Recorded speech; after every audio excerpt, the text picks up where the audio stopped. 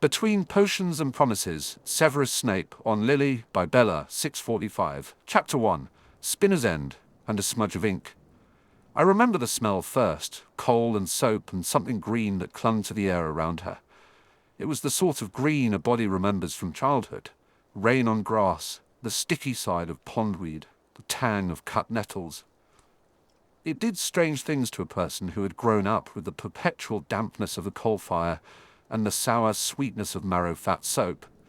It made me feel, briefly and absurdly, as if the world had a colour beyond the soot that marked our walls. She stepped out of her sister's garden like a small argument with the street. I was 11 and had learned to keep my head down in Spinner's End. To move the way a shadow moves, economical and aware. Our house was a place that taught you to calculate costs before you learned addition. There was a perpetual dampness to it and a map of smoke on the ceiling, and a jar with a piece of folded paper where my mother kept the pound notes she would prize for the laundress. My father rewarded me with silence and sudden fits of ill temper, my mother with an irascible sort of pride and the occasional warm plate. None of that prepared me for the brightness of Lily Evans. Her hands were clean and quick, as if someone had taught her how a useful thing ought to look after itself. She was a study of small efficiencies: hair tied back, boots not too new, knees free from brambles because she preferred to keep them tidy. She approached the muddy verge where I was bent over a piece of tin and a little jar of something I had been trying to coax into boiling properly. I had been working, not for profit, because profit rarely came to Spinner's End, but because there was a peculiar completeness in setting two things to react and then watching the result. Potions had the virtue of behaving predictably if you respected them, and that was a rare luxury. "Careful," she said. The voice had no pretense in it. It held facts, a quality I admired, without understanding why at the time. She touched the jar's rim and smelled, wrinkled her nose in an expression that could have been amusement and was not. "It needs more heat," she said. "Not that much, but—" She had the habit, even then, of finishing sentences for people when she thought they ought to be finished. It was one of the reasons I came to like her. With most folk I spoke to, you spent phrases defending the very existence of what you felt. With Lily, you were admitted to a grammar of kindness. She offended no one with it, because she did not pretend to be better. She simply refused to be small.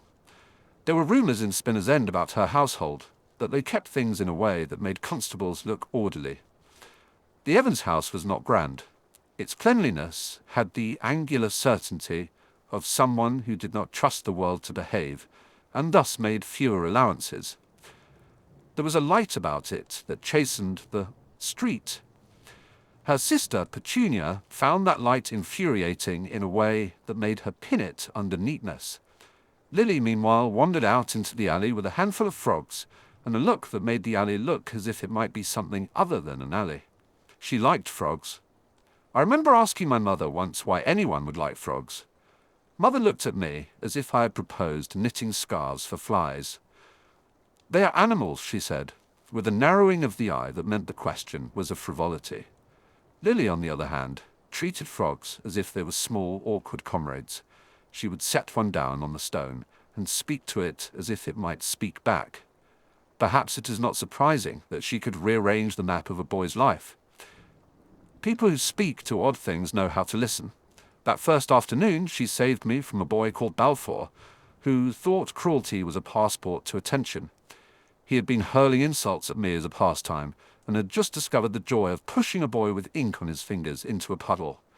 The puddle spattered my best boots and made the ink spread into a pattern that might, if anyone were inclined to call it beautiful, have been called a star. Balfour laughed. His laughter was a sound I would learn to dread. Lily slapped him on the back of the head, not furiously, efficiently. Her hand left a smudge of green on her palm, and, in an economy of movement, she said, "Leave him alone." No one had ever told me to hold myself together, not quite like that. It was not a plea, it was an order wrapped in curiosity. I do not think she appreciated the power of a look that implied breakage. She looked as if I might be glass, and if I were broken, the shards might have stories to tell.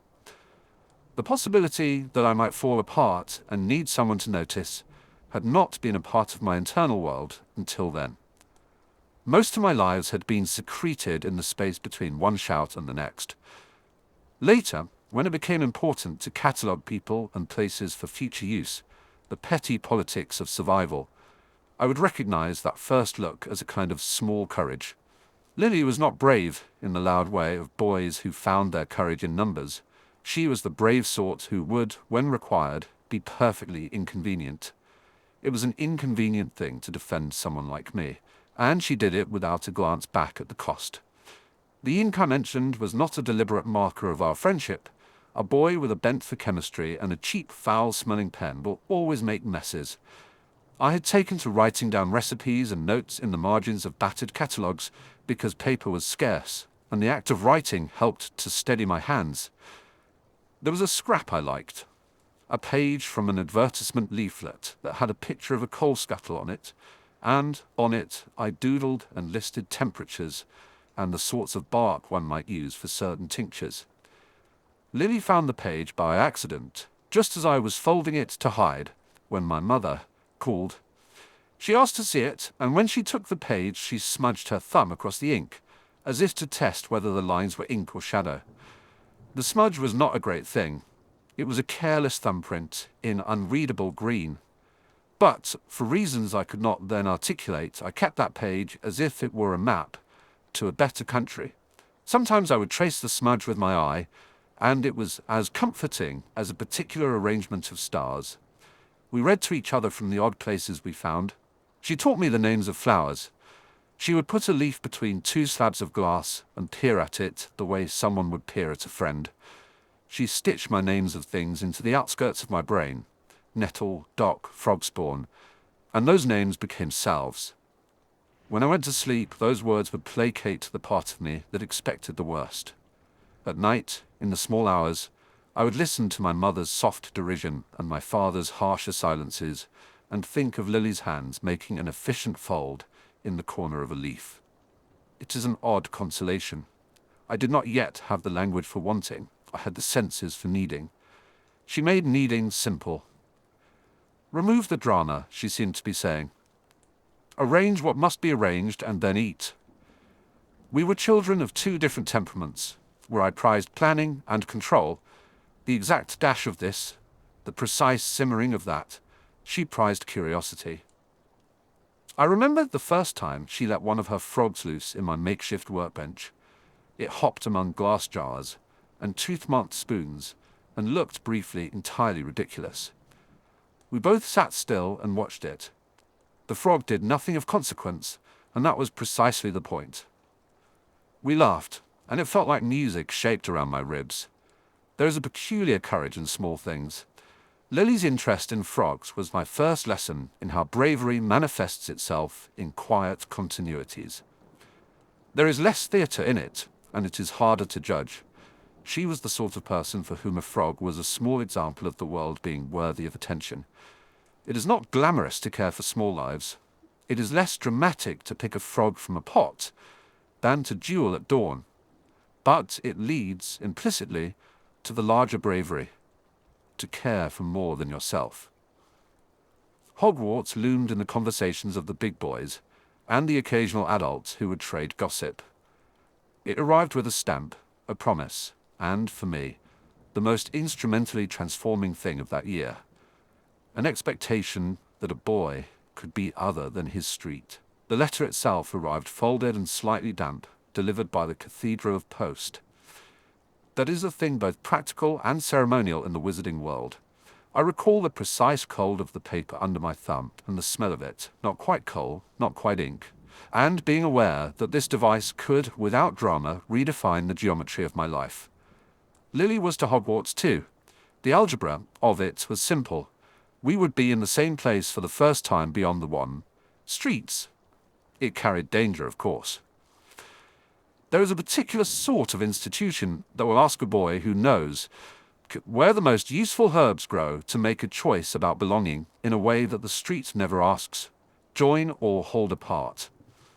My mother's warnings about people who might make promises that demanded loyalty in return had become, in the last winter or two, a kind of background static. There were Slytherin brothers and cousins who hung around the edges of the schoolyard, praising certain older men in language I did not like. There was a magnetism to people who promised belonging, even if it required small cruelties. Lily, as a certainty, complicated that magnetism. She would, in the future, ask inconvenient questions. At 11, she simply insisted that I might one day become something more than a sum of grudges. "You talk about cauldrons as if they have minds," she said once, as if noting a clemency. "Obviously they do. You are listening to them." "You're better at frogs," I said, which was true. She accepted the truth as a fact, not a moral failing. That steadied me. All the same, there were nights when I would listen to my mother counting in the dark and imagine sides to life that required more than a careful hand. I would sit and grind ingredients until the pulp was fine and the powders hummed under the motion. There is a satisfaction in meticulous labor that has nothing to do with affection. It is its own currency. That currency, however, is limited. You can buy many things with precision, but not the thing you most want. A certainty that your life will not be shaped by the hands of those who use their size as a tool. Lily gave me that certainty, not because she promised to protect me, but because she decided, in petty ways, to notice. School, when it came, had its own habits. The sorting was bureaucratic and loud in a way our household never had cause to be. The sorting makes one of the smallest and most public choices of your life, in a room where people will applaud. It teaches you that belonging can be celebrated like a festival. For me, the ceremony was less important than the after.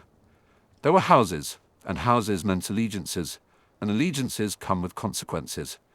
I was placed where I expected to be, among boys with ambitions thinly veiled as principle. The Slytherin common room was carved from stone and smelled of cold and old water. It suited people who liked plans. I could not complain that I had not chosen. The house was as astute as a mirror. Lily had been sorted into the house that celebrates risk, which, in the early years, meant loud people and a hearth that burned with a very different music. I watched her navigate it as she had navigated the street, with an avoidance of pretense and a willingness to call out cruelties when she saw them. It was not a straightforward path. People with vanity are legion in any school. A boy called James Potter discovered he could make a spectacle of himself and decided that spectacle equaled authority. He discovered in me an easy target. There is a peculiar joy in picking on a boy who does not answer in the idiom expected of him. The more I did not retaliate, the more he liked the sport. Sirius followed, because it is safer to throw stones with someone else's applause.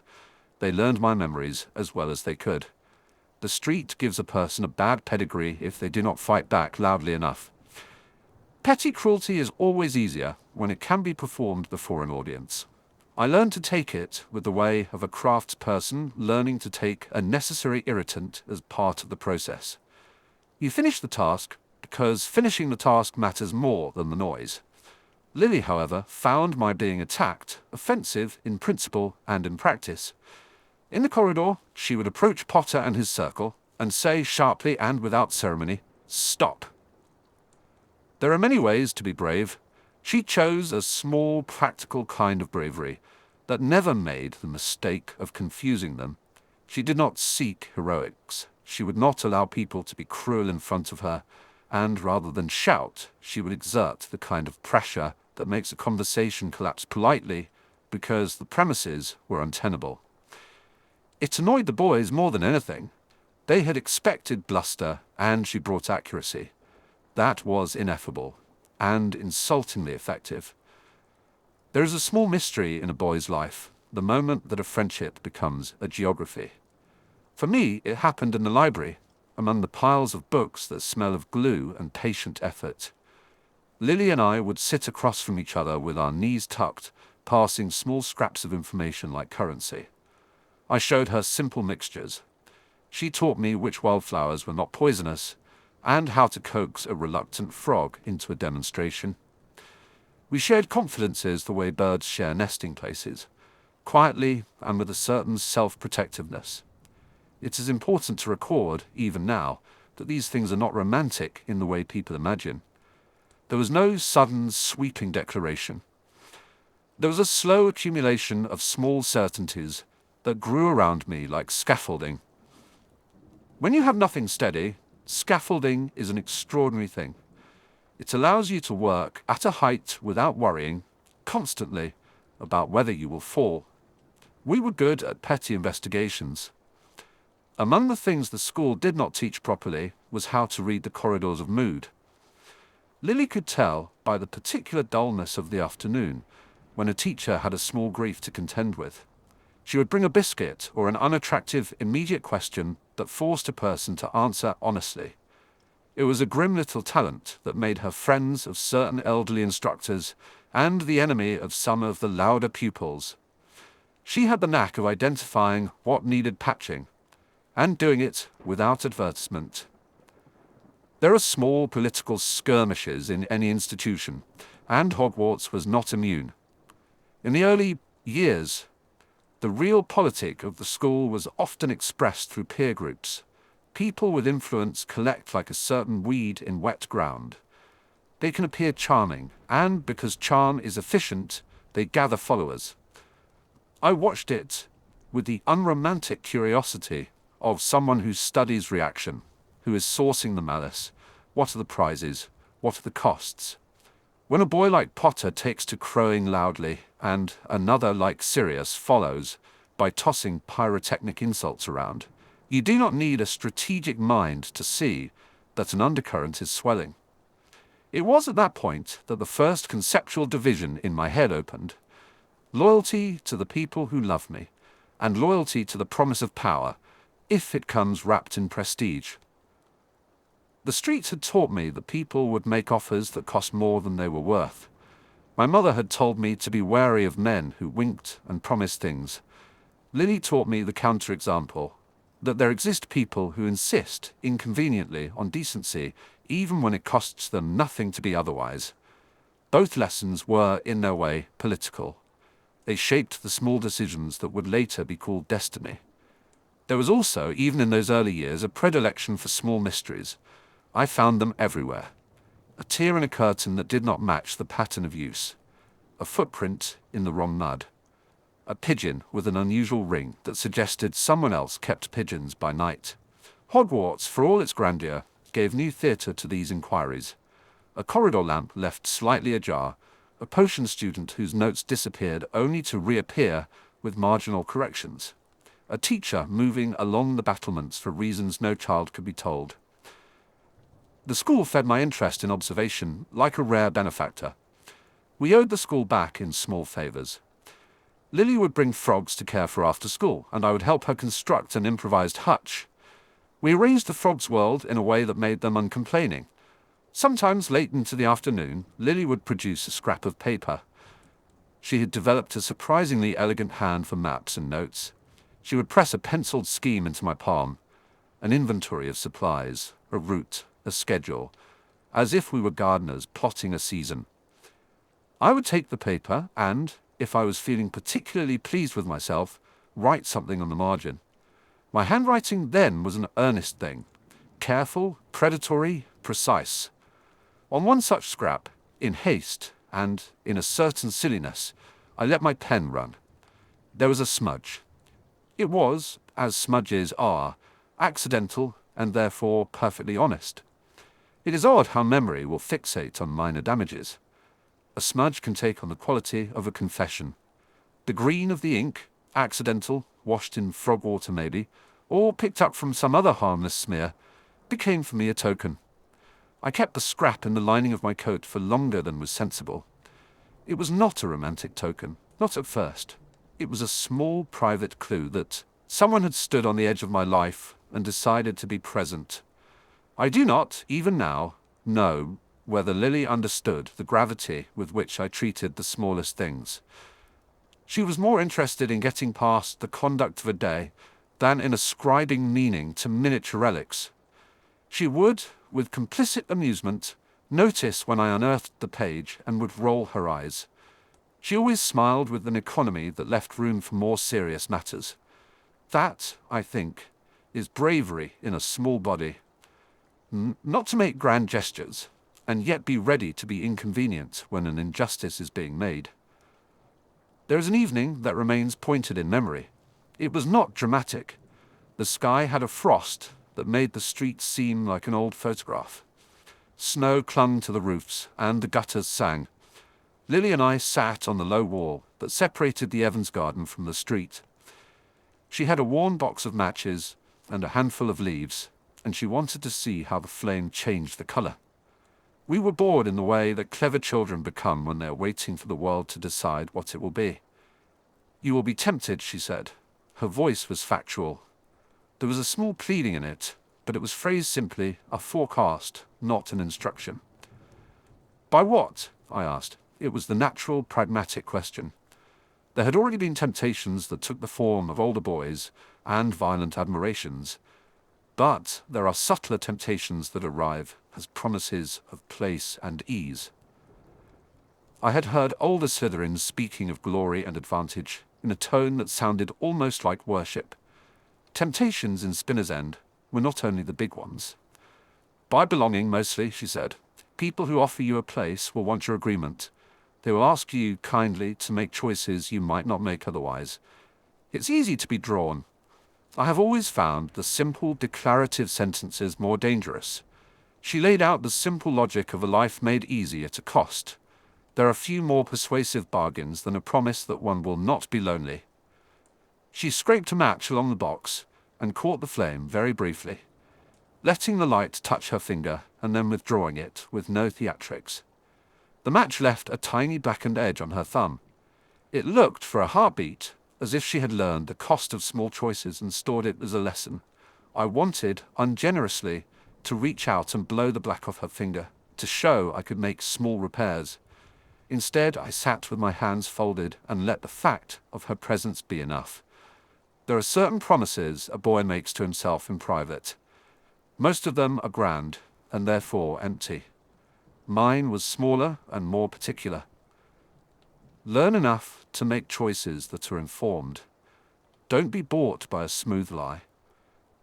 Keep an eye on the people who would make convenience look like loyalty. It is the sort of pledge that both calms and terrifies.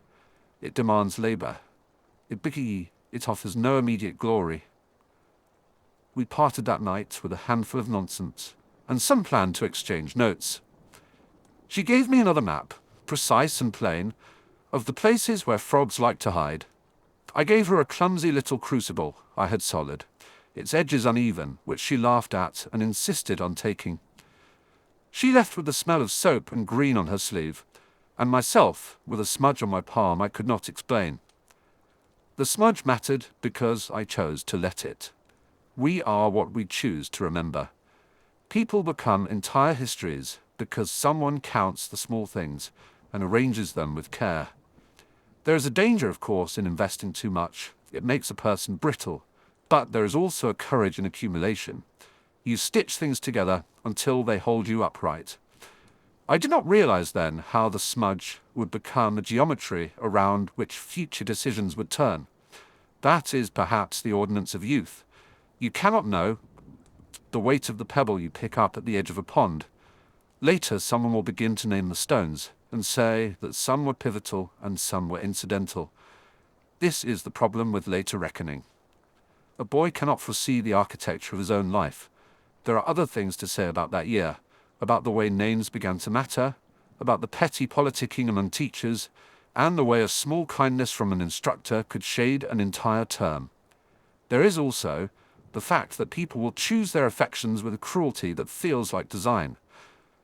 But the core of what holds here is small and unremarkable. I learned to trust a look. It is not a legal document. It is not infallible. But when Lily looked at me as if I might break, she set into motion the most persistent habit of my life, the habit of wanting to be someone who could be relied upon.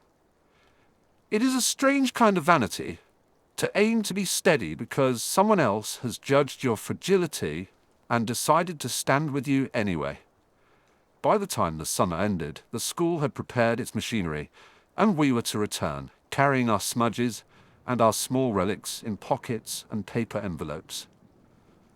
I had a list of ingredients written in what I thought was an elegant hand. Lily had, in her neatness, written the schedules of the local waterways, where one could quietly trawl for frogs without being watched. We had agreed to compare notes.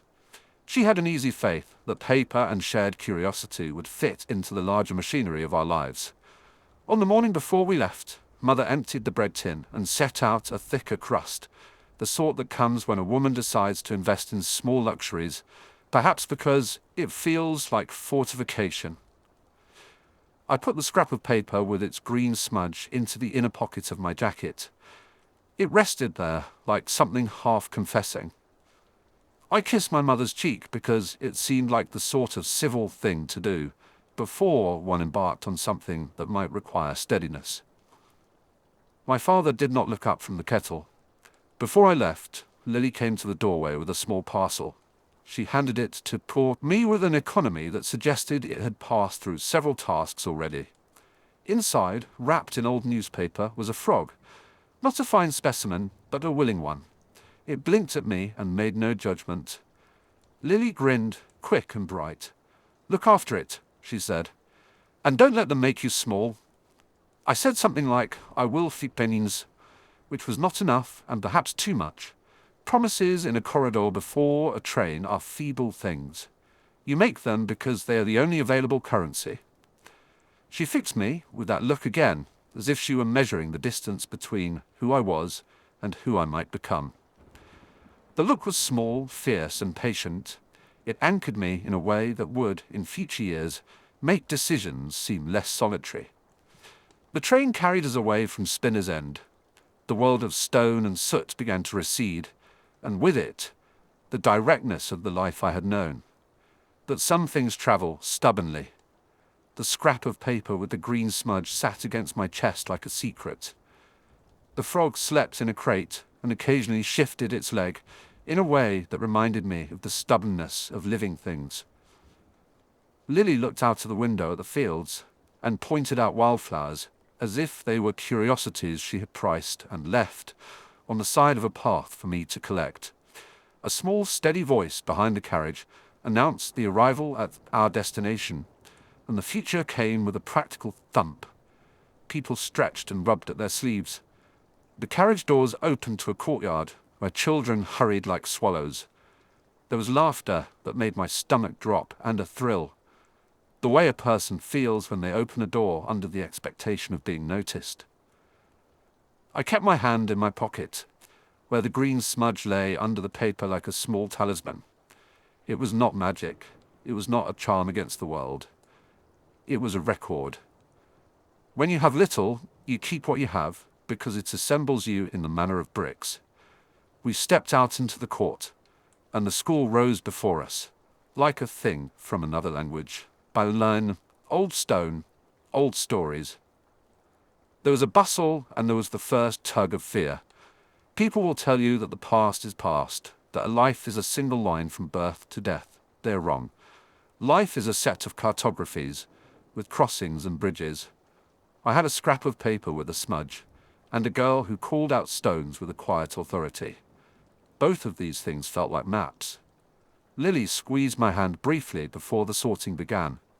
It was an action that meant neither less nor more than what it was. Her hand was clean and quick.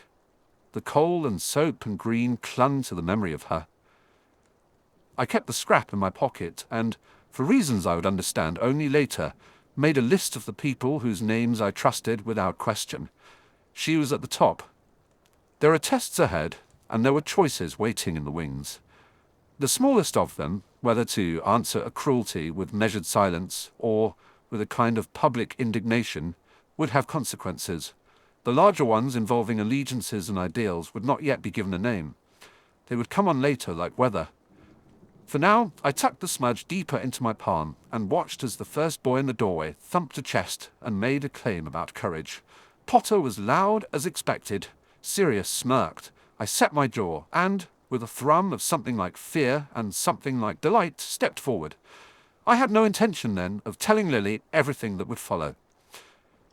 There are promises that are made only in hindsight, but I remember the smell, the hands, the look, and the way a green smudge changed how I kept my hands in my pockets. It is amazing how a small thing can hold the geography of a life. When the doors closed behind us, and the courtyard's noises turned into the hum of a place used to children's footsteps, I felt something like a hinge move. I did not know the shape of what I was about to become. All I had was a smudged scrap of paper, a damp house at Spinner's End, and a girl who believed small things mattered. That would have to be enough. I folded the scrap out and traced the green with my thumb until the ink blurred further. There was something written on the corner, in a hand I had learned to recognize like a weather pattern, a meeting place, a time. It was written without flourish, practically, as if it were a list of chores. We were expected to be sorted and to become our places. We were expected to take sides. I kept the scrap safe, and as the carriage slid into the station of beginnings, I promised quietly that I would not let the simplicity of her faith be wasted. There are decisions that will ask for everything, but one cannot make them without first finding small courage in the margins.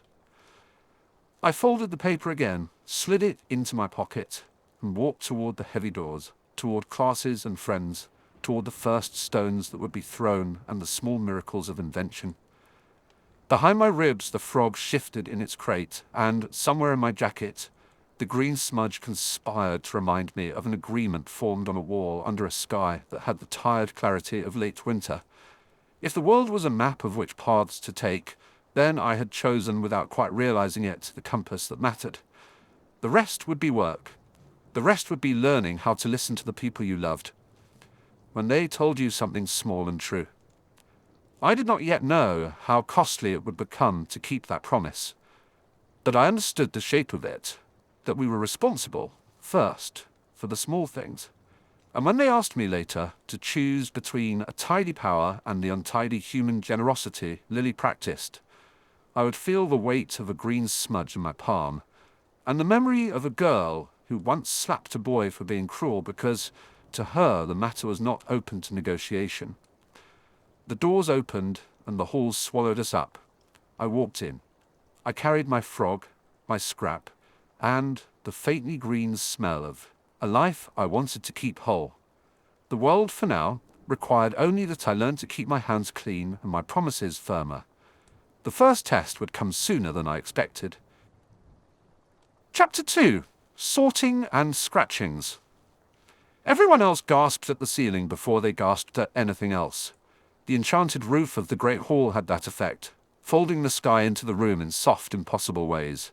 Stars marched and faltered, clouds drifted, tables fell silent, with the small, reverent noise of children being admitted into a picture.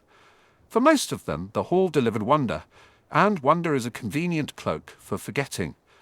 I had no trouble seeing what the ceiling wanted me to look at. My attention had never been gracious with spectacle. It had always been greedy for the single brightness I had learned to trust. Lily stood 3 tables away. The candles made a halo of light in her hair, and she leaned forward on her elbows, as if she were a conspirator at the very back of the world. She did not look up at the ceiling. She looked at me. If anyone had been trying to invent the way my chest could be tugged without warning, they would have done worse than study that glance. We had been told, before we left for Hogwarts, that the sorting hat would see us as we truly were. Adults had said it, with the bluntness of people who had never been told no. Their certainty did not comfort me. I had, at 11, very little experience of being as I truly was. My family had preferred definitions that suited them, and the world on the train had already tried a few new ones on me.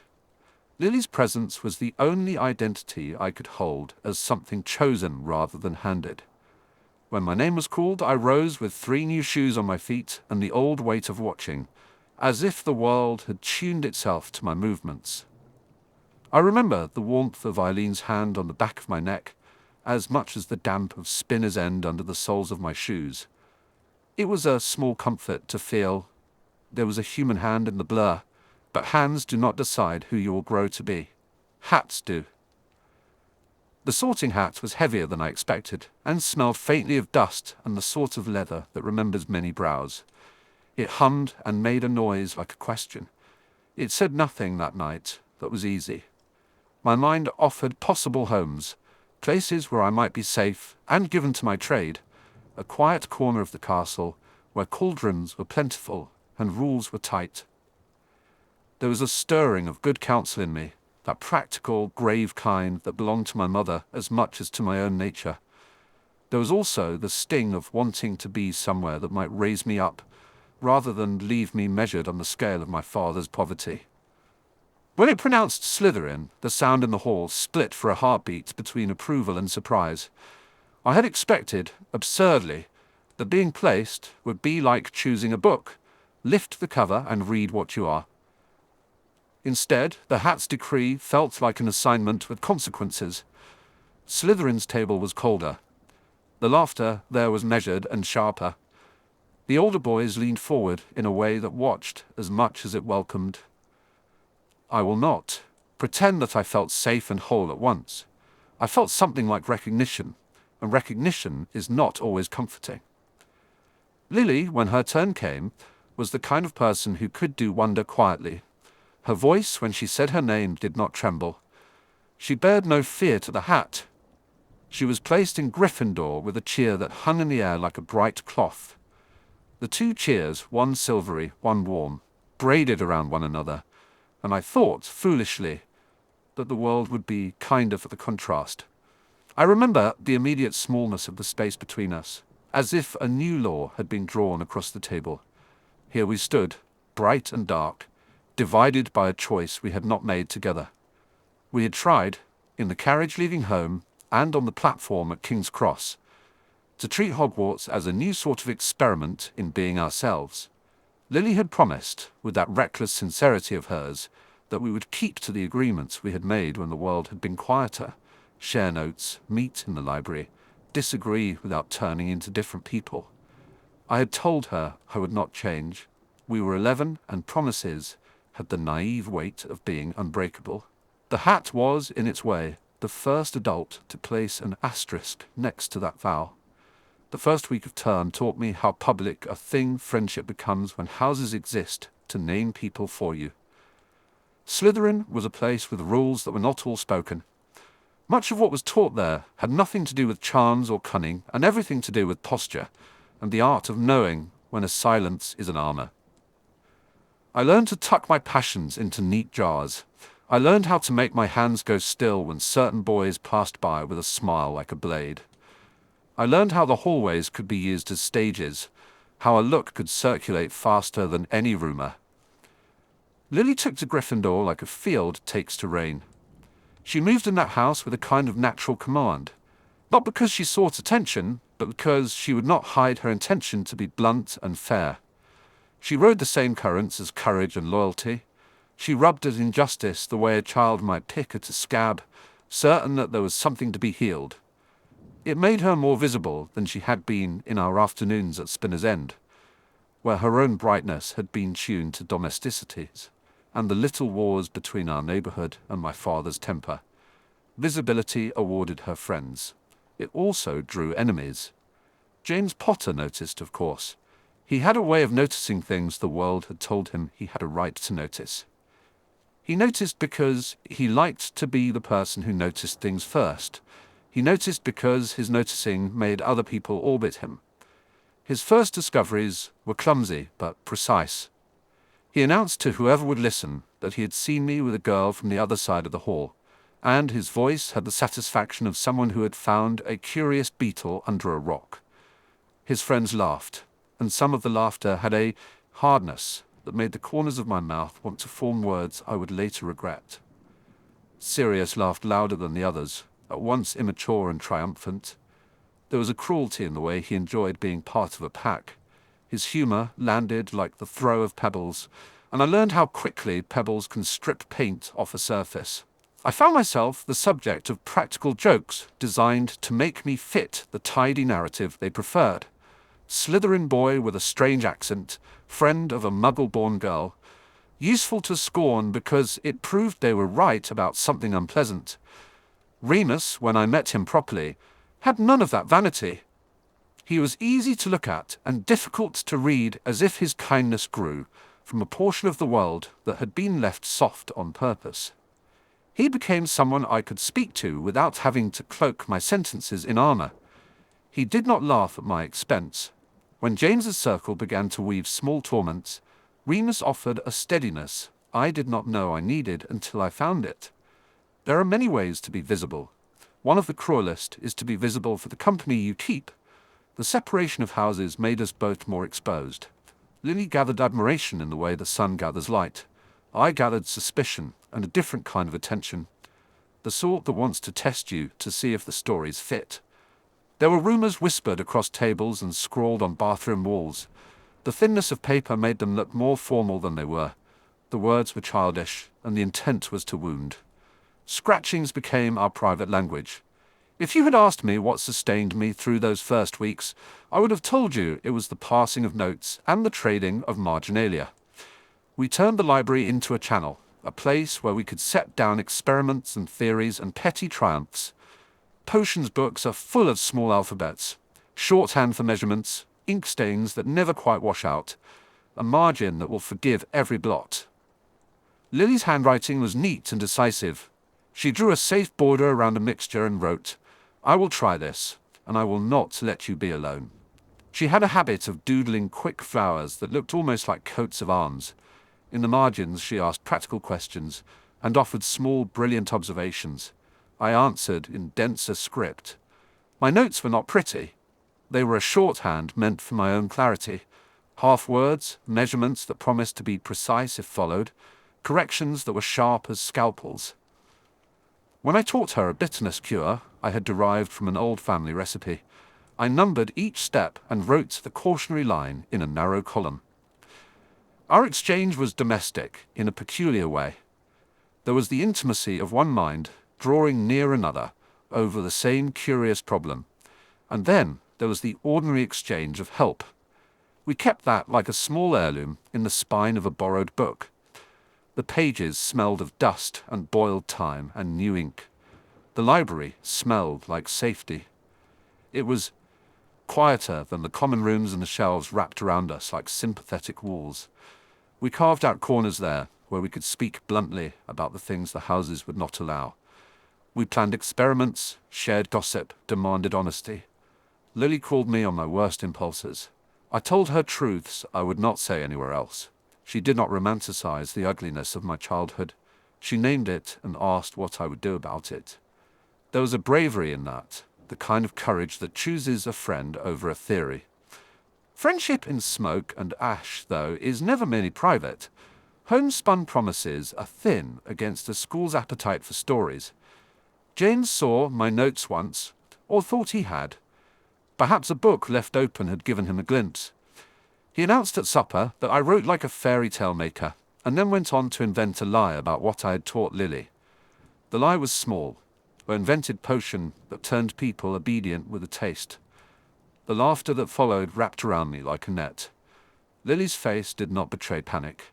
She stood and demanded that the lie be retracted. She told them, crisply and without flourish, that she would never brew such a thing, and that if any of them thought otherwise they could come and ask her to her face. It was the sort of stand that should have dampened the joke. It made it worse. My being defended became the means by which they would torment me further. Their mockery folded into the shape they preferred.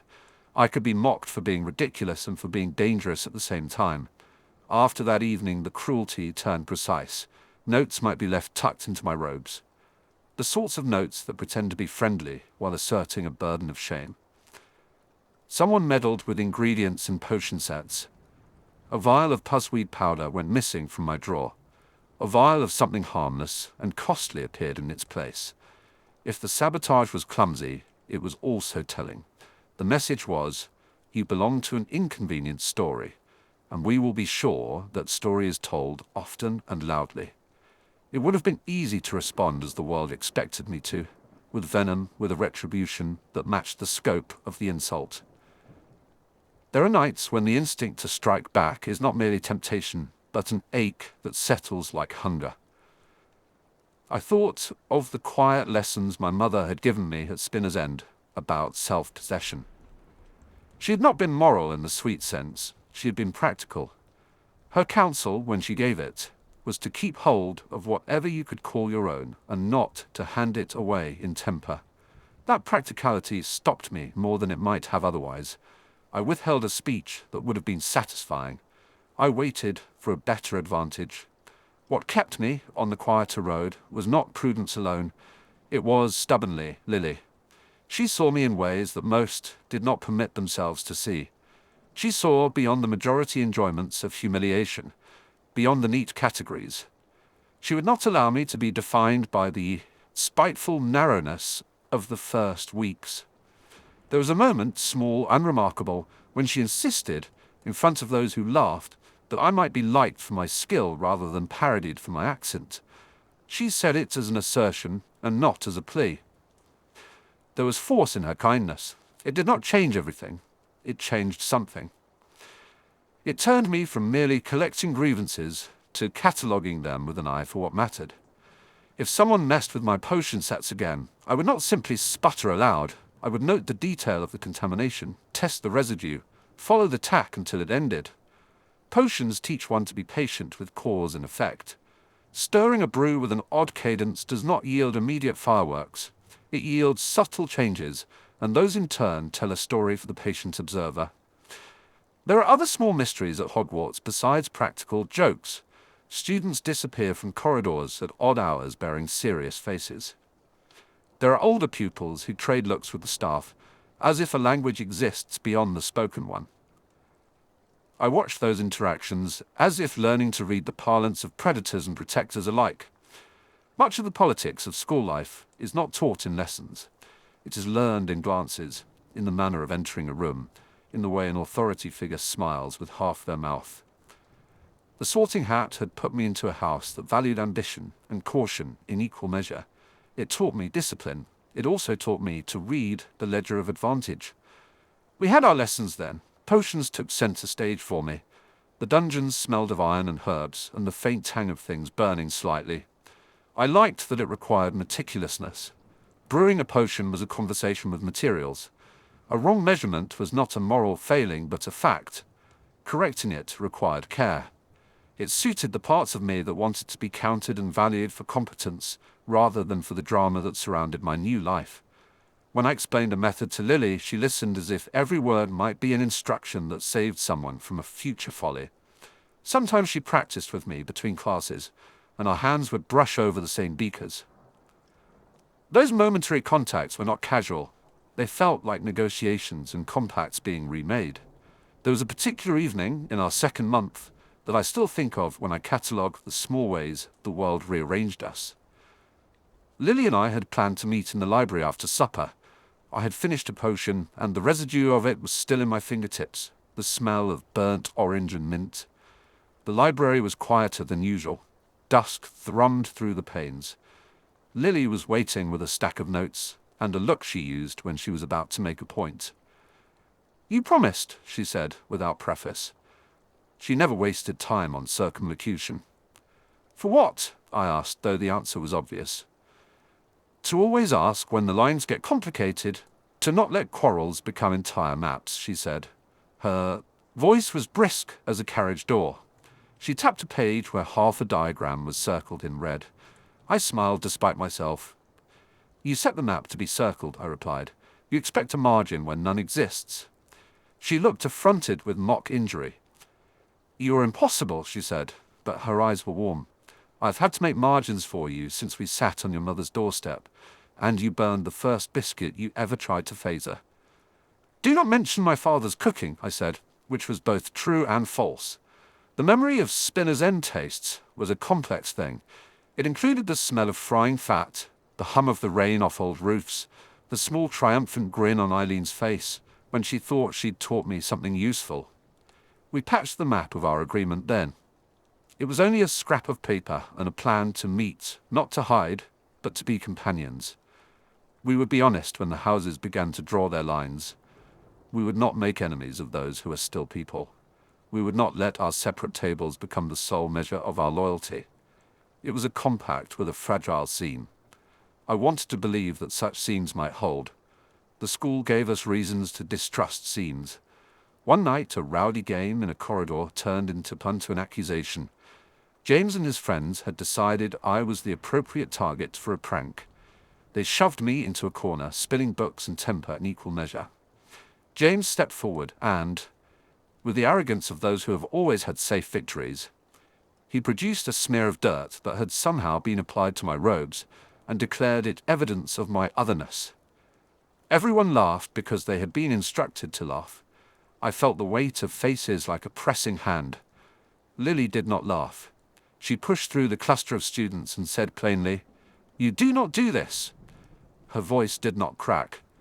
There was a policy in it, an authority formed from the thing she had always been, unwilling to see a person reduced to a punchline. James snorted and pretended to be offended. To him, the most exacting of insults is to have one's authority questioned by someone who is not one of his circle. He laughed and told a crude story about Slytherin cunning. The crowd loved it. I could have let it wash over me. I had become practiced in letting things wash and pool at the edges for later use. Instead, the injustice burned and wanted an answer. I lifted a book and swung it out of instinct. The book hit James on the shoulder, and the spell of the moment broke into fragments of noise. There was a crucible of consequences. James's hand was to my face before I knew it. The next moments were loud with shouting. Remus pulled us apart with a calm that saved no one from the immediate awkwardness. Lily stayed at my side and helped arrange my robes, which were scuffed and smelled faintly of the corridor dust. Her touch was quick and efficient. It did not make a thing of the tenderness in it. We were hauled then to a place the school organizes for small but necessary discipline. The head of house spoke to both sides in a voice that carried the authority of someone who had seen many young people forge themselves in similar fires. No harsh words, no public whipping. The punishment, if it can be called that, was to have us both write an essay on the dangers of reckless behavior. It was humiliating in a gentle way. It forced us to inspect our own motives.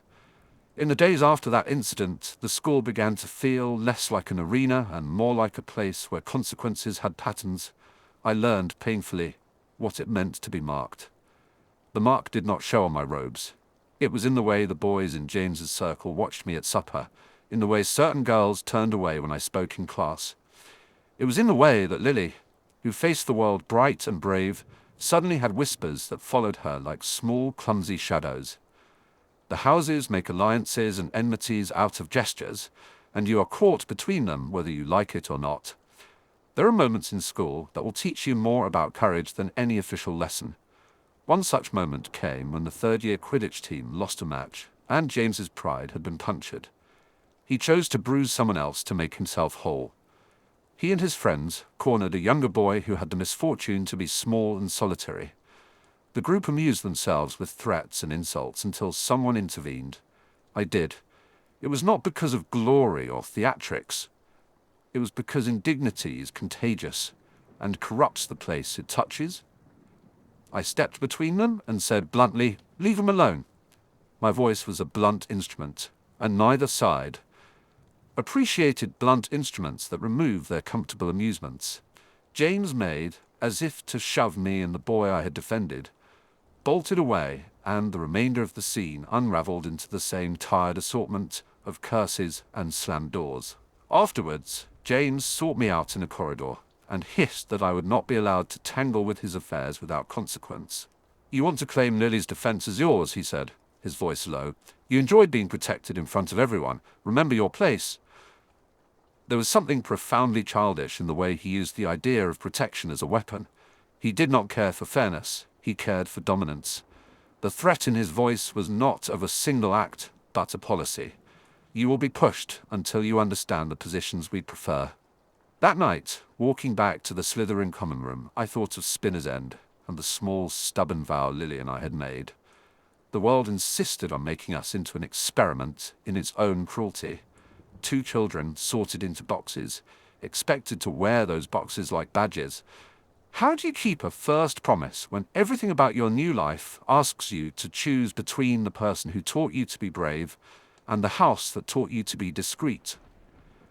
The answer does not arrive as a revelation. It arrives in small acts. It arrived in a pot of tea Lily left for me in a borrowed flask because I had confessed in a note that I could not bear the castle broth. It arrived in Remus handing me a folded page with a comment that a certain ingredient had been mislabeled in the storeroom, and that if I checked the ledgers I would see where the substitutions had been made. It arrived in Lily scribbling in my margin the words, "You will not be alone," which was both a promise and an accusation. It arrived in my mother's practical advice that told me how to stew an ingredient until its bitterness yielded and could be used for something gentler. Promises are kept by repetition. You repeat kindness until it steps into habit and is no longer seen as tender. You catalogue grievances and adapt them into defensive rituals. You make a plan. The plan I made then was not heroic. It was petty in the technical sense and sturdy in the practical. Catalogue, observe, act when the time was right. Someone was sabotaging my things. The substitution of ingredients was not the work of childhood mischief, but of intent to make me clumsy.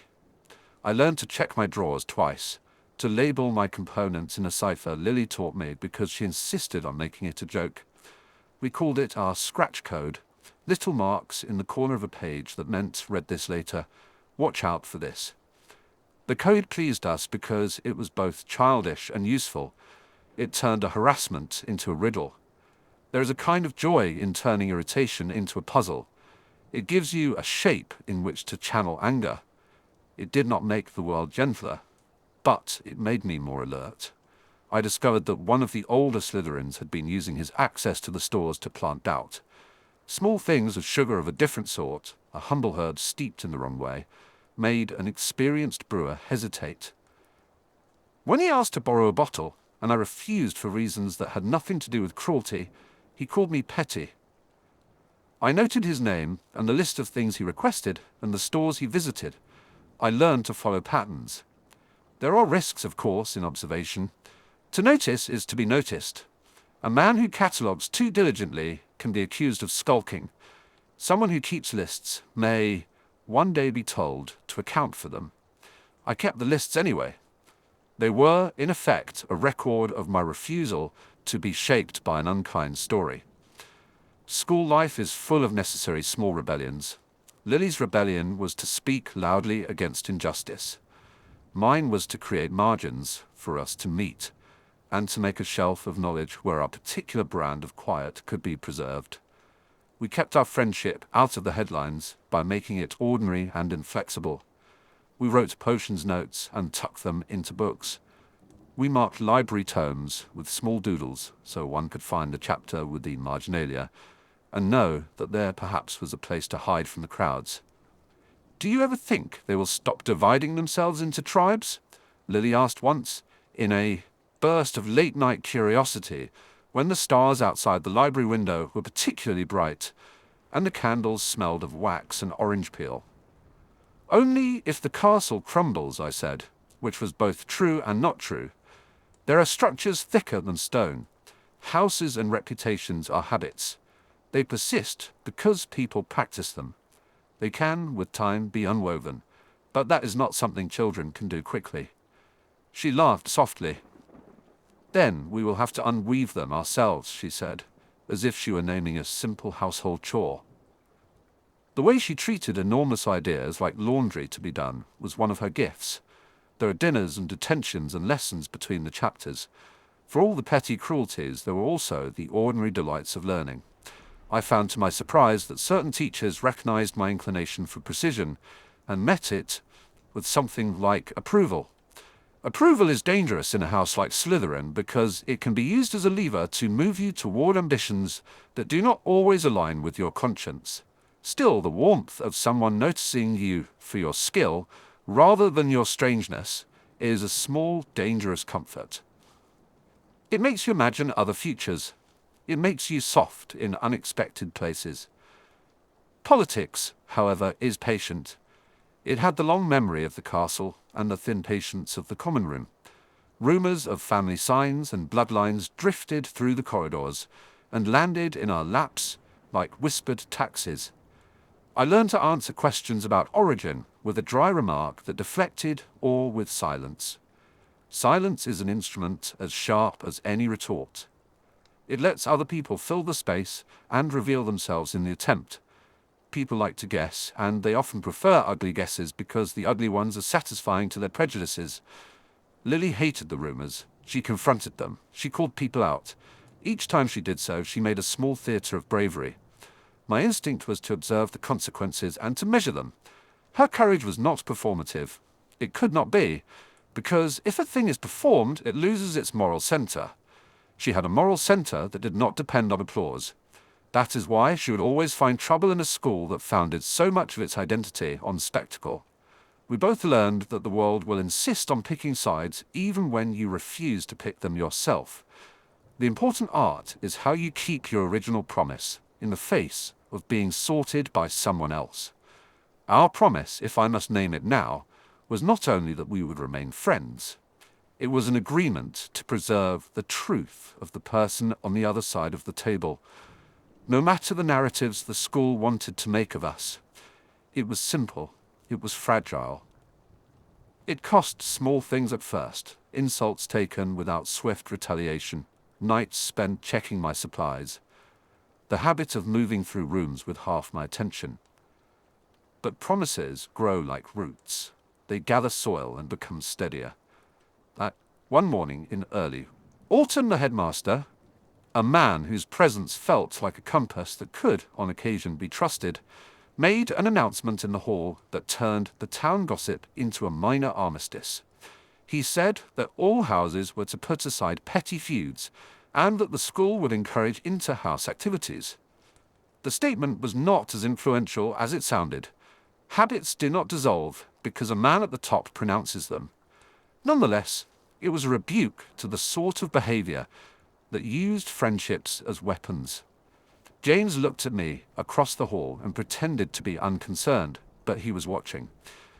There are fights one cannot win by refusing to fight. There are also opportunities one can seize by refusing to be bait. I saw in his eyes the calculation of a boy who has been taught that his reputation is a currency. He is not, in the end, invulnerable. He is merely practiced at pretending he is.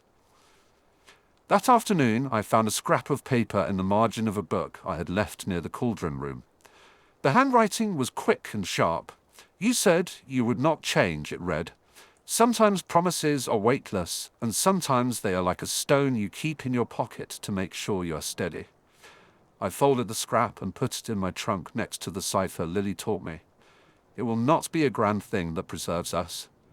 It will be the habitual smallness, the notes, the checks, the answers, the standing in corridors when someone lashes out. We had been sorted into boxes the school thought would hold us. I knew then that nothing the hat could say would construe the full measure of a person. Houses are clever at naming, but always clumsy at containing.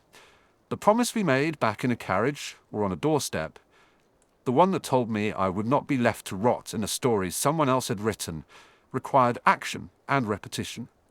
It required us to learn the political grammar of a castle and to use it against those who would use us as a novelty. There would be more taunts. There would be more nights of patched robes and furtive notes. There would be first-year exams and potions set afire by a careless hand, and the long, slow pressure of being seen as a type instead of a person. There would be dangers that came from outside the school and others that originated in the soft incubator of adolescent cruelty. But when I closed my trunk that night and set the cipher next to the folded scrap, I felt something settle in the place in me that had always wanted to be recognized. I had been thrust into Slytherin and into shoes that would rub for many years. Lily had been placed elsewhere and pressed into a different set of expectations. The separation made us both more visible. It also gave the world a neat story to tell. It would take more than sorting to rearrange the parts of us that mattered. I kept the scrap in my pocket the next day and found that even a small paper can keep a promise warm. The hat had decided a house for me. The rest of it would be up to me. The vow I had made with Lily, quiet, emphatic, foolishly certain at 11, had small demands. To notice, to reply, to protect in the ways that did not make heroes, and did not ask for gratitude. It would be kept one margin at a time. And there was, as always, the fact that James Potter had noticed me. That would make many things more complicated. I closed my trunk and, for the first time since arriving, allowed myself to plan not merely the next lesson, but the next step. Chapter 3. Scribbles over Potions. Potions was a solace that did not sing to sentiment. It spoke in exact measures and deliberate heat. It kept to its own logic. If you followed its laws, the room rewarded you with colour, steam, and a clean, honest satisfaction. If you did not, it spat back smoke and burned fingertips and a lesson. After which, there was always the possibility of trying again. I liked that. I liked that I could, in one of the school's oldest and dimmest rooms, impose an order on the world that did not demand I be anything other than what I was: precise, patient, observant. The dungeons smelled of iron and things that healed. Cauldrons sat in rows like impatient mouths. The bench before me was scarred with past mistakes, my own and others, and I kept my hand near the marks I had made, as if recognition of an old error gave me a map out of the next. Every recipe was a little map. There were tolerances, there were moments when the book's calm voice would say "until" and mean it in the absolute way witches and men rarely do. Get it right, and the potion would take its proper colour like an answer settling into place. Miss one comma, one tremor of heat, and it would be wrong in the way that gossip is wrong, graceless, obvious. I kept a private pride about this. It was a thin thing, and it fit me precisely. I would time the drip of a crushed root against the tick of the cold iron clock above the door, and know, with a confidence I could not give my tongue elsewhere, when to lower the flame. There was a comfort in rules that did not move to suit others. Spells had moods, people did not always. Potions did. Lily watched me do all of this, with the kind of interest that warmed rather than chilled. It surprised me how often she turned up at the margins of my day.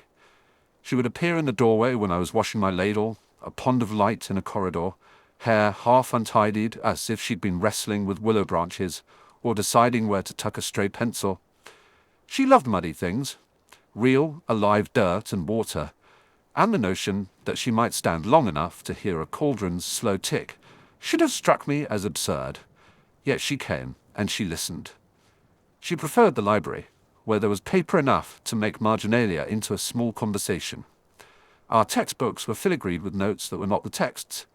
I started with formalities, quantities, temperatures, little diagrams of stir directions, clockwise when the bones were brittle, counter when they were obstinate.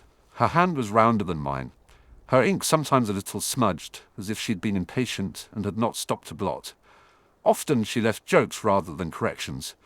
Once, beside my careful measurements of powdered bumpweed, she had written simply, "Less stern. Cauldrons prefer kind voices." I nearly left it, because it made me imagine a cauldron choosing to simmer out of affection.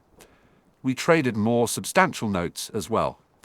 If there was one thing the school fostered as surely as petty enmity, it also fostered the ridiculous belief that secrets could be shared by pencil.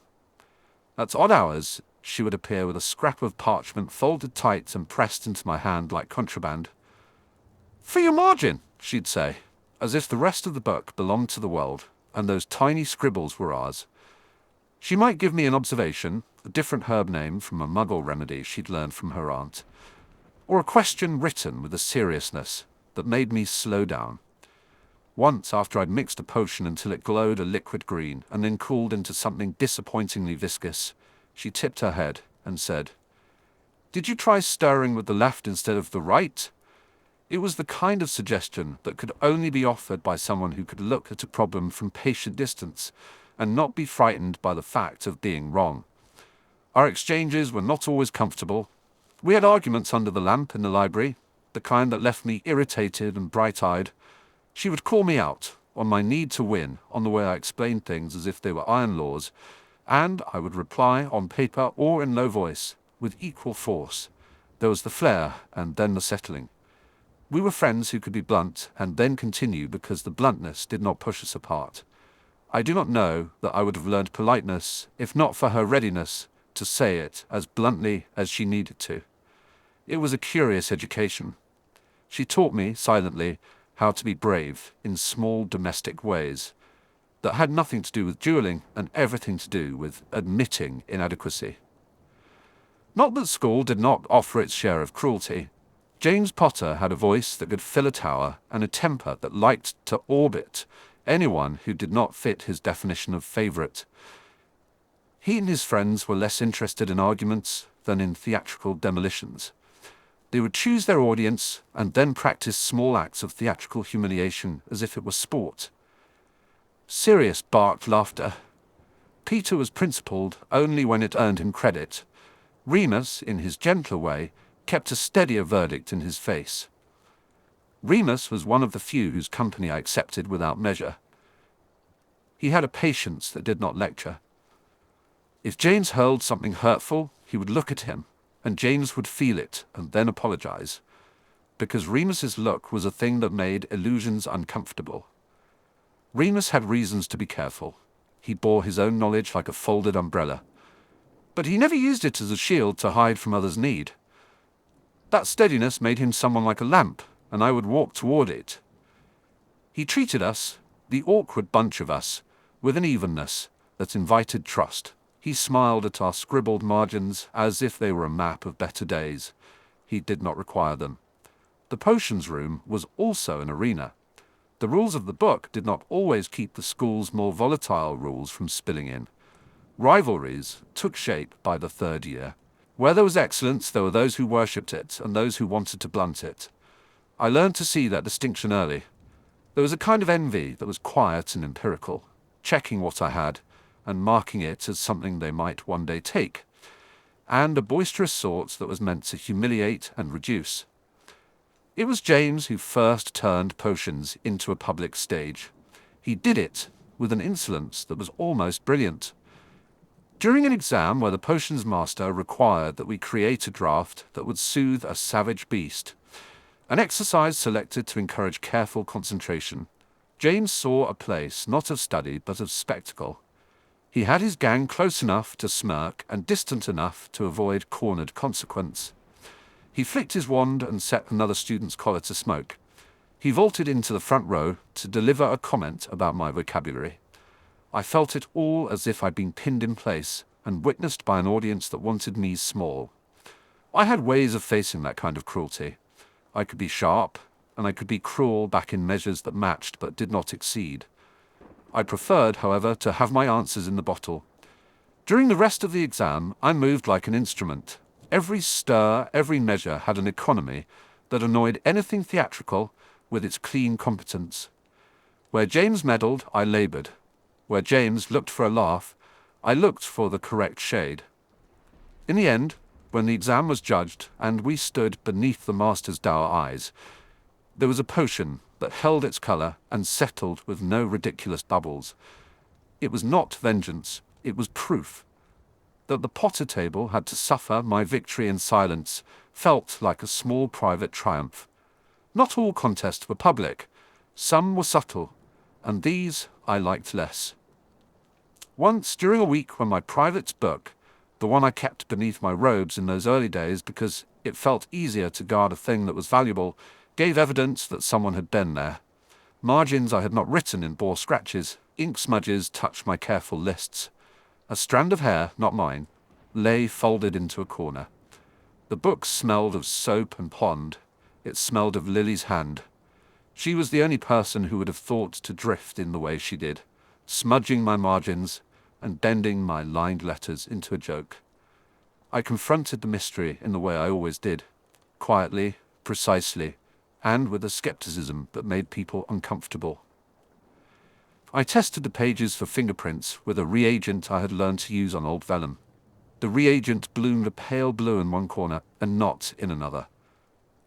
Whoever had been there had not been careful. I traced the indentation of a pen across a sentence as if it had been pressed too hard, a specific pressure only a few of us favoured.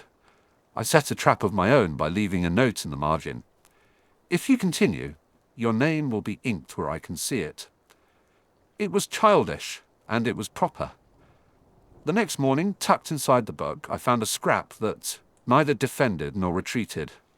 "You're silly, Aunt," it said, in Lily's round, decisive hand. "Stop being so secretive." That could have been the end. It hardly ever is. A week later, at the bench to my right, my potion took a wrong turn. I had measured carefully, and yet, as the draught cooled, it clouded into something dull and inert. I tasted for a fault. My tongue is perhaps the only sensory organ I trust without question, and tastings are not always kind to the timid. There was an aftertaste of swamp, and not the proper swamp for this recipe. Someone had replaced a vial. The bottle's seal was cut and the label resealed in haste. The ingredient inside smelled of summer ponds and soap. There is a kind of failure that awakens the worst of you. Mine was not loud. I did not flinch into drama. I sat very still and examined the components as if they were witnesses. The vial, in a place where one might not expect skullduggery, bore a nearly invisible mark on its rim, a hairline in the glass. I could have said it was careless handling. I could have said an accident. But there were context and patterns. James's table was too loud, in the way of people who do not want observation. Sirius found his laugh louder than usual. I felt the satisfaction of the crowd like an ache. I did not accuse. Accusation is a blunt instrument. I prefer scalpels. I placed that ruined potion within the circle of other potions. Like a body at a funeral, the others remarked upon its condition. Lily watched, and when she leaned over, she did not look at the potion, but at me. "Was it nothing?" she asked, and there was no pity in her voice. There was the sort of curiosity that comes from people who share a loyalty. We walked the length of the dungeons after classes to the alcove near the staff portrait, and talked with our heads inclined. I told her what I had noticed, the cut, the smell, the hairline. She listened in that way she has, where the outside of the face is an accurate map of the inside. "You think someone is watching you," she said, and the way she said it made the thought both smaller and more dangerous. "Someone is watching more closely than common curiosity would warrant," I said.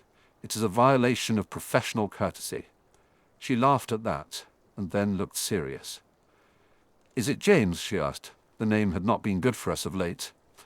"Not necessarily. He is loud. Loud is easy to see." I kept my words spare. It is not clever to shout suspicion. It calls for denial. This was careful. Someone who understands how to reseal a bottle. Her brows drew together, and for a moment she considered the high catalogue of possible culprits. Her life had taught her to read more than children's faces. "You think it's a Slytherin, or someone who wants you to win so they can be in your debt?" "Both are possibilities," I admitted. There were others that were worse. There are things that hunger for an answer, because names matter. My name was never neutral to those who liked simple, neat labels. She folded the corner of her cloak under her arm. There was a matter-of-factness to what she did next, an uncomplicated bravery. "Come to the library at the start of curfew," she said. "We'll compare notes. Together might be quieter." It was hardly a declaration. It was, to both of us, more like assembling tools. I agreed. That night I woke from a heathery sleep with the taste of pond in my mouth and thought of remedy. The library, at night, has a softness that the school does not show by day. Lantern lights pooled and the stacks turned into islands. We sat with our books open, and I made a point of laying mine open at the page where the tampered potion recipe lay. Lily's handwriting leaned in and around mine like a vine that had chosen a path. She had doodled a small pond next to a note about marsh-scented reagents. "Always bring a cloth," the note advised. I smiled quietly, and then we went to work. We compared the bottle and found a minute residue on the inner lip that would have resisted washing with a common solvent.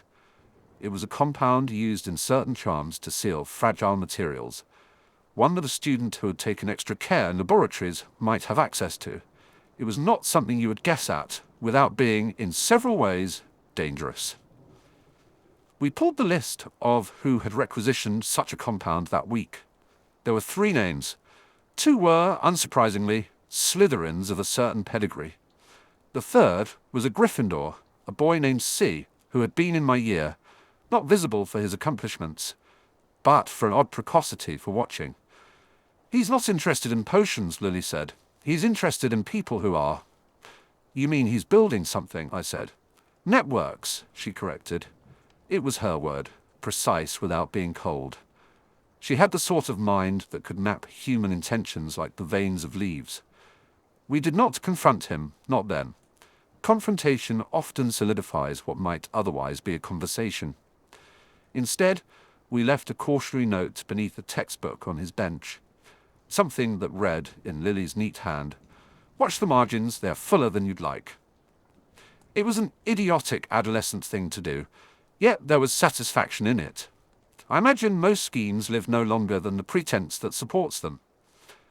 A week later, C was found in the corridor, with a wound not deep enough to be dangerous and too sharp to be accidental.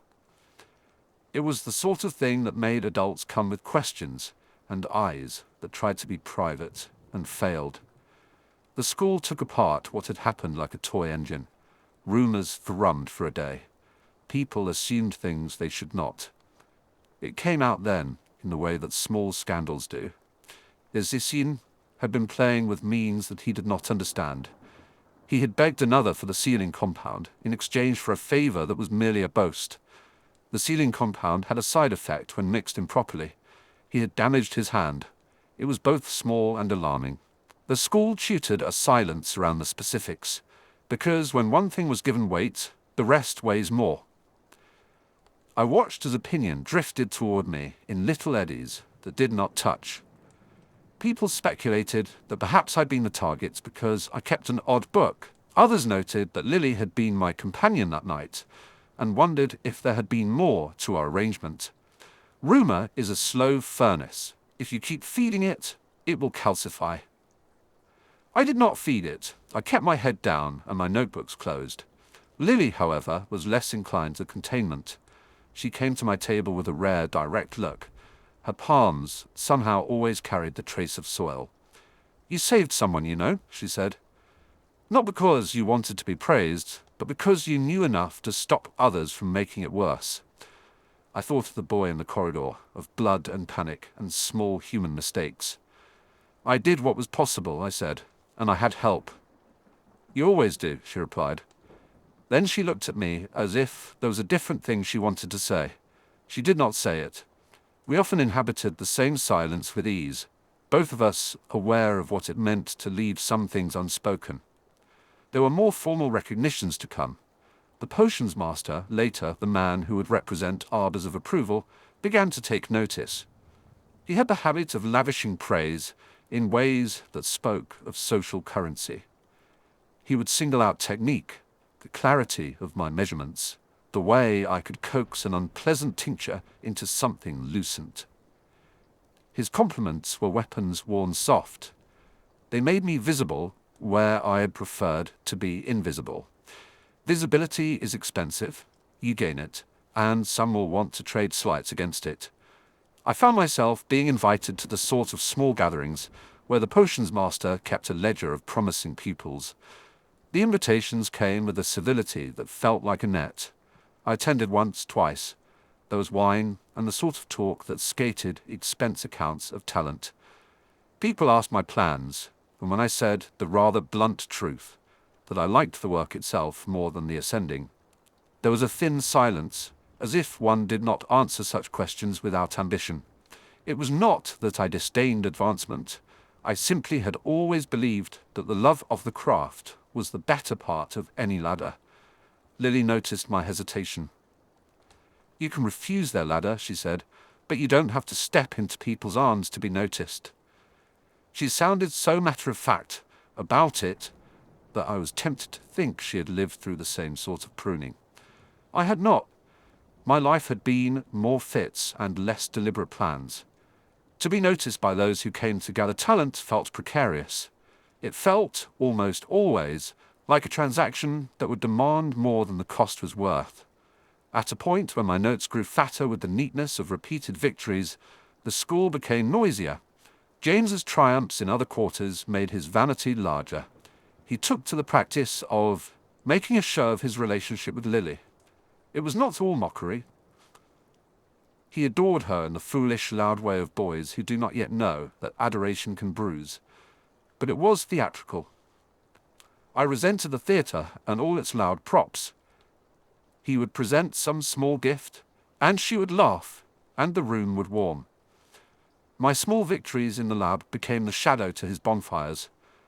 There was a narrowness to jealousy that did not make sense to those who did not wear it on their sleeves.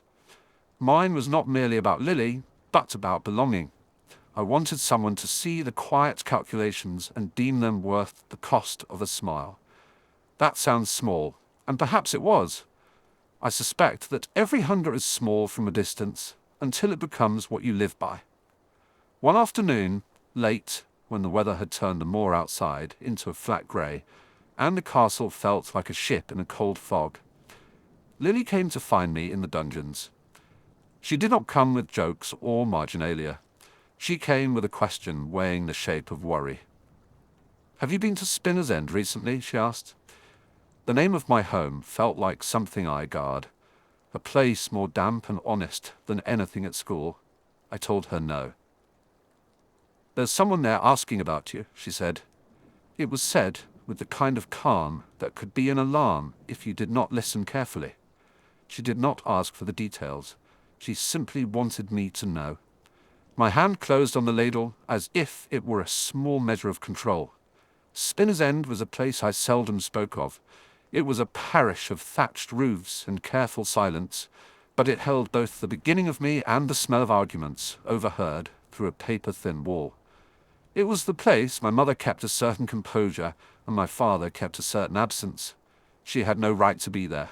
Yet someone was questioning it all, and the questions were not bridge-making. "Who?" I asked. "Not a name," she said. "A manner. A man who makes questions like they are a broom. He sweeps and he pushes things under it, and then asks the same question and waits. He likes lists. He likes to know who is useful."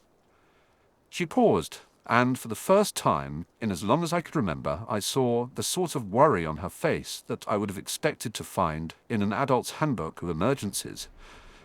"He was at Hogsmeade a week ago. I heard him ask Mrs. Clearwater about families. He asked specifically whether there were any witches who welcomed others." "That is dangerous phrasing," I said. "Dangerous in a way that makes me wish to remain under laboratory tarpaulins." She moved a strand of hair from her face. "I thought you should know." She left it as a duty, not a plea. I slept poorly that night, in the small, rigorous way I always do when the world might be colluding against the fragile order of private things. The next morning, the dungeons smelled of clean vinegar and the subtle tang of burnt sugar. I went to my bench and set my tools in an order that was almost ritual. When I turned to the book, the margin where Lily had once doodled a pond had a new note. It was her handwriting, but sharper, as if no one else would be interested in this sort of observation. "Midnight," it said. "By the willow, be brave." I read it twice. There are times when paper is a better counselor than any man, because it holds a decision without argument. I could have imagined worse things. I could have assumed it a midnight tryst, a place for adolescent melodrama. I thought of the stranger in Hogsmeade, and the way small questions become policies when answered by the wrong people. I folded the paper into its own small, secreted shape, and put it in the hollow of my grasp like a coin. Being brave is overrated without a reason. I had reasons now. The school was a lattice of small injustices, and I had learned how to thread myself through it without tearing. I also had someone who asked for help and did not beg. That was a different call to arms. I left the cauldron to cool and went to the common room long before curfew. I had no intention of being theatrical. The idea that I would walk into a danger was pragmatic, to show up where things might be decided. I packed my cloak and a small selection of reagents in my bag, things that could mend a wound and things that could reveal a lie. The Slytherin common room smelled of damp leather and the cold loyalty of its stone. I passed under the portrait and out into the night, thinking of kitchens and ponds and the way Lily's laugh made the world less raw. The walks between towers at night have their own language. The torches throw you in short sentences of light. The willow near the lake looked like a watchman stricken low with sleep. It made a sound like a ship at rest. When I reached it, she was there, sleeves rolled, hands stained faintly with olive ink, where she'd been annotating students' notes for the herbology club. She looked up and smiled with a tired sort of grace. "You're late," she said. "I thought you'd not come." "I was not aware this was a test that required punctuality," I replied. She pushed a strand of hair back with a tiny, impatient motion. "It's about Spinner's End," she said. We sat beneath the willow. She told me what she had overheard in Hogsmeade, names, shapes of questions asked. She did not embellish. She had the habit of giving only what information would be useful and keeping the rest like a pressed leaf between the pages. When she spoke of the man who asked questions, she used no sensational language. She held to facts. He had been patient. He had liked lists. "Why would they care?" I asked. "Useful people stand out," she said. "Sometimes it's not about you. Sometimes it's about what they could build from you." I thought of the ceiling compound and the ruin of a potion and the boy in the corridor. All of it tightened into a pattern I did not like. I told her what I had found, the tiny mark on the vial, the way the residue had resisted the common solvents. "They're assembling a way of asking," I said. "Not a simple watch, but a gathering of tools." She nodded. It was not dramatic. "I'll be careful," she said. It sounded like a vow, and I felt a warmth that was almost dangerous in its closeness. "I will come if you ask me," I said. She looked at me, as if the promise was not worth much of a thing, without the true measure of my care. "You will come," she insisted. "I will be there," I said then. "If it is danger, you will find me." She smiled and leaned her head back to regard the lake. "Good," she said. "Bring a cloth." I laughed, because some habits are stubborn. It was a small joke, and the two of us shared it as if nothing else mattered. Then she rose. "Don't tell anyone," she said. "Who would you trust with this?" I asked. She thought of Remus and then shook her head. "Just us," she said. We walked back toward the castle as if we were two conspirators of a very dull plot. I kept most of our conversation to myself. There are things that lose their power when told aloud. Yet, as I passed by the portrait that watched over the lower corridor, I felt, with a clarity that was a kind of alarm, that whatever small mystery had begun in the margins of my book, and the smell of ponds, had the potential to become an edifice. I was not yet aware of how tall that edifice could become. I simply folded the tiny scrap of paper into the pocket of my robe and kept my hand on it like a small talisman. It felt, at that moment, like the best use of bravery. Not the kind that sought glory, but the kind that answered a friend's quiet need.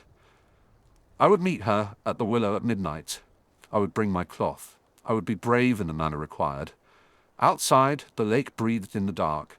Inside me, something shifted. I could not tell whether it was concern for a friend or the hunger to be seen. Both felt like cold fires. Neither would be extinguished by the morning.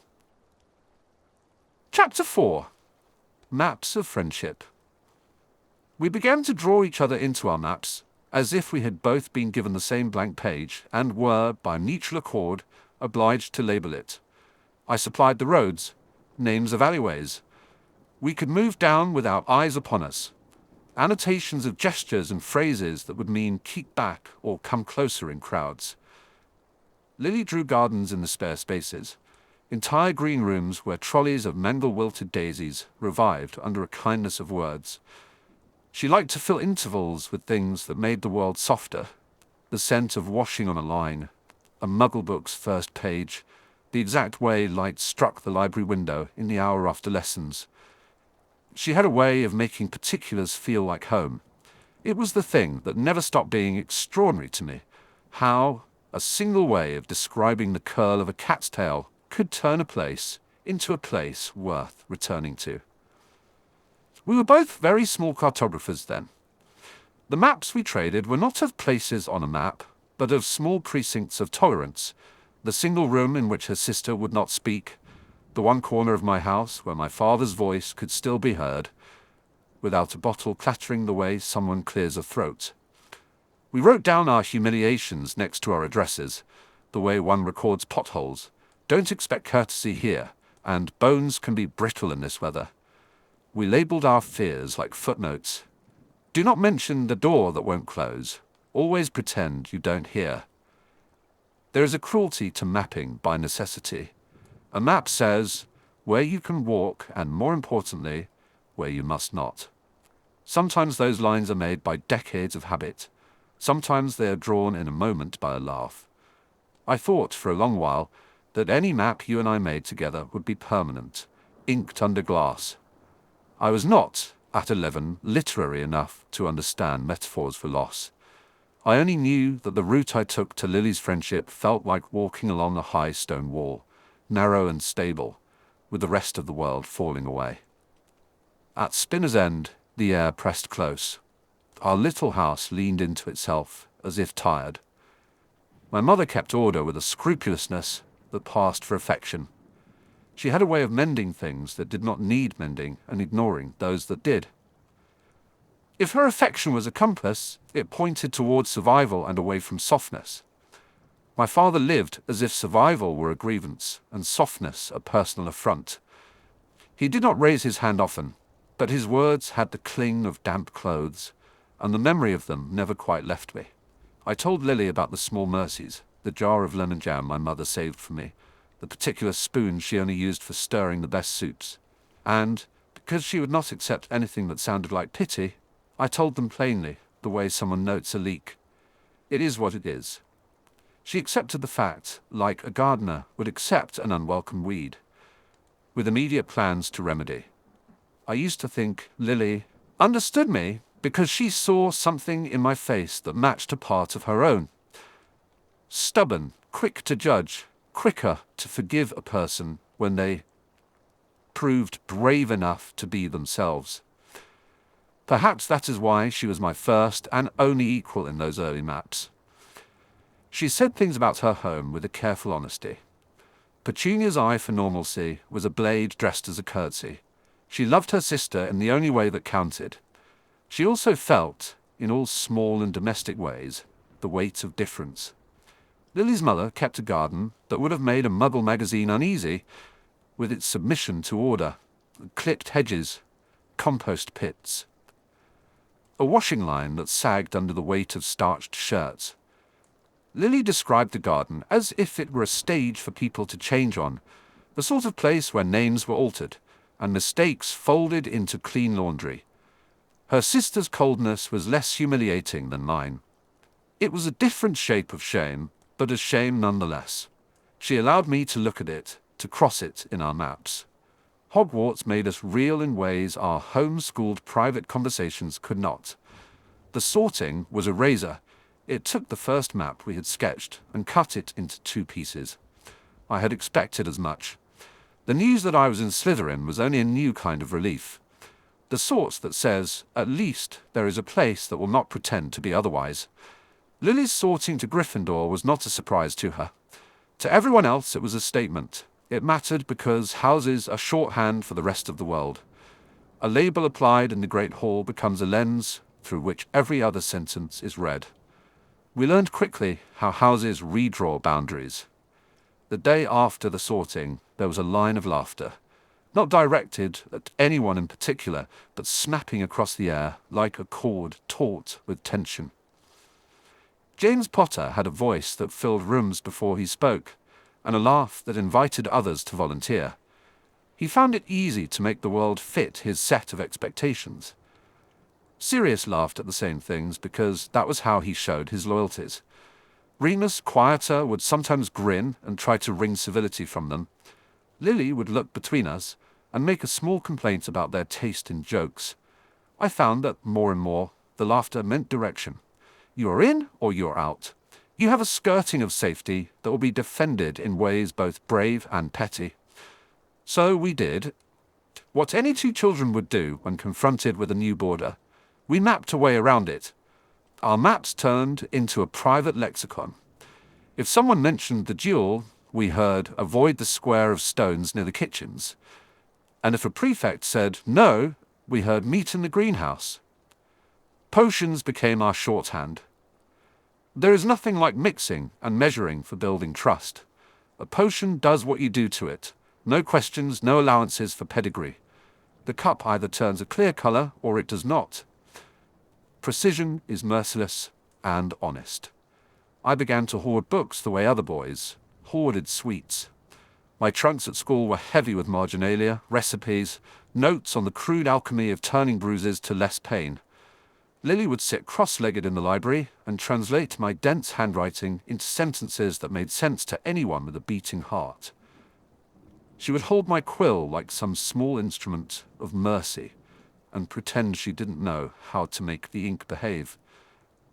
I timed her interruptions and tried to make my sentences robust enough to survive them. She would laugh a half-laugh at my tendency to be literal. She found it faintly ridiculous that I could lose patience with an ingredient and yet keep them all in the same drawer. The map we drew was more than utility. It was also a repository of small intimacies. She told me about a Muggle book she loved, one with a character who always made the right decision too late. I told her about the night my father tried to sell my mother's wedding ring and how she refused to let him. She pretended not to be moved, and then, in a voice that softened, said she would come and rearrange my garden when she had a chance. It was not a promise of rescue, only of fellowship. There is courage in small ceremonies. Having someone else know where the cracks are is half a cure. She never called me brave, because that would have been an extravagance. She would at times call me stubborn, in that high, precise way she had. To be called stubborn by Lily was to be acknowledged as persistent in the face of foolishness, a compliment wrapped in frankness. Maps are sacred in that they are private. We passed talismans back and forth, a charm I had written in the binding of a textbook, a pressed coneflower she found on the gardening path behind her home. We traded confidences like currency. There was a bottle of soda I had smuggled from the kitchens, and she gave me an embroidered handkerchief she said was old enough to survive a dozen quarrels.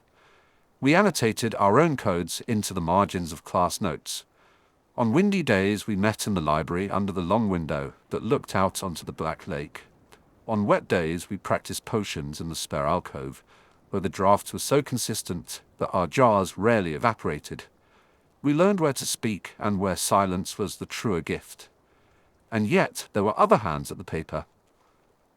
James Potter's ink bled across ours the moment he took a dislike. It happened in a way that was familiar to anyone who has watched children cluster. A whisper here, a curl of a lip there, the gathering of a small audience that finds amusement in the faltering of an individual, the way wolves find it in the scent of a lone deer. He had the knack of making an injury public. It was an art. He and Sirius could turn my smallest misstep into theatre.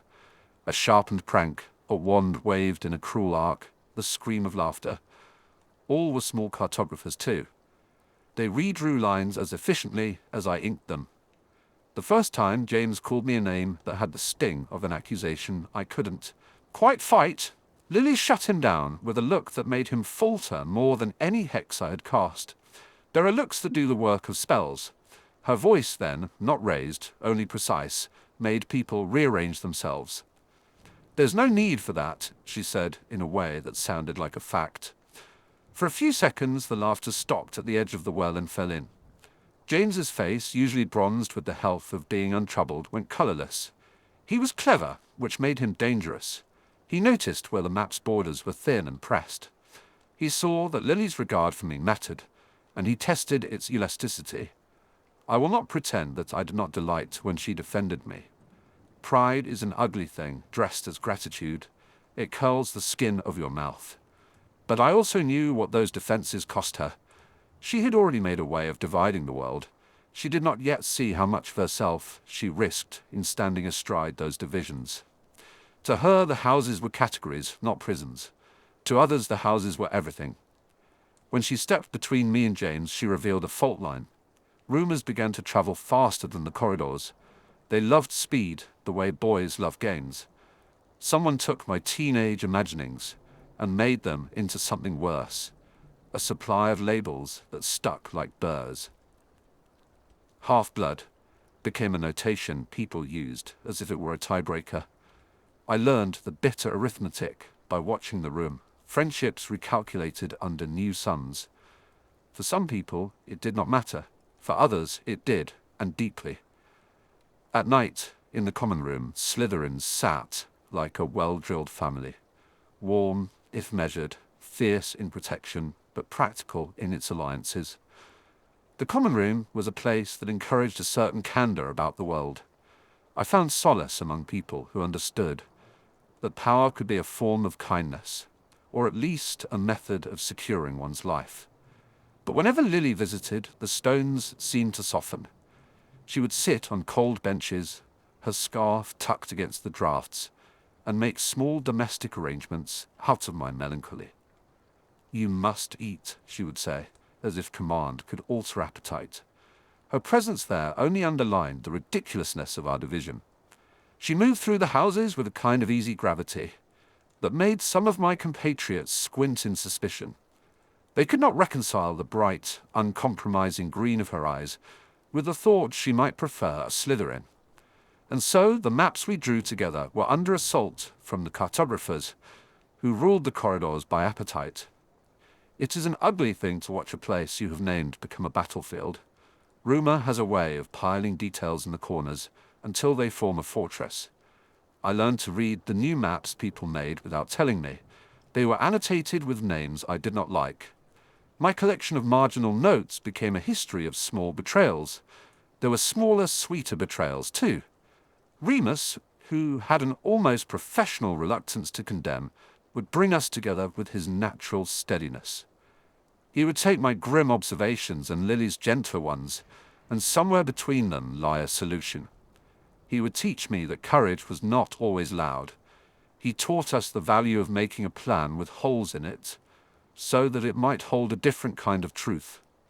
There were moments when the three of us would walk the grounds with our heads bent against the wind and talk as if the world were only a problem to be solved. It felt sometimes like a conspiracy for goodness. I remember once on a rain-slim morning that I told Lily the thing I had been afraid to say in public, that I was, for all my bluster, afraid of being ordinary. My father required ordinary in order to judge himself. My mother taught it as a tool. Ordinary was a safe way to be invisible. I told her, expecting the usual quiet dismissal, perhaps even a roll of her eyes. Instead, she laughed, not cruel, but with incredulity, and asked me if I didn't realize I had been extraordinary in the most stubborn of ways. It was the first time anyone had used the word without suffix. She placed her palm against my forearm, exactly where the tendons sit, as if to anchor the sensation. The map we drew that day had a new mark, an X, where certainty met possibility. The danger came not from the houses alone, but from what lay beyond them, the adults whose politics crept like ivy along the edges of our classrooms. The teachers watched, measured, and occasionally made a point of favoritism that carried weight. Potions gave me shelter because the work was fair. A cauldron does not care who you are. When a teacher praised me, it felt like a verdict. Praise in public is the kind of thing that changes your map. It redraws the destination. It also drew attention. I began to hear the smaller whispers from corridors I had previously ignored, suggestions from older boys about company, invitations to parties where the language was barbed. There were words that had the scent of loyalty, but the taste of coercion.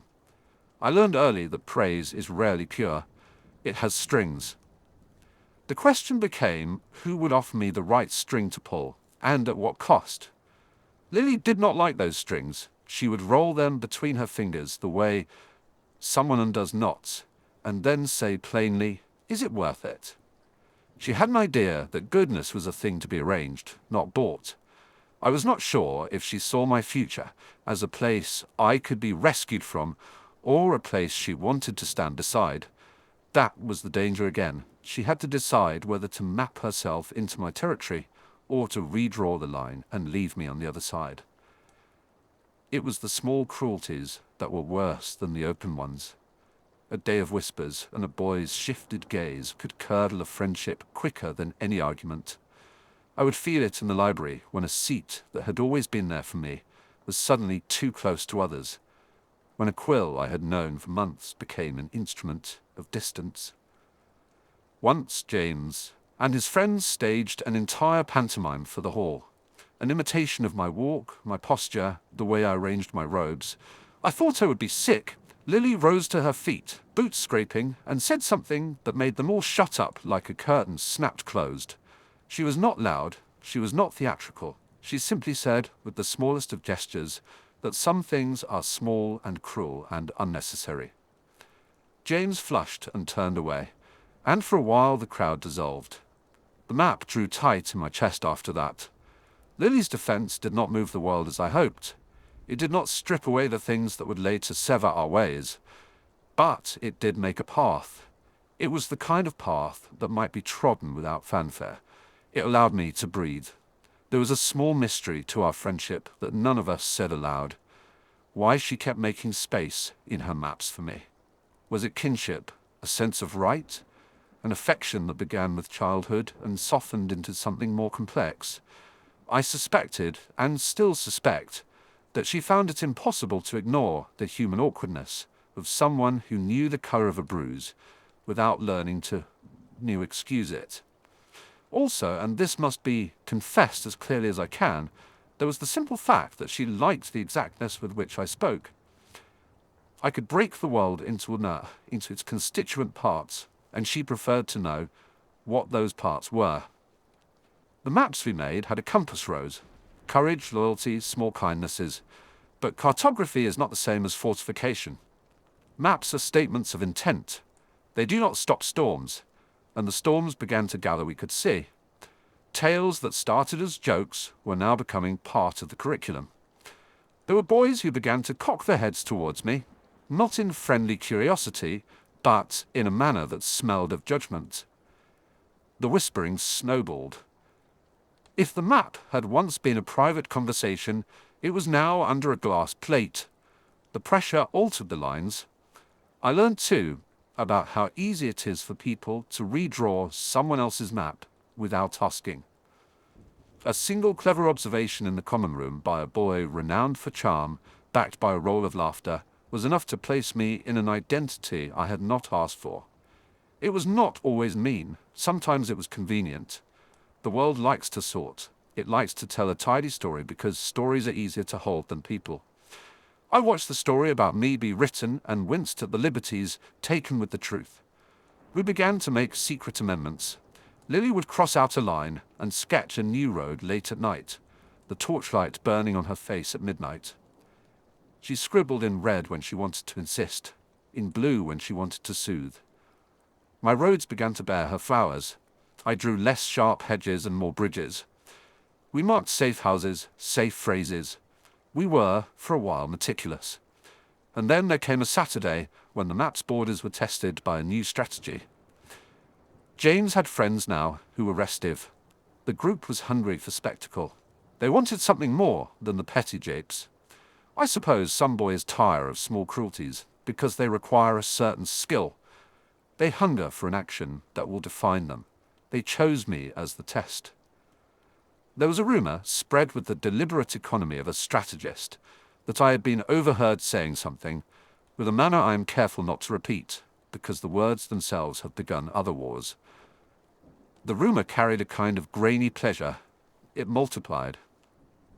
I sat with Lily in the library that afternoon, elbows on the same table, and the light from the window pooling across our books.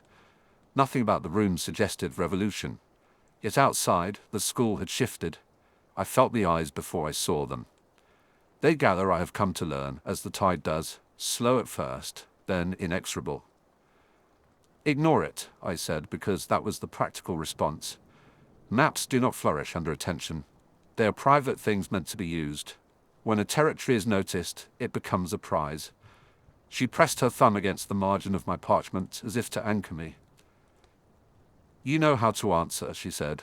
It was not a question. I do, I answered. But the answer is not always what people expect. I wanted to say more.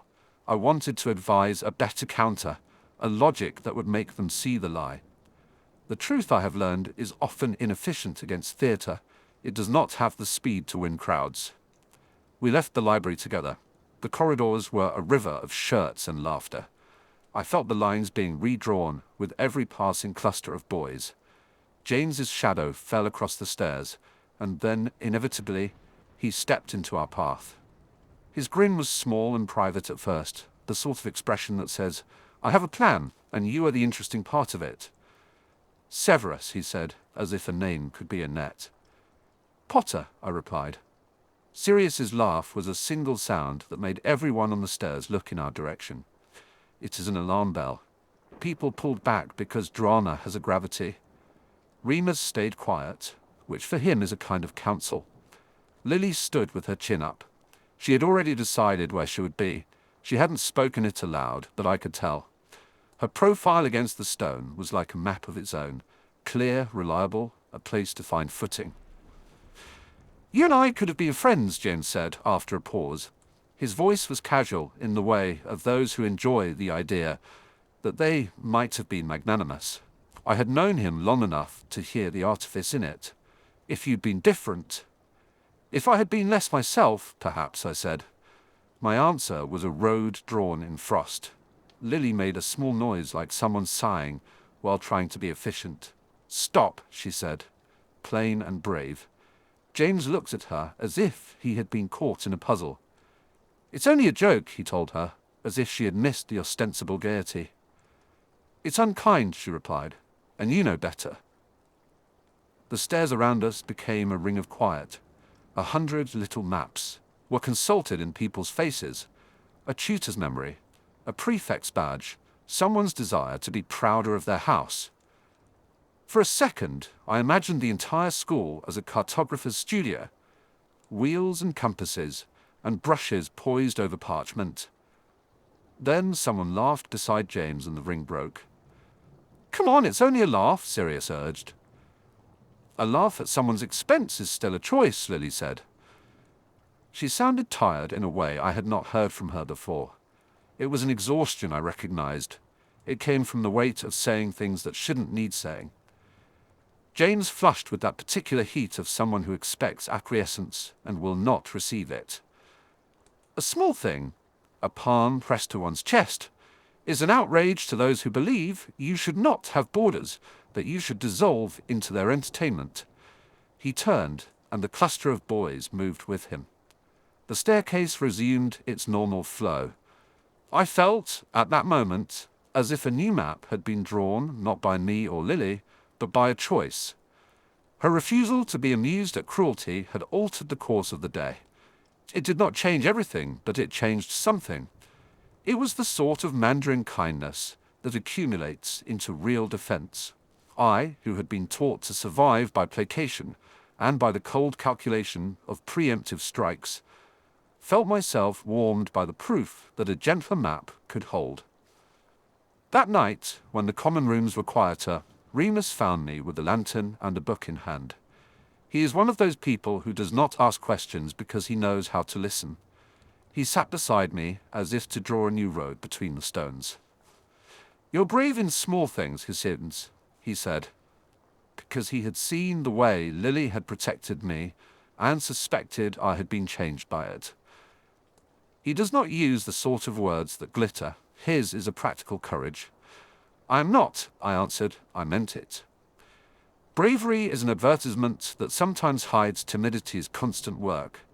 I have acted, yes, but often out of vanity or a desire for acknowledgement. "Then you're stubborn," he said, with the sort of comfort only he can offer. "Those are useful too.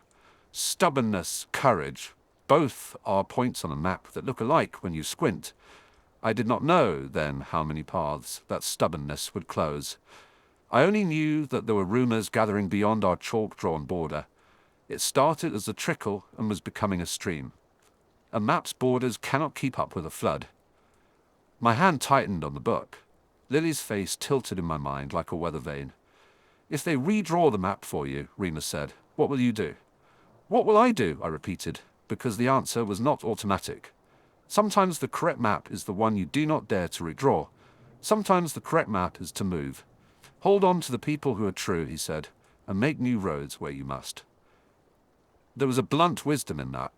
It suggested, properly enough, that maps are always works in progress. People do the best they can with what they're given. It was a consolation that tasted like honesty. I thought then of Lily's gardens and the way she addressed the world, as if it could be coaxed to bloom. I thought of my own tight little roads, and how they had been smoothed by her footfall. We were, between us, producing a map that belonged to neither house. It did not have a crest. It did not require alliances. It required only that a certain amount of decency be practiced like an instrument. Outside, the sky hinted at rain. The school would wake in the morning and make new decisions about us all. Those decisions would carve new lines on our maps. Some would be permanent. Most would not. But they are all, at the time, urgent. When I closed my book, I felt the paper's edges like the teeth of a gear. I thought about the roads I had drawn with words and how fiercely I wanted them to hold. I thought about the gardens Lily had painted in the blank spaces and how fragile their blooms could be if trampled. Maps are useful until they are not. The question I carried upstairs that night was the one we had not yet answered aloud. When people redraw borders without consent, which map will she choose to live by? Chapter 5. The First Stones Thrown. Boys with loud boots leave bruises in two sorts, the kind you can show to a guardian, and the kind you keep to name and sharpen for yourself. I learned that before I learned to throw them back. The first real bruise came in a corridor that smelled faintly of ink and rain. It was the sort of corridor where voices gathered like gulls, bright, useless, loud. They were a storm in uniform.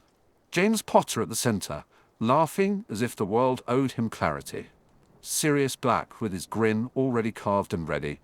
Two others trailing like wind. They stepped, so the noise of their boots became punctuation. I remember the squeal of a satchel strap, as if it were a starting gun. They did not need to invent their cruelty. Cruelty is a muscle. They had practiced it and made it look elegant. They called me names, small, precise knives. They knocked a book from my hand. One of them, with a hand like a flat stone, flicked the spine so it landed open on the floor like an accusation. Paper fanned, and whatever formulas I had been carrying scattered like leaves. Lily was there. She always was, when the world might catch fire, and she could throw a bucket of sense at it. She had this awful, good habit of looking at things the way they were, and refusing to be surprised when they had gone wrong. Her hair, damp from the rain outside, caught the corridor light and turned green in the most agreeable way. Her voice came then, clear, not loud, but it had enough truth to bruise them back. If someone were cataloguing courage, I would have loaned them a sheet of her handwriting. James answered her with a laugh that wanted to be a wall. There is a particular sound people make when they try to pretend something is a joke. You can hear the outline of the person behind it, the person they are trying to hide. He said something about Muggle parentage, in a tone that treated origins as if they were a joke bought in a cheap shop. He meant to make me smaller. Petty cruelty is the first language of popularity.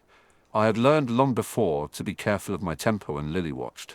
Not because I believed her to be a judge, it would be foolish to overrate one girl's eyes, but because I could not bear to see disappointment cross them. She had always been a lantern on the prow of things for me. To brighten her day, I would have bent the world if bending were a practical potion. So I bowed my head and gathered my books. I let the laughter trail after me like a bad smell. I kept my face as neutral as a blank page, which is an art that takes practice. Remus, who had a habit of looking at the more honest side of people, tried to make something of it later, an apology, a small attempt at reconciliation. He has always been the sort of boy who believes a knitted heart can mend a broken strap. His gentleness is a cheap and reliable sort of courage. Later in the library, Lily watched me with green that could work like thread. It is remarkable how much a person can say with an expression and how hard it is to hear the words you want. She pushed a book toward me, Potions, a Practical Lexicon, and there in the margins she had written small tidy notes. She had always read potions the way she read people, not for grand theory, but for the insistently useful details. "Keep your hand steady," she had written beside a complicated stirring pattern. It was nonsense advice, and also the best counsel. "You should have told them to stop," she said, not accusing, but puzzled, as if she could not imagine such a thing as tolerating rudeness. It is useful to have someone in your life who cannot imagine cowardice. It forces you into definition. "They enjoy themselves," I said. The answer was as sharp as a scalpel. "Enjoyment, as an occupation, is not my trade." Her mouth tightened. "You think they enjoy themselves?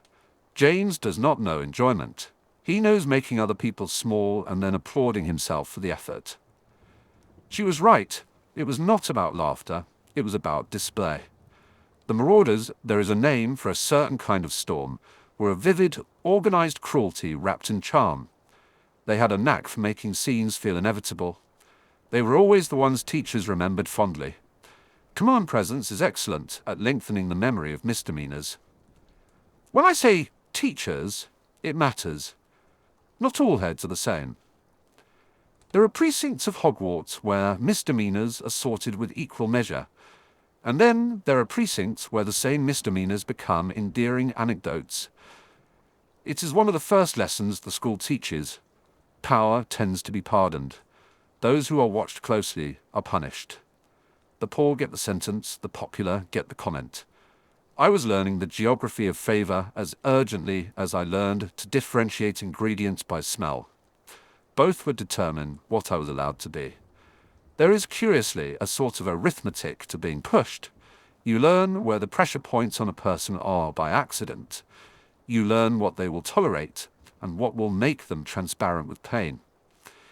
When James stepped too close and said something about my family, about my blood, Lily took a step forward as if she could stand between me and everything I had been taught to fear. She had the decency of being able to step into a storm and not make the storm a story about her. That is rarer than people think. "Leave him alone," she said, soft enough that only the 3 nearest boys heard. It was a small, courageous voice in the mouth of a crowded corridor. "You really think she was asking us to stop?" Sirius said, glancing at James as if the idea was the most dangerous nonsense anyone could propose. He wanted to laugh. He wanted the theatre of it. I wanted to say things then that would have felt good, but would have been dangerous. There is a difference between winning and making your victory remembered. I kept my silence, and later I wondered if my silence had been a kind of craven salt on an open wound. It was that evening, as I washed my hands in the basin in the Slytherin dormitory, hands that had not yet learned to shake off indignity, that I found the bruise. It was small at first, a purple bloom under the skin. I pressed it and felt the steady throb of keeping. Pain is a teacher. If you attend to it and are clever, it instructs you on holding. I decided then that if I could not avenge every insult, I would at least mark the ledger. Vengeance did not have to be loud. It could be precise and silent, and leave them not knowing what had been taken. Potions are about transference. You change one thing into another by making concessions. Heat, patience, the correct agitation. Humiliation could be dissolved like a stubborn sediment. It could be filtered and given back in a different form. There is a pleasure in transmuting pain into something that will not return the blood. It is a cold, efficient pleasure, and if someone looks for warmth in it, they will be disappointed. At first I used observations. I learned the schedules of their pranks the way one learns constellations, patterns to be read after the sun goes down. The Marauders marched with neat rituals. If one were to map their habits, their cruelty would look less like a storm and more like a predictable tide. Remus grumbled at my interest, but he is the sort who sees the world as a problem to be made less hurtful. He would sometimes stay late in the library and let his eyes rest on the page, while they actually listened to the thing he wanted to say. He will always be useful in that way. There came a time when the line between apology and retribution mattered. Lily argued once that apology was an education, retribution was a curriculum. An apology changes what someone thinks about their actions, she told me, over a cauldron in potions when we were both 14, and the drafts were simpler and more forgiving. Retribution teaches them fear. There is honesty in this observation. She believed, perhaps too much in the world, that people could be taught. I loved her for that. I also knew, with the sort of knowledge that sits like a stone in the ribs, that some people are lessons only if you are willing to lose yourself in them. So I tried apology first. I allowed the small humiliations and filed them under for now. But there is such a thing as cumulative injury. A life of small cuts becomes a map of rage. The Marauders did not need a single dramatic move to break me. All they needed was the attrition of irritation. Teachers shrugged. Prefects found reasons to penalize Slytherins more readily. House points were given as if merit were a currency accessible only to the loud. The school is a social engine. It runs on favors and selective memory. That is politics in microcosm. The first stone I threw was not at them, but at the idea of their impunity. It was a note, small, folded, and placed where they would find it in the Transfiguration classroom. It said nothing. It contained instead a single dried sprig of dittany, and a smear of something bitter on the inner fold. It was a small, private humiliation, not unlike the ones they had dispensed. The effect was not to injure so much as to announce that I knew. That could be worse than a bruise. They found it the next day and made a show of puzzlement. James laughed with the loudness of someone who wants to be forgiven. He mocked anyone who looked cross. I learned then that the most effective retribution is one that is not recognized as such. If your enemy cannot say where the offense landed, they cannot adjust. If they cannot name you, you have the advantage of observation. Not all retaliation need be secret.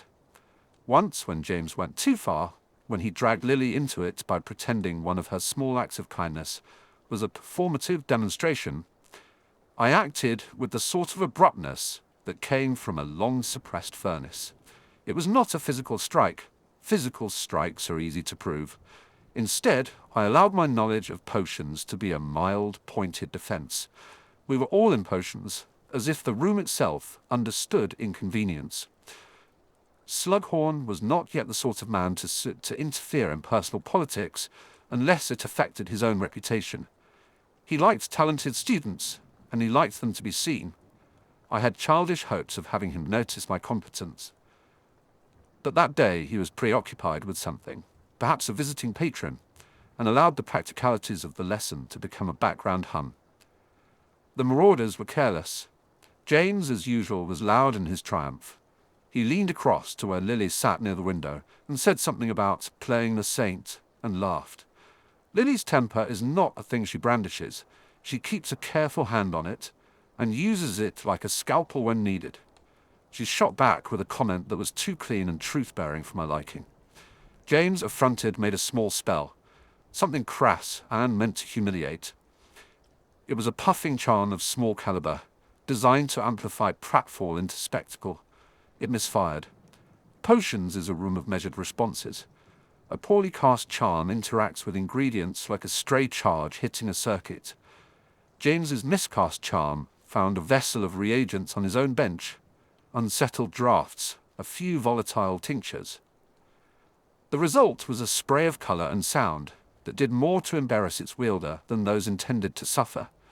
His hair frizzed outrageously. A few others were covered in whatever noxious purple cloud they had been so keen to avoid.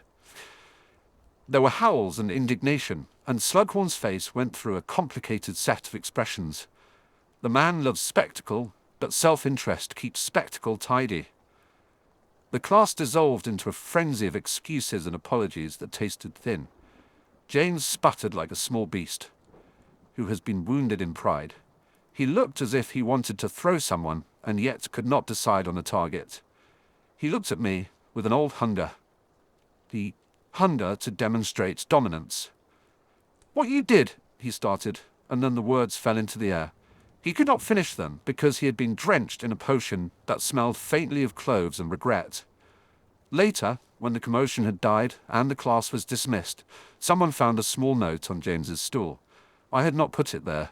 I had not, on principle, allowed myself the indulgence, but the note was there nevertheless, written in a tight, elegant hand. It contained one line: "You taught us not to be careful, we learned to be careless." James looked at the note with something like hunger. For a moment I saw him as if through a pane. Boy first, then the mask of the bully settling back down. He did not know whose hand had written it, but he sought the author with the same restless intensity he applied to all mysteries. He wanted to strike at the cause. The person who notices too carefully is dangerous to the status quo. I could have delivered a loud apology. I could have done many loud, dramatic things. Instead, I let the mystery stand. The knowledge that someone had noticed their complacency unnerved them more than any open accusation would have. If there is an art to moral advantage, it is the art of anonymity. You plant seeds and watch them twist. Time will mutate a secret into paranoia. Not all of my methods were so indirect. There was a time when I could hear James's boots from the stairwell and know he was coming to find me, as if he had a map with my instants marked. He cornered me in a narrow alley of stone near the potion stores, the kind of corridor where shadows collect like cats. He meant to shame me in the useful, theatrical way that had served him so reliably. He pushed at my shoulder and made a neat, economical show of dominance. I could have hit him. I did not. There are moments when the right answer is measured by the longer future, not by the immediate satisfaction. Striking back had the advantage of being visible. It would have made us all equal for a moment. But it would also have placed Lily at the center of our duel. She would be compelled to pick a side publicly, and I would not put that burden on her. "Think," I said instead. The word is small and contains multitudes. It was not a threat. It was an instruction. It had none of the heat of a duel and all of the cold weight of consequences. He laughed at it, which was the stupidest thing he could have done. Laughter in the face of instructive silence reveals a hunger to be punished, as if the person cannot measure the gravity of his own habits. He took another step and I stepped aside, slipping out of what might have become a tableau. He tried to trip me, a boyish attempt that failed because I had watched him practice his center of gravity as if it were a song. The result was that he went sprawling down the stone with a single curse that did not reach his eyes. Lily came up then. She had been watching from a stair landing, hands folded across her chest. She offered James a hand, as any normal girl would when someone falls. He took it, accepted being pulled upright as if nothing had happened, and then, with the speed of someone who needed to mend his pride, made hay of the moment. He made a joke. He laughed too loudly. He would act as if he were fine, and that was his preferred cloak.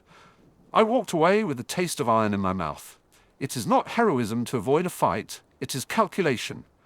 I made the calculation in that narrow corridor and left, with a certainty that grown from small observations. If you will not fight openly, you must be prepared to fight with your isolation. There are weapons other than fists. There are quiet acts of unmaking. It matters that Lily still spoke to me afterward. She would always be one of the few people who could make me feel as if the world still had rules beyond cold measure. She was dangerous because her faith in decency could coax the decency back out of you. We studied together, traded notes, and argued over definitions of particular drafts. She had a mind for the practical and an insistence on correctness.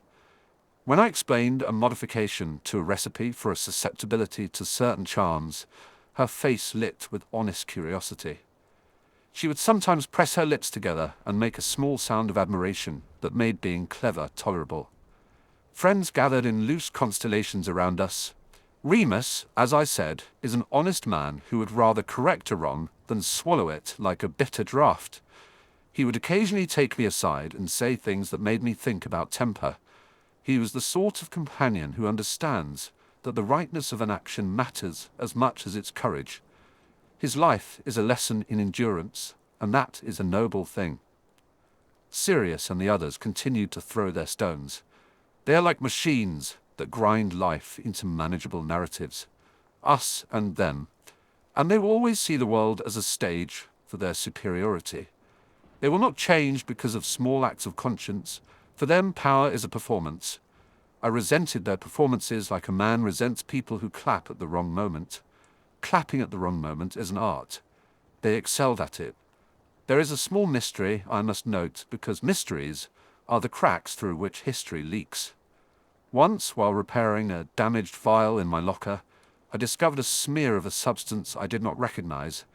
It had the tang of something bitter and the faint metallic scent of something preserved. It was smeared across the inside of the locker so that only someone who knew my habits would think to look there. It was not dangerous. If it had been, everything would have screamed at me. But it was personal. I tested it in the privacy of my dormitory. A single drop showed it to be a dilution of a tincture used rarely in advanced defensive practices. The observation was useless to anyone who did not know me. To someone who wished me worry, it would be a successful prank. Whoever had put it, there was precise enough to know where I would be. I did not confront them. Again, confrontation is public, and the private satisfaction of knowing can be better kept. I made a note in my head and watched. The school is full of small mysteries. They stitch a tapestry.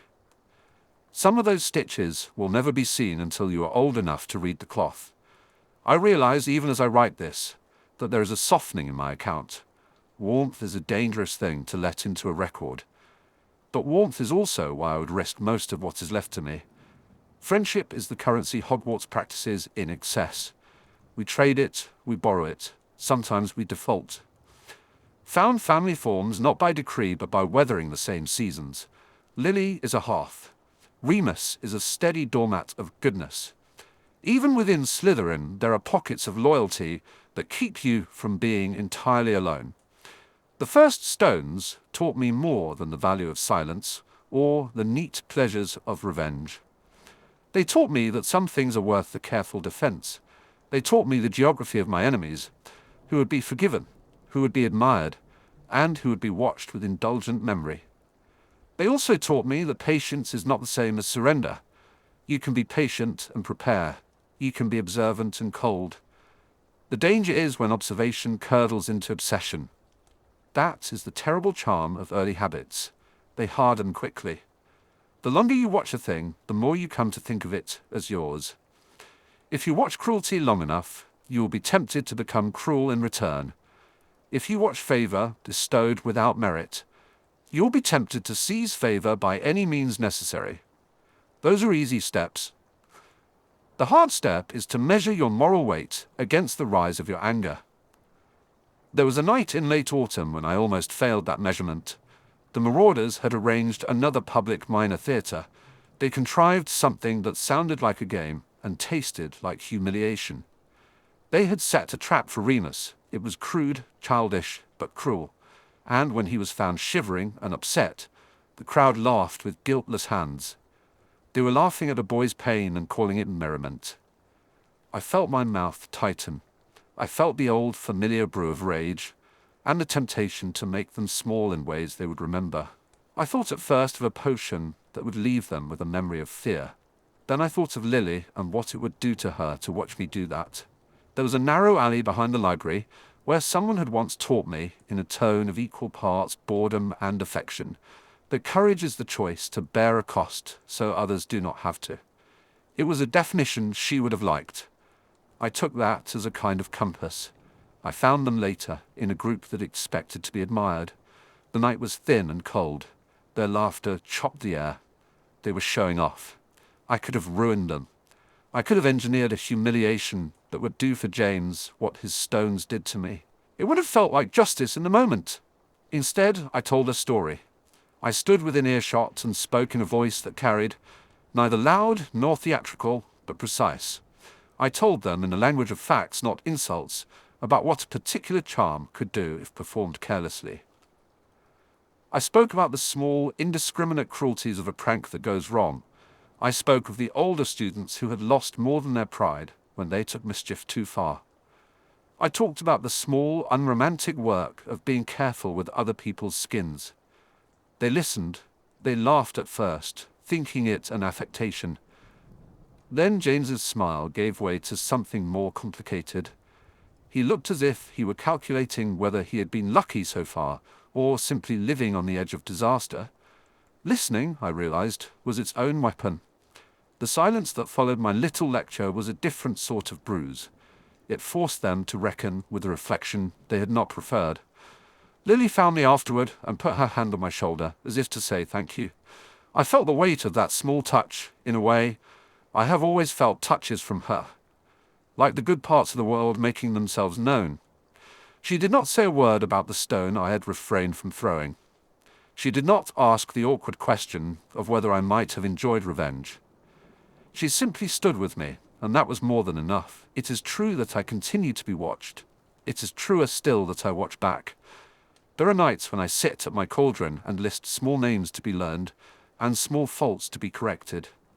There are nights when I think about the politics that will one day wrap themselves around all of us. We are children now. But the habits we form will carry into the futures we make. Some of those habits will be noble. Some will be ruinous. I do not pretend to know which road will claim me. I only know I am not the first boy at the bottom of stairs or at the receiving end of a joke, to walk a path that looked like a defense and ended like an indictment. The first stones taught me the important distinction. What must be apologized for openly, and what must be exacted quietly. Apology is a public medicine. Retribution is a private calculus. They both have their dangers. There will be times when apology heals and times when it masks. There will be times when retribution is necessary and times when it is the very thing that makes you monstrous. Which one will I be? I did not then have the arrogance to decide. I only had the stubbornness to keep my notes in their small, precise rows and to remember the smell of dittany. I kept the ledger and learned to hold it lightly. I watched and waited. I practiced my potions and my restraint. And yet there was a moment, sometime after the library lecture, when I followed James as he left the common room. He walked with his stupid, restless authority, and somewhere inside me, a thing loosened. If you stand too long at the edge of an argument, you will be tempted to step into it. I almost did, and the almost is something to be kept, like a bright, dangerous memory. The thing that made me hold back, what finally kept my fist from rising, was not fear of punishment. It was not even the thought of Lily's face should I cross a line. It was a quieter, stranger thing. I thought of my mother's hands, the blunt, practical kindness she had shown me in Spinner's End. I thought of the sharpness of the word belong, and how it is not necessarily a place you can reach by hurting others. I thought of the lines teachers draw and the ways those lines are crossed when it suits them. The school is a place that will teach you to hide some truths and shout others. I did not want to become the version of myself that used silence as cruelty. So, I walked, and I watched, and I practiced small politesse as if it were armor. If there's a war on the horizon, it begins with the way boys are taught to treat one another. The first stones had been thrown, they left bruises. They also taught me how to throw differently. There will come a day when the stakes will be larger than a corridor. Small cruelties then will look like practice, but practice is the hidden ground of consequence. I know this now. I know it the way one knows a draft recipe by heart. I know the dirty taste of being singled out and the cleanliness of not answering in kind. I know the danger of the pathology of being right and the temptation to weaponize righteousness. For now, there are other lessons. How to mix a protective salve, how to follow a line of footprints across whetstone to find who left them, how to keep a secret, and how to test whether curiosity is kindness or cruelty. These are my province. I keep to them. When I left the corridor that night, the cold was sharp and the sky paper thin. I saw James and Lily ahead, talking with the easy familiarity that makes my chest ache. He put an arm around her, and she rolled her eyes in a way that somehow made me less furious and more fond. They were not mine to have, but they were mine to defend. I took one last look at the stairs where the marauders had left their boot prints. The marks in the stone would fade under winter, and the boys would forget many things. They will go on being loud and clever and cruel in flourishes. I would go on too, keeping my ledger clean and precise, and making sure by watchfulness, by the corrected stir, by a secret note left where it would unsettle, that the next stones someone threw would have to reckon with an answer they could not read. I pulled my cloak tighter and walked toward the shadowed stair. There are many choices one could make in the dark. I had made one for tonight. Tomorrow there would be others. Chapter 6. Names and Spells. Words were the first spells I learned to make work. Before I had a wand, I had a name. Before I had been sorted, I had been called names. At Spinner's End, my father catalogued me by failure and grievance. My mother fussed over syllables the way she fussed over a bad bruise, pressing a nickname into the place where tenderness might otherwise have been. At school, the syllables multiplied, tossed, sharpened, folded into sneers. They came at me in corridors and at the bottoms of stairwells, in the quiet before class when other boys practiced their cruelty like a sport. I learned very fast that words could bruise where a fist could not. I learned faster that they could be made to do their work more politely. Language did to people what a well-made draft did to an errant fever. It located a weakness and exploited it. It could make you smaller than you were, or larger. It could fix you into a corner of a memory. It could, in the wrong hands, make a living thing into a sign on a wall. Lily had been the antidote from the beginning. She had the singular habit of pronouncing a person's name as if she believed stubbornly and fiercely in the person that name belonged to. She never let a syllable fall dead. When she said Severus, never Sev for her, always Severus. The name came back to me, carrying a light that my house and my history had never bothered to send. It was neither a charm nor a defense. It was simply the refusal to let my name be a weapon. We were 11 and ridiculous, as 11-year-olds are supposed to be. We argued loudly about the proper Latin for a thing we had read in a book that might not have been accurate. She had a way of speaking that made even the smallest corrections seem less like chastisement and more like the rearrangement of a puzzle you were solving together. I kept a small leather-bound notebook for our shared discoveries. Ingredients, incantations, misapplied adjectives, and, in the margins, I wrote words she had taught me to keep. Not definitions exactly, but the manner in which certain names moved when they were allowed to breathe.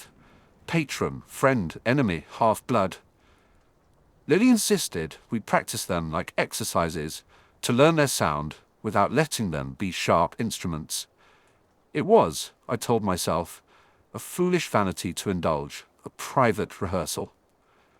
There were more dangerous things to learn than diction. There were darker webs being woven in Slytherin common rooms, whispers that did not carry the soft cadence of scholarly debate, but a hard, hungry edge. There were older boys and men beyond school whose language was designed not to name but to excise, to reduce a complex life into a slur that could be shouted at a boundary, set as a sign, pinned like an insect on a display board. Mastery of potions had taught me to think in measures and timing. The wrong drop, the wrong heat, and something that should have been a cure would become poison. Language had its own measures. A thoughtless term could ruin someone as surely as a misapplied poison could ruin a body. Inevitably, our exercises were interrupted. Severus, Lily said, once in the library, her voice a little too quiet for the noise of other houses. We had found a corner under the tallest shelf and spread our notebooks between us like maps. Her green eyes caught the lamplight. She had a freckle at the bend of an eyelid that only I seemed to notice. Names aren't mortar. They aren't meant to hold people down. It depends on the mortar, I said. The sentence was sharper than I intended. I had spent a great deal of time thinking about mortar that day. Mortar as glue and mortar as trap. The potions cupboard smelled of iron and time. Dowding had been on about cohesion in transfiguration. Some mortar keeps a house up. Some mortar seals a cage. She closed her book, a small exasperated laugh escaping. You treat people like experiments, Sev. I thought of the blue moon distillation we'd been instructed to perform. of the way Dumbledore's eyes had rested on me when the potion had turned bright, and exactly as the book promised. Perhaps, I admitted, it is an efficient habit. She reached across the table and tapped the corner of my notebook, where, in a cramped hand, I'd written a list of words I would not allow to be used against the people I cared about, with little ticks beside the ones I had failed to defend. Under Half-Blood, I had written, in a shaky scrawl, Spinner's End, my place of origin, my father's trade, the particular brand of contempt that attached to both. There was an oldness to that contempt, a taste of hands that had never known fine things, and resented anyone who did. "Promise me," she said, turning those soft, uncompromising eyes on me, "that you'll never let anyone call my name like it's something to boast about. That you won't hand it over to be used as bait." I blinked. I had, in private, fantasized about using names little as weapons in return, about cornering James Potter with a turn of phrase that would undo him in one neat sentence. That fantasy was as childish as it was dangerous. You could not return cruelty in kind and expect to be less scarred by it. Lily's request made me fail a modest but important test. I could not grin and say yes as a reflex. My lips tightened. I felt, as I so often felt around her, a sudden, clumsy need to be worthy. "I'll try," I said, which is the truest answer one can give in the face of a thing difficult enough to require effort. "I will practice saying it properly. I will keep it safe." She smiled, small and fierce. "That will do, for now." It is perhaps necessary to mention that our good intentions have a way of running up against other people's habits. James Potter's habit was loudness. Sirius Black's was imitation. Their companions could arrange themselves into a chorus that made a name sound like a joke before evening bell. I watched them in the courtyard sometimes, the three of them, and their almost constant performance. And it occurred to me that performance is a species of naming. It tells the world what the name means, and expects an audience to nod along. The more you perform a meaning, the more force you give it. One afternoon, passing by the charred statue of some long-mourning headmaster, James took up a stray name and hurled it like a stone. "You're all right with words," he muttered. "My Lund of Whites," he shouted, as if the castle were his to command. The year beneath him scattered. "Show us then, Snape. Say it proper like." Sirius laughed. 2 or 3 others chimed in with that indefinite communal sneer that makes the edges of a thing jagged. It was not much more than a taunt, until the way their laughter circled the word made it into something else. The syllables were lighter than usual, their inflection theatrical. Not merely insults, but a performance of exclusion. I do not relish conflict. I enjoy the precise application of force where it will do the most to my advantage. I am not gratuitous. The moment a name is pulled to the floor and nudged along like a peddler to dance, I do not wish to answer with the kind of noise James would love. But there was something in Lily's face that day, a small tightening at the corners of her mouth, that told me she resented the way the world insisted on arranging her to be looked at. And fury has an odd enough temperament. I could have walked away. I could have let the school sort itself for once. Instead, I said one sentence and meant every syllable. "Your name is not a joke," I said. I did not shout. I do not shout for sport. "Nor is your person's name available for porn." James blinked, his amusement cut off as if a seam had been torn. The world around us was the same late autumn sun, the same chatter from the windows. But something in the air had altered. His face lost color, as if someone had siphoned it off with a spoon. Sirius's mouth flattened.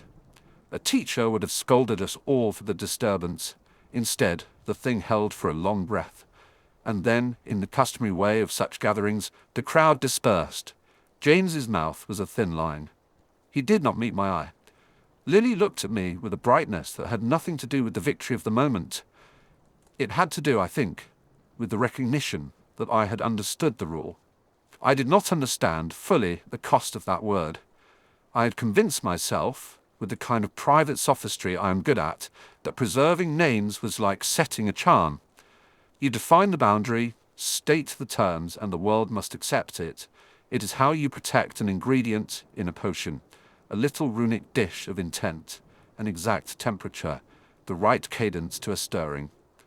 But people are not drafts. Words do not obey a charm because you ask them to. They obey because other people agree to their meaning. You can hold a name in your mouth like a candle, burning clean and sweet, and for a little while it will give light. The question is whether the world will choose to see that light and follow it instead of their own shadow. It was Remus who said something to me once, years later, when I had grown more accustomed to the ways of the school and the world, something that I wish I'd taken as an instruction rather than a consoling thought. "You cannot keep someone from what the world will do to them," he had said in his careful voice, while we walked across the grounds, our shoes dragging through the leaves. "You can only decide what you will do when it happens." That sentence fit into my thinking like a final ingredient into an incomplete mixture. It did not cheer so much as order things into a useful outline. You could not preserve a person from the misuses of language, the way you could not preserve a person purely by securing their name. What you could do was be ready to act should the world choose to turn a name into an instrument of harm. This then became the project, not a protective charm around Lily that would shield her name from every possible gnawing, but a readiness to intervene, a practice of language that could deflect, redirect, and, when necessary, confront. It began in small ways. If someone tried to call her by some leering familiar in her presence, I made sure, as if by accident, to call her by what she preferred, full name, clear and direct. If James made an obtuse show of admiration that muttered like a wind-up toy, I answered with a quiet observation that steered the conversation elsewhere. I learned early that the most effective way to guard a person's name was not always to step forward shouting. Often the doctor is more useful in a room than the saboteur. You had to be present at the edges and prepared. Some days my interventions were clumsy. I misjudged a room once, thought a dare was bravado, and instead it was a warning. And Lily's patience was the one that paid. She did not reproach me in anger. She did so in the way that required fewer words and more patient proof. For all my practice with bottles and phrases, there were powers of gentleness that the world, in its hunger, would not respect unless the person themselves claimed them. Lily claimed hers with a steadiness that did not require my attendance. That was the lesson hardest for me to swallow. That protection must not become ownership. There is a small politics to language within an institution like Hogwarts. The teachers have their own vocabulary of horsing around, euphemisms for punishments, quaint terms for the misdemeanors of adolescence. The headmaster, whose attention is easy to attribute to the picturesque, keeps a different set of language, the sort that protects the structure of the school. Then there are the undercurrents, words used as markers to sort the safer alliances from the poisonous ones. In Slytherin, you could often hear people speak of purity in a soft, respectful voice, like a mantra. It is a sly sound, soft on the tongue, and cold in the throat.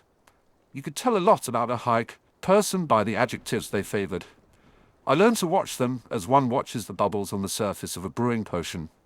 Once, in potions, Professor Slughorn, before he grew his garden of slip and favor, gave us an exercise that had the peculiar effect of being both social and instructive.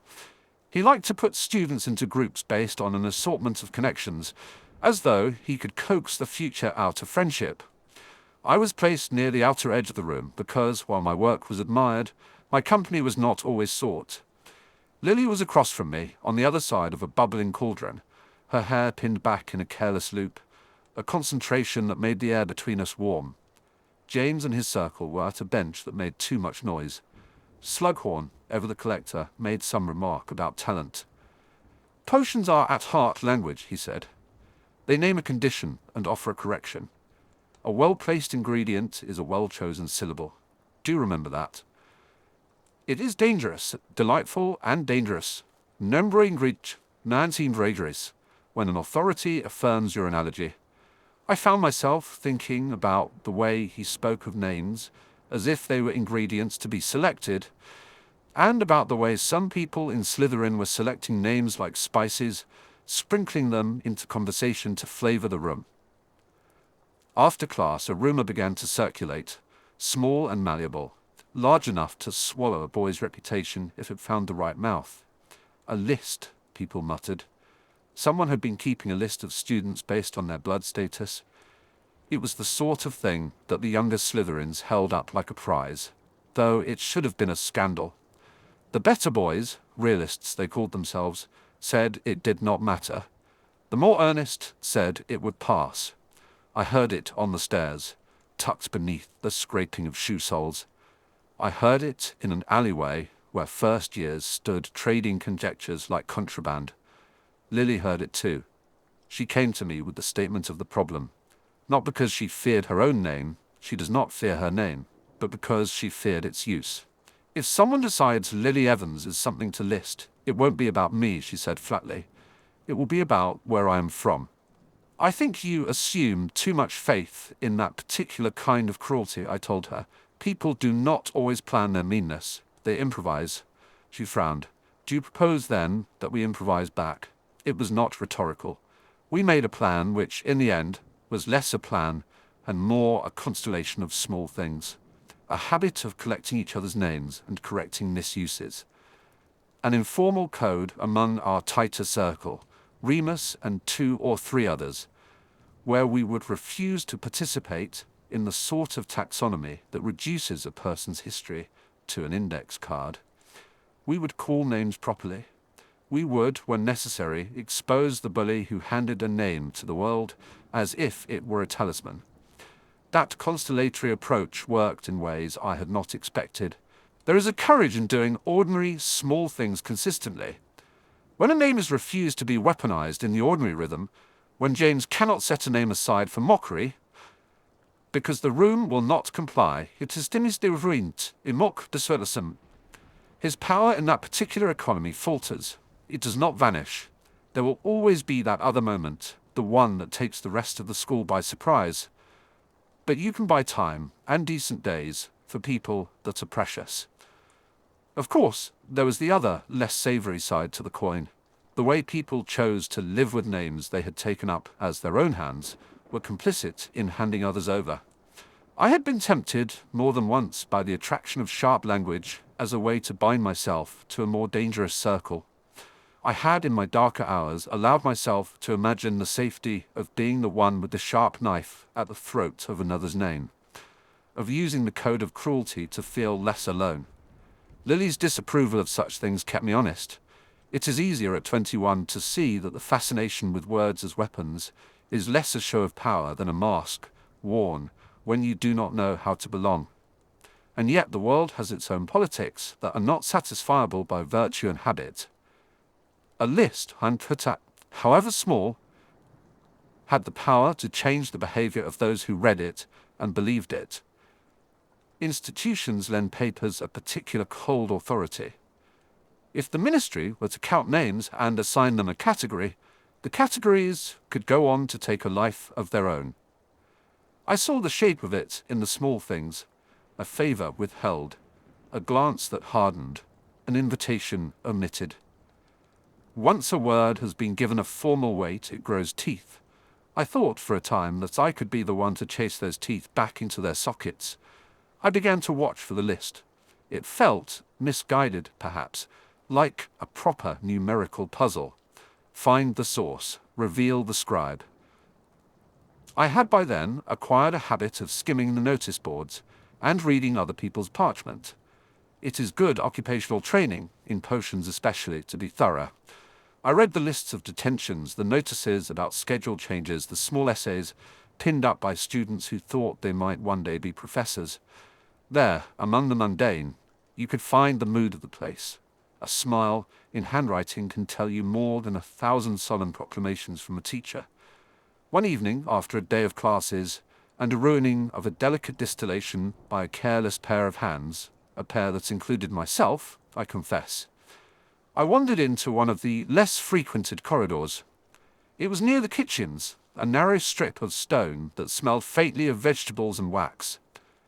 I had been thinking about names, and, in that narrow corridor, about how easily you could bend them into lists and boxes.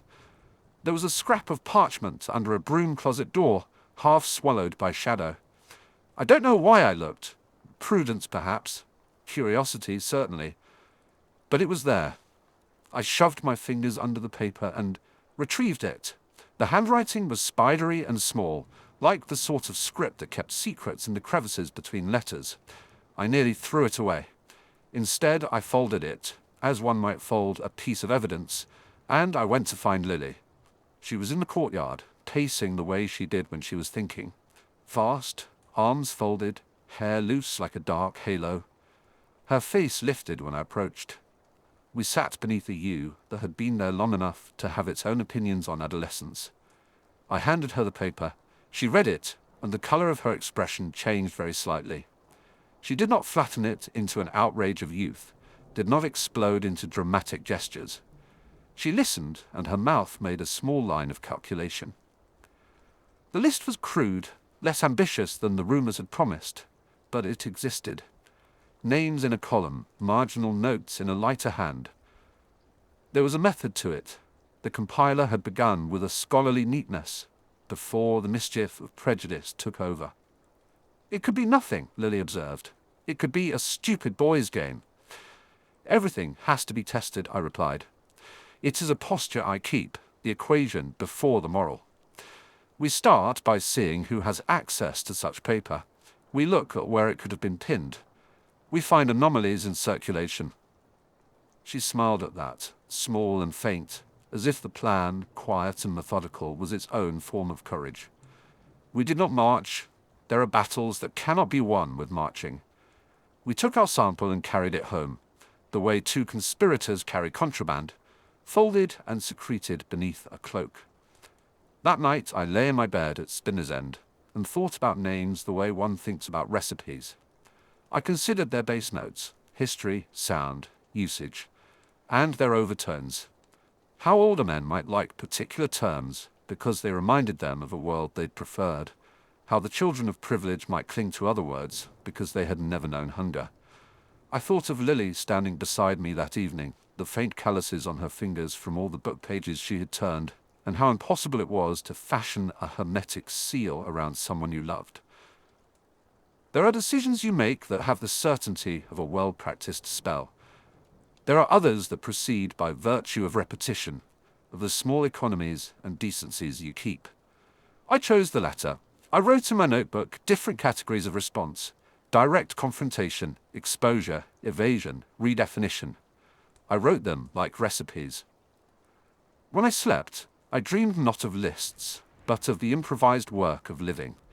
The way you steer a conversation, the small corrections you make to the world, the repeated acts of naming someone as they would like to be known. In the end, we found the list's origin. Not because we were detectives, but because someone in Slytherin got overconfident and left the parchment where it would be found. The revelation was far less dramatic than any of us had imagined. A cupboard that should not have been stuffed with such things. A boy's careless hand. A girl who had been tempted and then ashamed. The person responsible was not an older student or an outside man. It was someone merely susceptible to the fashion of cruelty. The consequences were delivered with a teacher's impatience: paperwork, detention, lectures on the responsibility of names. Institutional politics did their work, too often slow and too often clumsy, but the essential thing was that the list was taken down. I did not imagine that would be the end. The world makes new lists faster than you think. But the point, sometimes neat but contoit, something that tastes both bitter and necessary, was not the destruction of the list itself, but the demonstration that the name could not be so easily weaponized once enough people refused it. We had found an ally in the ordinary stubbornness of colleagues, in the irritation of teachers, and in Lily's refusal to be assigned new meanings by fate or peers. On our walk back to the castle that night, Lily caught my arm. "You can't protect me from everything, you know." "No," I said, "but I can name the things I will not allow." She laughed lightly, the sound like wind through pages. "Sev, you make it sound like a law." "It is, in my head," I admitted, "an imperfect, administratively dubious law." She bumped my shoulder with hers in a small, affectionate way. "I'll take your laws. They suit you." We walked back beneath the stars and the castle's windows, feeling smaller than the world but steadier for it. I had learned the useful fact that names, even when they are used to wound, are not made to be wielded unilaterally. There will always be those who want to use your name as a lure or a point of jest. The only defenses are presence, the willingness to correct a room, and the steady repetition of the preferred name when someone else tries to distort it. Sometimes that is enough to get you through the day. Yet there remained, in me, a darker understanding. Language is not merely about defense, it is also about claim. You can name a person into a room rather than into a cage. You can choose to call them by the names they would choose for themselves. The question that followed, more stubborn than any I had yet met, was whether one could preserve someone entirely. Can you stop the world from ever offering up a name as a weapon? Can you make certain that names never become signs for cruelty? I cannot say.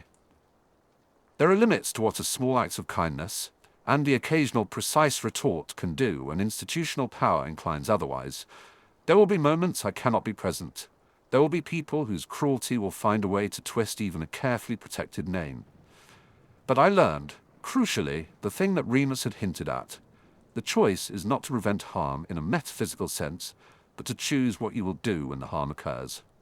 I have found, so far, that it is possible to teach a room to respect a name, if only with sufficient repetition. It requires patience, stubbornness, and the occasional imposition of force. It involves speaking plainly in the moments when cowardice is the cheap, comfortable option. It requires you to weigh your words like ingredients and to throw out what does not bind. There is, of course, arrogance in believing you can keep someone from the misuses of language. But there is also hope. The two things can sit together. They do in me a great deal. I will not be content to watch, and be content only. I am practiced in the small arts of interception. I have a mouth that is willing to speak, and I have a woman who will call me Severus, in that precise way that makes me remember what I might be when the world is least kind. We are not naive. There are whispers elsewhere, older affinities forming their own dialects of exclusion, names as gates to secret societies. We have seen the preliminary signage, the early favors. I have seen boys who were once polite grow comfortable with nastiness when it suits them. The list may have been paper and then ash, but the taste it left is not so easily banished. We have therefore another task, to keep watch for the small signs that would become larger ones, to find the places where naming is being taught as a weapon and, where necessary, to dismantle the teachers. It is a practical thing. It is not the stuff of grand gestures. It is late-night walks to check parchments, quiet corrections in corridors, the firm correction of a teacher when they are about to settle into lazy assumptions. It is insisting that the head boy call his prefect by the name she likes. It is sometimes sitting in silence until someone else runs out of language and yields to the better use. It is watching. It is acting. When I go back to my notes now, the list is longer than it once was. There are new words I have learned to declaim, not as weapons but as boundaries. There are names written there, not like trophies, but like promises. Lily Evans, Remus Lupin. People whose futures I will, in small ways, insist on protecting. I have come to understand that you cannot preserve someone in the way a glass dome preserves a flower. Beautiful, fragile, static. But you can keep them from being turned into a spectacle to be used by a crowd. You can name them correctly. You can correct the crowd, and you can be ready when the crowd refuses your correction. I do not know what will happen beyond the next season. There are rumors of men who see order in lists. There are youths who prefer the easy intoxication of being part of something that speaks with authority. There are teachers and administrators who will ultimately choose the path of least resistance if no one prods them. I have already made mistakes. I will make more. That, perhaps, is the truest lesson of the place. Courage is not a single dramatic act, but the repetition of small, decent choices. Lily said, once with that impatient tenderness she has for my self-importance, "You think you can save the world with words? No, I said. But I think I can keep some of it from becoming quite as barbarous. She laughed then, and the sound made a debt of hope light within me. There are days when I feel like a poor apothecary of language, doling out charm and correction for the injuries inflicted by boys who have not bothered to learn how to say sorry. But I am an apothecary of a sort. I measure, I mix, I test. I do not deceive myself that my small remedies will stop every harm. They will not. But I will keep performing the necessary experiment, naming someone gently, calling them properly, saving their name from instrumentality long enough for them to live under it as people should. Later that week, as the leaves browned and the weather eddied toward winter, I overheard a conversation that stopped me in my tracks. Two older boys were speaking in the shadow of the towers about a list yet to be made. This one less crude, more bureaucratic. They used terms that were colder, less theatrical. It was not again this time. The air around them felt like the first breath before something else begins. I folded my cloak tighter and watched them through the latticework of the stone. My hands were steady. I felt, for once, not merely the taut coil of something angry, but the proper readiness to act. The measures I had practiced for so long were no longer academic exercises. They were tools I would have to use. I stood there, beneath the shadow of the castle, names humming in my mouth like a promise, and I thought, the world will try to teach its own vocabulary. I will teach mine too. When the next list appears, I will read it first and decide what to do. I will decide, in the slow, precise way I know from my jars and flasks, which words will hold and which will be thrown away. And if anyone asks me whether one person can protect another from what the world will make of their name, I shall answer with the only truth I have. No, you cannot stop every mischief. But you can choose how loudly you repeat the names worth protecting.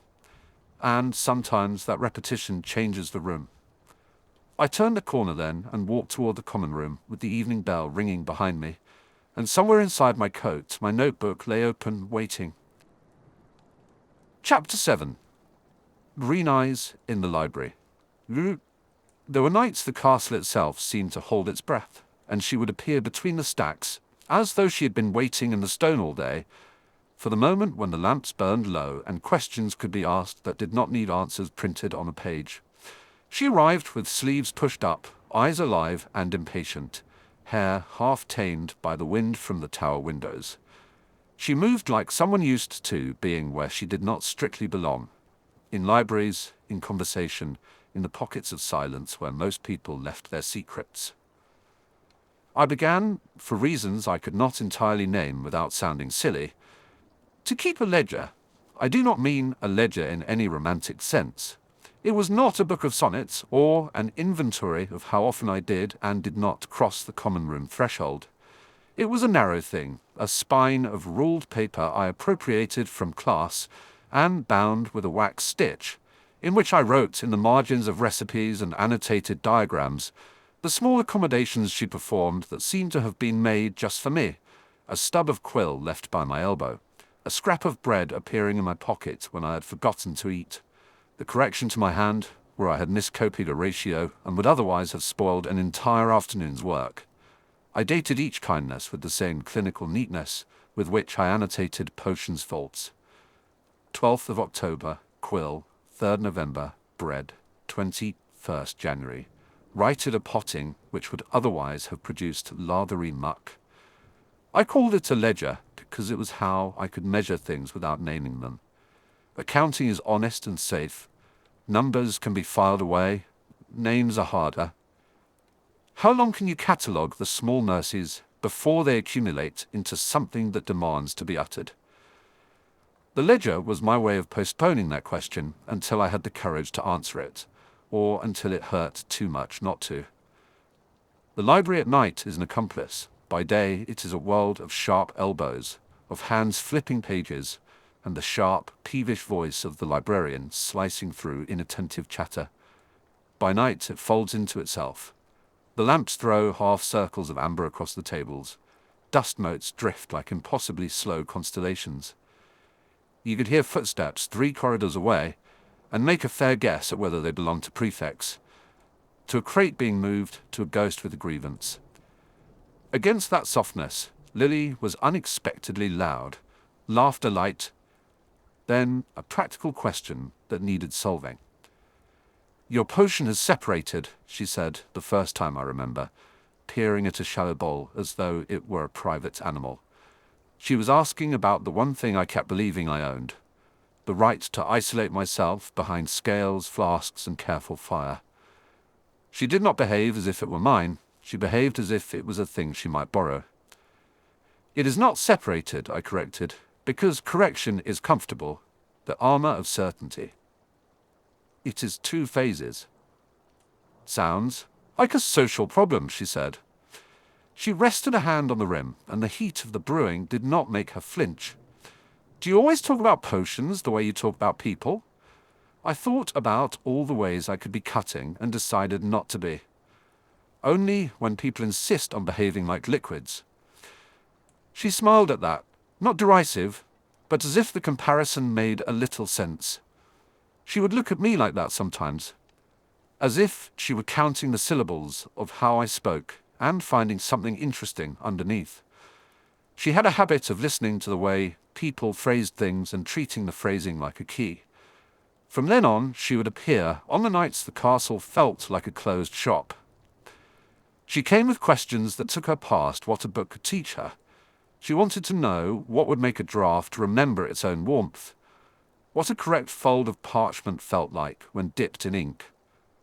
She wanted to know how to stop a memory from curdling. Mostly, she wanted, I think, to know how the world might be coaxed into behaving more kindly. I watched her. I watched the way she settled into focus.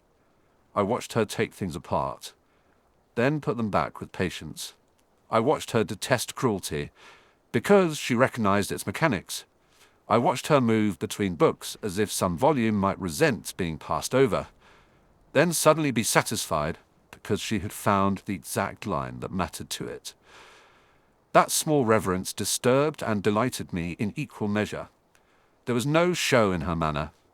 She made things matter because she cared, not because she wanted to be seen caring. There were dangers to watching with too much care. At Hogwarts, attention is a currency. The more precious your private life looks, the more attractive you are to those who profit from spectacle. The first time the ledger mattered publicly was also the first time I understood how quickly the castle could trade kindness for weaponry.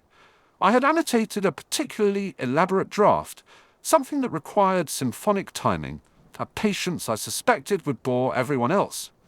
The margin notes had become private commentary, little jabs of irritable humor to myself.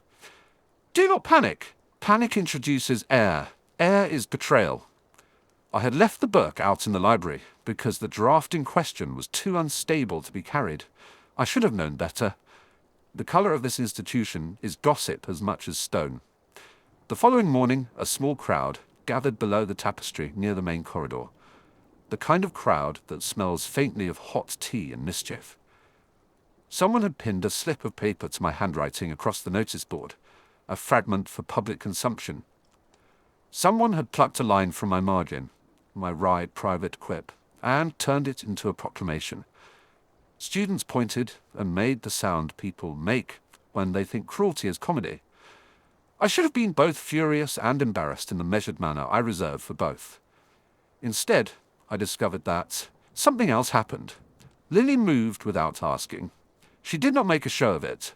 She walked into the press of onlookers and put a hand over the paper like a shield. "If you want to laugh at his jokes, laugh at them," she told them plainly. "But don't make his handwriting into theatre." There was a hush for the curious kind of minute that feels like a skirt being smoothed in a very crowded corridor. James was there somewhere, tall, half smiling, Sirius grinning with the casual cruelty of someone who believes a smaller enemy means they are bigger. Remus stood back a little, hands in pockets, quiet. None of them moved like people who had put themselves between a boy and his humiliation. Lily's voice had the old personal recognizance of someone standing in implacable weather. I have a ledger for my indignations as well as my gratitudes. I made a note, very small, that morning. 6th of March. Public embarrassment mitigated by an act of improbable courage. I wrote it down to remind myself that the world could be less solitary than I had assumed. Remus saw me scribbling and, without looking like he had noticed, left his own margin with an encouraging note. Not everything needs to be fought alone. He was careful with his words. His friendship had a neatness to it. It was like a well-tied knot, steady, quiet, and resistant to coming loose. When James and his companions started the more serious cruelties, the kind that are not merely mockery but intent, the ledger expanded. Little things ceased to suffice against the way he sought to make me small. Someone emptied my cauldron of a crucial ingredient the week before OWL's. Another time, a potion of mine was switched with something that would have exploded, except I had the reflex to stand back and let the flask sing its own warning. People threw names like stones, and the castle sometimes picks them up and lobs them back. No ledger can account for every affront. There are debts that register not in ink but in ache, but ledger entries have a way of making pain comprehensible. I could see a pattern when I traced the dates. After every particularly sharp humiliation, Lily would do something unseen. She left folded paper cranes in my textbook once, 5, as though to tally her own small resistance. If I found a half-page letter with the corners bitten off, it might contain only 2 words. "You're not." Which is to say, she would remind me, with that economy that made everything she said feel as though it might be a spell, that I existed outside of the sharp mirth of my enemies. It is a curious thing to be given small mercies and to have to decide whether to accept them. On the one hand, it is comfort. On the other, it is also a mirror. If you take too many small things, you begin to accept a life made of small things. At 15, that question seemed academic. At 17, it had the texture of urgency. We had become the kind of people who could conceal entire identities behind quiet habits and labeled jars. There were nights I would sit in the dungeons beneath the potions classroom and catalogue the reasons I was likely to become someone both admired and feared. Slytherin encourages that kind of clarity. It gives you reasons to see the world as numbers and advantage. Lily kept reminding me, by the simple stubbornness of dissenting into a library corner to ask stupid questions, that there are other measures. There are certain nights I can still recite with near exactness. November, when frost had laid a sort of lacy lace on the window panes. The night of the first snow, when the entire castle refused to sleep, and she and I ended up building a crude model of a brewing hearth from cushions and old candles, because everyone else had gone to the feast, and the feast felt frivolous to her. The night of the lanterns, when the school went quiet to mark some distant anniversary, and she had a particular look as if she had seen something she wanted to explain, and was not sure I would understand how important it was.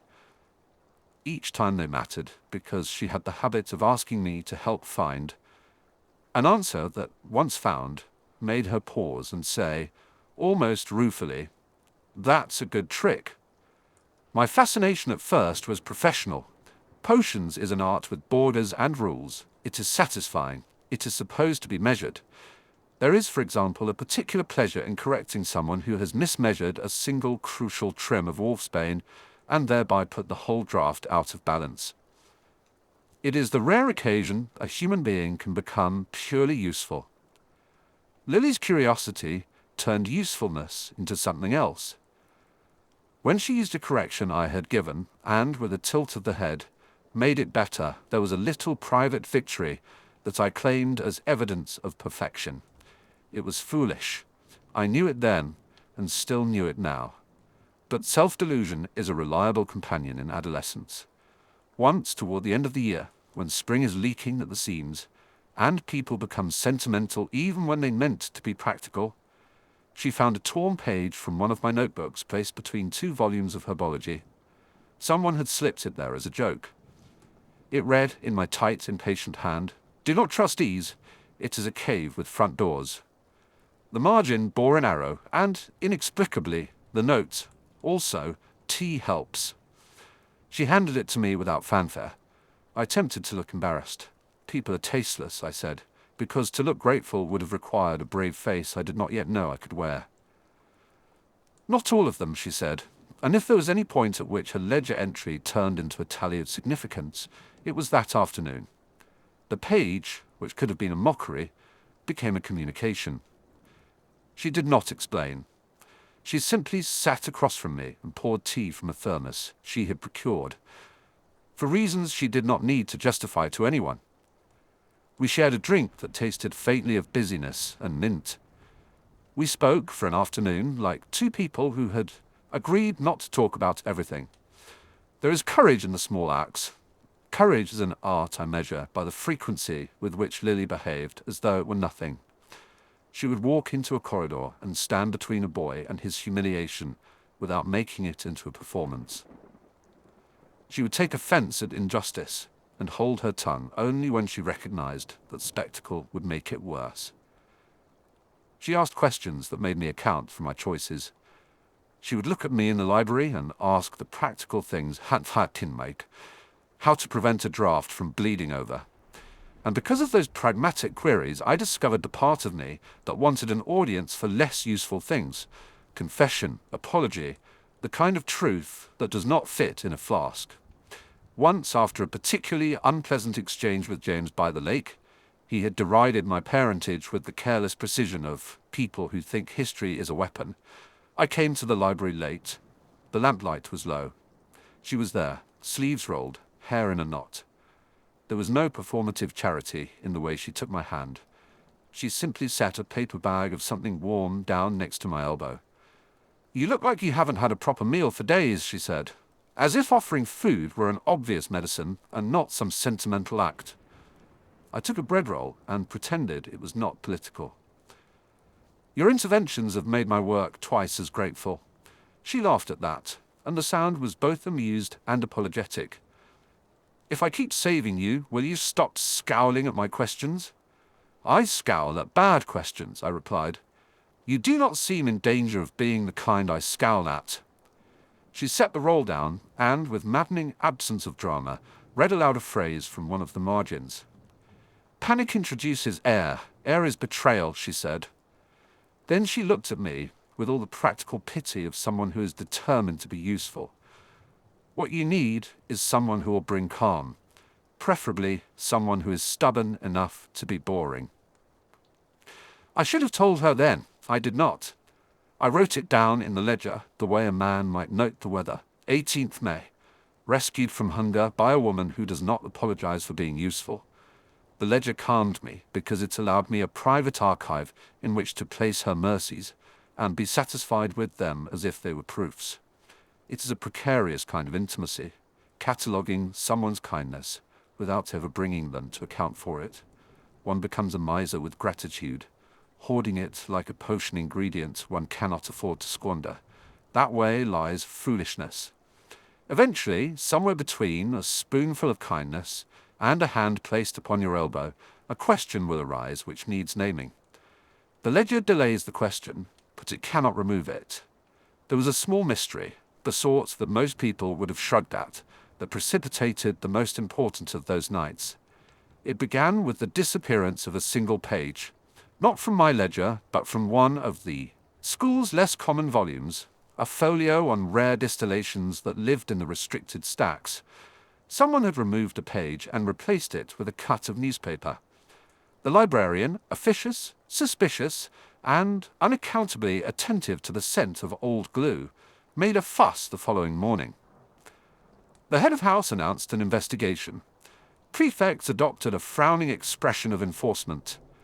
The school had an appetite for scandal that required a chorus. The page, when we found it, and when I say we, I mean we in the triangle of people who, by habit, meandered into one another's confidences, Lily, Remus, and I, had been folded. It contained, in a hand that was not mine, a few notes that suggested someone had been attempting to brew a draft that would allow the user to keep memory intact while removing emotional attachment. It was an ugly potion to think of, a kind of sterilization of feeling disguised as prudence. The footnote was not professional. It read, "For protection, for moments when sentiment is a disadvantage." Lily's face went very still when she read it. "Who would need that?" she asked, in the way people pose questions they already suspect the answer to. "Anyone who wants to sharpen themselves by trimming away the soft bits," I said. "Anyone who believes that getting rid of feeling is a pathway to power." We did not know whether the notes were a student's half-baked experiment, some older wizard's marginalia that had fallen into the wrong place, or an active plan. The librarian suggested pointedly that we keep our noses out of other people's business. The prefect suggested we hand our suspicions to the head. I would not. I have always preferred the smell of a problem before others file it away and proclaim themselves its solution. The ledger had taught me that details exist between the pages of announcements and pronouncements. It had also taught me that some measures require immediate, quiet action. Lily wanted to know if I thought it dangerous. She was not falsely brave. She wanted facts. She wanted to know whether to worry for others or for herself. The way she asked the question made me think of rain on a roof. Necessary, inevitable, indifferent to the scaffolding of a house. "Do you think," she began, then halted. We had both learned caution. Words like who and why have a way of dragging too much with them. "How would you use something like that?" I asked. I had a privately held horror of people who would strip themselves of feeling in order to be effective. There is a point where usefulness becomes cruelty when uncoupled from compassion. She considered. Her green eyes were the color books attempt to describe when they fail. "To get through grief," she said, quietly, as though the words themselves might be a small, necessary incantation. "To be able to finish something that the world will not wait on." There was a sound then, a small scraping of chairs on stone, and Remus looked at us. Because Remus always knew when we were about to make an arrangement that would be inconvenient. "Or to avoid the cost of caring," he said. "Either way, it's not something that belongs to the library unguarded. We agreed to investigate, not loudly, because that is the precursor to cover-up. We did what conspirators who are small and committed do. We sat in the library after hours and pretended to be reading." Lily had an uncanny talent for appearing to be entirely innocent about where she was and what she planned to do. She would take a volume, and, with fingers that were often inked from the corners of old pages, she would follow up on the marginalia. Remus had the habit of falling asleep in chairs and waking long enough to fetch us tea. I prowled, because I am most useful in places where my own discomfort is a tool. We traced the paper back through the stacks, a smudged fingerprint here, a thread of green ribbon there. It led us, clumsily and anxiously, to a gap behind a shelf where someone had been hiding things. This is not the sort of thing that sets a school on fire, but it unsettled us because it smelled of planning, and planning that deals in avoidance often presages a larger, meaner intent. We found a fragment of a letter. It was unsigned. It contained the kind of language that treats feelings like commodities. "It will be safer. We cannot afford to be sentimental. If we are to be effective, we must be clear." There was also, obscured in the fold, a name we recognized. A young Slytherin. Not someone I would have suspected. Not because they were incapable of thinking too pragmatically, but because they did not show the ambition on their sleeve. The risk of misreading, of accusing wrongly, was high. Lily folded the fragment gently, as if it were glass. "Someone is thinking of removing the things that make you human so you can be what someone else needs," she said. "Who do you suppose would see that as a convenience?" The ledger kept itself busy. I annotated 28th of February, a note discovered advocating for an antiseptic approach to emotion. 1st March, decided to watch, not to speak. I had attractions of a darker sort. I kept them private, and the ledger recorded them. The darker attractions were not always about power. They were sometimes about simplicity. The promise that, if you cut off all the knotted bits of yourself, the rest would be clean and efficient. It was a temptation aligned, unfortunately, with the values of certain adults who will not notice the moral cost, if the performance is achieved. That is the great danger of institutions. They can value effectiveness so highly they forget the human being inside the machine. I had watched that temptation in the eyes of men and women who looked at the battlefield and calculated casualties as if they were footnotes. I had also, foolishly and most dangerously, flirted with the idea that it was a way to be recognized. Lily never flirted with that idea. She never assumed that to be practical, you must be unfeeling. She had a ferocious kindness that was inconvenient. She would be kind when it cost her sleep, or social standing, or an evening with friends, and she would do it as easily as someone might take off a cloak. I suspect, secretly, that the reason she seemed so aggrieved at injustice was that she took it personally when others treated the world like a ledger. We watched, and then we acted. The Slytherin, we suspected, was confronted by a ritual of quietness, a conversation in the library, a retrieval of books, a question that made them see how small what they'd proposed was, when debated under the light of people who cared. I did not threaten. I do not believe threats are elegant. I tend to make examinations, which is another form of pressure. The Slytherin admitted, with the kind of abruptness that suggests they had never been confronted by persons rather than positions, that the note had been a thought experiment. They had been raised to prize order and had, in a moment of preposterous clarity, written something barbarous as a solution. It was a small victory, not heroic, not even particularly satisfying. But it had the virtue of being enacted by people who had real reasons to care. We did not hand the student to the head for punishment. We allowed them a chance to understand that planning cruelty is the first step toward doing it. It was an ugly lesson that the kind of educational cruelty those built to last sometimes require, an opportunity to be better rather than merely punished. Afterwards, we sat around the long table with stacks of books in disordered piles and cups of tea that tasted of too much sugar. There was a hush around us that felt like a truce. Lily put her elbows on the table and regarded me with that expression that makes me forget to be charming, and instead become merely honest, which is worse. "You could have gone to Dumbledore," she said. I choked a little on tea. "He would have made a speech, and the school would have felt virtuous," I said, trying for wry. "I would rather find the problem and be responsible for its resolution," she finished for me. She looked pleased, the way people are when they confirm a suspicion about you that flatters them, because you care enough to do it yourself. There is a distinct, shameful pleasure in being understood. It is small, as pleasures go, the kind that can be written on the inside of a ledger and kept safely in place. I made that a line in the book because it felt, for the moment, practical. "You would do the same," I said, "if it were you."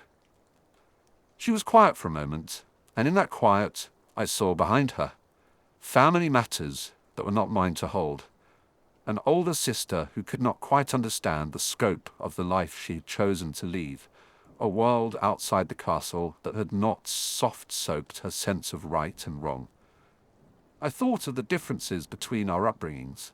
Spinner's End loomed in my memory, not as the place of origin, but as a textbook of cause, why one might be quick to evaluate people and slow to forgive. Lily's family existed in a different register. She had borders that did not need to be explained, only recognized. "You always write things in the margins," she said suddenly, and her eyes dropped to the small ledger peeking out from under my elbow. "You keep notes. Why don't you write the important ones in ink rather than pencil?" It was an odd question. I could be literal, of course. I placed my quill down on the table, like a man who has reached a conclusion. "Because pencil can be erased," I said, "and without erasure, there is no room to revise." "You would revise yourself," she said. "You do not forever occupy your first judgment." I had the extraordinary desire to tell her that I had been revising myself since before she knew me, and that each erasure had ripened into something I could not then name, without saying everything at once and risking the entire structure of our small world. Instead, I put the ledger further under my sleeve. I made a note. 2nd April, offered a reason for pencil, considered lying. I told myself that the ledger did not need to contain everything. There were things a book could not hold. The library becomes a theatre. Other people drift in and out. There are the students who prefer the smell of printed, unchallenged knowledge, and those who feel safer in the briskness of company. Sometimes James would saunter by, with Sirius bent double in a laugh, and the moment of ease they took as they passed was a prick at my composure. He would not always be cruel, but he did enjoy, with juvenile conviction, being the author of my discomfort. There are ways of being patient with boys that are different from being patient with circumstances. Lily's patience had a moral dimension. James's had an impulse to command attention. I realize now that the animosity between us was less about our whole lives than about the stories he wanted to tell himself about the sort of man he was. There are weeks when the ledger contains more record than poetry. The theft of an ingredient, a face-to-face with a prefect who thinks discipline is synonymous with cruelty, the slow erosion of civility, from a classroom where the sound of laughter is an artillery of humiliation. I kept those entries because counting misdeeds makes them less overwhelming. It is a trick of survival. Make a list, and the world stops spinning. And yet, there is a different kind of ledger one keeps of another human being. The list of moments when they have been unaccountably kind. There are times I have found a way to be small in order to allow someone else to be seen. There is no glamour in it. There is no applause. It is merely ordering your schedule around a person, making the inconvenient next to their work, because you cannot not. That patience is not heroic, but relentlessly ordinary. And ordinary heroism, I have learned, is what endures past spectacle. One night, toward the end of term, when the air outside smelled faintly of wet stone and the students had taken to disappearing in pairs or in laughter, Lily found me by the stacks with my ledger open and, to my surprise, took it from me. I had not noticed the way my fingers habitually curl around it. She did not read aloud. She simply sat and read, brows knitting, fingers pausing on certain entries. When she looked up, there was a line about the day she had defended me in the corridor. "You wrote this like it is a debt," she said. "It is not." "It is not a debt," I corrected before I could be clever. "It is a record." "Which is a kind of grammar," she said. "But records become histories, and histories become things that people hang over their houses. You're hoarding them." I wanted to tell her that hoarding keeps me alive sometimes. I wanted to tell her that without the ledger, I might let myself believe I had been nothing but a string of failures. Instead, I closed the book and slid it back toward her. "Would you like me to cross one out?" she asked, almost mischievously. "Only if you mean it," I said. She smiled at me, an earthen, grave smile. "I mean it," she said. "You're not a theatre of humiliation. I do not generally trust flattery. I mistrust kindness too when it is given with strings and expectations." Lily gave it wide and without such levers. There was for a moment a private, ridiculous joy that flickered in me. The notion that perhaps I could catalogue a change rather than an injury. But even as the sentiment rose, a more practical mind prepared the ledger with a footnote. Things that are left unspoken make excellent seeds. We left the library with chairs scraping softly behind us. Outside, the world had that thin coo of late-night pygmy owls, and the echo of a carriage somewhere that no longer matters. We walked in a kind of companionable silence. Then she stopped by the window and looked up at the castle, the way someone looks at an old friend and counts the changes. "If someone wanted to take away what makes them soft," she said, not looking at me, "what would you do to stop them?" I thought of the ledger. Lists, notes, counters. I thought of the nights when the castle closed, and she would appear with an insistent question.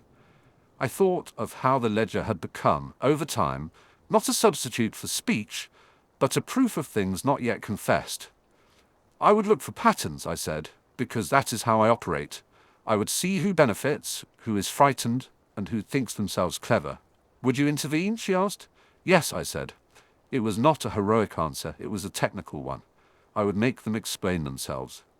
"Would you do it for me?" she asked, with the innocence of someone who assumes the stakes are plainly visible.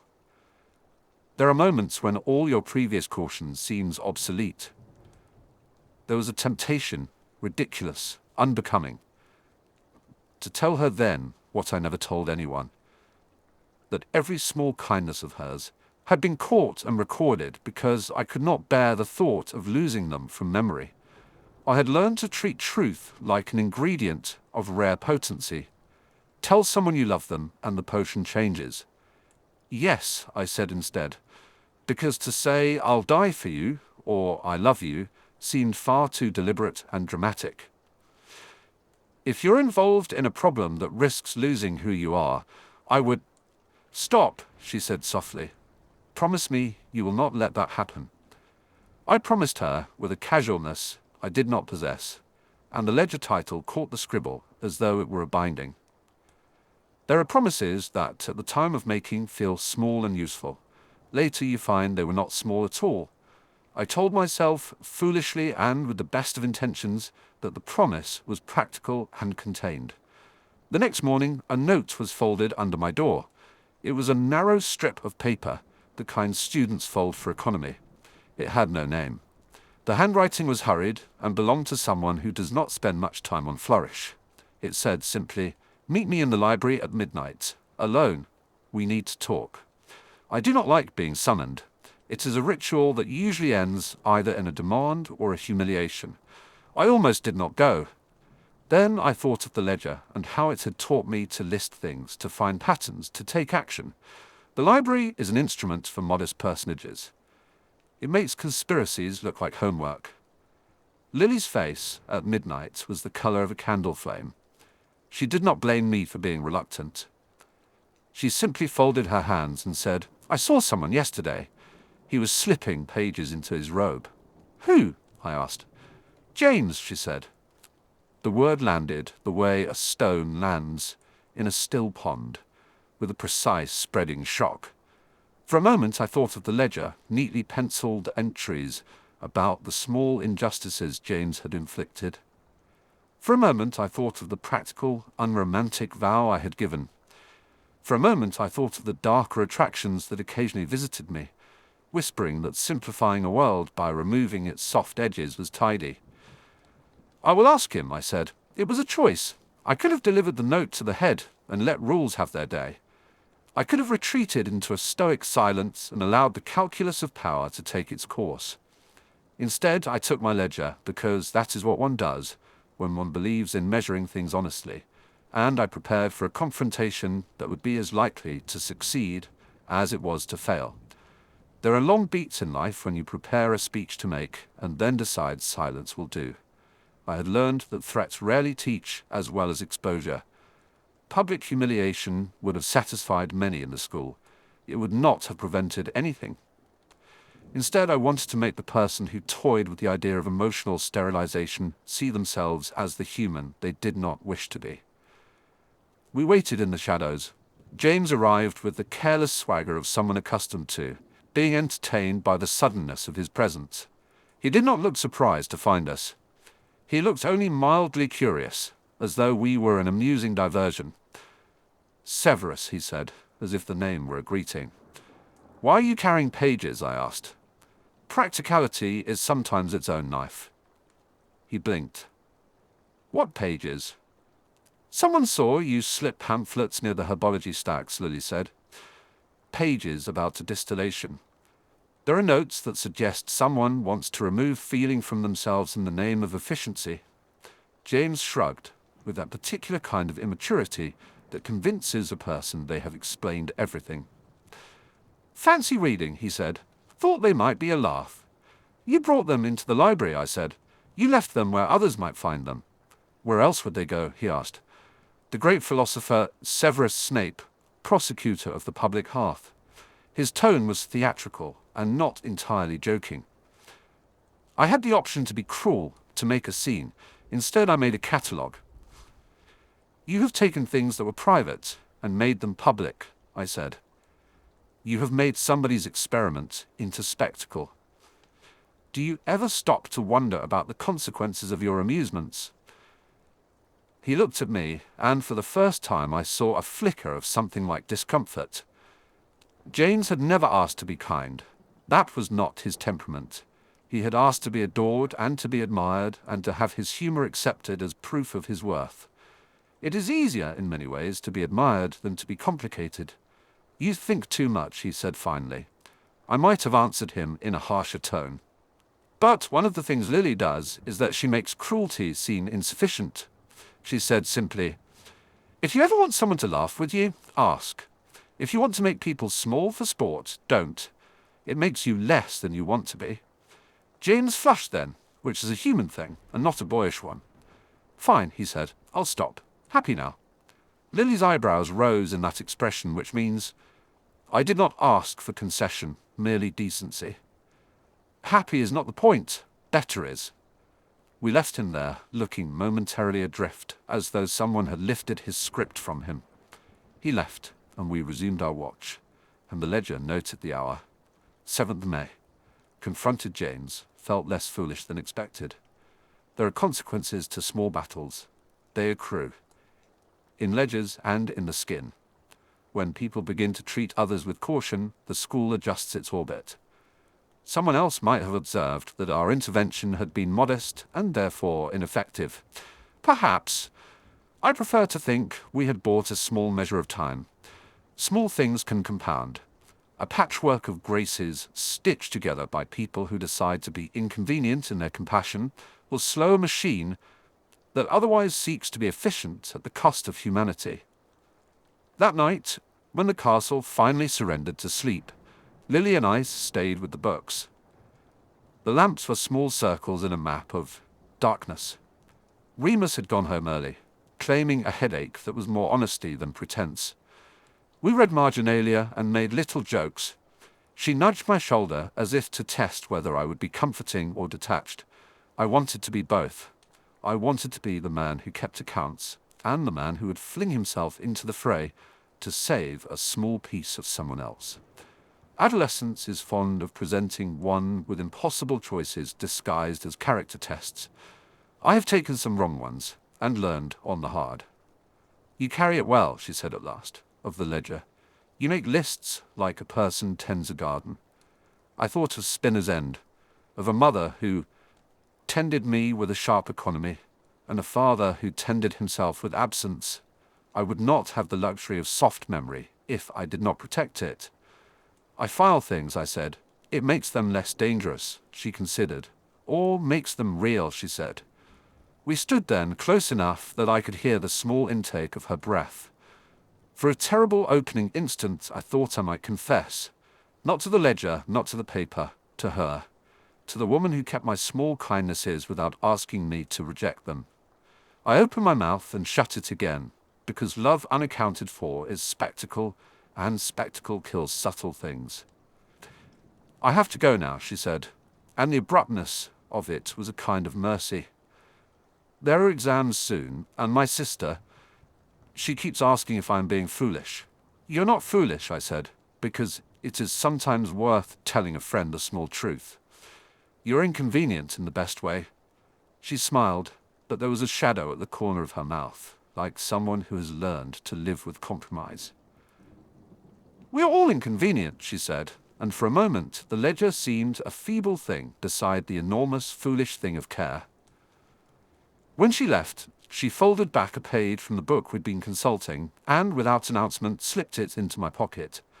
It was a scrap with a recipe, nothing dramatic, but someone had underlined a passage about the care of memory in preparation.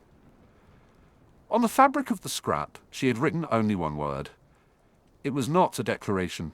It was not quite a promise. It was a recording. It was, in the ledger of the heart, and I have not yet learned to say these things plain, a small, precise thing. Remember, I held the scrap in my hand for a long time, and I thought of the ledger and all its entries. How long, I asked myself, can a man catalogue small mercies before he is forced to give them a name or lose them by neglect? I arranged the entry on my tongue and decided that, for once, the name could wait. There was courage in delay as well as in confession. There are times when a thing must be confessed, and times when you must gather more proof.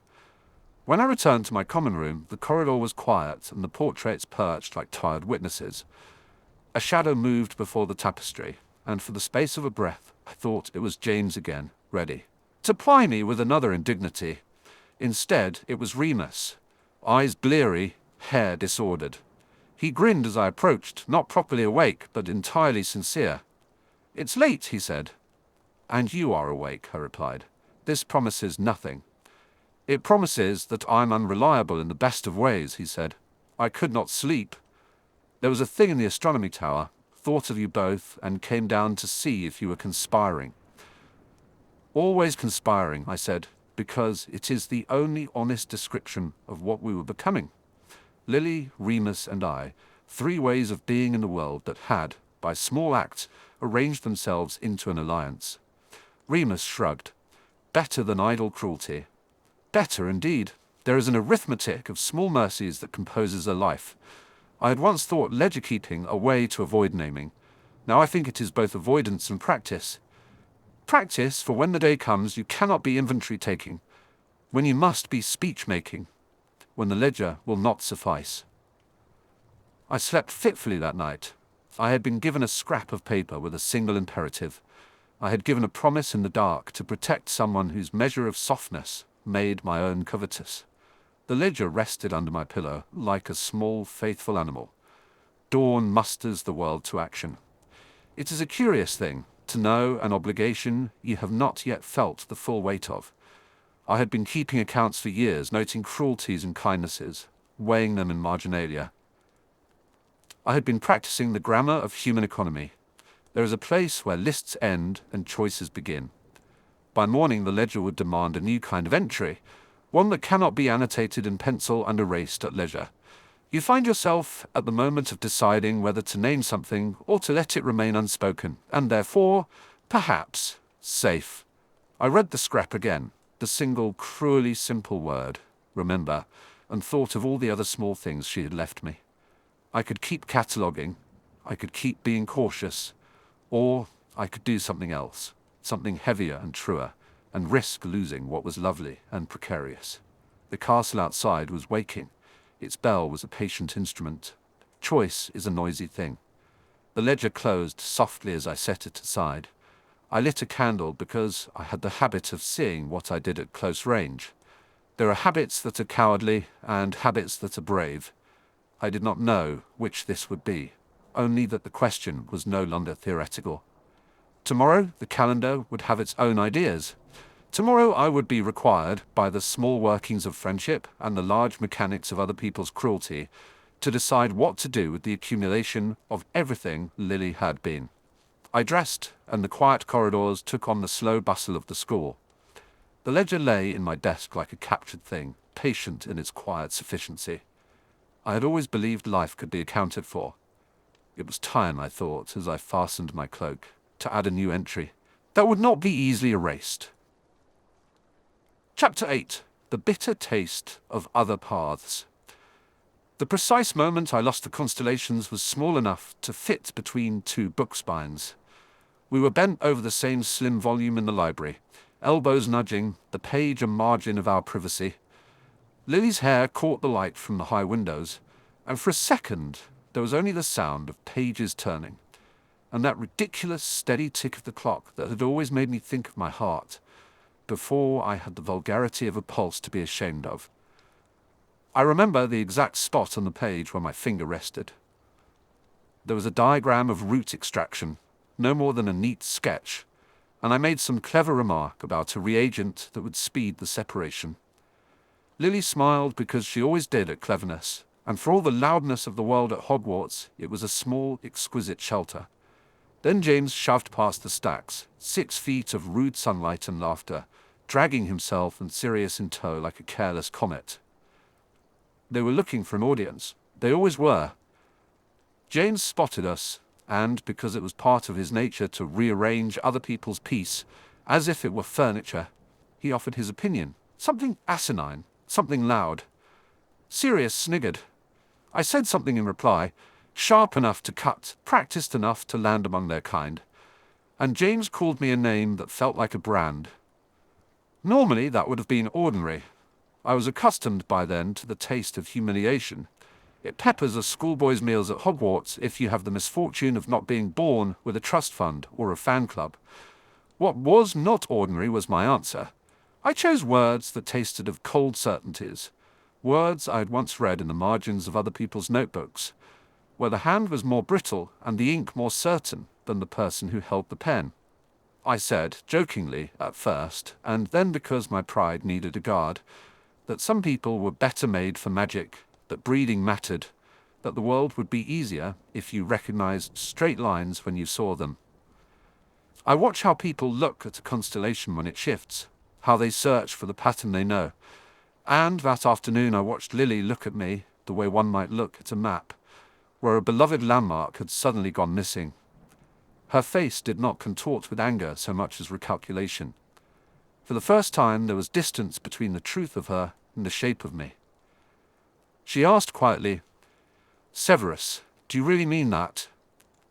I heard the syllables like an accusation and like an offered life. For a stammering child who measures worth in recall and in small exact gambits, who keeps trophies that smell faintly of sulphur and pride, the answer came out like an incantation I had practiced to keep the wolves at bay. I said yes. It is easier to trim hedges than it is to cut flesh. I had wanted to belong. There is an appetite for belonging that will eat the shape of you if you do not feed it carefully. Slytherin was a shelter with high windows. It promised safety if you held to its quick rules. There were older boys who smiled and let me into confidences, whose laughter smoothed the sharpness of my hunger. They read the world as I had been taught to believe it, by whispered legacy, by a mother who liked her lineage clean and precise, by men who wanted the comfort of order. I tested those ideas as one might try on another's cloak. It was warm. It was fitted to my shoulders. It made my back look broader. And because being thought clever had been my currency for survival, I had no skill at saying no to anything that made people listen.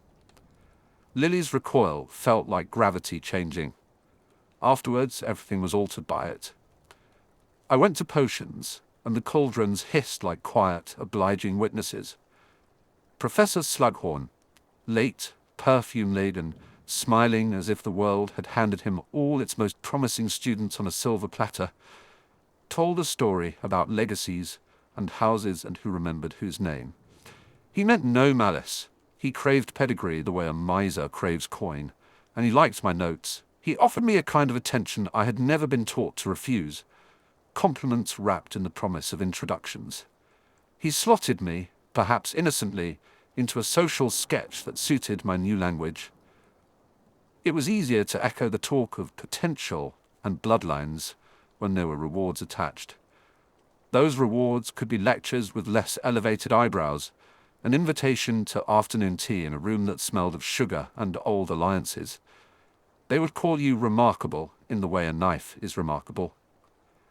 In the evenings I would catch myself repeating the phrases, at first in private, as one tests the weight of a coin found in a coat pocket, then aloud among Slytherin boys who had never set foot in Spinner's End, and yet claimed to understand me better than my own household ever did. They gave me stories of ancient families, of purer lines, of the utility of knowing where you belong. I was not naive. I knew what they meant. I also knew that to contradict them could be dangerous, in a hall where appearances meant everything. So I nodded, and I learned the cadence. There's a softer cruelty than beating someone, the slow, bureaucratic exclusion. They were not even cruel enough to ban me. They did the subtler thing.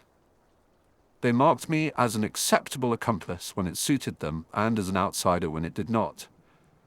But among that ambivalent company I had moments of attention, one older boy letting me read under the common room lamps, another borrowing a line from me for his homework, and then later, using it to make a point at a feast and let me glow in the reflection. It was flattering. That is the cruelest part, to be flattered into compromises. Lily, in contrast, offered me the sturdier, quieter warmth of truth. She did not flatter me for rewards.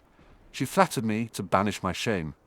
She taught me to see small things clearly, the right pressure to bruise a herb, the sound of a cauldron when it was impatient. And she did it without strings. Our friendship was built on such trades, on helping each other spellbind the world into something less sharp. She was my contraband, my memory of normalcy, and I loved her with the kind of ferocity that lives in molecules and does not announce itself. So when she drew a line at my words about breeding, it read to me like a betrayal of a very old promise. How do you reconcile a friend who recoils from what you have become without losing the person she was to you? How does one count a ledger where love is divided by principle?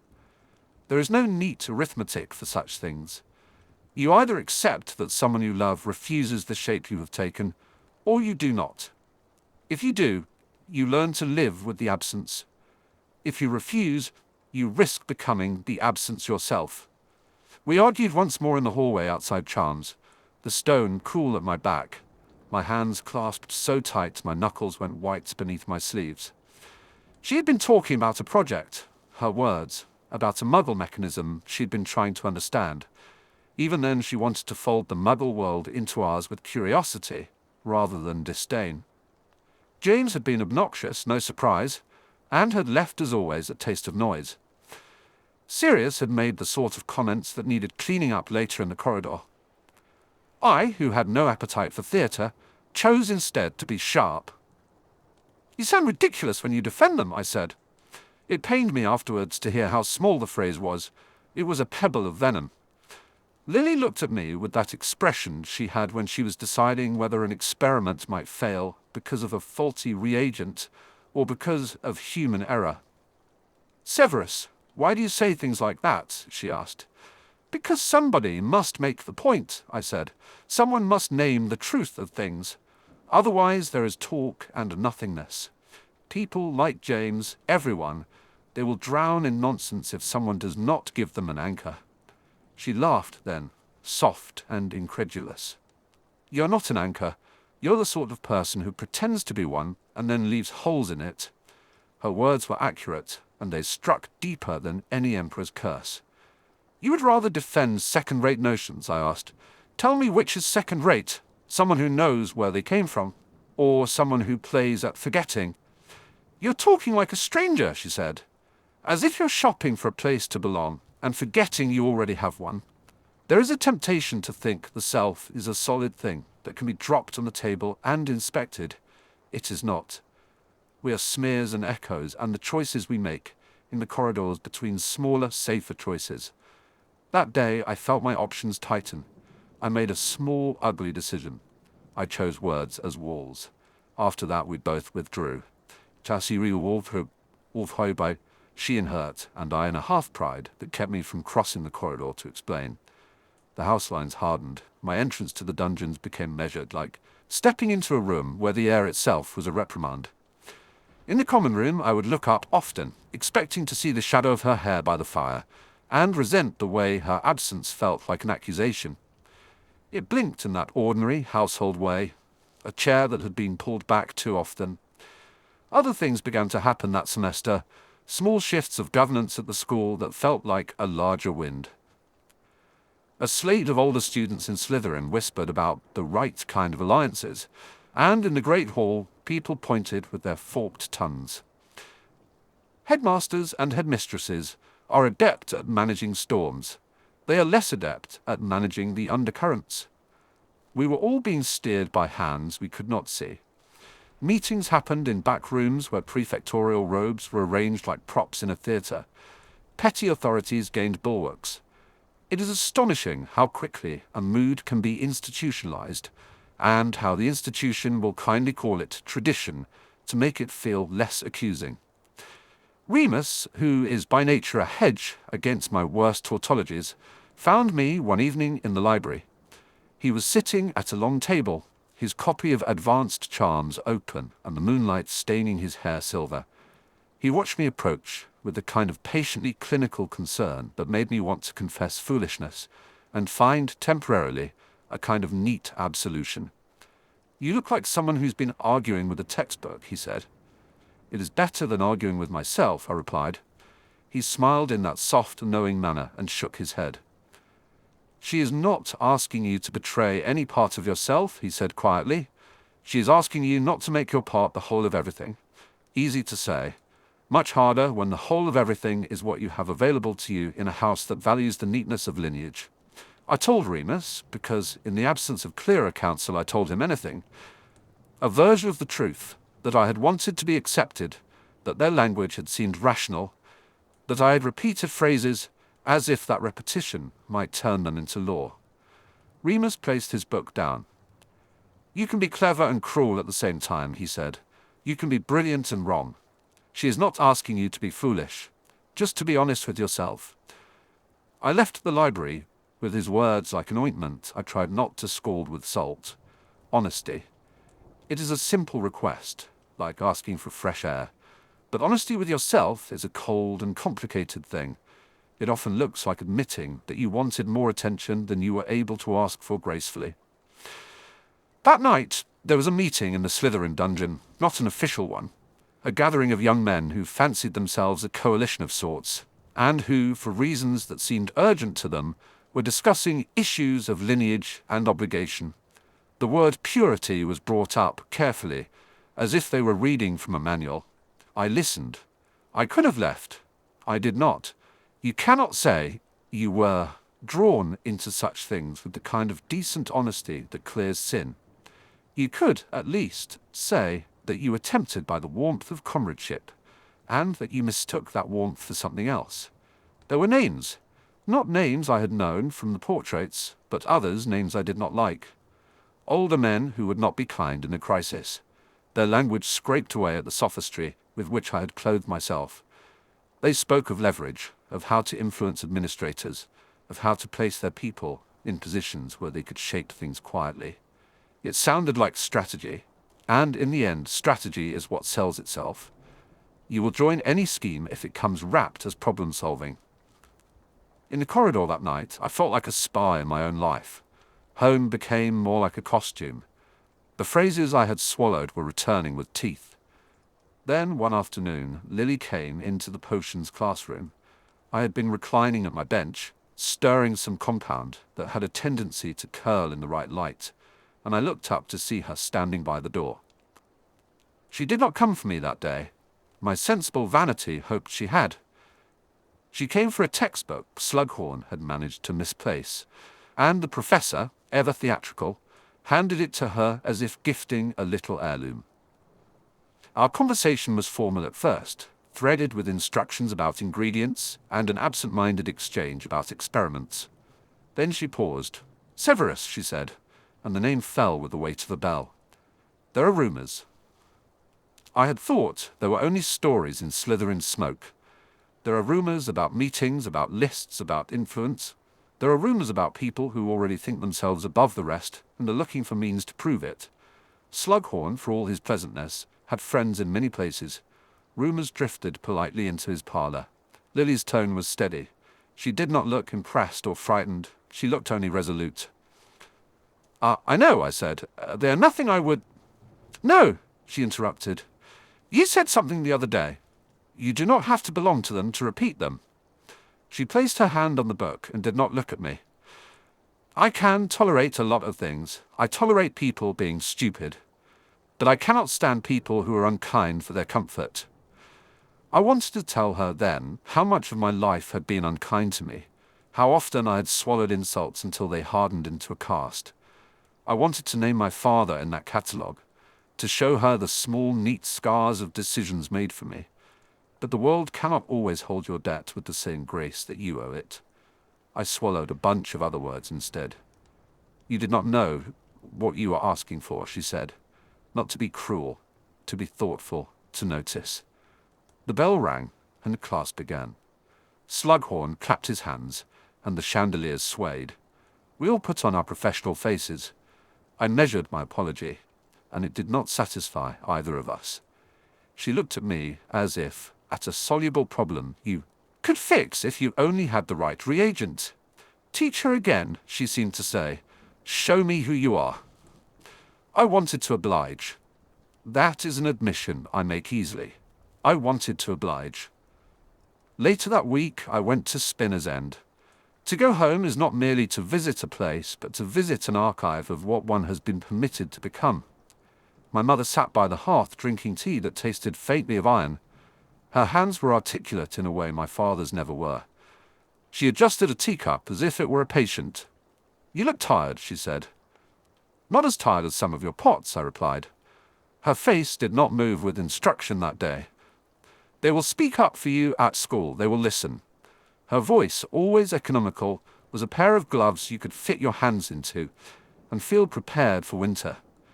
"I do not need them to speak for me," I said. "I need to learn not to translate myself into something I am not." She looked at me and, for the love of all small mercies, did not offer solutions. "Be practical," she advised. "It is easier to build with fewer materials." The house has its own politics, but they are narrow and familiar. Spinner's End is not a place for polite lies. It requires a kind of clarity. I came away from there, resolved to find a balance, to make amends in ways that suited my temperament. Quiet letters, correct potions left on doormats. A controlled humility. I believed then that my course could be corrected by small acts, like refilling a cauldron that's been left to cool. One could hope, at that stage of events, that apology is a kind of magic. It is not. People keep ledgers of their own, and some ledgers do not balance simply because you hand them a note of regret. There were smaller mysteries to occupy me as well. A vial went missing from the potions storeroom, and there was talk of theft. Slughorn fretted with the theatrical fingers of someone who felt slighted when the order of his surroundings changed. He asked us, with no particular delicacy, who might have wanted something that measured mood and told fortunes when administered with the right salt. There were whispers of a student who had been seen at night near the greenhouses, and a scrap of parchment found under a stair. Hogwarts collects secrets the way a hedge collects leaves, and occasionally coughs them out. "I could have pursued those threads with zeal," cried Wolfe, "and shaped the hunt in a direction I preferred. I was tempted. It would have been useful to place the blame elsewhere, to turn outward my taste for order. But each time I felt the pull to direct suspicion, I thought of Lily, of the way she folded other people's ignorance into compassion more than contempt. She would have wanted the missing vial found, but for the right reasons, not as an excuse to humiliate. That, perhaps, was my crossroad in miniature, the chance to use a school-wide mishap to draw applause and an invitation from Slughorn, or the chance to reveal it and show my loyalty to the honest truth. I settled on an inelegant middle course. I investigated privately, learning more than I chose to share, and in doing so I found myself in the company of other boys who enjoyed the thrill of secret knowledge. It was not noble, it was efficient, and then the narrow alley slipped wider.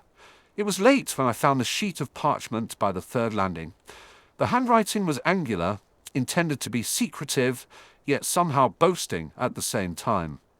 It spoke of gatherings in a place near the village, of people who believed that the school could be guided gently into a better future if only someone could find the right hands to push on the levers.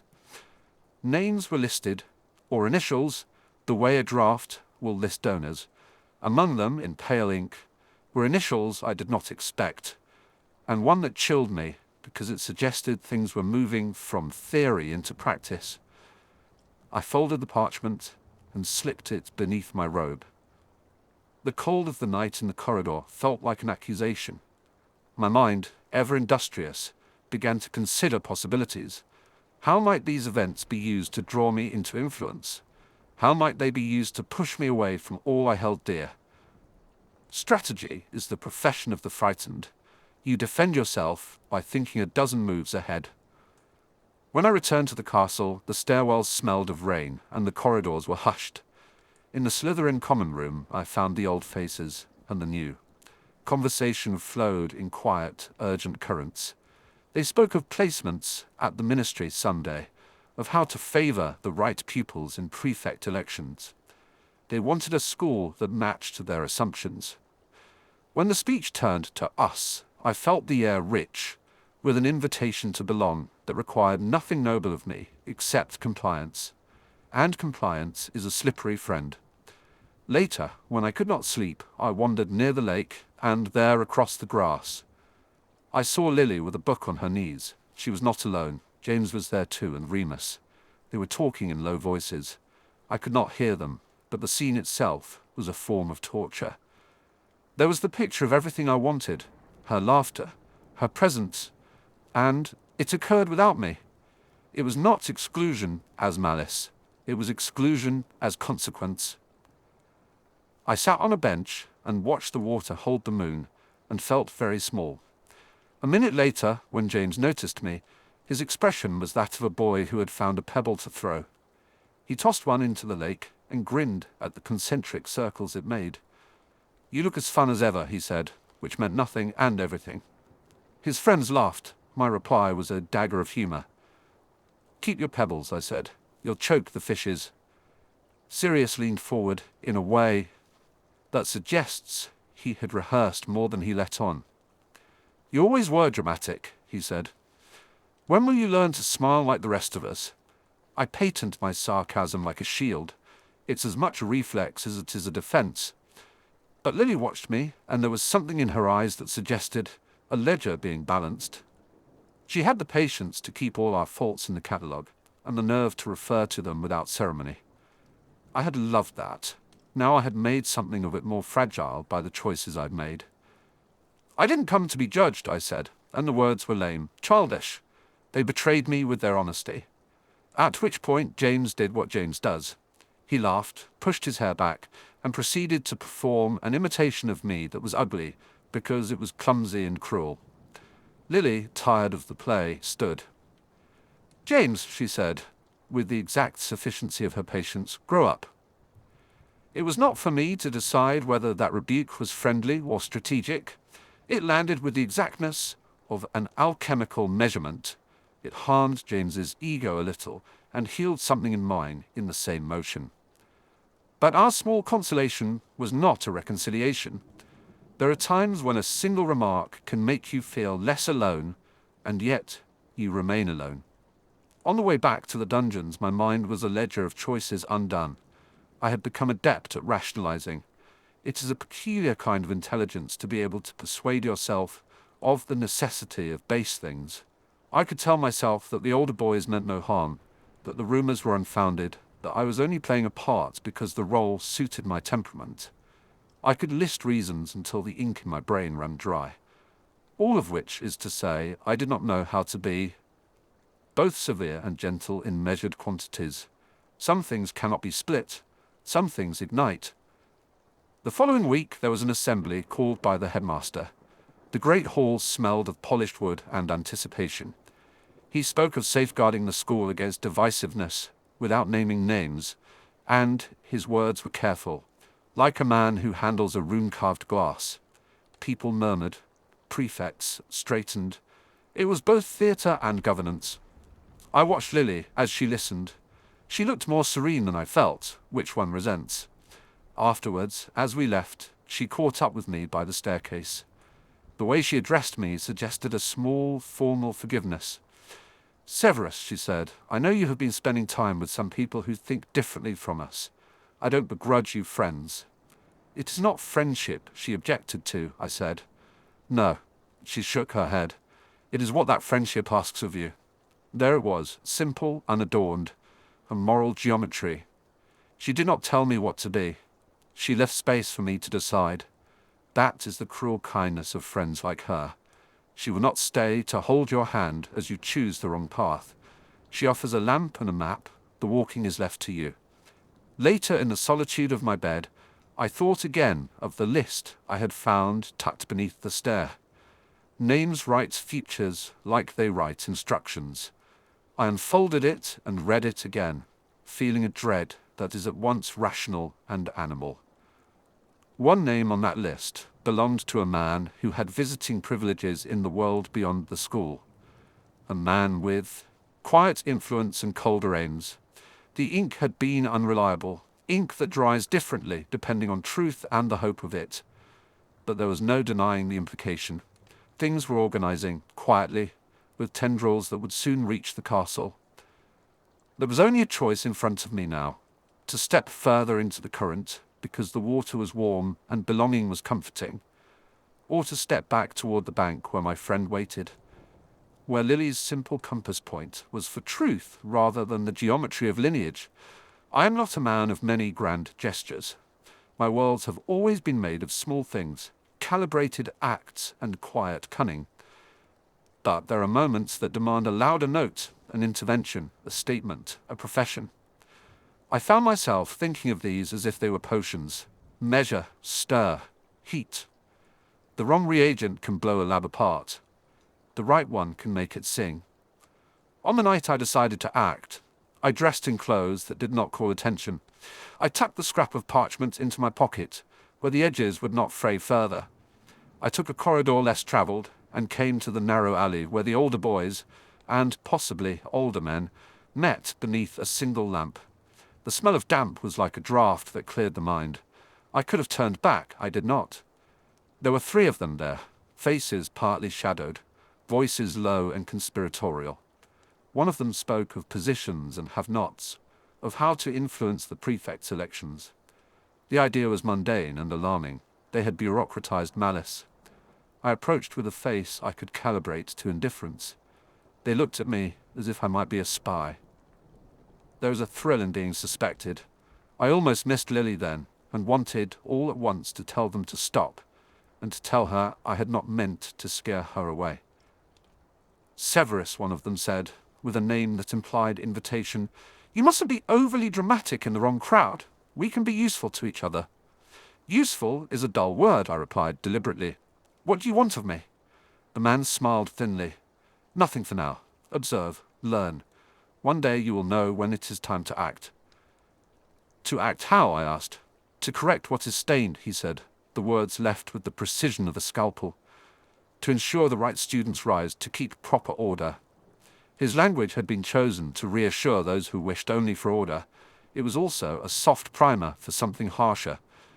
I thought of Lily again, of the way she made allowances for people and expected decency in return. I thought of Remus, steady as a plumb line. I thought of my mother, who taught me to build with fewer materials. I could feel the ledger in my hand as if it were a tongue. "No," I said at last, "I am not interested." They laughed in that particular lucky way that is reserved for the arrogant who think a refusal is simply an affectation. "You will be in time," the leader said. "We all make choices. You might as well make yours where there is reward." Walked away before my retort found itself. There are different kinds of courage. Some require a flourish. Some require the slow, patient refusal to climb a ladder that will bring you nothing but applause and a heavier load. I had refused them and yet felt no heroism. I had refused them and yet feared the cost would be dear. People rarely want you to be heroic quietly. They prefer grand gestures or quiet compliance. The human theatre demands spectacle. When I returned to the castle, the moon was low and the halls quiet. I thought of Lily asleep perhaps, or perhaps not, and of the way she loved as if it was simple arithmetic. Do unto others and you are done. I felt old in the way that disappointments age you, not in years but in the backbone. That night I sat at my desk and wrote a letter, the kind that is careful and slow. I did not send it. I sealed it and placed it under a stone in my drawer. It was an apology and also a promise to myself to refuse the comfortable warmth of the wrong people. There are many ways to be brave, and some are simply the refusal to be small. The next morning I handed the parchment I had found to the only person who would read it without a performance, Professor Slughorn. He received it with an offended theatricality. Then, under the safe protection of the headmaster's instructions, he passed it to those who could act. People are, in the end, sometimes more competent than one expects. I did not follow to see what consequence my actions would produce. Acts are made, marches are begun, but none are guaranteed. Lily was at the library when I left, and for a brief moment our eyes met. There was an unreadable softness, and a cautious look. She did not speak. Perhaps she feared being hurt again. Perhaps she feared that speak would be to set me in motion toward a course she could not watch. She folded her book, closed, and left. I watched her go, and I felt the unnameable reluctance of someone who has made a small, unsteady pledge with no guarantee of reward. How do you account for a friend who recoils from what you have become? You account for them by counting the cost of your choices. You measure the loss in small things: an absence at the bench, a page unshared, a silence where laughter lived. You then decide whether your next choice is to build back the bridge or to walk another road alone. I decided that night to build. It is not an elegant decision. It is a practical, stubborn thing. But even as I determined that, a shadow lengthened on the edge of my life. An invitation or a warning. I could not tell which. The list of names I had found had not been the only thing. There are other, darker correspondences that do not cheerfully announce their presence. They lie in letters folded in the dark, in eyes that linger too long on your lineage, in a hand that offers both warmth and a leash. I slept fitfully, the way those do who have made a small but dangerous promise. There is courage to be found in being ordinary and repeating kindness. There is also danger in assuming that that courage will be noticed. I think now that love is like a potion. It needs careful measure and an ingredient you cannot replicate: time to grow. In the morning, I went back to the dungeons with a resolve that felt like an acid: cleaning, necessary, dangerous if mismeasured. Somewhere in the back of my mind was the echo of that alley, the man with chilly aims, and the knowledge that there are those who consign others to the margins and do so under the language of efficiency. For all my cleverness, I had to learn that there are some small disasters that cannot be reversed by a single clarifying gesture. Outside, a raven perched on the windowsill and stared at me with an impertinent candor. It seemed to know more than it should. I laughed, because sometimes humor is all that keeps one sane, and I had the ridiculous foreign hope that perhaps things could be put right with a few honest conversations, some corrected assumptions, and the tidy administration of decency. We were all, in our own houses, learning how to be a family. Small found families at a school that claimed to teach courage and sometimes taught it in petty ways. That is the problem with institutions. They make moral education bureaucratic. But courage in private, secret courage, can reform them. I gathered my cauldron as if for a quiet battle. I had no grand plan. I had a stubborn, rather terrible thing: the desire to keep the person I loved in my life, as she was. That desire would make my next choices difficult. It would also perhaps show me what I was capable of refusing, and I had not yet seen the true measure of what I might lose if I failed. As I stepped out of the dungeon into the corridor that split for the common rooms, I paused. At that intersection, life often divides. I could see the glow from Gryffindor and the green wash from Slytherin. Their lights overlapped for a second, and then separated like the hands of a clock. I felt the pull. I took a step toward the stairs that led to the library, and for the first time since the constellation shifted, I allowed myself to hope that sometimes you can retrace a star and find the pattern once more. But even as I walked, the thoughts sat like an old, familiar ink on my tongue. Some paths closed softly, others with a clang. The choice was not only mine, and there were hands in the shadows that had begun to move. Chapter 9. A bottle, a vow, and a flood of regret. There are moments that announce themselves like footfalls on a stone stair, precise, echoing, impossible to ignore. I have kept one such moment, as if it were a specimen in a file, labelled in my head, revisited when necessary. It smells of copper and lemon peel, and of the particular cold that lives under the dungeons of Hogwarts.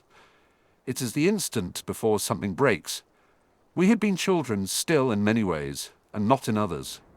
The castle could teach you geometry and restraint, and the correct pronunciation of difficult names, but it could not teach you how to stop needing to be seen. I had learned early on that the quickest way to be noticed was to be excellent at something small and precise. Potions, with its measured heat and indifferent reagents, was practice at being indispensable without being loved. Lily noticed the small things better than most.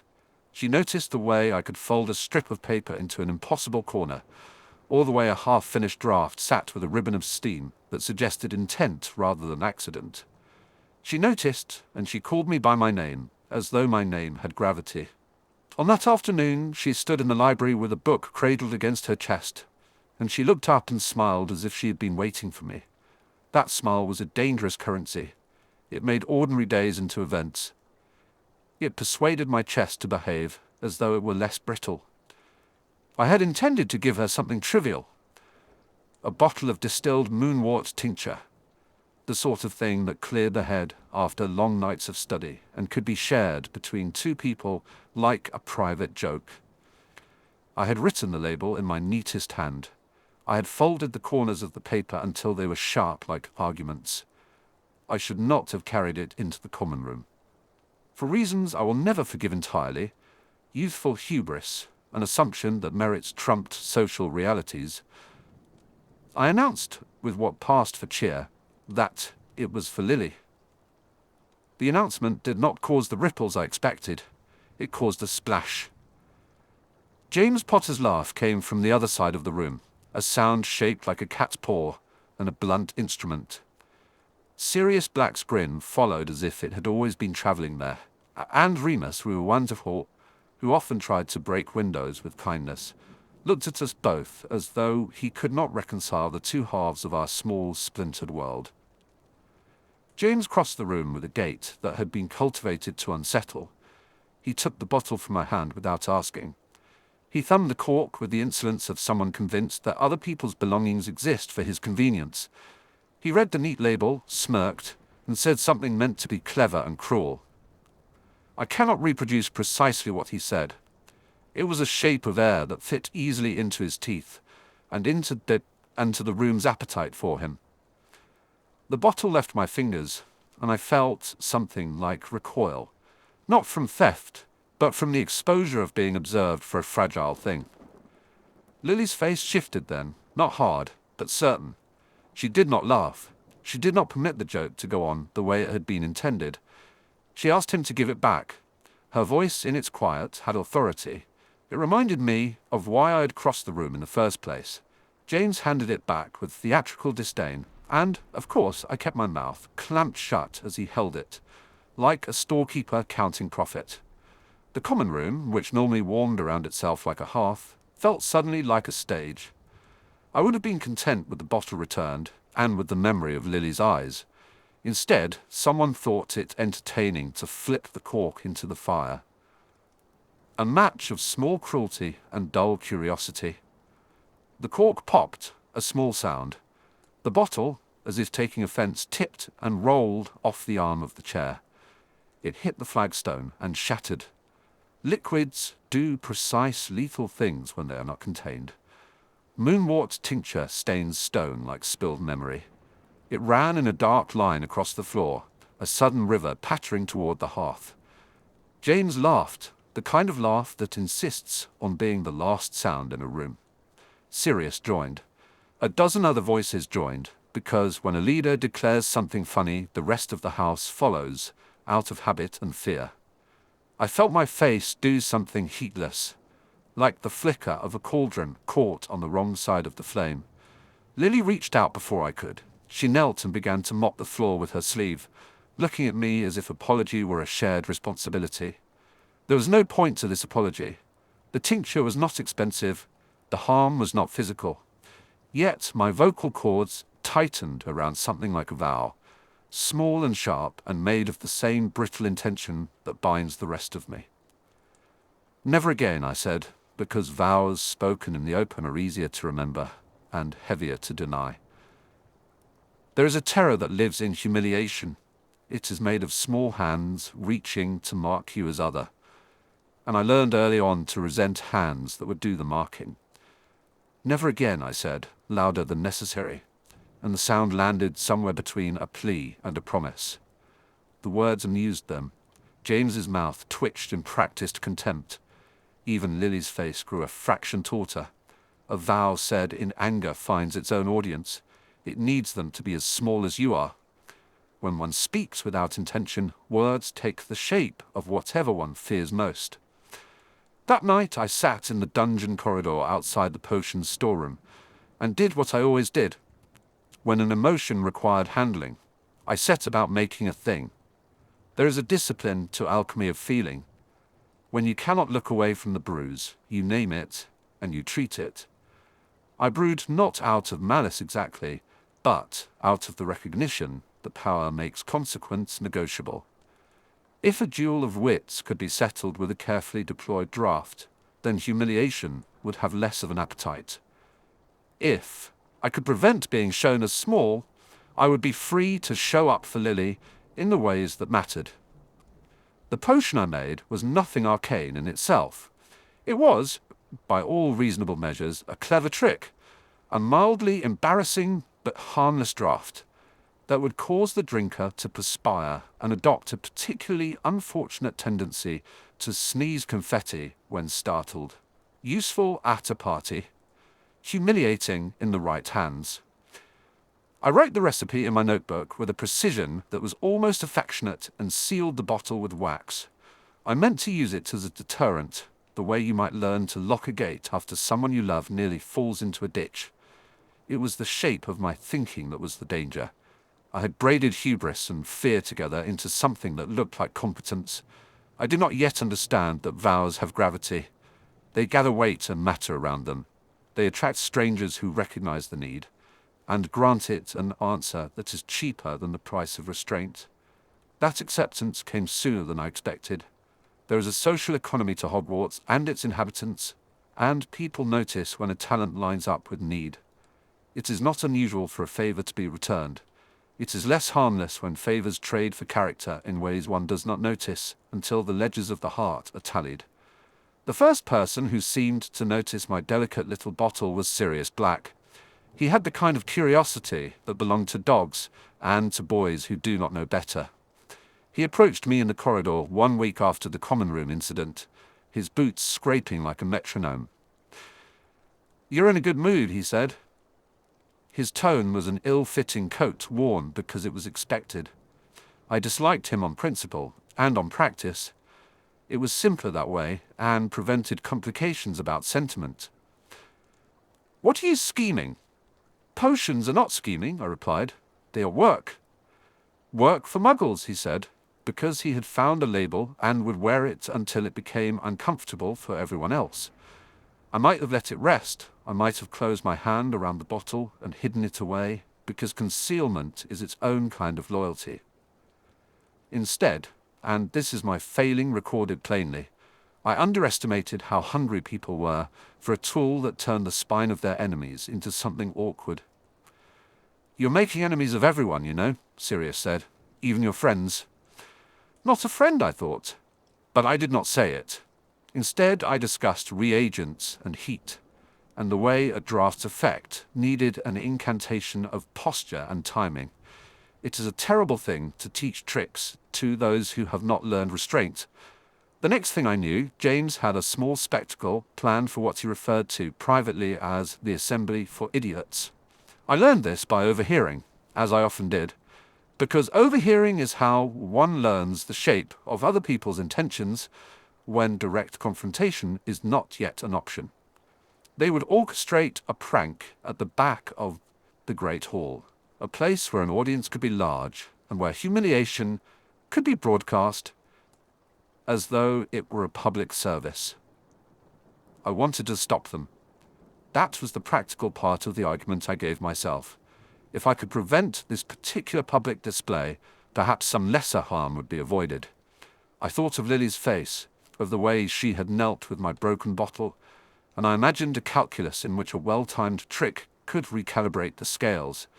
I magnified the small wrong done to me into a reason that seemed potent, and perhaps even noble. It was me who prepared the draught. I watched it simmer under the low flame, its surface a small, honest sheen, and I felt an absurd pride at the craft of it. I labelled it as harmless and stored it in the sleeve of my robes like contraband. I rehearsed the moment mentally, as if rehearsal could substitute for consequence. I told myself I would not take pleasure in it. I would only neutralize an insult. The vow I had spoken in the common room, never again, hummed against the inside of my ribs. The night of the prank, the great hall hummed, with the gentle, reckless energy of boys, gathered to test the limits of their own cruelty. James was theatrically jovial, as if he were the sun and the rest of us, the gathered planets. Sirius hovered like a loyal comet. There were chants, and someone had thought to string a small line of banners. I stood in the shadow of a pillar and felt the bottle like a stone in my pocket. What I did not imagine was the way an audience can alter an experiment. In the lab, variables are kept close. At school, variables are other people's attention and the possibility of improvisation. Someone knocked into me as I moved to the place I had chosen to plant the draft, and it was a careless shove, nothing more, delivered with the thoughtlessness of one who believed the world owed them nothing. The bottle slipped, micro-clattered against stone, and the cork popped. In a heartbeat, the draft spilled across the floor and into the shoulder of a passing prefect. It was a mistake of the sort that announces every color of consequence. The prefect sneezed once, and a scatter of what looked like confetti burst from his nose. The hall erupted. What was meant to be a private rebuke transformed into public farce, and James, delighted at first by the spectacle, flushed the color of someone pleased with his own power. For a fraction of a second, the situation looked like a triumph. Then Lily moved. She did not laugh. She knelt as she had in the common room, and she began to help the man who had been tricked. Her action was neutral, practical. It was kindness made of muscle memory. I felt relief inch along the edges of me like heat. Perhaps, I thought, the damage would be limited. Perhaps, I thought, the vow would achieve its ends without tearing anything else. The prefect, a boy who had been training under the notion that decorum was the solvent of chaos, came at me with the sort of official scowl that comes when the institutional must be seen to be untouchable. He demanded to know where the draft had come from. I did not answer at first, because answering felt like giving names to things I did not yet understand. He pressed, and my silence made the room lean in like a listening thing. "Tell us, Snape," James said, his voice syrupy. "Was it one of your little inventions?" I had not expected the matter to be kept small. I had assumed discretion would be a courtesy. It was not. The crowd was a lens that magnified into an accusation. Without thinking, out of the same stubbornness that makes experimenters, I stepped forward and took responsibility. I said it was mine. That is the point where your choices separate into light and dark. Taking the blame was, in that one beat, a gesture of honesty and of arrogance. Honesty because there is a peculiar pleasure in owning your work. Arrogance because ownership is a rare currency among men who live by appearances. It brought me a level of respect I had never before tasted from a crowd. The prefect declared some minor punishment, as protocol demanded, and James chuckled as if this were all on his terms. What I had not counted on was Lily's face after she learned I had been the author of the stunt. She drew away, not with anger, but with a kind of immediate and painful disappointment that felt heavier than any curse. She told me, in the library the next afternoon, that she couldn't condone causing pain, even if it was meant to be harmless. Her words were not condemnation so much as boundary. They were a small, implacable sort of moral gravity. She refused to justify my ends by my means. "I thought you were different," she said, which hurt because her voice had been something I had been shaping my life to deserve. It was a moment for which there is no practical paraphrase. If one were cataloguing cruelties, this would fall under the list of betrayals not of person but of potential. I had hoped to shield myself and her both. Instead, I had drawn a line. I had acted to render insult negotiable, and the negotiation required me to perpetrate something in its own right. We had a conversation that lasted an hour, each of us making our own case. In the end, we agreed to disagree. But her eyes, those green and steadfast beacons, made their verdict without a jury. I remember walking away from the library, thinking that promises are like recipes. You write them down and fold the paper neatly. But once they sit in your pocket, they absorb pocket lint and the smell of your skin. You do not notice until it is time to use them. The vow I had spoken, never again, had become a cage of sorts. It demanded that I never again be shown as small. It demanded that I acquire leverage, that I learn how to bend outcomes. It did not, in its demand, tell me the terms upon which the leverage would be obtained. I had assumed I would procure it through skill. Skill seemed clean. But the world, as it does, offered easy solutions when the difficult ones involved time and patience and the risk of being unseen. The same people who laughed at the bottle were also the ones who later suggested ways to make power less a matter of craft and more a matter of allegiance. It is important to mention, because it clarifies nothing and yet everything, that people are mercantile about vulnerability. They see it as a resource to be exploited, as if scarcity alone confers value. There were those who offered me books and techniques that lived on the margins of school instruction. They were subtle, those offers. A book left in my desk when prefects were not watching. The suggestion of a teacher to study a text in the room reserved for older pupils. I did what many do when offered a rope. I accepted it, in fragments, convinced I could hold both ends. There were evenings when I returned to Spinner's End and lay awake with the house making its small noises around me, my mother's voice calculating the mathematics of caution, and my father's absence humming like a broken string. My mother saw, in my preoccupation, both a plea for approval and a resource. She liked to say that the world would not give me what I wanted unless I reached for it in a manner that made taking it acceptable. Her counsel was practical, not moral. It shapes a person to look for the shortest line to safety. I had been molded by that sort of advice as long as I could remember. Of the voices that might have proved a tempering influence, Remus's was the most reasonable. He had a way of making the long-term visible. He told me once, as we sat under a library lamp with margins that looked as if they had been argued to, that vows are fine when they bind you to better things. If a promise takes you to a kinder place, he said, then it is a promise worth keeping. I wanted to hear the rest of what he said, but I had already chosen. That is another lesson. People will warn you at the edge, and you will nod like a man who believes himself cleverer than the caution. After all, you have seen the place where you must land. You can picture it in the dark. You think you can navigate to it without tripping on the stones you have not yet noticed. There was an institutional consequence to my small performance. Prefects questioned me, and the head of house, whose patience was a ledger of rules, gave me a look that registered not only my mischief, but the miseries I had been accumulating. Hogwarts runs on precedent. It solves issues with a careful application of hierarchy. It is baking a law from flour because the castle has ways of smoothing roughness into shape. I learned then that the institution will forgive a cleverness, will even applaud talent when it is used properly, but it will punish the uncharted use of talent when it threatens the social order.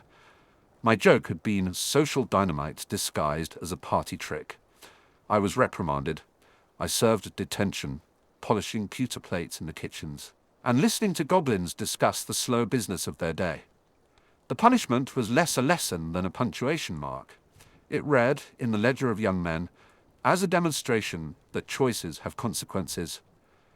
It also read, in the ledger of me, as collateral. I began to see that my desire to never be small required that I be on the side of stature, and stature in that particular environment had a price. The price came in degrees. It began with a few more books, with marginalia in unfamiliar handwritings, hints about the efficacies of certain charms when coupled with potion craft, notes about how to make an influence feel inevitable rather than forced. Then it came as an offer of membership, a way of belonging to a group that saw certain lines as mere suggestions. There were meetings in narrow alleys and in abandoned classroom corners where people who found victory in the use of names and wills taught how to make outcomes compliant. They spoke of power as if it were a recipe for making bread. Combine the right ingredients, knead with intent, and you will have what you need to feed yourself. They spoke, always, with the faintest of smiles that suggested the only sin was weakness. I told myself I would keep my distance. For a while I did. But affiliation is exactly the thing that begins to make you a person other people can count on. It is difficult to cleanly separate obligation from opportunity. When the world offers your expertise as currency, you start trading bits of your future for the immediacy of acceptance. It is simple arithmetic until it is not. A favor here, a small omission there, a silence when the moral ledger demands speech. The first time the bodor of consequence came due, it was small and precisely calibrated. I was asked quietly to help ensure that a particular Gryffindor would miss an examination. The rationale given was practical. He was a bully, and his presence would obstruct the studies of others. I measured the proposal in the way I had measured every potion, ingredient by ingredient. My hesitation was brief. I told myself I would muddy the waters just enough to keep him from sitting the test, a small injustice for a larger good. That is how they begin to train you, by letting you believe that ends justify means, that the scale of a wrong can be compensated by a desire. In the end, that boy was not in the classroom, and he was badly bedraggled for reasons that had nothing to do with the drafts I conceived. News travels in ways that are not always designed for your comfort. When Lily found out, because of course she found out, she seems made to be the one who notices, she stood across from me and named the things I had done in crude, elegant language. I remember that her disappointment was less about the specific act and more about the shape of me. "I trusted you," she said, and she did not sound accusatory. She sounded like someone reading the results of an experiment and not liking the conclusion. You can excuse yourself, then, with theory. You can tell yourself you were protecting her, or protecting the university of your own dignity. But there is no excuse that erases the fact of someone you love moving away with an expression you cannot remove from your skin. Regret is a flood because it is not a single thing that happens in a tidy line. It is a torrent of small decisions, given the chance to cohere into a moral landscape you did not intend to inhabit. That was the shape of the vow. Never again had become a chain of ever smaller ratifications, each acceptable in isolation, until the sum of them was a person I barely recognized. It did not arrive as drama. It arrived as arithmetic and habit, and the small reassurances of those around me who told me I had chosen correctly. The flood came later, when alone with my thoughts in the silent hour before dawn, when I measured what I had traded. There is an old superstition among potion makers that you can tell a draft's soul by the way it sits when cooled. If it forms a perfect surface, if it retains its shine and its luster, it has been mixed with honesty. If it forms a scum or a ring, you can read the impurities by taste and memory. I looked at myself in the mirror of my life and saw a scum forming at the edges, a residue of decisions and omissions that would not wash away. Sometimes the small mysteries of school life still charm me. There was a day, months after the first bottle episode and the subsequent little commissions, when I found a note folded into my potions book. The handwriting was unmistakably Lily's. She had left it without preface. A list of appointments for the village, a question about a recipe for a pie, an invitation to meet in the greenhouse to see a newly sprouted herb. It was nothing to others. To me, it felt like a lifeline thrown over a ravine. I kept it clutched in my hand for a long time, tasting the edges like one might a bitter leaf. I did go to the greenhouse. We drank tea, brewed with one of the herbs she tended, and we talked as people do when they have carved around hurt and found, for the moment, a way to be present. She did not lecture me then. She simply asked, in the most practical of ways, whether I had considered the long view. She used no theatrical words. She gave me a problem. What kind of person did I want to be in 5 years' time? Her question was not naive. It was a small kindness with teeth. I had the answer ready, polished like a coin. But when I tried to speak it, my mouth felt unfamiliar. I told her what she wanted to hear. I told her I sought mastery of craft. and the quiet satisfaction of being good at what I did. She listened, and then she let the question rest there. It was, she implied, without saying so, no one's job to protect me from myself. Watching someone choose their own cage is never pleasant, but there is a dignity in letting them do it. That dignity is small consolation when someone else begins to make the choices for you. I would like to say this was a single moment of weakness. It was not. It was, rather, a slide. At first, the favors I did for those who offered me acceptance were minor. Then they were not. The day they asked me to do something that would not merely inconvenience a person, but could place them in genuine danger, was the day I realized my workmanship had been co-opted. I hesitated. I tried to find nuance. In the end, the pull of belonging was stronger than the thread that bound me to earlier ideals. Regret arrived like a leak beneath the floorboards. At first it was a drip, then it was a small, insistent stream. Eventually it threatened to lift the boards. It tested the integrity of my life in ways algebra cannot prepare you for. You can read the steps on paper and yet not feel the cold of the water until it is over your ankles.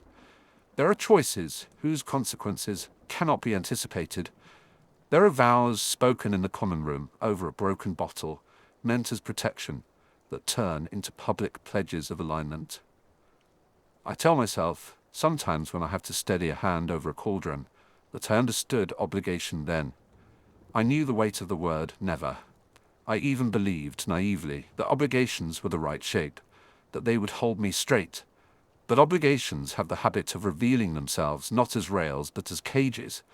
They show up as necessary rules and then harden into verdicts. I remember the night the flood felt literal. It was an ordinary afternoon in the dungeon, the kind where the drizzle on the windows makes the dungeons smell like wet wool, and I had been asked to provide a sample of some experimental solution for a senior project. I was distracted, preoccupied with a fledgling arrangement that required discretion. I mismeasured an ingredient. One of those tiny errors no one expects to make. The sort of arithmetic mistake that reads as carelessness only when the consequences are seen. The potion boiled over. At first, it was a hiss and a smear. Then the centrifuge, an inadequate apparatus wrested into our use, shattered under a pressure it had not been designed to bear, and the solution found channels, through cracks in the stone, down into a lower chamber where some of the house archives were kept. For reasons that had more to do with old architecture than with my failing, the lower chamber flooded. Papers swelled and then unglued themselves. A piece of correspondence there, an innocent, hopeful scrap folded into an envelope and labelled in the young, precise hand of Lily Evans, bloomed like a drowned flower. Her handwriting dissolved into a softness, and the ink carried away like a memory. The sight of it, the slow, heavy wade pages, give up their authority when wet, hit me harder than any reprimand. I had not meant to harm anything of hers, nor did I imagine I would. That is the cruelty of mistakes. They do not ask permission to carve the map of your life into different territory. I stood over the water and felt the current of my decisions pull at my ankles. The vow I had made in anger, the small pact to never be small again, sat on my tongue like a coin that had gone flat. When Lily saw what had happened, she did not strike a posture of judgment. She crouched, fingers wet, and tried to salvage a page. She looked at me then with a steadiness that rendered me naked. "This is why I asked you not to," she said, and the few words were levers. There are some forms of disappointment that are essentially violence because they remove the possibility of easy redemption. Regret, I discovered, is not a single thing you can tuck away. It is an accumulation of small losses, and the slow realization that vows spoken in anger rarely keep their intended shape. In the quiet that followed, I thought often of the bottle I had intended as an offering, and the way it had been smashed into the common room. I thought of the trebled laughter of boys who had made a sport of me. I thought, with a clarity that is unkind, of the number of times I had chosen a fast route to belonging, because the slow ones required the possibility of being unseen. It is possible to be very clever and still wrong. Intelligence does not inoculate against the appetite for acceptance. It only makes you more efficient when you pursue it. I do not tell this story as an apology that undoes the past. Apologies are tidy things, and the world resists tidiness.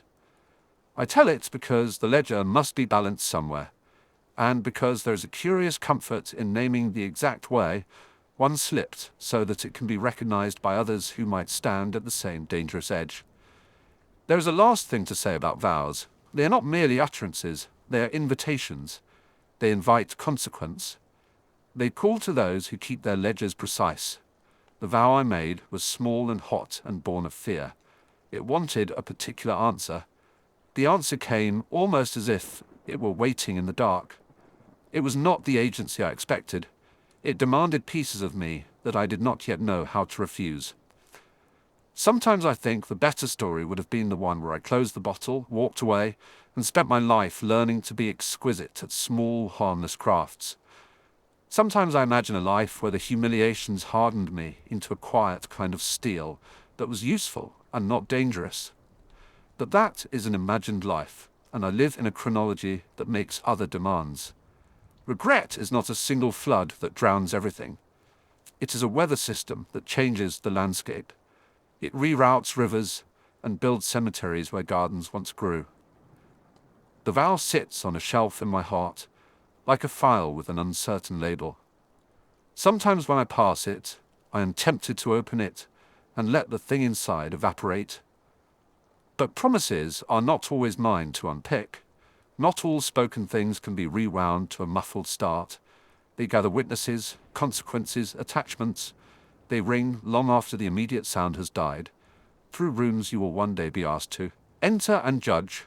I keep working, as I always have, because work contains its own kind of absolution.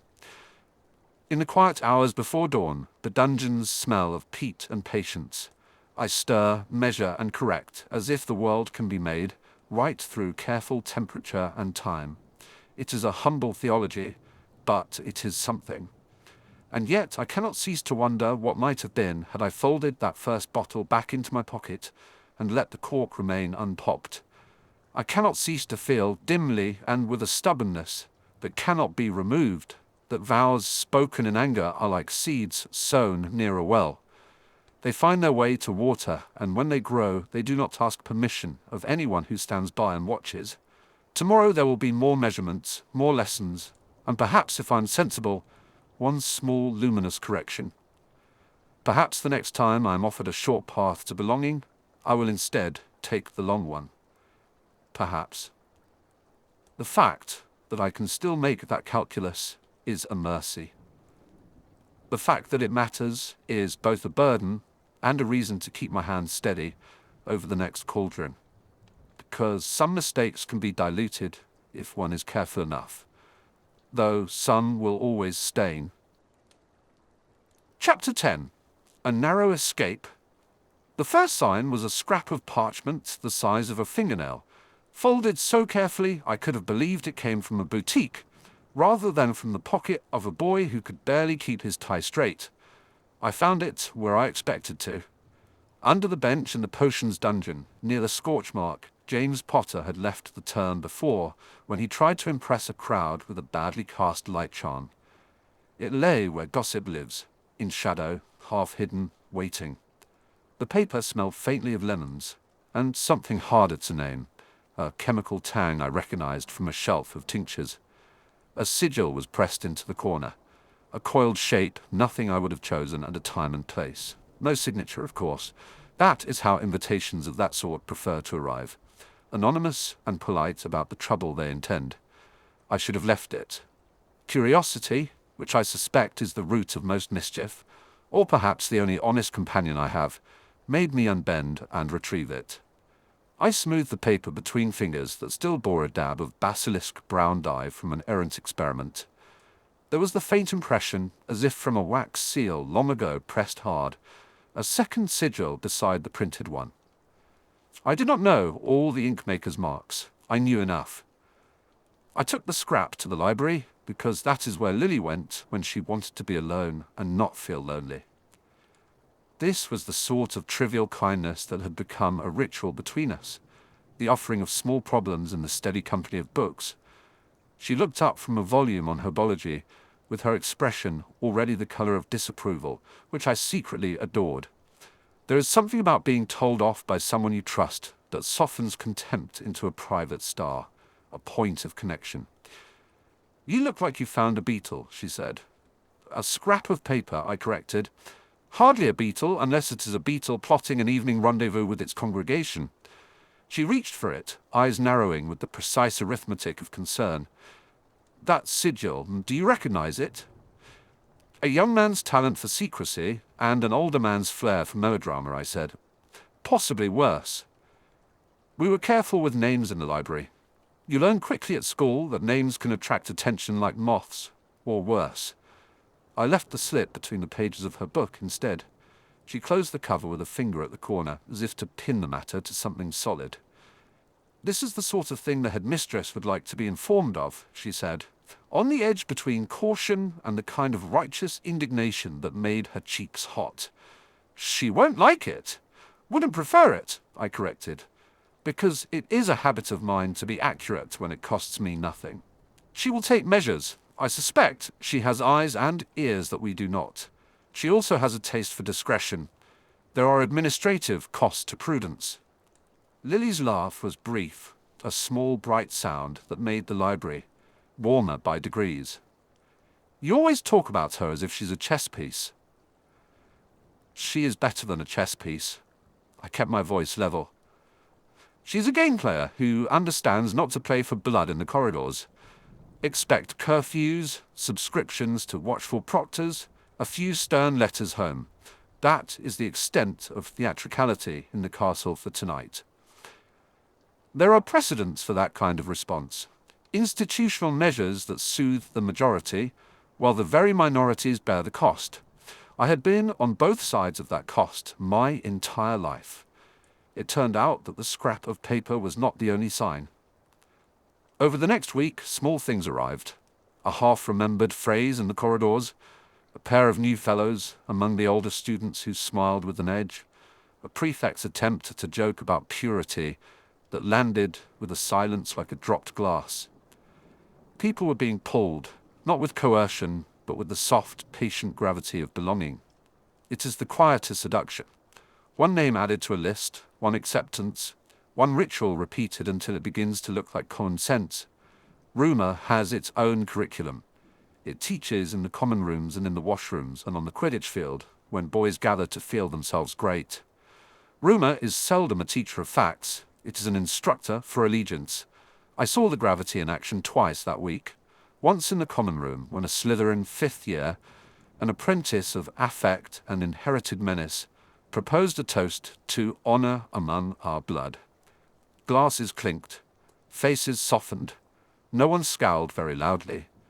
Privilege can be taught with the same gentleness as a lullaby. The second time was worse because it involved my name.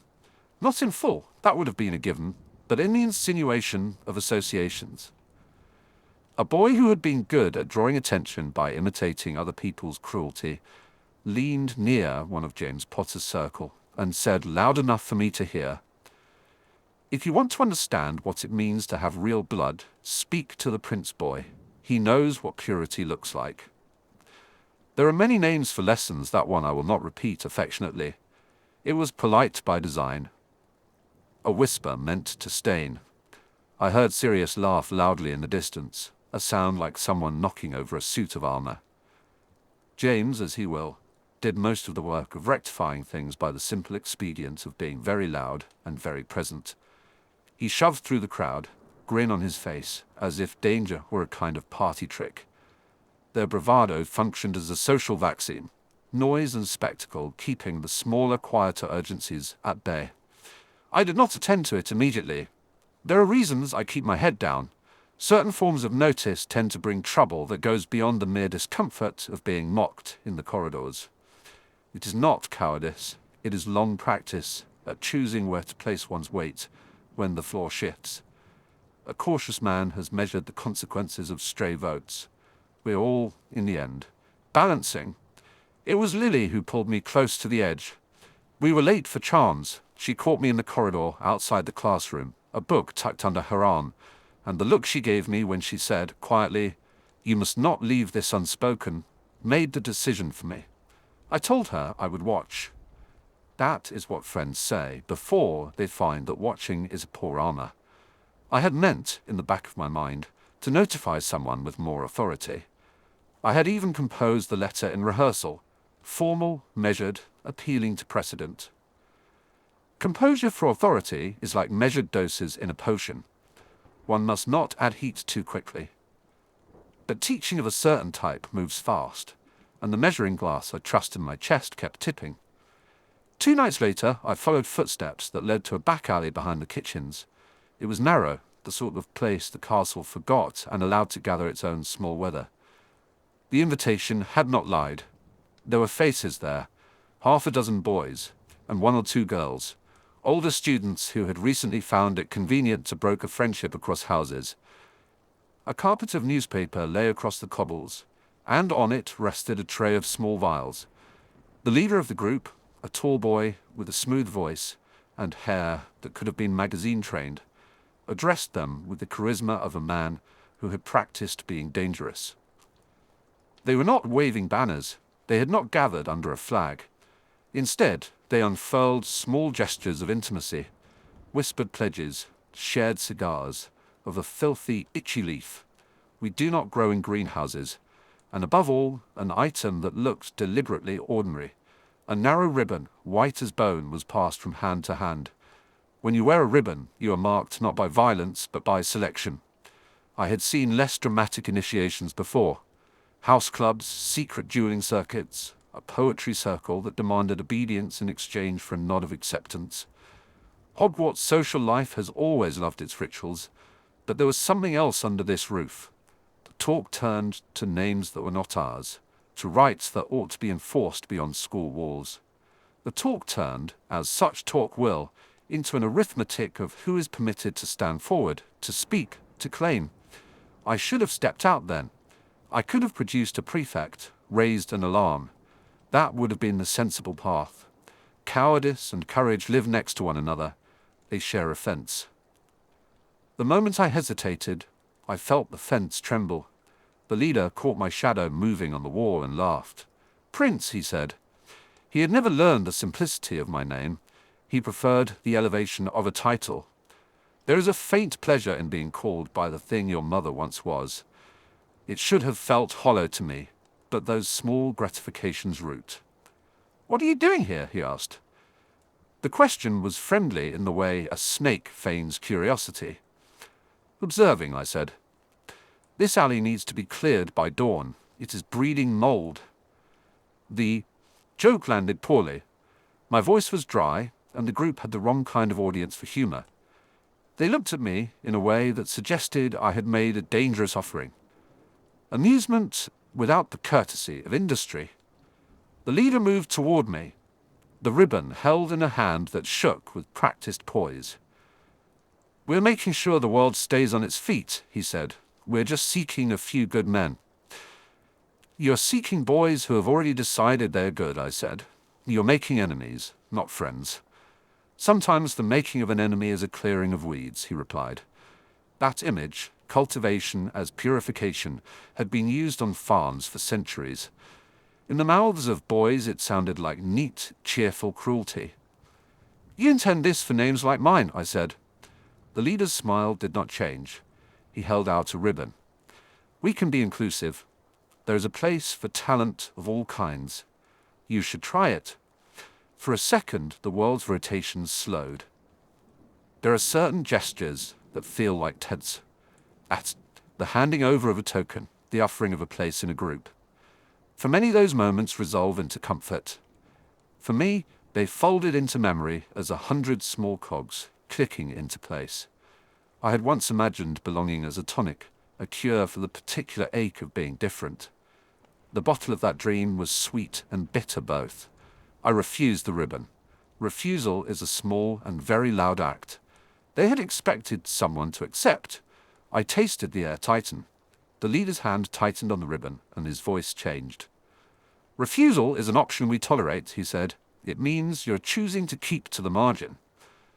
The margin is where I have sat most of my life. I know its comforts. Seeing it offered as a virtue stunned me into an inconvenient honesty. You will not disgrace me with your sentiments, I said. Words are more dangerous than any broomstick when used well. They can flay someone publicly without leaving a bruise. It was a blunt observation, calibrated to sting. The leader's face lost the politeness of theatre. There is a moment before a performance when an actor stops smiling. His hand slipped the ribbon into his pocket. It was then I saw movement at the edge of the alley. Not a staff, or a gong, or an official, but a shadow that was shape and sound. James Potter, with a grin that could have been altruism if he had been less theatrical, stepped into the ring with his friends. My heart, traitorously, misattributed the movement for a second as rescue. James can make anything into a show, including heroism. He raised his voice in the way he raises everything, large and guaranteed to attract attention. "What are you lot making a fuss about?" he called. "Is someone trying to recruit for a club? Where's the sign-up sheet, then? I'll sign, as long as it allows for late entries." Sirius made a sound like the crack of a walnut. Laughter fluttered through the group. It is inconveniently true that a confident boorishness can sometimes save a night. James can be, at base, bold in that way that skims the edge of generosity. He had no idea of the danger in the alley. He only knew to march into the fray. Sirius, of course, saw me and sneered. He has worn contempt as a fashion since adolescence. "Look," he said, loud enough for those huddled nearby to hear. "The Prince boy is with us." The leader's eyes flicked from me to James and back again, like a man measuring something in scales. "Potter," he said politely. "Good to see you. We were just discussing the finer points of tradition. You might find it a profitable conversation." And for a moment there was the illusion that it could be traded as a conversation, that a boy with a ribbon could be made into a social exercise rather than a seedbed for ugliness. I had been inside those rooms once, the chamber of kindnesses turned to cruelty, and I know how quickly a good mood will curdle. James, who is not stupid, though he sometimes behaves as if he is, attempted bluster and theatrics. He reached for the ribbon jokingly, and the leader snatched it back. No, he said with slow politeness. "This is a private ceremony. We only permit certain witnesses." "Fine," James said, and his voice hardened in the way of boys who feel the edge of a danger they do not understand. "Then perhaps this private club runs like a cult. Where's your token? You drag other boys in, and you call it a service." The heat of the conversation crept outward.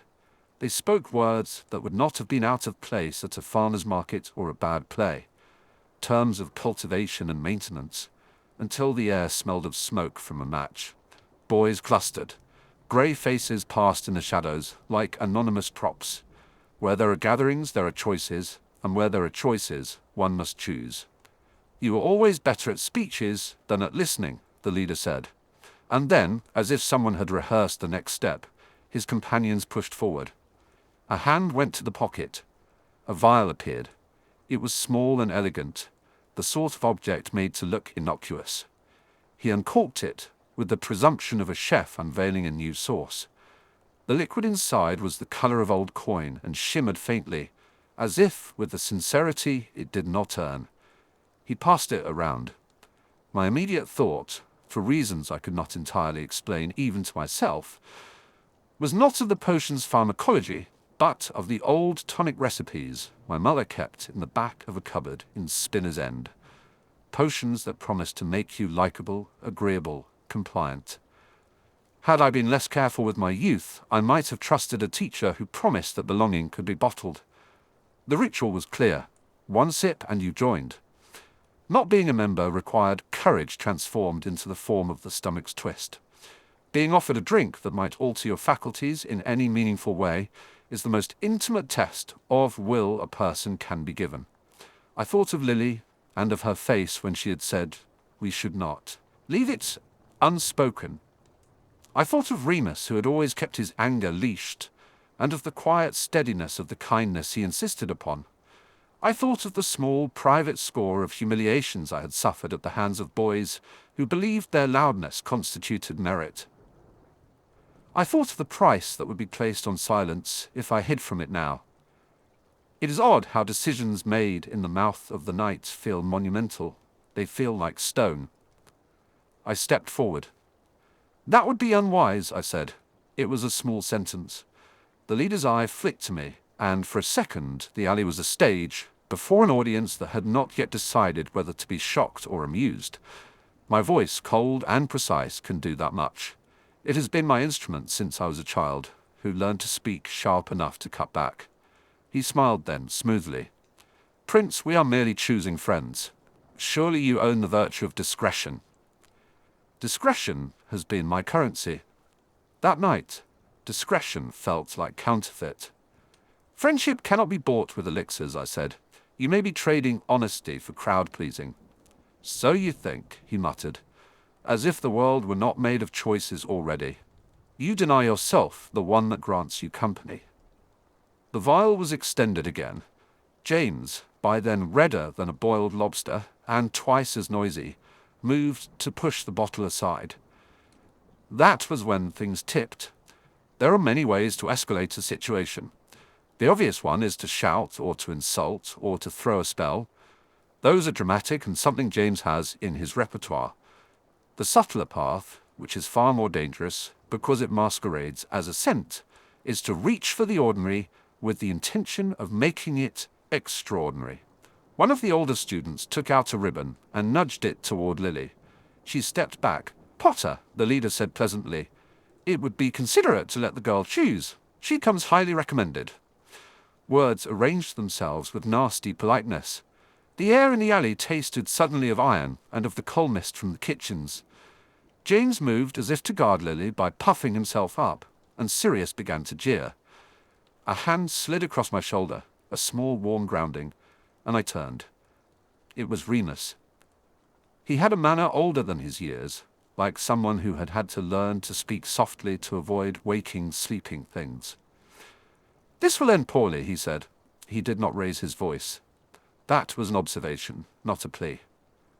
Remus's arrival did two things. It steadied me, and it changed the calculation of the leader. This was not a scrap of theatre between reckless boys now. It had larger, stranger eyes upon it. He had the kindness of someone who has read too deeply into other people's motives. When he stepped forward, the leader's smile thinned. "Leave her alone," Remus said, and, as if in a theatre, the alley swallowed the sound and returned it to us. One of the boys laughed, and then someone else did, and laughter is sometimes the first to abandon those who mean harm. It grows teeth. The leader's hand was in his pocket, and the vial appeared once more. He lifted it with a gesture that said this would be his evening's triumph. He wanted us to flinch and bow in his theatre. I had nothing in my hands except the old habit of observation. My fingers found the cork of the vial before my mind permitted the movement. In a moment of not entirely voluntary reflex, the top twisted. I tasted, in the air above the neck of the bottle, a faint sourness. Not the scent of sweet wine, but of something used to disguise itself as a tonic. There are many potions of obedience, of persuasion.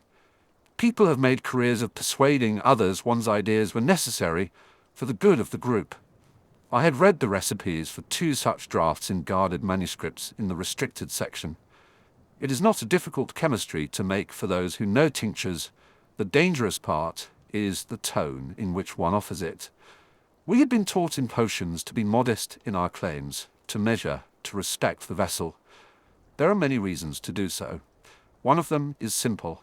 A poorly held brew will reveal the brewer. When the cork came off and I leaned in, the vapor that must have been designed to coerce washed over my face. It smelled of oranges, and of a spice that could have been cinnamon if one were very kind. It tasted of sweet things people say to themselves in mirrors. There is a moment when you stand between an action and a consequence. Mine was when that breath hit me. I can be brave at inconvenient times. There is a bravery that is a kind of quick mathematics. You add your losses and subtract your fears and end where something must be done. My mind had done the calculation, perhaps as a defense mechanism, or perhaps because all my life I have been saving one small brave act to pay for other people's comforts. I slammed the bottle down. It shattered. Glass splintered like a constellation breaking. The liquid fanned, a tiny spray that hit the cobbles and the papers. It smelled suddenly of metal. One of the boys cursed, half from surprise and half from the beginning of an understanding that something had gone wrong. We had a matter of seconds. I do not think anyone could have said how long it took, because in those moments, time keeps odd company with moral choice. James moved to seize the leader and was met by Sirius. A skirmish erupted, not terrible, but loud, and all the more dangerous for its intimacy. The older boys had something like training in the small arts of intimidation. The younger ones either scattered or took sides. I heard Lily's voice, low and sharp, pulling at the edges of the scuffle. Remus pushed a boy or two away, with gentle urgency. My hands, oddly, remembered the anatomy of vials, the whisk of broken glass, the staccato performance of spilled liquid. Small things adopt rhythms you cannot shake. A sudden sound, a bell, the distant cry of a midnight watchman, made the cluster of students look up. It was enough. The leader took advantage of the distraction and slipped away into the shadow, with an urgency that suggested rehearsal. The vial bearer had the grace to look injured by his own trick. He led his companions away, like a conductor with a busted baton. They left in a kind of wind. We were left in the alley. The small rubble of the moment spread across the stones. Glass glittered. Someone had stamped out the ribbons. A stray dog, a cast-off from the kitchens, came sniffing and found interest in a scrap of newspaper. We sat in an odd sort of silence after. James helped Lily gather her book with contrite fingers. Remus leaned against the wall, breathing as if he had run a race, and I observed for the record the small details that matter. The smell of the broken potion, the bruised flowers on the head, of a girl who had been shoved, the way bedtime news would unspool this into versions of itself at every hearth. It would have been easy at that point to return to common routines. The castle would wash away the bruise. It would issue statements. The headmistress would tighten a cordon of observers. The school would speak of unity and learning, and perhaps some would breathe easier for a week. But the play for allegiance had been made. The leader's smooth voice had announced a senate of ugliness into the corridor of our school, by the cleverness of rituals and small potions. He had learned to use the appetite for belonging and the pretense of righteousness. That was a very modern villain. It was not one that accepts the slamming of a bottle as an end. It flees, learns, and returns with better lighting. The aftertaste of the vial's vapor clung to me, like a cheap perfume you can't wash out. It was a reminder of the ease with which one might accept a ribbon for acceptance. I felt the old places beneath my ribs, the map of choices I had made since childhood. I had been near to slipping. Perhaps I would have slipped in another life. There is no benefit in speculating. One makes the decision one has made and bears its sum. Lily, when we walked back to the castle, kept her hand at the edge of my sleeve. It was a small, tethering gesture. "You did well," she said, without exaggeration. She did not say hero or brave. She had a way of telling me what I had been, without inflating the truth. Remus, in the common room later, spoke softly. He is the sort of man who measures his confidences like investments. "You could have walked away," he said. "I could have written a letter," I said. There is an economy of truth to the way I speak. I could have returned the scrap to the bench and retired to the safety of a potion that tasted of nothing. "Why didn't you?" he asked. "Because it would have been another lesson that counted me out," I said. "Another polite act of neutrality that would have left people like her to be tested. I'm tired, perhaps, of being on the side of polite cowardice. There is an attractively elegant version of courage that looks like a long line from an old book. It is not accurate. Courage, I have learned, is often a matter of choosing which fear will govern you. The fear of being attacked for a stance, the fear of losing something private. They are neighbors. You choose by which fear will be served, which will be the lodestar for your night's decisions. It is not always noble, it is often prosaic. After that night, the corridors whispered. The leader did not return to the alley. Perhaps he had the sense to retrench and plan anew. The school took the event and made it a cautionary tale with borders. Prefects were instructed to be vigilant. Teachers rolled out lectures about the dangers of peer pressure and the ethics of inclusion with the discreet, effective dullness of those who believe in the power of structured lesson plans. And still, there were lists being written in private, names passed along with winks. The leader had not been stopped, he had merely been interrupted. He had learned that subtlety works better than spectacle. He would return, because people like him return as certainly as some seasons. I found myself, in the days following, considering the politics of attention. Hogwarts is a small state, and politics here are less about legislation and more about loyalty. To be seen by the right person is to be given a place at the table. To be seen by the wrong person is to be carved into a cautionary note. Professor Slughorn was interested in me that term in a way that made me simultaneously uncomfortable and amused. He spoke to me about potential in tones that suggested he had mentally sold me in a ledger. He became, for a time, a patron who wanted something from talent. That suits him, and there is an openness to such arrangements if you do not let them purchase you. Patronage is never free. There are always strings. The thing about strings is that they can tie you to places you would not otherwise choose. Dumbledore's reaction, when I finally found a way to tell him in a private corridor of the castle, was not of the thunderbolt I had half expected. He listened. He gave me a look I did not know how to read. His hands, when he folded them, rested like an old man's on a chessboard. "This is not a matter for spectacle," he said.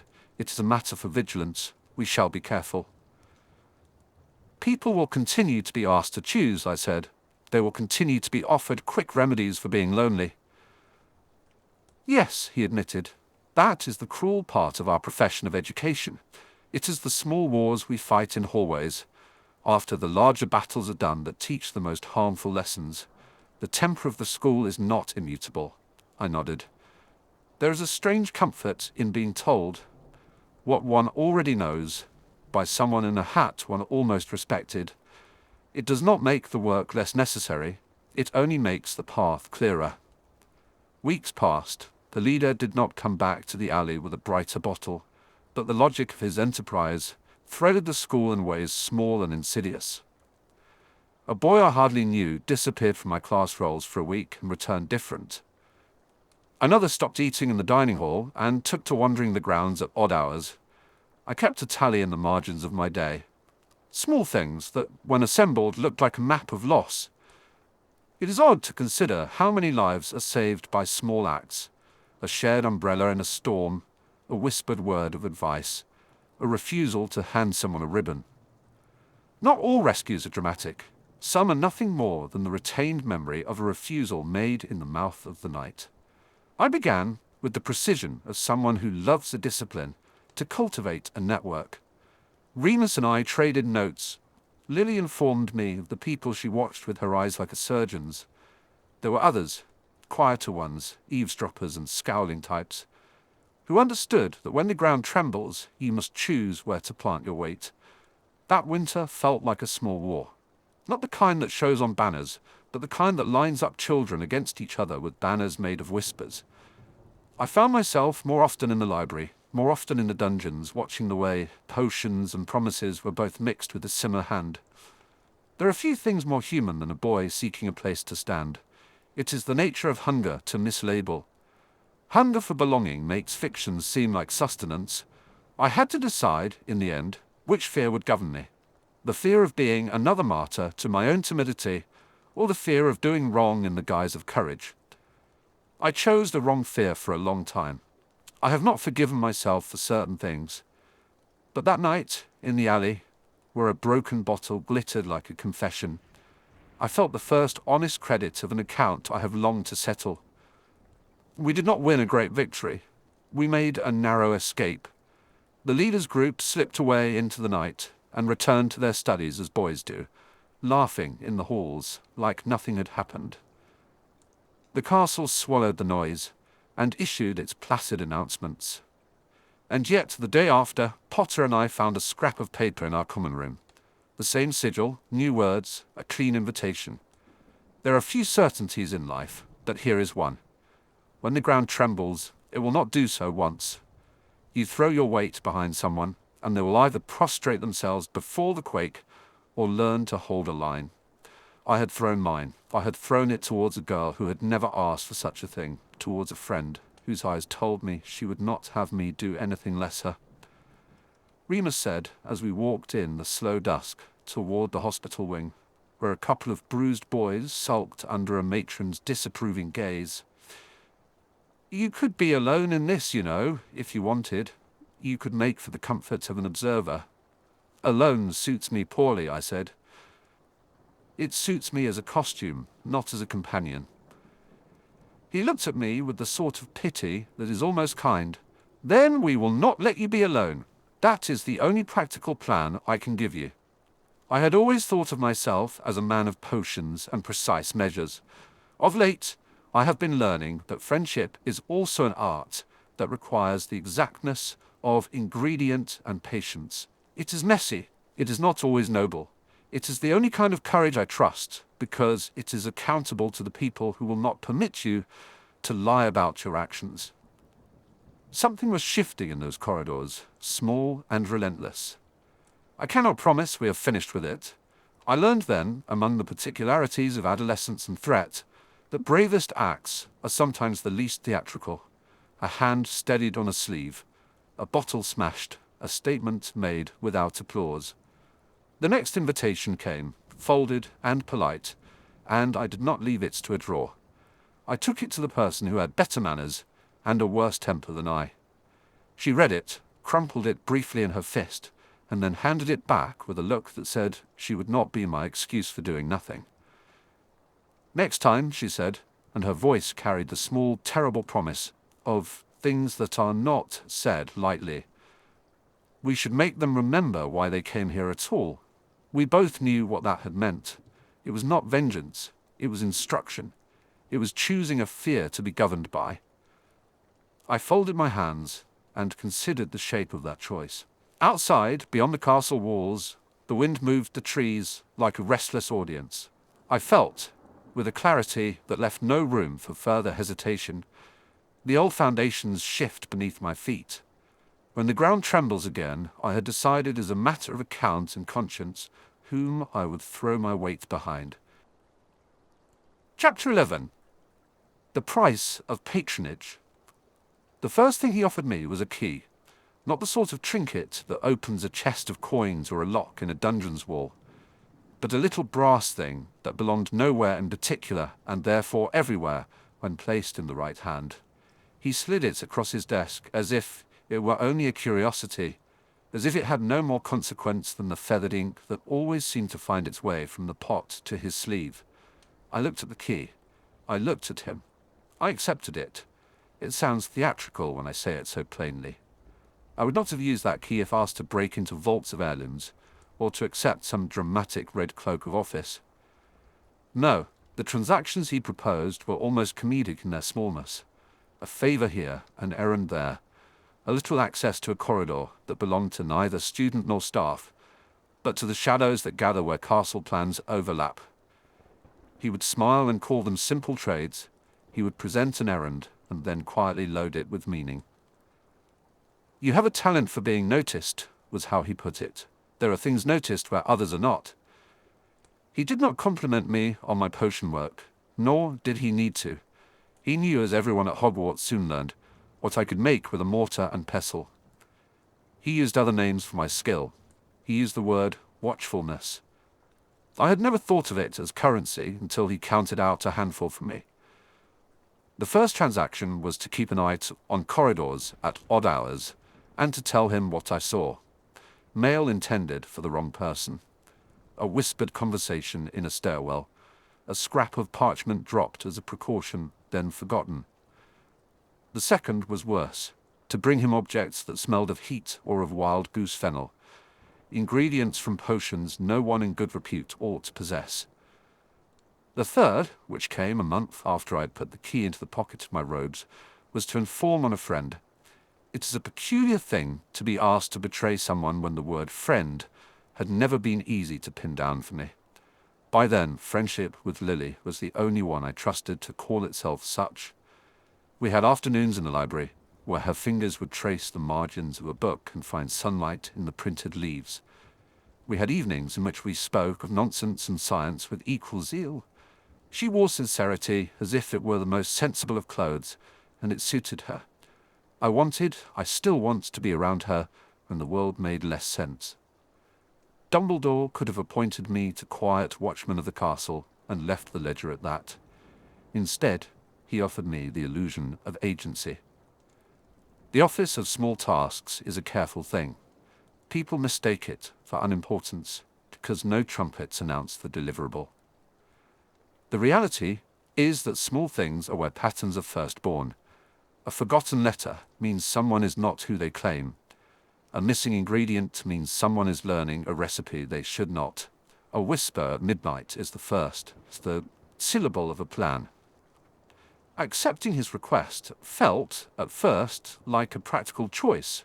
If I reported what I saw, I might also be allowed access to the potions storeroom after hours, to books beyond the standard syllabus, to obscure references. He let me borrow plates where I could test the sort of things other pupils would consider hazardous, and in return I gave him descriptions, measured and dry, of what I had observed. I pretended it was purely academic curiosity, a devotion to knowledge. The first time my hand shook with consequence was when I discovered a scrap of green-inked parchment folded into a seam of the portrait tube behind the study door. The ink smelled of iron and cold, and the handwriting, sloppy, hurried, was unmistakable. They had been careful, but not careful enough, and I knew the hand belonged to a boy whose pride was matched only by his need to be noticed, James Potter. The scrap contained a line of a plan and a line of a boast. I took it, folded it into my own sleeve, and walked to the headmaster's office. Walking away from where it had been placed felt like stealing a tool from someone who needed it. But I told myself I had done so for the same reason one might remove the match from a child's hand. When I handed it to Dumbledore, I watched his face more than I watched the parchment. Small things change expression like weather. He looked neither pleased nor surprised. He looked as if he had expected nothing less of the boy. He thanked me as if I had returned a borrowed book, and the key in my pocket felt heavier. I assumed, absurdly, that once I had given him that scrap, we would be finished with each other. He let me keep the key, and, for reasons I only later understood, gave me a little more, permission to remain in certain stairwells after curfew while I practiced draft stirring in my head, and an occasional half hour where he would bring me a cup of something hot and ask me small, indirect questions. Each question returned like a stone to test the water. Do you know who was on the third-floor corridor last Tuesday? Who has requested extra moonwort? When you speak to Lily on Thursdays, does she mention a girl from her house who has been unhappy lately? He never asked me to spy on Lily directly. He asked me about the frameworks around her, about people who circled her with both eagerness and possessiveness. He supplied me with possibilities the way other teachers supplied recipe lists. Do this, then that, and you will learn why the potion behaves as it does. I expected it to be purely functional, and, at first, it was. I told him what I saw, and he thanked me. In return, I received access to books on defensive enchantment and the way powdered moonstone behaved. When reduced to near invisibility, I had thought such grants would make the ledger balance. The ledger does not remain balanced. Something always accrues interest. It began with omissions. I would be in the library with Lily, and a thing in my sleeve would scrape like a fingernail across my heart. I began to twitch when asked about my plans for the evening. I learned to preempt questions. I created excuses for late nights, a correction to a potion note, a visit to Professor Slughorn's idea of mentorship, introduced later, though not then, and even once a dinner at Spinner's End that I knew would crumble under the weight of someone who preferred hard liquor to conversation. Every untruth required another to prop it up. Lies once told need scaffolding. I discovered that a falsehood is like a potion element you cannot yet identify. It will react in unexpected ways with the rest of your life. Lily noticed the absences before she noticed the lies. She has eyes for details other people squander. One evening, when the rain hung in the air like the promise of mud, and everything smelled faintly of boiled roots and windows, she set her elbow on the table and stared at me, as if measuring the distance between us. "You've been elsewhere," she said. It was not accusation. It was the quiet placing of a statement where a question might have been. She had learned the thrift of words. "Schoolwork," I said. She raised a brow that might as well have been an eyelid, for the amount of scorn she concealed. "Severus. That's not all a person does with their nights." There are easier lies than the ones I told then, made-up drafts of essays, the lonely excuse of a student who must study to feel safe. That evening I folded the truth into a smaller shape and wrapped it with a half-truth. I told her I had been in the dungeons late, cataloguing certain tinctures for Professor Snape. The line between truth and fabrication is a knife edge when the knife belongs to you and you keep seeing the reflected shape of it in the other person's pupils. She smiled at me then, a short, rueful thing, and announced she would not pester me, but only that she hoped I would let a friend in when things were difficult. I loved her for that, as much as I loved her for the fact that she would not accept a seat as a permanent fixture. That night, alone, the ledger acquired another entry, the loss of a small intimacy. She had not left. She had simply recoiled. I told myself I was not a coward. I am not sure that the courage I needed at that point was anything like the courage I came to learn. At first, it was courage to stand aside while other people hurt themselves against their own pride. Later, it would be the courage to speak a dangerous truth. Neither felt possible then. Once tasked to keep watch on a narrow corridor because a rumor had trickled through that someone had been collecting silver buckles from the griffins' cloaks, I found a boy there, crouched in the shadow, with sleeves rolled, too old for the mischief. The boy was not James, as I had suspected. He was tall, pale, eyes like chipped glass, and he wore the emblem of Slytherin as if it were the only agreeable thing left. He startled when I approached. I should have told Dumbledore then and there. Instead, for reasons I will not pretend were noble, I followed. We may call things small, until the day they are not. The pale boy was meeting someone else, a man I had seen before at the edge of the town, a person older with the wrong sort of patience. They spoke in soft fragments, as all conspirators do, and when he did not leave, I stepped forward. The man flinched, as if he had been caught in the act of cutting a rope, and tried to explain without looking at me. "Not for you," he said. "Who are you?" I asked. He looked at me, and for the first time I felt the cold distance that exists between the adults who make bargains and the children who scatter like birds when the nets are thrown. He had the sort of face that did not know how to be kind. He smiled and then said, "This is none of your concern, boy," in a voice meant to claim authority, but by virtue of being older. That is when I knew I had stepped off whatever edge Dumbledore's key sat upon. I followed what they traded over the courtyard wall, not because I thought myself brave, but because curiosity is a weak and terrible master. They had a book. I had seen books like that, made of leather that smelled of the oceans when you pushed them near the hearth, with vellum pages that sighed when you opened them. It wasn't the book that made me walk back to the headmaster's office. It was the way the boy carried himself afterwards, as if he'd swallowed something and intended to become harder for it. Dumbledore's smile was small when I told him. I took no pleasure in the look of satisfaction that crossed his features. He folded the information into his chest, and then, just like that, he made another small trade. He gave me a parchment of names, not a long list, but enough to make a taste of danger turn into a pattern. A few hours of instructions. He told me to listen, to report, and then to disappear. Disappear is a magnificent verb, until you must do it to preserve a notion of safety. The first time I slipped into a shadow on purpose, I felt as if I were learning to swim with no teacher. The alleyways keep secrets like teeth clench onto bones. In that darkness, the weight of being secret felt like lead. It is one thing to practice cleverness with a mortar, quite another to disguise oneself as a shadow with intent. I learned to be swift with my fingers and slow with my voice. I learned the careful practice of not raising my eyes when someone else wanted you to. I learned how to make a cloak invisible to the human eye while making it bright to the mind that had invited me to do the small work. My muscles learned the choreography of misdirection.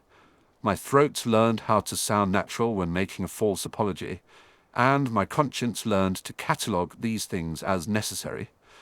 Necessity is a dangerous ally, because it always suggests there will be a time to reclaim what you have given.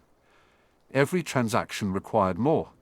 For each thing I delivered, another small favor was asked. Dumbledore gave me access to books that would have otherwise been locked away, books that could have taught a different kind of cunning, and I paid with my evenings and with my silence. When I began to suspect that the pale boy, the one with the glassy eyes, was being drawn into an adult's idea of power rather than children's sport, I reported it. Dumbledore was grave. He told me, indirectly, that power is hungry. He asked me to keep watch. There was a time when I would have told myself that this was protective. It is difficult to protect when every watch leaves a wound. The pale boy grew colder with each passing fortnight. He began to sit alone in the common room and to read a book that smelled increasingly of smoke. He started to wear a shadow at the edge of his smile. James Potter, I discovered, had been less malicious than a child who felt themselves losing a friend to something they could not name. He scuffled, he shouted, and he tried to reclaim what his pride would not let him mourn. Because that pale boy had become, in those shadow silver conversations, something else entirely. Someone who took interest in the right sorts of dark things. He had been walking a scale of choices, and someone had put weight on the wrong end. If you are to stop someone from tipping, you must be prepared to hold something else in counterbalance. I held it. For a while. I would not say I took pride in being the hinge upon which reason turned. I would not be foolish enough to claim heroics. I felt with the truth like a man who had been made to stand under a leaky roof. Warm at first, the water eventually finds the place where your patience is thinnest. The cost began to appear in small domestic ways. Home became quieter, like a pond after the frogs have been silenced. My mother, who has a sort of practical affection for me, and does not adorn it in florid terms, asked one evening why I had not come home as often. She had a way of seeing things backwards and then forwards again. Work, I told her. She narrowed her eyes and promised herself to believe me. Spinner's End will make certain that you learn the art of pretending to be content until it is no longer a performance. And Lily, who would find the lost coin in a draft of conversation, or notice the draft in your booster's sleeve, who would glance at me and seem to weigh me against what she knew me to be. She began to hesitate. Not in an accusatory way. She simply shortened the time she would sit with me after lessons. We still studied, but there were fewer clumsy conversations about the rules of living pleasantly in a muggle world versus the intricacies of our own. She would sometimes ask where I had learned to be more taciturn. I told her I had simply spent more time with books. She smiled and closed the conversation. The ledger grew, and with it the invisibility of cost. One might suppose that the more one gives to another, the more you are owed. The universe owes nothing. Dumbledore did not promise me an outcome. He offered me trust in small increments, like giving a child a handful of coins and inviting them to learn how to count. The more he trusted me, the more he asked. It is perhaps wrong, perhaps cruel to blame him for the entire scale of my mistakes. He opened a door and I walked through it. He led me into rooms that smelled of dust and decision. I accepted his gifts because I thought it prudent. I accepted them because he allowed me to be near people and parts of the school I had wanted my whole life. There were episodes of brilliance, as there are in any life of careful pretension. I once discovered a batch of drafts hidden under a student's bed, drafts so poorly made they would never have harmed anyone, yet they were made with the intention of causing trouble. I removed them and replaced them with shaped onions that would steam harmlessly in the night if mishandled. The student's father never discovered the deception. I told Dumbledore, and he nodded with that small smile of the man who understands the long arithmetic of consequence. "Good work," he said simply, as always. It is easy when telling an account such as this to arrange for elegant symmetry, a fall, then a lesson, then a resolution. Life refuses such neatness. Choices beget choices. A lie becomes a supporting rung to another lie, and soon you find yourself climbing a ladder built of the same poor substance. The worst part is not the danger of being discovered, although that is always a low hum of fear, but that you begin to forget the original reason you climbed for it. I had wanted always to protect Lily. I had wanted to belong. I had wanted to be more than the boy at Spinner's End. And yet the ledger thickened in a way that did not ever mention her name. The trades were labelled with pragmatics: keep watch, report, retrieve. The words for Lily hung invisible between them, always implied. There was one particular night that seared itself in the ledger with clear ink. It was late, bitterly late, and the castle slept without mercy. I had been told to be at a certain staircase at the third bell after midnight, because a pair of students had arranged to meet, and perhaps exchange objects that should not be exchanged. I was earlier than strict prudence required. A lamp guttered as I crouched, and I rehearsed the facts in my head, as if they were potion steps. They came, two figures, too old in their arrogance to think the caution necessary. One was the pale boy, the other a neater, darker youth, whose hair fell into his eyes with careless grace. They spoke. I heard, in fragments, words like assurance and protection and offer. They passed a satchel and then separated. I slipped down to take the satchel. There was a rush in my chest like a bell clanging. Inside were papers and a small iron object. The iron object was a charm I recognized, a restraining gimlet used in certain binding rites that were at best unbecoming for a school and at worst dangerous. I tucked the satchel beneath my robes and hid in the shadow. As they moved away, a third figure loomed into the corridor. A teacher, a watchman of the castle, someone authorized with the right to command. He was not the headmaster. It was James who stepped into the light, drawn by an instinct that had always been his, to show himself where he thought he could command the room. He saw me first, and his face twisted into something like surprise and fury. "Severus?" he said, as if my presence there was preposterous. I could have explained. I could have said I had found a satchel and was keeping it safe. But the fact that I had the key in my pocket, and the fact that I had been elsewhere than my stated place, complicated the equation. James understood immediately, as boys who are used to commanding a narrative do. His voice sharpened, and then the other two boys, the pale one and the darker one, realized their plan had been exposed. Heat ran across my skin. I felt the ledger weigh on me, each entry a stone. James pushed forward. He accused softly at first. Then volume became his ally. The pale boy looked at me with something like hatred because I had become the person who had taken his thing. The other boy's face was a smooth mask. One of them accused me of theft. Another named me a spy.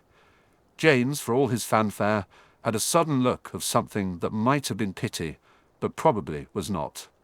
It flicked across his features and was gone. The teacher walked in without seeing what had occurred and took the satchel. He scanned its contents and called for the headmaster. Dumbledore arrived as always, with a calm that smells like resolve and warm tea. He listened as the teacher accused me of theft, and then, as I explained, stilted and brittle. Dumbledore listened, and then asked a handful of small, searching questions. When he turned to James, the boy shrank under that look and muttered something about rumors and mischief. Dumbledore closed the matter with the efficiency of someone who knows the shape of a knife and how to keep it sheathed but useful. He told James to consider his behavior and the boy to go to bed. He told me, afterwards, that I had handled the situation as well as could be expected. He offered me a small nod. It was the sort of nod that is a transaction in itself. James avoided me after that night. His avoidance was more punishing than his persecution would have been. People can live with being openly disliked. It is subtler to be ignored. Lily, however, did not avoid me. She found me 2 days afterwards in the library and sat down without a word. She took my hand and squeezed it, which is to mention the sensation as if it were a simple arithmetic of contact. She looked into my face as if trying to read a barometer of things that have been storming. "You did the right thing," she said. I wanted to believe her. It is a small mercy that she would say such things. A larger cruelty is that she could not know the whole ledger I had kept.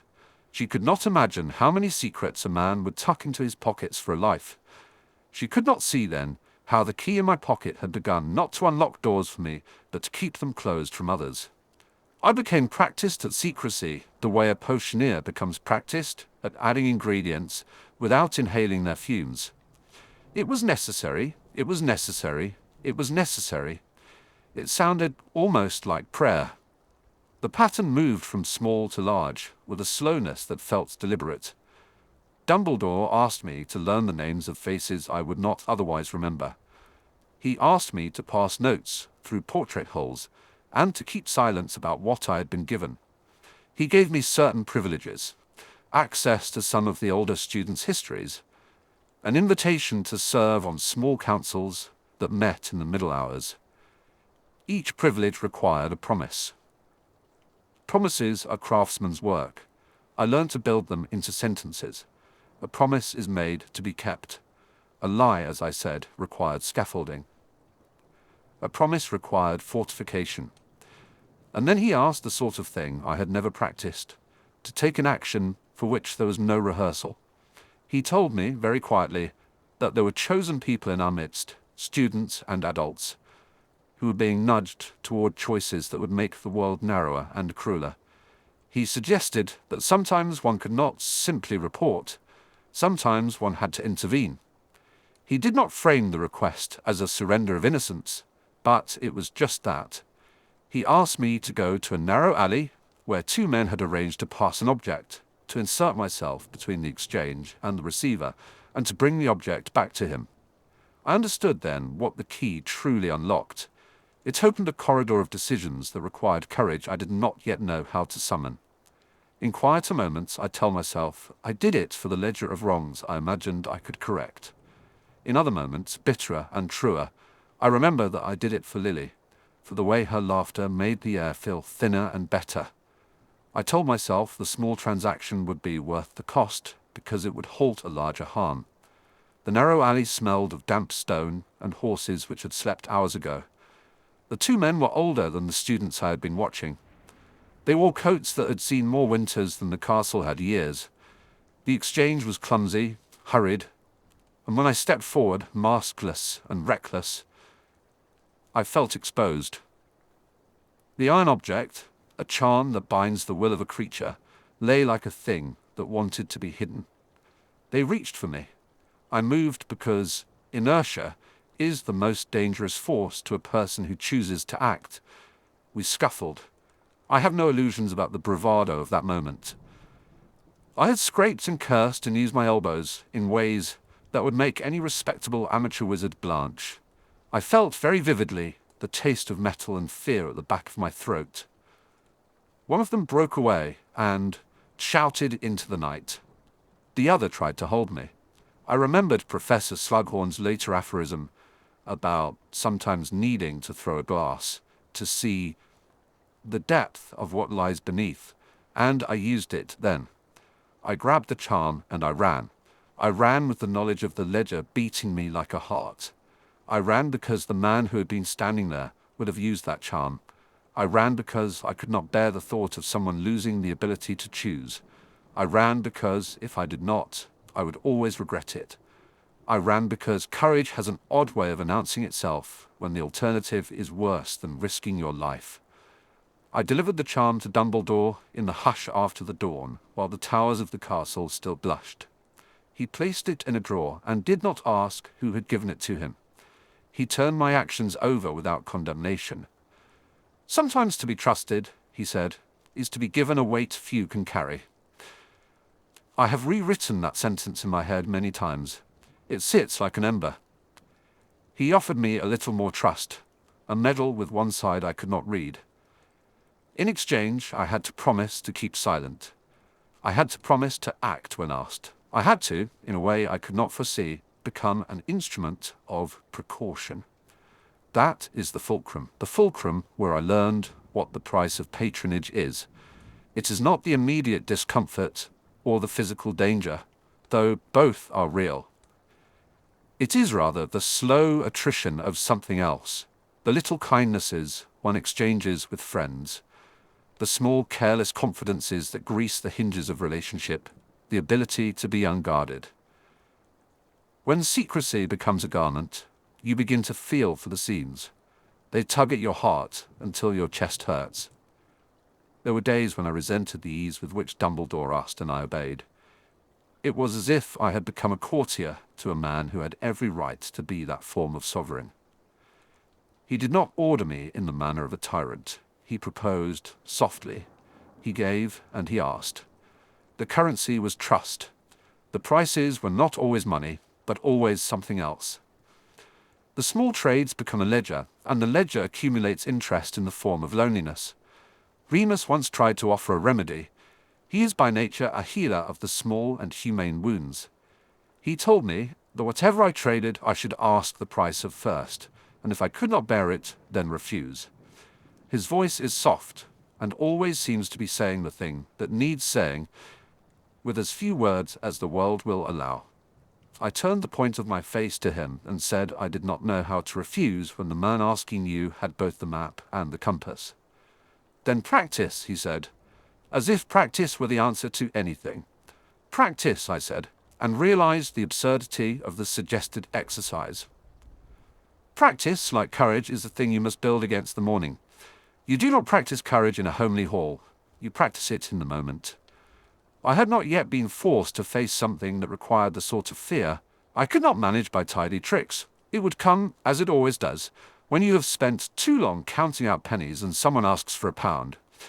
There is an institutional politics to these arrangements as well. Dumbledore did not run the school as if it were a private salon. There were trustees and letters from parents and, less visibly, people who would smell favour and come calling. I learned to read between the lines, where the teachers' staff meetings ended and the petty ambitions began. Professions of safeguarding sometimes mask the ambitions of those who would prefer a quiet sort of power. I began to understand that a man who loved nuance could also be a man who would harness it. That is not a condemnation of him. It is merely a recognition that the world offers trade-offs even when you think they are charitable. And then came the thing I had not accounted for, the way secrecy makes you suspect everything around you. A note not written to you becomes evidence. The slight alteration to a potion label becomes a sign of a conspiracy. The kindness of a table mate becomes a trick. Lily once kissed my cheek while we were arranging a drawing of a botanical specimen, and I flinched from what I allowed myself to feel. She laughed and said I was foolish, and settled back into her book. She would not surface the insistence for fear of making my burdens more complicated. That is what friends do when they love someone with too many problems. They try to fix them, and if the person will not be fixed, they walk around them as if they were furniture. The ledger thickens. One small act begets another. I kept the key and it opened doors. I took the charm and it prevented a harm. I told Dumbledore and he trusted me further. All of it stacked like bricks. I learned to lay each brick carefully, to make the wall stand straight. The wall protected what I thought important. It also kept me in. Secrecy wore at the edges of laughter, at the fabric of evenings, at the way I moved in the world. I found myself subtracting moments with those who mattered, because I had chosen at the point of Dumbledore's smile and brass key to accept his small, expensive gifts. How long can a life of lies be kept stacked to protect a single truth? I'm not sure that I wanted the answer when Dumbledore extended his hand and made me a small partner in his work. I had thought I would be the sort of person who could maintain an account. I did not reckon with the way the ledger would demand more and more, in installments always small enough to accept. There comes a time when the installments add up to the price of a life. Tonight, there is a message waiting for me in the folded crescent of a portrait, and the ink on it is soft with the sheen of the headmaster's hand. It asks for me to be at the lake before dusk. It tells me to bring nothing that would be noticed. It calls the thing a simple errand. He has never used the word simple, unless he wished to hide the depth of what it meant. I put on my cloak and thought of Lily's hair catching light like an argument that should always be settled. I thought of the key in my pocket, and of the small metal charm I had taken from a pair of clumsy men. I set one foot toward the corridor, and then the next, with the ledger a small weight in my sleeve. If the price of patronage is secrecy, then the price of keeping that secrecy may be more than I have yet considered. I walk anyway. There are better lies to tell me than cowardice. There are worse outcomes than the night. The castle breathes around me. Its bricks full of the history of bargains. I am not certain of the shape of the choice ahead, only that it is coming, and that when it does, I will have a new entry to write in my ledger. Whether it will be one that redeems or one that stains, I cannot yet be sure. Chapter 12. Letters that changed the flow. Letters have weight. Ask any owl and it will tell you so. An envelope will not lie about its contents, but a hand will. A sentence can be heavy with guilt and still look light on the page. A comma can betray more than an oath. I learned very early that the right curve of a loop, the negligence of a flourish, the hesitation before a name could tell you whether a person had changed a truth or merely rearranged it. The leaves were beginning to turn when the post came in that year, the corridors lined with a rustle like distant applause. It was the sort of season in which everything felt provisional. Sweaters still faintly warm from summer. The castle smelling of the last sun. The world outside the school gates had a sharpness to it I disliked, as if news could be pricked and bleed. Those were the weeks when letters happened, arriving like rain after a drought. They altered habits. They sent boys to clean their rooms when pride would not. They split or sealed friendships. I remember the day, not because of the weather, but because of the way my name looked on the envelope. Written in a hand I recognized, even before my fingers closed around the flap. Lily had a neatness to her script.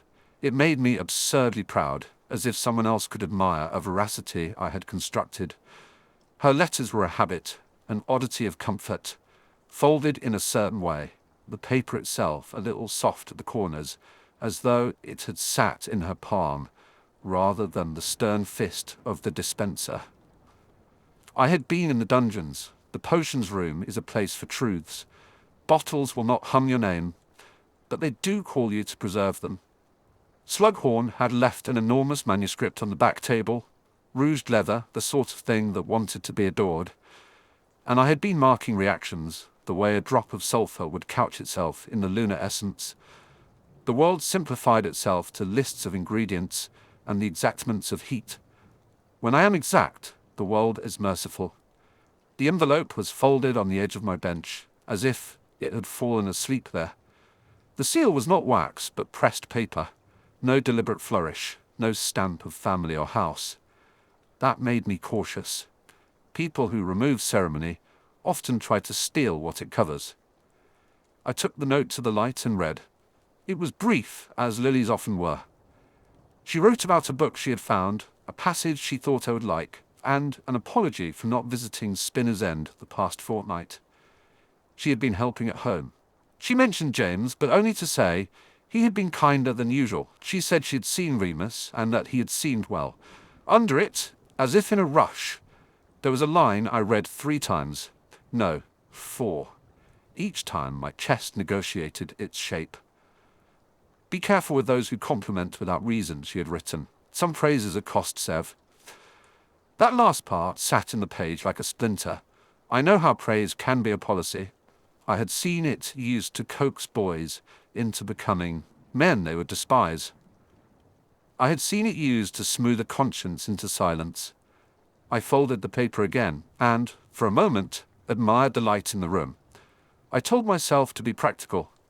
Lily, who had learned both courage and economy in the same breath, was warning me. I felt better for it. Then the second letter arrived. It had been slipped beneath my dormitory door that evening. No owl, no pretense. The paper had the sort of weight that implied consequence. The hand was almost theatrical in its economy. I recognized the signature before I opened it, because signatures are a man's braggart piece. They do not hide who they are meant to please. It was addressed by a person who wanted to be important. "You have an aptitude," the note began. "Your talents are wasted among boys who lacerate themselves with japes to drown the taste of cowardice. There are those who would appreciate your method." The letter went on in a way that smelled faintly of money and of consequences the way a stew smells of salt. Flattery mixed with oblique obligations, an invitation to a small meeting, a subtle hint of patronage, an offer of belonging. It was a dangerous thing. Men who write in that tone think of loyalty as an exchangeable commodity. They will give you attention and call it affection. I sat for a long time with the letter crumpling quietly between my fingers. I had known that the circles of Slytherin did more than trade jokes. The house had always been a map of ambition, and within a map there are roads that lead to doors you cannot push open without an entire family plane behind you. What was new was the direct address. What was new was the way the handwriting tried to mimic the steadiness of someone older. It was flattering in the manner of thieves who tell you, "You deserve better than the life you have." I am not a young man who is easily seduced by praise. I am, however, very honestly, susceptible to recognition. That is not vanity. It is a hunger refined into calculation. Recognition is a coin that buys space. The one I sought, in truth, was less to do with applause and more about the small, precious room of being understood. There is a difference. I took the letter down to the library. There was solace in the high windows and the dust of other people's thoughts. Remus found me there, hunched over the note, his pleasant face slightly odd, with a thought he had not spoken. "Tone?" he asked. Remus never used words like pitch the way the others did. He believed in the harmonics of conversation. He had kindness as a method, and I held it like a shield. "It reads like an offer," I said, "with conditions omitted, of course." Remus smiled in that half-bruised way he has when he is trying to say something without daring to hurt anyone. That is how offers come. They never tell you the full price without you asking. "It's cheaper if you accept the first time," I said, and he laughed, a short, surprised sound. Lily would later tell me that it was the sound of someone trying to be braver than he felt. It would have been easy to file the offer and forget. There are many roads in school, and very few of them are literal. I could have met the sender in a narrow alley and decided, with whatever dignity I thought I possessed, to refuse. That would have been the sensible part of me. But letters are persistent in a way most people overlook. The third dispatch arrived 2 days later. This one was not meant for my hand. It had the air of misdirection, the soft cruelty of a trap laid for curiosity. It was addressed to my father at Spinner's End, left at the foot of the statue in the hallway. It was written in a hurried, unsentimental script that would never be chosen by a person who wanted a reputation intact. Someone wanted the correspondence to be public. The letter threatened my mother in a manner that was at once clumsy and peculiarly precise. It implied debts and obligations, and quoted in the sort of small cruelty that men of our neighborhood use when they mean to wound. If the boy wanted to progress, he must either mind his family or be prepared to lose them. There were other phrases, hints at what could be done, and at recognition purchased, and the signature was a name I had seen in the company of certain men outside of school, the sort who smoke and believe adolescence is a finished sentence. It was a vile letter. I remember the exact way the words lay wrong on the paper, like something poorly set into mortar. The threat was not revolutionary. It was domestic. It asked for submission rather than allegiance. That night I went to Spinner's End. The walk home is too short to be a journey, and yet it is long enough to rearrange your thoughts. Streets in the neighborhood lean in like old men. They want to watch what you do with your life, and they are disappointed when you do anything else. My mother answered the door with a towel over her hair. For all her composed weariness, she had the look I knew too well, the look of someone who has been obliged to marshal affection as an economy. She took the letter in one hand and did something I had not seen since I was a child, and it required a demonstration of force. She laughed. Not the small laugh of someone who must appear brave, but the sharp, dismissive thing. "They think to blackmail me," she said. "They use paper like knives." "Who?" I asked. That was the wrong question. It suggested I was not yet in the room where they were speaking. "They think we are soft," she said. "Sex, money, family. They'll use any of them. They imagine you are hungry for their approval." She pressed the letter into the sink as if she might wash the ink away. "When did this begin?" I asked. She named a man, and I recognized the name immediately. He had the charm of an investments man and the morals of one of our street's worst. He is the sort of person who pretends his cruelty is a business model. "You could go to Dumbledore," she said, and even now, my throat closes on the memory of what she did next. She reached for my coat as if to settle it on my shoulders, the way mothers do when they want to put something right and cannot. "Or you could speak to Professor Slughorn. He likes promising boys." She smiled then, ironically, as if she enjoyed the idea of me in a place that rewards a demonstration of talents. My mother is seldom monumental in conversation. She has a liking for the small cunning that keeps a house together. To her, a promise was a necessary currency. I left that night with an arrangement settled in my head. The men who had written to my family were playing a game that involved buying a boy's silence. I decided, with a narrow and efficient wrath, neither to pay nor to submit. There is a certain freedom in deciding the terms of your captivity. The next morning, Potter found me in the corridor. He was the sort of thunder that arrives accompanied by too much perfume. He had been given, I imagined, the gift of existing at all times in a social setting. He saw the paper in my hand and assumed a malice that would make him hero.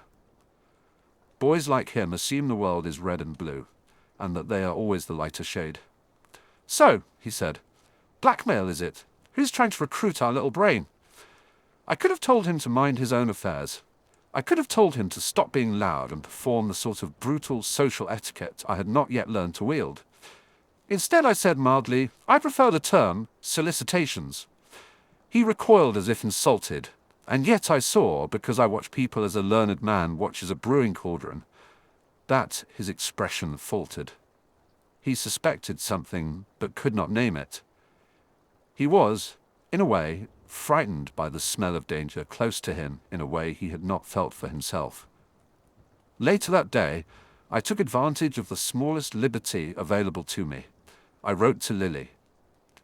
I am not sanguine about letters being cures for anything, but there is a specificity to handwriting that can settle a mind. Mine had been tumultuous. I told her, carefully, the barest shape of what had happened. I did not tell her everything. That would be a cruelty I reserved for myself alone. Her reply came in the most predictable hour, the post in the common room, folded with the precision of someone who is making a map for a friend. "If you ever doubt yourself," she wrote, "remember this. You are not what their pity expects, and you are not what their praise purchases. There are fewer things more base than paying to own another's gratitude." I read it 3 times. The sentence was not a scold. It was an articulation intended to be a keystone. I wanted to tell her that her words were not just affection, but therapy. Superior therapy. Cheaper, too. Instead I wrote, "Be careful of roads that ask for proof of poverty. There is a small joy in exchanging combat through ink rather than force. It is quieter and leaves fewer bruises." But the letters did not stop. As if, in response to an escalation of stakes, another came, more careful, all but gilded, addressed simply to Severus. No name, no house. The hand in which it was written was fastidious, the ink dark. It arrived with no flourish and a curious assumption. The sender believed, perhaps, that the boy needed to be flattered into a choice. It is at this point I should confess two things. 1. My handwriting is notoriously difficult to forge.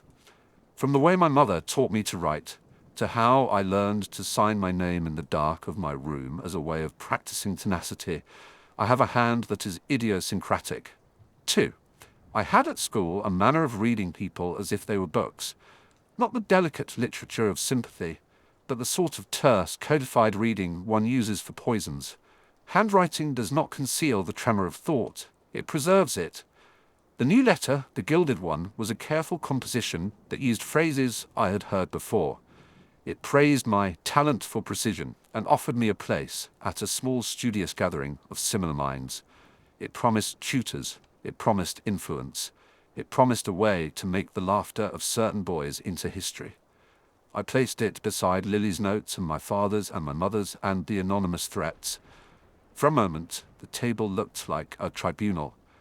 There was a pause in the middle of the gilded letter, not in the ink, but in the physical space, as though the writer had left an intentional gap where a sentence should be.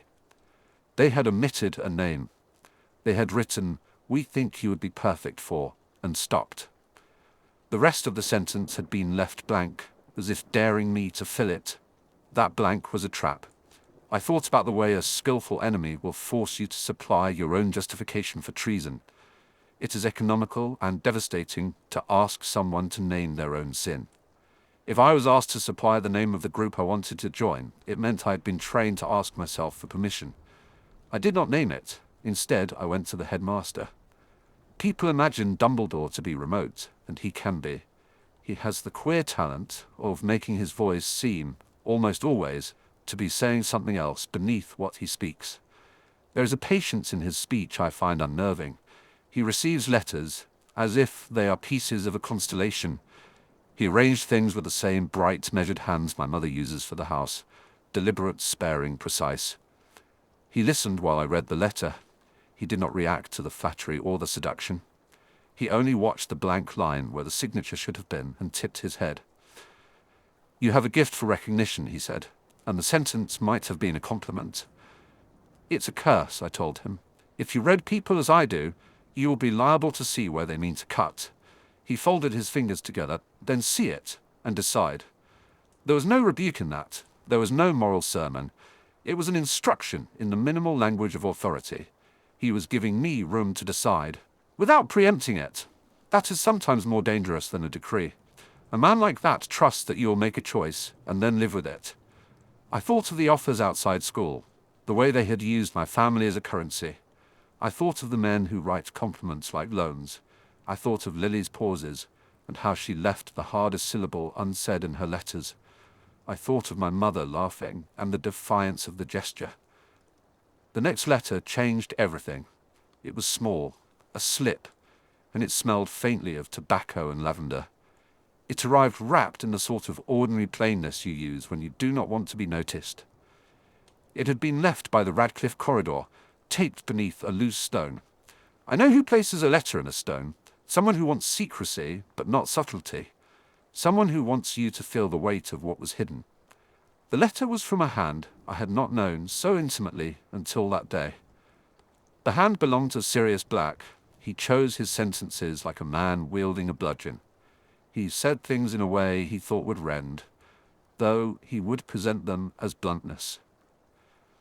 "We don't like scouts in snakeskins," he wrote. There was venom in it, and not even flattery to gild it. He was daring me to take the bait.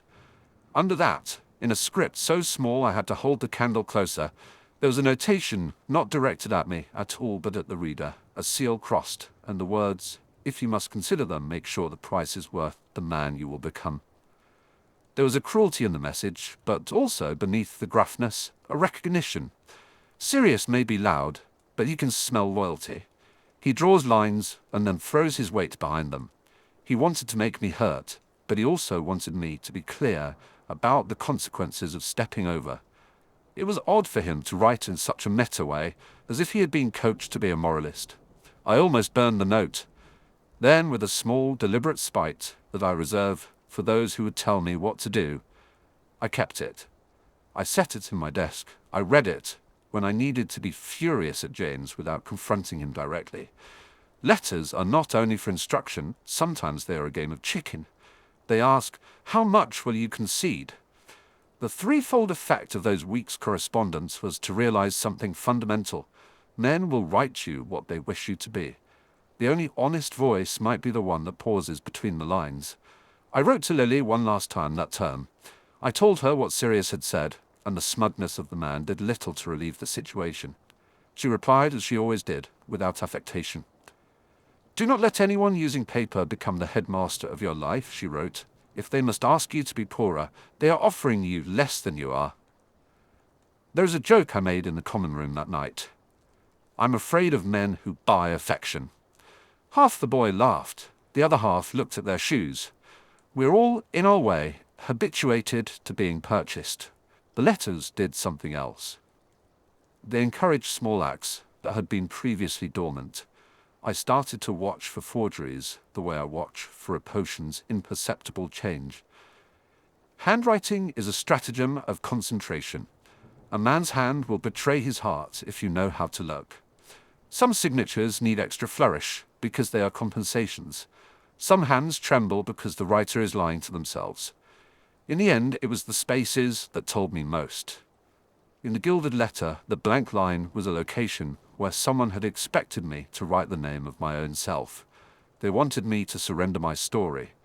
In the threat to my family, the phrasing was the sort of dull cruelty we see in men who are too used to getting their way. In Lily's pause there was care, a fear not for herself, but for me. I confronted the man who had sent the threat, not because I thought bravery would purchase victory, but because I wanted to see whether paper can be backed by the kind of courage I admire. Men like him are almost always cowards who rely on the threat of violence to seem large. When I caught him in the market, an unremarkable place for a soap and sugar man to show himself, I felt something like pity. This pity was not for his person, but for the smallness he had chosen. I'm not interested in your patronage, I said. He blinked as if surprised. You would refuse progress? Progress that must be paid for by the humiliation of people I care about is not progress, I said.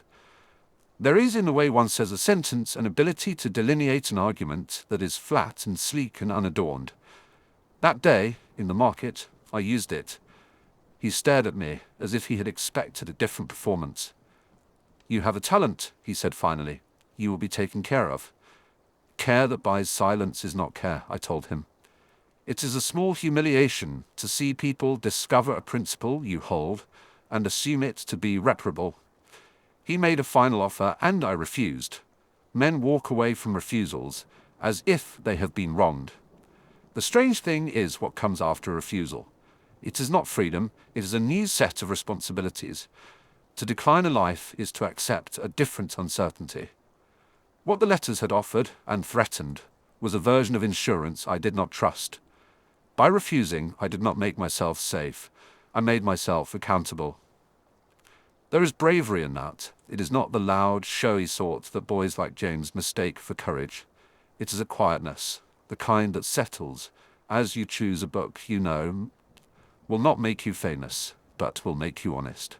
Things changed in the weeks after. The men who had written grew cautious. One of them stopped sending anonymous notices and began to watch me from a distance. The boy who had been flattered into thinking himself important found other prey. That, I suppose, is how the world rearranges when you refuse to be purchased. But the letters had another effect, private and tender, and no less consequential.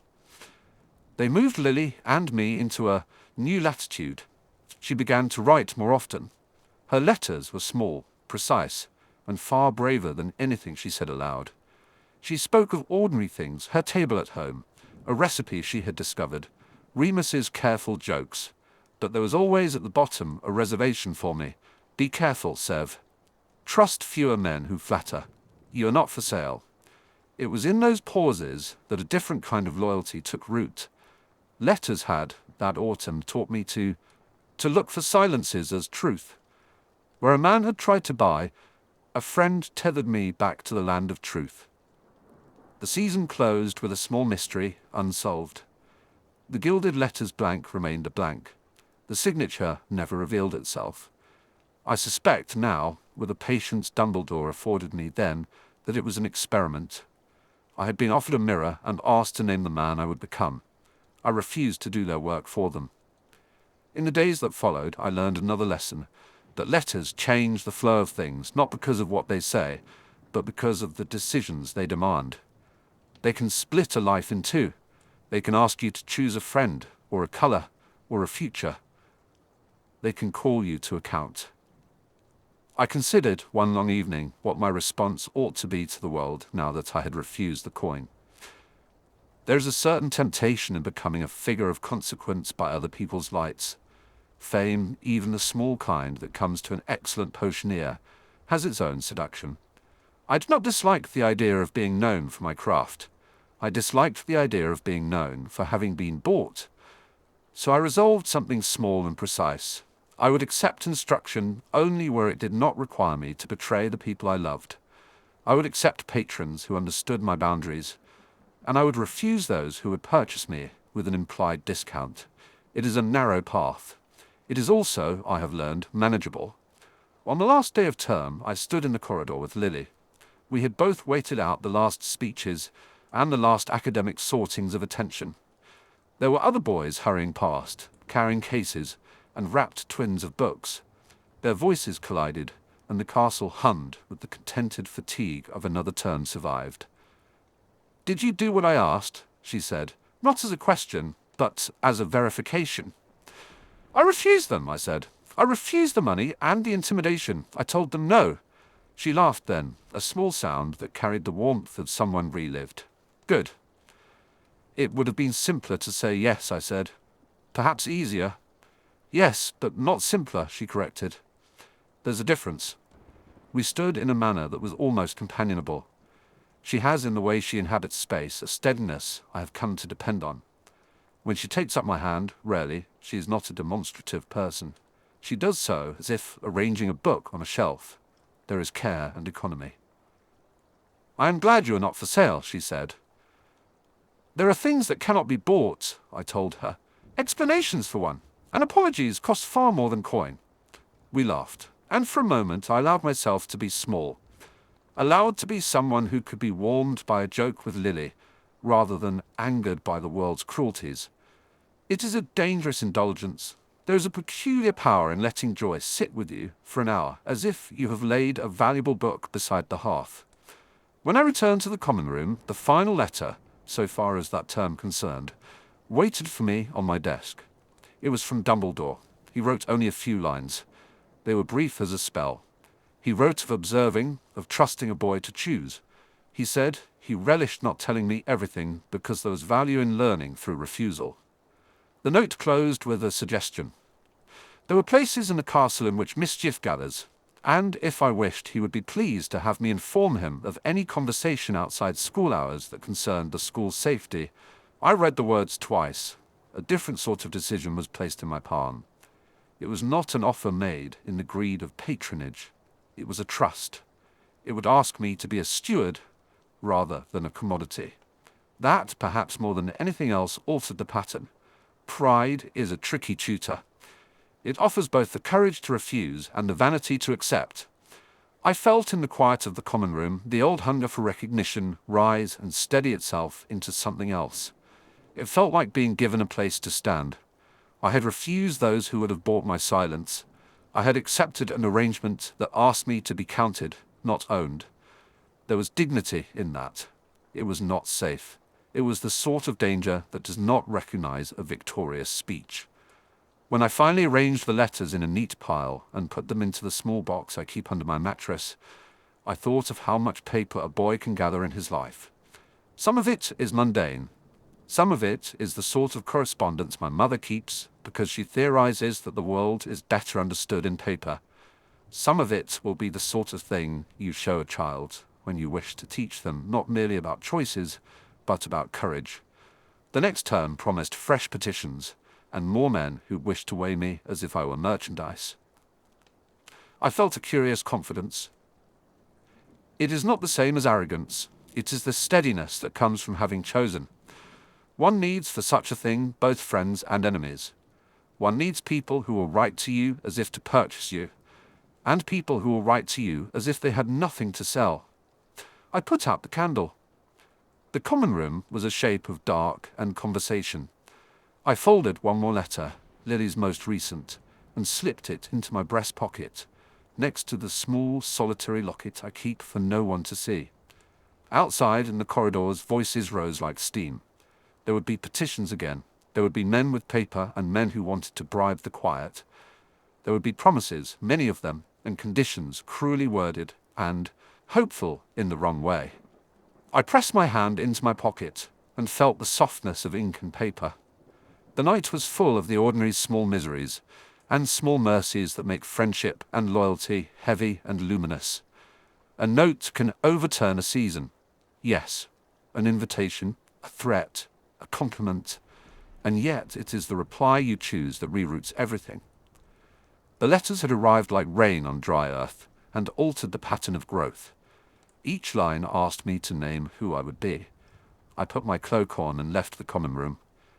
At the top of the stairs I paused, thinking of the names I would not give and the promises I would keep. I had refused to be purchased. I had chosen instead to be useful in a way that did not cost other people's dignity. The owl post had not finished bringing their weather. There would be more letters, there would be more tests. I tucked Lily's paper tighter against my chest and walked toward where the castle opened into the night, every step measured and deliberate, thinking not of the men who had written, but of the next sentence I would write for myself. Chapter 13. Mud and Miracles. Mud has a way of keeping secrets. It soaks through hems and hems of self-importance, drags dignity by the cuff, and holds it there until the sun decides what happens next.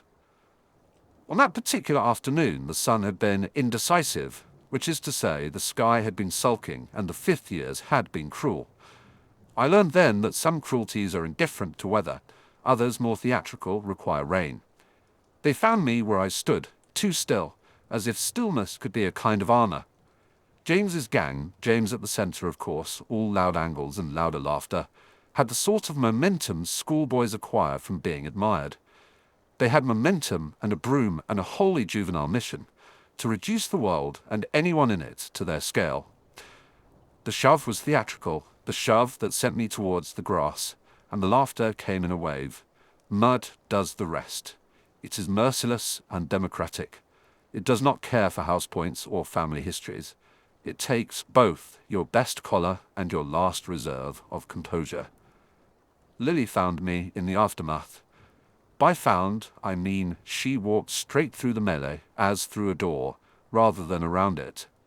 She had that way of moving that suggested she had decided the world would adapt to her needs, and mostly it did. Where others flinched or chuckled, she knelt beside me as though she were the sensible thing to do. That was not theatrical courage. It was small and immediate. She brushed mud from my sleeve with a neat forefinger, as if she were cleaning a smudge from a book, rather than the residue of an afternoon's humiliation. Her hand smelled faintly of soap and lemon. For an instant, I forgot to be angry at James. I remembered how Lily tended a plate when she set a place at home. I remembered a toad she had coaxed from a drain and spoken to as though it were a guest at her table. There was a time, I tell myself now it was a time, as though time were a place I could visit rather than a line I had been pushed along, when I envied the ease with which she found wonder in ordinary things. A frog's skin, a well-placed joke, a plate washed without complaint. She could make them magnificent because she made them matter. Her optimism did not cheapen her. It steadied me when I was likely to break. She would squat beside something that to me was merely useful, say, the way the surface tension of water clung to the edge of a glass, and remark upon it as if it were the most extraordinary thing in the world. You could not argue with the pleasure in her tone, only with the world that sometimes refused to mirror it. I want you to understand that there is a cruelty to envy that sits beside the cruelty of being mocked. Envy is a quieter thing. It insinuates itself into your choices, makes your tongue sharper when it needn't be, turns your kindness against you as if kindness were an indulgence you can no longer afford. I had learned to hide that envy under sarcasm and study. My notebooks hold more precision than affection. It is easier to measure an inch of powdered silver than to explain why Lily's laugh could make an entire corridor feel less like a threat. On the walk back to the castle, mud tracked like constellations along my robes. Lily walked with me, not in the protective stance most Gryffindors assumed, but with a companion's ease. She pointed at a frog sitting on a stone like a small, disinterested king.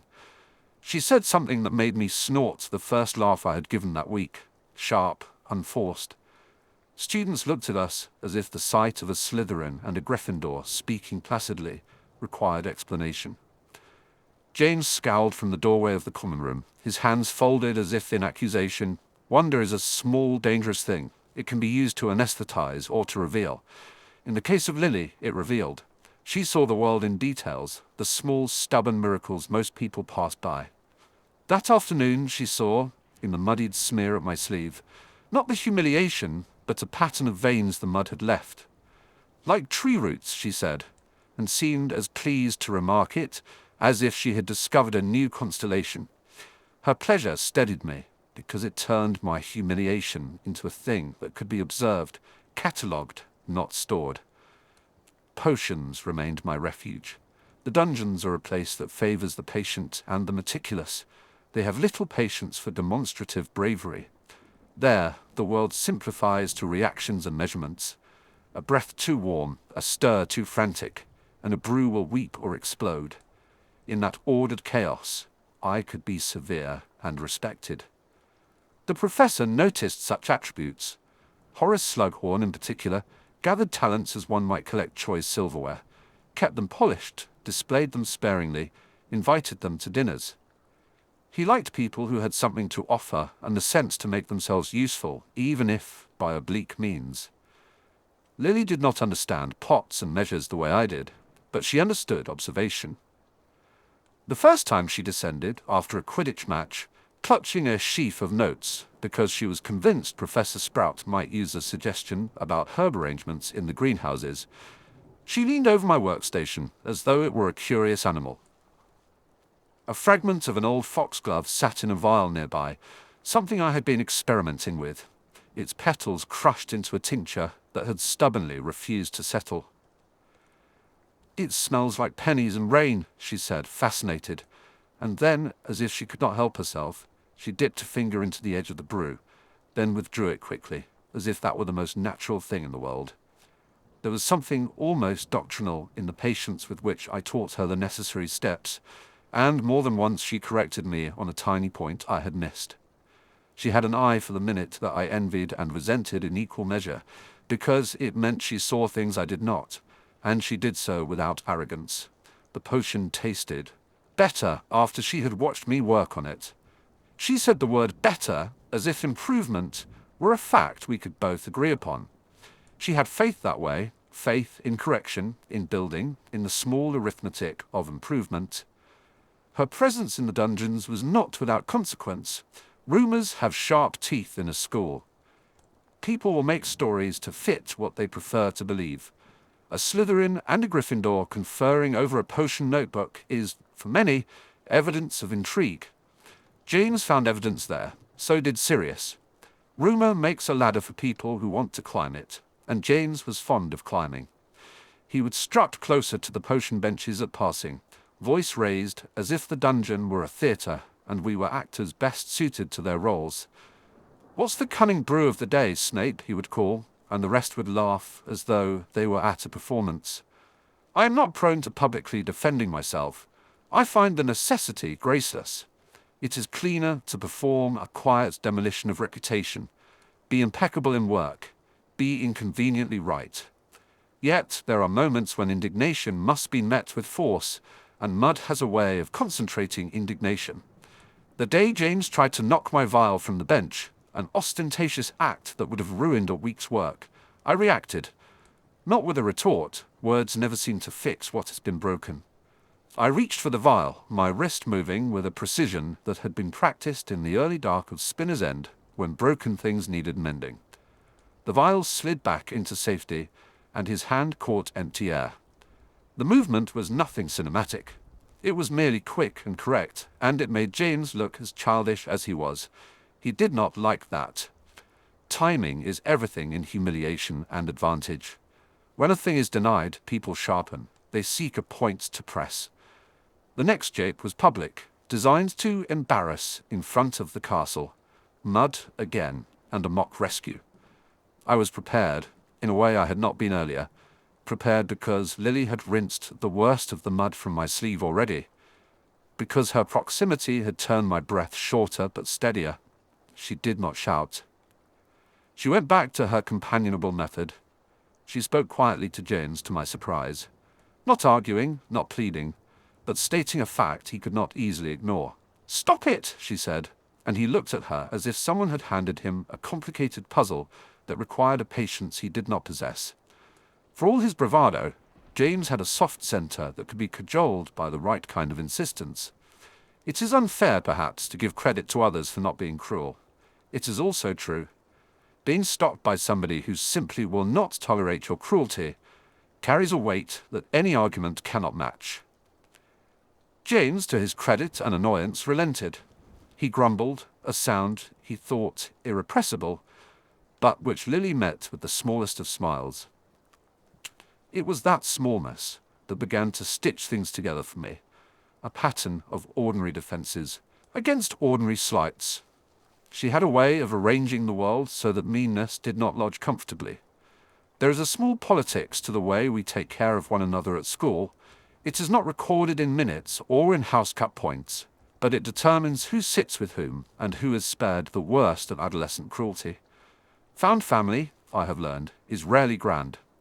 It arrives as a saving collection of habits. Somebody leaves you a textbook with notes in the margins. Somebody else offers you half the last roll of bread. Another person passes you a wink when the professors look the other way. These are quiet solidarities against the institutional momentum that divides and labels. Remus was one of those steadier presences. He observed without fuss, with a gentleness that could have been mistaken for indifference if you were not paying attention. He had the sort of kindness that never announced itself. He and Lily were friends, the way two people sharing the same view are friends, easy and reliable. When I found myself in the library late, looking for an obscure reference in that peculiar time between lessons, between the castle's loud hours, Remus would be there with a book about astronomy because the heavens could be trusted to follow their courses. That winter, there was a small mystery about a particular tincture. An ingredient kept disappearing from the storeroom. It was nothing large enough to be cause for an inquiry by the prefects, but it angered the professors. Potions does not take kindly to missing components, Slughorn especially. He kept his favourites well guarded and his storeroom to the same standard. The tincture was rare, not because of value, but because of difficulty to cultivate. He made a point of murmuring complaints in the staff room. Complaints reach ears like moths to a lamp. I could have kept my head down. I could have pretended not to notice. Instead, I made a small pact, unspoken, practical, with the others who also snooped at the edges. Remus, always patient, Lily, who took delight in the mundane, and then someone else who had fewer words but more courage than he let on. We set ourselves to the puzzle as if we were compiling evidence in a laboratory. Watch the storeroom, note times of delivery, record who passed by. It became, in its smallness, our found family project. There is joy in collecting facts with other people. It is a domestic kind of triumph, like washing plates and stacking them neatly. The culprit, when we found them, was not dramatic. Not every mystery ends with villainy. It was a boy who had been stealing small amounts for his sick brother at home, quietly, without any thought of how it would ripple. There is a particular shame to such theft, the necessity, that drives a person to dishonor small laws. Lily was furious, and her anger was the steady kind that prefers a solution to a spectacle. She suggested we approach the headmaster, or rather the head of house, and Remus arranged the words. We told the truth. We had observed, we knew the motive, and we proposed a fix that did not involve punishment but care. It was the sort of resolution that felt scandalously sensible. This, for me, was a small miracle. The institution bending without breaking. The adults allowing mercy because we had arranged the terms. Dumbledore, who seems to have a way of looking at things from a distance so vast he feels smaller for being within his orbit, took the details in a quiet manner and made a decision that pleased no one and yet mended the fault line. The boy's brother received care, the family did not have their few comforts taken, and the school learned something about the size of its policies when confronted with human circumstance. There was no speech, no parade, only a reallocation of resources and an admonishment about asking for help.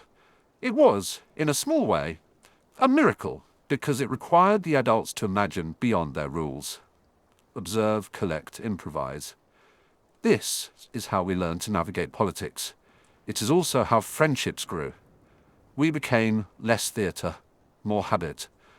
Lily would appear in the dungeons with fresh-washed hair and a question about whether a tincture preferred heat or slow infusion. She would sit across from me in the library and hand me a small note, doodled along the margin with frog sketches. She taught me jokes in a quiet manner, no flourish, just a truth that made the world tilt. Once she placed a toast on my desk with sugar arranged like a crude heart and left before I could protest. The gesture was small, domestic, and dangerous all at once. It assumed access to my private life that few had. I kept the sugar-stained toast in a book because some ridiculous part of me believed it would stave off everything. It is strange the things one keeps as proof that one has lived.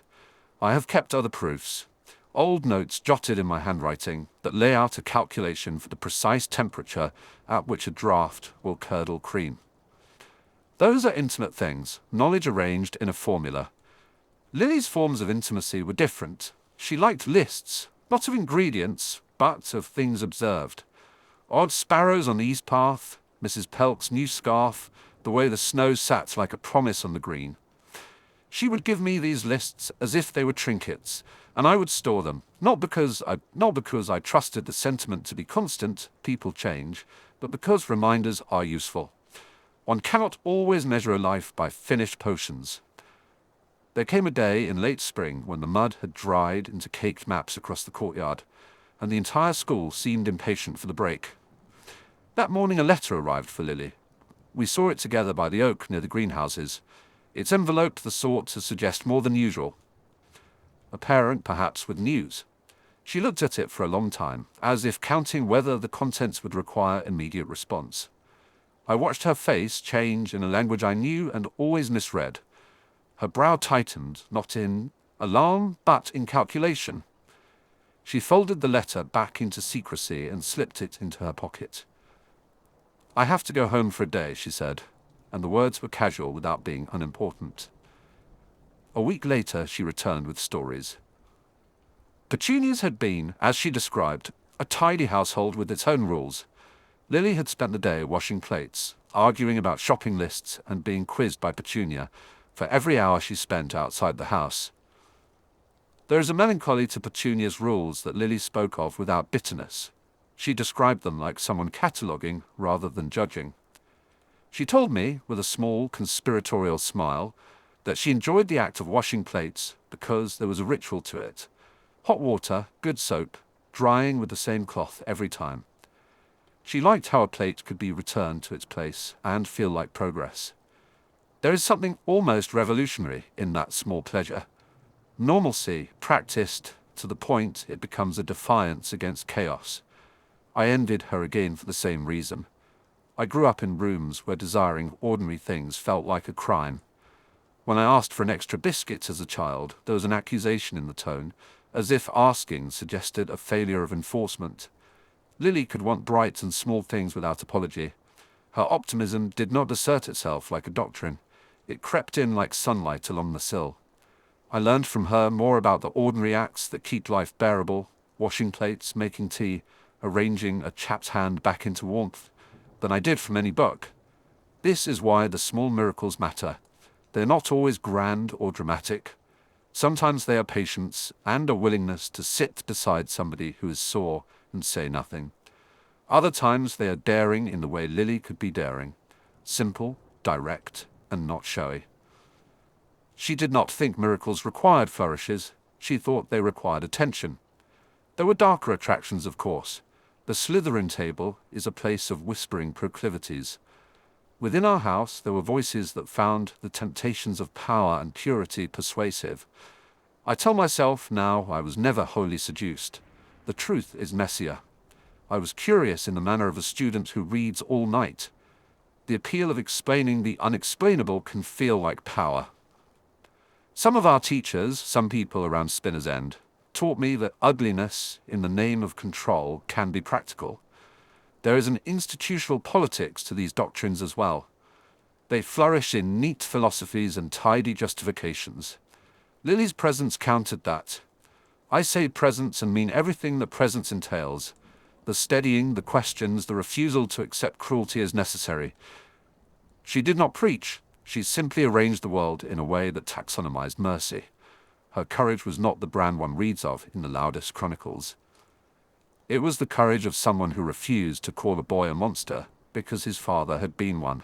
It is easier, you will find, to be cruel to a child whose parents were cruel. It absolves you. Lily refused to let us be absolved by our histories. I was, for a while, an apprentice in that kind of courage. I learned to step forward, not because it would make me admired, but because it was the only way to ensure the small miracles continued. The day that counts, at least in my memory, is when James's jests turned to something more dangerous. The exact hour is not important. The way it crept matters. He began, as so many of them do, with muttered jokes. Then came petty thefts from rival tables. Then the public staging of humiliation.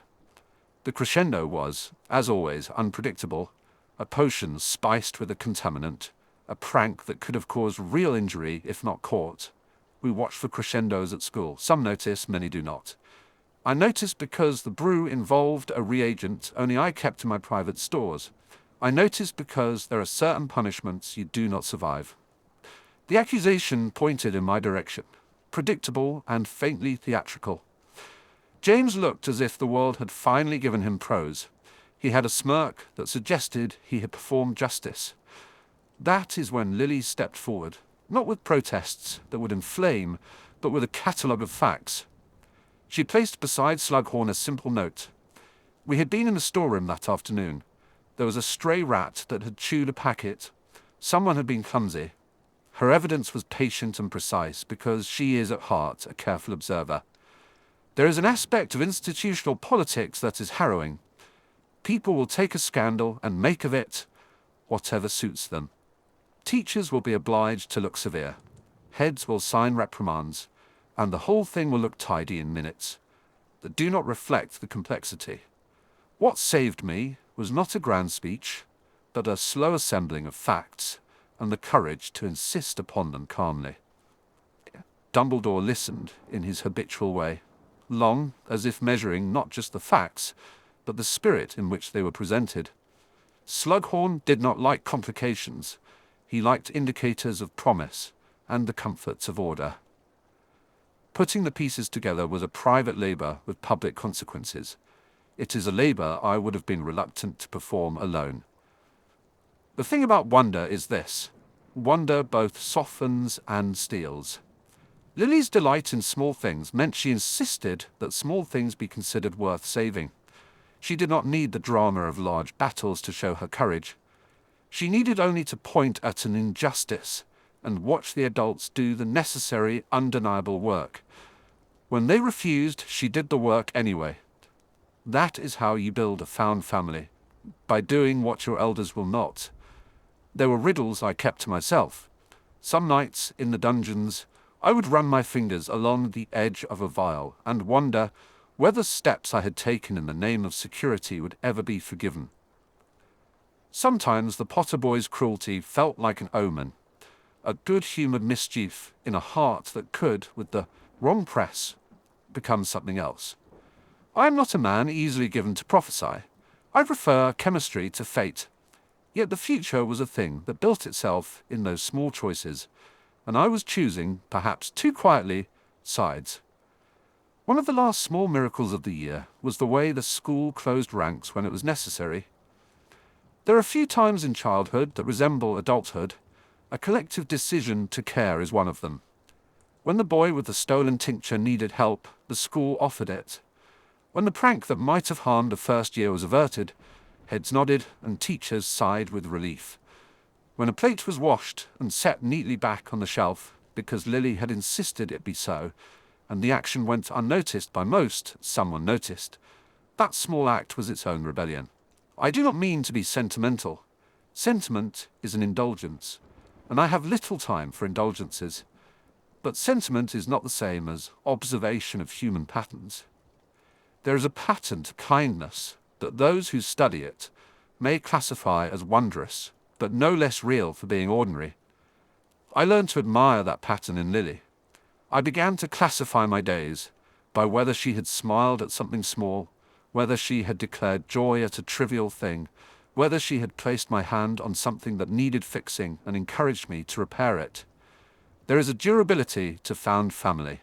It is not welded by oath, but by petty, repeated generosity. A note in a book, a loaf shared, a silence kept. It shapes the ways you will later keep others from falling. I do not know the future. I know the present and how I have arranged it. I know that wonder can be a weapon against despair if used with the right aim. It is not a mere reprieve because its effects ripple. You cannot stand in wonder forever, but you can let it animate decisions that last. James remained James, theatrical, frustrated, possessed of a fierce loyalty that could be honorable in other circumstances. He will, I suspect, always be performing because performance is the air he breathes. Sirius will remain blunt and unhelpful in ways that make you pity him for his own ferocity. Remus will remain the quiet center who can open a window in the attic by suggestion alone. Petunia will remain the gatekeeper of ordinary life, and I am increasingly grateful for the shape she gives Lily, because without those edges, Lily's wonder might have floated off into something dangerous. As for me, I have learned to keep a different kind of ledger. I note who did what for whom, when, and why. I learned to let someone else take the credit when the mosaic needed a smile. The plates we wash belong to more than us. A towel left on a hook can be a covenant. It is surprising what weight such a thing carries. There was one evening, later than the rest, when we stood by the lake and watched the surface break into 1,000 little lights, because dragonflies chose that precise hour. Lily was quiet, which to me is always an occasion. She tucked a strand of hair behind her ear, a small, habitual gesture, and said, "Sometimes I think the world keeps trying to surprise us, Severus. We only have to look." I nearly replied with some brittle joke about surprises hiding in cauldrons, but I did not. She turned to me, and for once I saw a seriousness in her that had nothing to do with being stern. It was a seriousness about the future. She was not declaring doctrine, she was planting a stake. It may surprise you to know that sometimes the smallest gestures open the door to something decisive. I felt, very suddenly, the sense that I could not be idle. That evening I made a trivial seeming vow, to be less ready to fold when the world demanded a choice, to stand where my habits inclined, but my courage had not. It was not a flaring promise. I did not imagine battles or fame. I imagined instead small acts, holding a hand, saying a truth aloud, letting the shadow of my past not decide the shape of my future. We left the lake and the dragonflies, and returned to the castle, to the same lessons, the same petty intrigues, the same rooms with their learned echoes. The politics of the school rearranged themselves like chess pieces when a hand removed them. The found family continued its quiet work. I have since then become practiced in small miracles, smoothing a ruffled temper, protecting someone from an unkind joke, hiding a vial when necessary. They are not heroic acts. They are, in aggregate, the only defense I have been able to muster. I do not know whether wonder is a weapon or a reprieve in any absolute sense. It can be both. In Lily's hands, it was a way of making the ordinary last longer than it otherwise might. It kept us steadier than we had reason to be. But knowing there is a cost to any love, I resolved that evening to accept the cost rather than avoid it. That decision has a quiet, inexorable momentum of its own. The mud will come again, and so will the need to choose. I have no illusions about the size of the storms ahead, but I have been learning slowly to collect small mysteries into a pattern that favors mercy. Tomorrow, indeed, the very next hour, James will probably be loud in the common room, asking for attention in the same manner he always does. Sirius will probably attempt something that requires intervention, and some new small problem will present itself. A cramped vial, a misplaced note, someone who needs a hand. I will be there, as I have been, because friendship has taught me to be present. We will continue the work of choosing gentleness, and perhaps that is the only miracle that endures. I have been keeping lists in my head, small moments, catalogued like evidence. The next one I will write down is a promise, not of grandeur, but of proximity, of the sort only someone who has been muddy and pulled out by a pair of steady hands can understand. Chapter 14. A Question of Allegiance. The first time I pretended to belong somewhere I was 11 and very cold. It was not one of those grand betrayals you read about in melodramas. No midnight letters, no daggers handed over in the gloom. It was simply a choice to ease the frost in a corridor, to let a laugh that was not mine ride a current with others, and to discover how easily the world altered its face when you wore a different one. Allegiances, I learned early, behave like layers of clothing. You add one and you feel warmer. You add another and you can still maneuver. You might, if necessary, peel them off in a line of fire so someone else goes unharmed. The trick is to make each layer convincing. The trick, and the terrible thing, is to make certain that when one day you are asked what you really are, the answer will not be a tangle of shreds. Hogwarts was where I refined the art of dressing myself in loyalties. Potions gave me the steadiness to think in seasons, measure, wait, adjust. The dungeons smelled of crushed herbs and copper, of slow fire and concentration. And, in that atmosphere, a different honesty took hold. Where others brandished charms and bravado, I could take an ingredient, examine its faults and virtues, and coax out what I required from it. People were less complicated than they taught in Defense Against the Dark Arts. People, like potions components, reacted the way you forced them to react. It began with small, necessary lies. To James Potter, I was the winding paper dart of ridicule that hit its mark. To Sirius Black, a target for their amusement. I learned to own the humiliation so that the jokes would stop tipping into cruelty. To my mother, I was a willing accomplice to her weary plans at Spinner's End, a son who did not make noise. To Lily, I was the boy who knew the difference between a properly brewed draught of peace and a sloppy one. She preferred the boy who could be honest, which made the other layers heavier. But one rarely wears layers simply because the hall is cold. One layers because the weather is unpredictable and because there are things worth keeping under wraps. Over time, the reasons for my duplicity did not grow flatter. They sharpened. I began to practice a kind of double life that required more than a sweater and a joke. It required performances that were not merely adaptive, but premeditated. The political breeze through Hogwarts in those years smelled faintly of injustice and the iron tang of possibility. The houses were less notions of temperament than staging grounds for alliances. Beneath the games and the noise, alliances were forming. Prefects were being spoken of as future leaders. Teachers scanned the students with an appetite that had little to do with pedagogy. I noticed the subtleties. Which boys were allowed to linger in the staff rooms, which girls brought their parents to visit, which pupils were murmured about in corners and then left alone. Slughorn liked to collect. He gathered talent the way other people kept pets. The man was a social net, snug and flattering. He believed, as many people do, that promising pupils had value beyond the classroom. He tasted it, turned it in his mouth, and placed it in a jar to look at when the nights were long. He called it nurturing. Others called it networking. Both were true.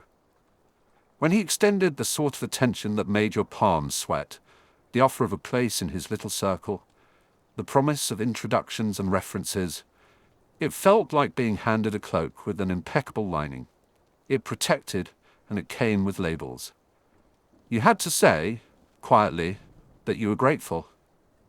You had to accept that part of gratitude was visible obedience, dinners, toasts, names spoken in the right order.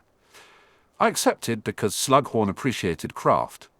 I accepted because any proximity to power could be used later to soften the edges of what would otherwise be a very sharp landing. I accepted because, above all, I was trying to balance a much more fragile scale. Lily's safety and the company that promised me prestige and protection if I were willing to stand on the right side of certain prejudices.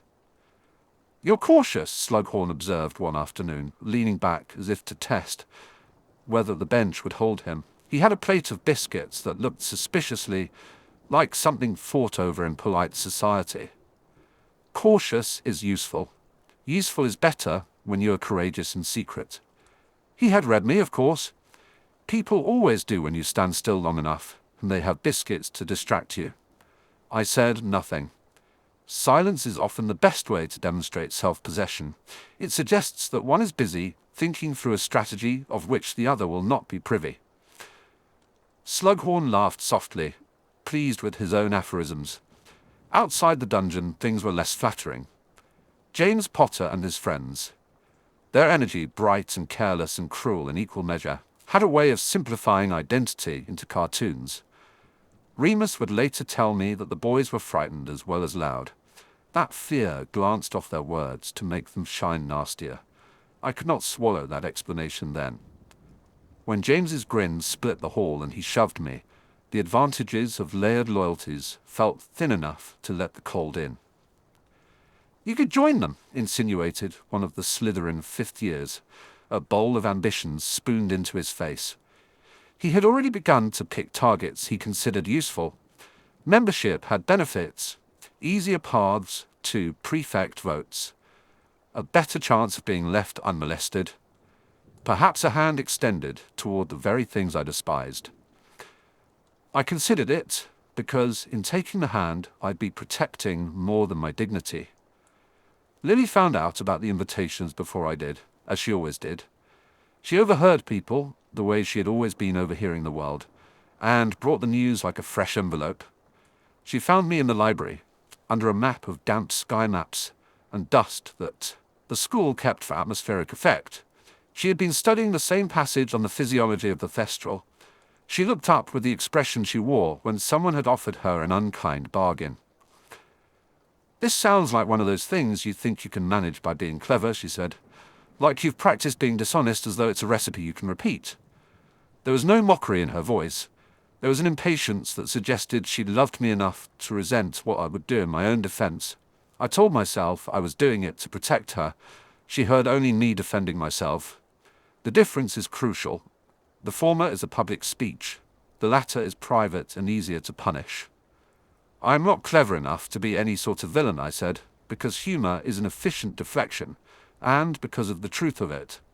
Villains are theatrical. They act in broad strokes. My life has been forged in finer tools. I learned to cut and stitch. I learned to press a seam so no one could see the stitch. We are not who the loudest boys label us, Lily, but we are also not pure." Her fingers tapped the margin of the book. She had ink on the side of her hand from an earlier lab exercise.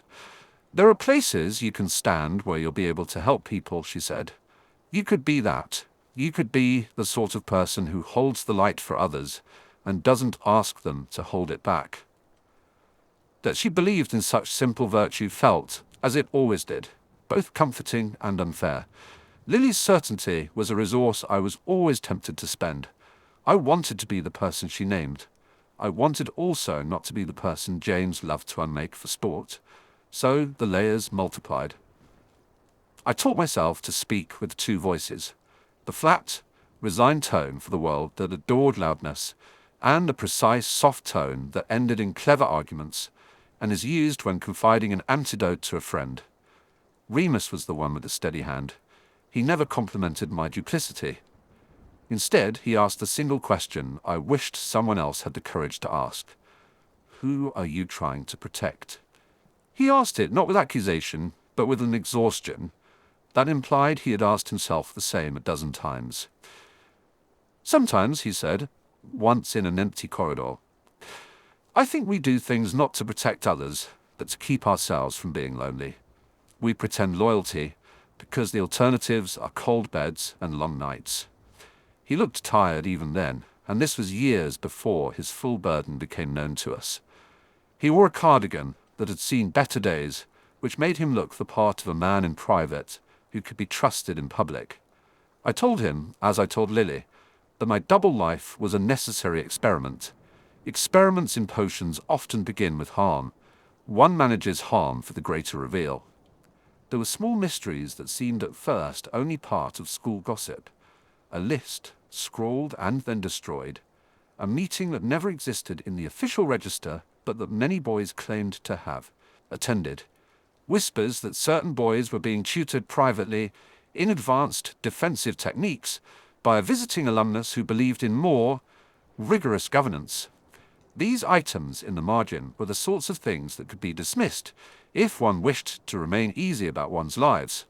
I did not wish to remain easy, so I invented myself more deliberately.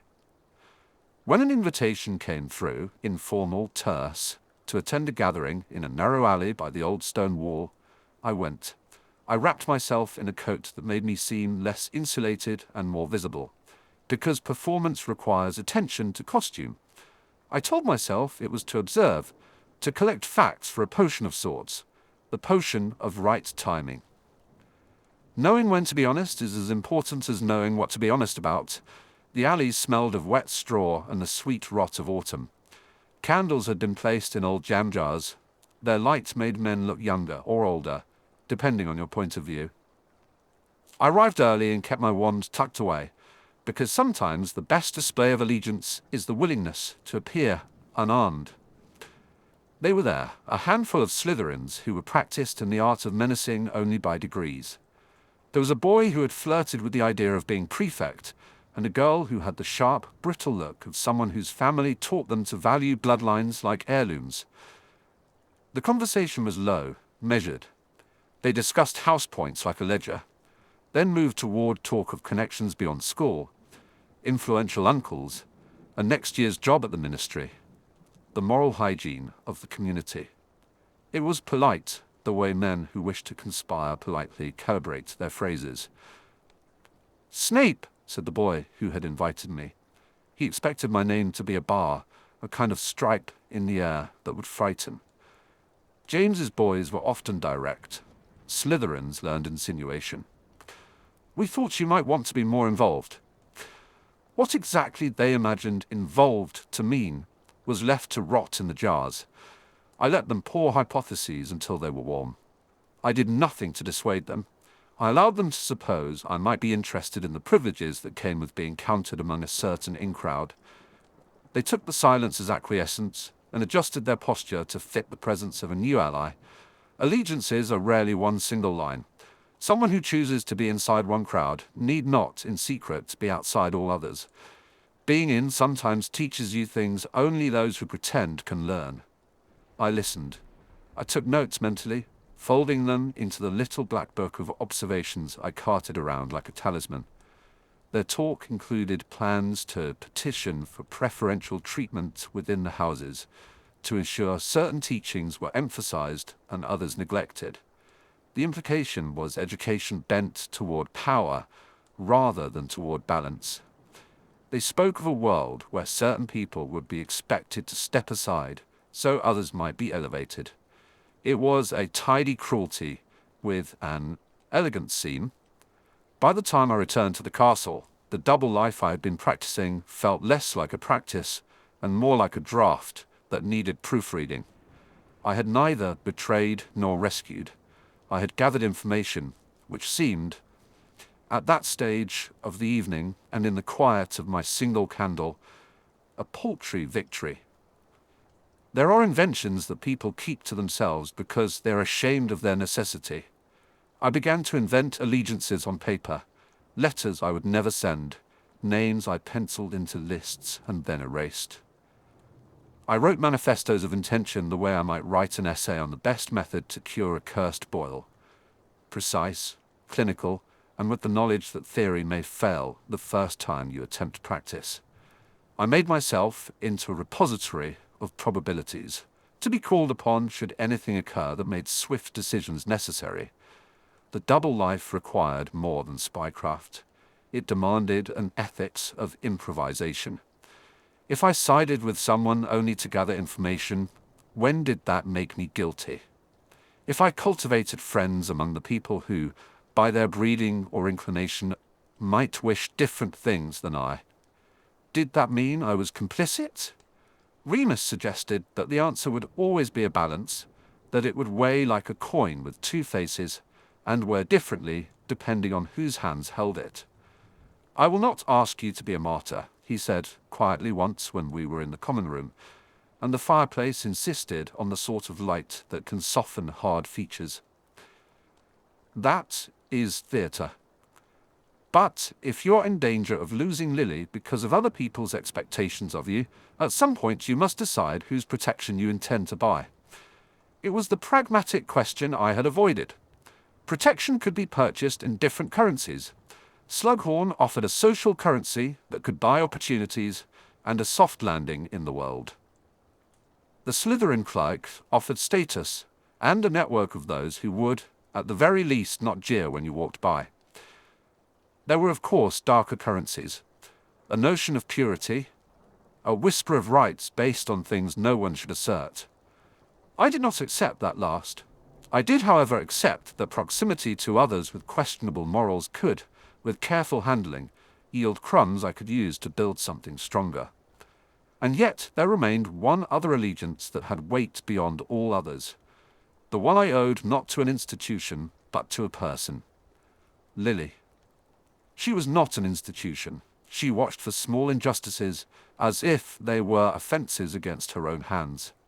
She had saved me from the worst of myself on more than one occasion. I owed her a truth that was not a performance. I could not, in good conscience, ask her to stand by me if that standing endangered her. So my double life took on a new, more urgent purpose, to keep her safe while not letting the choice to do so harden into a bargain that required me to carve up my soul. This is where the moral calculus became a small mystery in itself. How much of my integrity would I spend on the outward appearance of safety? If I had to choose between being honest and being useful, the honest route often meant being unheard.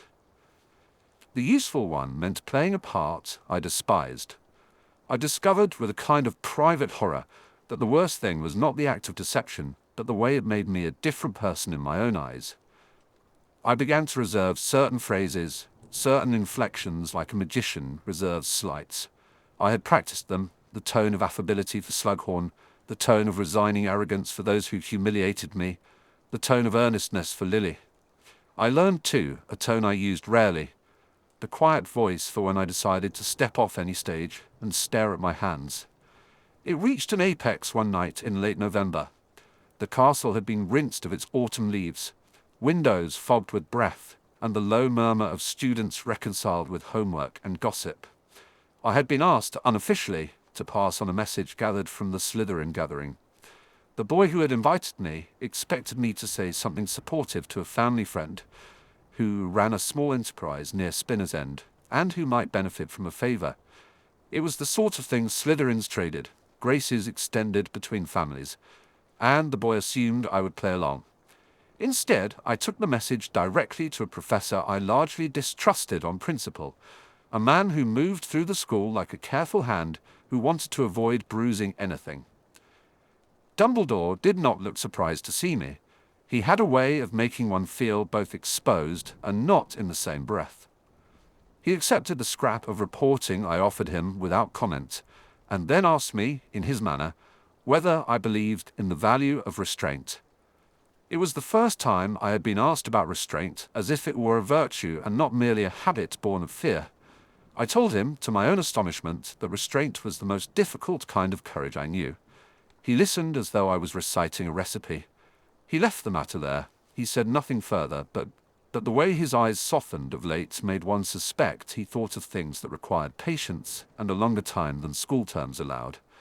Politics at Hogwarts never required guns. It required people willing to love their corners of the world fiercely and to find reasons to keep others in the dark. I found reasons, but Lily demanded light. One afternoon, our argument about the ethics of deception ended in the potions classroom, between glass beakers and the ghostly clink of a mortar. You can't keep playing the part and assume no one will notice the scenes, she said, with a little exasperation that suggested she could love me and still tear me apart in a moment if I did not walk properly. People get hurt when we hide the truth. I trousers social truth the way you fold laundry, I replied, because I wanted to wedge humor between us, like a wedge of something solid. Some things are meant to be neat and others require rumpling. It is not always the obvious seam that bursts under pressure. She laughed briefly, and her laugh sounded like something repaired and then polished. You're impossible, she said. Do you know that? You do not seem to see the risk of accruing small sins. Small sins, I repeated. There is no such thing, only necessary expedients. We disagreed, as friends with clashing moral compasses are permitted to do, if they can step back into the room without taking up stakes against each other. I wanted to tell her then of the meeting in the alley, of the lines they had drawn and the names I had memorized. I wanted, with the bitterness that only private information provides, to show her that I was trying to add a layer that protected the two of us. But she has always been less patient with disclosures used to justify behavior. She asked the single question that, to this day, unsettles me. If you're willing to pretend to belong, what happens when you no longer remember who you were when you took off the cloak? That is the danger of our exercise in duplicity. It is shockingly easy to forget which layers are costume and which have become second skin. The sort of person I was constructing in secret was a man who knew the corridors of influence well enough to navigate them, who could, if needed, pass among people who frightened me by their clean certainty. It was a person I told myself could be useful. I told myself it would be temporary. I told myself many things. Temporary is a dangerous word. It offers comfort like a hospital bandage, quickly applied and neatly removed in theory. In practice, hospital bandages sometimes left stains that could not be wiped away. I began to notice stains. I found myself agreeing to small favors for men who bent the rules. I smiled at a joke that would have previously sent me cold. I corrected a remark made at Lily's expense with an intersection of wit and ice. But I had let the moment of cruelty pass. The little tolerances accumulated into a shape that looked, in the right light, like compromise. There is a particular sort of courage that is loud and visible. Many girls and boys at school practiced it in the most luminous fashion, defending a friend in public, speaking up at a feast. The other kind of courage, the quiet kind, is less obvious. It is the courage to sit with a bad decision and not let it harden into worse things. To listen to those you do not like in order to learn. To exist in a circle of people whose company you are ashamed to admit, but whose usefulness you cannot entirely forego. I wandered to Spinner's End that winter because the house calls you back in ways that can't be rationalized. My mother had prepared stew with a crust of chill in the air and a plate of scones I had no right to eat. Conversations at home are never clean. They come layered in obligations and resentments. My mother did not ask me to be careful. She advised me to be pragmatic. Appearances are stove-polished, she said, not truth. She had the advantage of a lifetime of making do. There is something in the streets of Spinner's End that reminds one of the value of small, reliable things. Loyalty. There is not a political statement. It is the neighbor who shuts their shutters for you when it storms, who bakes an extra loaf when they know your cupboard is sparse. The politics of the place were not grand declarations, but a network of small debts. I thought of how easily I could translate the networks I had cultivated at school into something useful for people like my mother. There are, it turned out, good applications for even the murkiest associations. When I returned to Hogwarts, the house divisions seemed more brittle. The Slytherin clique had started calling themselves a coterie of sorts, not yet a movement, but something that valued selectivity. Slughorn's little parties were gaining momentum. His network began to reach into postgraduate territory. The school administration watched with the lazy attention of people who believed they had time to look. Dumbledore watched otherwise. One evening, as the castle prepared for a seasonal concert, and the great hall smelled faintly of roasted vegetables, I found a small folded note on my table in the potions classroom. It was not entirely disguised. The script was the careful hand of someone who practiced a certain discretion. Inside was a single line: "We need to talk, after classes. North Corridor. Bring nothing that marks you." I did not trust it. A properly courageous man would refuse. A properly cunning one would go anyway and be ready. I prepared as I had prepared for the alley. I wrapped my coat around myself in such a way as to look less like a threat and more like an errand boy. I told myself I was collecting information. Lily, who had been studying near the window, watched me pack my satchel, and in her brow there was that familiar mix of worry and a mild saintliness. "Please be careful," she said. "Which would you prefer?" I asked, because the better question is often the one that flings you a paradox. That I tell you everything and make you safety's slave, or that I go away and try to keep us safe in a way that you cannot verify? She tilted her head, as if considering whether she had to be small about love. "Tell me the truth," she said. "I can withstand it. I will not pretend otherwise." I wanted to tell her everything then. Instead, I kissed her cheek, a small theft, purely to reassure both of us, and left. The North Corridor is a place where echoes bend, and the portraits are more likely to be Irish than polite. The man waiting for me was not the Slytherin boy who had invited me earlier, nor was it any of the teachers. He was an alumnus of the school, a narrow-faced man who had been seen on occasion visiting Slughorn's gatherings. He looked at me as one looks at a piece of parchment one intends to sign. "Snape," he said, and there was no cordiality in the name. "We heard you might be useful." The offer he laid on the table was simple and terrible in equal measure. He wanted me to be a messenger of sorts, to pass things, to listen, to be a convenient hand in the dark. He framed it as service. The school needed gentlemen prepared to step forward to ensure stability. It was not painted as a moral act. It was painted as a practical one. I thought, for a second, of Lily, of a life where she raised children in a cottage by a river, and the word Snape was a polite smile at the market. I thought of my mother, of Spinner's End and its stubborn loyalty. I thought of Remus and his quiet cardigans. I thought of Dumbledore and his soft patience. I thought of Slughorn and his biscuits. I thought of James, just loud enough to be a constant yardstick of how much of myself I would refuse to show publicly. "I will consider it," I said. That was a diplomatic phrase. It kept options open. It was also a truth. I intended to consider it because, not considering, it would have been an act of vanity. The man nodded, as if my answer were the exact shape of the conversation he had hoped for, neither an acceptance nor a refusal. He left me with the first seed of an arrangement, thinly sketched but clear in its implications: feed information when necessary, attend when summoned, and appear to outsiders as convinced as they wished me to be. On the walk back to the common room, under the anonymity of late-night corridors and the watchful eyes of dormant portraits, I realized what I had been doing for years. I had been building a shape people could recognize, and then moving inside it. My allegiances had become palimpsests, the old ink scraped away and overwritten, the previous words still visible under a new script. I had assumed that such multiplicity could shield those I loved. But multiplicity confuses even the most deliberate mind. It blurs which commitments are strategic and which are the architecture of one's character. That night I dreamt of recipes, potions whose labels kept changing. I woke with the taste of iron in my mouth, and the knowledge that some bargains are not merely about being useful, but about choosing a voice that will speak for your soul when it matters. I did not know then which voice I would answer with when the test finally came.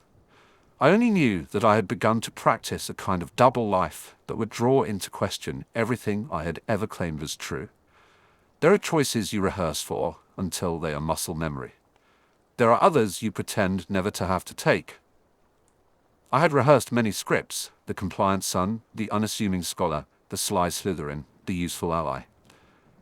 Now, for the first time, I stood on the edge of something that would require me to pick one script and let the others fall away like old coats. The cold was not the only thing that made me shiver. The corridor behind me hummed with the slow heartbeat of the castle. Ahead, the north stair angled into shadow. In that shadow, faces collected like fog. I could leave the script unfinished and keep the future an exercise in possibilities. Or I could sign the paper in the man's offered language and learn what it meant to be bound. I reached into my cloak and found, not my wand, but a scrap of paper I had been keeping folded in the inside pocket. On it were 3 words scribbled hastily in a cramped hand. For Lily's sake. Promises, I have discovered, are like certain potions. They require exactitude. They demand that you measure your intent and the hours that follow. Once spoken, they set in motion things you cannot always control.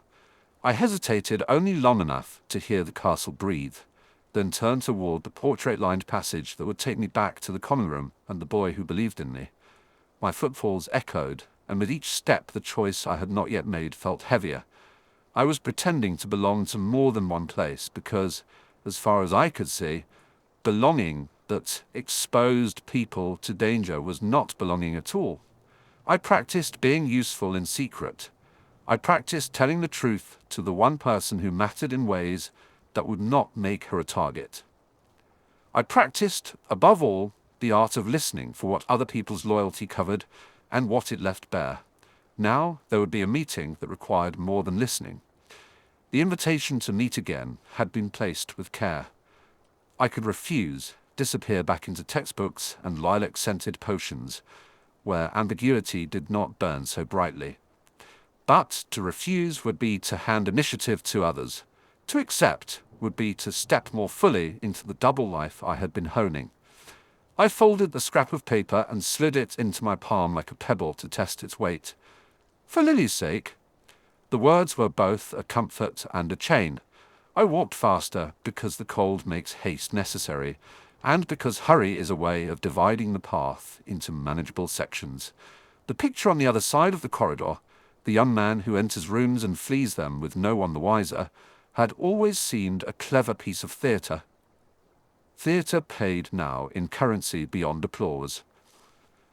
As I reached the hollow, where the portraits kept the secrets of old headmasters, a whisper snagged my name. It was not a voice I'd expect to hear in such a place. It was a small voice with the fatigue of someone who had lived too many double lives already. "Severus, my Badnan," said Remus from around a bend I had thought empty, his cardigan unbuttoned and his hair more mussed than usual. "Even wolves learn to choose packs. Don't pick the one that will teach you to eat alone." I looked at him. His expression asked the question I had been evading. He had thought it through. He had arrived without show, with the single hand he could offer. "I have no intention of eating alone," I said, "because sometimes the truth is a small, fierce toast." Remus smiled in that weary way of his. "Good. Then don't let other people's promises decide which habits are yours." We walked the rest of the way in companionable silence. When I reached the north stair again, the man from the shadow was waiting. He bowed as if before a future of arrangements and contracts. "Tonight," he said, "we want to know where you stand." It was the question that would decide whether my loyalty was an adornment or a foundation. I felt Lily's presence somewhere behind the words, the place where truth and protection warred. "Which do you expect me to be?" I asked, "because the reasonable thing is to ask what will be required of you before you agree to anything at all." He smiled thinly. "Which do you wish to be?" The corridor held its breath. The portraits seemed to lean forward. I felt for the first time the full weight of the decision I had rehearsed for years. I could say this or that. I could sign, refuse, stall. Or I could do something worse, choose a half-truth. My hand tightened around the scrap of paper. For Lily's sake, I let it unfold like a vow, and then, in a voice that had been trained to sound confident and plausible, I answered the question. Chapter 15. The Cost of Hidden Things. Secrets accumulate the way soot does in a poorly maintained fireplace. Subtle at first, a faint grey in the corners, easily ignored. Left unexamined, they darken the surfaces that once reflected light. Left long enough, they choke the chimney, and no draught can clear them. I have been curating soot for years. I tell myself it keeps warmth, keeps something of what I once was from falling wholly into the draught. It is easier to believe that preserve a thing than to admit one has been preserving oneself. My shrine was small. There is economy to how one hoards what matters. Grand altars are for those who think their losses will be larger than their hands. Mine fitted into a tea tin that had once held cinnamon sweets, and would have smelled faintly of spices if any of the sweets had survived my adolescence. Inside, a chipped enamel mug, a scarred thumbprint of an old handshake I could never recreate, a scrap of parchment with Lily's handwriting correcting the angle of an ingredient in a potion of mine, a pressed buttercup browned at the edges, a length of green ribbon from a cloak she had borrowed for a costume and returned with a gracious, reproving smile. A small silver button, hers no longer attached to anything, and a stub of pencil with writing so small I needed to hold it close to read it.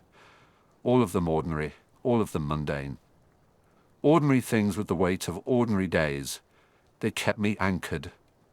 There were other pieces, less sentimental but no less necessary. A folded page of my potions notes, the margin annotated in my own cramped hand, with an improvement I had never dared show to a teacher. A scrap of an article from Spinner's End's one surviving paper, an advert for a broom that had been a joke between me and my father, until the humour drained from it, and only the ache remained. The tin lived in the false bottom of a trunk in the Slytherin dungeons. It was hardly elaborate concealment. The point was not secrecy from a clever invader, but secrecy from myself. Some things one can keep only if one admits they are kept. On a damp evening when the castle smelled of wet stone and the kitchen's roast bled up through the dungeon walls in unexpected and unwanted taunts, a mismeasured drop of acid went wrong in a practical. A bright hiss, a small puff of smoke, and the ancient blackened sink chose that moment to erupt in the kind of sulphurous cloud that will scrape at lungs and patience equally. I had my back to the shelf where the tin sat, my sleeves carried the faint grey of old experiments, but the smoke was new. I cursed under my breath, which is to say I spat a sound more accurate than loud. Even noise is a kind of confession in a place like Hogwarts. The more restrained you are, the more each sound reads as intention. When the air stung a little less, I straightened, and, by some unconscious economy of motion, brushed my left sleeve against the tin. Grey smeared across the lid, in a thin crescent, no more than a cigarette mark on a dress. The sight of it made the tin look older than it was, and what one looks at becomes true in one's head. My fingers left faint prints. I found I had the urge to clean it, to polish the metal until the mark was gone, but there are some smudges you do not remove with a scrub. They are not simple filth. They are proof of time. Severus, someone said behind me. The voice always stopped a calculation in my head. The way a bell will stop appetite. She had a way of making the world elsewise, a minor and very practical sort of miracle. Are you all right? Lily's silhouette filled the doorway. A small, impatient flame of hair, sleeves rolled as if she had been in the herbology wing and found the classroom colder than the outdoors. There was dirt at the edge of her fingernails, and the expression on her face was one I had learned to pass over the years. Equal parts assessment and affection. She had exhausted every other combination of emotion on me, and settled on that one because it would not be indulgent to either party. I will survive, I told her, which was the truth and the lie at once. I am not given to exaggeration. It is both a charm and a curse. A student mismeasured hydrochloric derivative and gifted me a new set of eyebrows. She shot me a look that, if young and hot-blooded boys had earned it, would have set them to telling stories of the glare that reduces the teller. She advanced and reached for the tin. "You keep things in here that I do not think you should," she said, half scolding, half pleading. Her fingers hovered for a moment, then brushed the edge and left a smudge of soot on the inside of her knuckle. She looked at it like a botanist discovering a specimen in the wild. "They're memories," I said, "not all of which you were present for." "That is not the point," she replied. "You're hoarding the wrong things." That remark could have been generous if she had not said it as if she expected me to be offended. There is a small private part of any man that bristles at admonition from someone for whom he keeps an invidious tenderness. I felt the bristle and kept it tucked under restraint. There is courage in domesticities as much as there is in war. "Which would you have me hoard?" I asked. "Accolades, public triumphs, a ledger of those who have been polite enough to avoid me?" Lily smiled in spite of herself. She read me better than most, because she had learned, early, what to look for and what to ignore. No ledger would ever fit everything, but you could choose pieces that are not. She searched for the precise word with the kind of patience I did not always merit. Toxic. There is a difference between remembering and embalming. Severus. I opened my mouth to answer and closed it. The retort I had on the tip of my tongue was cruel and accurate. You could not talk about embalming if you had never been in a house where nobody learned how to keep things alive. Her patience with me was a privilege gifted by someone who had not been raised with soot on as a birthright. "I suppose you think I'm cruel," I said instead. "Sometimes," she said, "but not in the way you think. There is no one word that contains the weight of what it means to be understood and not pitied." Lily's understanding was not of pity, but recognition. It sat in me like a small stone, valuable because it was hard to find, and because it cut in a way my softer comforts did not.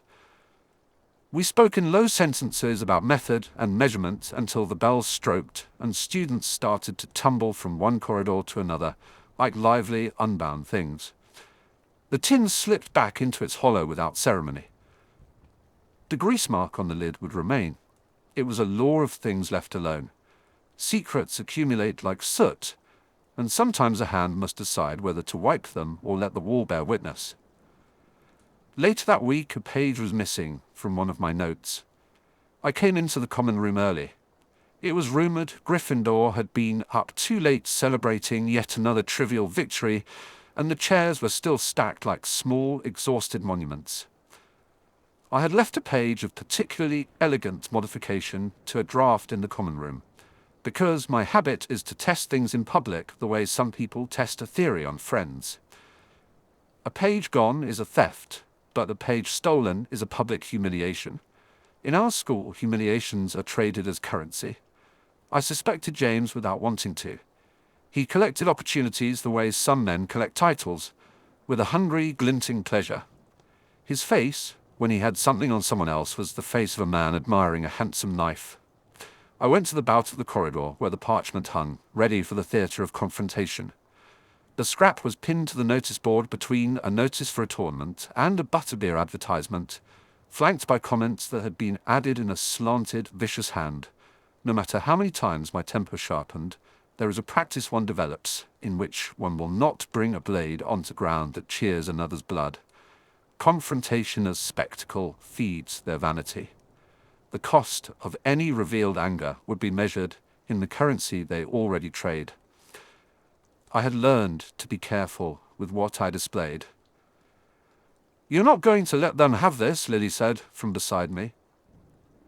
"I will not scream," I answered. "You know me better than to expect theatrics." She let out a soft noise, something like a half laugh, and folded her hands as if preparing to dispute an argument she had already won. The moment called for strategy. The politics of the school had many more players than any one of us cared to admit. Teachers were not gods who intervened merely because a boy had been cruel. Senior students watched, and houses watched each other. Sloughing off an insult in public is sometimes how one lives another day. There are decisions that are prudence and decisions that are cowardice, and they can look identical in the mirror at 3 in the morning. Remus found me in the library 2 nights later. He had the patient, steady face of someone who lives with a storm in his pockets and knows when to open his palm. He held a bookmark in his hand, a thin strip of scarlet, and it looked like he had read me and found the margin notes honest. "I heard," he said. "Hear what?" I asked. "About the page, about James." He folded the scarlet and tucked it between volumes, as if it were as natural to shelve indignation as books. "That was messy." "I'm not lacking in creative adjectives for the way he behaves," I said. "I do not think Messrs. Potter and Black invented cruelty, but they have made it a spectacle." Remus gave a small smile. He is an odd man for the world, gentle without softness, practical without pragmatism. "Do you want him to know it was deliberate?" There is a habit that forms when one keeps secrets long enough that one forgets how to share them. Remus's question got to the heart of that habit, whether I wanted to be known as the man who was repeatedly affronted and repeatedly restrained, or whether I wanted to be a man who would instruct others in the price of their cruelties. To speak is to reveal the dynamics that keep them in place. "It depends on what else would be revealed," I said. "There are parties to this that prefer darkness. Exposing one minor actor draws light on another," he nodded. That, perhaps, was why we were friends. We both understood that sometimes the most heroic thing is to be small and precise rather than grand and loud. Courage is not always fireworks and public declarations. It often looks like continuing to show up, even when the world has reasons to make one leave. The politics of Hogwarts is subtle and corrosive. There are small clubs, alliances, favors given in exchange for attention. Slughorn's little gatherings were not merely about genial conversation and vintage bottles. They were an apparatus for favor. He cultivated talent the way one tends a rare plant. His light was flattering, and his nurture came with strings. To be pulled into that circle is to be offered life, not free of consequence, but useful. When he asked me to join a private tutorial, his smile was a mantle and his eyes a trap. "You have a rare mind for concoction," he said, which is perhaps the damnedest form of praise. Praised for talent, heaped expectation for loyalty underneath. I had a talent. I had always had it. Shows of admiration are often a method of testing compliance. You examine someone not by what they accept, but by what they renounce for the applause. "I do not want his favor if it costs me Lily's trust," I told myself later, when I sat alone with the tin, and the soot made the room feel older than it was. Secrets are not inert, they require maintenance. Favors accepted for the wrong reasons can become a web in which one has trapped oneself, and it is an unforgiving thing to discover that the net is woven of your own choices. There are nights when I would go to Lily's house rather than back to the dungeons. Petunia's lamp glowed through curtains like a watched eye. They kept an ordinary order to their days that both comforted and enraged me. I loved Lily at a distance because she offered the mercy of normality. She had been my first friend on a day when walking into a room of others felt like stepping into frost. Her hands were quick to steady, her voice quick to banish shame. One afternoon, after a quarrel that had the weight of too many quarrels beneath it, she said to me, "You know you can tell me things." The simplicity of it irritated me more than any pointed barb James might have delivered. I told myself that secrets are not to be offloaded like linens, that there is a decorum to shame, that there are times when secrecy is only another kind of solitude. "I can," I said, and the sentence folded back and into itself. "But some things are not for sharing." "Why not?" she asked. There is a directness to Lily that was both a sword and a grafting knife. She could cut through pretense and then sew what she had cut back, cleaner than before. Because once set free, things can no longer be controlled, I said. It was a truth and an excuse. To be silent is to attempt to retain mastery over fallout. To speak is to risk being judged not only for the content, but for the capacity to have kept it. She reached for my hand, in the way people reach for the edge of a table when they're trying to steady from dizziness. "You keep everything because you believe if you let it go there will be nothing left of you," she said. "That's a very poor philosophy of self-preservation, Severus." The warmth from her fingers was ordinary comfort, and it made me aware of how little ordinary comfort I allowed myself. I withdrew my hand as if to be spared any indulgence. She laughed a little at my formality. "You're impossible," she said, "but you're also stubborn in a way that is admirable." The word admiration is slippery. One is rarely merely admired. Admiration suggests a debt, an expectation. I have been admired for my abilities in potions, and the price was attention. Attention is rarely neutral. It is often a vector. Then there was the night the note arrived. It had been slipped under my door with the delicacy of an assassin and the clarity of a threat. No flourish, merely a piece of paper with a name and a time, and a narrow place at the edge of a map. I read it twice before I believed it was real. The hand was unfamiliar and careful. The message succinct. It was dangerous not because it was violent, but because it asked me to be silent. There are secrets one keeps to shield others, and secrets one keeps to protect oneself. The note asked for the former, to meet in a corridor, and to say nothing until told. I had the options of refusing, of leaping into a public denunciation, of taking the note to the headmaster and letting the institutional machinery turn. Every arbic decision bent towards consequence. I went to the appointed place because curiosity, that sin of all slow minds, is a strange, steady urge. The corridor was damp, and the torchlight leaned against the stone like a tired onlooker. A shape moved in the half-light. The person was not a student I recognized at first. The face was older and marked by winter, not the comic and marked skin of adolescence. He wore a scarf that had seen better days, and a look that belonged to someone who had once been disappointed, and had then made disappointment a profession. "Severus Snape," he said, as if speaking my name made it belong to him. "You summoned me," I said. My voice did not betray surprise because I had learned the value of detachment in conversation.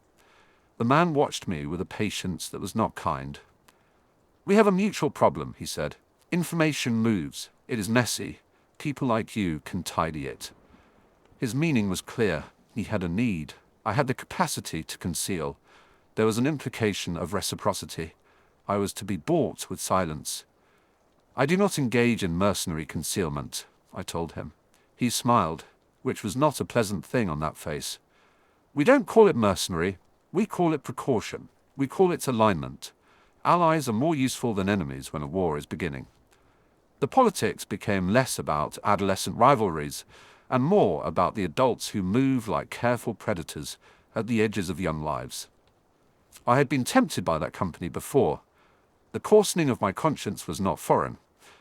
But what most tempted me was the promise of power to rewrite humiliation into dominance.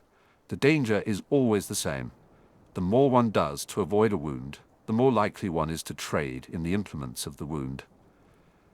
"I do not wish to be an ally," I said. The reply came reflexively. It was a refusal and a lie. There are forms of loyalty that are not publicly acknowledged. I have always been awkward at bargaining away my soul. The price of tacit alliances is often small at first, a favor, a tidied secret, but small economies feed themselves. Then you are foolish. The man left me with that remark, and the knowledge that he had not expected me to comply. It was a warning, not an offer. The note was not an enticement, but a test. I walked back to the common room as the night air pinched the breath from my lungs. The tin felt heavier than it had that morning. Grease marks do not only tarnish, they are proofs of use. The shrine of things looks well until you remember why you kept each item.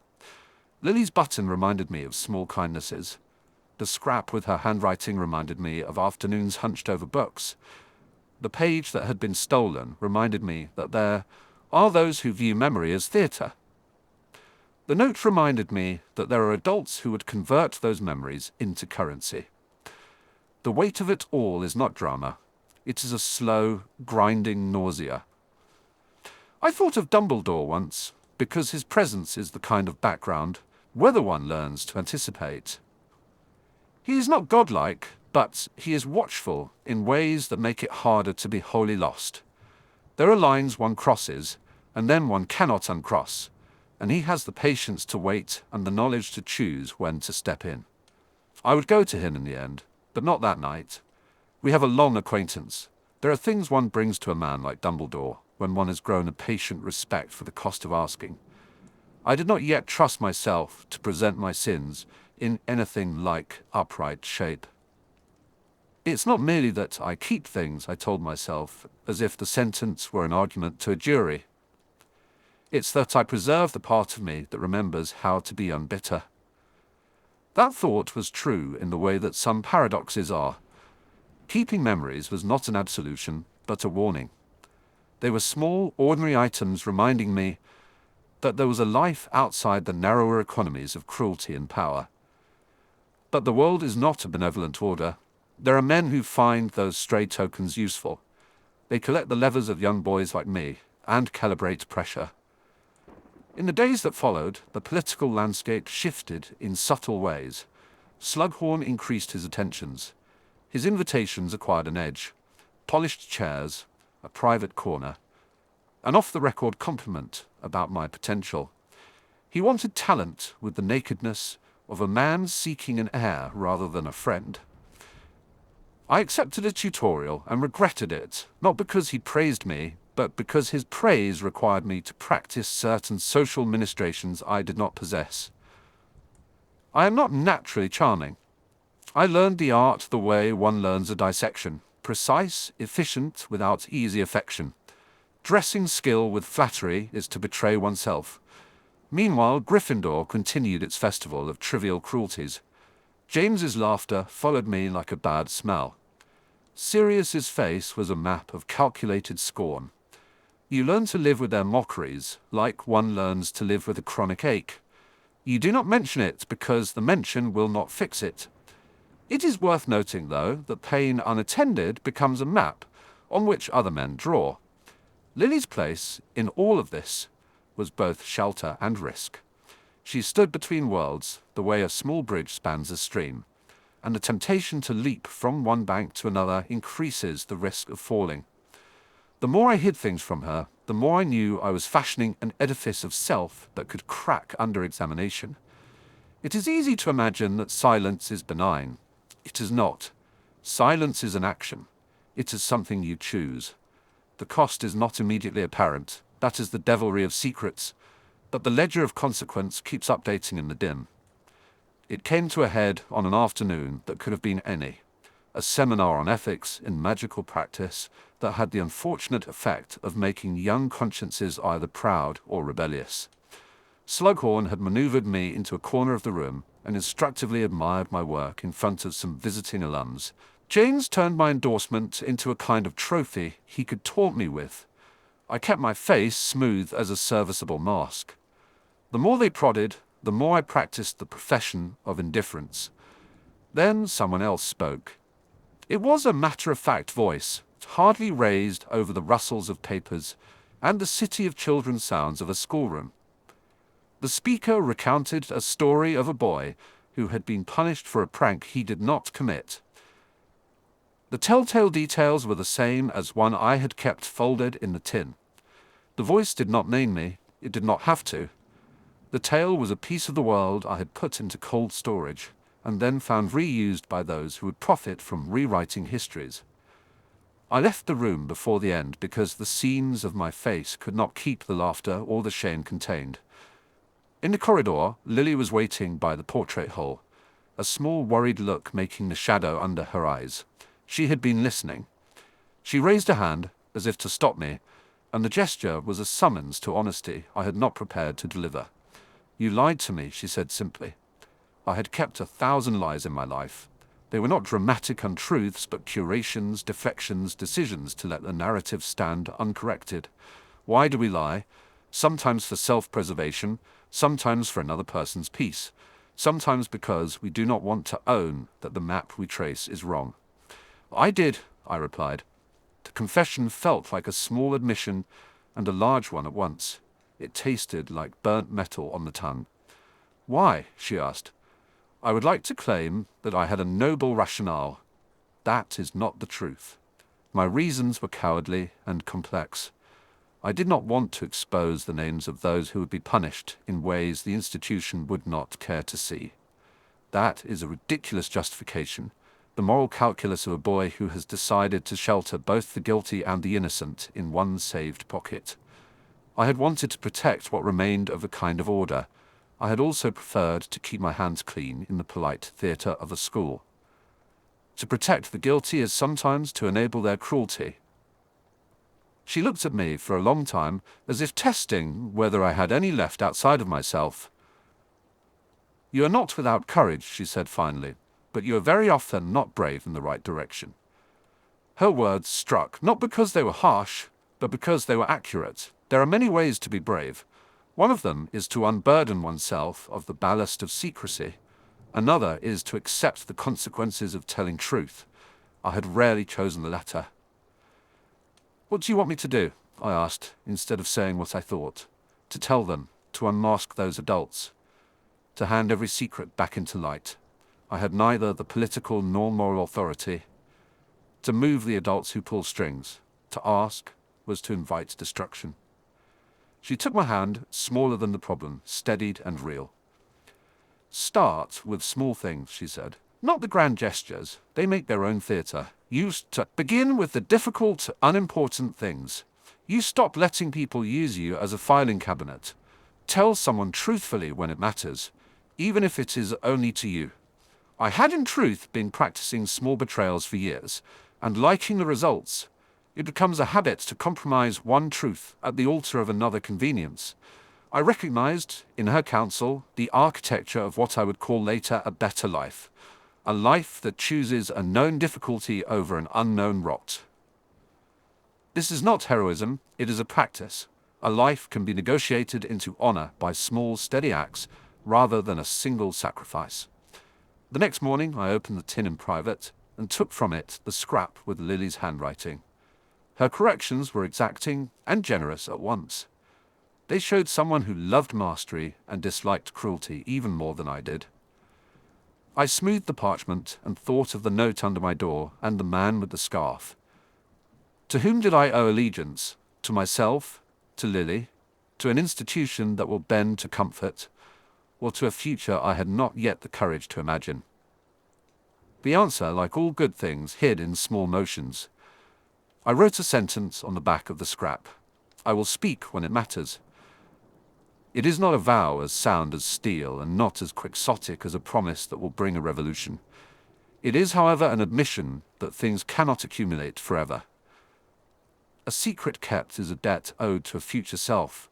There are more important debts than the pleasure of avoiding small discomforts. Then I wrapped the scrap in the green ribbon and slid it back into the tin. Some parts of a shrine must be kept. They keep a man human. But I took the tin to the head of house that afternoon and placed it in a drawer with the same casual care one uses to hand a precious thing to a responsible clerk. The cost of hidden things was, in the end, the simplest of sums. If a secret is mine to keep, and another's life is measured into compounding harm by my silence, then I have become an accessory to that harm, whether I chose it or not. Honesty is not merely a moral luxury. It is a tax levied by life on the comfortable. The institution, the school, the adults, the alliances, will not always collect the fine. Sometimes the levy is paid in quiet lives. Sometimes it is paid in friendships sundered. Sometimes, if one is unlucky, it is paid in lives that do not credit. There are costs to revealing truths as well. Lives are messy. Reputations crumble. Places that look familiar become unfamiliar. But there is, in exposure, a clarity. Soot falls away under a precise hand in the sunlight. It is unpleasant to see what has collected. It is also useful to know how to scrub. When I left the head of house's office, I felt lighter and more vulnerable at once. The tin was not empty. Keeping a single scrap for the present companionship of memory is not the same as keeping 1,000 to preserve oneself from change. I had done something both brave and foolish and minor. I had started a different economy. Outside, the evening had settled into a purple that was almost indigo, and the stars in that part of the sky were cold pinpricks. I walked the corridors with the lightness of someone who knows a small ledger has been balanced. There are many ledgers still to balance. The war of small cruelties and large politics, rumoured at the edges of our corridors, had not ended. Slaghorn's solicitations would continue. Jane's and Sirius's amusements would keep going. The man with the scarf might return. The note might be more than a test. But the accumulation of soot had to be interrupted before it clogged everything that made me able to care. I thought of the button, the ribbon, the buttercup dried at the rim of the tin. They were still there. I had not burned them or cast them out, nor had I allowed their significance to be weaponized by those who would collect shame as currency. I walked down toward the dungeons thinking of choices like recipes. The right ingredient in the wrong quantity makes for disaster. The wrong choice in the right measure can be turned into something that keeps a man from falling apart. There is a kind of courage that comes from choosing what to hide and what to reveal. It is not the sort of theatrical heroism that wins banners. It is the slow, patient courage of someone who will stand in the kitchen and make a potion the rest will criticize, then drink it because it must be done. I had to learn this courage in small ministrations. A scrap handed to a head of house, an apology uttered to a friend, the refusal of a favored patron's complete control. That night, before bed, I took the tin down from the drawer and opened it in the dim. I removed the scrap and read the sentence I had written. The letters were a little shaky, the hand betraying the fatigue of one who keeps vigil too long. I folded it and tied the green ribbon twice. It looked absurdly small, a token in a war that is not yet named for us. Tomorrow, I told the room, the castle, the ghosts that listen in these halls, I will do something else. Promise and action are not the same, and the distance between intention and deed is the place where character either hardens or softens. I could feel the ash of many old secrets under my nails. I would clean them. I would keep the button and the buttercup. I would not let the man with the scarf become a landlord of my life. I would speak when it mattered. I did not yet know what that would cost me. I did know that it would cost more to continue the economy of quiet. There are longer reckonings to come. For now, the dent of soot on the tin caught the torchlight and made it look like an old wound. I smoothed the tin with a hand that trembled slightly and set it back into its place. Secrets accrue like soot. One does not become either innocent or guilty by choosing whether to keep them. One chooses instead what to do with the small, stubborn ash when the wind finally blows it into the open. Tomorrow I would speak to more than the head of house. Tomorrow I would begin to undo what I had learned to keep. Chapter 16. Crossings at Twilight. Twilight teaches you languages you do not expect. There are ways to say something without speaking. Verbs that bend when the lamps come on and stop when the sun peels the shadows back. I learned those languages the hard way. Not in a single lesson, but in a final year of being 11 that became a pattern of evenings. When one life lay in the dungeons and another crouched on the other side of the castle, bleary with laughter and arrogance. At first, it was only a matter of convenience, a favour here, a silence there. Then the favours multiplied, and the silences grew warmer and easier to hold. I discovered with a clarity that made me nauseous that betrayals could be learned like conjugations. Once you knew the forms, you could bend them to mean what you needed. Spinner's End is a twilight of its own. There is a stretch of time where the street does not bother pretending to be anything but damp and ordinary, and it taught me resilience in the smallest ways. My mother kept the gas light burning until I clattered back through the door, long after the neighbours had gone to bed. She recognized the way the world valued me, by what I could keep in my pockets and what I could keep from speaking. She did not pretend to love nobly. She taught me survival.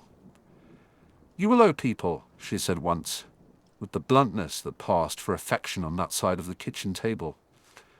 "You will take what they offer. You will pay when asked." She said it as if she were giving advice. Perhaps she was. Perhaps she was naming how the world worked, so that I could operate in it with less surprise. At school, the grammar was subtler. It took place in the dungeons where steam rose from cauldrons, and the walls absorbed gossip as readily as mortar. Slugs clung to the cool stone, and the bottles smelled of copper and citrus. Potions is a subject that rewards attention to small things: the exact angle of a stir, the duration of a simmer, the difference between a bead and a bubble. Outside of class, the same focus translated into human transactions: a glance held too long to parchment, a willingness to stay after hours, a tendency to correct a recipe by voice rather than by ledger. These were prongs with which a man could be filleted. I was 17 before I appreciated how fine the cut could be. The first time I accepted what was offered to me, it felt like being given a seat at a table for which I had not been invited. I was noticed, not by kindness, but by appetite. An older student, smooth-jawed and precise in his cruelty, slid a folded scrap of parchment beneath my cauldron one twilight, when the others had gone. It asked for something small. "Discretion," it read, "and proof you can be useful."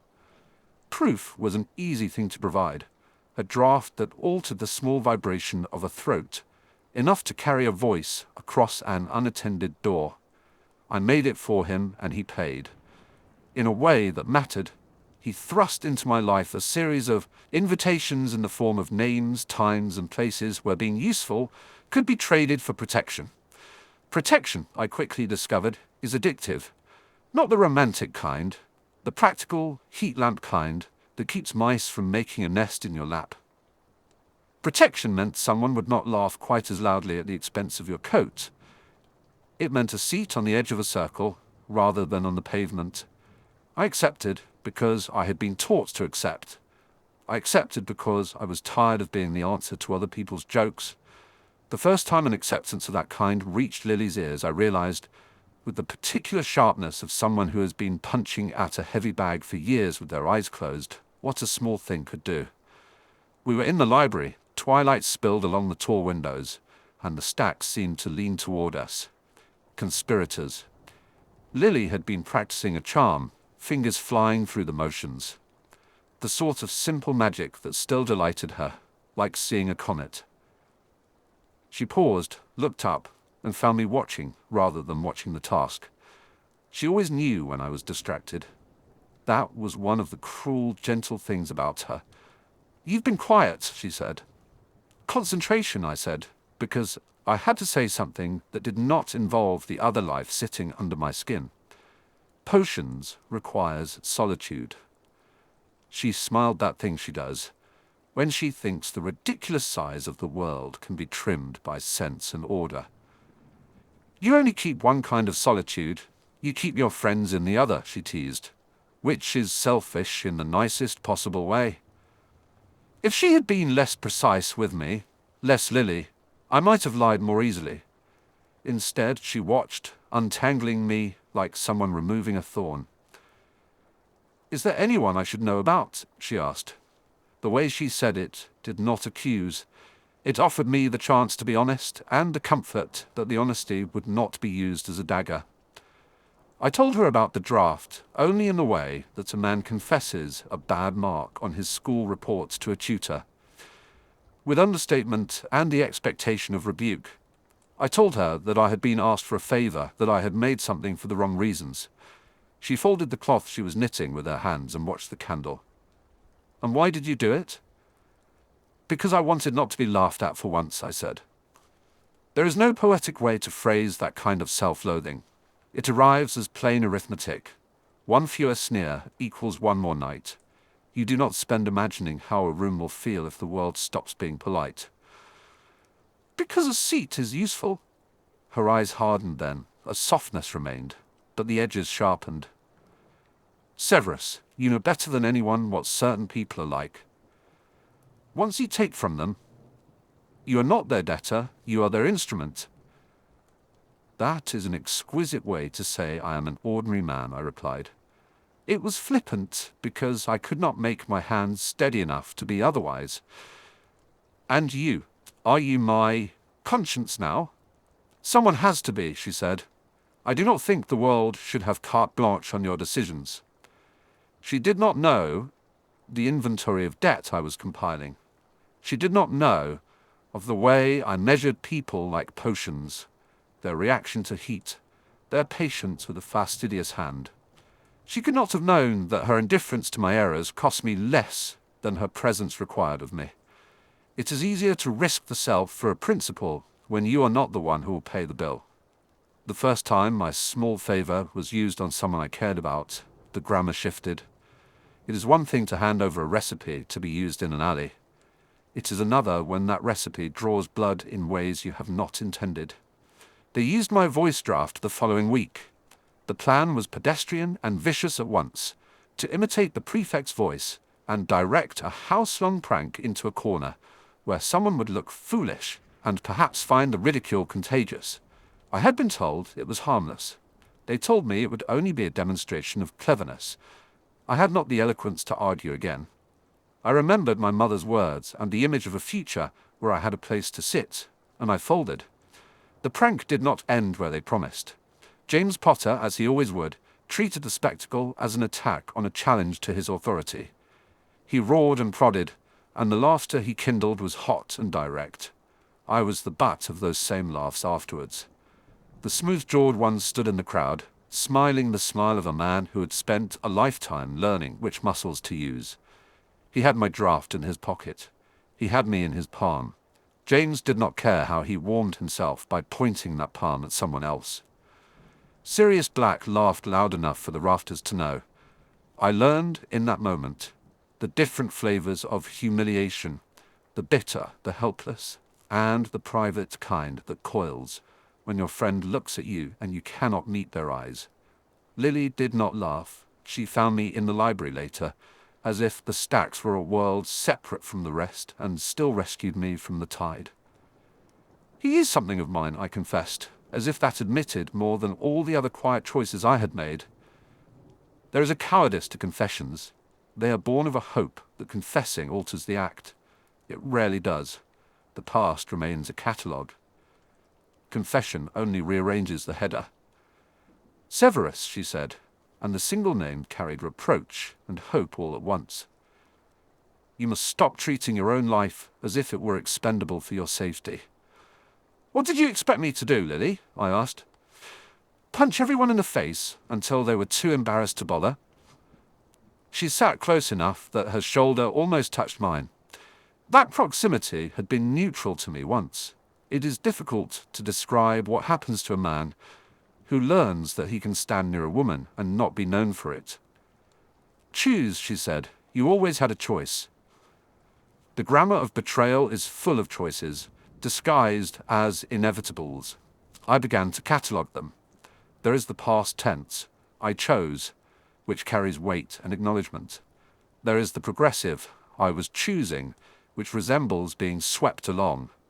There is the conditional, I would have chosen differently if, a refuge for cowards. I learned to move between those forms, sometimes switching verb simply to soften my own mind. If you can turn a decision into something that happened to you, rather than was done by you, your spine finds a way to unbend.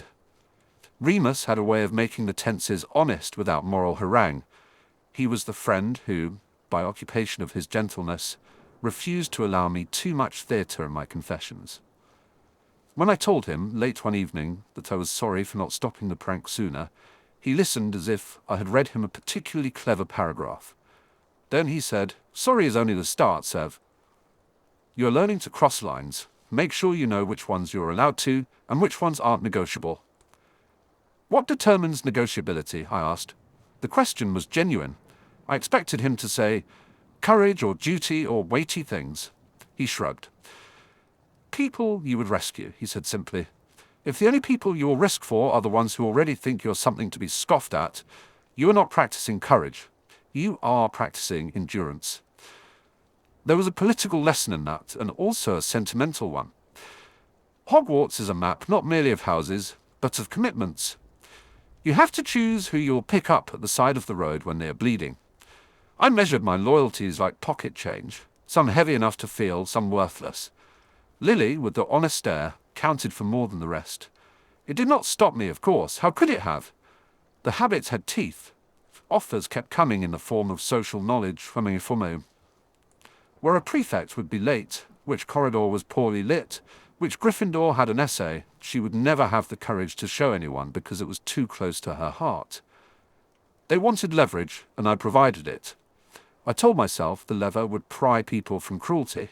Instead, it pried me from myself. Institutional politics made the crossings easier. Teachers appreciated utility in a boy who knew his drafts and kept a steady hand.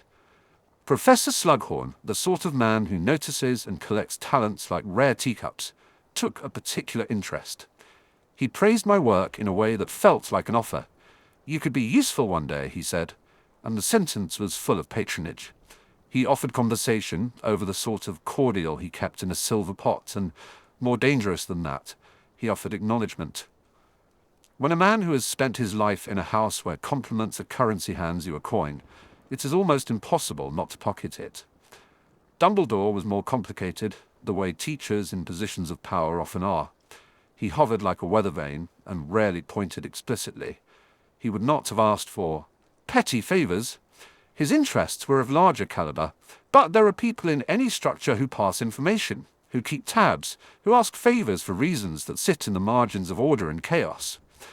I became adept at sensing which way a question leaned, and answering in a grammar that would not produce consequence until it had to. In the absence of a clear person to blame, you begin to blame yourself. There is a particular cruelty in small betrayals.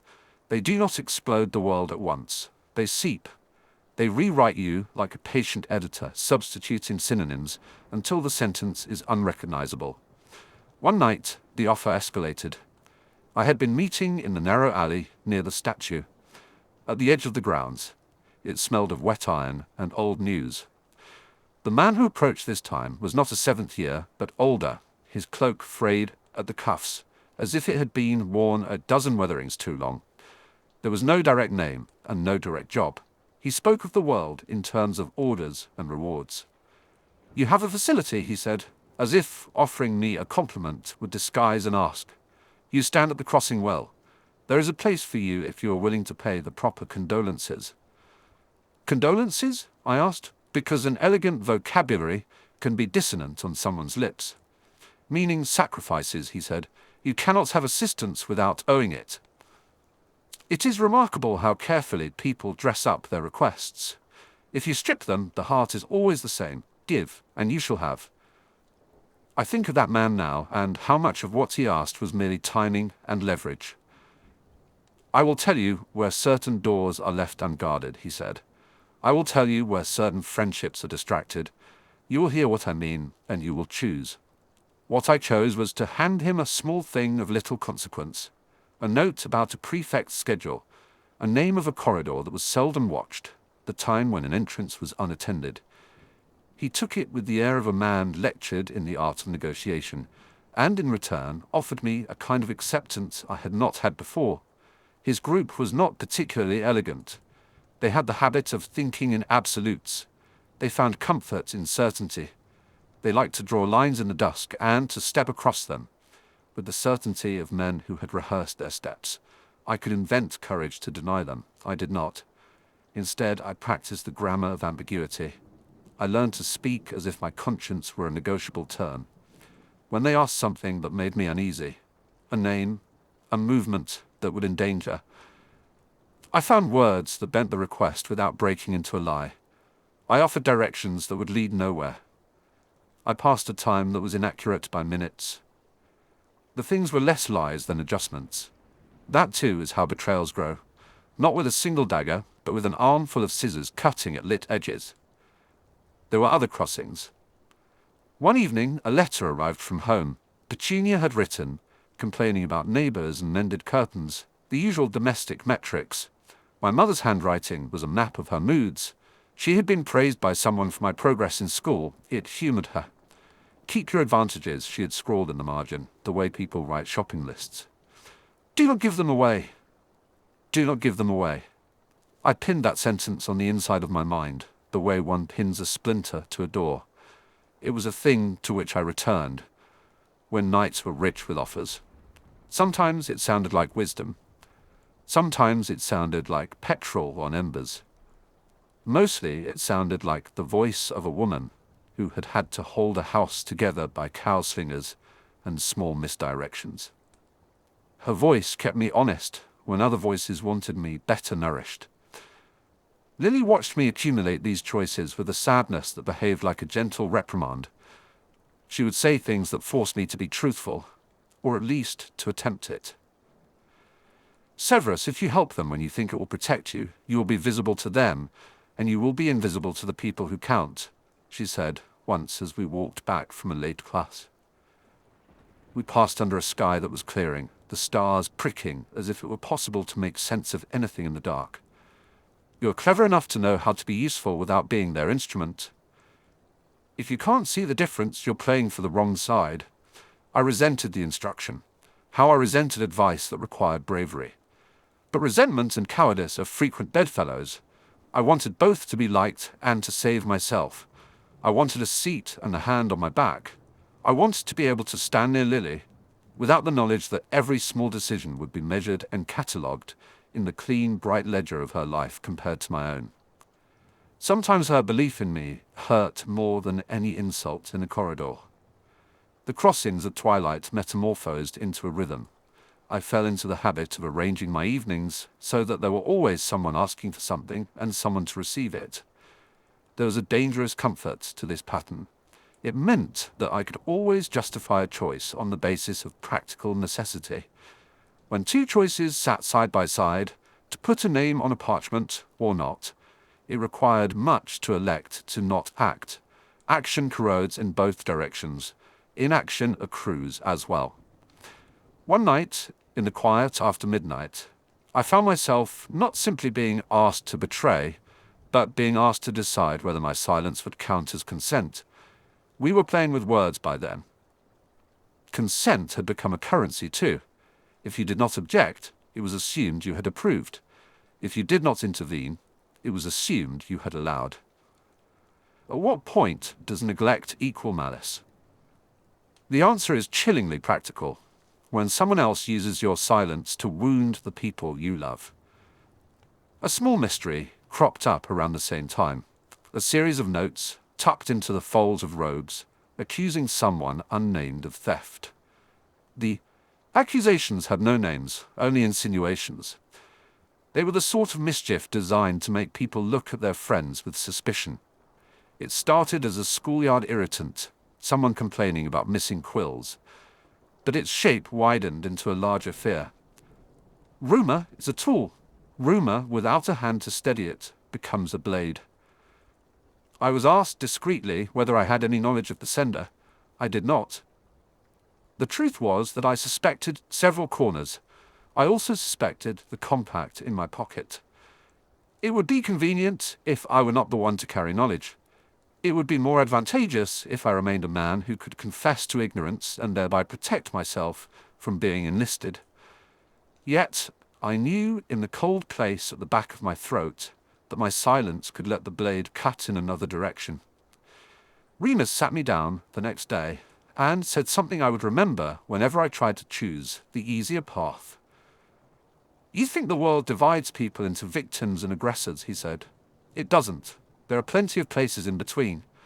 But remember, if you're good at crossing from one side to the other, you can learn to stand where the bridges are and hold them, or you can burn them behind you. Both are powerful and both are dangerous. Choose the kind of dangerous you want to be. The sentence landed not as chiding but as a ledger. It forced an inventory. I began to practice small acts of repair. When I could, I warned a student that a prank was being prepared at a certain door. When I could, I planted a diversion that led a malicious group away from a vulnerable target. These were petty heroics, the sort of things that cost me small pleasures in return. A seat at the table I had wanted, a smile from a man who had been generous, the patronage that perfume-like hugged any man who rose in reputation. Each small rescue cost me a currency I had only recently begun to collect, and I felt the sting of the withdrawal. There were also moments when betrayal was not within my power to stop. The people I sought to defend sometimes chose their own path, and their choices did not always ask my consent. Lily, for example, Soul chose stubbornness when she found someone had been targeted by gossip. She rallied people around the accused until the knives dulled and the murmurs went slack. Watching her do that saved me from the fear that I could not be changed. It also made me acutely aware that there were things I could not buy back. If my own actions had pushed her toward that defense, then I would have been the source of the cost. Institutional politics bent these private lessons into a larger geometry. There were men in the school who liked to think of themselves as guardians of order. Men who believed that keeping the world clean required sometimes dirty hands. They would test whichever student they suspected of being malleable. Slughorn, with his teapot and his social collector's eye, offered me one kind of loyalties. Other men offered a version of power that required a different barter. Both had lines they would not cross. Both also tried, politely, to persuade their protégés that the lines had reason to be flexible. The castle, for all its warmth and books, has a politics like a tissue, fragile and easily soaked. As I learned to navigate this, the twilight became less threatening and more useful. One could arrange meetings precisely when the light made it easier to be invisible. One could deliver messages in the lull between classes and make the world believe that nothing had happened. I began to cross from one life to the next, with the certainty of a man who had learned to commute, taking the train of one obligation to the city of another. I did not enjoy it more. I had only grown efficient. Then the night came when efficiency would not suffice. They asked for a list. It was composed in the manner of civil requests. Neat handwriting, a formal salutation. Names you would be willing to speak of, it read, places they frequent, times they are alone. They wanted a catalogue of vulnerabilities, not for a practical lesson, but for leverage. They explained the uses in a manner that made it sound civic. Why now? I asked the alley and its damp eaves, because that was where business was done. I was tired of the false civilities. You have what you've needed before. What's different? Times change, said the smooth voice. Opportunities do not remain unleveraged forever. It is time to set certain things in motion. I understood precisely what would be in motion, and I understood the cost. I could refuse, and the cost would be the small protections I had earned. I could yield, and the cost would be reputations, and perhaps the safety of those I cared for. There is a point in every person's life where the ledger asks for a single line. This was mine. My throat closed. The alley smelled of iron and old confidences. I imagined Lily laughing, as if the world could only be remade by laughter. How will you use the names? I asked, because a man with any taste for caution must ask how his work will become someone else's hand. Practical things, Wyatt, he said. Doors held, confidences recorded, someone given a nudge in the right direction. The grammar of betrayal found its most dangerous tense in that exchange. The future conditional, all possibility, and no responsibility. If I had been more heroic in the first years of schooling, perhaps I could have declined. Instead, I practiced a different verb, mitigation. You're getting correct times, I said.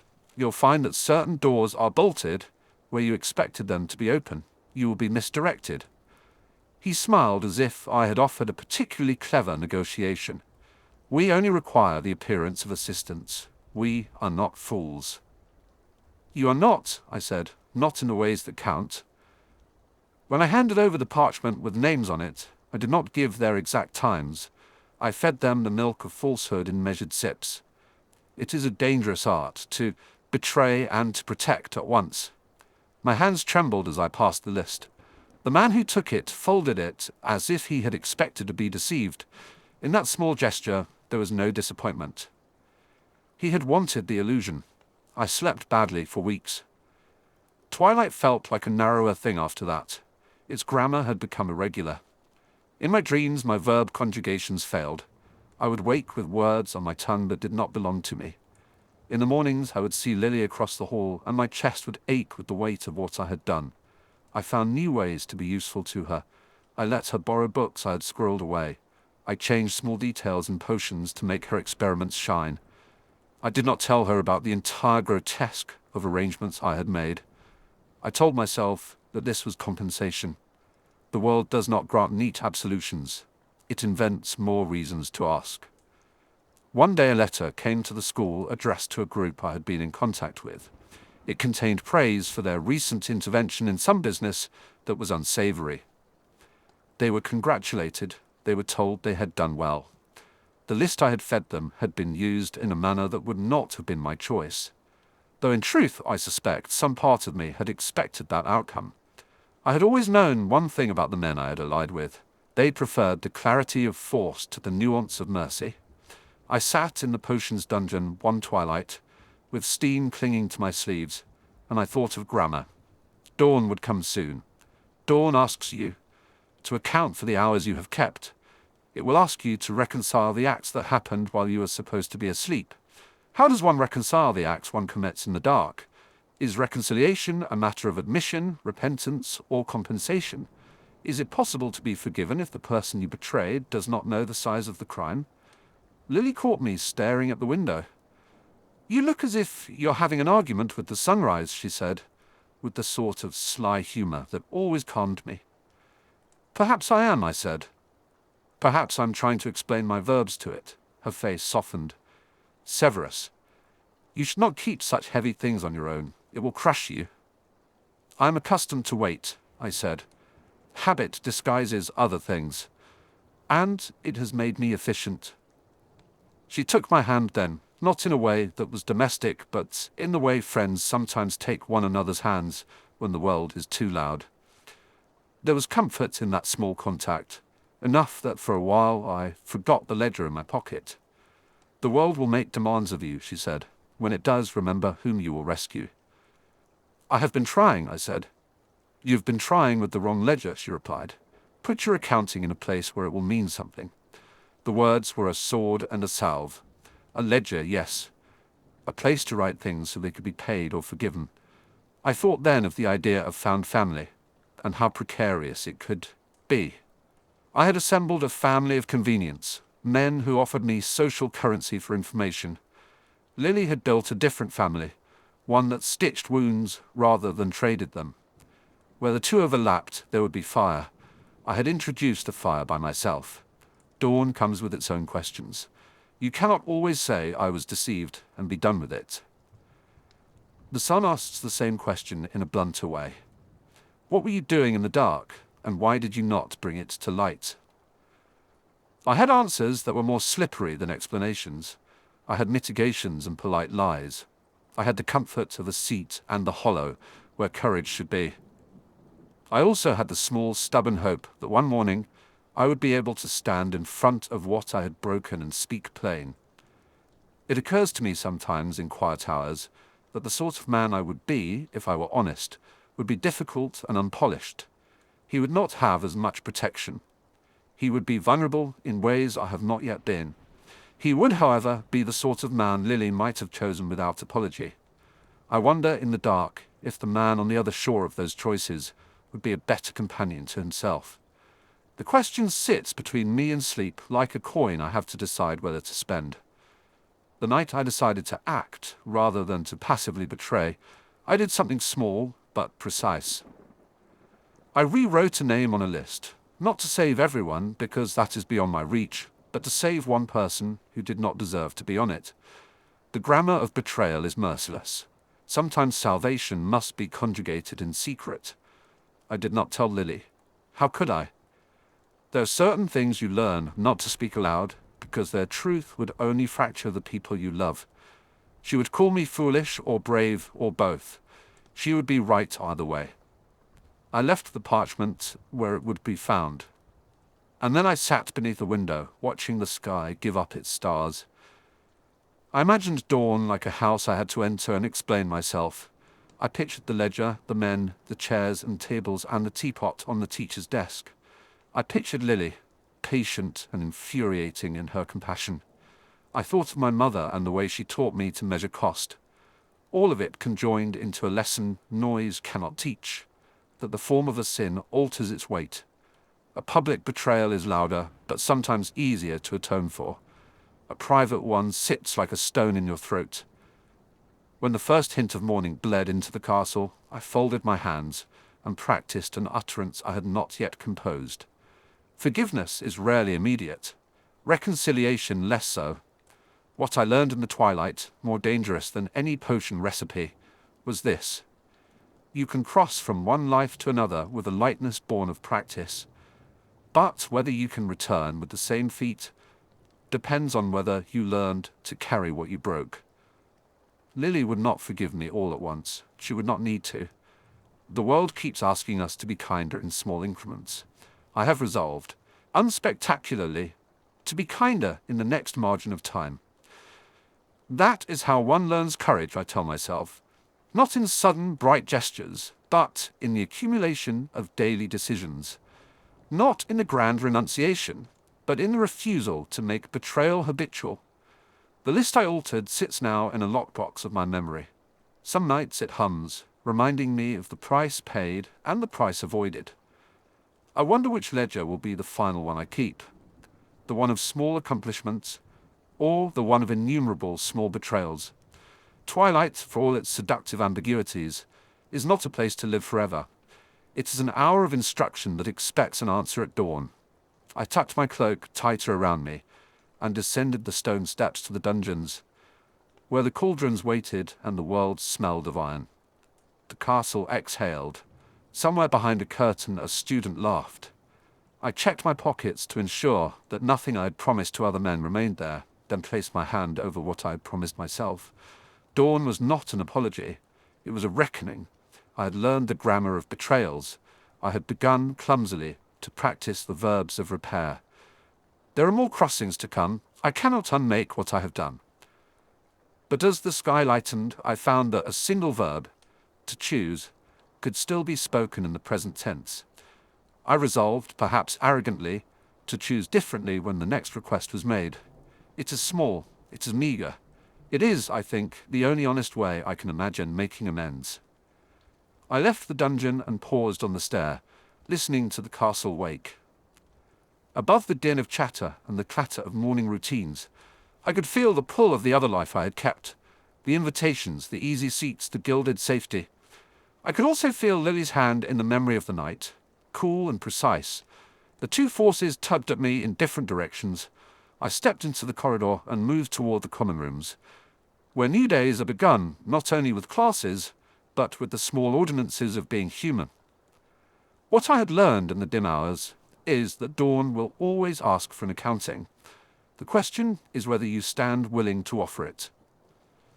I had a ledger now, full of small absolutions and small betrayals. The next request that arrived in the dusk would be another test.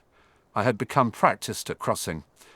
The next time, I told myself, I would cross to build a bridge rather than a trap. Outside, on the edge of the castle, someone had left a lantern alight. Its wick smoked a little in the breeze. It cast a narrow pool of light that would be gone in an hour. I thought of all the things that are done in lamps' soft glow, and how the day insists on measuring them. I drew my cloak tight and walked into the brightening day, aware that the grammar I had been taught at twilight could not be unlearned, but might yet be amended by the verbs I used next. Chapter 17. The Quiet on the Other Side of the Door. There are rooms in Hogwarts that hoard their own memories, as if they were rare coins, locked in the plaster, rubbed into the stairwood, steeped into mortar. I learned to listen to them. The older I got, the more I realized the castle did not simply keep its recollections so much as offer them like a ledger. Some rooms were docile. They hummed with the echo of lessons and forgotten homework. Others were petulant. They snapped back at light feet and careless words. The quieter I grew, the more those rooms found reasons to notice me in ways I had not chosen. Potions keeps its own archive in scents. You open the dungeon door and you are struck first by iron, and then by an afterbreath of dragon seed and burnt honey. The air remembers the apprentices who cracked vials, and the masters who closed their eyes against small disasters. On certain nights, when the stairlights burned low and the castle thought itself asleep, the room behind the easternmost cupboard, a place most of the other pupils assumed was simply storage, spoke with the clearest voice of all. It would tell me things I had not known I wanted to hear. I made that other side of the door my private laboratory. It was small enough to be unremarkable and large enough to contain a single table and a crooked chair. The plaster had spidered in one corner from a forgotten leak. A map of faint mould looked almost like a continent to the superstitious. I kept there a battered set of glassware that had been my mother's, and a tin of labels that smelt faintly of lavender and coal. Eileen Prince liked her things to be neat. Behind the chair, a window looked out over the school lawns, and, in winter, the silvered backs of the greenhouses.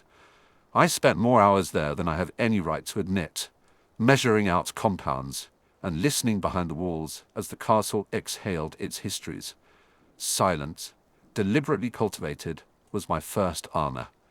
If you do not make noise, no one has easy cause to poke at you.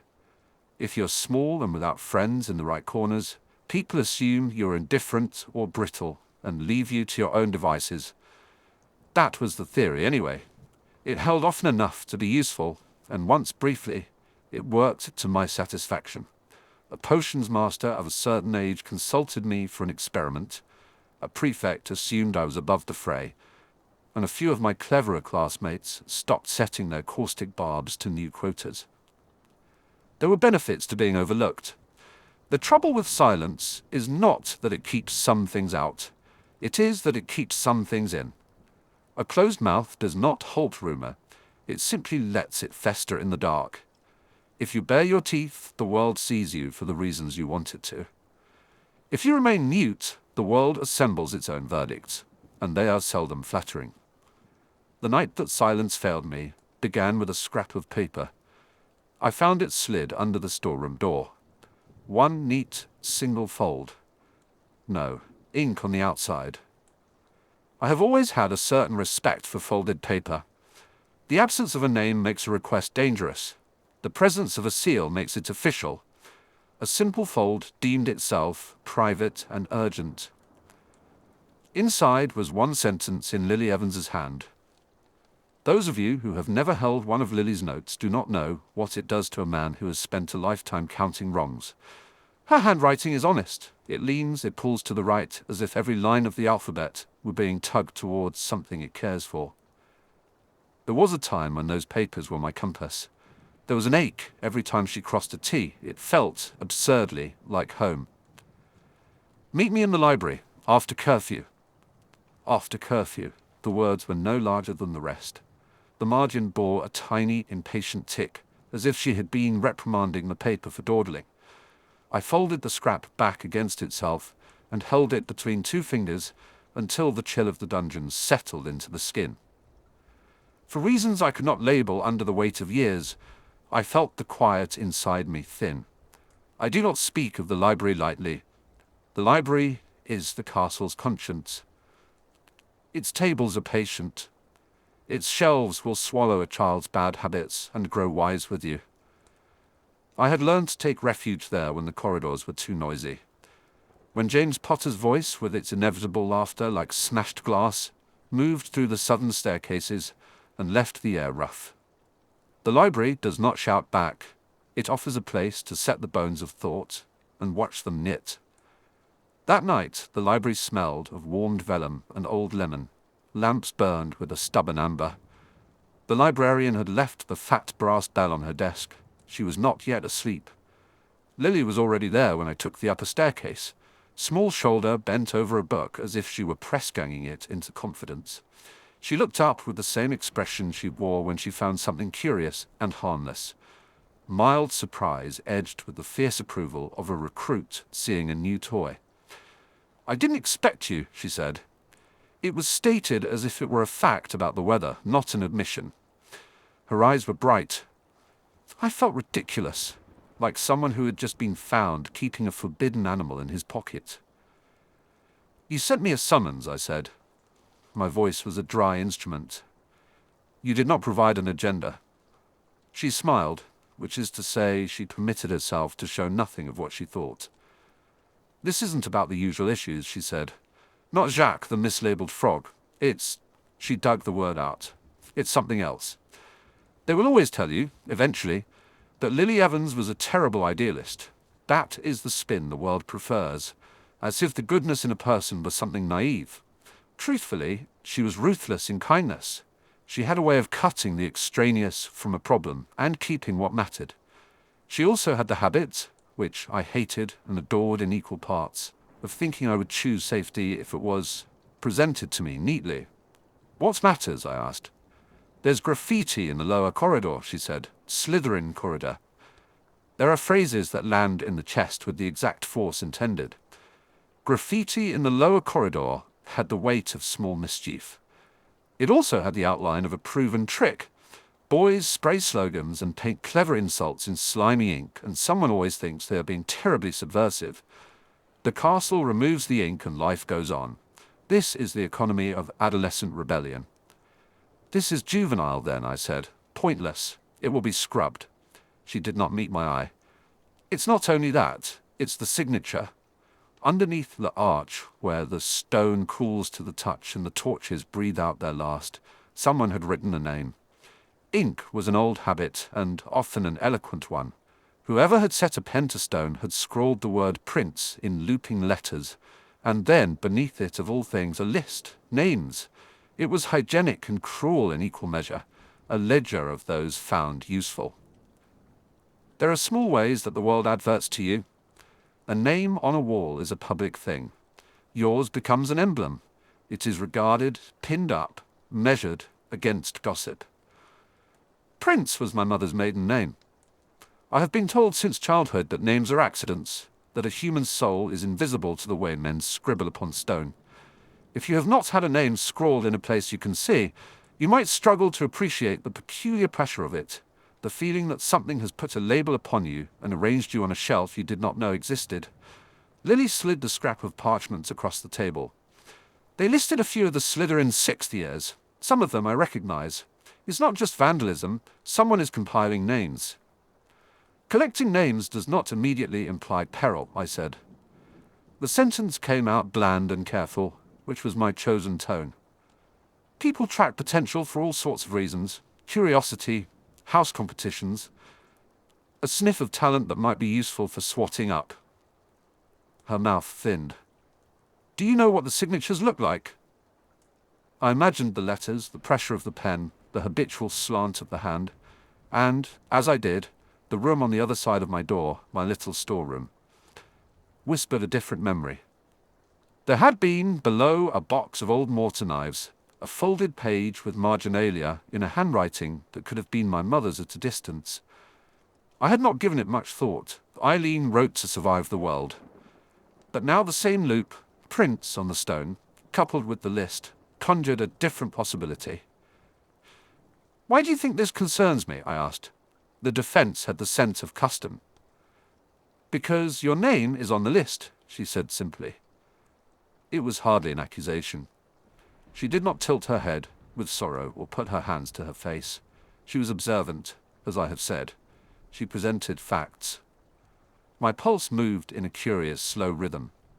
There are many ways to be noticed. There is the warm recognition of a friend and the sharp, clinical instrumentation of someone who sees you as a resource. You have to understand, she added. I went to the teacher on duty. She said she'd mention it in the morning. That isn't enough. If someone is making lists, they could be recruiting, or they could be selling the information, or they could be marking out a group. There are implications. The word recruiting may as well have been a flint. It set the dry brush alight inside me. I have known recruitment in its hoped and base forms.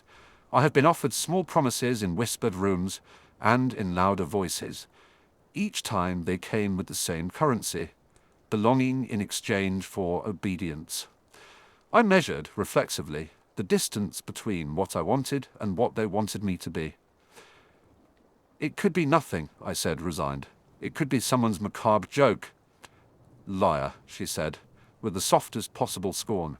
as if she was slapping at the air. "You never say nothing about things that touch you." I wanted to retort that she did not know what touched me.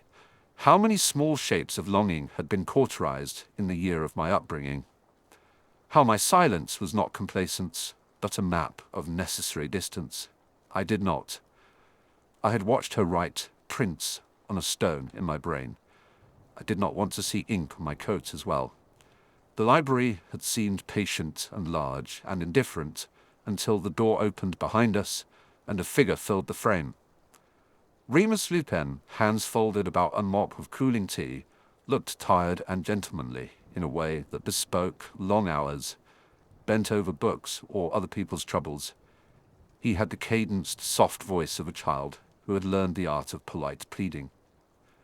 "Miss Evans, Mr. Snape," he said, and set the tea down, as if the kettle's heat were a small diplomacy.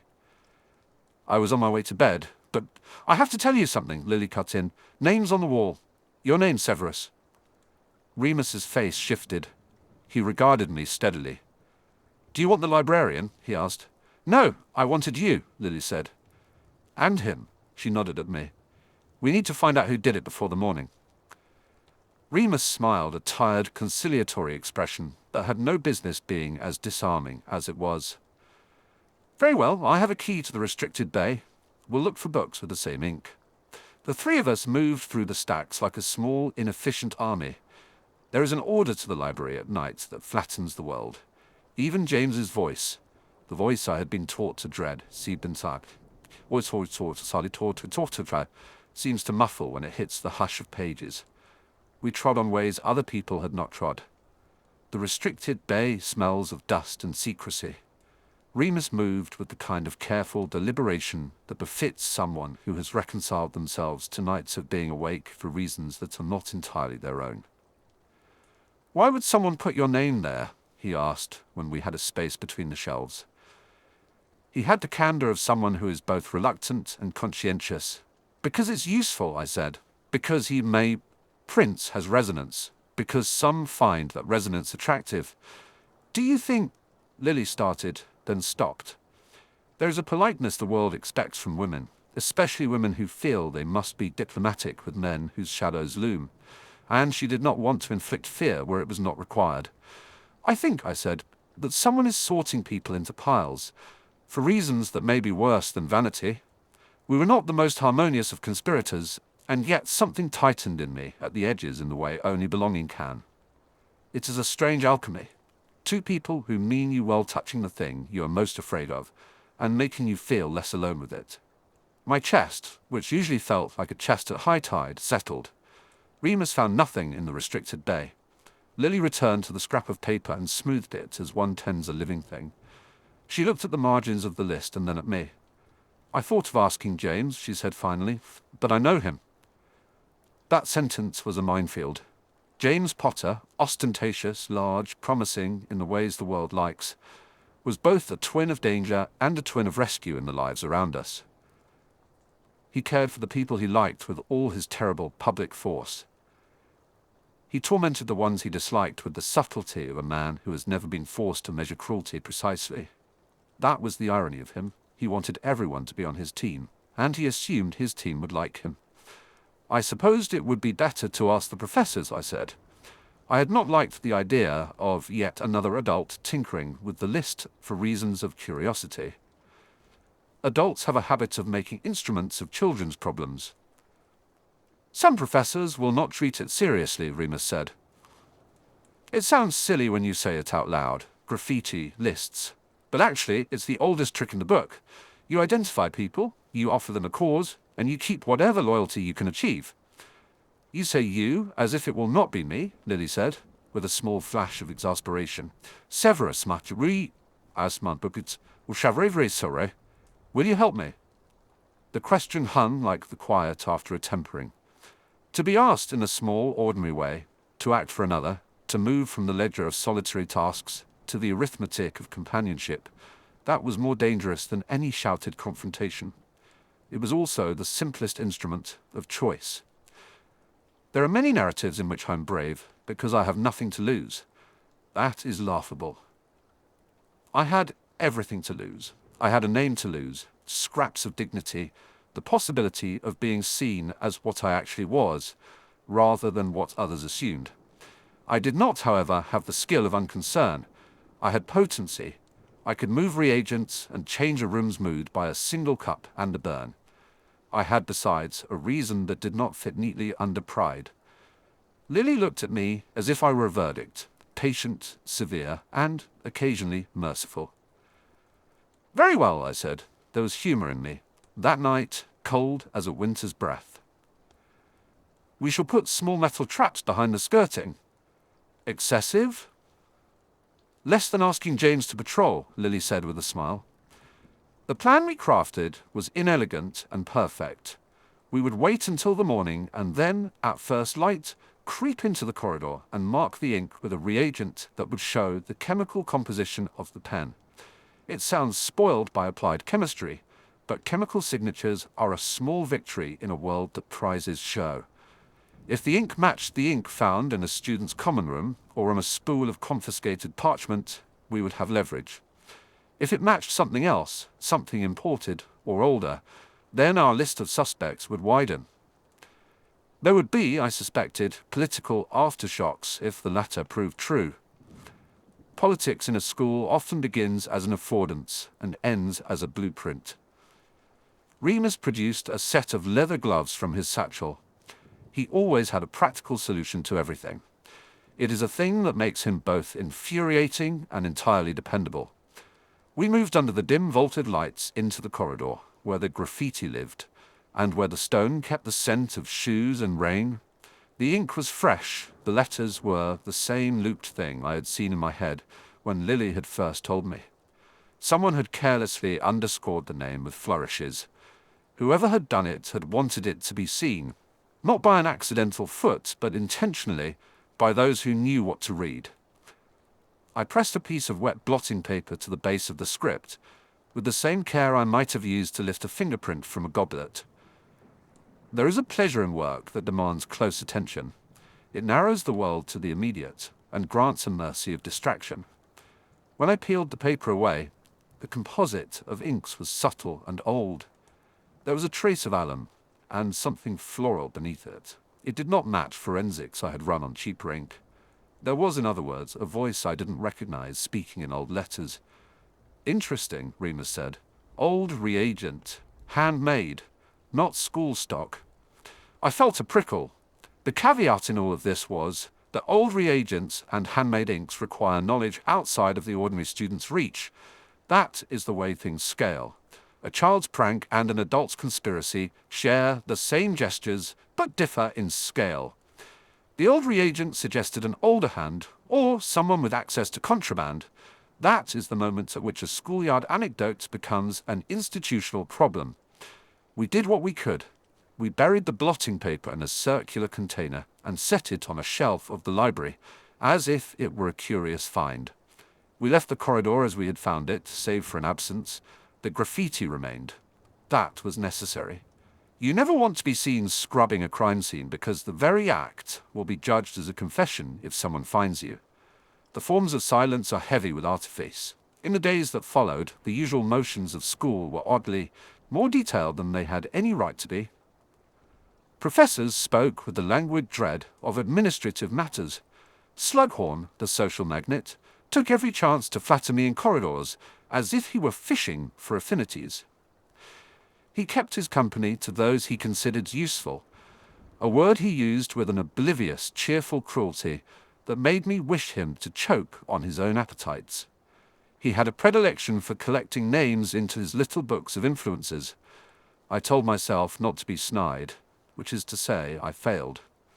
"What do they want?" Lily asked me once in potions, while we were measuring precisely a green liquid that smelled of peppermint and night. We were alone under the copper hood. It was perversely comforting, the single-mindedness of the work, the little hiss as the solution reached its boiling point. "What do they?" I did not finish the thought.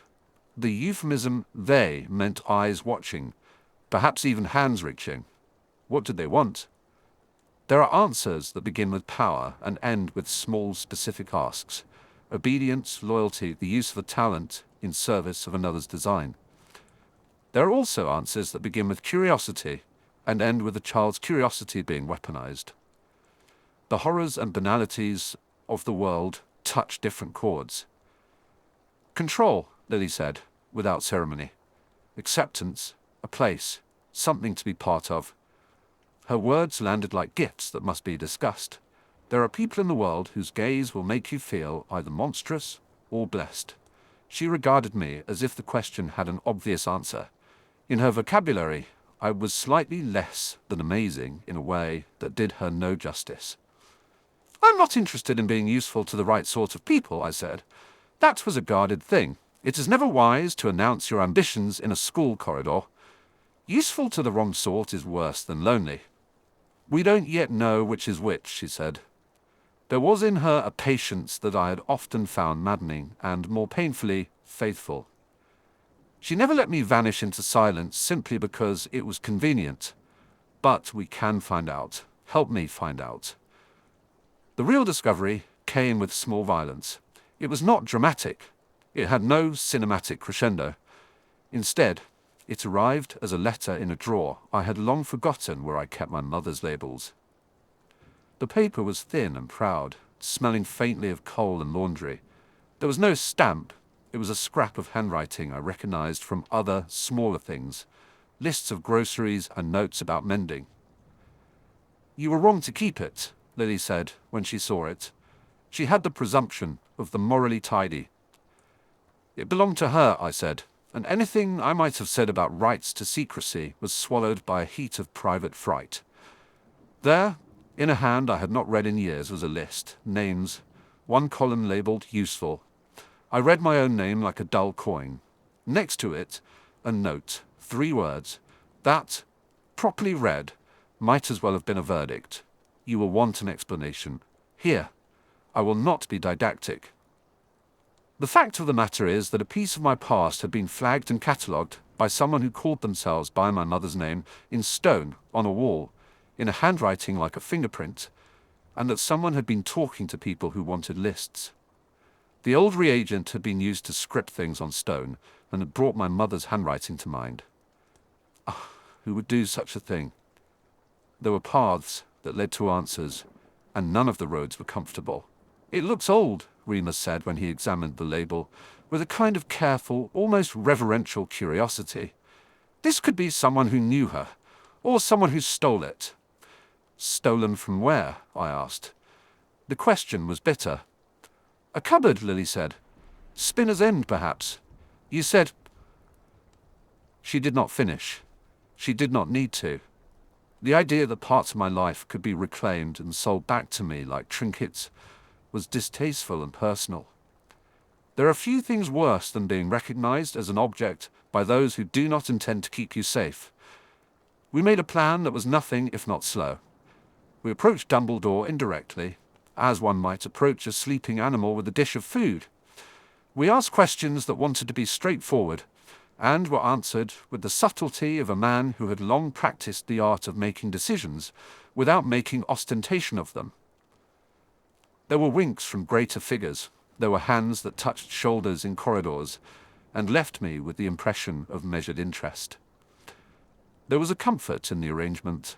It was the comfort of authenticated attention, which is worse sometimes than indifference because it implies potential. And then something else happened, the kind of small, sharp thing that makes people real in your life. James Potter, with all of his graceless public volume, simply did not like being excluded. It is a crime of his temperament. He threw himself into the problem with the violent earnestness of a boy who will break for those he calls his. He cornered me in the corridor one evening, surrounded by his friends, and he had the decency not to be cruel. It was worse. He was blithely patronizing. He offered me a hand in a clumsy public attempt at reconciliation. I stood as if he had offered me a cup that might be poisoned or sweetened. His voice rose, and hats were tipped with laughter. The world watched, amused. "What do you want?" I asked. My voice was narrow, like a bottle stem. "To help," he said, "to make sure no one's picking sides. There are moments in which you must choose the nature of your own humiliation. My choices were always surgical. I could accept a false ally in the service of a wider, more dangerous cause, or I could step aside and watch the cause gather people who would one day cast lots over the meaning of my life. James's earnestness was its own danger. It would herd and loud announce and leave nobody quiet if he could help it. No, I said, and the word cut the air like a blade. He looked affronted. I do not want your help. I intend it to be mine. It mattered less whether I meant it to be mine than that he perceived a rejection. James had never been adept at measuring sarcasm. He measured love in 3-note bars of display. I was not a performance. The small war that followed was mercifully low in casualties. There were no duels, no dramatic expulsions.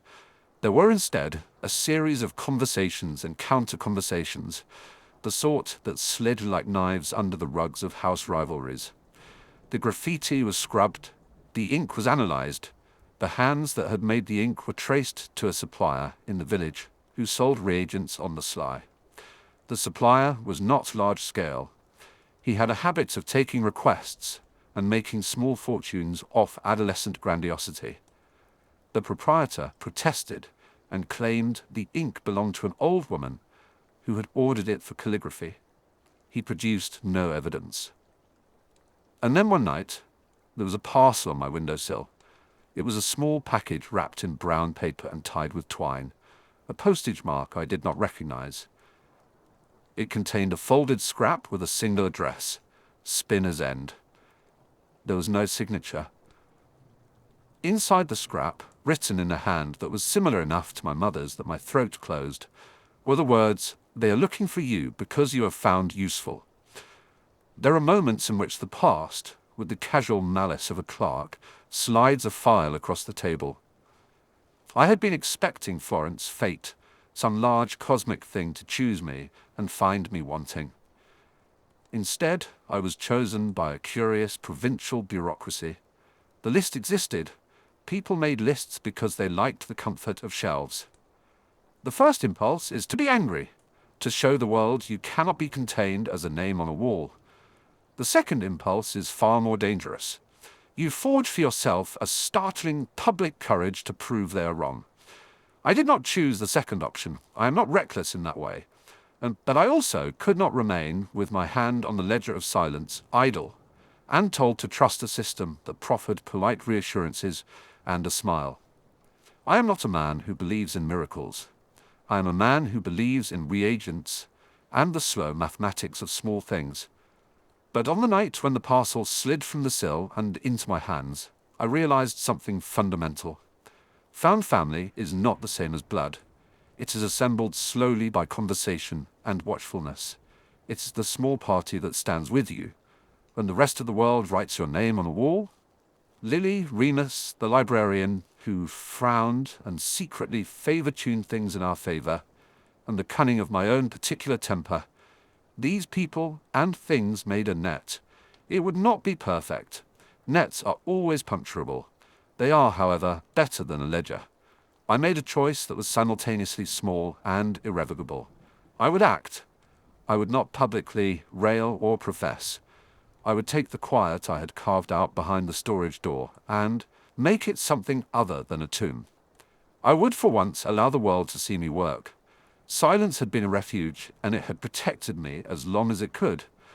When it failed, as all shields do if they are pressed long enough, the thing that cut through it was not force but necessity. The necessity of keeping someone, Lily, safe from the kind of people who collect names, as though they were stamps, not lives. There are no great flamboyant scenes at the end of this chapter. We moved instead in a long, careful fashion. We stayed late in the potions lab. We mixed discreetly. I wrote letters that would be small and precise. We kept our faces clean. The castle watched us, as it always does, gathering its memories, like coins. When the morning came, I carried a pan of measured reagents across the lawns and felt the sky, which had always seemed to me so much emptier than the world of a closed room, fold itself like a page.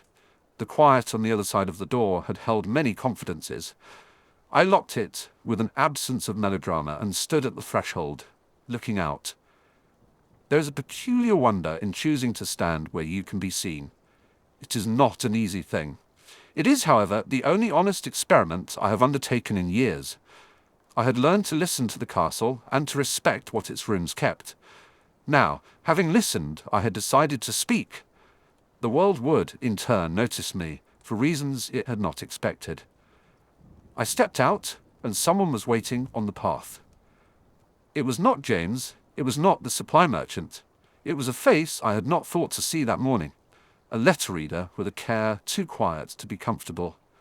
She looked at me for a long, soft time, and then said, "We need to talk about the lists." Her voice found mine like a latch. I had been rehearsing answers in the dark behind the door for nights. They were tidy and sharp. They were designed to impress. For once, none of them mattered because the simplicity of what lay ahead was better than any tidy rhetoric. Decisions to be made, people to protect, a name to refuse to be. I answered her with the one thing I felt certain of. "Then let us," I said. Chapter 18. Remnants and Relics. Objects have a way of keeping score. They do not lie. Their edges catch past laughter. Their cracks store apologies. Their whole surfaces, when you incline them to the light, show you the exact angle at which someone left you. I'm careful with things. It is easier to measure a grief when you can lift it and set it on a table. I had 3 boxes. The first lived beneath my bed in the Slytherin dormitory, wrapped in a scrap of oilcloth, because oilcloth is faithful under damp stone. The second sat, absurdly, on a shelf in the potions storeroom, where I worked after hours. It smelled of brass and yeast, and Professor Slughorn would occasionally regard it, with the covetous expression he wore for particularly promising pupils. The third was secreted in the lean kitchen of Spinner's End, behind my mother's jars of cat-sick glass marbles and her tin of rationed sugar. Each box contained what I could not afford to display. You learn early which relics are dangerous. A ribbon can be recalled to life with a name. A splintered cork, with a residue that smells like bonfire, can turn a day to a dozen other days. My collection was not equal parts nostalgia and obsession. It tilted. It had, like most loyal things I kept, a bias. On a cold evening between terms, I sat cross-legged on the cold stone of my dormitory floor and emptied the first box. I do not do displays. I do not own trophies. I owned things because forgetting them felt like an act of violence. They were small debts I refused to erase. There was Lily's ink-smudged page first, a torn corner of a Muggle book she'd passed me when I still admitted, an interest in reading outside the restricted section. She had written across the corner in a slanting hand, the sort of hand that made even the universe's ordinary sentences seem clever. I would have kept that corner simply for the angle of the letters, for the way her looped Y's sluiced. Instead, I kept it because once, when the common room was a war zone of insults, she had slipped it to me and said, "This one's not for them," as if there were 2 worlds, and she had decided to share hers. There was a shard of glass from a potion vial. The remnants smelled of crushed mint and rain. I recognized the molecular tang because I had been the man who ground that mint between a pestle and an old spoon, watching Lily's face as she marveled at how something ordinary could be altered by heat and hand. It had been a simple restorative, nothing grand, the sort of thing used to soothe a bruised pride or a skinned knee. I had kept the stopper because it had fallen off when the vial had hit the library floor and Lily had laughed. It was the sort of laugh that rearranged my chest. A button, a small brass button, smooth from being fiddled with until the years had become habit, and tiny dents around its rim, where I had caught it on my own sleeve during long examinations of my own face in small mirrors. It had belonged to Petunia's coat, stolen, from her peg the winter before Hogwarts, by a boy who had thought it clever to display his theft. I had swiped it back because no one else seemed to care about the indignities of domestic things. Petunia's anger when she discovered the missing button had been a geometry problem I could not solve, her resentment folding neatly into the way she arranged cutlery. The button smelled faintly of boiled cabbage and weeks-old smoke. It smelled of home. There was a scrap of parchment bearing Remus's cramped handwriting. Marginalia he'd jotted in the margins of a borrowed textbook. when we stayed long in the library, so the others would not hear. His notes were tidy despite their tremor. He used to cross his T's like a kindly fence post.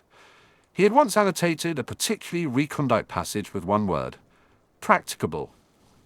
He had passed that parchment to me, like one offers a compass. He always thought in terms of rescue. There was a homey courage to him, the kind I could count on when things grew too loud. And there was a beetle-winged brooch that had belonged to my mother's sister's wedding.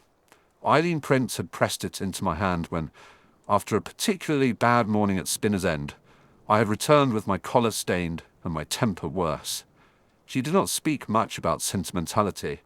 Her hand, when it found my knuckles, was small and practiced at concealment. For when you wear something presentable, she had said, and I had felt, in that instant, seen in the way only a mother can make a child feel both ridiculous and important. The brooch was almost comically small and indecently ornate, a thing made for display in a different life. I kept it because mothers make you believe in parcels of ordinary protection. There were also things I had taken without decent reason. A strip of green cloth James had used to tie his hair during some ridiculous display. A crumbly sliver of parchment with the faintest smear of Sirius's insulting, jaunty, Thundervincent pen.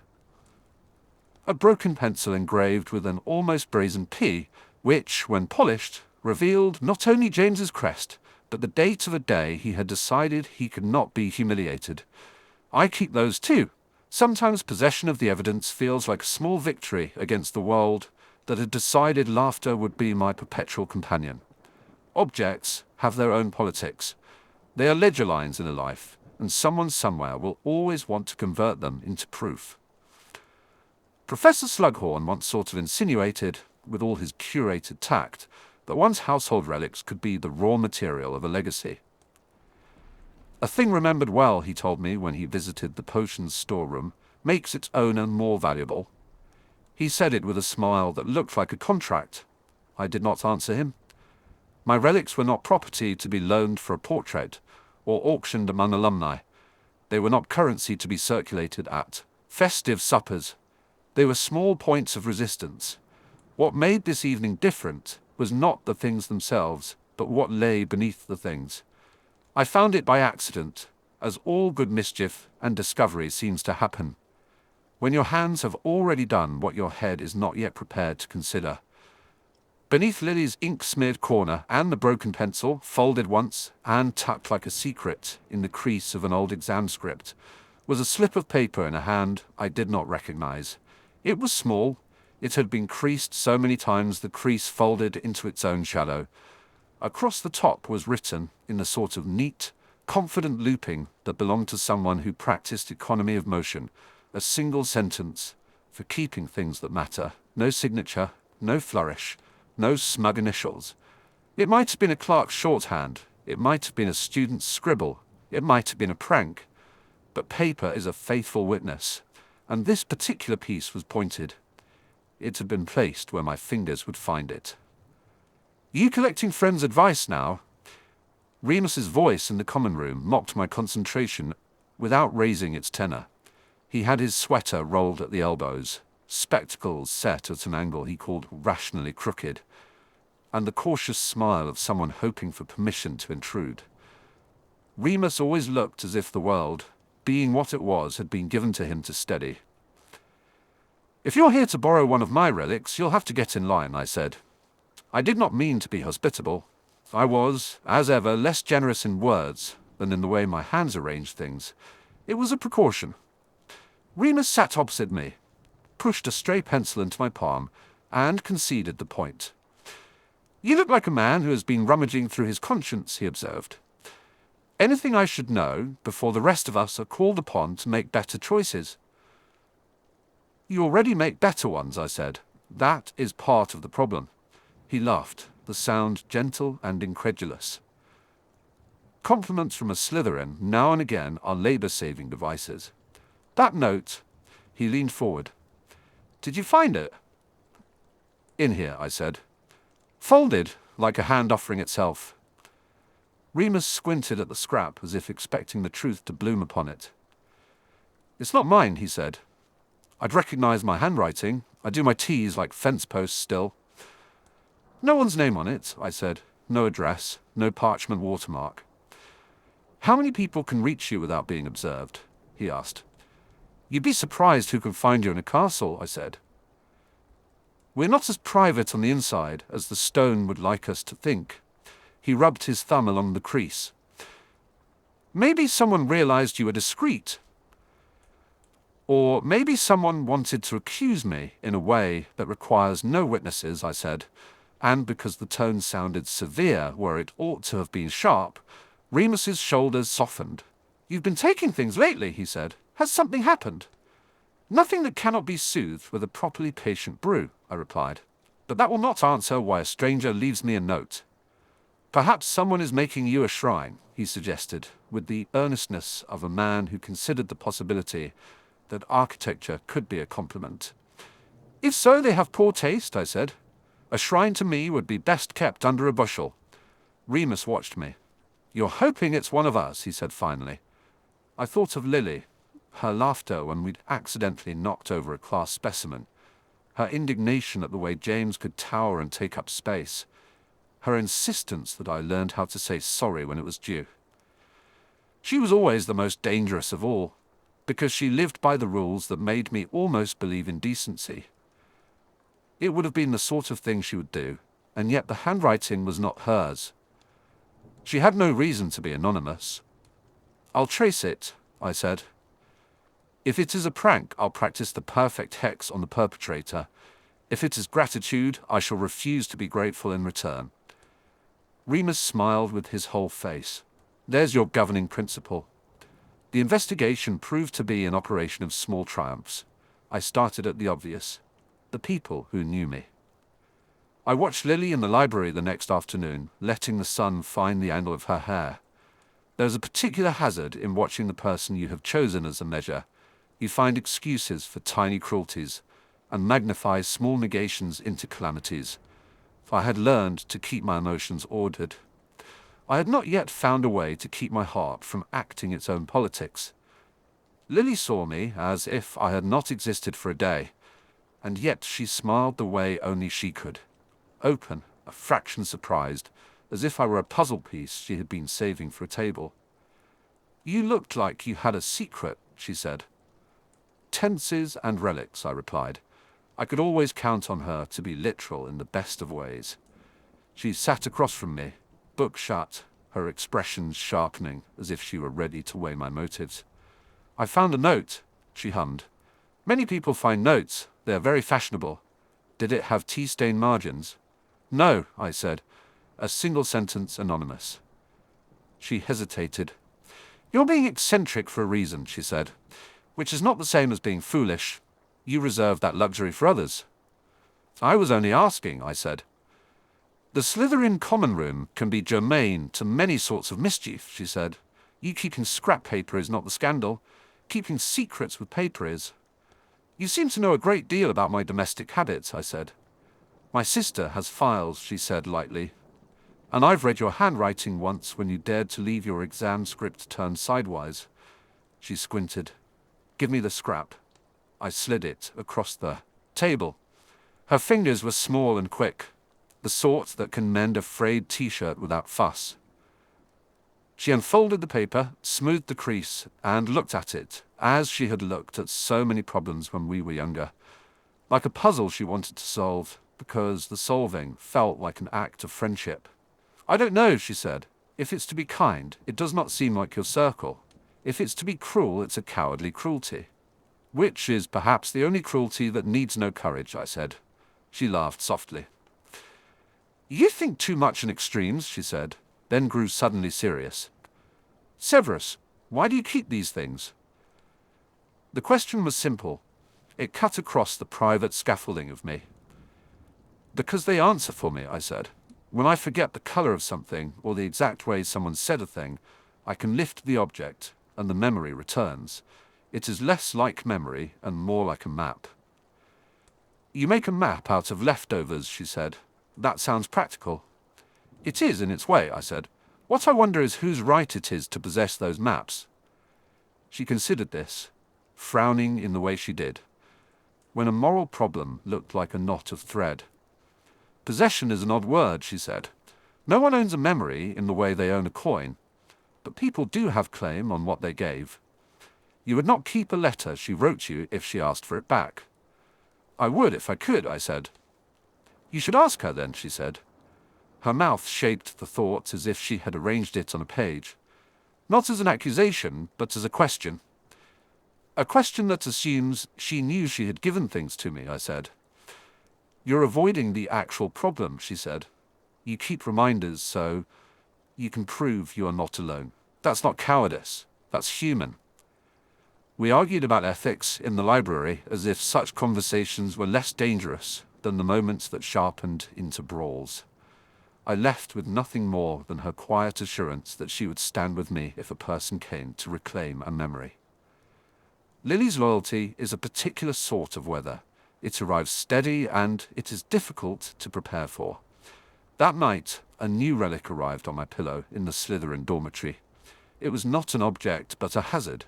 A note pinned with a silk thread, its edges bleeding in the candlelight. James's script, enormous and theatrical, declared some pleasantry about my supposed collection. It was a taunt, clever enough to sting, and the thread had been dyed. Green to mock Slytherin, red to mock my inclinations, whatever color defined an audience. I replaced the taunt by rolling the note into the hollow of a candlestick. It amused me more than it should have. Sirius, of course, appeared in the common room next evening, as if summoned by a bell he keeps for such purposes. He conducted himself as if I had done him a personal favor by being present in the same space, and his smile was the same as always, too bright, too full of himself. So, he said, with the camaraderie of a man who assumes he is exempt from the consequences of his humor, you're compiling a scrapbook now. Do I get a mention? You would prefer a folder, I said. He laughed. You call yourself a scrapbooker. I call you a curator, which is a nicer word for someone who keeps the parts of life that dignify them. Likewise, I said. Do you ever keep anything? He shrugged as if the question were ridiculous. Memories don't belong in boxes, he proclaimed. They belong where they make the most noise. It's a popular place, I said, but noise has enemies. Sirius's look sharpened then, as if he could sense something in the way my tone had curved. You look Jinshen, he said suddenly. Cautious, I corrected.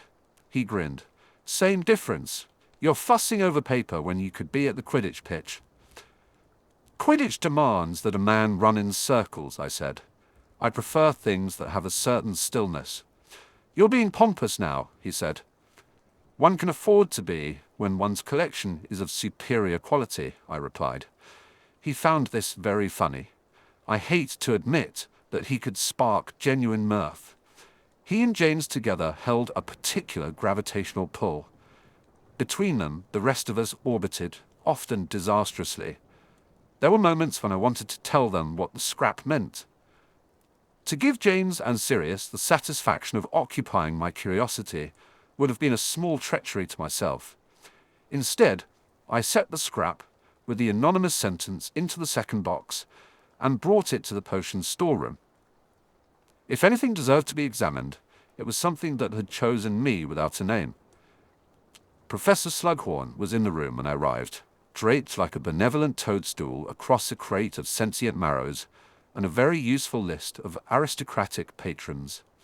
He welcomed me in the way one welcomes a promising student, and not, as I suspected he would, a man of tolerable taste. Severus Snape, he said, as if the very syllables of my name were a litany of potential trophies. What brings you down here? More dedication to the craft? You're too young to be so prudent, my boy. You always use your adjectives with a generosity that both oils and suffocates, I said. He laughed. Is that not the point? I cultivate, I nurture, I keep what is valuable. I have a scrap of paper, I said, with an anonymous sentence that someone left in my possession. He frowned in that way he does when something, however small, presents a new variable. Ah, a mystery. We're connoisseurs, Severus. The world gives us things, and then we must determine whether to display them. You would display it, I said. I have a situational eye, he replied. But tell me the sentence. I told him. He read it twice, turning it around in his fingers as if reading it would change the ink's culpability. For keeping things that matter, he murmured. It is flattering, or vengeful, or both. That is the common world, I said. My worry is that someone else might have claim on what I keep. If they had claim, he said, they would ask.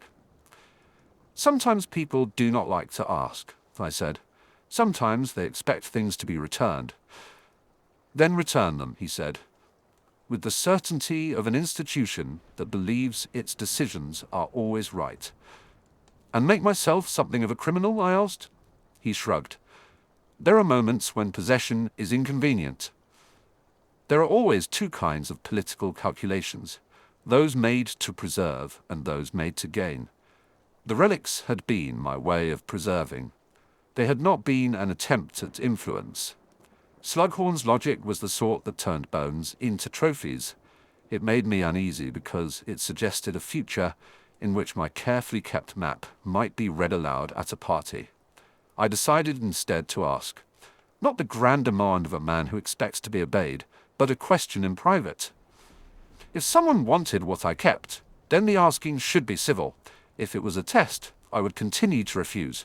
So I went to Petunia's house because some things live best when returned to their edges. The lane was thin with November light. It had the benign blankness of a Muggle suburb, where people behave toward one another because their lawns demand it. Petunia answered in a housecoat, and with that look she gives the world in general, sized and suspicious.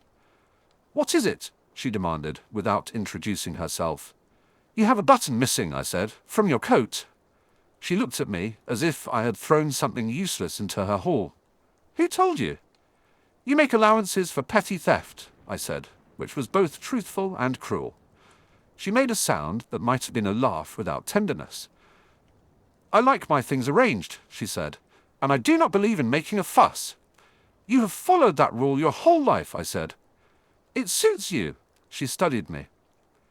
"Has Lily put you up to this?" she demanded. "Or was it your own conscience?" "It was mine," I said.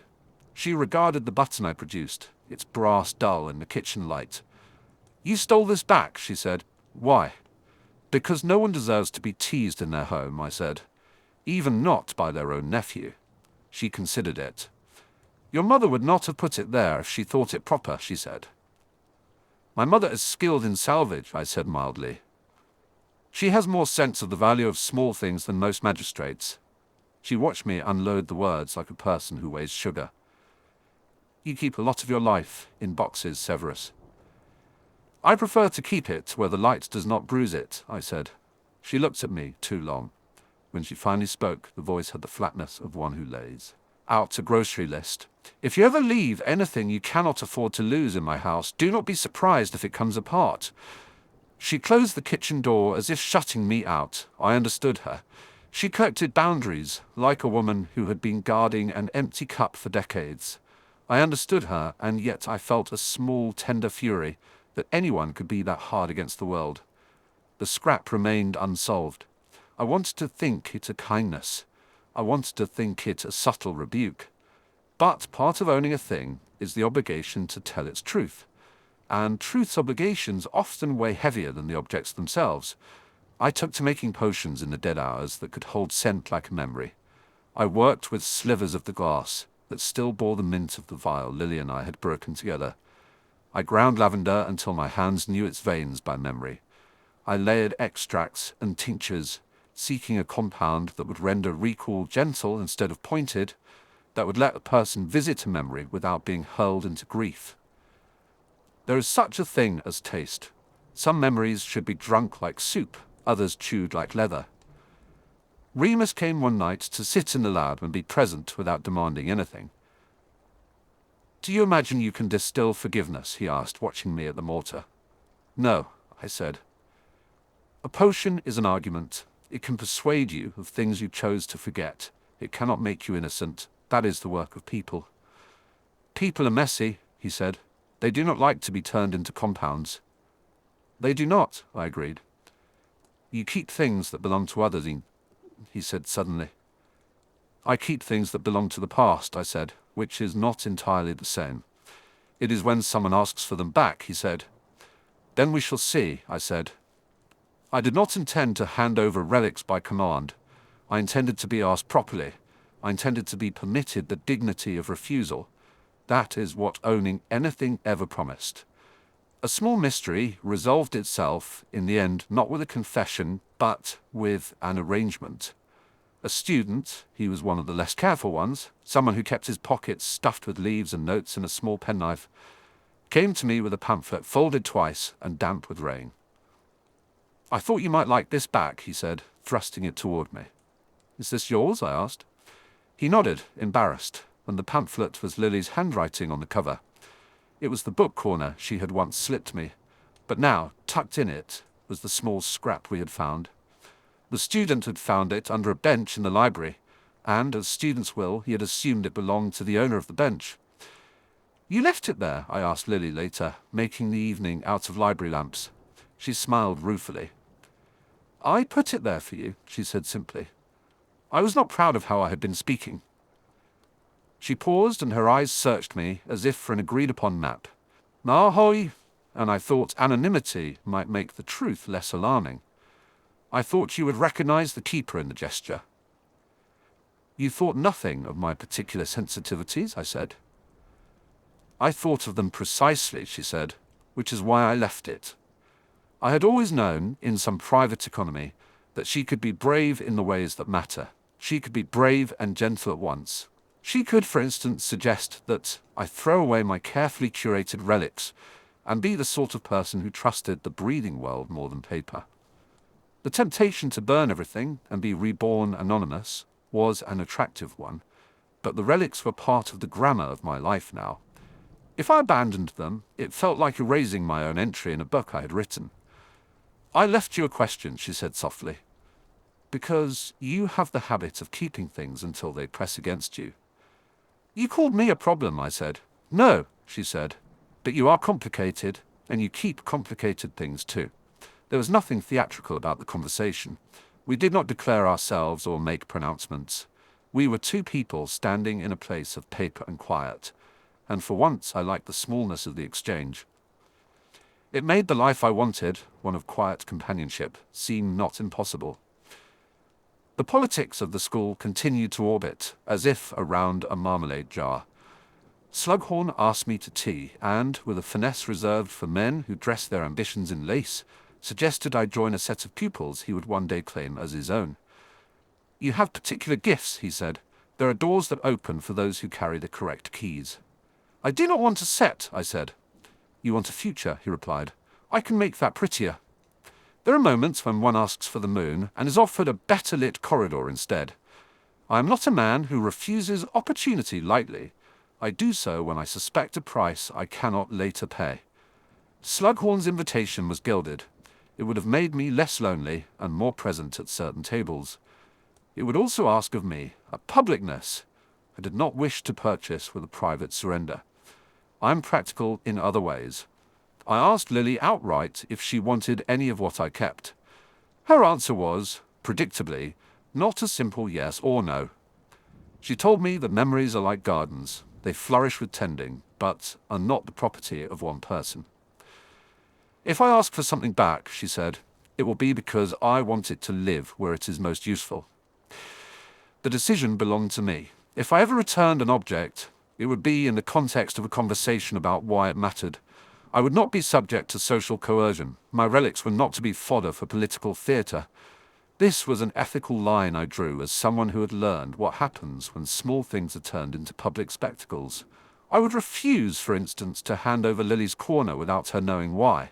I would refuse to allow Slughorn to include Petunia's button in an exhibition of the course of domestic bravery. I would guard the scraps from the bright eyes of those who would reassign them to trophies.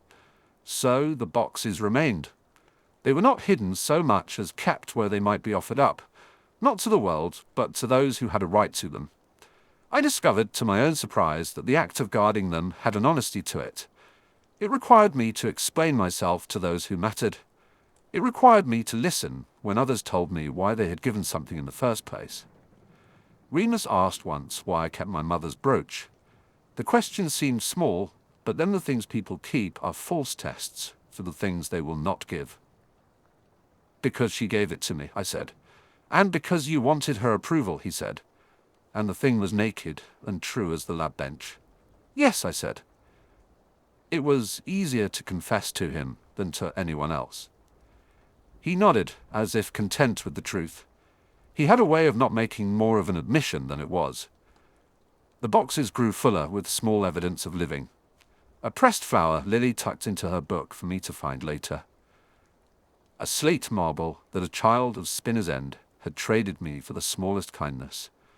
A half-remembered recipe written in cramped hand with a margin note in my mother's scrawl. Too much mustard. These things were small and domestic and human, and therefore truths. In the end, the scrap whose moaning line found its rest where it belonged. In the third box, beneath the brooch, the button, the bead. Lily had slipped me after a Class 1 wet afternoon. It was a note of no consequence and enormous consequence both. It might have been anonymous in its ink, but it had been sincere in its intent. There remain always things I do not yet own and things that will not be mine. The world is made of mouths that will request and hands that will knock and years that will demand returns.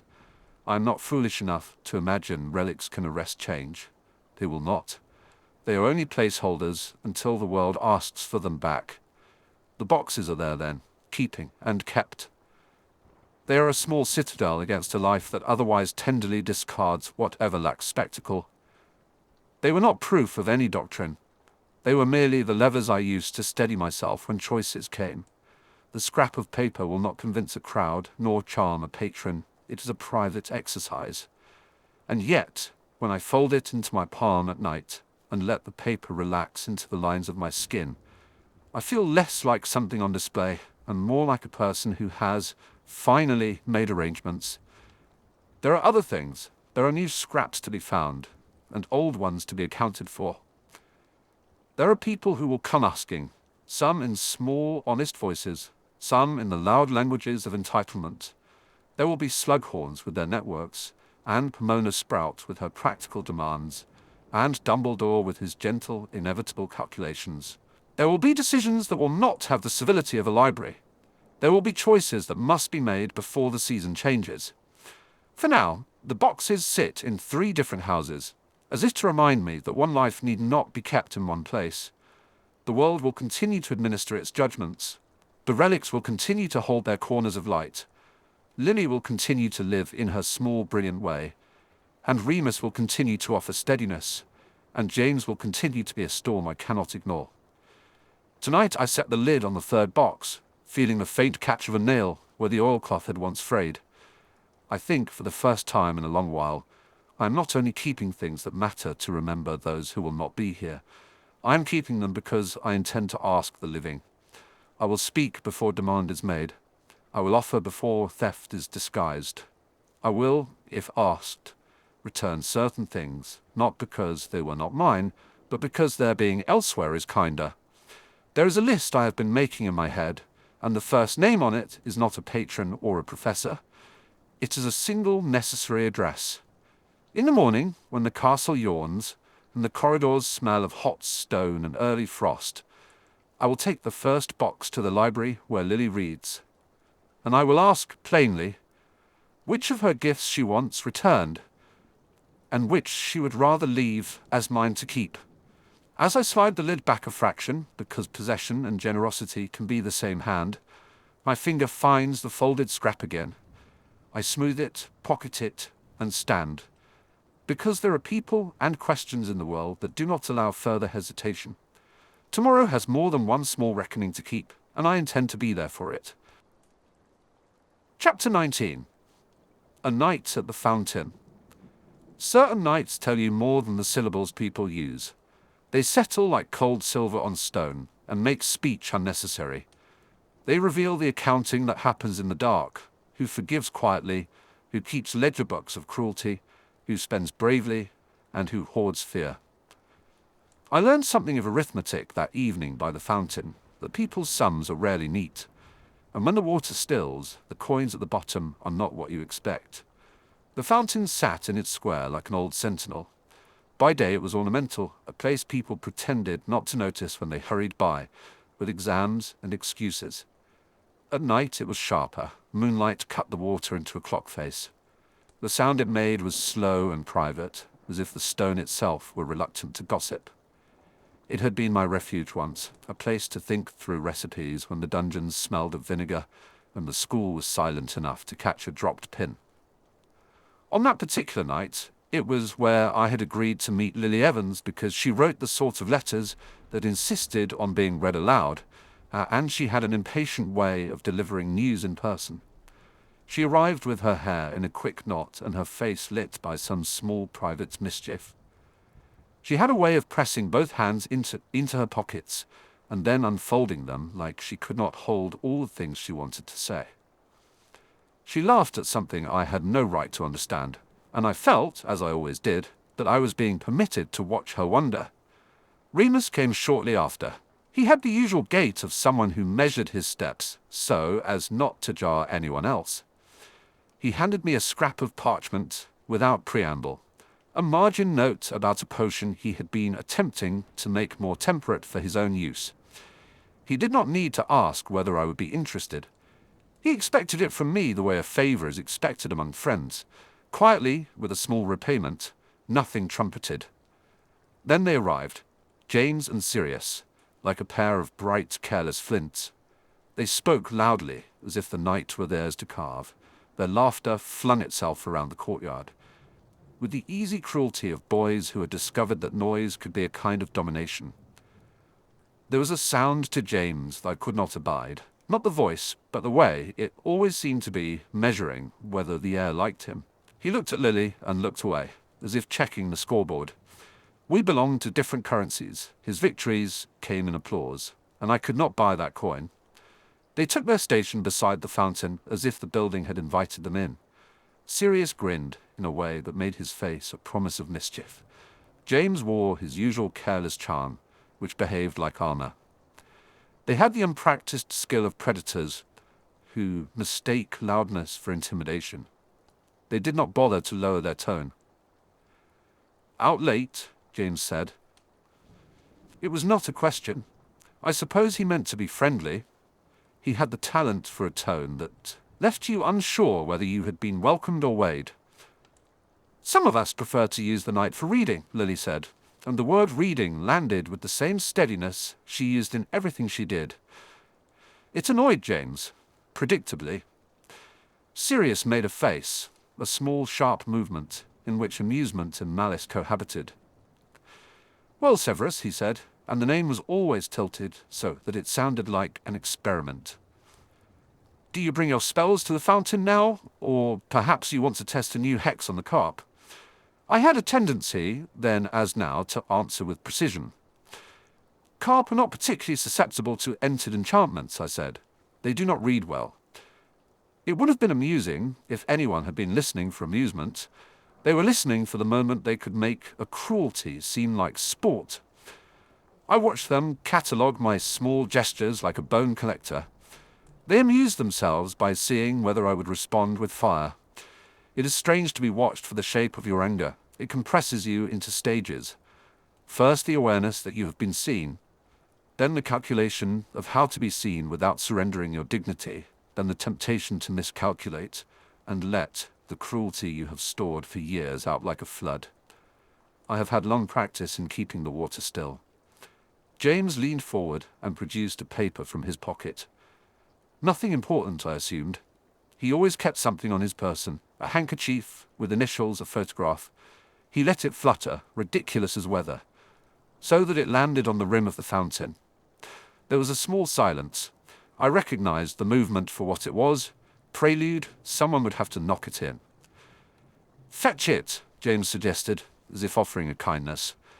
He expected me to fumble and to show that I had not the gait of someone from his circle. He expected me to go down to the water and risk wet robes and the tender triumph of the crowd. Lily's hand came out like a shield. "Don't," she said, with a precision that made even James still. She stood and bent, a small fluid motion, and reached for the paper. Her fingers brushed the water, and the paper collapsed in a soaked whisper. Without looking, she scooped the paper from the pool and smoothed it in her hands, like one would a small injured thing. The paper was not a handkerchief. It was my potions notebook, the one that was dog-eared with my notes and marginalia. The one I kept locked fast, lest someone see how I had to scrawl to remember my successes. James had taken it earlier that day from the library's table. I had felt the theft as a sting, petty but precise, and had not shown my loss. To lose that notebook was to risk someone else cataloguing my thinking.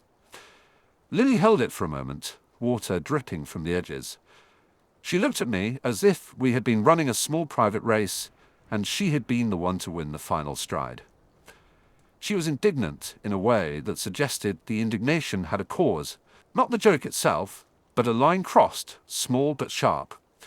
"You look at him like that again," Sirius said, and the phrase was easier than an argument. "Like he's a specimen."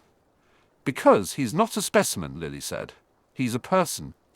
If you had any decency—" Words do strange work in groups. They can irritate, they can bind, they can ignite. The conversation changed texture. James's jaw tightened. He took a step closer to me, not the step of an equal, but of someone attempting to herd me onto a field built for his triumphs. "You two keep close company," James said with a careless smile that wanted to be casual and landed as barbed. "It's almost as if you're conspiring." Remus made a small, protective sound. He did not like when things grew sharp. He had seen enough of night to prefer the gentler kind of trouble. Lily's face shadowed in a way that made me think of late afternoons at her house, when she would look out of the window and see the ordinary world, and then decide to remake it. "We talk," she said. "We study. Unlike others, we don't have to shout to be noticed." It was a line meant to draw a boundary. James laughed with the too loud ease of a man who feels his wings. He always managed to make himself the center of the world by pretending that he was merely enjoying himself. "You're going to make a habit of defending outsiders, Evans?" he asked. It was meant to be a challenge and a dismissal. He liked bargains where one party gave and the other took. She did not step back. I admired her for that, not for any grandness, but because she made a choice without being showy about it. Sometimes I thought she had the courage of someone who had practiced bravery until it had been domesticated into habit. That evening she had it on her like a scarf, simple, warm, undeniable. "People are not outsiders," she said. "They're people. Severus is my friend." The words had a practical honesty. They were not a plea, they were not a bargain. James let the red of displeasure rise in his face, a shade too high, which did him the favor of making his movement obvious. He reached out before he thought, as if movement could make a point. People do most of their worst things because they are not clever enough to be careful. He caught at the notebook. Lily, quicker than he expected, drew back. For a heart's beating, the paper hung between them. Someone laughed, not James, but one of the students who liked to be present at the theatre of other people's small crimes. I remember thinking how thin the line is between laughter and cruelty, how often the two attend company. The paper slipped. It fell into the fountain with the soft, sullen sound of a thing becoming private. Water closed over it like a mouth. For a second we all stared, as if expecting something miraculous to surface and settle the argument. Then Lily struck out, not with the reckless courage of someone seeking to impress, but with the careful reckoning of someone who knew how to retrieve what mattered. She put her hand into the water and brought my notebook up, the edges sodden but whole. I stood because my body obeyed before my mind did. How do you stand when someone risks wet robes for you and you have learned from the world that you are a thing to be drunk down or dismissed? Her palm closed around the notebook, and then, without flourish, she tucked it under her arm. She was a friend who did small, decisive things. There is a language to such gestures, and I had spent an entire childhood learning to read them without being able to pay them back. But that was not where the evening ended. When she drew forth the notebook, a scrap of parchment clung to the inner cover and came free with a damp whisper. I had used that inner margin for small notations when I feared losing a line. It was an unimportant place for the unimportant. I would have been glad to retrieve only my notes. The scrap that fell into the moonlight was not mine.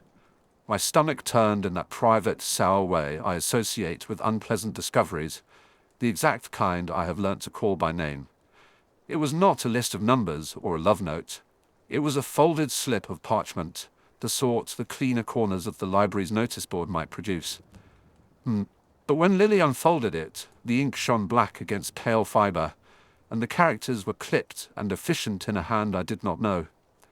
The words were few and economical: a place, a time, an initial.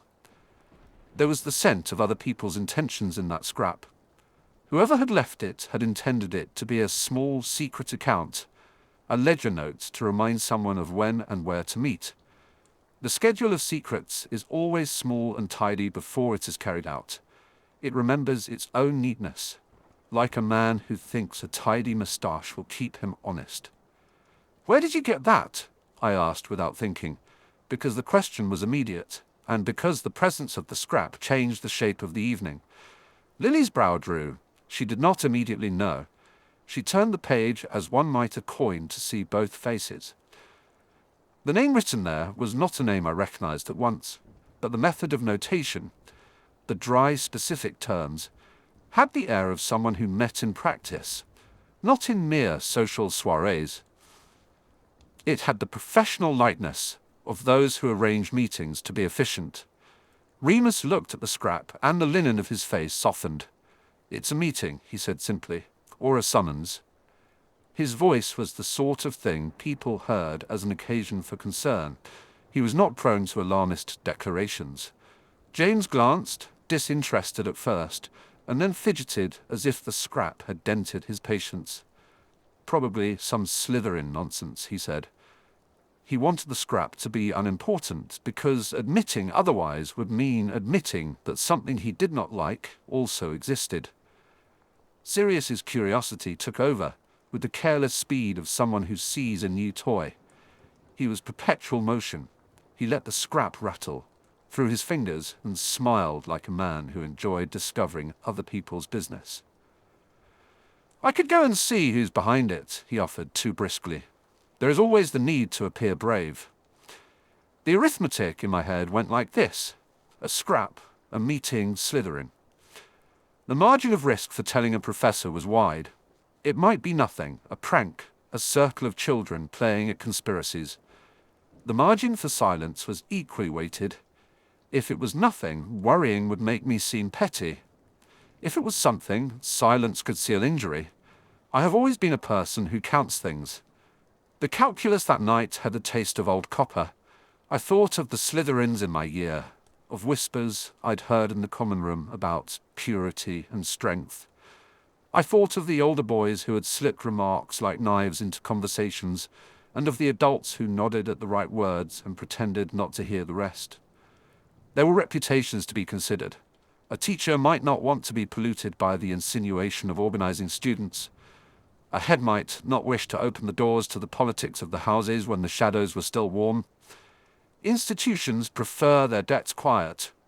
The scrap had an initial at the bottom, a single neat letter that made my throat tighten because of what it suggested. It was a letter I had seen in the margins of my late mother's old potion labels, in a hand that matched the clipped economy of this script. Eileen Prince wrote that way when saving things was necessary. She scrawled small instructions so as not to waste ink. The revelation was not, in itself, damning. It was a clue. Clues have the cunning of foxes. They're useful until they're eaten. I recognized the curl in the letter because I have a habit, unhealthy and painful, of being attentive to handwriting. It had been a trick my mother taught me, but people cannot always conceal themselves completely. They leave habits, oddities, like lint on a sleeve. She used to say it was better to notice than to be surprised. It was not the child's lesson of any advantage now. Lily folded the scrap back as if to keep it hidden. She did not look at me. Her hands set the paper straight with the same care she used to mend a tear in a book. I would have liked to think she did not want me to worry, that she was sparing me the necessity of considering what to do. She did not speak, which was sometimes the clearest possible answer. "You should show this to someone," Remus said. He spoke the sentence like an afterthought, but it was the sort of afterthought that bears weight. Or you could go yourself, James suggested, because he wanted the problem not to require his involvement. I would later learn to spot his contributions to affairs as exactly that. He would make a noise about danger and then expect his friends to be the actors. There is value in seeing with your own eyes, Sirius said, like a man trying on a mask of gallantry that did not fit. He was always hungry for action, which is to say, he liked the adrenaline of it and not the accounting afterwards. I felt at that moment the old hunger. It is a hunger that tastes of bitterness, the desire to retaliate, or to be noticed for the perception others will call paranoia. A part of me, the older part shaped by my mother's lessons, and the narrow alleys of Spinner's End, wanted a course of action that would cut. It wanted to light a small match in a dry room and see the useful things burn. That is what some accounts call courage. Others call it retribution. I thought of telling a professor because you do not send a fire alarm without seeing the building. You must be certain that smoke is smoke and not mist. I thought of keeping silence for fear that my intervention would cast me as a meddler. I thought of telling Lily because she was the one who had found the scrap and who would most likely be the first person to step forward with practical bravery. The arithmetic tensed inside me. To tell was to act. To not tell was to be complicit in possible harm. Both choices cost. It must have been visible on my face because Lily looked at me then with that small, exacting kindness she offered when she judged rather than disappointed. Severus, she said, with the cadence she always found, when she wanted to be both gentle and firm, a voice that asked one to be better than usual. You know how these things grow. If you think it's serious, you must act, or you must tell me you do not mean to, because I cannot be the only one who does. There are certain people who will not allow you to hide from your own responsibilities. She was one of them. The world, at that moment, narrowed to a simple possibility: act or approve by omission. I measured my options like one weighs seed for planting. Each amount sets a pattern. Suppose it isn't serious, I said. It was a low, deliberate phrase. I did not want to be rash. Perhaps that was cowardice. Perhaps that was caution. I had learned to treat both labels as currency to be spent frugally. It is better to be wrong in action than right in regret, Remus said. The sentence was not theatrical. He did not try to sound brave. He sounded like someone who had made a calculation based more on the worth of people than on the avoidance of trouble. I respected him more in that moment than I had any right to. He was my ally in ways that did not demand a ledger. James scoffed. You really are going to make a fuss of it, he said. He wanted to trivialize the matter because large things demand responsibility, and he preferred his world not to be burdened by other people's reckonings. Sirius rolled his shoulders. Shall we go then? He asked. The invitation was casual, but not unkind. He wanted the thrill, not the cost. Lily pocketed the scrap in the margin of the notebook, as if to keep it safe on the off chance that it would be useful. She turned to me with a steadiness I have never managed to mirror. Will you come with us? She asked. For all appearances, the question was a matter of presence. I recognized its real weight. She was asking me to be present in a way that would make my choice be visible. I felt my old familiar charting. If I went and turned out to be alarmed without cause, I would be judged for making turbulence. If I did not go and it turned out to be genuine, I might yet be judged for lying beneath my own indifference. The easy, precise cruelty would be to mock James and to goad him into something rough. The complicated, faithful cruelty would be to do what was necessary, even if it meant exposing myself to ridicule. I chose quietly. I do not remember announcing the choice as a dramatic moment, because I never was a man of theatrical gestures. I closed my left hand around the small vial in my pocket, a balm I carried, because it sometimes steadied a nervous hand, and then I followed them into the corridors. We went down into a part of the castle that had the smell of old stone and the close comfort of corridors that had seen fewer parties.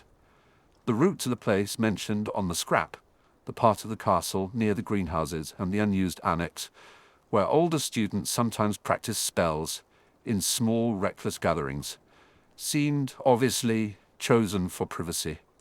It was the sort of place that permitted the careless to be private and the careful to be watched. We moved there, like people who had agreed to cross a room to see whether a sound was worth responding to. The air was cooler there. We kept our voices down like strategy. James tried to be jocular, but his steps were not as assured as his words. The quiet made him use the loudness he usually preserved for the crowd. It did not suit him. It suited no one. When we reached the place, a group had already gathered.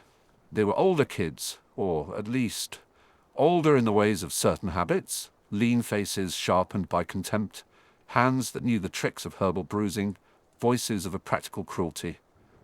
There was an organizer I did not know by face, but recognized by style. He was all small, efficient movements, like the author of the scrap. He wore his school colors as if they were an emblem rather than an identity. He looked at us with an evaluating glance, and then smiled the small, correct smile of someone welcoming a candidate. The meeting was not quite secret. It was a selective show. "Late," he observed with the tone of a man who weighed time like a currency. He inclined his head to James because James's presence was a kind of endorsement. I had a window then, a tiny half-breath, in which I could do two things: expose them and call for a teacher, or stay silent and listen, and thereby gather more. Both choices had costs. The first would have been dramatic, an immediate solution. I could have produced the scrap, accused them, made the night into a policing. But the second offered knowledge. Knowledge could be more valuable than immediate virtue. Lily's hand brushed mine. It was quick, a small contact that steadied. "We should hear them out," she whispered. "If you go straight to a teacher, they'll scatter. If there's something dangerous, you should know how large it is."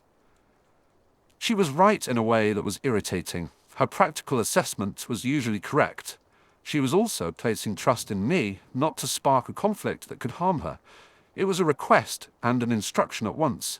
She counted on me to be cautious so we could be clever. We listened.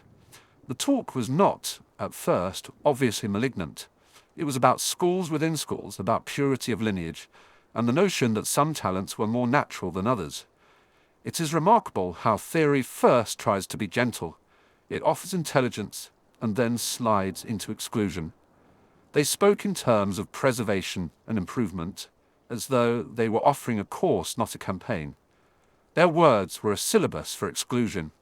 I felt my skin go cold, not for myself, though my backstory lent the feeling its prick, but for the ease with which they delivered sermons that need no accountability to other people's humanity.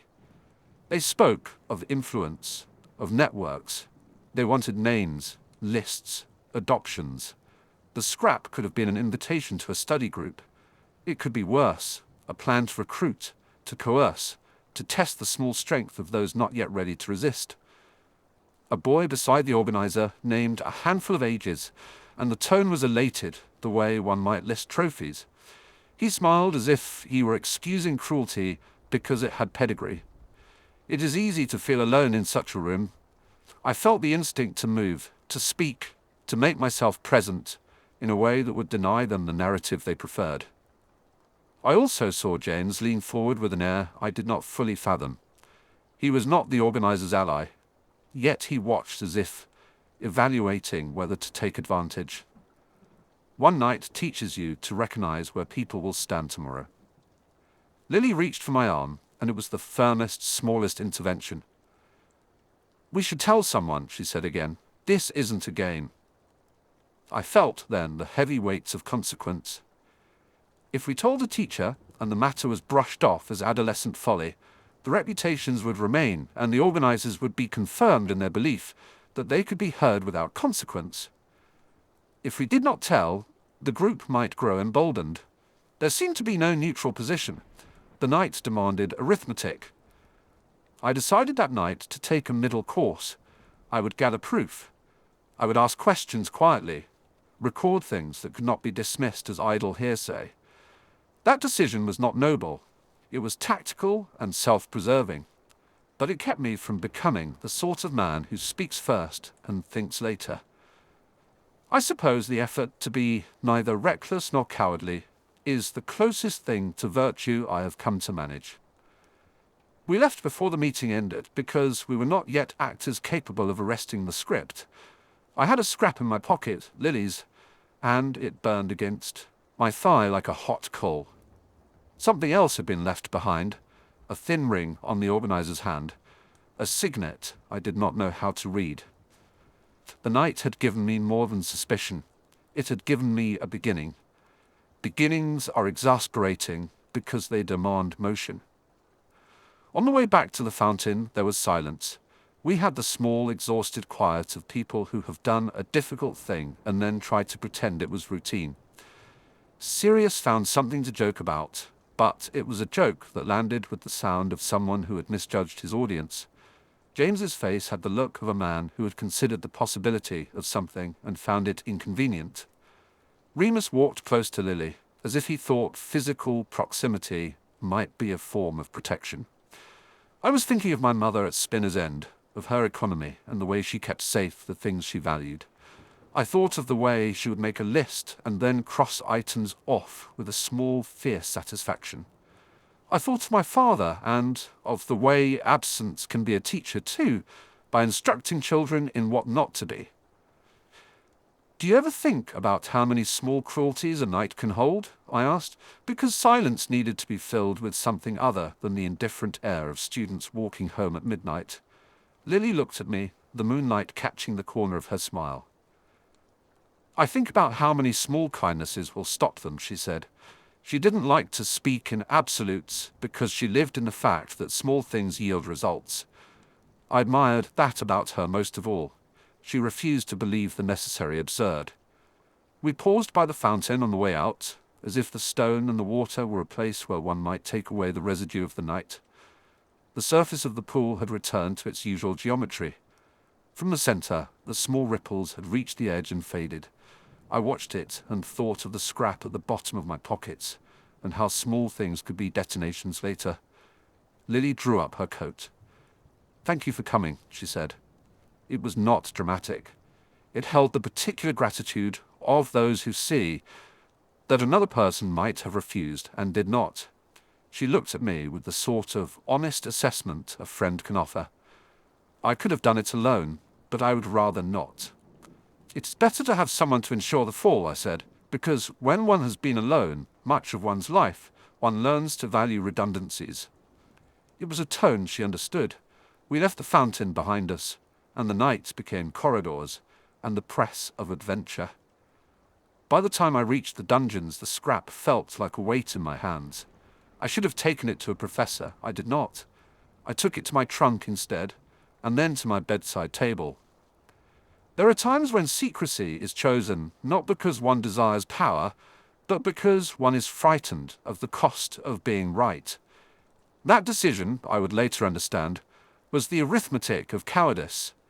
It was also the arithmetic of a man who had learned not to trust institutions to solve the small, sharp things that might harm those he could not bear to lose. I did not trust the school wholly, and I feared it hardly enough to think that my being heard would be complicated and then dismissed. I told myself I needed more evidence. I told myself many things to ease the tautness in my chest. Now, the following morning the corridors were noisier than usual, the sort of noise that follows a night of unspoken things. Rumour travelled easily in schools. It is the country's oldest economy. I kept my face composed. Lily gave me a glance that was grateful and small, and then went to classes with that steady, relentless purpose she had perfected. Remus caught my eye in the library and gave a look that asked both for patience and for veracity. He relied on me in a way that made me feel unaccountably protective. James swaggered by on the way to breakfast, like a man who had stepped out of a painting that only sold well because the subjects conceded to charm.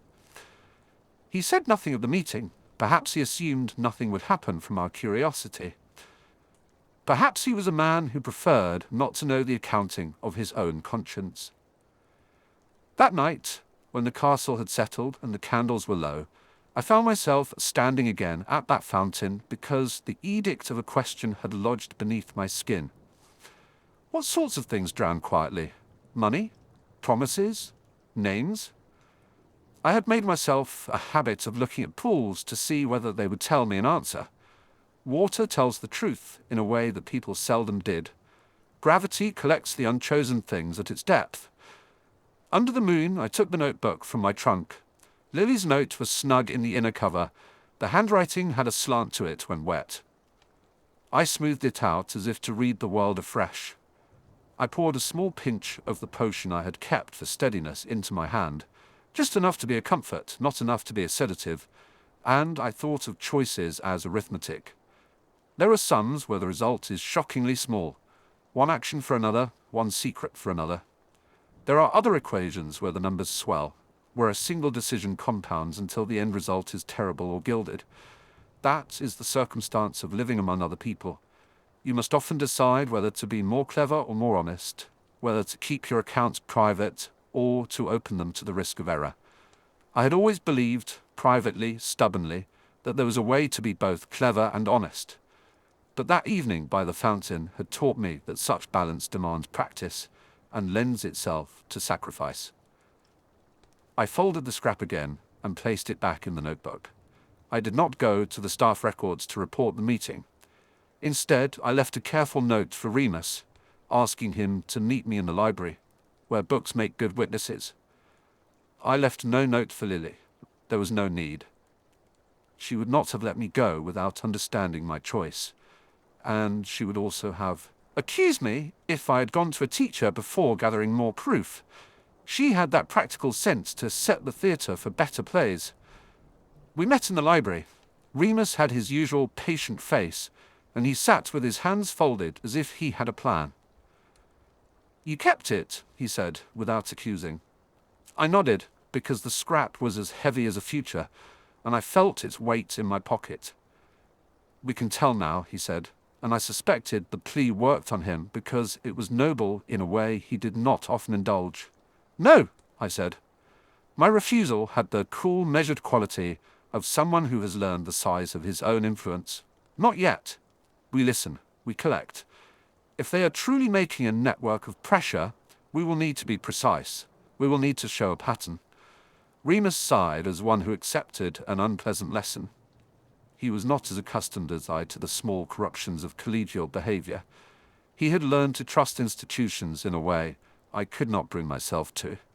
I envied him and pitied him equally. To rely on structures that do not always respond with virtue is both a comfort and a risk. We compiled what we could.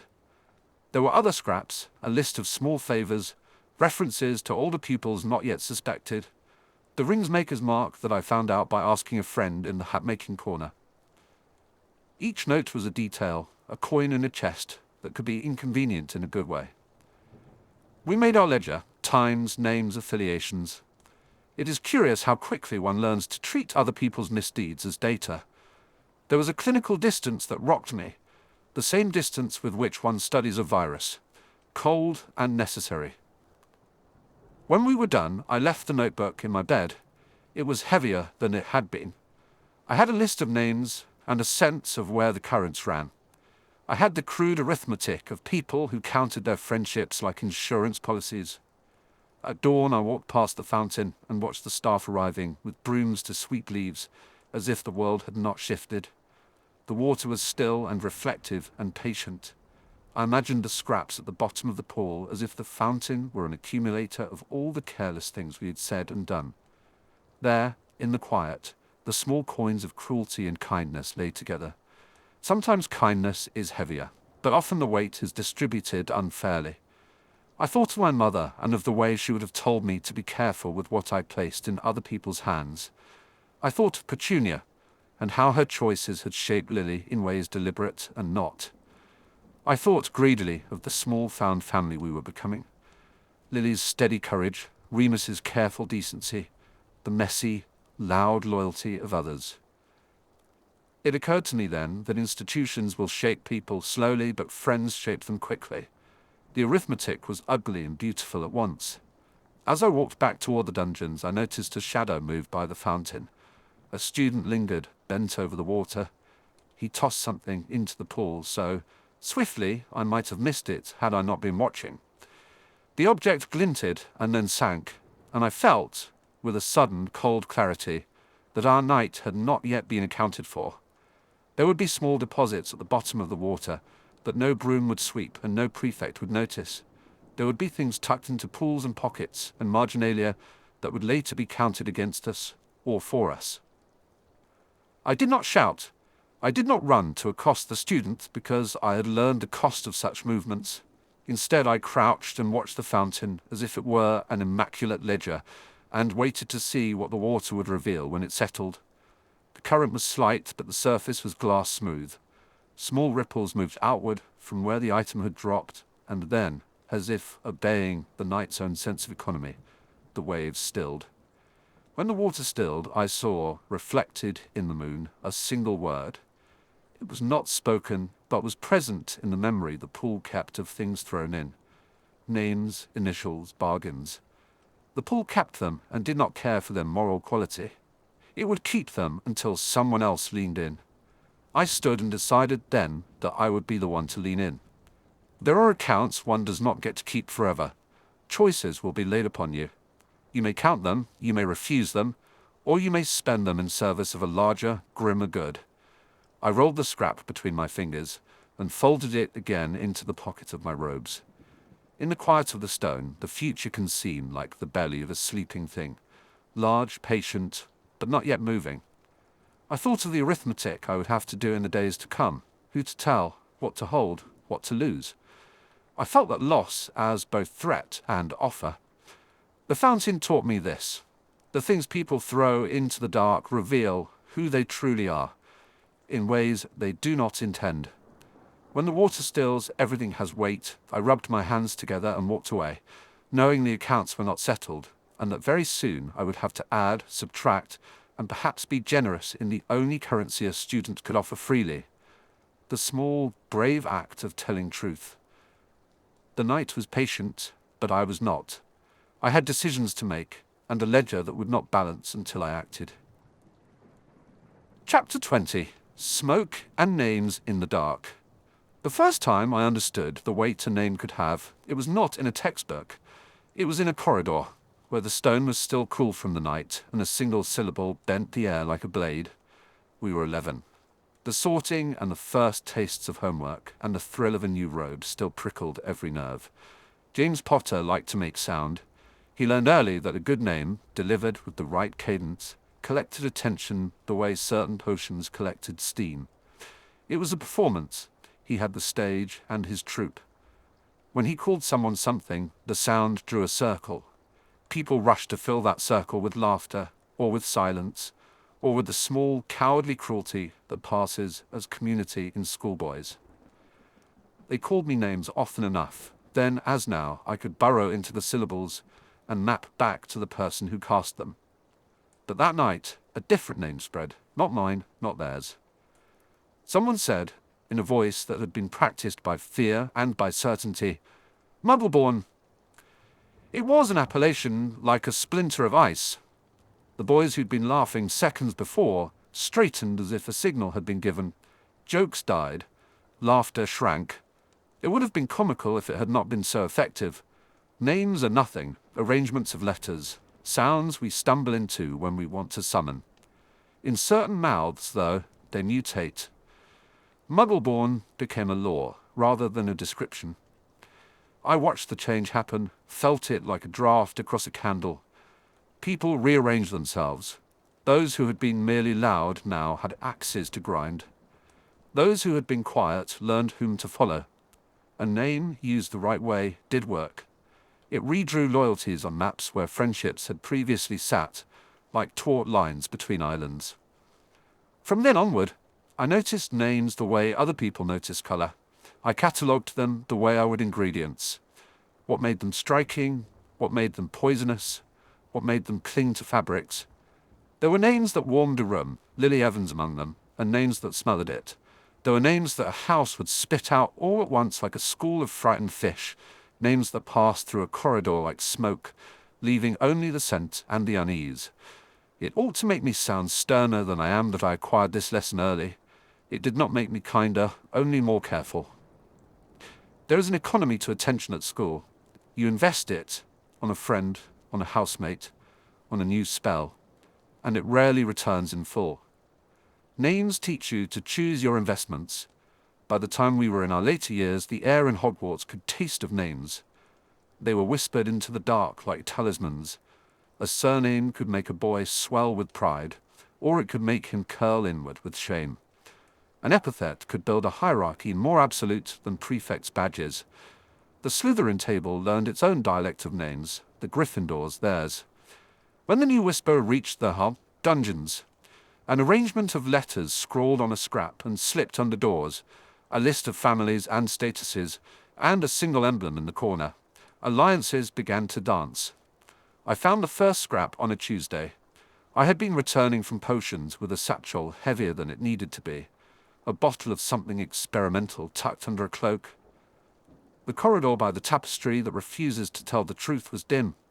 There, catching the lantern light like a leaf, a square of parchment had been folded twice and tucked beneath the stair. The handwriting was deliberate but not practiced, the sort of script you use when you want to convince, not necessarily because you can.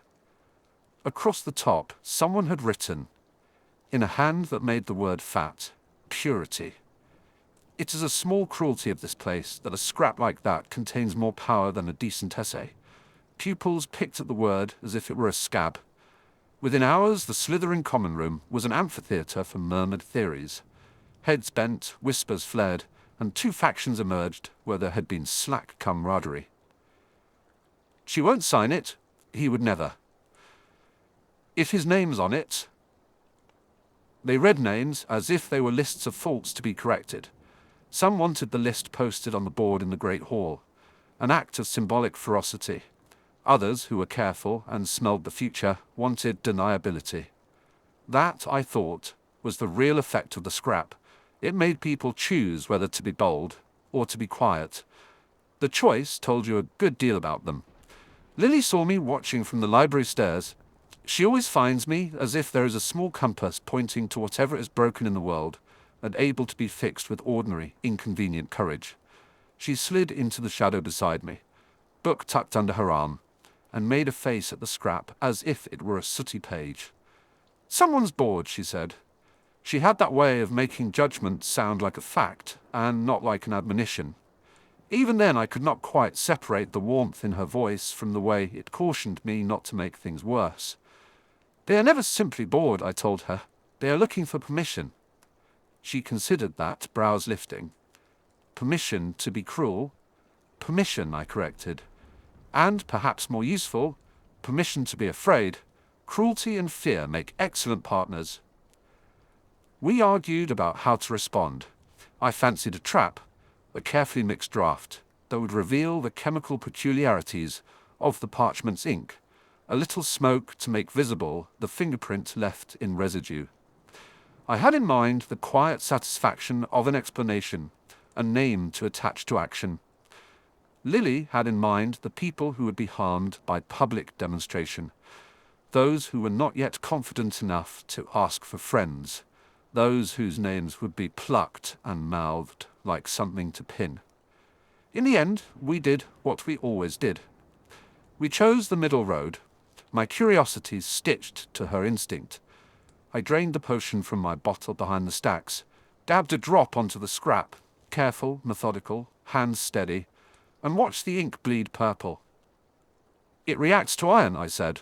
"Old iron gall. The mixture is not uncommon." "A misdirection," Lily murmured. "Someone with knowledge who wants it to look old." "A deliberate ancientness," I allowed. "It is attempting to borrow weight." We left a counter note of our own under the stair. Not a denial and not an accusation, only a paper folded the opposite way. She wrote her name and mine in careful looping lines, the way you sign for a borrowed book. A small act, perhaps, but in school any binding is a statement. I left with the unsettling sense that, whatever game had begun, it would not stop at the parchment. Names began to appear, clipped and belligerent, in places where they were sharpest. There would be an indirect mention in class, the phrase "those kinds," murmured too loudly during herbology. There would be graffiti on the lavatory door in ink that smudged and therefore suggested haste or secrecy. There was a particular cruelty to anonymous hatred on stone. It claimed less overt bravery than a shout in the corridor, but it lasted longer. My stomach tightened when I saw Evans scrawled under a basin, the E looping with possessive flourish. Lily laughed when I told her, because she would never let me do the brave thing for her, and because she wanted to, in this small, ordinary way, keep me safe from my own dramatic inclinations. She scrubbed the name away, as if it had been soot. We were not the only ones paying attention. Remus came to find us sometimes, quiet, drained by lectures and the strain of his secret, gentle enough to say what needed to be said without adding heat. He said once that a name is like a pocket you can fill with anything. You can put kindness in it, you can put accusation. Either way, the owner must live with the weight. He had seen words do what iron had done, make a man heavy. It was James who understood most of all how names worked as instruments. He liked to assign them the way others assigned nicknames. When his group used a name, it announced membership. When they refused it, it expelled. The political economy of adolescent houses is a study in exclusion. James wielded that sword with relish. He used to draw the circle that defined who was safe and who was not. The trouble was that he also used it for spectacle. The drama in his step compelled boys to follow. When he started repeating the same labels, loud, performative, precisely timed, they spread like contagion. People took them up and carried them home. I do not pretend I was blameless. I fell into the traps of names as readily as anyone who has known too well how to be clever. I nurtured a reputation for sharpness. I know now that a reputation can become a shield and a prison at once. The thing I had learned from the scrap, the thing that perturbed me most, was that the act of naming was fast becoming a substitute for governance. Rather than argue policy, boys named, rather than speak to inflict pain, they learned to write it. There were meetings in the staff room that smelled of tea and tired patients.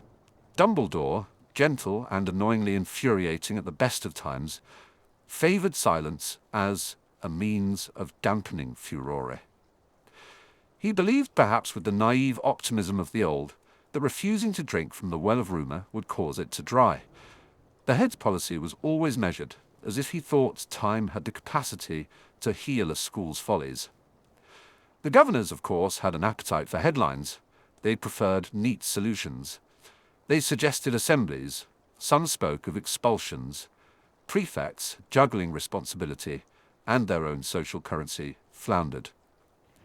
Politics had a way of turning names into statutes. Say this, do not say that, and ensure your house appears loyal. The institution, like any organism, preferred to keep its windpipe clear. It is remarkable how quickly these systems break down when people are afraid. Fear corrodes procedure. It builds secret committees and clandestine lists. It makes boys carry little flags of identity in their pockets, to be revealed at a moment's notice. In this we were no different from any adult society I have since observed. A name becomes a banner. A banner becomes a battalion. Children learning the mechanics of power is only dangerous when they claim it on behalf of cruelty. I began to notice fractures. Allies split over the question of whether to publish the lists.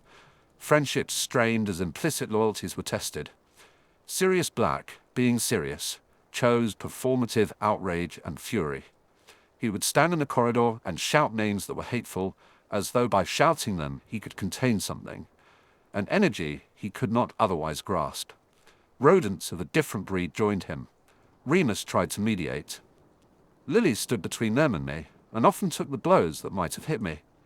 She did so quietly, and with a clarity that made me ashamed of my flamboyant self-pity. "You're writing it down like an inventory," she told me in the library one night, as we bent over yet another scrap, the wording fresh and malicious. "Because if you write it down, you think you can fix it." "Because I can often fix things by naming them and then dealing with them," I retorted. It was a quarrel of habit more than conviction. Her eyes, warm and insistent, made my contrarianism look small. "A name is not a problem to be solved," she said. "It is a person, or it is a choice.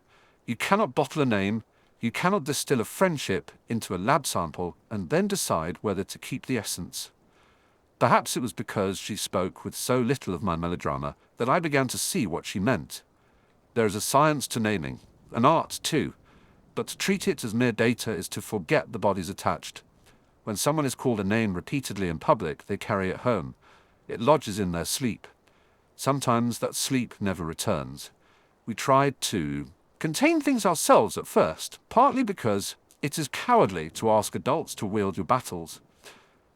We formed a small network, Remus, Lily, me, and a handful of others, who had no interest in the performance of purity. We exchanged notes rather than declarations. We began to collect the scraps as they appeared, because evidence could be useful. It felt like joining a war quietly. The romance of it was small and practical. Who had time for the sweep of heroic gestures when you could spend a midnight scrubbing threats off lavatory walls? The mystery deepened when someone started leaving names in corners that bent attention toward families rather than individuals. There is a certain nastiness to ancestral lists.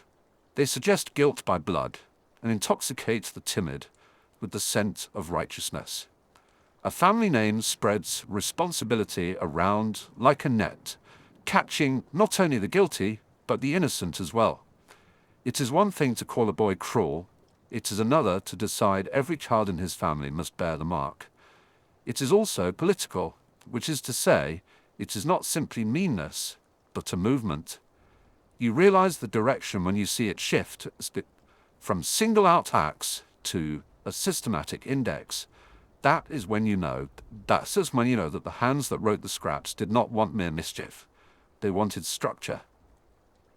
They wanted to rearrange society subtly, starting at points where such rearrangements would be unnoticed, in boyish cruelties, in taunts, in internal syllables. A scrap for Lily appeared taped to a cupboard in potions. Someone had left it like a dare, the script large and almost laughing. It read nothing more than her name, written twice. I found it on a Friday morning. The bottle of my latest compound rattled against the stone in my grip because my hands had forgotten moderation. I should have been more discreet. I did not remove it at once. Instead, I carried it down to the dungeons and showed it to the closest person I could find, Horace Slughorn, who had recently returned to teach potions, and who had, with classic Slughorn taste, a nose for talent and the fastest sympathy for anyone who might one day do him a favor. He gave a small, theatrical tut. "It is a school," he said, in that way of his, indulgent and quick to calculate social advantage. "Spite happens." "It is organized," I said. "It escalates. It is not children's spite. This has edges." He looked at me with an interest that was almost flattery. Slughorn had that effect on people. He smoothed the sharp things. He liked me because of my skill and because I fit neatly into his gallery of promising pupils. To him, everything had a badge to affix. "Then why not ask the head?" he suggested. "Because the head, with his fondness for time and trust, prefers gentle methods. Because the governors prefer things tidy, and expulsions make neat headlines. Because a piece of parchment is often less than an incident and more than a sin. Because I had, over years, learned the efficaciest of small measures and private injuries. Because I wanted to know who had set this in motion. Slughorn's network, for all its socialities, offered an answer in the form of domestic gossip. He hinted at an older student, someone with a pen name and an awareness of iron gall inks. The trail looped into a part of the school politics I did not like. The cultivated young who had come under the influence of one of the older factions here. The sort who read certain pamphlets in the library stacks and met like conspirators in the dark. Slughorn called them ambitious, in a way that translated, with economy, to they would be useful if they could be taught restraint. I resented the half-truth. He offered me a connection, a name folded in soft paper, and I took it the way one takes a poisoned chalice. My curiosity is structural. I cannot leave a problem unsensed. If a viable answer sits within reach, I will reach for it. That is my nature. That is my danger. Investigating a whisper is oddly like brewing a potion. You gather fragments, you look for reactions. I used what I knew of inks and parchment, traces the mind leaves on objects like scent.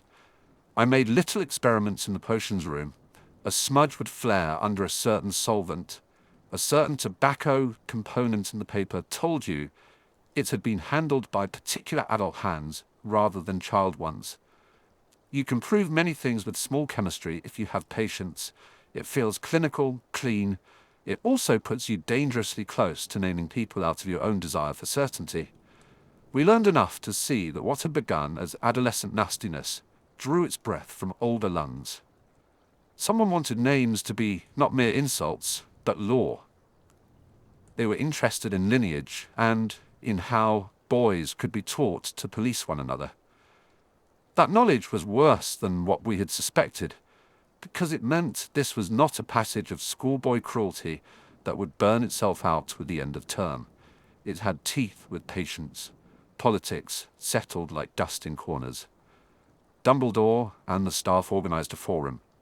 The governors sent a representative to watch the school's response. Prefects bickered with their duty and with the habits that made them popular in their own circles. The official reaction, as always, favored calm. It insisted on inclusion, on an assembly where pupils would be told that names have consequences. Public shaming would be discouraged. There would be supervised discussions, perhaps even a pamphlet. It is a testament to human vanity that school proposals always imagine they can teach people not to be themselves. We can arrange chairs, we can make lists of rules, we can instruct that certain words not be said on pain of detention. None of that alters the reason someone chooses a word. Rules are useful only once people have the desire to follow them. Sirius sneered at the whole enterprise as if it were a play. He insisted that forbidding words was an insult to the cleverness of boys. Why should we not say what we think? He demanded in corridors, half hypocrite and half hero. But even he stopped when a new name appeared, a name that had the specific intent to be a verdict rather than a description.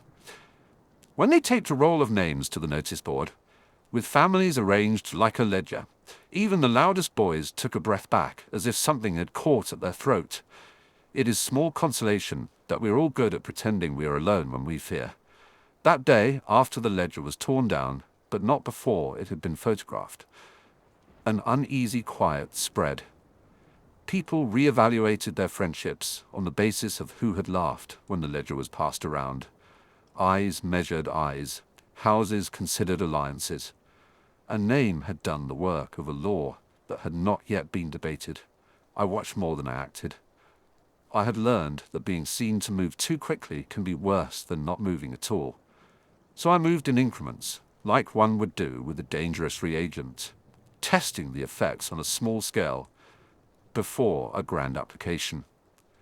I notified prefects privately of the ledger's material. I gave Dumbledore a careful, understated report that suggested avenues rather than accusations.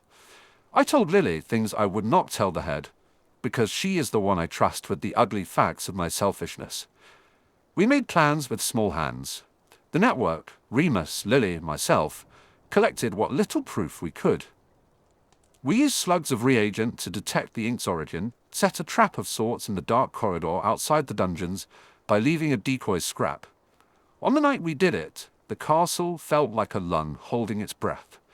The trap did not catch the author. It did, however, catch someone else. A boy from a neighboring house with a stain of ink on his sleeve, and a guilty look that collapsed like an injured thing. He had been paid to distribute some of the scraps, not to write them. Pupils are cheap to buy when they are young and hungry for acceptance. He confessed to the taste for money. Small coppers, handed by a taller figure in the black of the grounds. "Who employed you?" I asked. My voice was softer than usual, landing on him like a palm rather than a rod. It is remarkable how little cruelty is needed to get truth. Sometimes only the promise of warmth prompts confession. "A man," he said. "Older. Said it would be a lark. Said it would make us fit in." "And did it?" He shrugged, which is to say he had learned a gesture of resignation. "I thought so at first," he admitted, "but then they wanted us to keep quiet. They said names were important." When I told Lily, she kissed the place behind my ear, as if to mark me as belonging to her courage. It is a small ritual she uses, one that dissolves the worst of my defensive edges. "We will follow the trail," she said, quietly, without spectacle. Yes, I agreed, quietly, like a poison. Following trails is what we did, instead of trusting grand notions. We sat up late in the library, past the hour we should have been asleep, and cross-checked purchases of certain ink with parents' lists, with items dropped off in trunk rooms by anonymous hands. We learned an unpleasant arithmetic. Someone was buying ingredients from town in small quantities, distributing them among a handful of pupils, and encouraging them to write names. It was an adult at the edges, someone with a disdain for children and a taste for social engineering. What is frightening is not the cruelty itself, but the consequence. Someone older organizing children to produce lists about one another is not youth's mischief. That is an education in hate. We found out the identity of one such adult through a trail of receipts, and in the process, we discovered that the man in question had been arguing in the evenings in the village about matters of blood and precedence. I felt sick. I thought of my own mother, Eileen Prince, and all the small economies of quiet we had practiced in Spinner's End. I thought how names there were weapons also, sharpened against the thin air of domestic life. There are things one cannot simply snip. Investigating an adult is different from corralling boys. We had evidence now that reached beyond the school and into the wider community. That is where politics finds the wall of the house. Dumbledore was not foolish, but he was careful. Governors were not patient. The townspeople were either indifferent or curious in their worst way. Choosing to move against an adult was choosing a public battle. Engaging public circles invites consequences neither the school nor the students can foresee. I learned in those weeks the difference between boldness and recklessness. I learned how courage without a plan is a favor to melancholy. We had to decide whether to bring the matter to the headmaster or to confront the man ourselves. To do the latter was brash and dangerous. To do the former risked slow procedure and perhaps nothing at all. It is a peculiar form of torture to hold a certitude, and to be forced to submit it to the indifferent instruments of governance. We chose the headmaster, and we chose him with a certain strategy. We went with receipts and a sworn statement from the boy who had been paid. We brought evidence that touched his profession, that implicated a pattern rather than a single act. Dumbledore received us in his office, and he listened. You could see his mind travel across our small proofs, as if it were rearranging pieces on a chessboard. He asked questions that were neither dismissive nor dramatic. He did not need to be theatrical. He was more dangerous in his deliberation. "We must be careful," he said finally. "The less spectacle, the better the result." I might have been furious at that. I might have wanted to demand punishment. Instead, I found a steadier flame of purpose. If he was patient, then patience can be weaponized in a good cause. We took comfort where we had it. I permitted myself an inch of slowness because Dumbledore suggested it. But the ledger had already taught us that names could be fast. The man in the village understood the economy of accelerated cruelty. He wanted to teach boys to police each other so effectively that the institution, the school, would be undermined from within. He used names to create self-policing cliques. He cultivated performances of purity so that any dissent could be stifled as impurity. That is the true alchemy of fear. It makes people into their own jailers. We watched friendships fray. James took the conflict personally and theatrically. He insisted that people were being too posh about it. He meant that they were making a public spectacle of moral sensitivity. He leaned that way, cultivating an image of a boy who refused to be lectured. It made him more dangerous. He became louder in the corridors, assigning names like badges of courage. Sirius mirrored him, and the group that follows them rearranged according to the sense of power. There is a symmetry in these things. People want to be on the winning side, and naming decisions are a brief test of which side is winning. Lily grew quieter in the face of the politics, like someone measuring a path through a fireplace. She did not retreat from me, never that, but she leaned into her friendships with quiet resoluteness. In one of those moments that have a way of lasting long after we forget the context, she stood in the common room and said a thing that should have been simple and was instead revolutionary. "You will not use my name as a weapon. It is not a grand speech. It was not meant to be." Yet for a while that sentence acted like a charm. People looked at Lily the way people look at a clean window. She was not asking for a policy change. She was asking for decency.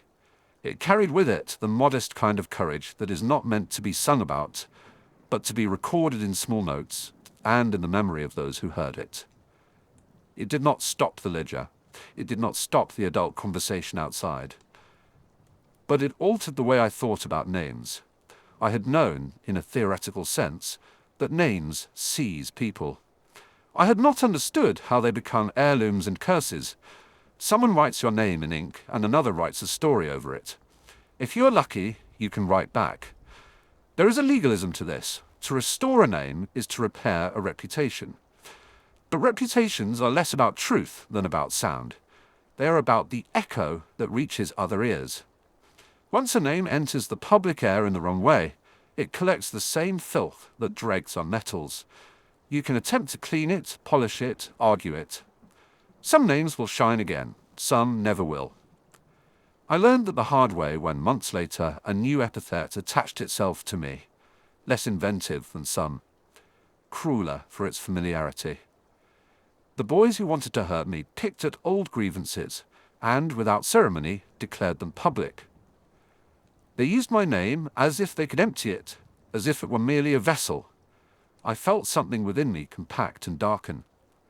I considered, not for the first time, the different ways of taking authority over your own name. Some people change it through marriage, some through achievement, some through reinvention.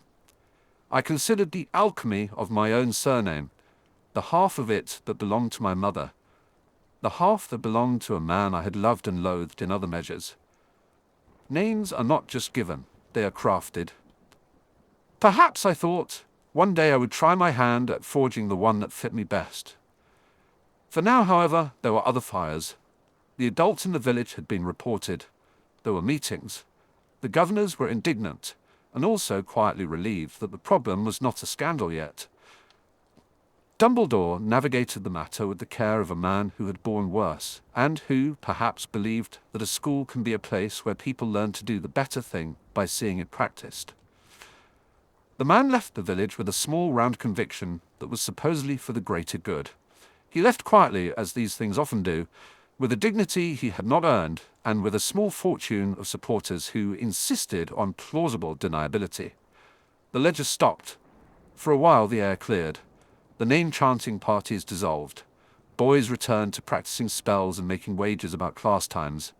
There was relief, thin and brittle, like glass. The institution had done its job, or at least a version of its job. We celebrated with the small private relief of those who survived being almost consumed. That is not the end of the story, because names, once dragged through mud, carry the memory of the mud. They lose something that is not easily replaced. A man whose name has been called traitor will never entirely inhabit the same life.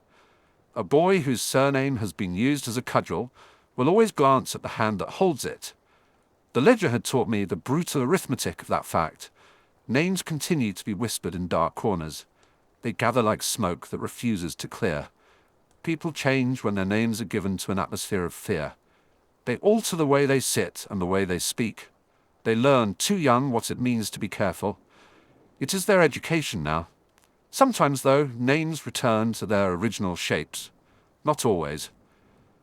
The work of returning is slow and requires the stubbornness of someone who will not be satisfied by spectacle. It requires the small, quiet acts of people who will sign their names next to yours, publicly and plainly, until the sound that reached other ears is the sound of your name being spoken by friends. I practice that salvage now. I speak names the way a gardener prunes a tree, gently, with intent. I watch how people change when their names are spoken in kindness, rather than in accusation. I try to give credit where it is due and to correct where it is not.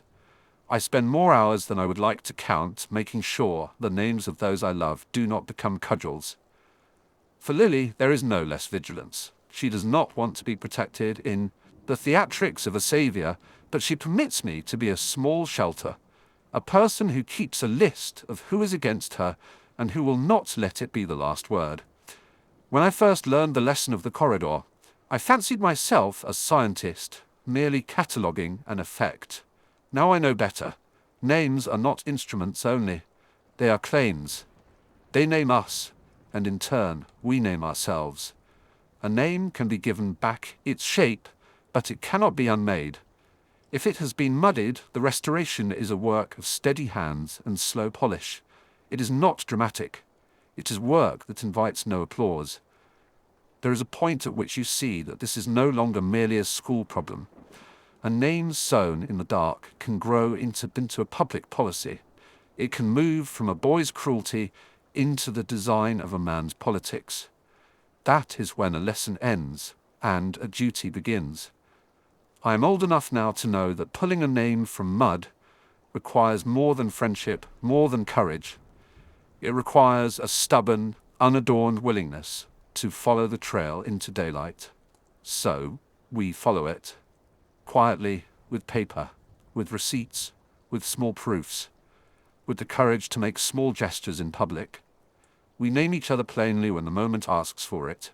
We refuse the roles the ledger would make for us. We teach the younger pupils that their names are not property to be traded, and that the small, ordinary act of refusing to repeat a slur back can be a kind of bravery. There are darker corners yet. There are men who prefer names as weapons, and who will teach children to use them. I know their voices now. I can hear the rhythm. I can trace the residue of iron in their ink. I know that it is not enough to be clever. One must be vigilant. The ledger taught us that. Sometimes at night, I find myself tracing the inside of my own mouth where my name lives. Severus. It is not a pleasant sound for some people. For others, it is neutral. For Lily, apparently, it remains affection. She has never used it as a knife. That is a gift so rare it feels illicit. There is a private worship in the way she says any name. She says it to invite you back to being human. I have tried to repay that gift in kind. The last scrap I found, smaller than the rest, folded into a corner of a book of mundane herbology, was not a list. It was a single word, hurried and not particularly artful. The name of a man who had been quietly stirring in the village. The name that had tried to make dozens of other names into verdicts. I held it between two fingers in the lantern light, as if it were a talisman. Names will be spoken again. They will be mangled again. There will be new ledgers, new slips, new people who want to organize the world by genealogy. There will be those who will teach boys to police peers and mothers to look the other way. There will be choices to be made every morning. To keep silent, to speak loudly, to stick your head in the path of something sharp. I fold the scrap and slip it into my pocket. The work is not finished. The ledger lay down for a while, yes, but the echoes remain. People have seen how quickly a whisper can become law.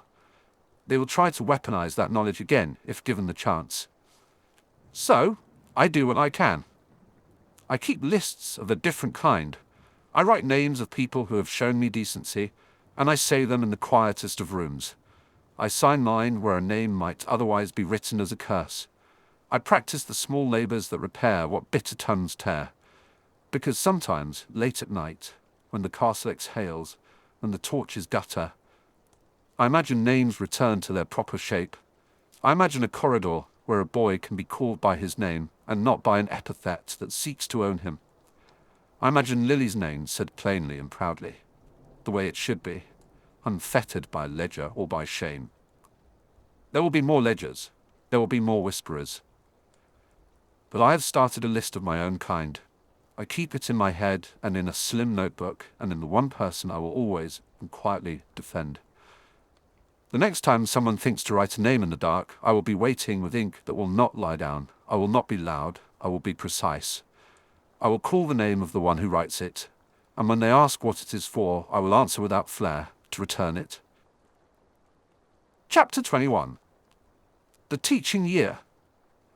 The first term after I took the post was a lesson in persuasion, not the kind that required grand speeches or the headmaster's indulgent pauses, the kind that demanded patience, timing, and just enough menace to keep teenagers from discovering just how dangerous boredom could be.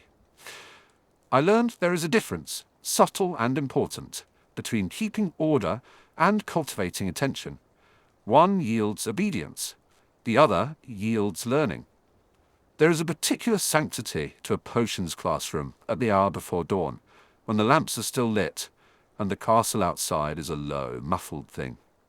Bottles line the benches like patient soldiers. The air smells of iron and menthol, of burnt sugar and steeping roots.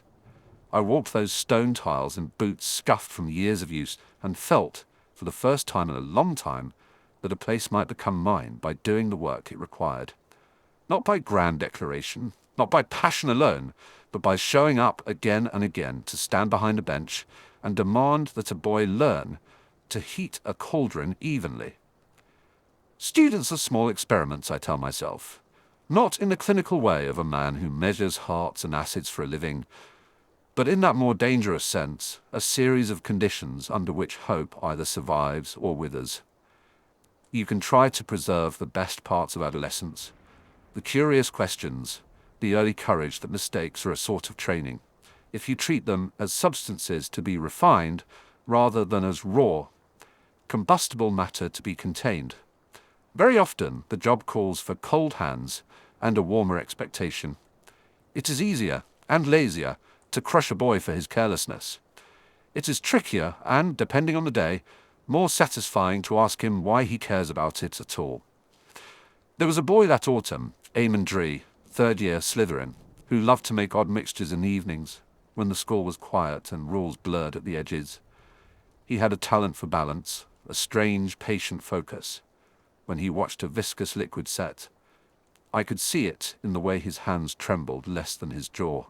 He was not vicious, merely hungry for subtlety. The first time his potion caught in the right place, his face did something pupils rarely afforded me. It softened. Not triumph, exactly. The kind of relief that follows the discovery that an answer exists to a question you've been asking in your head for months. I do not cultivate softness in the abstract. I cultivate accuracy. That morning, I allowed Eamon a small concession, extra time on the mortar. The private use of my better pestle. He thanked me with what passes for a smile among adolescent Slytherins, and went back to his bench like a man who had been granted a trinket from a particularly temperamental god. The rest of the class watched, some with mild envy, some with the thin patience of the self-assured. James Potter's lot, that is, those whose voices carried through the hall from the other house, were amused when he heard what I was doing. He had the habit, in those years, of laughing at my small mercies as if they were symptoms of weakness. There are officials in the castle who mistake severity for virtue. Then there are those who know severity is useful only when it is part of a larger plan. Albus prefers plans that look like kindness. I prefer plans that can be enforced without theatricality. He was right, though, that kindness softens resistance. It makes people reveal their foolishness and their fears in ways punishment never will. It also keeps you awake at night, because someone will see your choice and call it sentimentality. And there is no serenity quite like the one found in being called sentimental. It forces you to look at your motives as if in a funhouse mirror. When the herbarium went missing, just a sprig here, a vial of powdered moondew there, I assumed a student had mislaid. Something far less glamorous than theft. A mixture had been bungled, a recipe forgotten. Hogwarts is full of absent-minded magicians. The first night I found a tray of incubating narwhals smashed in the corridor. Nobody's elegant crime. My curiosity sharpened. There was purpose to these disturbances. The missing items were not the sort the younger pupils would covet for mischief. They were precise, chosen by someone who knew what they wanted and why. Small mysteries have a way of dragging your attention like a thread through the dark. You tug, and something else moves. It is only by following that thread, by letting it snag and gather, that you see the pattern. I began by examining the storeroom. The lock showed no sign of forced entry. The dust on the back shelf was disturbed in a way that suggested someone had worked fast and with the practiced efficiency of someone used to being watched. I checked the trays on the benches for fingerprints. My students have greasy little palms from the sticky things they stick into oddities lessons and their own hair. The smears I found were not theirs. "Mr. Snape!" Lily's voice in the doorway was a bright thing. She appeared like that sometimes. As if laughter had decided to take a brisk walk and let her along for the ride. She was not on staff, not officially. She had friends among the teachers, and she had opinions loud enough to make Headmistress Patience fray, which I considered one of her finer qualities. She had the habit of turning up when ordinary worries bled into dangerous ones. There are things friends know about each other that cannot be lulled by professional distance. She had known me long enough to see that the small black mark at the corner of the storeroom cupboard meant more than a messy pupil. "Herbarium," I said, "gone in pieces." I did not have to explain the rest. She stepped closer, head cocked. "Someone took useful things," she said, and the simplicity of her observation made me feel both brash and less alone. Not because they have a taste for mischief, but because they are looking for something to fix. Why would a pupil need that? "We have plenty of resources," I said. "Ask someone who has had to patch a broken place with nothing but goodwill," she answered. Her fingers brushed the rim of a bottle and she frowned. "And you have fewer friends at the staff table than you pretend." That last was not a question.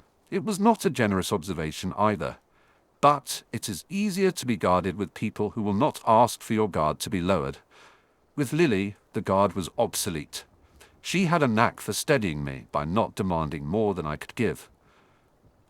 There are times you need another person to point out that the thing you have accomplished is not negligible. We were, in a way, a found family. I had Eileen's letters tucked in a drawer at Spinner's End, and a mother who still thought the world might tilt favorably if she hummed loudly enough at the right time. Lily had a sister who wanted a world of ordinary things, and a patience for the day, when that world might bring its own grief. Between us the castle sighed and suggested 1,000 little bureaucracies that required our attention. Found family, I discovered, works best when you share the same petty enemies. The first break in the case came from an anonymous note in the potions master's pigeonhole. A crude paper folded with the careless anger of youth. "Stop asking questions," it said, and nothing else. The note revealed less than we hoped and more than I liked. Someone knew I had begun to look. They wanted me to stop. That knowledge has a way of sharpening the stakes. They will escalate if you dabble. They will stop only if you threaten what they hold dear. I did not threaten a child. I threatened the thing they might be using. Their pride, their secrecy. I could have written that on the clean slate of policy I keep in my head. Report to the headmaster, refer to the disciplinarian, cite examples. Albus did not respond well to public spectacles. He prefers a subtler pressure. He prefers to let the rope tighten a foot at a time until the snare is obvious.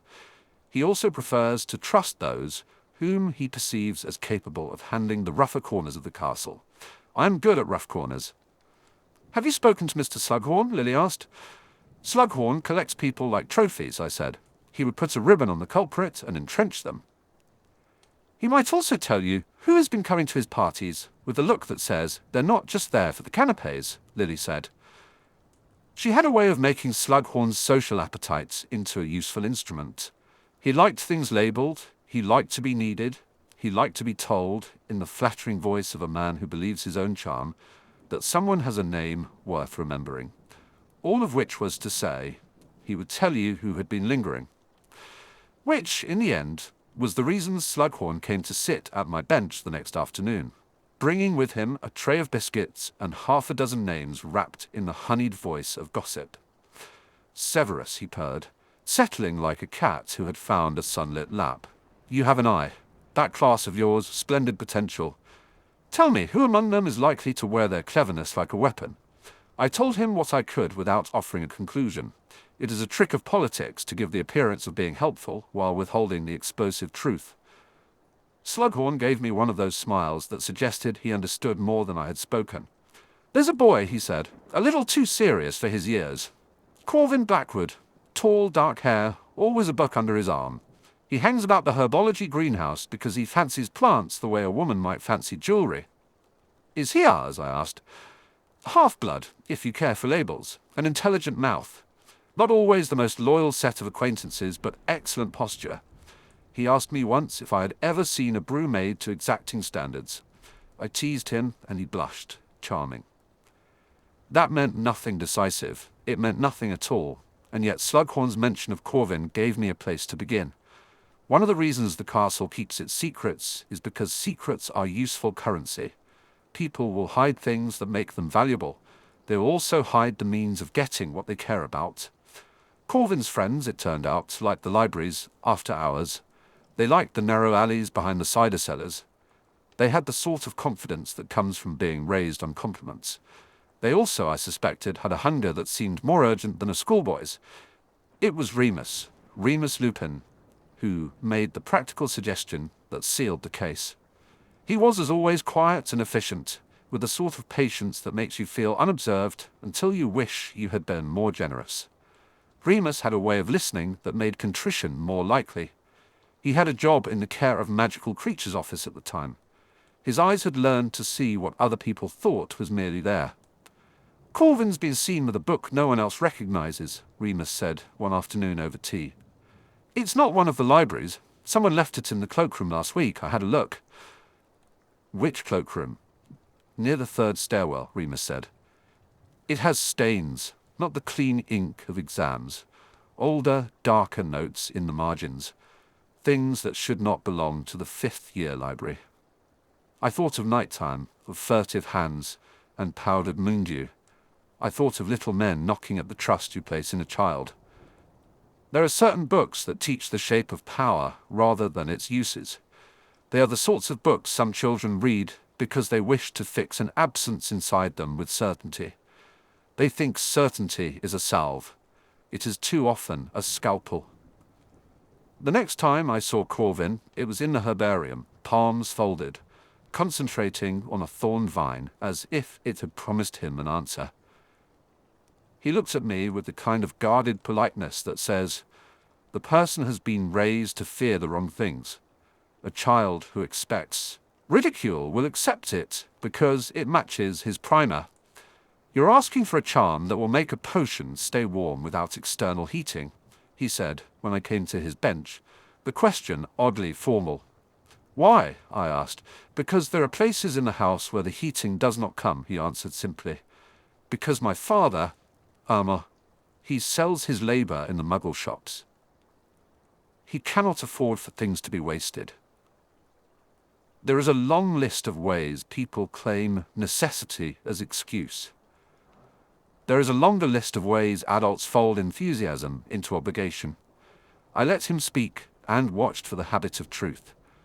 There was fear in his voice, but it was not a lie. It was the shape of a boy who believed in being useful. Do you know where the missing things went? I asked him. His shoulders hardened. No. You would if you did. A note left where no one else reads it. A hand that knows the greenhouse's back door. Someone who wants to hide because they think the world will call them dangerous for being necessary. He blinked. Perhaps he thought I was making a teacherly speech. Perhaps he knew something, but would not say it. Or perhaps he knew nothing at all, and my words were simply a map. I have found maps are useful, even when no one intends to follow them. You can be useful without stealing, I said. There are ways to make a potion keep its heat that do not require you to take what does not belong to you. Learn the ones I teach you well. Practice them. If you replace what was taken, I will see that no further questions are asked." He looked at me as if weighing bars of iron on a scale. Then he nodded. "That, in the end, is how you keep a person from making a poor choice. Give them a way to salvage their honor, without exposing them to the full glare of institutional judgment. It is the sort of thing you can do when you know the machinery of the castle intimately enough to put a soft cloth over its sharper edges. Not everyone is grateful. Rewards come in odd forms. Corvin repaid my discretion by becoming a better pupil. Eamon, the boy who had learned to hold his hands still, found that he liked being entrusted with more complex work. Others, less patient, found that my small favors did not match their appetite for spectacle. James's heir, if one can call the sons at his infamy such, noticed the bustle and assumed I had weakened. When the boy from Gryffindor, Finn Harrigan, with his father's swagger and a laugh that always came a beat too late, tripped a cauldron at the end of term, splashing a potion that was bright and vivid across the flagstones, he said, loud enough for everyone to hear, "At least it's not one of Snape's." There was an urge, old and unpleasant, to take the boy by the ears and throw him out through the portrait hole. Instead, I drew him close and made a proposition he did not expect. "You will hand me that failed potion," I said, "and you will write by sunrise what went wrong, step by step." He stammered something about it being an accident, and I told him precisely why accidents are often the result of certain presuppositions. Students learn to take risks when they think an adult will applaud the drama. They practice cruelty when they believe they are entitled to attention. "I will be withholding your requisition for the catapulting charm until you can show me your ability is not a clever trick," I said. His face flushed. He looked like a boy who had been asked to do homework. The class snickered. They always do.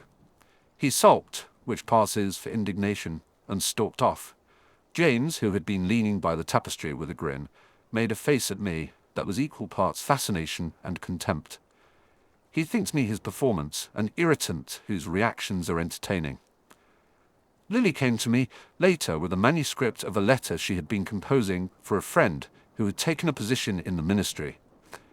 She read it aloud in the staff room between sips of tea, voice warm and confident, and I felt something like peace settle around me. There are people who do not require you to be anything but honest to their faces. She will not flatter me. She will not shield me from the truth. She will tell me when I am himself too involved or too cold. Teachers like that are rarer than good ingredients. Then the small mystery changed its shape. Late one night, when the moon lay low and the castle's corridors were filled with the rustle of owls and sleeping men, there was a note slid beneath my door. The handwriting was poor and the paper cheap. Someone had spilt a line of potion across the bottom, but I could make out enough to read, "They come to the West Tower at midnight. Bring nothing." A trap, I thought, or a summons, or a signal of something far less innocent and far more serious than the theft of herbs. West Tower has a reputation among the older students.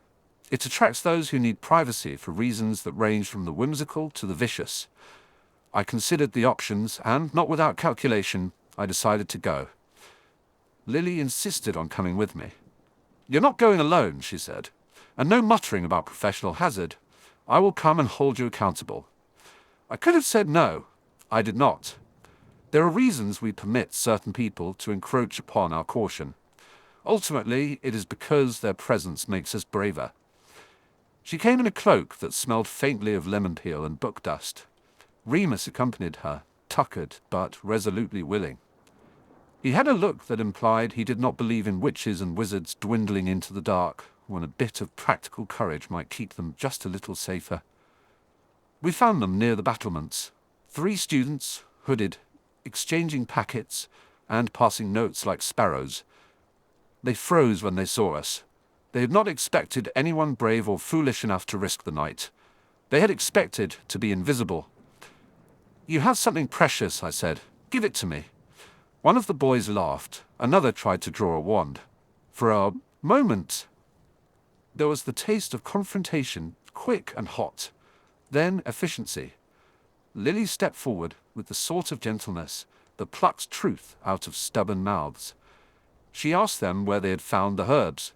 They named a supplier in town, a cramped apothecary whose windows smelled of cigarettes and old camphor. The apothecary, as it turned out, had a man who collected odd things and sold them to boys with fewer scruples than they had wits. You can, in such moments, make an example. You can lift your voice so that portraits will gasp and headmasters will take minutes. Or you can coax a child away from a ledge. One results in important paper in the archives. The other results in a life not ruined for having been foolish. We did the latter. We confronted the apothecary with mild menace and pointedly sober faces. He had people to worry for, children who came to his shop, and we cut the possibilities down. He told us to take what we'd come for and to leave. We left. Corvin confessed later that he had been ashamed at his father's poverty and wanted to fix it without being pitied. Finn admitted, with more shame than he had ever shown, that the diversion had been thrilling. Eamon kept his head down and practiced keeping his hands steady. Afterwards, in my office, Remus made an observation that was precisely true and kind. "You do not like to make a child worse off than he was when you found him," he said. "You would take the blame if you thought it might save something inside." "It is not blame I'm worried about," I answered. "It is the shape of his future." That line has never been mine to keep without reservation. The shape of a child's future can be altered by compassion as much as cruelty. It can also be shaped with equal force by institutions that prefer neat conclusions. Albus, in his slow way, agreed. He called me into his office and told me, in a voice that tried to be implacable and almost always failed to be unsentimental, that the castle had ways of protecting children that the ministry could not imagine. He asked me to watch certain circles, to note certain names. He asked it as a request, but he gave me the sort of look that turned it into a duty. There are days when the world requires you to be more than a teacher, to be an adult, to make choices that ripple outward and lift or drown others. I accepted, not heroically, not gratefully, pragmatically. If I could prevent a child from crossing a line, I would. If I could prevent Lily from being harmed in ways that would not be visible until it was too late to mend them, I would. Small acts of protection are what kept me honest then. Of course, none of this goes unremarked. Slughorn tried to pull my better pupils into his salon of flattered egos. He lauded Eamon at a dinner, calling him someone of notable potential. Eamon looked uncomfortable, as if he had been placed on a pedestal a foot too high for his liking. Corvin accepted an invitation like a man who had found a safe chair at last. Slughorn, in his way, gave them the sort of attention that becomes a net. I have no love for such nets, but I do not mind them when they keep a child from falling into worse ones. And there was James. He found me in the corridor one day, his cloak flung back as if it had been a banner at a parade. He had a look I could not read entirely, an affable confidence that has always been his disguise, and a glint that said he still enjoys pressing my buttons. "Snape," he said, as if I were an old joke. "Mr. Potter," I said, "titles have an economy." He smiled the way he always does, wide, as if the whole world had been arranged to his comic timing. "How's the old dungeons? Teaching's been kind to you?" "School suits me," I said. "I like students who listen." He laughed. "You always did. You listen too well." He thought himself witty. He thought he knew the things he could say that would unsettle me. He did not know the things that would anchor me more than his mockery ever could. Lily, who had been nearby with a basket of books and a frown at the meeting of dust and sun, cut across him and said with a firmness I admired, "James, if you came to talk to Severus, then be polite." He blinked, as if offended by being told. "Just to chat," he said.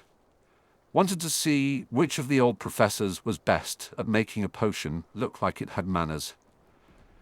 I noticed, with a private sort of satisfaction, that his voice tightened when he referred to the supplies we had missing. He was not implicated, not directly, but he noticed things. Everyone in our generation notices the smaller dramas because they resemble to them the drama of being young. To me, they are more complicated. They involve choices that leave markings you cannot erase. You will show better manners in my classroom, I said, and you will refrain from throwing your friends' mishaps at me as if they are entertainment. Always so pleasant, he said, and left, his laugh trailing like a bad smell. Lily watched him go. He hasn't changed, she said. No, I answered. Not much. Teaching settled me into a rhythm. Little rebellions, little triumphs, where I could shape curious minds and test my patience without risking the whole of what I cared for. Students became small experiments in hope, and I begrudgingly found pleasure in the predictable puzzle of adolescence. I learned that there are ways of being cruel that are fatally easy, and ways of being strict that are quietly generous. Both require a sort of courage. The kind that summons is not always the one sung about in poems. It is the sort that refuses to let a child believe villainy is the only way to be powerful. It is the kind that says, in practice, there are other choices. By the end of term, the storeroom was secured. The apothecary tightened his inventory. Corvin's hand steadied. Finn Harrigan wrote a paper on the ethics of potions because I insisted he do so. And I suspect he despised me for it and, in secret, learned from it. Eamon made a draft that would steady sleep for those who could not find it otherwise. Slughorn toasted them all at a dinner and awarded them ribbons. I refused the ribbon he offered me and ate the biscuit anyway.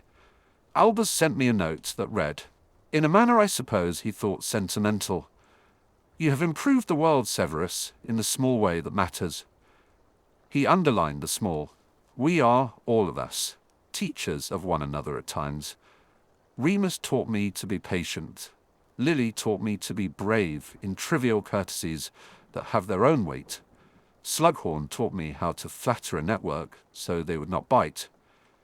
James, if one can call him a teacher, taught me the limits of my temper.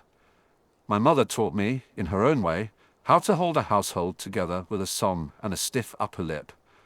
The castle taught me that institutions can both shelter and strangle, and that the difference lies in how one chooses to act when one is trusted with power. There were nights I went home to Spinner's End and found the kitchen cooler than I wished, and a woman humming as if that were prayer. I would tell her what had happened, and she would ask, in that practical way she has, whether I had eaten. It is remarkable how often food translates into care. I would tell her about the boy who had found a talent and a new temptation, and she would nod and say, "You feed them, Severus, feed the ones you can." Of course there were warnings. There always are. A teacher is cautious by training, but caution should not calcify into fear. That year taught me to choose which things to fear and which to steward. It taught me that dignity matters even when it is not rewarded. It taught me that political maneuvers in staff meetings are often less about intellect and more about the will to be unashamed. And it taught me, most importantly perhaps, that you cannot be a teacher and not be a part of a child's private rebellions. When the new term calendar arrived, unsigned and pleasant as a summons, Albus asked more of me. "Keep an eye on the West Tower," he said. "Not for the pranks, those we can live with, but on the ones who would take pride in doing mischief because it gives them identity." I agreed. I suppose I shall always agree to things meant to keep children from becoming monsters. Perhaps that's the small courage of my life, to refuse to let those who would replace pity with pride do so without resistance. It is, after all, easier to stand aloof and be admired for your severity. It is harder and more dangerous to stand in the middle and try to redirect a child's need for power into something useful. I lit another lamp and wrote a list of students and observations in a book that would be boring to anyone but useful to me. Lily passed by my window and tapped it with the heel of her hand. "You'll wind yourself into a knot," she said, smiling. "Someone has to teach them to pass a pestle," I replied. "You'll do more than that," she murmured. "You'll teach them to keep themselves whole, and you'll teach them to come back to the bench when they fail. There aren't many of us who do that." Her words parked in my chest, like a stone I had been trying to fit in my mouth for years. I did not answer. I put out the lamp and turned the lock on the storeroom, with hands that had become steadier over the year. Outside, the castle breathed and the students dreamed. Inside, I prepared for the next day, the next pupil, the next small emergency that required a steady voice and a plan that would not scar more than it healed. There is a list in my head of the things I will not do. There is a list of the things I will do. They are not always the same, but one endures. I will teach them the potion that keeps a heart from freezing. In practical instruction, in small kindnesses, in the hard, unglamorous work of not letting a child grow into the caricature of what he believes power looks like. Winter would bring other problems. In calm, exams, the slug club's invitations, a rumour in the papers that would inflame half the castle and chill the others. There would be bringing together and pulling apart. There would be tests that no exam could measure, and choices that would have longer shadows than any one of us wanted to admit. I made a note at the end of the night: watch the West Tower, watch Corvin, watch the boys who find their voice in wrongdoing. And then beneath it, in a smaller hand, the thing I always wrote when the nights were quiet and the world still: keep Lily safe. It is, in some strange way, the simplest potion I ever brewed. The coming term promised to be busier than the last. I looked at the list and at the candle that had melted into a small blue pool, and I thought, with the particular mixture of dread and stubborn affection that has become habitual, that I would be ready. Or at least I would be ready enough to try. There is a difference between being ready and being reckless. I intended to discover, this year, how many lives I could steady without losing the one that mattered most. Chapter 22. A small mystery in a potion's cup. The bottle was wrong before the label had fully dried. I would have sworn on a cauldron of my own that the morning's store cupboard contained only the usual assortment of antiseptics and binding drafts. I had been humming a thin, private bit of a tune I disliked, when it reminded me that the day's practical required a mild astringent. I had come early to fetch it, and to be where the silence of the dungeons leaned agreeable against my thoughts. The vial in question caught the torchlight like a flat eye. Its glass was thick, the cork stain a neat crescent. A hand-lettered label hung from it, the ink still smudged at one edge, as if whoever had tied it on had not waited with sufficient patience for the ink to set. Simple binding elixir, it announced in a script I had seen before, a neatness younger than mine and softer than Slughorn's. I moved to take it from its shelf, the shoulder stiff, the fingers precise, and the smell made me stop. It was wrong because of the smell.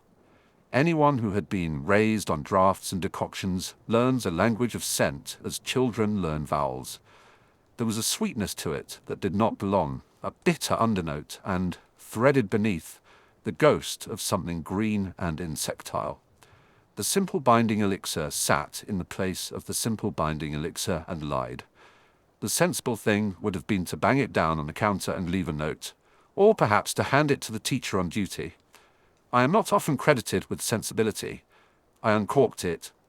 There are 1,000 ways to break a room into its components. You can open a person with a charm, with silence, with a well-turning jest. You can open a bottle with a careful nose and a measured breath. The air that rose was not the woody, medicinal tang of a binding draught. It carried something that made the skin under my sleeves prickle. I closed the vial and tied the label to its neck again, with fingers that did not tremble. By the time the bell rang, the potions classroom smelled like wet stone and old parchment. Slughorn arrived wrapped in a haze of cologne and favourable opinion, and taught with second-hand light and the same endless appetite for being admired. He set a demonstration before us. The sort of optional flourish he reserved for the pupils he thought might one day sit happily at his table.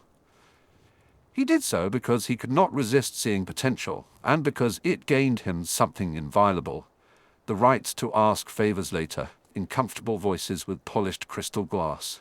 Favours keep you alive in certain circles. I had not thought much of Slughorn until then. His favour was something to be navigated like a tricky reagent.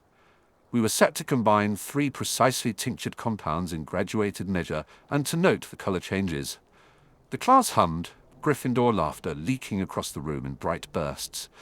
Slytherin murmurs like dry leaves rubbing each other. James Potter, who took up space as naturally as breath, drew eyes and derision with equal ease. He was quick with sneer and quicker with the sort of bravado that makes a public classroom a theatre of humiliations for those less inclined to perform. Sirius laughed. Their mirth is a bell the whole school has learned to hear and ignore. Remus kept his head bent over his work, as though the world could be set right by neat glass. There are moments when the world's small machinery clicks and a fault runs. When Peterson, simple, eager, reached for the vial of binding elixir, his fingers brushed the wrong bottle. It was, in truth, fortunate that I happened to be on that side of the bench. "Careful," I said. The word was quiet, the chord of it taut. He froze with the pipette poised. The class turned as a room turns to a sound, slow, inevitable, a soft slide. "That's not," James began, the sentence a punch. His voice is not subtle. If school were a sport, he had invented an unlicensed violent one. "The simple binding elixir," I supplied. I let the sentence finish, the way a scalpel completes a thought. My hand closed around the vial before anyone else could. The cork resisted a measure, then came away. Slughorn's head twisted like a bottle on the Lazier's shelf. "Snape," James said, with the sort of contempt that tastes like spent matches. The rest of his voice broke into an easy chorus of mockery. It is something the popular can always summon, a mob that smells like summer and thinks like a farrier.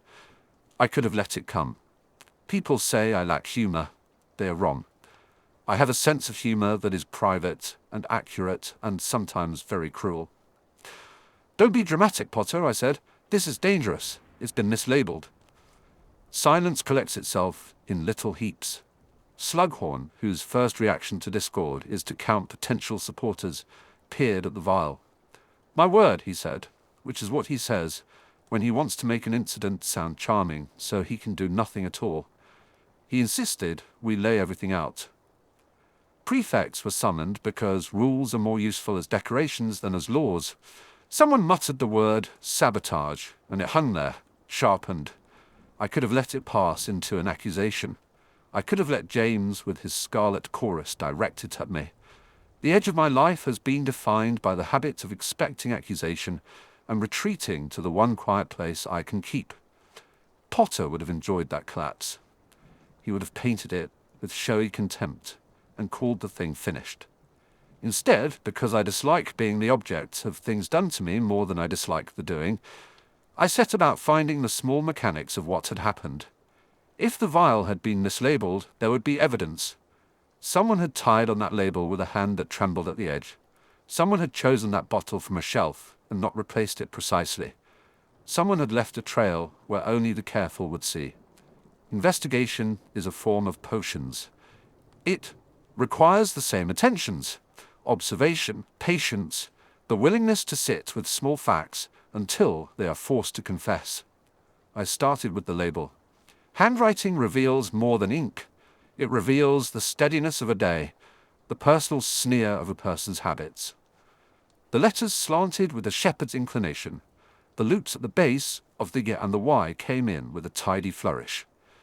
The smudge, bet, most telling, as it's why, ran as though the writer had been in a hurry or distracted by another thing at the moment the ink set. The knot of the ribbon bore a pressing of the left thumb which, when I tested it with mine, was an exactness I prefer not to be faithful to. The thumb that ties my own knots is wider. This one was small. I smelled the cork. I tasted of memory. There were grains of a floral dust clinging to the lip. Pollen, possibly, or powdered herb. The scent was not the neat, antiseptic tang of a school reagent. It carried leaf-strewn corners, the kind of perfume you get when you sit with books in a library and forget to move for an hour. It carried another thing too: warmth. It always did, when the pupil had been someone who thought their acts to be small and intimate rather than public and grand. I thought of the handwriting. I thought of the tiny smear, as if of a fingertip pressed where the writer had paused. There are two hands at Hogwarts that write like that. One I knew intimately. The other I watched from a distance, like a man watching someone cross a river he could not cross. Lily Evans had never been rough with her letters. They fit the paper the way the proper notes fit a song. Bright, exact, sensible.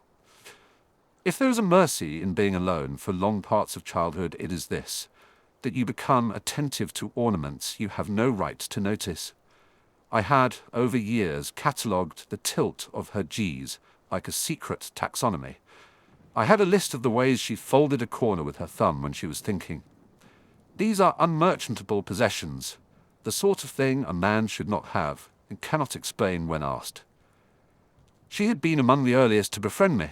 She had never, in my memory, been an outsider to small becomings. She had been warmth where the world was draughts. When you spend your life in rooms that smell of fumes and quiet, you learn to notice these things. After class, I found her in the library. She was a rush of red hair and sensible shoes, and the sort of concentration that leaves a person luminous. She looked up when I came in, surprised, as though someone had reached across a fence and cupped a small piece of her world. "Severus," she said, which was a blessing and an accusation. "People call me names. Lily says mine, as if testing its edges." "I need to speak with you," I said. My voice has a way of making everyday things feel like obligations. Perhaps that is merciful. People respond better when obliged than when begged. She closed her book. "You looked pale," she said. "Is everything all right? You look as though you need a tie clip and a consoling lecture." "It's nothing," I lied at first, because there is a habit, a bad one, of protecting small foolishnesses from their owners. She is not a foolishness, but the vial had been mislabeled, and a whole chain of people would have liked to use it as a means to a melodramatic end, and I did not want to be on the receiving end. I told her what had happened, in a way that left out the parts that would make me appear small. When you are sensitive to the way your own soft parts show, you become practiced at her mission. She listened without flinching. Her face had that something I will never weary of, the note that stops a song from running itself harshly into the ground. "You think I did this?" she asked, not because she suspected, but because she wanted to hear me say the thing it would be most painful to hear either of us say. "At first," I said carefully. "The handwriting suggests someone with a steady hand and a lack of haste. The smear suggests such haste interrupted. It bears the smell of library dust." Her mouth quirked. "Library dust," she repeated. "You think I am a criminal." "You would only be a criminal for good reasons," I replied. I did not mean it to be flattering, and she took it so. She did not faff about absolving me in public. There are acts of loyalty that do not require loudly stating. She offered me something else. She closed her book and rose. "Come on," she said. There is a single verb I have learned to trust in her voice. Come. She led me to her favorite table and sat with the sort of decisiveness that makes a decision seem wise. "Show me." It takes a curious sort of intimacy to show someone a mislabeled bottle in private, and to confess that you have a secret batch of something you did not mean to have. I am not a man made of easy confessions. But I had made a small, foolish thing for her, a calming draught, a tweak on a recipe that would take the sharp edges off a night. It was not an ambitious thing. It was an offering in the nautical sense, a small token flung at the world in the hope that it would not be cruel. I had brewed it in the hours after everyone else had left, because solitude is the sort of boiling point at which invention happens. I had, because I am not as good at prudence as I like to think, labelled it with her name and hidden it among the supplies to be near the place she used. It was a confession that could have been kept. It could have remained one of those small embarrassments that round off an early life. Instead, when I told her, when I let the sentence fall and made myself smaller than I usually am, she did not laugh. She did not scold. She looked at me the way you look at someone who has been trying very hard and not succeeding. "You're ridiculous," she said, and the word came with that particular kindness, which is the most dangerous of all. There are ways of calling someone ridiculous that mean they care. She made a small, impatient sound of exasperation, and then, with no pomp and nothing theatrical at all, she said, "We will keep it safe, but you should not hide things by mislabeling dangerous reagents." "Understood." She reached over and placed her hand on the table, as if to steady the air between us, as if our conversation had the tendency to wander and needed restraint. Her fingers were cool. That small contact, which would have been nothing if the world had not been hollowed out of me, in certain spots, felt like a repair. We left the library with a quiet agreement. She proposed we set a trap. I would keep the vial in a safe place.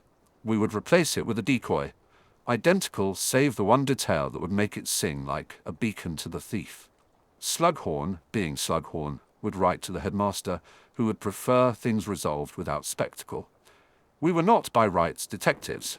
We were children in a school that runs on tradition and the belief that children can be made to self-correct. It suited me to call it an investigation. Investigation is a spice I know how to use. That afternoon, under the cover of the afternoon's practical and the cruel sun of James's laughter, I and Lily and Remus laid our little plan. I cannot pretend we were anything like a competent team. Remus approached it with a steady kindness. He is the sort of friend who sees the thing that needs doing, and does it without a rush to be credited. He agreed to watch one entrance to the dungeon where a slight shadow might conceal a footfall. Lily sat with a book that she did not read, and a hand that drew in margins. She set an actual hairpin over the counter like a charm.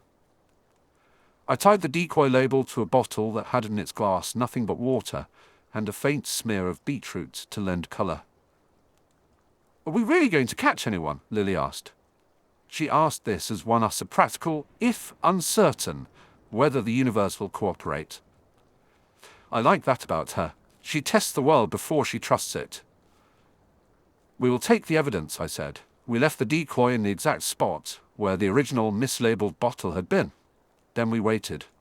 The thief arrived at dusk, as all petty thieves with poor sense of venue tend to.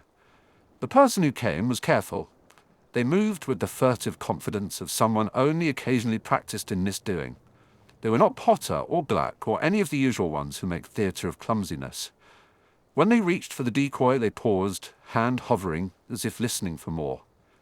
Remus stepped from the shadow with the quiet of a measured hand. The person turned, and for a second I recognized the tilt of a face I had not expected.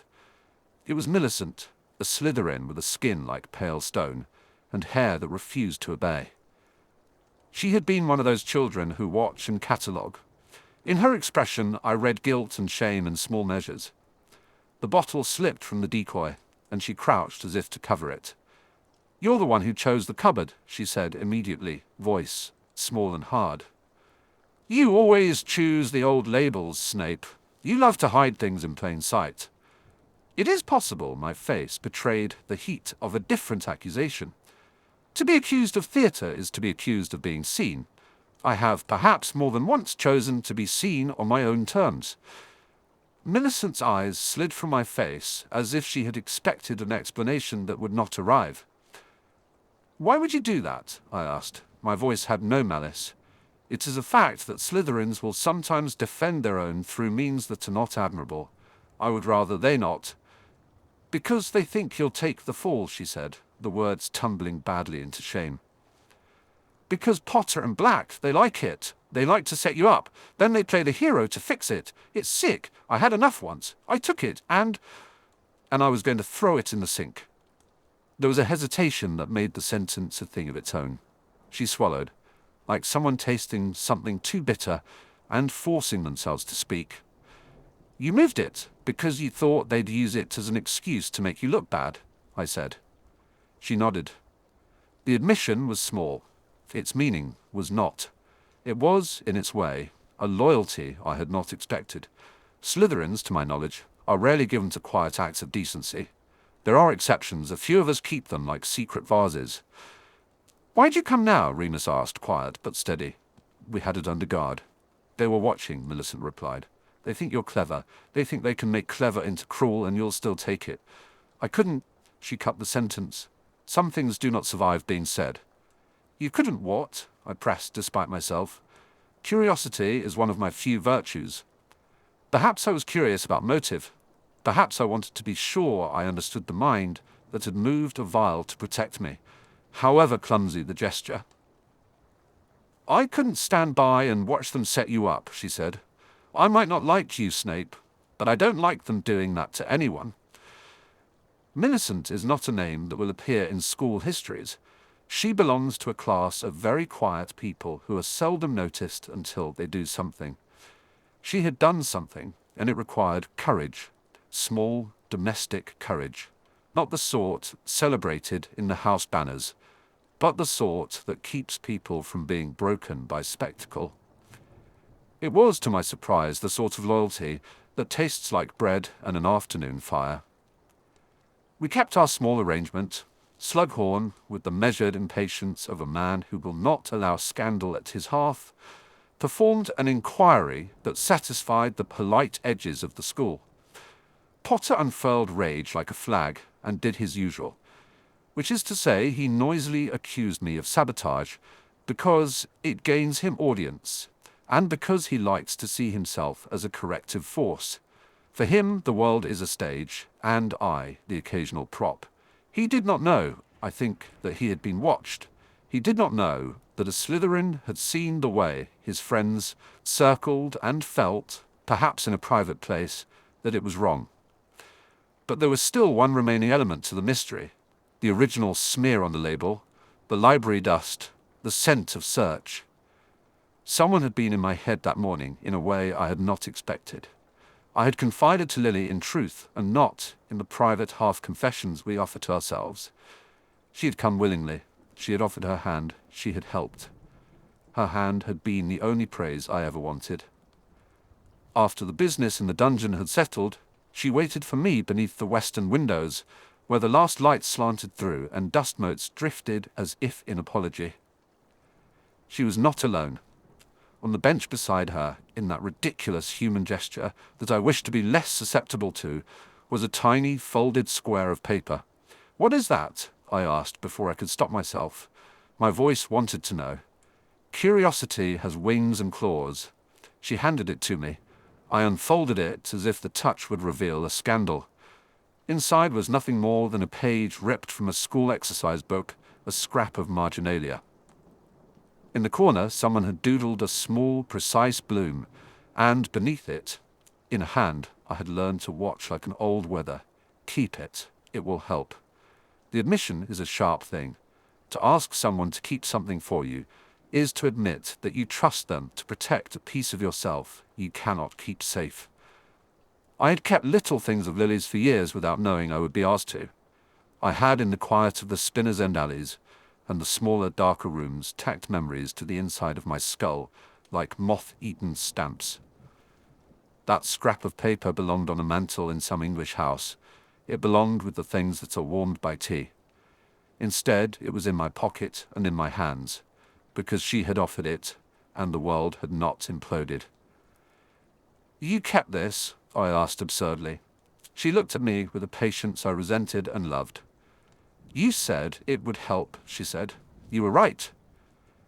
It is a small admission to say that being right about anything in the presence of someone you admire is a comfort. I have been wrong in so many considerable ways that the minor rightness is its own kind of quiet. I should not have brewed it, I told her. The confession came like a stitch. It was stupid to hide it where anyone might touch it. Stupid, she repeated, and then softened it with a smile. Noble, maybe, in a very twisted way. We laughed at our own oddness, and laughter, when shared, is a kind of agreement. We did not speak of the way Potter's eyes had watched us. We did not speak of why someone would arrange such a thing.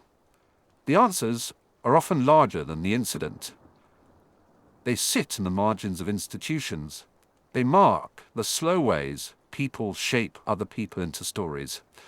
2 days later, when the business of prefects and apologies had been performed and the school had returned to the hum of practice, Slughorn invited me to his office.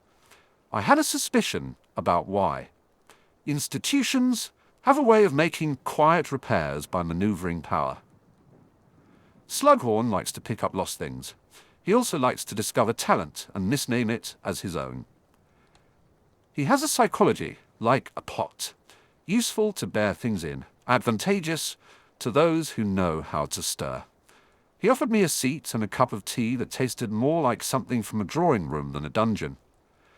His face was all charm and the sort of small calculation that keeps people alive. "You handled yourself with admirable restraint, Severus," he said, which is Slughornese for, "You have potential, and I might one day require a favor of you." His eyes, however, softened. "I ought to have been more watchful." "I only did what seemed sensible," I said. Sensible sounded like a virtue when spoken aloud. It settles a person into a kind of credible figure. I did not say I acted because I disliked being made a spectacle. Sometimes you must omit certain small, hot things. The institution will fill in the blanks with its own comfortable suggestions. "You have allies," he noted. "That is a valuable thing, especially in our line of work. People will do things for you if you do the same for them." I did not correct him when he called it our line of work, as if teaching and learning were a profession we entered like any other. There was in that office the manner of a man who had made a habit out of gathering people who might one day be useful. He is not a bad man. He is a man who keeps comfortable illusions because they make him feel safe. Sometimes the people who make themselves useful in little ways turn out to be more dangerous than those who declare their poison. "I expect," he said, and this was the institutional knife that will always be offered as a gravy boat, "that you will continue to show potential. People notice. People notice. It is the slow pressure of education. People keep tallies and then ask for payment." When I left his office, I walked back through the corridors with a thin smile. The truth is a small, unlovely thing. I had been mislabeled. Then a Slytherin had acted with decency. Then a Gryffindor had tried to make sport of me. The institution had chosen to make it a lesson. Slughorn had chosen to keep me near. Lily had been kind. Remus had come when needed. There are loyalties in this place that do not look like banners. They are small, a hand on a shoulder, a secret moved to a safer place, a scrap of paper given for the keeping. There are questions hidden inside small crimes and small salvage operations. We speak of courage as if it is always explosive and public. Most of the courage I have seen is quieter. It is a person choosing to act against what the current shows them is good for their standing. Later that evening, when the towers grew slow and the stars looked like small teachers begging for attention through the glazing, I stood on the stone stair that leads down to the dungeons and listened. The world was soft with the breathing of the castle. Students moved like murmurs. Somewhere in the common rooms, someone laughed in a tone I knew to be Potter's. Someone else, in a dormitory not my own, sat with a book and folded the corner of a page. I had solved a small mystery. That is the kind of phrase I have come to treat with caution. A small mystery, solved, often means larger patterns rearranged. I had learned that people may surprise you with their decencies, that institutions will rearrange favor for their convenience, and that kindness can be as cunning as any potion. I had also learned that my private acts, the foolish draft in the cupboard, the scrap of paper I had kept like a talisman, are less mine than I thought. They are objects in a room where other people move and breathe and sometimes save you.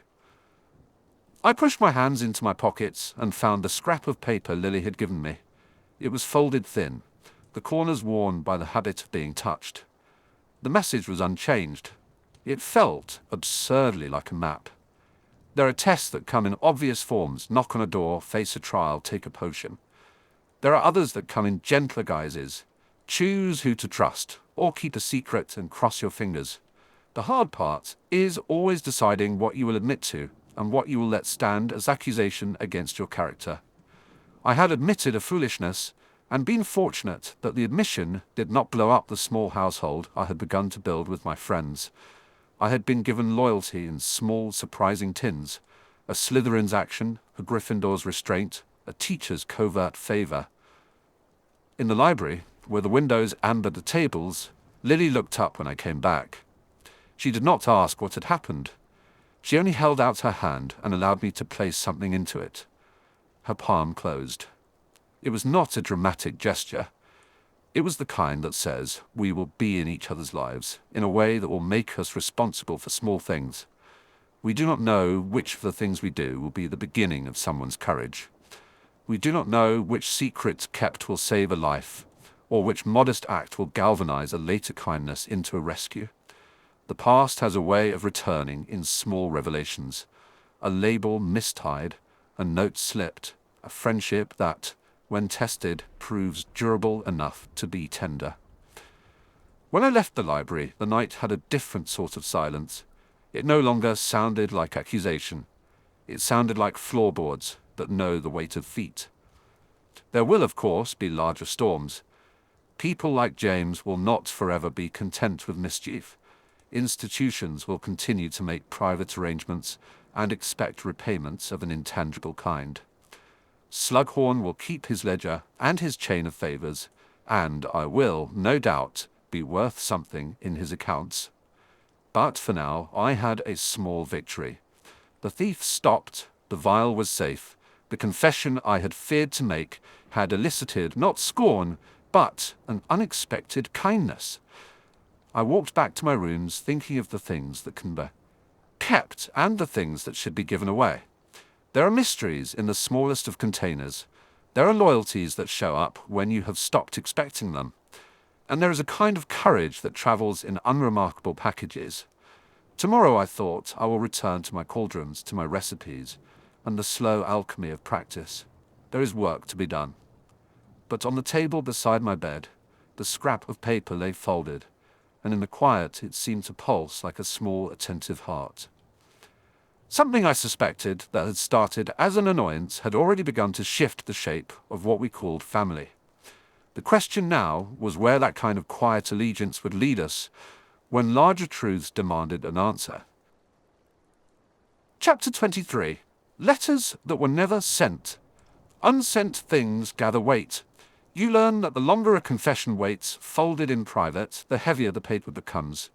They take on a density that makes a drawer sag, a trunk feel full of gravity, a chest like the one beneath my narrow bed at Spinner's End, so heavy that sometimes, in the middle of the night, I would sit up and listen, convinced the letters were rehearsing the words they had avoided for me. There were drafts, many of them, carefully written in slanted ink, sometimes in pencil, sometimes in an ugly, cramped hand that bullied the page. They were honest, in a manner speech rarely is. You can cross a sentence out on a page. You can fold a paragraph back into the creases and make it small. You can tuck a plea into the corner and never look at it again. Spoken words do not allow those salvations. Spoken words keep their teeth in you. I kept them because it was easier to conceal than to speak. Easier to conceal the shape of what I felt around Lily than to give it away. To let it be dissected by laughter or pity. Easier to hide into a neat pile of paper than to hear her say what I most dreaded, that she could not be what I wanted. Easier than standing in her kitchen while her sister fussed at a kettle and telling a woman who had known me a child that I had grown into something different from what she had expected. For a long time, the drawer was the only audience a letter needed, stable, silent, forgiving. They accumulated. There is a kind of calendar to unsent correspondence. The first are childish and urgent. Ink blots where you press too hard, drawings in the margins, questions like stones thrown for echo. I remember my handwriting then, big and hopeful. I had written to ask if she would meet me behind the willow, if she would laugh at my jokes, if she would come away from her narrow muggle world and step, even once, into mine. Those had the freshness of spring and the cruel audacity of boys who believe more in possibilities than in precedent. Later letters were angrier. Adolescence is a coal pit for surprises. It heats you until your edges are sharp. I wrote under the influence of slights that blackened into grudges, after afternoons when James Potter and his companions turned me into a cautionary tale.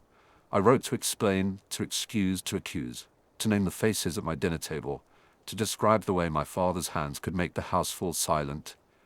I wrote to say I would not be ordinary, and I wrote to say I would not be small. Those folded pages are sudden with heat. I kept them because they were safer folded than thrown at someone's head. There were apologies too, some sincere, some the sort you print because you have learned the form and hope the format will do the work. Truth will not. I cannot claim all my apologies were worthy. Pride has a habit of making even the best of them look ostentatious. But I did try, occasionally. Once, after a confrontation, in a narrow corridor where words had become worse than blows, I sat in the library and wrote a letter that tried, in modest measures, to be better than my conduct. I tucked the letter into the cover of a textbook. Months later, a page dropped loose and the paper flitted onto the stone. A girl, Lily, picked it up and read. And though she gave me a look that suggested she doubted the sincerity of the ink, she didn't tell. She has always been more merciful with words than I deserved. The drawer accepted everything. A pressed flower Lily had given me once, her fingers had been cold, and I made a joke about the frost when she smiled and looked at me the way I had hoped. There was a list once drafted with the precision of somebody who learned to catalogue emotions the way other boys catalogued beasts. Things I would change, things I would keep, things I'm afraid of. When books began to line my shelves at Hogwarts, the letters moved there, in a shoebox under the potions textbook I held particularly dear. They were a private archive of possible lives. Each page bore its own future, lives in which I had gone elsewhere, lives in which I had been braver, lives in which I had been smaller and thus safer. People ask sometimes why we keep small things, photographs, receipts, a pebble. They imagine these objects as foolish hoarding, the disordered sentimentality of a man who cannot let go. They do not understand that a folded sentence can be a map. The danger is not in keeping the map, it is in never following it. For many years I let drafts stand in for acts. I supplied myself with rehearsal after rehearsal for a confession I never dared perform. That is a coward's craft. Cowards are very good at keeping tidy boxes. The letters demanded an audience in the most unremarkable way possible, by refusing to remain silent. I came home from teaching one autumn, rain on my coat, the dregs of a lesson still buzzing in my ears, and found the shoebox at Spinner's End lighter. Someone had been there, not a thief. There was no chaos, only the careful folding of envelopes arranged by date, as if someone had been reading in chronological order, and had chosen to put back only those pages that could still be folded into their proper shame. One sheet had been left face up on the table. It was not a surprise to find the house visited. Eileen managed her household with that particular efficiency she calls love. She took in small jobs, and her decisions were heavy with pragmatism. If she thought a drawer was full of nonsense or a danger to neat marriages, she removed it. If she thought a boy needed order, she provided instruction. What unnerved me was not that she had rifled through my past. I had long since accepted that my mother knew my habits, but that she had left one sheet like an accusation. The page was a late letter, written in a hand that had calmed into a narrower slope. I recognized the sentence structure, the clipped first clause, the slow exhale at the end of a long paragraph. It was a confession of plans. It spoke of thresholds and choices, and of a night I had not yet survived in my own imagination. It asked Lily to forgive what might be asked of her, or of me. It was a letter I had written in private, and promised myself to deliver only if everything else failed. A letter that explained that I had been tempted by an easier power than friendship, and that I would resist it for the single reason of what I owed her. I had folded it with exaggerated neatness, and then put it away because the act of actually seeking her out would have required something I lacked, visibility. Eileen had unfolded it. To be read by somebody else is to be renamed. My words were not mine when they were placed on a kitchen table and given the companionable attentiveness of a woman who had raised me. They took on a new role. Nothing now belonged purely to my regret. The problem with unsent letters is that they are both proof and possibility. They prove that you once imagined saying something, they also prove you did not. A letter in a drawer can be a promise you keep to yourself forever, but it can also be ammunition if discovered by an enemy. In certain circles, a private admission can be turned into leverage. In the more honest corners of a life, it can become confession. The act of making private speech public is a theft and a mercy. Eileen wrapped things in old newspapers and returned the shoebox to me the next evening with a look I have become skilled at reading. Measured irritation that could be converted to support if required. "You must decide," she said. Not a request, a direction. I told her I would. But I did not know how to decide. There are two political systems that govern a man's speech in this life. The visible institutions, houses, offices, committees, and the invisible, older governance of hearts and habit. The ministry expects certain public forms. Slytherin expects a certain silence. My mother expects propriety. Lily expected candor. But how do you offer candor after you have discovered that the person you love has found a different kind of life? How do you risk embarrassment before love you're not certain remains? In a life shaped by stealth, the only sure tool seems to be concealment. That winter, the school announced a collection drive of sorts, an appeal for former students to contribute to an archive. Chances to be remembered are offered often at Hogwarts, plaques, scholarships, the polite goodbyes of breeders of names. I volunteered the shoebox. The thought of burying my past in a public institution was a grim joke. I imagined the letters catalogued and displayed under glass, with a placard that read, "A study in inarticulate longing." The joke stopped being funny when I considered that some things are worse when institutionalized. I had another option. The headmaster's office is an odd repository of truth because it subsists on both. Dumbledore kept things in ways that did not mimic legal storage. He collected oddities with the patience of a man who had judged the value of small objects by how they could be used in council. He had saved a number of my older confessions from being discovered by people who would have used them as entertainment. In return, he asked favors. He always does. It is not charity. It is not entirely kindness. It is exchange clothed in the language of guidance. I took the shoebox to him, with more trepidation than I had felt the first time I asked a boy for a potion ingredient. I knocked as you do, and he opened the door with that odd, slow smile that caused people to believe he knew more than he would ever say.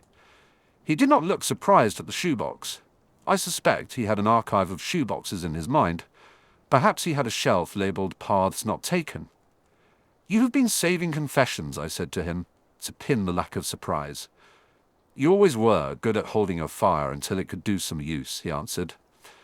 He used words like a cautious surgeon uses scalpels, deliberately and without tearing. I placed the letters on his desk. He moved them as if they were fragile plants. He read one page twice. He did not smile in the way other people do. He carried the expression of someone considering the compass of a storm. Then he folded them carefully, as I had once done. "You could burn them," I offered, because it was the simplest solution. Burn it and be done. Fire, at least, makes an honest end. He did not take my simplicity as a virtue. "Fire destroys paper," he said. "It does not restore what paper meant to keep. It simplifies the story for those who prefer not to be troubled by details." "What would you do with them?" I asked. "Preserve them," he said, as if it were the most obvious thing in the world. "People who come here seek more than instruction. They want to know the truth of us. History will be kinder to those it can construe as figures rather than people. But truth is not kind." He looked at me as a man looks at a chessboard, mapping outcomes. "Your letters, your story, might do a good deal of good if read, not by the world, but by one person who knows how to read them."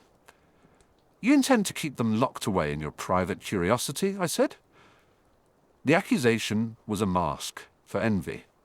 He had this curious way sometimes of turning my caution into a small vase he admired. "I intend to use them," he said. "You have a gift for detail, Severus. It would be a pity to let a man's better instincts lay unused. I might show a page to one who would benefit from knowing that even a cautious heart can be courageous." There was a danger in Dumbledore's answer I did not like. When we allow others to interpret our private life, we trade some measure of control for a promise. He is persuasive. He also has leverage. I had given him leverage once before in a different shape of confession. The memory left a metallic taste in my mouth. Yet the alternative, burning the letters, hiding them until they withered to dust, felt like burying witness to a crime of cowardice. My pride demanded some testament. My heart, the other, begged for absolution. It is strange how small contraries can make a large man feel very young. We agreed, implicitly, on an arrangement. He would take the letters into his care. He would not show them indiscriminately. He would use them as council permits. In exchange, I would teach him certain drafts, a small circle of poisons reworked into something less lethal and more instructive.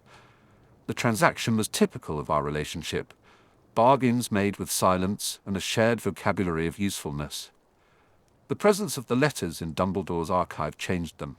He placed them into a drawer with other artifacts, notes between friends, scraps of maps, a bracelet, a stone with an odd inscription.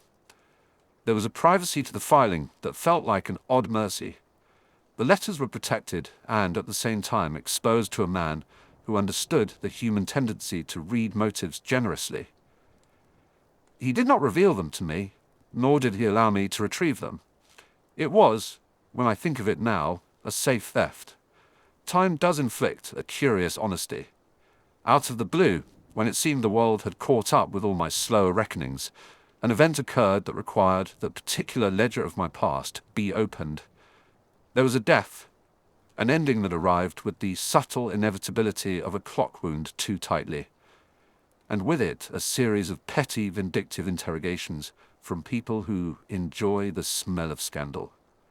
There were people who wanted names and motives because those things look neat when a life is being folded into narrative. I had to be prepared to provide explanation. The letters, preserved in the headmaster's drawer, could either be an embarrassment or a shield. Dumbledore did what he always does in these matters. He assessed the stakes and chose the shape of the truth that would bind better. He called me into his office and set the shoebox before me. The letters were still neat. He had not, mercifully, annotated any of my more florid passages. I was surprised for a moment at how childish the sentences sounded when read aloud. The machine of memory clips the dignity we give ourselves in the moment. "Read them," he said simply. It was the first time in years I allowed those unsent voices to speak to me without the mediation of shame or the protection of a drawer. One letter told of a boy who wanted to leave his father's house and take up an old promise that had been made to a little girl who had sharpened his wit and read him as if he were an ordinary book. Another chronicled the stubbornness that had pushed me toward people who offered belonging without a cost measured in pity. A third was a list of mundane requests. "Meet me at the Willow. Bring change for the market. Remember to tell your mother I will call." That made the whole enterprise of my life appear as small domesticities rather than theatrical gestures. There is a curious alchemy in being allowed your own past by someone who does not intend harm. Reading my juvenile efforts was like observing a patient in a medical textbook. Fascinating, consonant with diagnosis, and finally instructive. I realized then that the letters had been less about getting Lily to alter her course than about finding an instruction manual for myself. I had written versions of a life and kept them stacked in a drawer to rescue me from the necessity of composing the real thing. The question then became what to do with newly opened documents when their addressee could not receive them. You must assume, because life in this form teaches you, that every action has an audience you cannot anticipate. Letters read by others no longer belong to the writer. They belong to the moment they are read in as well. I had maintained those pages because I wanted to keep some of my life private, but privacy is a fragile enchantment in a world that prizes stories. Dumbledore proposed a middle course. The letters, he suggested, could be used to instruct, not accuse. It is cruel to make people perform their better choices only in the presence of danger, he said. But one can show them how it feels to choose better. He suggested, gently as he does, that perhaps the letters might guide those who would later stand where I had stood. He spoke of courage as though it were a lesson plan, which is on brand for him. But he had a point. People do not read the past to change the past. They read to avoid the same mistakes. I objected at first. The utter thought of my private, awkward declarations becoming a manual for others was mortifying. It would be as though you were forced to listen to a performance of your worst recital. But then I considered the alternative. To keep them locked in a drawer was to preserve them as absolutes, untouchable and sacred and useless. To burn them would be to erase the evidence of struggle.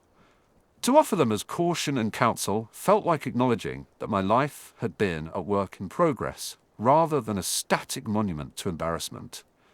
So the letters were catalogued. A few were redacted, certain lines inked out to keep the privacy of those who had not asked for public exposure. The ones that remained were those that spoke of fear and bravery, of the moment when you choose your better company over your lonelier instincts.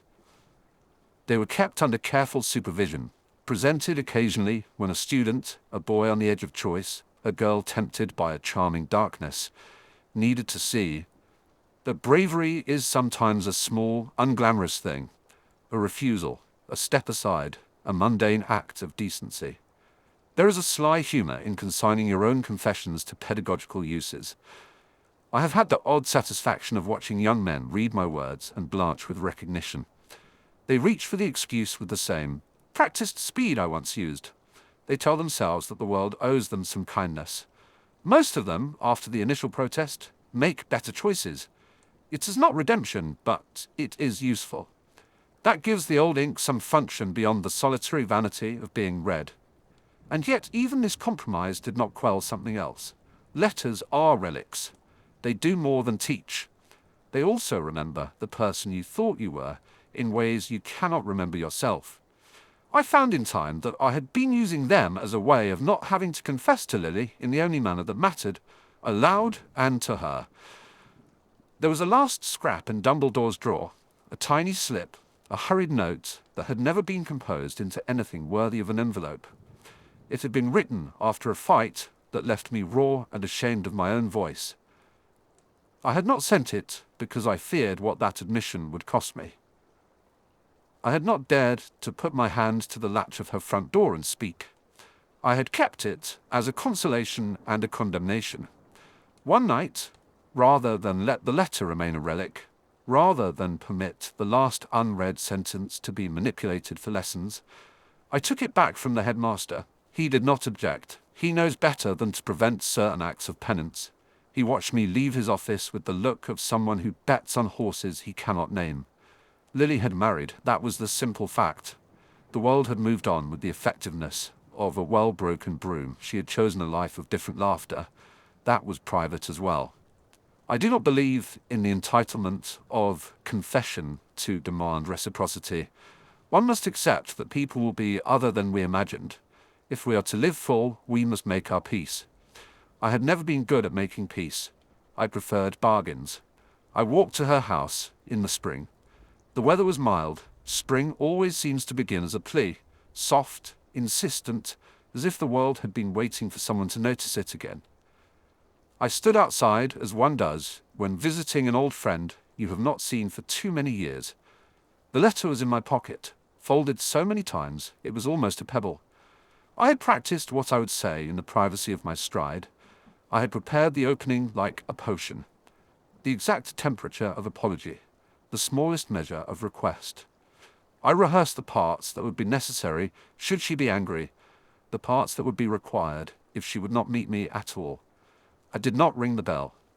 The truth is blunt and brittle. Sometimes you are asking for something you do not have the right to demand. Sometimes you are only permitted to speak for your own conscience. The knowledge of her life, of the choices she had made, of the warmth of her new household, these things belong to her. I have always believed that we must grant people the dignity of their decisions. A woman who chooses a man is not rejecting you. She is accepting her own path. It is a small generosity to let the paths be chosen. I folded the letter, then unfolded it. I read it once more. It was not the eloquent thing I had imagined in some future where courage made me younger.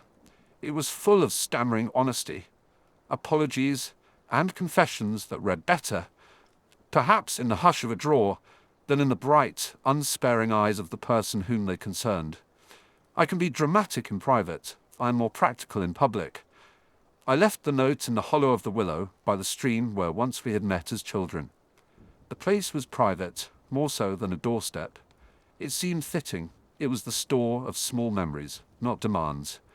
I let it rest there, like a small folded leaf. It was not an attempt to call her attention. It was the last act of a man who owed himself simple truthfulness. If someone else found the letter, they would take it as curiosity. If the water took it on an impulsive tide, there would be no scandal, only the gentle erasure of a life's small regret. Back at Spinner's End, the shoebox was no lighter. Dumbledore kept his copies. The headmaster has an odd reverence for the idea that private words should be heard, even if only by those who can do good with them. I made a final arrangement with him. Should the world require the clarification of my motives, he would use the letters as he saw fit. Otherwise, they would be a lesson to the reckless. There is a temptation to imagine that the decision settled things. It did not. Letters, once liberated, continue to argue on your behalf in the oddest ways. They become the private counsel in your mind, the whisper that nudges you from old habits. At odd moments, when a student sneers, or when the memory of my father's house crowds my thoughts, a phrase from one of those letters will surface and steady me. A line about a small daily courage, returning a borrowed book on time, say, or refusing to mock somebody for being different, will appear and make the world seem strangely manageable. I have found, to my surprise, that admitting the weight of my past in a drawer has made me lighter in my actions. People speak sometimes of closure as an arc, a neat bow on the end of a story. I have come to think of it rather as a forwarding address. Things happen to you. You send letters that you will not get back. The wise person realizes that you cannot control whether they are read, only what you do with the fact of their existence. You can keep them and let them rot, or you can let them out into the world in a way that might prevent a repetition. You can burn them. You can hand them to a headmaster who will turn them into a lesson. You can hide them in a willow and let the water decide. There was one more thing I did later that I had not intended. On a night heavy with the kind of rain that makes the dungeons smell like old pewter, a boy came to my office. He had been in Slytherin for less than a year and already bore the posture of a person who expected caution to be met with ridicule. He wanted advice. He wanted to know whether to join a certain group of older boys who promised belonging. He asked about loyalty and reward in the tone of someone negotiating an allowance. I could have given him a lecture. I could have been severe. Instead, I retrieved one of the letters from Dumbledore's file. I did not mean to be theatrical.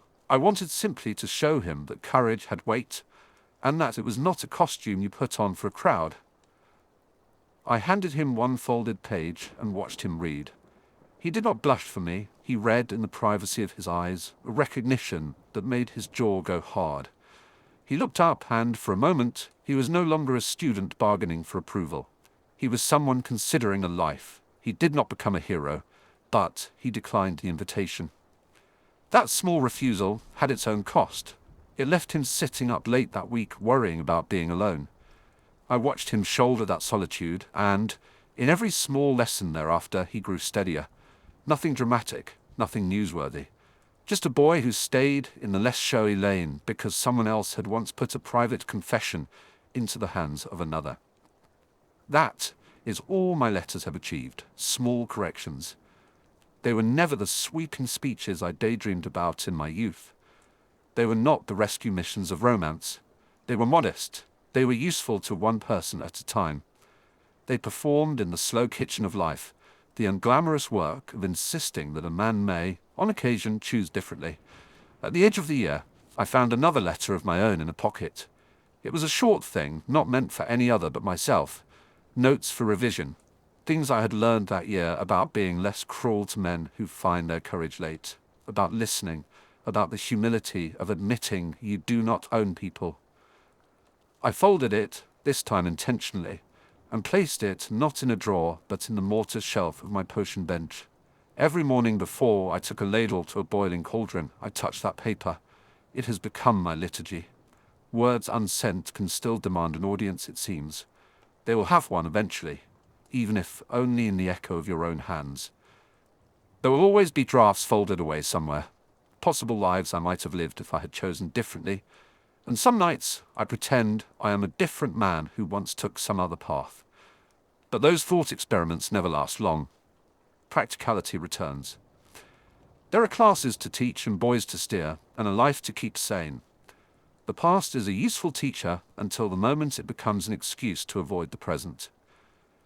On my desk now sits a final envelope, unopened, and addressed in a hand that has stopped shaking so badly. It is not for Lily, it cannot be. It is for the boy I once was, and he rarely writes back. I have decided to send it, though no one will receive it, but perhaps the future in a kind of paper time capsule. I have no expectation that it will change the world. It will simply be an admission typed on paper, that I tried sometimes to be better than my impulses. I seal it because the act of sealing feels decisive. Then I put on my cloak, pull the letter into my inner pocket, and step out into a corridor that smells faintly of chalk and heated stone. I have lessons at 9, potions to oversee, students to misdirect from their most dangerous inclinations. I have a life that requires attention.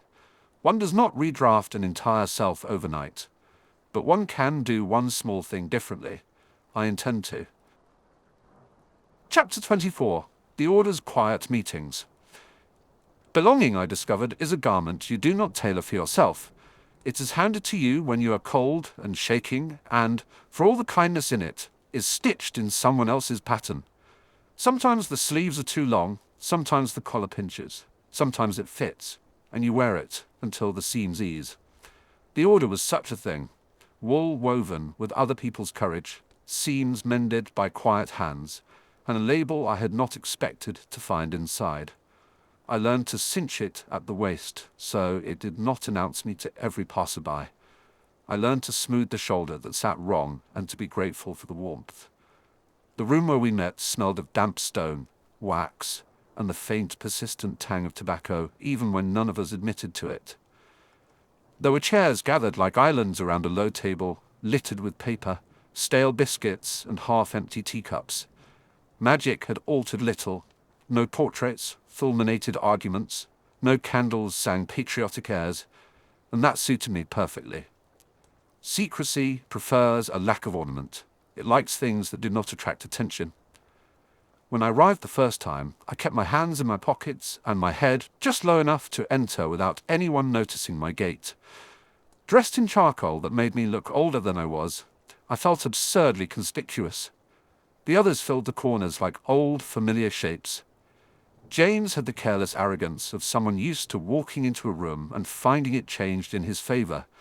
Sirius laughed too loudly at things I did not find humorous. Remus was smaller in person than he appeared from the distance of classrooms, a steady presence. His eyes suggested he had measured the world and found its particular frustrations. Molly, fierce and domestic, delivered packets of biscuits with the same expression you reserve for a strategic offensive. I stood apart and watched them arrange themselves into a polity. Who would speak first? Who would listen? Who would maneuver conversation to the light? That was the thing about causes. The same valor that bound you to a purpose also made room for politics. Courage is noisy when it wants to be, but it can also be careful, calculating, inclined to keep 2 doors open in case one becomes a trap. The order taught me this more quickly than anything I had learned from potions or spell work. It taught me that courage is also negotiation. It mattered, though, why I had gone. I did not join for the gaiety of companionship. I had no appetite for late-night camaraderie. I joined because a single absence had hollowed me out, because Lily's face haunted me like an unfinished incantation. Memory can be a more compelling tutor than guilt. It is one thing to be told to do right by principles. It is another for the sound of a name to knead you into motion. I had wanted, if not to wear the garment, then at least to stand in its shadow, where the cold could not reach me. We argued at those meetings, but more often we spoke in careful, hushed sentences.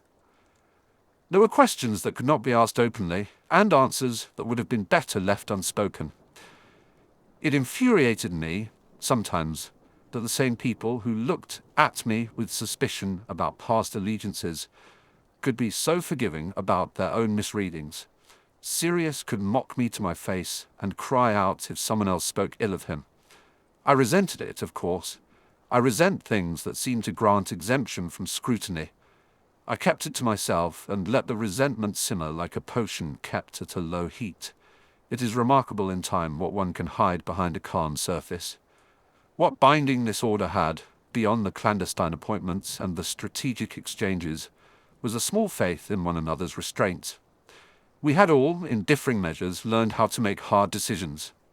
Which village to warn, which caravan to divert, who to evacuate and who to leave behind, on the bleak arithmetic of survival.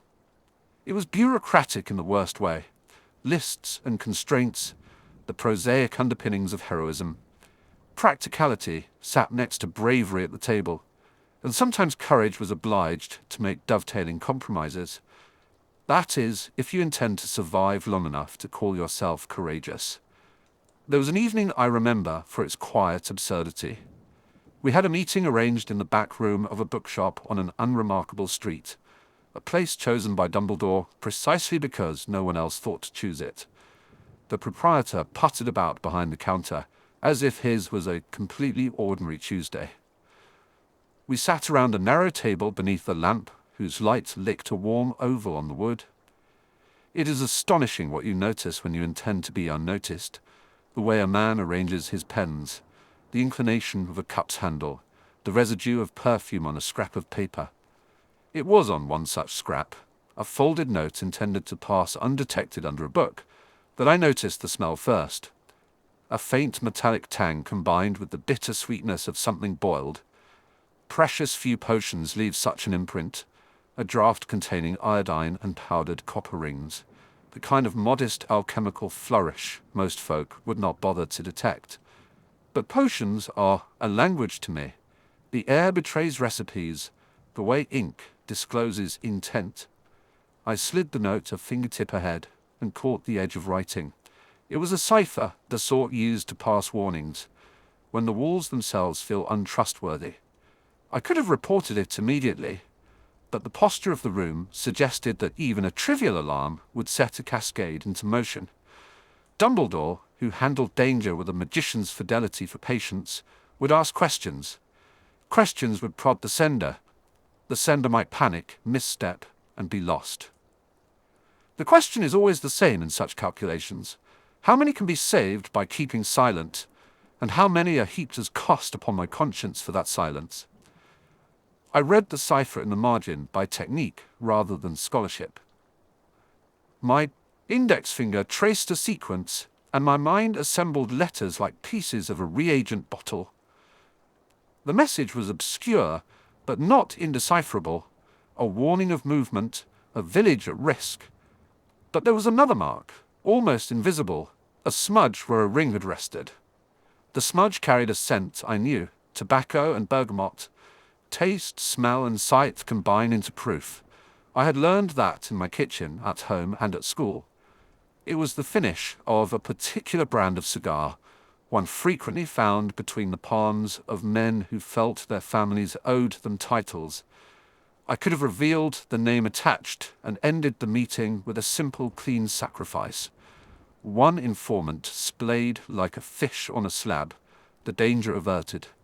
Instead, I folded the note again and slipped it inside my cloak, as if it were nothing. The easy thing would have been to hand it to Dumbledore, allow him the blessing of action. The harder part, one I have never been cavalier about, was to reconcile a private act of concealment with public responsibility. For reasons that were not noble and not wholly ignoble, reasons braided from shame and the memory of Lily's earnest face, and now, I decided to keep the secluded fact as a tool rather than a truth. There are alchemies in secrecy. One note placed where it would be found yields one outcome.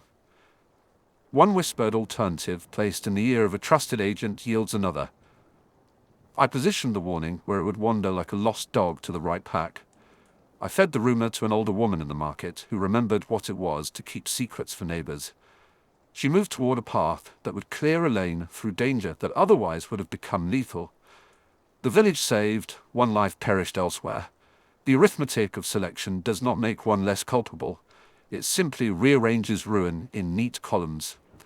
A week later, when the meeting next convened, someone asked, as they often did, whether we had reason to suspect that one of our own circles contained informants. The question was a phrase thrown into our ritual like seasoning, fatalism mixed with hope. There were suggestions and thin accusations, and beneath them a pulse of fear. No one liked to discuss the cost in front of the cost. Dumbledore, as he often did, folded his hands and let that little silence run its course. He knew the value of quiet, of letting the body make its own confessions without prompting. I watched faces. I watched the particular way one of the men in Gryffindor's circle tightened his jaw. I had not the proof to name him. I had instead the knowledge that, in a time of chaos, the best crime is one another's trust. He would suspect himself only if I hinted, and the hint would not sing unless it was spiced with faith. So I placed another fragment of information where only the one who sought power would see it. It was a petty thing, an embroidered envy, but it worked. He began to draw inwards, suspicious of friends he had previously never scrutinized. The man acted in a way that gave others reason to look elsewhere. A mole that might have drilled a tunnel outward was scared into a surface den. The trap closed, not by my confession, but by my manipulation. That is the anatomy of solitary betrayals. You betray one in order to save many, and you rationalize the injured conscience by counting the saved. The mathematics are not neat, they never are. One life traded for 100 reads like a strategy on paper. In practice, it is mud and the glint of small coins. There were nights I sat awake and considered whether such calculus made me monstrous. I told myself that monsters are those who take pleasure in harm. I like to believe I did not enjoy it. Yet pleasure and necessity are close companions. They share the same room and sometimes steal each other's blankets. I found solace in technique. If I must act as a pretender and play at betrayal, I shall do it with craftsmanship. If I must lie, I shall be precise. The order, for all its compassions, requires such craft. It is not enough to bellow at injustice.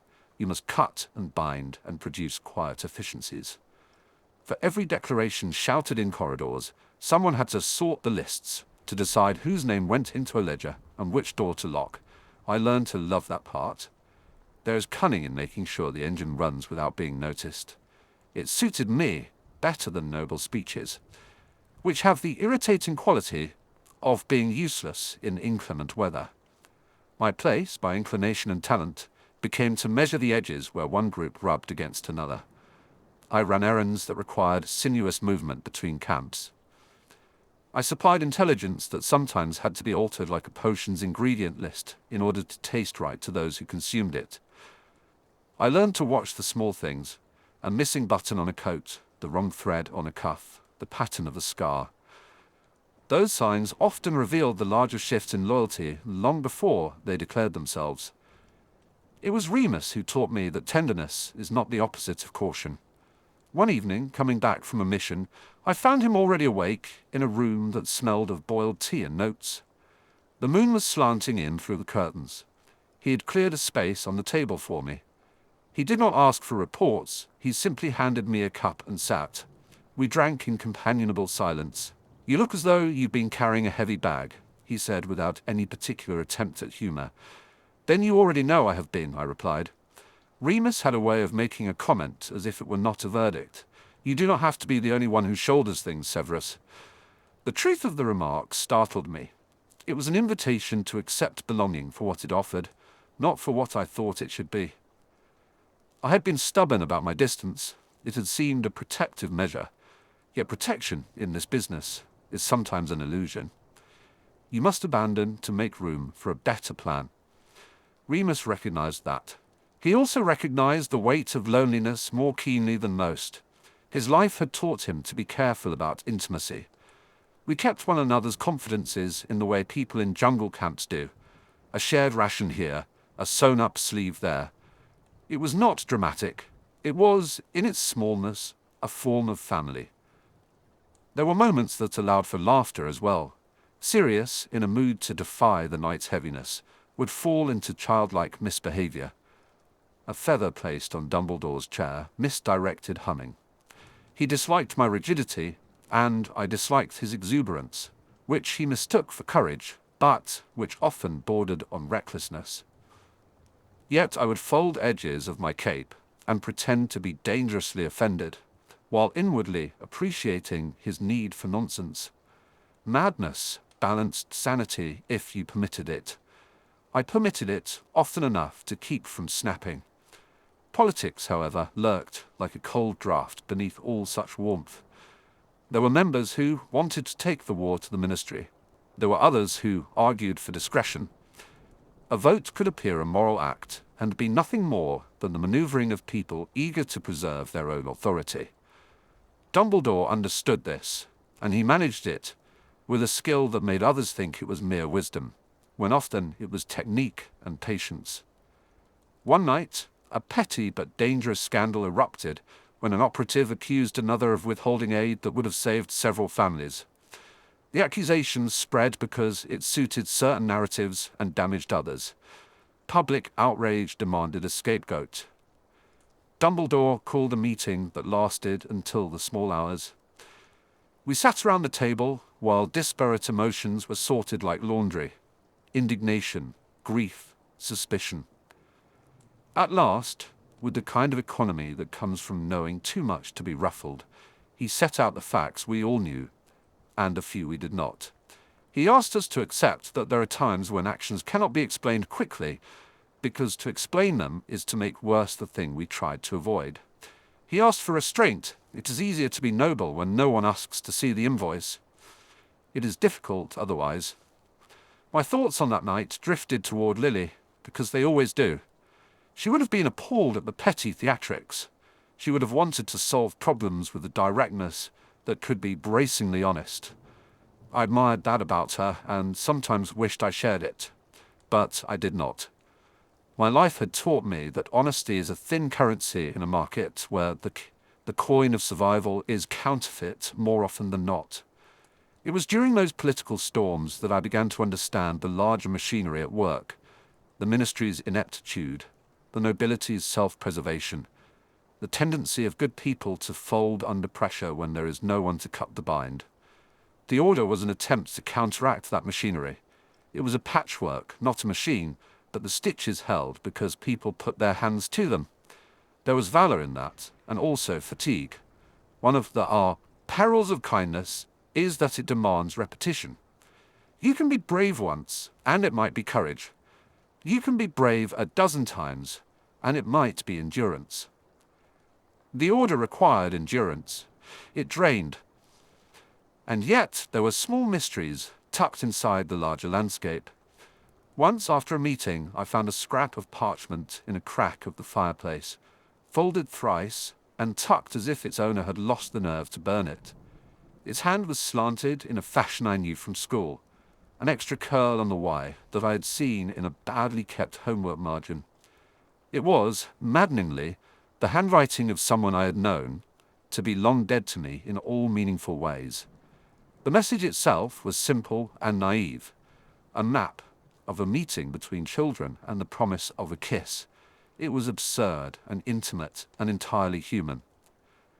I tucked the scrap into my pocket alongside the other thing I had not given up, the odd cipher I had chosen to keep.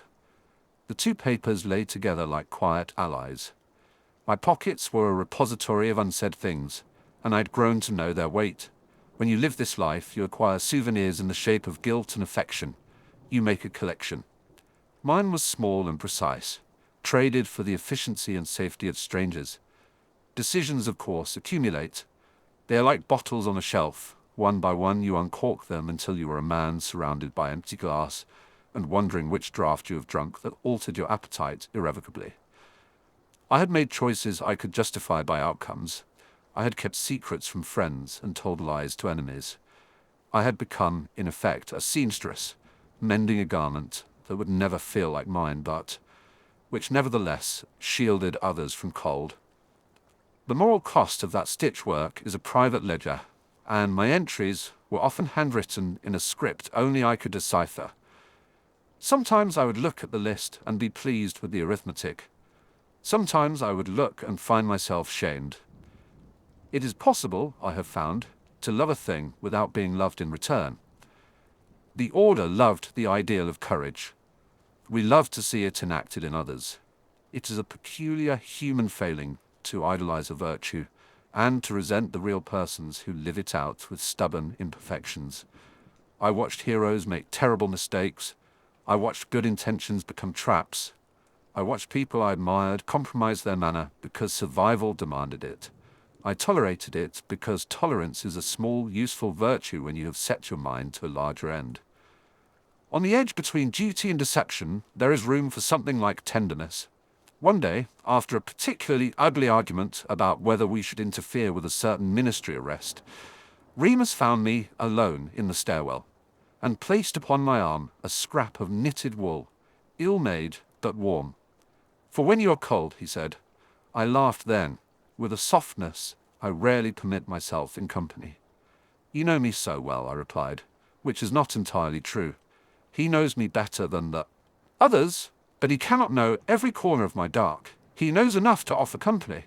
The Order's meetings continue to convene. We carry out missions that require patience, planning, and cunning, all things I have in abundance. The garments of the cause fit me in certain ways. They hang awkwardly in others.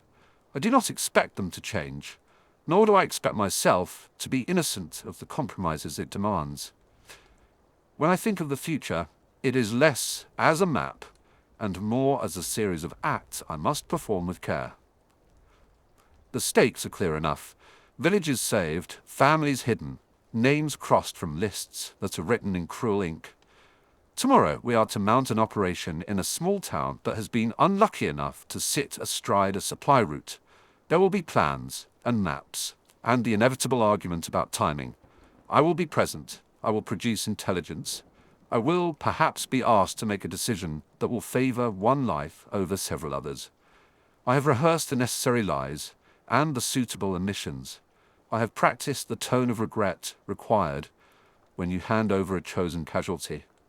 I have practiced, too, the expression of outward resolve that convinces others of the rightness of the act.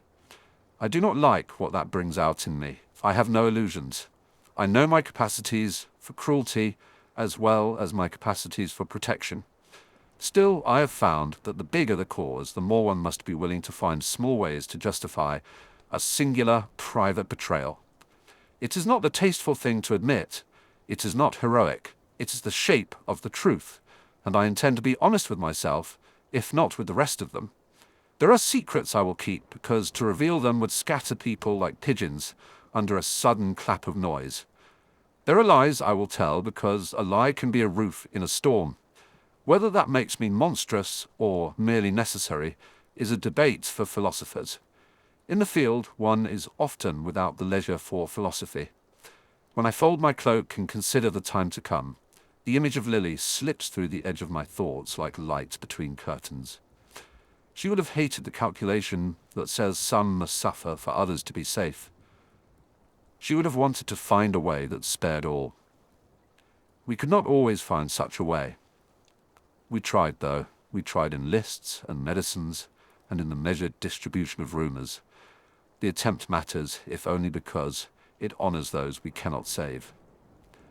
Dumbledore will deliver the plan at dawn, the march, the diversions, the list of names. Names mean nothing until someone gives them weight. I will listen and then speak when spoken to. I will keep what I must and give what I can. The rehearsal is familiar now. The feeling of a garment adjusted against the shoulder, the subtle crease where a seam will pull.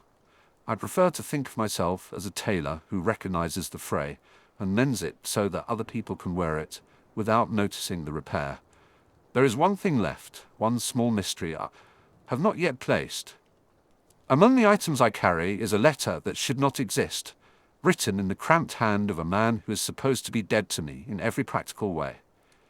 It is not a matter that will change strategy, given the scale of what is at hand, but curiosity, like grief, has its own gravity.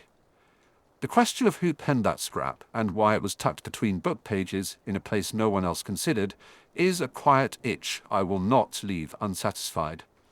I will attend the meeting, listen to the plan, and then, when the rest of them argue about which road to close, I will take a moment to slip away and unfold the letter again. Because in a life made of compromises, there are still small puzzles to be enjoyed, and secrets, however burdensome, have a way of guiding one's next necessary betrayal. Tomorrow will require one from me. I will measure it, and then, as I have done before, decide how neatly I can make the cut. Chapter 25. A Face at the Window. The place where I liked to stand in storms had nothing to do with weather.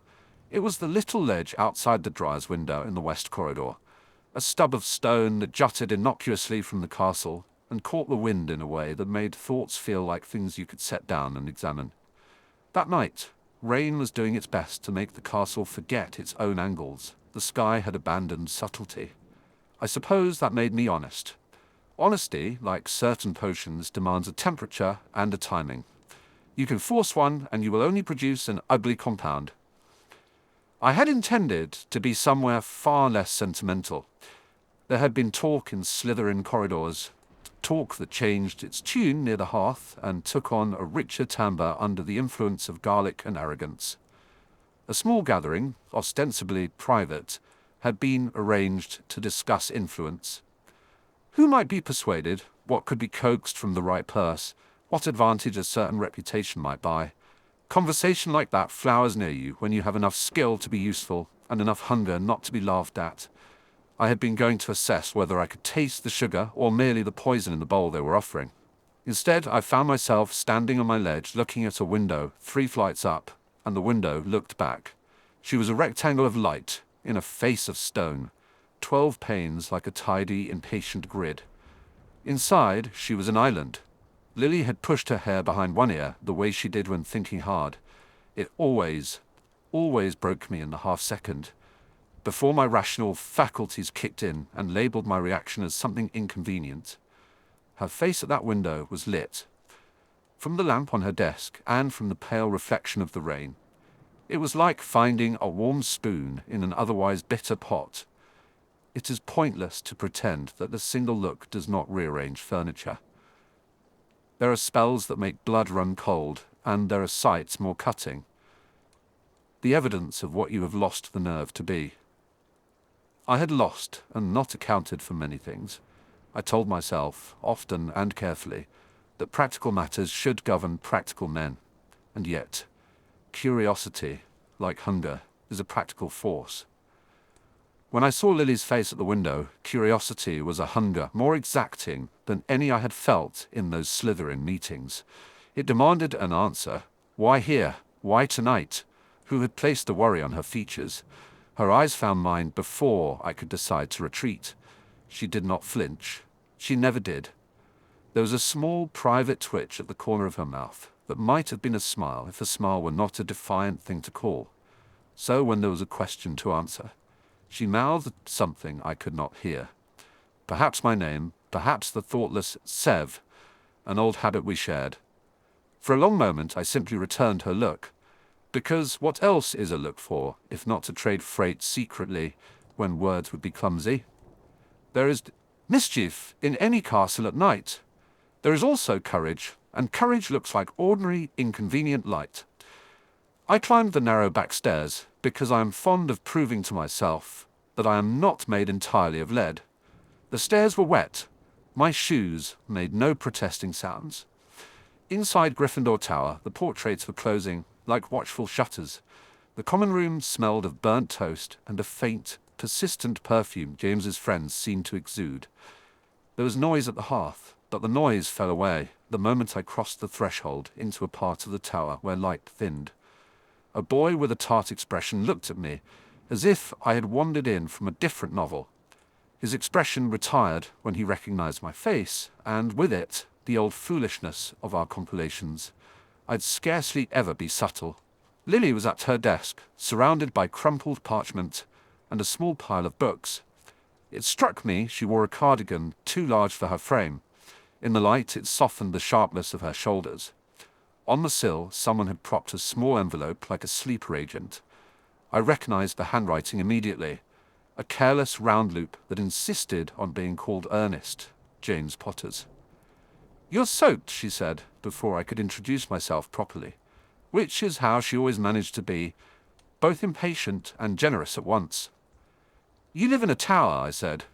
It was the very lowest form of observation, and I meant it to be a small joke to cover how ridiculous I was at speaking. She laughed, a short, surprised sound. "You could have knocked. Where's the dramatic entrance in that case?" She inclined her head as if to inspect me properly, and for a moment I felt as if she were weighing me like an ingredient, not dismissing, simply testing for something she was better at spotting than anyone I knew. "You look like you were supposed to be at something." "Rumors have become invitations," I said. I could have said more. I could have excused myself with whatever respectability pretense I cultivate. Instead, I let the words that mattered slip out like a carefully measured reagent.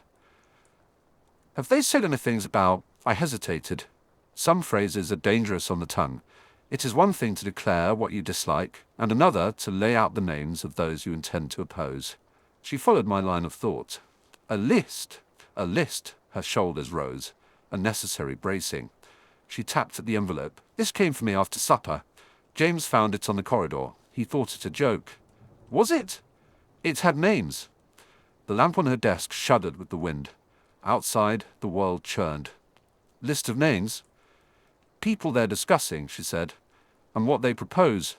They don't like everyone. They think some of our friends are expendable." "Expendable," I repeated. The word is metallic. There are certain hours when innocence does not survive its first contact with reality. "Who wrote it? Was there a mark?" "No mark," she said, and then her eyes hardened in a way I had seen only rarely. Hardness on Lily is an unfortunate but telling thing. She reserved it for injustice, for the mechanical cruelty of the world. But it's the sort of thing that doesn't come from thin air. "Who else saw it?" I asked. She named several students, some of them houses, some of them names I would have preferred remained abstract. Remus, a quiet boy in Hufflepuff, a girl in Ravenclaw I'd seen twice in potions. The list was not long. It did not need to be. "You shouldn't have involved yourself," I heard myself say, reflexive, protective. Sometimes the first profession of care one makes is to tell the other to go away. The teacher in me prefers distance. The boy in me preferred to be near. Competing loyalties, like successive layers of an ingredient, are the hardest to separate. "It would be dangerous if it spread," she said. "I thought—" She glanced toward the window where the rain drew faint silver bars on the glass. "I thought you would want to know. I have carried many silly fantasies about how I might act when the world finally asked for a sacrifice. They boil now into truth. I would do anything for her. Anything is not a precise calculation. It is not a useful spell to work with on a test. It has the tendency to take everything you have in small, steady increments." That night, when Lily's face at the window had the calm of an unspoken plea, the anything became consequential. It clarified reasons that had been muddy in the dim light of ambition. It also deepened the dilemmas that had been composed of equal parts attraction and fear. The temptation of being wanted by those who wield power. The promise of being feared. The small shrinkings of the soul that happen under the applause of dangerous people. There is a part of me that measures risk, like a potions exam. Weigh, heat, adjust, note the color. The list demanded a response. There were the obvious routes. Give it to a prefect, tell Professor McGonagall, hand it to Dumbledore, and feel the weight of institutional mechanisms, which, while often ponderous, had the habit of smelling faintly of mercy. There were also other smaller paths, informants. A note slipped into the right pocket. a bruise here, a distraction there. The sort of things that teach you how to make a chosen world by arranging small, reliable consequences. Who do you think is responsible? I asked. She sat back in her chair. For the first time that evening, she looked younger, as if the heavy adult speech had to be put back into a drawer. Words don't live in corners without hands, she said. Someone wants to alter the composition of our world. I don't think they're content with gossip. And before the winter, groups were more subtle. Now it's like smoke. You smell it, you cough, you don't know where it's rising from. Smoke's an apt metaphor, I said. Smells like this gather in places where new authorities are being tested. She watched my face. Severus. The use of my full name was a small thing. It contained mountains. It was a lodestone for my missteps. A good-hearted person cannot be a god. We rearrange little lives with our choices, and some lives we only move a little, others we rend. Lily used Severus the way she used sunlight, to heal and also to expose. I've been at such a place tonight, I admitted. An assessment. They would have me. She did not finish my sentence. She did not need to. The room between us filled with unspoken edges, the seductive language of power, the promise that skill and fear might be converted into respect. She made a noise, not laughter, but something like a dismayed scoff. Don't, she said. Don't what? Let them make you afraid of being poor company. Severus, your talent is being offered as a commodity. There are few things more unnerving than to be judged by someone whose moral compass you had once broken with your own hands. Her hands were steady. They had been steady when we were children. They were steadier now. I've been listening, I said. It is an elegant lie. One puts the softest words on the tongue when the truth is messy. I wanted to see what they thought of. Of us, she asked. Of the world, I said. Of power. She rubbed her thumb against her forefinger, stopping only when she had something of a plan in her face. Power, she repeated. Severus, when you stand at someone else's window, power looks like the moon. It's beautiful, but it does not reach you. You reach for it, and you smash your fingers, and the experts tell you that's how you get used to it. I did not know how to be small with her. My usual defenses, scorn, calculated indifference, the careful irony that keeps people at bay, melted under the warmth of her regard. There was in the tilt of her chin a small impatience. I wanted to tell her so many things, that I had been tempted, that in the hollows of my house I had been taught to value power as the only currency that softened a father's hand, that I had learned in potions fires to coax a bloom out of old rot. Instead, I found my replies were practical. Do you want me to do something about this list? She hesitated. I don't want you to tell me what to do, Severus, she said quietly. I want you to know that I thought of you. There are moments when one recognizes that a word is a small, lethal gift. Why? She looked at me as if weighing ingredients in a mortar. Because you were the first to think spells made sense, she said. You liked the rules when I was certain they weren't meant for me. You made order look inevitable in a world that wanted to dissemble. Then softly, you are stubborn. That stubbornness can be used by terrible people, or it can be used to stop them. This is the dangerous thing about being two people at once, the political and the human. I am political enough to know this sounds like choosing sides in a chessboard, and human enough to know that sides cut. What would you have me do? I asked. There is a certain elegant cruelty to the question. People like to think of themselves as heroes. They are rarely given the option to do heroics without consequences. She set the envelope on the desk between us and tapped it. The tapping was an impatient, civil thing, as if she were insisting that moral categories be made tidy. Find out where it came from, quietly. Remus will help. He has a way with people versus paper. If it is something serious, we tell someone. If it's a list of foolish words, we make it a fuss, and then it dies. But if it is something organized, Severus, people will be hurt. At that last, she placed her hand on mine in a purely practical clasp that felt like a chemical catalyst. Her touch was cool. I pretended to find something in the guttering light on the desk, measured it, and then looked back at her. And if the organizer is someone I know? Her eyes were honest in a way I had not earned. Then you choose whose company you want, she said. Not because of me, but because of who you are. People make choices and then ask themselves why there is a cost. That evening, I left Gryffindor Tower with the envelope folded into my inside jacket, where it warmed my chest like a spiteful small animal. Outside, the storm seemed to mock me with its persistence. The castle had the habit of testing virtue with inconvenience. I was not in the mood for tests. I had made plenty of them for myself. The gathering in Slytherin had not yet dispersed. They were in the Dryers' Room, which I now recognized as a kind of theatre where matters of taste and influence could be discussed under the pretext of reasonable debate. There was aromatic smoke, not the literal kind, but the sort that comes from people who have sieved their minds through fashionable cruelty. They welcomed me, as one welcomes a well-made ingredient into a brew, with an approving lift of the chin.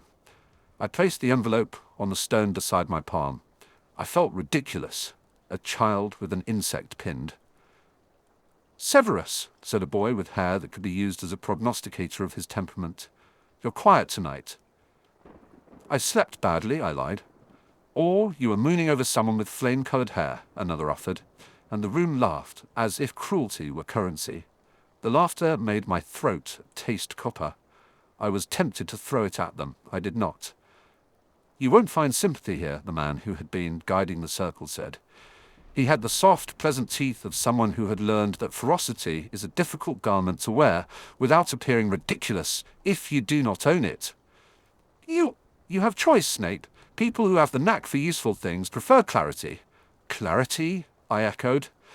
"There are times when a joke is necessary merely to keep gravity from making you unwillingly heavy." "How generous of you to call it that." They described, vaguely, the ends they desired. Reforms that read like an erasure when you lined them up against living faces. They spoke of a hierarchy of worthiness, as if it were an assembly instruction that could be undone. In little ways, they refined the list. Who could be trusted? Which ideas had traction? How to remove an obstacle without making it obvious that you had done so? I had a choice. At any point, I could have agreed to join them properly, to let their language shape the kinds of jokes I made and the interests I cultivated. I could have allowed myself to be seduced by the chemistry of a circle that rewarded cunning. A different Severus might have seen this as an opportunity rather than danger. Instead, I left the room when they were mid-aphorism and walked into the hail outside. The rain was less polite than the room had been. It whipped at my face. I thought of Lily at the window, and of how the warmth in her expression had not been for me alone. It had been a light offered to those who had not yet given up on the idea of community as something that could include difference without fear. On the ledge again, the envelope felt heavier. I opened it and unfolded James's messy, looped handwriting. The paper was ordinary. It was the suggestions beneath the petulant lines that weighed on me. The list was not merely a catalogue of names. It was an argument, a set of footnotes about who the world could be if you wiped certain patches of humanity clean. It smelled faintly of old oil and newer ambition. The next morning the corridors hummed with gossip, the kind that is a softer sort of weapon. People made jokes and wore them like badges. I traded in information with a careful hand. I let it be known, in small nondescript ways, that I had seen the list. The effect was like dropping a pinch of powdered mandrake in a stew, subtle at first, and then undeniably present. People began to look over their shoulders. A few, who had been thinking in terms of lists, found their morale failing. Remus found me that afternoon in the library. The big table by the back had the hush of an old confessional. He brought tea in his hands and a concentration that had nothing to do with homework. He had always had the rare ability to look at a problem and see where emotion had lodged itself like a splinter. "You've been busy," he said, and I noticed his fingers were stained with ink. "Merely answering a summons," I said. "Curiosity is a professional hazard." He looked at me like a man who had been handed a pair of spectacles and discovered his sight improved by wearing them. "You didn't go to the circle, did you?" "No," I admitted. The truth felt better than I expected. I left. To be frank, I left because someone at a window suggested I should. Remus's mouth quirked. There is a quality about him that makes you want to confess. Someone at a window. It's rather storybook. Storybook is often what you reach for when you'd rather not be honest with the grave conversation, I said. Then, with less composure, she asked me to look into the list. It came for her last. Night. Remus sighed and folded his hands around his mug, the way you fold a letter to soften it. This is ugly. There's talk. I heard some of it in the common room. If it's organized. It is organized, I said. They had a tone to it. Pessimism dressed as efficiency. Then Dumbledore must know. Remus's voice was practical and earnest in equal measure. He still believed in the reasonable functions of institutions. If it is a plan, there are times when the moral calculus requires you to introduce dignified beasts. The headmaster's office is such a beast. Unlike the paramour of power who prefers to whisper, Dumbledore's approach is more like a map. He will consider, he will triangulate, then instruct. But telling Dumbledore has its own set of costs. It will expose you to the network of adults, some of whom are merciful, some of whom carry long memories and tally lists.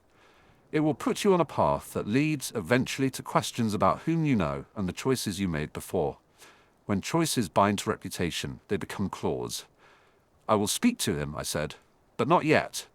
There is tact to be had. There are people who will burn things down rather than have a careful plan. I prefer the plan. Remus nodded. Careful plans are often the most stubborn. They'll beat out loudness. Horses for courses, I said. It was a phrase I didn't like, but one I kept, because it made me feel older than I often believed myself to be. 2 days later, something shifted in the corridors. The list had done its work unsurprisingly well. Seeds sown will sprout. The story had sent 2 faint lines through the school, fear and accusation. And in that tension, something else stirred. Courage. It is a funny thing how courage often arrives disguised as indignation. It sometimes begins as the petty refusal to stand aside. There were groups who refused to be defined by someone else's panic. They gathered in small pockets, a firefight of empathy against the spread of ideology. At potions that week, Professor Slughorn made a point of lingering by the top of the class, eyes wide, whirl, swirling the air as if it was scented with the future. He is an excellent collector of promising pupils. He sees potential as a social currency and displays it like a well-curated cabinet. He is not a man to take a moral stand for its own sake. He prefers choices that reflect well on him. Yet, in the way he arranged his seats, in the small compliments he dropped to those who had been named in whispers, there was an effort to shore people up. Not quite allyship, but a useful containment. You've done well, he told me, and I translated his praise. A public endorsement that will complicate private campaigns. Keep a foot in the right circles, Severus. Be helpful. Flattery is like an easy potion you know the recipe for. You sip it and do not taste its after effects instantly. There are times I appreciate his attention. This was one of them. He had not been given to obvious convictions, but he had a calculation. Keep the students you prefer comfortably allied. The effect is social insurance. It will not save the world. It will, however, be useful. The small house of our fledgling network, because that is what it had become. A network is more accurate than a movement, convened in various places.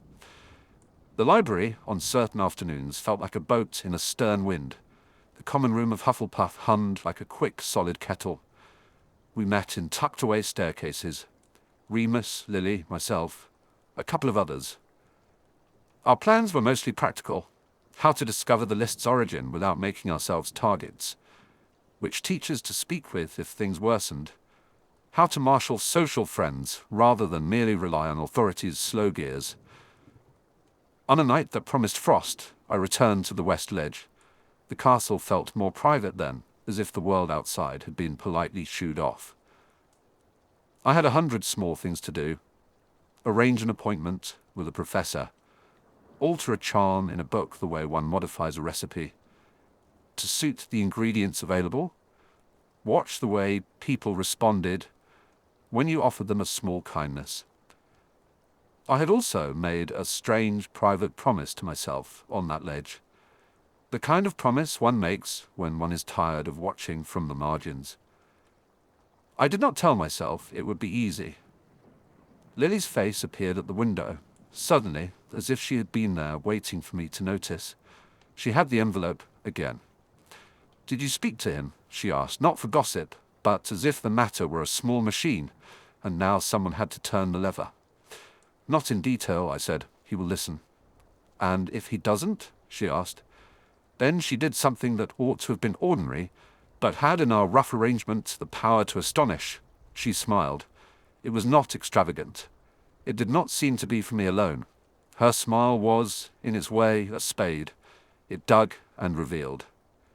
"We won't let them do it quietly," she said. "We will name things and not be ashamed of the names."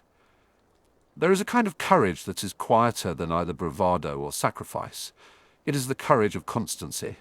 She had it in spades. It is a quality I admired, envied, and feared, because when someone else is constant, the pressure to be constant in return can feel like a furnace. I had been warmed by her steadiness for so long that to let it go would have been cruel to both of us. "All right," I said.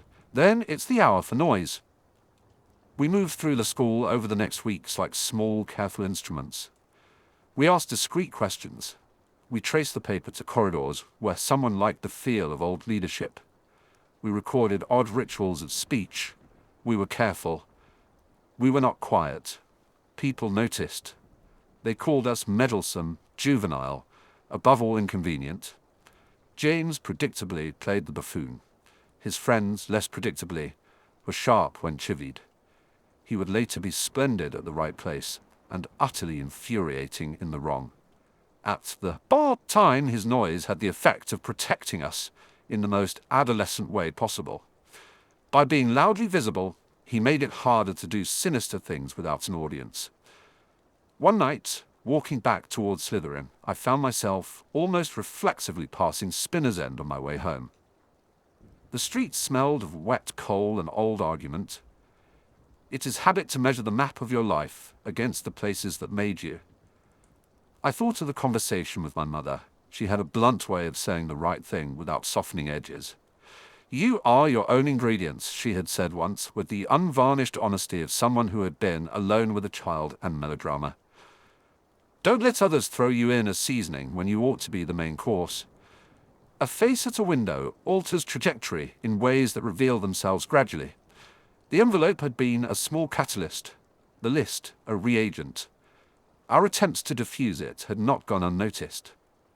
Rumours became an unpleasant sort of conversation in the dry rooms and behind suits of armour. Allegations that a group of pupils were meddling in adult matters, which, of course, we were. To the extent that school wards grow up unevenly, we were simply practicing what the old men called civic sense. One afternoon, as I rearranged bottles in the dungeon that had been acquired either by forgivable thrift or petty acquisition, a boy arrived like misfortune with a good open face. He was James Potter's friend, Sirius by name, and he had the dramatic air of someone who would rather stage a duel than speak plainly. He grinned, perhaps sensing an opportunity for spectacle. "Snape," he said, "you learn to arrange your face like armour in response to him. His voice is a gauntlet. The world is being watched." "I noticed," I said. "Do you have a particular reason for letting me know?" He frowned and lowered his voice. "Word goes that you are seen with the list. People are taking it hard." "Is anyone ill?" I asked. The correct answer would have been to hide behind a curt tone. It seemed easier and truer to be cutting. "Name someone, and I will check the definition of the disease." Sirius broke into laughter the way a man cracks walnuts. "You have a knack for making the world a worse place to be unreasonable in," he said. "Don't be so clever. You look like a man who has been hired to complicate life's pleasures. I do not need him to like me, but I do need the house to be bearable." "If you are thinking of starting anything public," I said, "you will make enemies. Consider your coiffure. It is better preserved when violence takes the back seat." He looked at me as if testing whether I was joking. "You wound me," he said, theatrical. "I shall remember this in the retelling." It is strange how conflict narrows into something manageable. The enemy, when it is a concept, is large and vague. When it is a person, it is more possible to disarm. We were good at small tactics. We fenced in the list, deprived it of breath. We gave too much authority to laughter and indignation. We made the noise that can drown the whisper. Teachers moved. They did the adult thing, spoke to one another, arranged dinners where they had the right to be solemn. Slughorn's attention ended in an arrangement where he insisted his protégé be given deterrence in the form of social gatherings and gentle guidance. Dumbledore, with the patience of a man who keeps very precise records of the human heart, listened with that half-head tilt that suggests a chess player calculating 10 moves at once. Remus was persuasive because he is the sort of person people eventually like without learning how they arrived at the liking. Lily had the stubbornness of someone who will not let the world do other people's thinking. The list did not, in the end, produce the clean catastrophe some had warned about. It produced, instead, the slow erosion of those who benefit from the idea that fear should have the last word. The man who had been meeting in the Dryer's room stopped being seen in the same circles. The language changed. New friends found different amusements. It is a small victory, the sort that is measured in a dozen decimal places of culture rather than in banners and parades. But victories of that kind matter. They are the small salves that keep the world from tumbling into rules imposed by the worst among us. I am fond of the analogy. Potions and politics share many recipes. A small component can alter the whole. But there is a cost. I had chosen, effectively, to be on either the side of those who wished to resist sterility. The world noted. So did those men who had the habit of gathering power like moths gather around a good light. The eyes we do not enjoy sometimes take longer to remember. One night, after a particularly wearisome week of tact and conversation, I went to Lily's window and found her asleep at her desk. The lamplight made her hair the color of dry summer grain. She had been writing, and the page had the slanted, impatient loops of a mind that wants to fix things faster than ink allows. I did not wake her. I sat and watched the rise and fall of her breathing. There is a peculiar theft in watching someone sleep. It is illicit in the way any quiet thing is, a trespass without heavy consequences. On leaving, I paused in the corridor and looked back at the sleeping shape of her head. For some foolish reason, I imagined the future as a recipe one could adjust by adding a particular ingredient. If I added this care, then perhaps certain darknesses would be unable to form. I simply did not yet understand what heavy-handed cooking that metaphor concealed. But sometimes small additions do not prevent the coming storm, but rather determine the nature of your shelter. I found in my pocket the scrap of paper I had removed from the envelope months before, and tucked away as a kind of talisman. I smoothed it under my thumb. The list of names had been erased, but the memory of the surveillance too was etched in me. I thought of the way Lily had looked at the window, not pleading, not fearful, simply full of a steady resolve that would not allow those around her to be quiet. It is difficult to describe how much that kind of resolve cost me. Costs reveal themselves in retrospect, in the quiet twinges later on that tell you the price of a bargain. That night, the cost seemed abstract, like a future bill. In the weeks that followed, choices knotted like climbing ivy and did not unwind simply. Some of those I had been considering as potential allies receded. Others in Slytherin made choices that repaid me, with blue narrowed eyes and thin civility. People who had flirted with the louder talk of boundaries and purity began to avoid me in a way that was almost polite. The alliances we form for convenience are the first to fray when the season changes. I did not miss what had been lost. My vanity is measured in fewer coins than I once thought. The things I had gained, a small network of people who would risk practical danger for dignity, had weight of their own. Dumbledore eventually summoned me to his office. His office has the habit of making people confess by sheer proximity. The portraits lean in with something like curiosity, and the shuffling papers on his desk give the world a patient rhythm. He looked exactly like the sort of person to prefer long metaphors when blunt words were what was called for. "You've been seen," he said. His voice is the sort that had taught many pupils to become minor miracles, by several people, and pleasantly conspicuously by some. "You have done a thing not often afforded to those who find themselves at the periphery." I braced for a lecture. One can never be sure when an adult will use gentle words as the more cutting instrument. Dumbledore is patient with culpability, but also precise. He has the habit of seeing what your choices will cause before you do. "Involving yourself has consequences," he said. "We will need to watch the fallout." "Of course," I replied, a careful honesty. "There will be talk." He inclined his head as if acknowledging an old truce. "And yet," he said, "we are grateful." There are many ways to be grateful. The word often serves as a paperweight in a world that needs better measures. It was a strange feeling to be thanked by the headmaster for using one's talent to protect others. Perhaps it was the first time someone with such distance recognized that my instincts were not merely self-serving. The gratitude did not make me pure. It made me accountable. That night I walked back to the window once more, because that is how rituals begin. Small repetitions that become proofs. Lily was reading, and when she looked up I could not help but smile. It was a small private victory. The landscape of my choices was still ruinous and complicated and only partially repaired. There were decisions I had made and words I had spoken that could not be taken back. I had opened doors and closed others, and the pattern of my life was changing under my feet. "Severus," she said, as if she had been waiting for me to arrive. She didn't need the remark to be dramatic. She needed it to be true. "Will you come to the library tomorrow? Remus and I will be there." "I will," I said. Promise is a dangerous craft. You measure the mass of what you intend to commit to before you say the words, like furthering a spell. Saying it is the application of heat. She looked at me for a long moment. "I meant it when I said you should choose your company," she said quietly. "I meant it for you, but also for us. We make our world together, or we let it be made for us."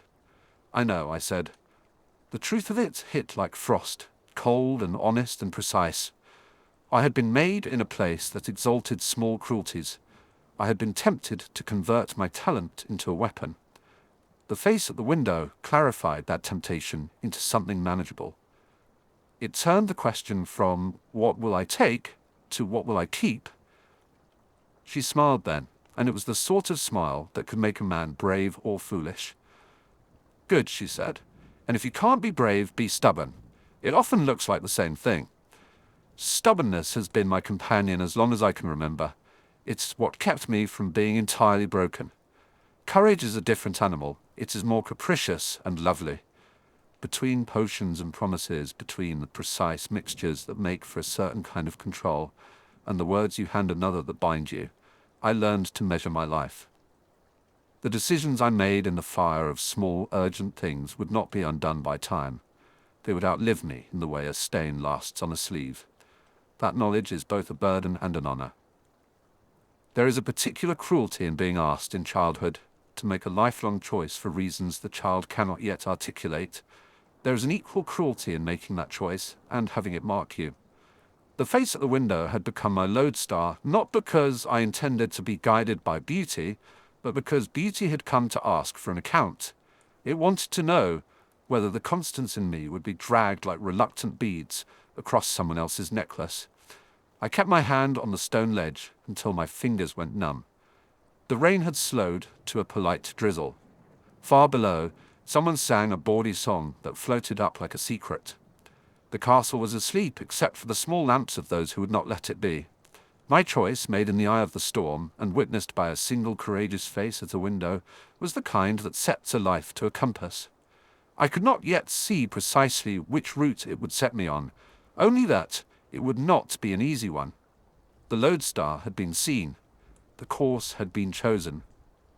As I walked away from the window, the envelope still warm in my pocket, I did not allow myself to think of the long list of ways in which promises calcify.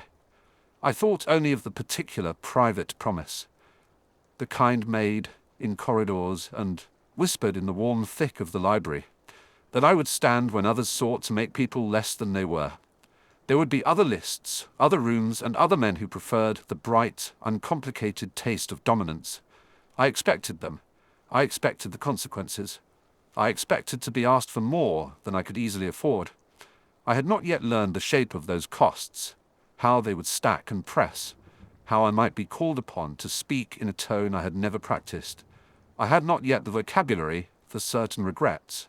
I merely had the knowledge that, on a night of rain, a face at a window had given me a simple, terrible, and wonderful direction. I had reached for it like a ledge in a storm, and it had held. When I left the castle that night, I did not imagine anything except the imminence of morning, and the feeling of having made a choice that would outlive my capacity to be reckless with other people's lives. The school, in its slow, soft way, had offered me a place in its fabric. Someone would be watching how I stitched myself into it. After all, I thought, with the faintest humour, someone always does. Chapter 26. The night lessons changed everything. I had always suspected that the true instruction at Hogwarts was dispensed in the margins, in the low light between lessons where questions could not be given. Grades and answers did not fit a neat rubric. That night, the margins swallowed us whole, and whatever remained of my careful private curriculum was regraded in real time. The day began like a dozen others. A list of ingredients, the smell of crushed nettles and iron, the potter's dull rhythm in the dungeons. I memorized ratios as if they were talismans, and set the cauldrons on their stands with the kind of reverence priests showed relics. Potions was the only place that returned me plainly to myself, to the long, precise lines of reasoning I could insist upon where my life gave me none. When you grind belladonna until it sings, you remember the order of the universe as if for the first time. It was sleepwalking with a purpose. Lily found me in the library later, where the lamps burned like patient moons, and the shelves kept watch. She had a smear of ink on her thumb, and that half-exasperated, half-amused expression she wore when she'd corrected something in my notes. It was a dangerous expression for me, because it was both assessment and acceptance at once. She talked about a lecture I'd missed, about herbology and the way Professor Sprouts spoke of plants as if they were stubborn friends. I listened the way I always did, small, taut, with attention sharpened into a weapon. There was safety in those minutes. The world narrowed to the two of us, and the thin thread of conversation neither of us wanted to break. We were careful, we had to be. Gryffindor torches burned on the other side of the castle, loud and careless. Slytherin corridors were calmer, but not kinder. A wrong step could be overheard and turned into a story by morning. We traded notes and barbs, and, privately, the sort of confidences that never reached the common room hearth. She told me about Petunia arguing over a mundane supper, about the way the outside world insisted on keeping itself unenchanted. I told her about folding away the worst of the day into a locked cupboard in my head. She rolled her eyes with affection, the same little motion she made when she teased me about the scar on my lip, inflicted by an errant broomstick when I was 7 and stubborn enough to hold the handle a second longer than I should. I suppose we both assumed the night would yield its usual small certainties, homework, whispers, the soft satisfaction of a secret kept between friends. None of us had read the footnote that evening. The castle had politics, and the politics are patient. We left the library together, stepping into corridors that smelled of wax and old stone. The moon worked through the high windows, making the portraits look guilty. They muttered in their frames as we passed. Lily wanted to walk her way back toward Gryffindor Tower, so we veered through an anteroom. She probably would have avoided had she been alone. She was never alone in spirit. She carried argument and conscience like a second shawl. That night it kept her steady. The narrow passage near the dungeons always made me feel watched. It was a place where small mysteries collected like dust, and one did not need illusions to be suspicious. I had sharpened that habit into a talent. We were only halfway across when the air shifted. A scrape of leather, the pivot of boots on stone, laughter clipped and hungry. They were not the portrait kind of watchers. They swung around the corner like a storm and filled the corridor with volume and menace. James Potter's hair was untidy as always, but his grin held something colder than mischief. Sirius Black was beside him, eyes bright for cruelty. Behind them clustered the usual satellites, a few other Gryffindors I knew to see and not to speak to. And there were faces I would later mark in memory as the ones who would never learn to keep their hands to themselves when given permission. "You should have seen us in the dungeons," James said. His tone was full of performance. He liked to make mischief into theatre. "We thought we'd chase out the rats and see who flinched first." Sirius laughed, as if we were proving some principle of the universe.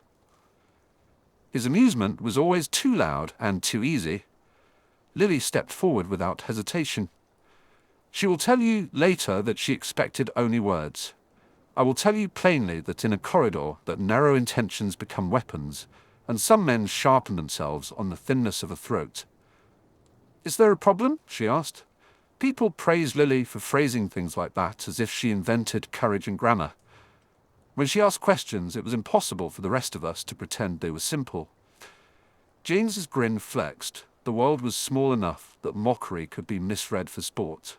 "None at all," he said. "Just checking on our favorite bookworm. Thought you might be hiding in some library again." "You know, Lily," I said before I could stop myself. It was the most ordinary of defenses, factual, understated. My voice did not tremble. "Hide is useful sometimes, yes. But I didn't like my friend, reduced to an adjective. That, more than anything, seemed to annoy them. There is a brittle perversity in young men who have never been refused. Harry friends, surrounded by adulation, they took rejection as a misunderstanding rather than as a rebuke." James pressed closer. Sirius's sleeve brushed Lily's arm. The corridor tightened around us. There was an audience of a dozen painted faces in their frames, lending, in their stillness, a sort of solemnity. I had choices. They were not infinite. Simple expedience would have been to let them go, to bow my head, and accept whatever laughter they aimed at Lily, and so bind myself to ease. That would have been the easiest path to keeping my place within my house's unspoken social ledger. It would have been practical. It would have been cowardice. I have never been an especially graceful liar, least of all to myself. When devotion sits in your chest like a stone, you learn to carry it like an armed thing, steady, unready to give. My two selves sit at opposite ends of a scale, the guileful, ambitious boy who wants power because it looks like protection, and the other, the boy who learned early to be secretive only to keep what he loved safe. That night, the scale tipped. My hands were small, and my spells were clever. They did not lend themselves to dramatic heroics. But I had advantages others did not. I could read a room as one reads tea leaves. "Let them pass," James said, giving Lily a look that implied a semi-private understanding. "We were only having a bit of fun. No need for friendship to be so literal." His meaning was clear. They thought to make her choice. Choose Gryffindor's jest, and all would be forgiven. Refuse and be marked. I looked at Lily. She looked back at me with that strange frankness that always undid my better half. Sometimes, in the privacy of thought, I called her merciless. Other times, I called her merciful. She had no use for false loyalties, and that made her poor company for those who trafficked in them. "I will not be the one laughing," she said. "There are nights when words are sufficient and nights when they are not." This was not a night for words.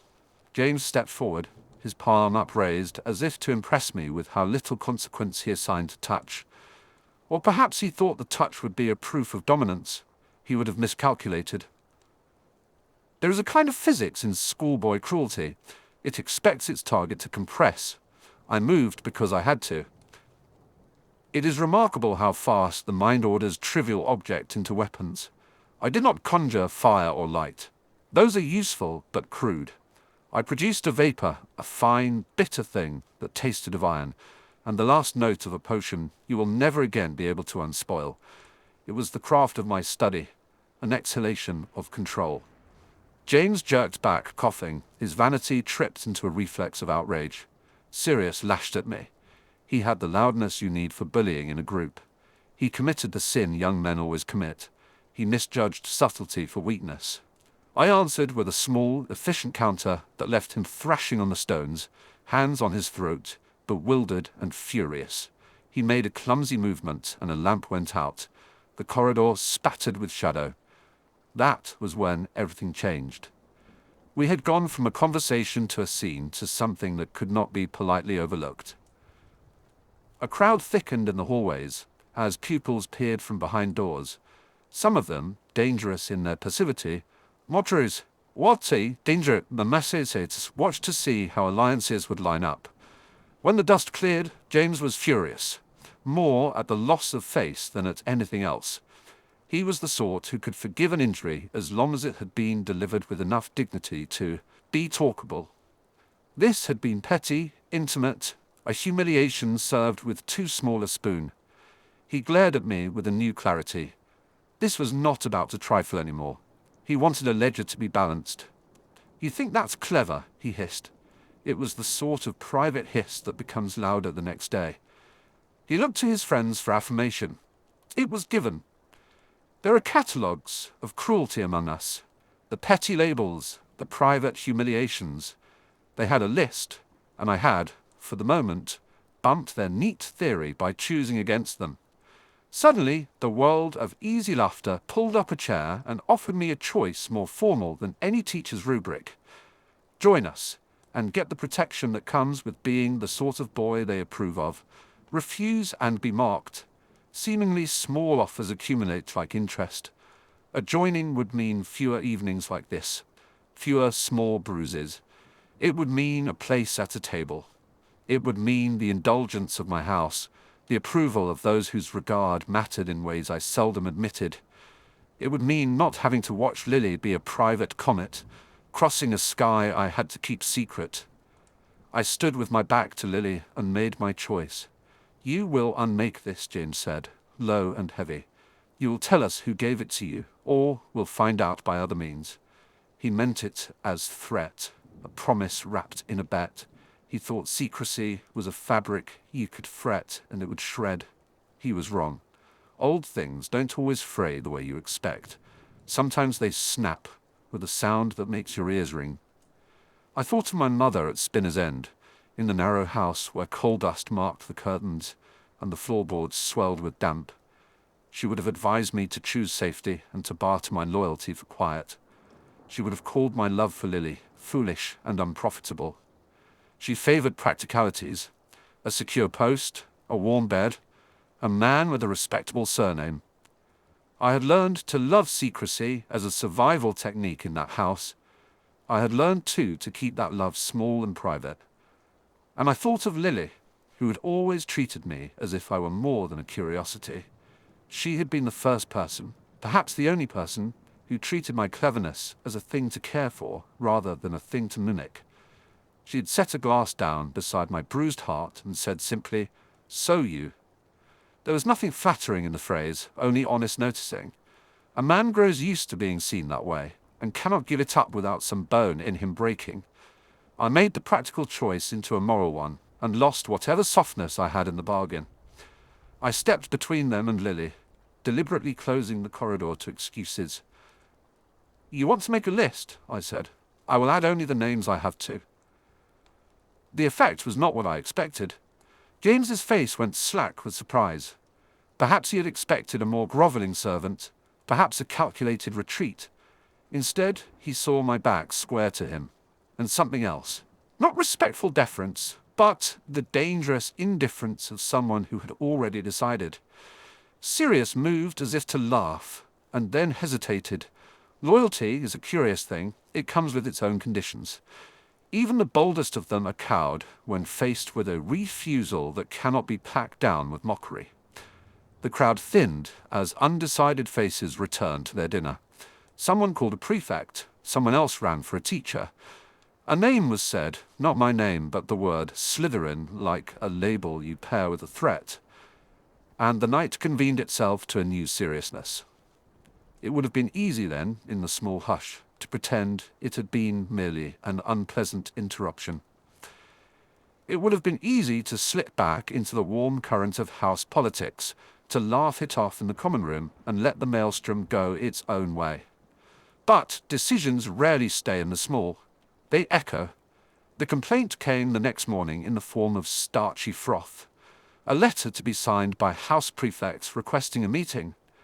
A thin note slipped under my dormitory door with the kind of civility that prefers to use paper over speech. They wanted to know my company that night. They wanted to know, especially, who I'd let into my confidence. The implication was clear. Fraternizing with Gryffindors, with Lily, with the wrong sort of people was unbecoming. Our institutions are curious beasts. They set rules to protect what they value, and then call the breaking of those rules a pathology when it questions the rule's premise. I had learned that Dumbledore liked to say that the world was not so simple, that diversity of thought enrouted learning. I had also learned that words that sounded lofty in the headmaster's mouth could become sharp instruments in the hands of boys who wanted to punish deviation. Political winds blow differently depending on who they hope to please. Houses had reputations to keep, and reputations cost lives in the ledger. I had the misfortune to be a convenient example the fever could be exercised upon. There were late-night talks with Remus in the tapestry room, his voice barely over a whisper, because he had learned the art of being soft in a house that sometimes required loudness. Remus has a way of making a cramped conversation feel like a map unfolded. He points at places and sets a finger down, and you can see where the paths go. He had nothing to gain by my trouble beyond a steady moral code. He was a friend to Lily and, in his quiet, a friend to me. He said things that stuck, that loyalty with no cost is not loyalty at all, that courage does not always roar, but often waits in quiet places to see if anyone will stand with the one who needs it. There is a strange, sweet courage in watching the people who love you try to keep you safe. Lily wanted me to be careful. She wanted me to consider, sensibly, the friendship that could ruin me. She had her own kind of pragmatic bravery. She called it moral arithmetic. She sat me on a bench in the corridor and said what she thought I should hear. I told her to keep it to words. There was enough action elsewhere. And then the real lesson arrived without lecturers or lanterns. Someone had left a small vial in my locker, clear with a silken top, a dab of ink sealing it. It smelled faintly of chamomile and iron. The handwriting on the note looped neat and cruel. Play safe or not at all. The implication was that I could purchase indulgence protection at a price. I know the finger will always lift to the pulse where decisions are made, but sometimes the pulse on other people's hands is where you see how your choices will look. I thought of the meetings I had heard murmured about in the Slytherin common room. Older students, alumni, a network that promised influence and provided judgment. They would accept things from boys who proved pliant. There are lanes in power reserved for those who will barter human things for safety. I kept the vial. I put it where my fingers could find it, and took it with me to the one place that always made me feel whole, the potions classroom. It is a small pretension to call a classroom a sanctuary. Words mean different things to men with different needs. Here there was a kind of marriage between intellect and peace. Slughorn had not yet taken his chair permanently. The dungeons smelled of copper and the faint tremble of magic, left in old pots and distillations. I set the vial to the light and read it the way a physician reads a chart. It was not poison, it was a sedative, a clever one that encouraged sleep without the ruin of the more brutal draughts. Whoever left it wanted to temper me, to make me pliable, or they wanted me to know they could, at any moment, take the choice from my hand. The note was threat disguised as protection. It was a bargain that asked me to weigh my conscience like currency. There is a particular kind of contempt reserved for those who sell their company to safety. I tasted it then, and it was bitter in the mouth. I thought of my father's face, of how his neat resentments had taught me to count wrongs like currency, of my mother's weary insistence on keeping things untarnished by scandal. In the end, I slid the vial into my robe and walked back through the castle corridors to where Lily's light shone like a promise. The choice I made that night was not a declaration, it was a method. I could have told the prefects that I had a grudging desire to make certain my friendship with Lily would not be read as treachery. I could have leveraged the headmaster's tolerance, but both those things would have been temporary boilers for the same long drought of trust I had learned to weather. I chose instead to create a shield of practical illusions. If you ask me whether that was brave, I will tell you that bravery wears many faces. If you ask whether it was wise, I will tell you that wisdom does not always win its own argument. I am a man who delights in the sharpness of chemical reactions. I am prejudiced towards certainty, but some causes are not chemicals and cannot be balanced on a scale. I asked Lily to meet me by the lake after curfew.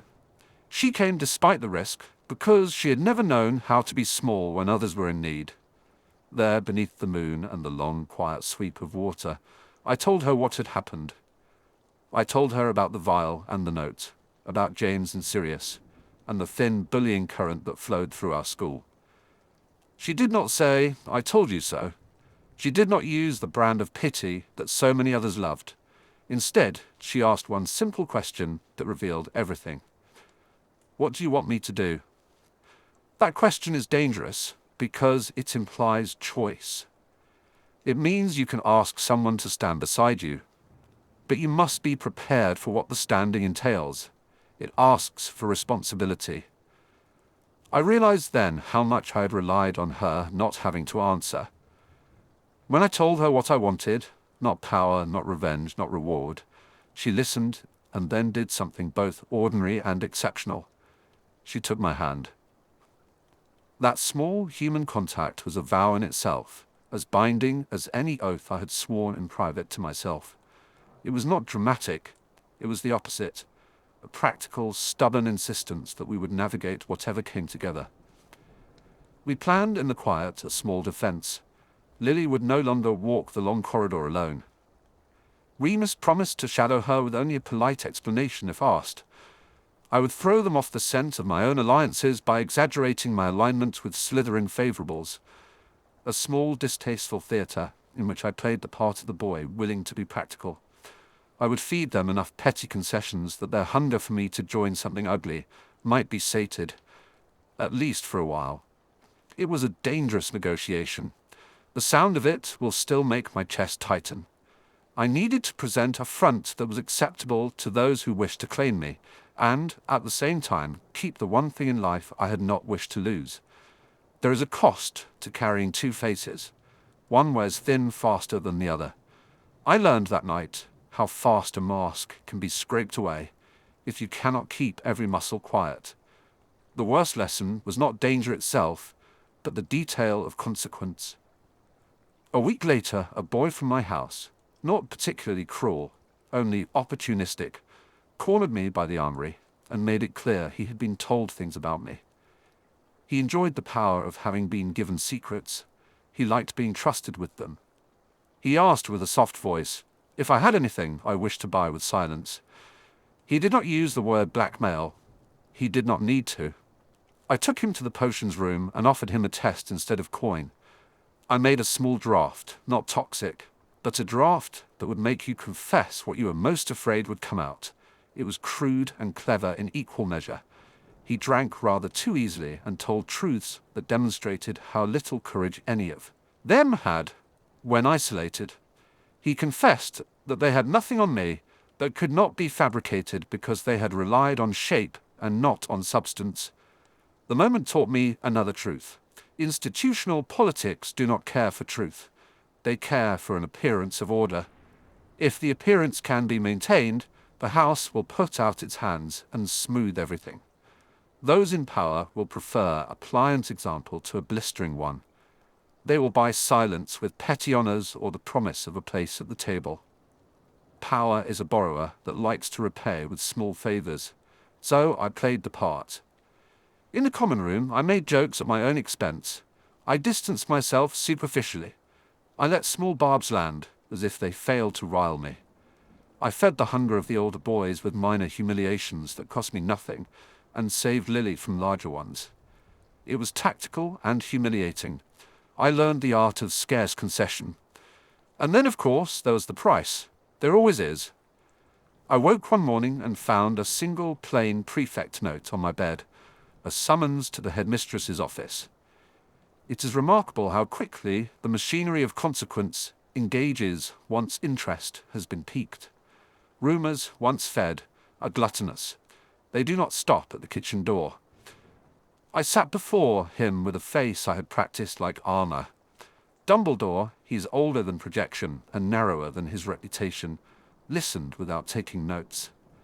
There was a moral weight in the shape of his face that suggested he was not entirely convinced of the narrative offered to him. He asked me, in that way teachers sometimes have, what had happened. He asked and did not, could not, because of the ways adults are taught to be polite, press me for reasons. He does not. He waits. I could have told him everything. The truth in full would have been a clean dagger. Instead, I offered half-truths, and a different kind of honesty. I told him what had happened in the corridor. I told him I had acted in what I considered to be my friend's defense. I did not tell him about the vial, or the note, or the offer of admission into a shadow that promised many things and asked for less than my soul. He listened, eyes narrow like old coins, and then said the thing that would reshape everything. You cannot always be brave without consequence. It was not a reprimand so much as a prophecy. The school prefers to shepherd children into neat patterns. Any deviation, even one born of loyalty, unsettles a lot of privileged owners. He did not punish me. He only asked me to consider the costs. I left his office with a bowl of advice and a sense of being both seen and unread. The institutional machine treated me as an anomaly, a talented boy who had, for reasons intangible to them, wrong bounds. And the nights multiplied. There would be meetings on the fringes of the school, conversations that smelled of late hours and elder ones. There would be letters from my mother that demanded I choose comfort over risk. There would be late arrivals of older boys with offers painted in velvet. I would say yes to some things I did not mean, and no to the rest. I would take steps toward power and step back when I could not watch the cost. But that night, the one that taught me all this without a book, had an ending I could not yet feel the full weight of. Lily and I sat beneath the window of the common room long after the other students had faded into their sleep. There was no official lesson given, no teacher to mark our attendance. Yet the instruction was clearer than any lecture. We had been given an option to conform, to gain protection at the expense of a friend, and we had chosen differently. It led to 1,000 subtle punishments. I remember the small felicities, as if they were charms, the coolness of her hand in mine, the way her hair caught the moonlight like silver thread, the quietness of the lake. There is tenderness in memory, because memory chooses what to save. But what I recall most is the sense of possibility opened, absurdly, by a small defiant act. It felt like standing on a narrow ledge and saying, I would rather fall into a clear water than be buried in polite dirt. That is when I learned another lesson. The cost of courage is not always taken in a single ledger. Sometimes it is paid over and over in small installments. A friend lost to laughter, a note slipped under a door, a summoned meeting with a headmaster who speaks in proverbs. The world arranges itself by degrees. You can see the shape of your life altering by the accumulation of these tiny payments. I had not chosen a path of ease. I had chosen instead the harder coin of fidelity. There were practical consequences. In the weeks that followed, I found my position at parties and gatherings subtly altered. Invitations that had once come to me as default were now weighed in whispers. Prejudices found new ways to bloom. But the small, warm things remained. Letters from Lily, visits with Remus, the odd, invaluable hour in the dungeon where alembics and reason restored my center. Found family, I learned, is a patient art. It will stitch around the edges of institutional scorn and, for a while, keep you alive. But duties ripple. I had crossed in the castle's small stage into the realm where decision requires further decision. Playing both sides is an art, and it requires a cruelty I did not naturally possess. I found myself inventing stories to placate those who wanted me pliant, and weaving facts to reassure those I loved that I was still present.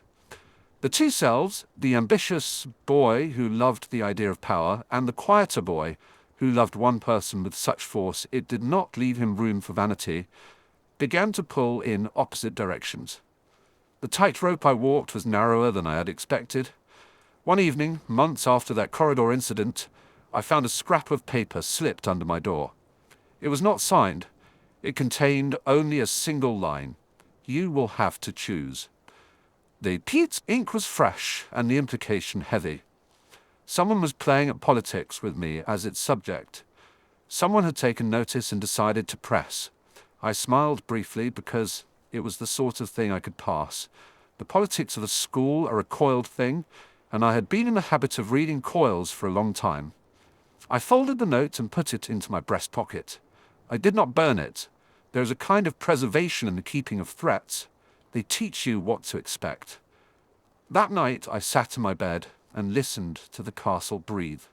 The hush of pipes, the distant footsteps of nocturnal staff, the soft rustle of other students turning in their sleep. The choice would come again and again in smaller forms. The night had taught me that genuine loyalty cannot be a theatrical flourish. It either costs you something, or else it is merely a label you pin to your chest. Those labels do not keep cold away. I thought of the bottles, and the vows, and the flood of regret I had not yet felt. I thought of things I would do and things I would not. I had stepped off the ledge, choosing to fall toward a thing I could not yet name.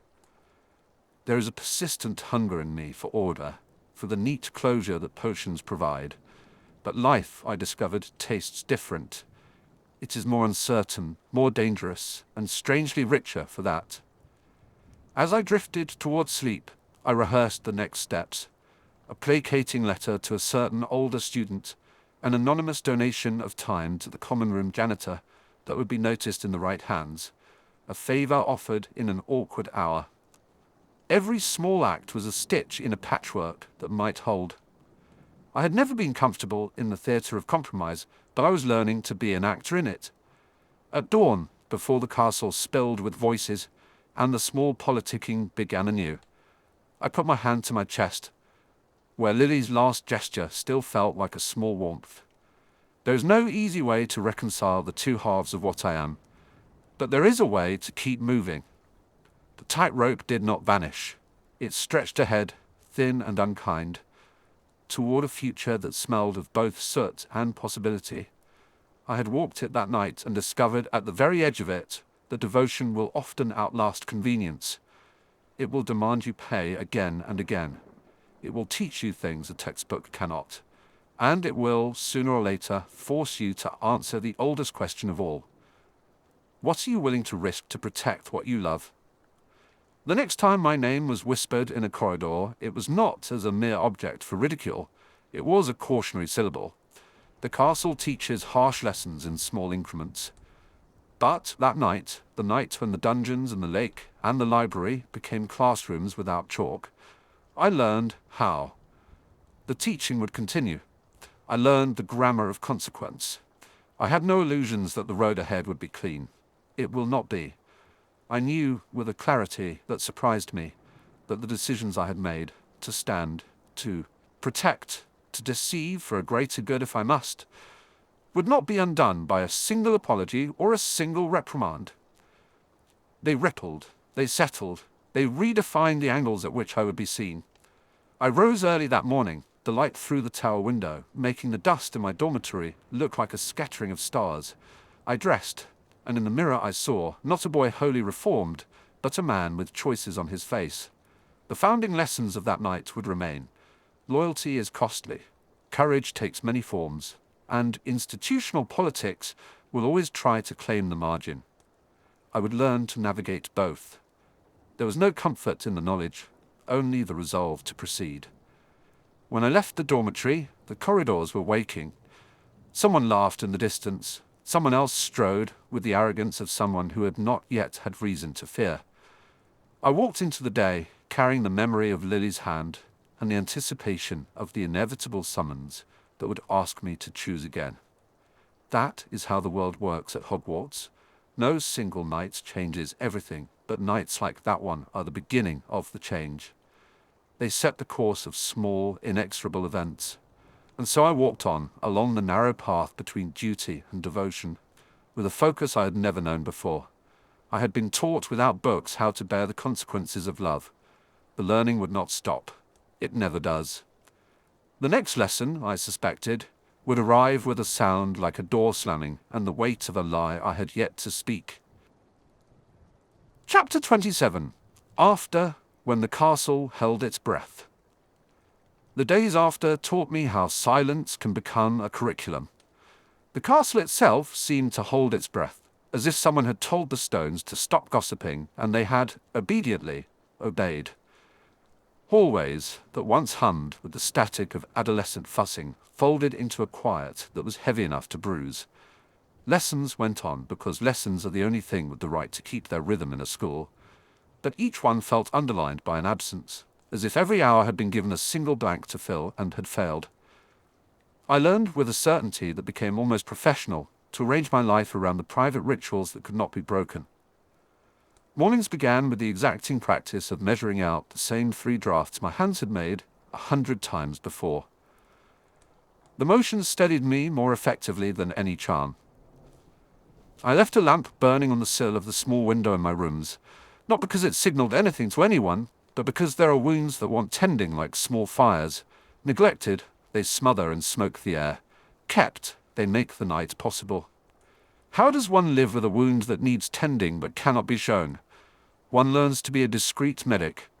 I learned which herbs tightened a wound without scarring the surface.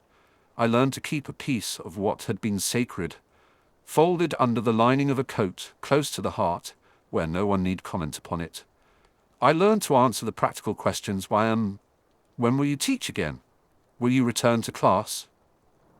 With precise economical words, because there is dignity to be preserved, even if it is the last thing left to you. Potions was refuge and accusation in the same room. The dungeons smelled of iron and herb and the faint sweetness of vaporized dreams, and I buried myself in complexities where mistakes could be repaired. There is a peculiar mercy in cauldrons. Put heat, time, exactness together, and the matter will do what you tell it, if you have the patience to speak plainly. I could not make the world obey me, but I could make a draught sing in the way it was meant to. That small ability became its own prayer. Students were awkward with grief. Some simply avoided my classroom, not trusting themselves with the sound of their voices around mine. Others came as they must, hungry for marks, hungry for a refuge, hungry to understand why something that once seemed very stable could splinter so rapidly. I could teach them. I could be better at teaching than at consoling. So I made them concentrate on stoicism disguised as technique. The best protection against a heart being bruised is often to have something to hold in it other than grief. People want to place the moment into explanations. That is the human habit. Cut the rawness into tidy pieces, assign guilt, assign cause. It pleased some to refer to the absence as an accident of fate, others as the logical outcome of foolish choices. Neither satisfied me. I had seen how a single misstep could widen into a chasm, how a passing word could be the small stone that started an avalanche. All the tidy language in the world would not close what had been opened. When Dumbledore asked me to see him, I thought he might speak only of punishment, or of the way the world now required us to take sides. He did speak in the end of sides, but the exchange was quieter than I had expected. He did not shout. He did not make the mistake of casting my failings in thunder. He understood, perhaps more than anyone else, that thunder and noise do not reach the place grief lives. He reached with a different instrument, an offer, and a question that was almost a test. "It is possible," he said, in that soft, patient tone he reserves for chess pieces that have not yet been moved, "for a person to wear a mask, for those who instruct them and withdraw one for those who trust them.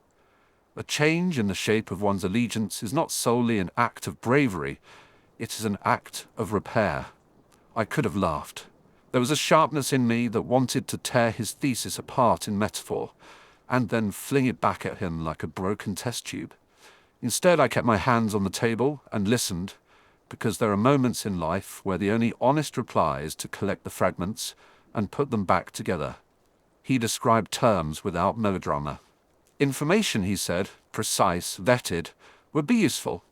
There would be dangers, there would be oversight, there would be a price. He said the name of what he asked for as if it were a sensible, even ordinary thing, service. He did not wrap it in rhetoric. He recognized that I had been careless with some things before. He did not excuse me for that. He offered, and he did not sanctify me for accepting. I thought of offering nothing. I thought of walking back to the dungeons, of folding my life into the hours between lessons, of cultivating a bitterness, durable enough to be an armor. But the thought of any more of the living being hurt because of my past mistakes sharpened like a blade. I could not unmake my errors, but there are things one can knit around them. A promise carefully made and kept, the sort that dulls the edge of regret by being useful. "So you want something from me?" I said. There is always a bargain with people who are important. A request for something in exchange for a thing you will not name. And in exchange? In exchange, he said, you will work for what you destroyed. You will tell us what you know. You will help where you can.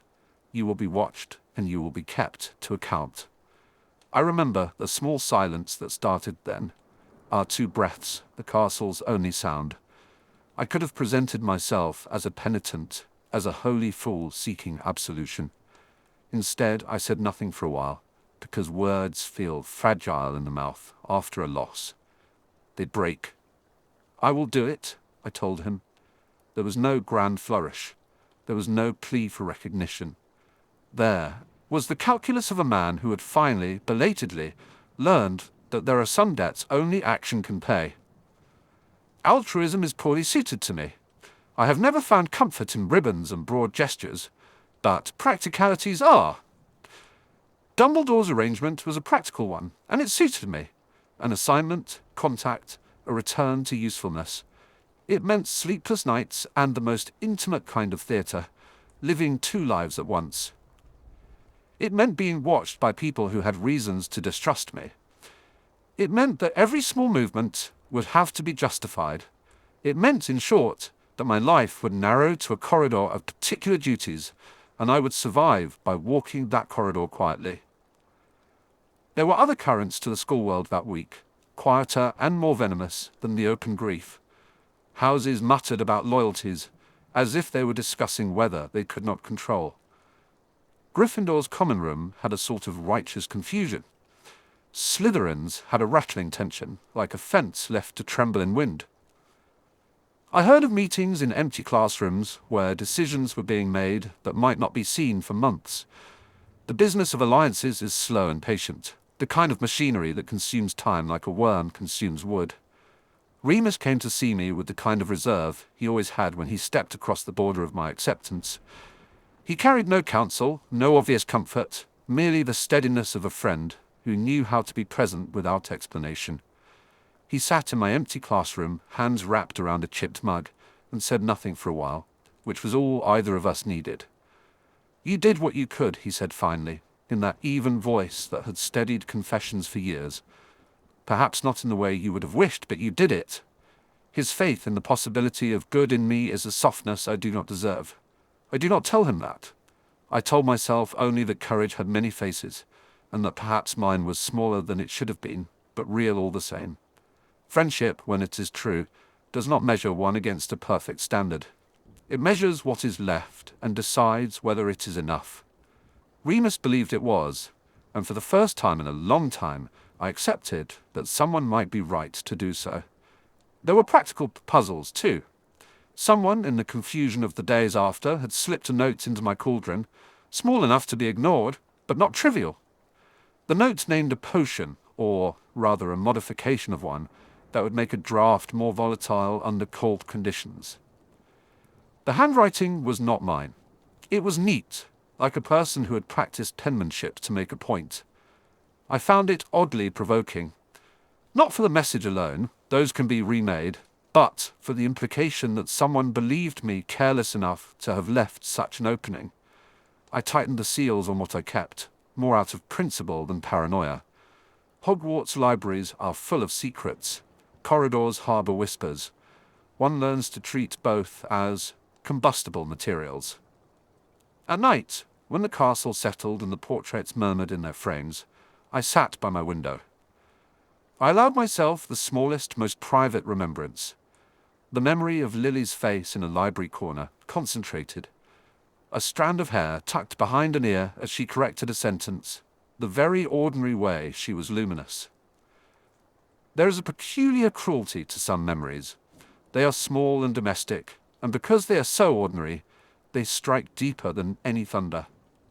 I could recall her voice without thinking, the pitch and timbre that made any argument almost a negotiation rather than a conflict.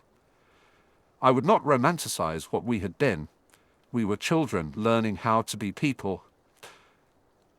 But there is a tenderness in that learning that demands we acknowledge it. Sometimes, when the grief and the practicalities conspired to make the world feel like a test with no right answers, I allowed myself a small private act of defiance. I would go to Lily's old table in the library. There was no right to it, of course. She was not there to leave me permission. But the staff were considerate in their manner and let me linger. I would open the book she had been reading last, and I would place lightly a sprig of rosemary between the pages. Rosemary for remembrance, it is true, but also rosemary because it is hardy and tends to live where other herbs do not. It seemed fitting that a thing that persisted in poor soil should stand witness to what persisted in poor hearts. News travelled in threads. Some were cruel, some were kind. Petunia, in her own way, wrote a letter that could not be mistaken for warmth, but which contained small practical offerings, half-goods, a list of tasks, done in her absence, that were her version of care. Spinner's End is not cleanly sentimental. It is lit by the hard lights of utility. There is a kind of mothering there that is more about fixing a roof than about sitting in rooms and saying soft things. Eileen's voice on the other end of a letter was sharper, brisker. She said what needed saying in the way that middle-aged practicality does.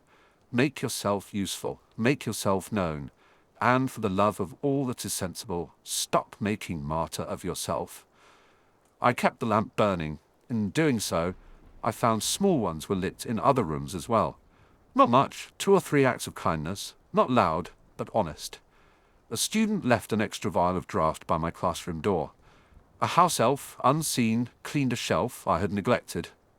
Small kindnesses, given in the language of things, are as telling as any overtures. They stitch a life back together slowly. Dumbledore and I found ourselves discussing more than espionage. We discussed consequence.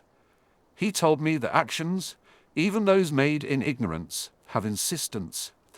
Consequence is stubborn, and it returns in ways one cannot predict. He did not offer pity.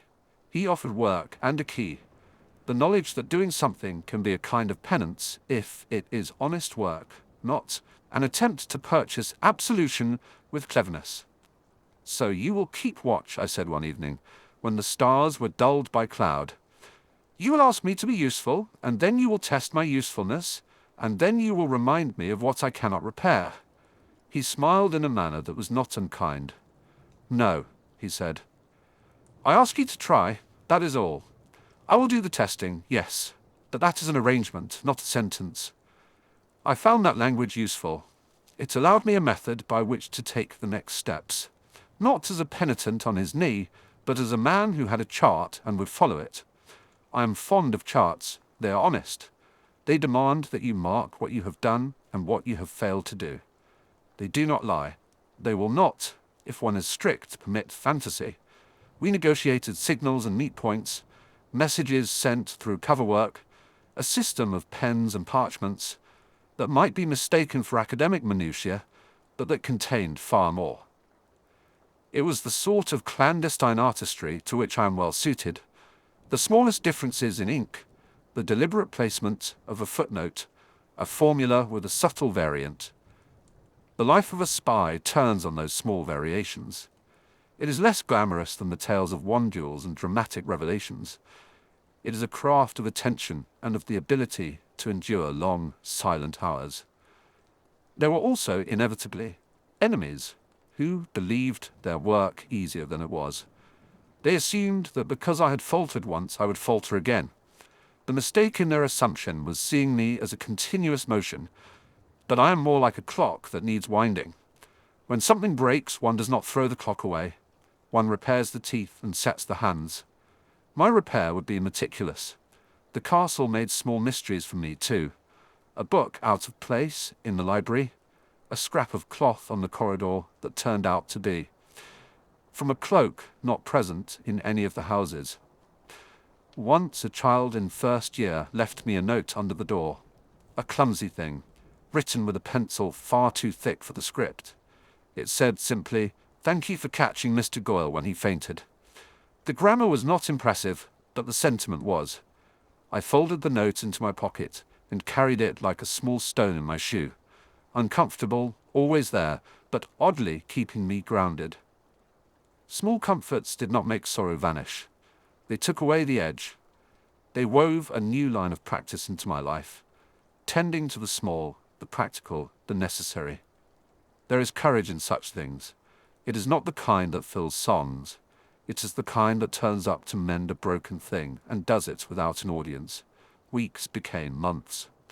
The rhythm, without so much of the previous life, set into a different cadence, not better, not worse, merely altered. I found myself, more often than not, in conversation with people whose company had frightened me before. Dumbledore's world widened enough to include other cautious, lawful folk who were bewildered by the sudden instability outside our walls. We formed, in the quiet, a sort of patchwork family. People who mended, people who watched, people who refused to let the past be the only thing that defined us. There was a night, some time later, when I stood at the edge of the grounds and watched the lake and felt the cold like a verdict. The surface held the moon, unmoving, and my reflection was small and pale. I thought of the promise I had made, not the promise that was spoken in a flourish, but the one that arrived in actions, to warn, to watch, to bear witness when necessary. It is a promise without glamour, made from the ordinary timetables of a man who has to be at a lesson at 9, who has to keep a potion at the correct temperature for exactly 3 minutes, who has to show up to the laboratory and prove again and again that he can still make things right. I put my hand into the inner pocket of my coat and closed around the thing I kept there. It was small and worn at the edges and had no power other than the power of a memory. I had no illusions that such a thing could change what had been done. It could not alter the past. It could, however, remind me what the task ahead required. I closed my fingers and felt the faint outline of a ribbon. I left the lamp burning and walked back through the sleeping castle. Portraits murmured at my passing. A few sentries turned their heads. I kept my face set, as I have kept it through other tests. It is a face that will observe and then act, that will not collapse into theatricality. There are things in life that refuse spectacle. Ahead of me were rooms I had to enter, offices where negotiations would be had, corridors where messages would be exchanged. There were lists to write. There were students who would need marks and discipline, and the steady hand of a teacher who had found a use in fidelity. There were also now duties that required me to reach out into a dangerous world beyond the protective walls of study and ceremony. I had, if I am honest with myself, never been entirely comfortable beyond the margins of books and beakers. My life had become a convenient instrument, steadier underhand than I had believed. There is a peculiar kind of courage in the small, daily acts you choose to perform when the big ones have been taken from you. It is not elegiac, it is not theatrical, it is a slow, deliberate repair of what remains. I had nothing left in my hands but craft and memory, and the shadow of a regret I would never be permitted to undo. I would make them practical. I left the light burning. The corridors swallowed the sound of my boots. I kept my shoulders straight and made my way toward the headmaster's tower. There were appointments to keep, There were lies to conceal and truths to reveal, and a world to be watched, because the alternative, leaving it to fortune, was an indulgence I could no longer afford.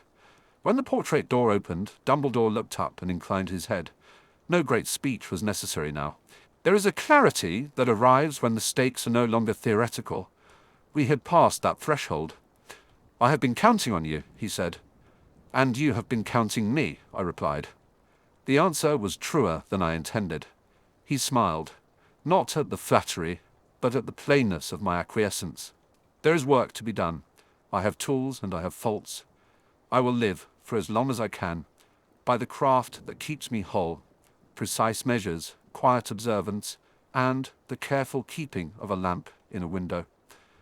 The castle keeps its breath, a little less now. It has not exhaled. It will not for some time. But the thing to do is not to listen for the final sound. It is to act in the space between one breath and the next, and to make of that space the place where we who remain make a small, stubborn life." Chapter 28. A Teacher's Wardrobe of Gloves. There are 3 certainties in the dungeon before the lesson begins. The first is that the cauldrons will be polished, whether the pupils know it or not. The second is that a handful of them will try to sneak ingredients they are not meant to possess. The third is that I will have at least one exchange with the Gryffindor table that could, if mishandled, turn into an ornamentally public humiliation. The drawer beneath my desk is the thing that keeps all 3 from unraveling at once. People think it holds spare vials, correction fluids for essays, perhaps a pound or 2 of the detonator's dust I keep for particularly imaginative breaches of safety. They would be wrong. It is lined with felt and inhabited by a private collection of gloves. They are the unremarkable kind of things that universities and printed lists produce as habits. Wool for winter mornings when the drafts come down the stairwell. Thin leather gloves the color of wet coal for exact measurements and sensitive reagents.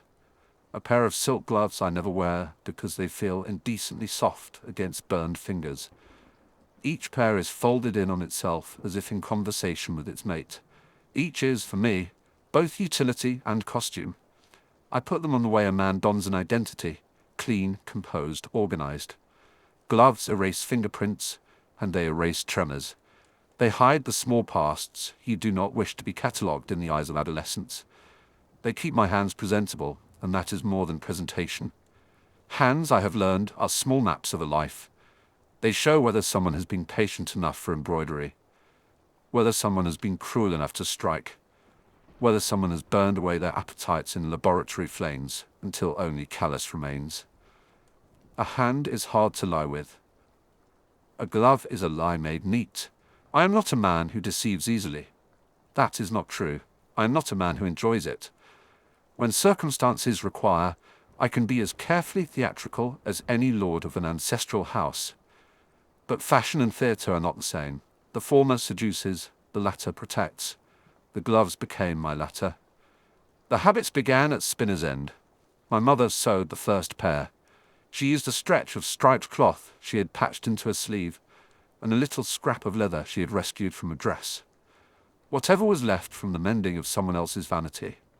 She cut out 2 clumsy shapes, stitched them with fingers thickened by years of darning and smoking, and presented them to me with the kind of pride she reserved for the rare domestic triumph.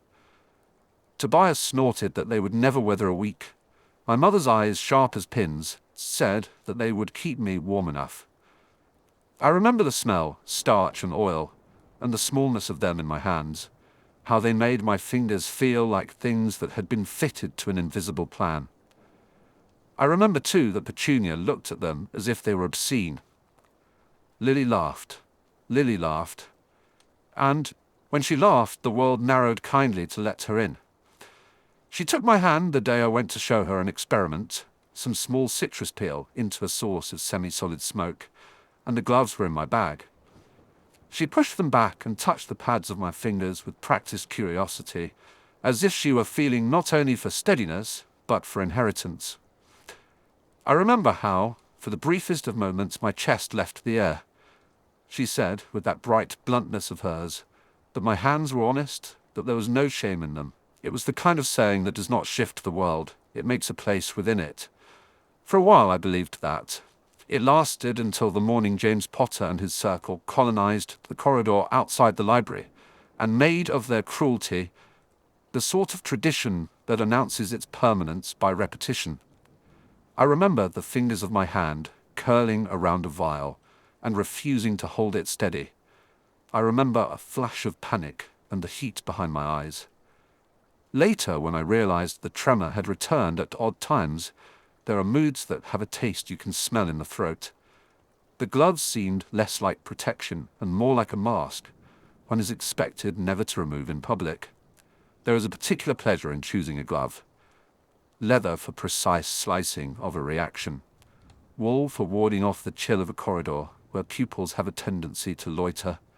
The heavy black gauntlet for handling something volatile and arrogant. The silk for lectures, where I would lecture about vulnerability in an utterly detached manner. I have a pair for reprimands, a pair for praise, rarely used, a pair that I reserve for the very private business of grading OWL essays, thin, pale, immaculate. I name them privately. It is possible to call them both fetish and safeguard. There is truth in both words. On a Tuesday in late October, when the sky outside was the exact color of an overboiled sprog, and the smoke from the potion's chimneys threaded the air like the fingers of a careful hand, the gloves in the drawer betrayed me. I came from the staff room with the formula for a restorative draft folded in my robe, and the exact phrasing for a reprimand ready in my mouth. The corridor had smelled of ink and peppermint. When I reached the dungeon and opened my drawer, there was a child's glove lying on top, the kind you find at a market stall, knitted in a color someone thought cheerful. It was a glove in the wrong place. No one had the right to leave anything on my desk. Not because I was proud of the furniture, though the quality of oak will teach a man certain habits of the mind, but because my desk is an instrument. Objects left unattended are invitations. I picked the glove up reflexively, half to return it to its owner, half because it was, as anything unfamiliar is to me, a problem. It was damp at the cuff. It smelled faintly of bitter almond and ink. The threads at the thumb were flecked with a pale, silvery residue that did not belong to any common potion taught to second years. Twice in a teaching career you become something of a detective, once to find who stole components from the storeroom, once to discover who mixed a potion they did not yet understand. It has the same pleasures as a laboratory. Less smoke, more human error. My first impression, the small, crouched reasoning that colonizes a mind trained on reagents, was that the residue belonged to something that had not yet reached a stable phase, something alkaloid, something that would smell like bitter almond only when heated. I left the glove on the desk and taught the lesson. A precaution, the presence of a potential contaminant, was not something I wanted the first years to find amusing and the Gryffindors to make into story. They do not regard hazard as a threat to authority. They regard it as an opportunity to display wit. The lesson was, to my relief, uneventful. The boys at the Gryffindor table made their usual attempts at misdirection. One of them attempted to produce a puffer pod and was rewarded with a singed sleeve and my most private smile. There is a specific approval I have for students who are spectacularly inept with courage. It is a small, merciful thing to be capable of enjoying. After class, I bagged the glove in a charmed paper and took it to the laboratory room adjacent to the potion stores. You do not expose a mystery if you do not intend to interrogate it properly. The fumes of reagents are the only honest judges. I placed the glove into a subtle mixture of steam and a reagent that would dissolve whatever alkaloid remained. Without destroying the fiber, it was an instrument of revelation. The residue released a scent, sharp and sweet, that made my mouth tighten. Bitter almond is the olfactory slur for several compounds. I knew, by the shape of the evaporation, which of them it was. Aconite had been present, an extract used in careful, controlled antidotes, and the sort of nasty old poison that young men resort to when they want to show themselves dramatic. Poison was not a common student's toy. It is not a common tutor's threat. I carried the glove to the headmaster's office, because a mystery found in the dungeon, whose perimeter included both alkaloid and adolescent mischief, deserves a superior's audience. Dumbledore was, as always, in a different room from his voice. He had that way of making presence tenable without occupying it entirely, as if he were part of the wallpaper, a comforting pattern. He touched the glove with 2 fingers of a hand that had never seemed to tremble in my presence, and looked, as he had a talent for doing, at me, as if a joke might be coming that only we were party to. He did not laugh. "A glove," he said. "On your desk, an unscheduled accessory." "It was not mine," I said. I could feel, in the way one feels a muscle move, when a hand is hidden by fabric, a small tightness in my forearm. It was damp. It bears aconite residue. Dumbledore's fingers tightened on the cuff. Aconite is not a potion for idle hands. That is a fact that bears repeating to the houses. It suggests someone has been experimenting in parts of the school they should not have reached, I said.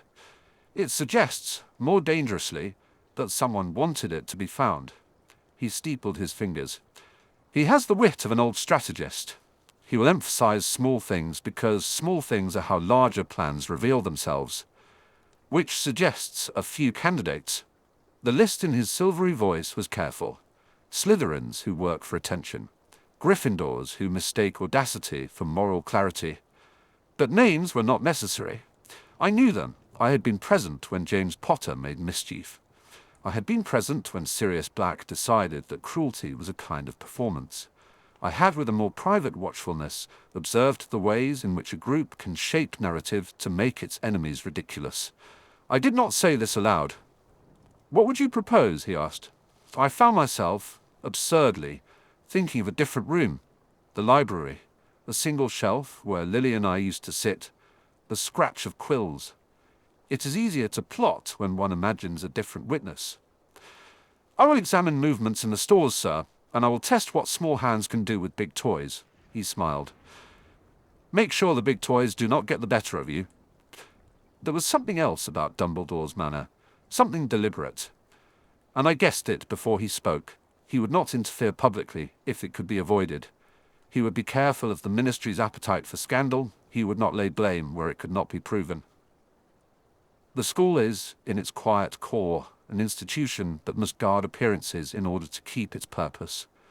Appearances, in his vocabulary, were a form of enchantment, not deceit. It is a language that sits uneasily with me. For reasons of temperament and history, I am less tolerant of the performance of authority than of its maintenance.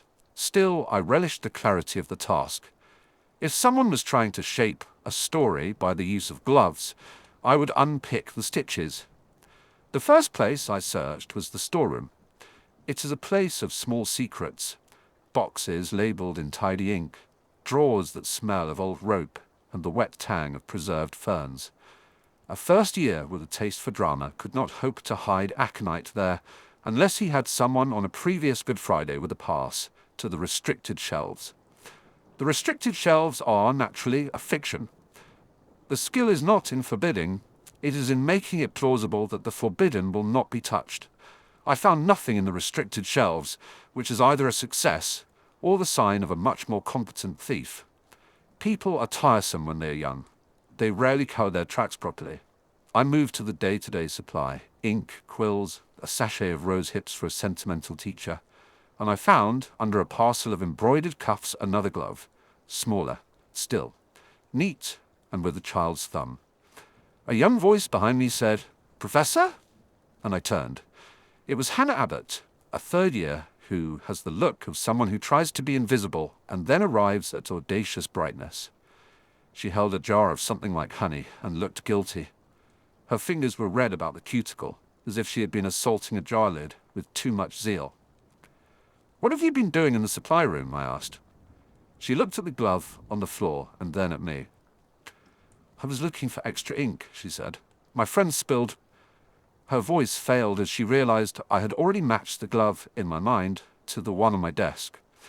There are ways to admit error that are both large and private. She chose the latter. "It wasn't mine," she said. I found one of these outside the stable wing. I thought it belonged to one of the first years. I took it here because I thought you might want to return it. You are a girl of very poor instincts, I told her. You should have left it where it lay. Hannah flushed, indignant and miserable, which is a combination I have only seen in a handful of teachers and one dead aunt. She stumbled over an apology and left. I kept the glove in my hands. The scent of bitter almond in the air made my thoughts slick and quick. Fingerprints are a very poor method in our world. The spells ruin them, or the kid has utility charms. The trick was in deduction and in knowing who would have access to aconite. There are only a handful of people at the school who handle such a reagent with regularity. Potion masters with a taste for unusual additions, myself among them, would be able to identify it by the residue if they had any use. There are the hunters who had need of it in private study. There are a few older students in the House of Shadow who play at the theory of dominance. I made a list quietly in my mind and then set about watching. They say that keeping an eye is a skill not easily exhausted. It is the only reason men survive politics. You watch the way a boy's foot taps, the way his eyes sweep a room for allies. You watch the way a girl's hands fiddle with her sleeves when she is lying to herself. For a week I watched James Potter mouth words to Sirius in the library, and then, in a way that suggested they had been up to something, became caricatures of righteousness at meals. I watched a Slytherin girl carrying a book whose spine had designs of the sort that sometimes indicate membership in something older and less honest. I watched Remus, who is never more than a whisper of courtesy. He gave me a look once that suggested he knew I was watching, and he held up his palm as if to say, "Not here." It was not a break in the pattern that pinned the thief. It was a small annoyance. One afternoon, as I supervised a group of sixth years who had the unfortunate tendency to mistake a slow reduction for art, a boy from the Gryffindor table stumbled with his reagent and sloshed a narrow jet down the length of my desk. The aconite test is not broadly responsive to flame alone.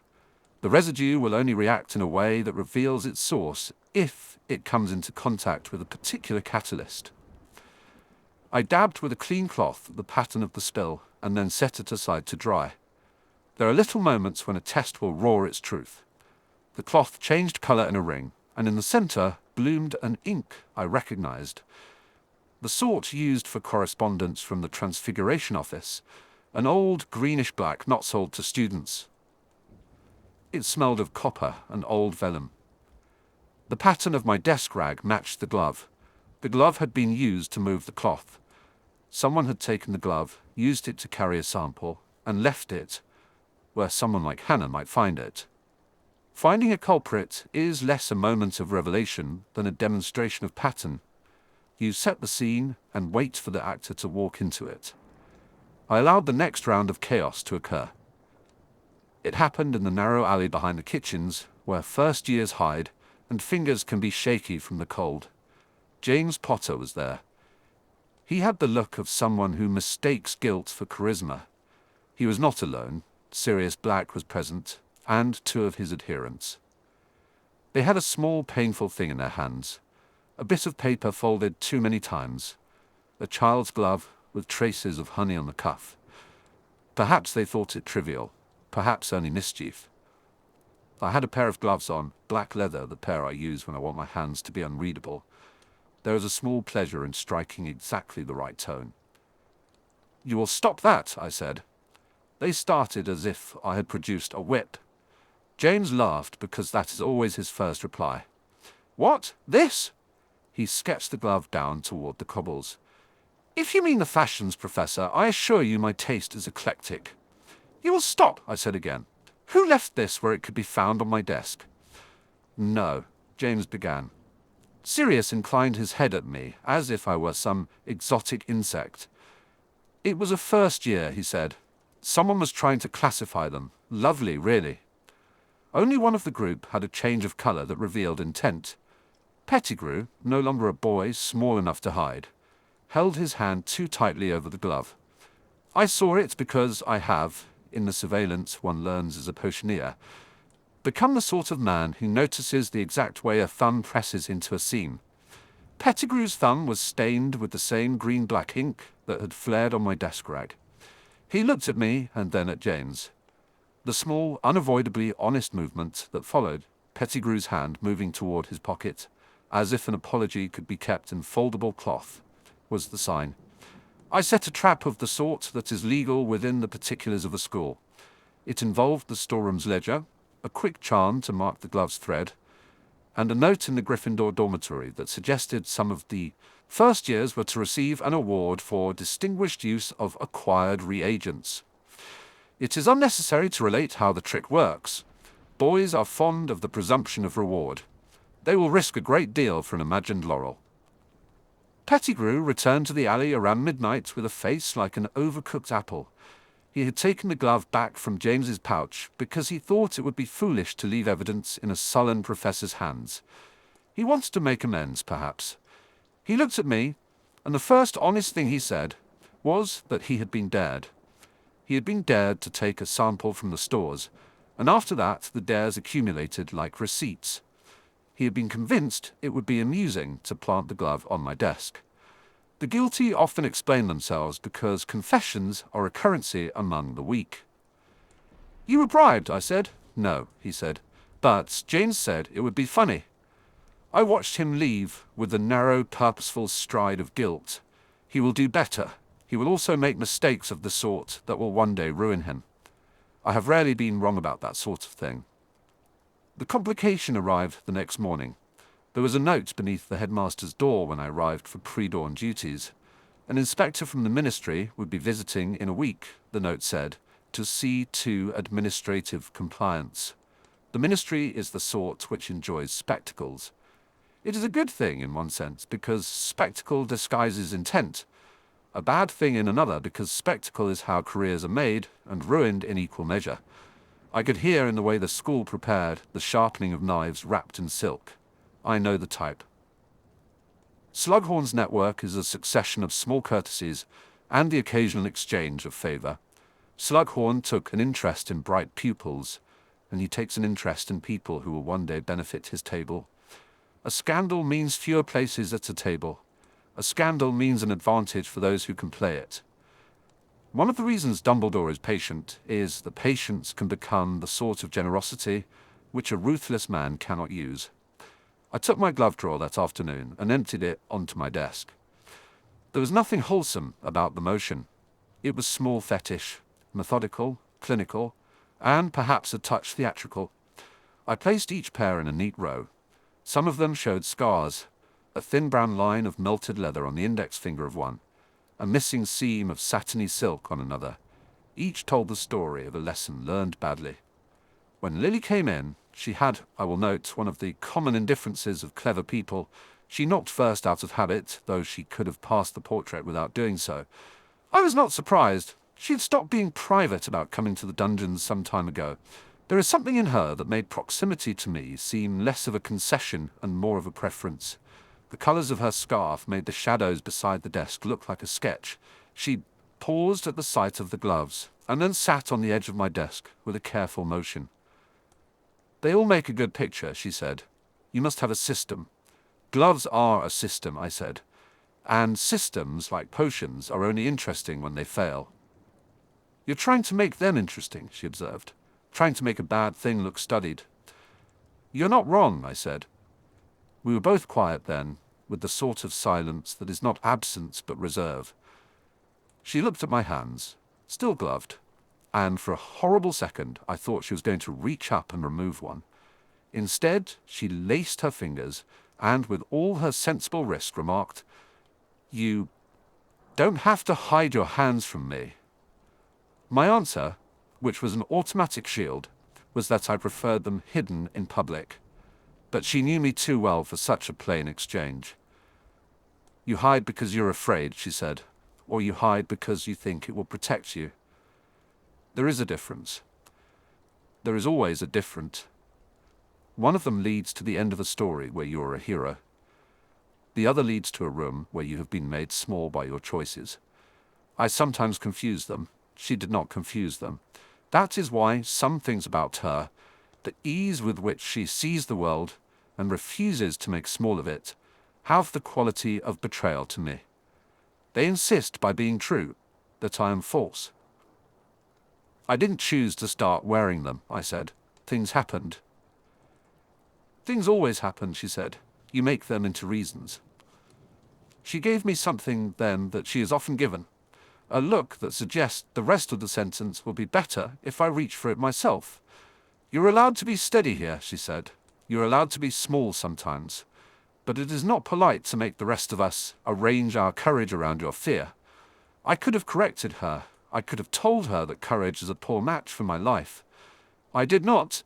Instead, I asked, if you saw me ungowned, without my repose, what would you do?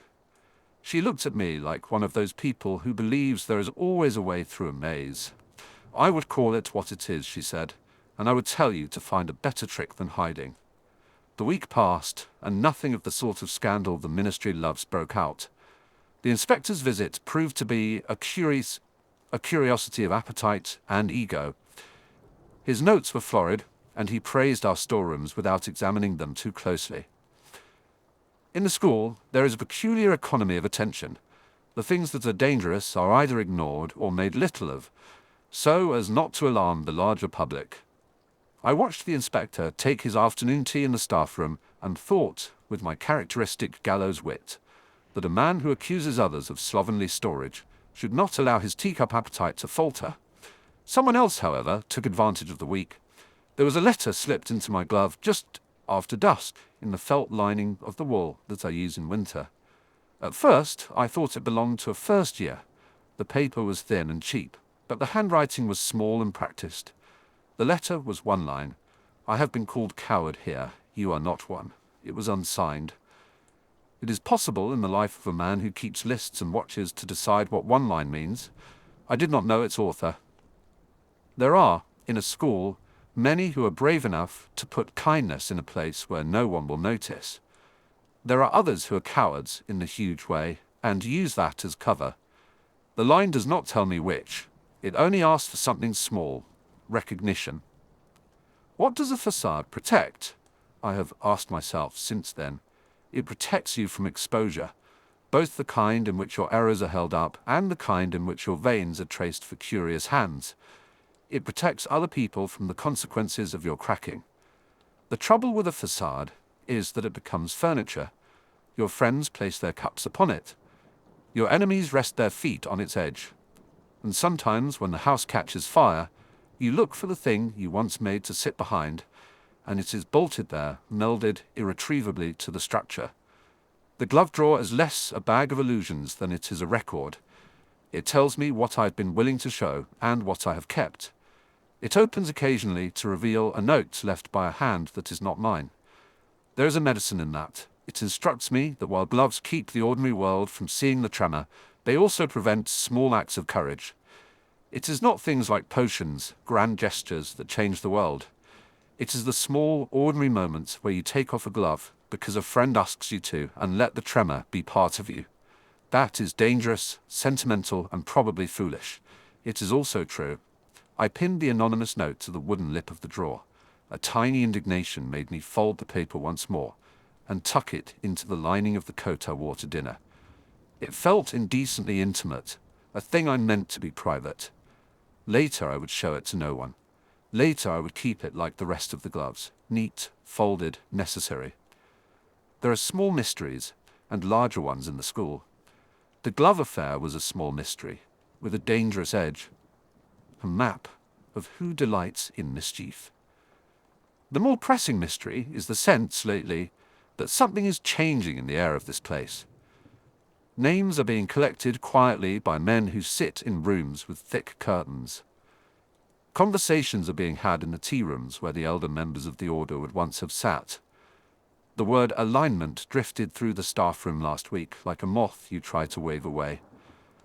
Dumbledore's calm is less leisurely of late. He is still patient, but there is a carefully folded line in the corners of his mouth.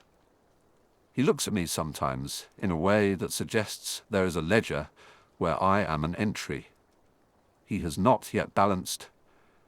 When I caught Pettigrew, that night I felt less triumph than a sense of usefulness, which is a different sort of satisfaction. To be useful is sometimes to be useful to a problem you do not wish to belong to. Pettigrew will, I suspect, learn. James and Sirius will continue to make their theatre. Remus will continue to give me that small, concerned glance that I will neither welcome fully nor resent. Lily will come and go with the luminous correctness of her life. I will keep my gloves. There is a pair at the back of the drawer I rarely touch. It was given to me by an old mentor, a man who taught me a trick of mixing memory potions that was both brilliant and morally unsound.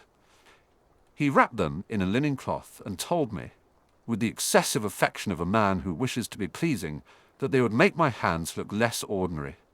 They are too beautiful. They are thin as a promise, and the leather is soft, with a sympathy I do not trust. Tonight, when I slid the drawer closed, my hands in their familiar leather, I left the glove with the line tucked into its welt. I felt, briefly and irrationally, as if I had left a note to someone I had not yet found. There are times when one must be what one is.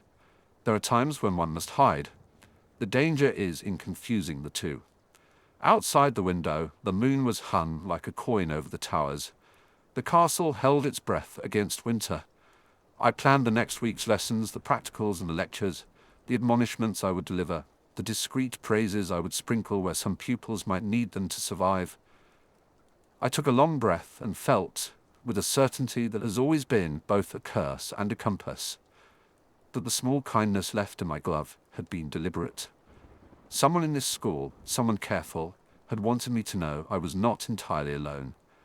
I clenched a hand inside a glove and, for the first time that term, considered removing it. The act was tiny. It was also an invitation. Tomorrow would bring a longer test than any of the regulated exams. It would require a different sort of handling. I folded my hands on the desk, leather smooth under my fingers, and listened to the castle, which was, at present, dutifully sleeping. There are ways to remove a facade. There are also ways for a facade to remove you. I have no illusions about the choice. I have, however, learned that a man can at least determine the moment he decides to be uncovered. The glove on the desk, with a single line of ink folded inside, was a small thing, but it had weight. It held a question. Who, in a school full of boys who mistake courage for noise, had had the courage to be gentle? That question curled in my mind, and would not be dismissed. I left the glove where it lay, and set the laboratory's wards for the night. There is danger in answering questions one is not prepared for. There is equal danger in letting them fester. When I turned to leave, I thought of Lily's hands, and the summer, when she had laughed at the improvised gloves, and touched my fingers anyway. I thought of the way courage is sometimes simply the removal of a piece of clothing, and the willingness to be seen as one is. The glove drawer closed with a small, satisfied click. I walked up the stone stair to the common room and imagined, absurdly, taking the linen-wrapped pair from the back and wearing it to dinner. It would be a grotesque affectation and almost certainly impossible to pull off. But the thought had a flavour of promise. It felt like a choice. Outside the window, the air was sharp. Tomorrow would demand something other than tidy answers. I had a drawer full of gloves and a note that would not leave my jacket. There would be choices to be made that could not be concealed by leather or silk. I held the handle of my cloak and, for once, made a plan that was not only for the night. I would watch, I would wait, and when the next hand reached for a glove that was not theirs, I would be ready to decide what to do with the one I now held. Chapter 29. Found family and frayed threads. We kept people like flints in our pockets, scraped edges and warmed hands when we needed a spark. It is not a graceful image, and nor are we a graceful collection. We arrived bent and patched, with odd loyalties and worse tempers, and succeeded only in the small vital things, mending what could be mended, telling the truth when it was necessary and hard, bringing soup, keeping watch. It began, as these things always do, in the middle of a bad night. A year of thin rationing and thinner patience had frayed the edges of half the school.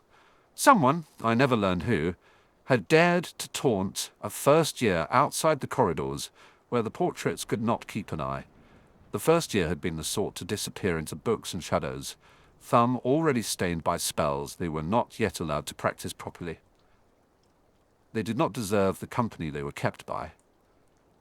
They did not deserve what followed. I heard about it because Lily burst into the common room with her cloak still sodden from the rain, and an expression I knew meant there had been trouble. She never knocked ornaments off shelves, she knocked the air instead. Remus was there, pale but steady, his hands always looking the same way they had when he played with the hems of his jumper as a child. James and Sirius arrived next, the latter still laughing too loud, as if noise could outshout responsibility. I arrived last because it suited me to linger on the staircase, to choose precisely the point at which my entrance would make a difference. There was no point in grand speeches. There never is when someone has been hurt and the world has not yet decided whether to look the other way. Lily had already gathered what she could. She had a plan that involved bandages and a borrowed invisibility cloak, and a member of the hospital wing staff who owed us a favor. Remus offered his presence like a shield. His voice when he speaks rarely raises, but it contains ballast. James offered to storm things, to barge in and demand apologies. Sirius offered a map, with too many unnecessary detours that would have been useful, only if intention alone could fix the world. I offered a flask of something stronger and a pocket full of practical ideas. Nothing noble about it. I weighed the outcome and selected the quick path. That is how I tend to operate. Less romance than calculation. But I have found calculation yields the same prize as courage, when you use it frequently enough. We found the child in a narrow alley by the kitchens. A bully's triumph can be small and humiliating, and nevertheless permanent. The first year had the look of someone made to feel very small, hair plastered to their forehead, lower lip split, one sleeve torn. They had attempted to stand, then decided the effort was uneconomical. We wrapped them in an old cloak that smelled of toast and lemon cleaner. Lily refused to let anyone call for a healer until she had ensured there would be no further indignity in the telling. My hands were steady as I tore clean linen and dabbed, the way they had been since Spinner's End taught me that some small precision could make a house livable. What followed felt for a few hours like the making of a family. That word sits oddly with me. Family for me had been pawnbrokers and cursing. The messy calculus of what to take and what to leave. The family we made in those hours was different. Ragged, valiant, stitched with urgency rather than habit. We held the first year's hand because someone had taught us our hands had a use other than defending our own face. We argued, yes. James and I traded insults with the absolute seriousness of men trading blows. Sirius knocked me, and I returned the favor with a remark that cut precisely where it ought to have. Remus and I traded quiet looks that settled rows better than words. Lily moved between us like a compass needle set to true. There were small reconciliations. I apologized once that night, a brief, muttered thing as she lifted a sodden fringe from the first year's forehead. It was not a grand apology. I am not given to those. I simply said that I should have been there sooner. She looked at me the way she always has, with a curiosity so quick it becomes tender, and a severity that keeps me honest. "Don't leave again," she said. That was all. A child might have been satisfied with less. But I had not been a child for some time. I promised and meant it. Promises are a peculiar currency. You can spend them easily in the moment, and then they accumulate like unpaid bills. They also matter. When you promise someone that you will be there, you make a small revolution in your own life. You place your body and the imagination of your future in the service of another. It is a parenthesis that lasts. I suppose that was the first time I understood how fatherhood blurs. Not with children in arms, I have never had such an entitlement or such a fortune. But with the act of standing sentinel until sleep or strategy takes over. Afterwards, in the hospital wing, I found myself stationed at the end of the bed, like some surly, unwilling guardian. There was a warmth there that should have been foreign to me. It made the nocturnal light look lenient. When the students slept, fragile as a white moth, I realized how easy it is to mistake constant attendance for affection. It is a useful mistake. There were also bitter arguments. Not every rift heals with tea. James, who can be magnificent in his loyalty and monstrous in his vanity, took it upon himself to handle the culprit. His method, exuberantly applied, involved a broom, a lot of noise, and a claim that he had saved the school's honor. He had the right instincts usually, but his execution is often theatrical. He marched into the staff corridor past a pair of portraits and met a senior monitor with far more patience than he deserved. I spoke to him in the corridor later because that is where people prefer to have their sensible words delivered, in a place where overhearers would feel guilty. He was red with indignation and half a dozen other colors I do not bother to name. He accused me of cowardice for not storming, of smallness for making practical arrangements instead of heroics. I accused him of not understanding that spectacle sometimes leaves a child more exposed than it shields. The argument was not gentle. Words flew that had been accumulating for years. He brought up my background in a tone designed to wound, and I returned it with the evidence of his own follies. We were both younger than our tempers made us look. If I had any illusions about James, they had been few. He can be generous to his friends and vicious to those he dislikes. Perhaps if we had a different history, no taunts thrown when the world was narrower and meanness felt like a way to mark territory, we might have become less brittle acquaintances. Lily had watched us with the look of someone seeing a fuse burn out. She stepped between us, as she does, not to mollify, but to fix. Her presence has always been more effective than my temper. She can make us do larger things. She makes me want them. Sirius, predictably, made it worse by laughing at the proper moment and then translating that laugh into a sincere apology later. Sirius's heart is far too big for his mouth. He will always be loved for that failing. That night, after the first year had been tended and the culprit quietly reprimanded by the head of house, we sat in the common room and ate stale toast by lamplight. It was not an image I would have chosen to hang in my head for comfort, but it lodged there. There was a way belonging lights you from the inside. It was not only against the expected cruelties that we banded together. Institutional politics at Hogwarts have their own bite, and they tend towards cruelty when fear sharpens them. The staff have always been more forgiving of spectacle and rank than of inconvenient facts. There are teachers who will smooth over a headstrong Gryffindor's outburst as spirited and brand a Slytherin's pragmatic defense as calculating. Albus Dumbledore, for all his eccentricities, watches these scales and knows to lean. But there are others, forgetful, frightened, or selfish, who would rather preserve the neatness of the school's reputation than the muddle of truth. There was an instance that term that revealed such preferences. A protest had befallen the student body, a rumor that certain families were exerting pressure, that certain students were being recruited for causes the school might find distasteful. Demonstrations were clumsy at Hogwarts. They happened in the dining hall and involved a lot of pastries. The professors called for decorum. The prefects staged a kind of brave nonsense that passed as authority. In the middle of that well-polished farce, someone raised an ugly banner in the Hogsmeade Square, a crude thing with letters badly formed, and a group of older students felt it necessary to investigate. They did not find evidence. They found, however, a collection of scraps that suggested more than the headmasters were willing to accept. The school's response was to downplay. The ministry's preferred narrative is a comfortable thing for administrations to cradle. We, the ragged ring that had become mine, refused to be mollified. Not because we were cleverer than those who run the place, we were not, but because we had seen what happened when small lies accumulated. A line becomes a cliff. We pressed quietly and sometimes rudely. I drafted notes and false confidences, and, for once, contrived to use my reputation as a man who keeps secrets to advantage. I extracted a fragment of the banner from a laundry sack in the kitchens. Lily found a footprint she trusted and insisted we follow the track to the stables, where evidence tends to be left like a careless lover's scarf. That investigation irritated the administration. There were meetings about appropriate channels and student safety. polite phrases that always translate to less contact with messy truths. Professor Slughorn took special interest in the affair, which surprised me.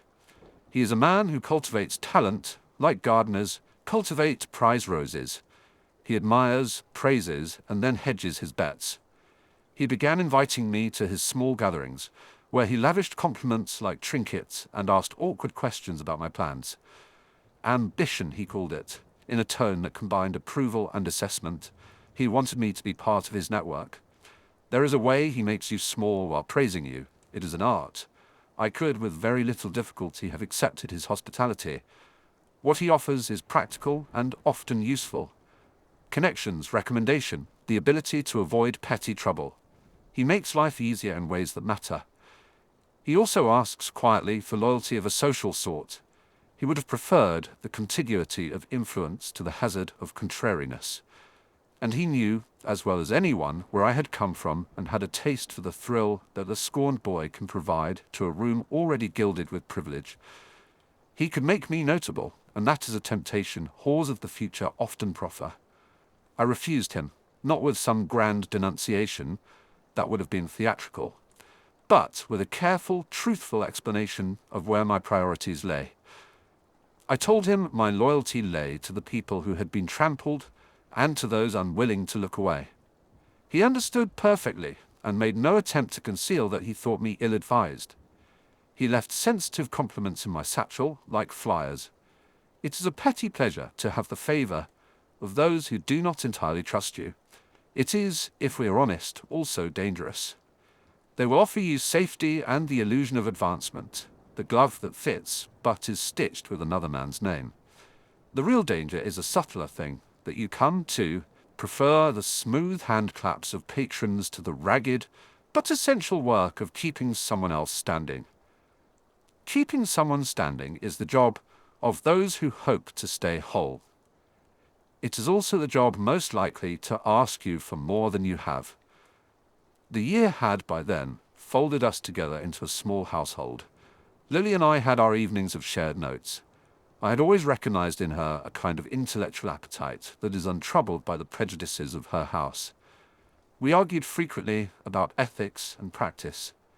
She chided me for my sarcasm. I rewarded her with the exact prescription for an overboiled draught. There were long walks where we spoke of small books and honey-scented tea, and there were moments where we sat in the library and watched other people pass, like ships through fog. She liked to watch how people revealed themselves when they thought no one was looking. That is perhaps why she is so good at seeing the parts of us that we hide.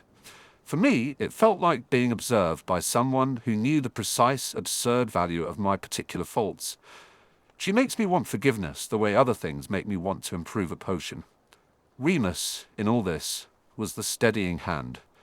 He has a way of being present that is not showy. He became the person to whom the younger ones turned, without asking permission. He made soup and taught a first year to knit. He sat with a third year who refused to talk and simply allowed his company to displace silence with something gentler. In his steadiness there was a kind of fatherhood, not the grim possessiveness of those who think parental love is ownership, but the patient kind that persists without accolades. Once, in the dormitory after curfew, a small boy, one of the first years who had been beaten in the alley, dreamed and wept in the small hours. He had thought himself unlovable.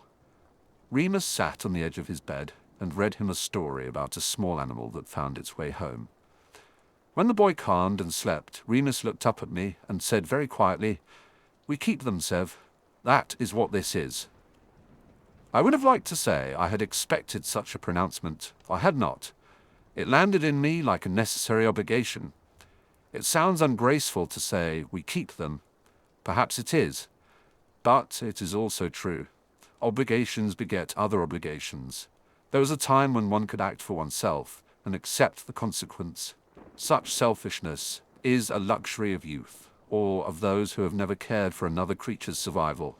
Once you begin to bear other people's lives in your decisions, there is a cascade of choices that follow. You can no longer do things purely for advantage. You find your life threaded through with the small scenes of another's needs. You cannot always be there in person. And so you invent methods of presence. A note, a charm on the latch, a potion laid in a pocket like a prayer. I had not been prepared for how much that would reshape me, when Lily's sister, who had never approved of magic, and had always been suspicious of the warmth that family might grant to its eccentricities, wrote to her in tones that suggested finality, the house felt smaller. Petunia had written that there would be no more room for sloppiness. She spoke with the flat precision of someone who believes that the maintenance of normalcy will save them. Lily read the letter and, for a few days, seemed older than I remembered. She didn't speak of leaving or of returning home. Instead, she became someone who set more baskets to rights, who made sure the younger ones had enough second-hand cloaks, who did the small memorial acts that keep a makeshift family functioning. It was then, more than any single occasion, that I understood what it meant to be both friend and proxy for a parent. There are decisions one must make when a friend becomes the center of a chart of obligations. Do you allow them to burn themselves out to be everything for everyone? Do you defend their every whim against the institution? Or do you step in and say quietly, "You cannot carry the whole world on your shoulders. Let me carry a portion"? It sounds simple. It is not. Most people prefer to solve problems immediately, rather than cope with the long, slow accrual of demands that make lives livable. This placed me in an odd position with those who saw me as merely difficult. I became, by necessity, the one who would deliver hard truths. I wrote to a member of staff once, a complaint couched in the sort of clinical terms those with influence respect, and then about the lack of resources for the lower years. It was a pedestrian thing to do. Yet the ripple from such a letter is a slow one. It forces administrators to consider budget lines and reputations and the rustless machinery of propriety. I was called to meet with a senior who spoke of class and precedent and the danger of a school politicizing care. She used the sort of gently patronizing rhetoric designed to make any moral argument seem adolescent. I did not pretend it did not sting. I pointed out flatly that morality is not the same thing as comfort, and that sometimes the job of those who teach is to be inconvenient. She smiled, the smile of someone who believes small people should be patient. She could not see that patience is a dangerous virtue when lives are in the balance. I left with a note in my hand, promising consideration, and the knowledge that promises are counted in the currency of how often they are used. And yet, for all the hardness of those meetings, and the small, sharp arguments, there were also moments of warm, ridiculous domesticity that kept us from fraying completely. One midnight, when exams had left the castle a hush of exhausted paper, we convened in the kitchen with tinned peaches and the last of the marmalade. Lily told a story of a kettle she had rescued from her aunt, an ordinary thing transformed by affection, and we laughed until the teacups trembled. Remus built a small sculpture from teaspoons. James attempted to teach a rather complicated jinx to a reluctant stool that did not wish to fly. Sirius recounted a preposterous adventure involving a dragon in a pastry shop. It was nonsense, and precisely what we needed. We sat like an ill-sorted assortment of ornaments, and for an hour the world simplified to the narrow ellipse of our circle. You learn most about a real family, the ragged, valiant sort, by the smallness of domestic routines. It is not in the grand gestures, but in the ways someone remembers the proper way you like your tea, or the way someone else notices the tear in your cloak and mends it without ceremony. Those are the stitches that keep a group together when the rest of the world offers either indifference or indignant politeness. There are mysteries that remain small enough to be comforting and those that are large and dangerous. The small ones we solved with gossip and the greater ones with careful, measured action. One such small mystery began with a scrap of handwriting I found tucked into a book in the library. It was not a message to me, I do not believe. It fell out like a fishhook left behind. The note read, in a hurried hand, a name and part of a place. It could have been nothing. It could have been everything. I showed it to Lily. She morphed softly into the sort of investigator who is a delight. energetic without being intrusive, insistent without being cruel. We followed that scrap as far as it would lead. It took us through the library's old catalogues, past the portrait of an old headmaster who remembered too much, and down to the sort of staff cupboard where people leave things and forget them. We found, eventually, a small box of letters that had not yet been returned to their owners. There was a photograph at the bottom, black and white, edges curled, the kind of evidence that anchors a story. 2 figures in it belonged to adults who had been involved in college politics long before we were born. One of them had the sort of voice that convinces polite men to call things by other names. It was a small surface mystery, in the sense that it did not translate immediately into danger. It whispered of older entanglements and of the way institutions keep histories that are inconvenient to the useful. It reminded us that the present is shaped by past bargains. We did nothing dramatic with it. We documented, we stored. We made a note in a private ledger. That is what makes this company of ours useful. We take notice. I'm aware how all of this, the small kindnesses, the investigations, the arguments, might be read as the mere doings of youth. Perhaps it is. But there are moments when small things alter the course of bigger ones. A note keeps until it is needed. A promise keeps until it is due. A hand holds a small wrist until it stops trembling.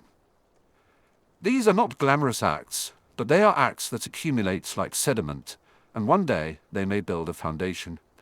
There is always the temptation to imagine myself as a loner, and for part of my life that was true in the practical sense.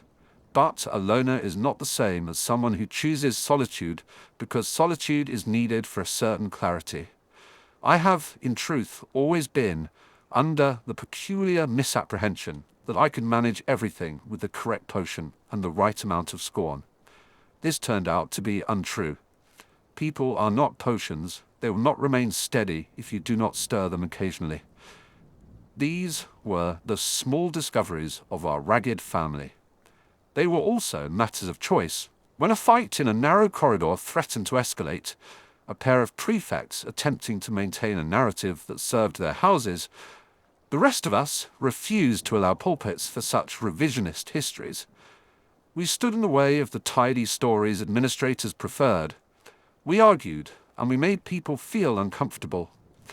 We used our presence as a kind of witness, which is what one does when history is in motion and the stakes are not only reputations. Politics, of course, take a long time to change. The school will continue, with its portraits and its rituals, and it will prefer certain similes of courage over others. It will praise the showy rescue and ignore the daily, tedious work of arriving in the narrow hours and making sure a child has bread. We're often surprised by that, but the school is also, for all its rigidities, malleable enough to accept a small change if enough of us insist. This is why the found family matters. It is not merely comfort, it is leverage. When you have people who will stand up for one another, you can move policy. You can make certain forms of indifference more awkward.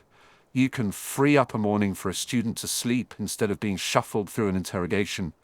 You can make a small mercy into a precedent. And yet frayed threads remain. We are not uniform. Old habits persist. There is jealousy sometimes, and resentment. James's past japes continue to leave me with reasons to be wary.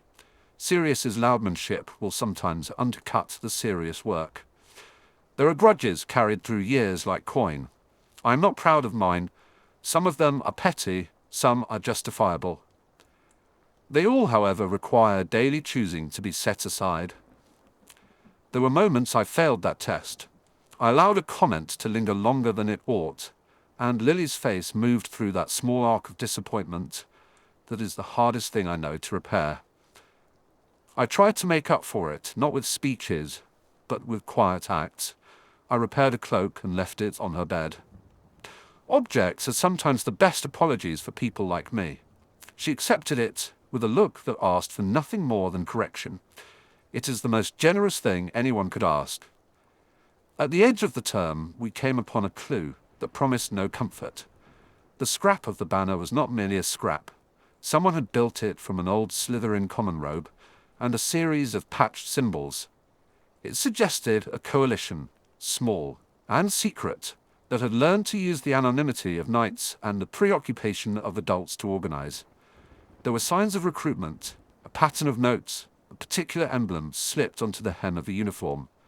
Barely visible, unless you looked for it in the right light. We saw the pattern because we had been paying attention to the small things all this time. It changed everything. Standing together in the dim library, the four of us, Lily, Remus, James, and I, held a kind of council. Dumbledore had been informed, though his reply was characteristically measured. He said something about not inflaming rumors, but called me aside afterwards and asked me to keep watch. It was not phrased as an order, it was phrased as an entreaty. Some jobs are given by pleading. They are the kind that mark you. I stared at him for a long time. The headmaster's face is a book about which one can never be sure whether the next page will be satire or truth. He regarded me with a patience I had never earned. He asked quietly if I could be discreet. I told him I already was, mostly because it is less trouble to be truthful than to invent falsehoods. Being asked to watch is a strange honor. It is also a small debt. It placed me at the intersection of many obligations. I was, once more, torn between the life I had dealt, aligned with people who had kept each other, and the other paths. Patronage, indifferent bureaucracy, and the lure of being someone who influences things by access instead of care. I chose the company I had made. There is real power in choosing the ragged and the valiant over the gilded and the sure. It is not a glamorous power, it is the power of being present in the right moment, of knowing where to press for a budget, of having a friend who will smuggle someone into the infirmary under a blanket. It is the power to be the one who remembers the names, who writes down the hours, who keeps a ledger of small interventions. It is the kind of power that makes a school kinder and a life steadier. Some nights I am exhausted.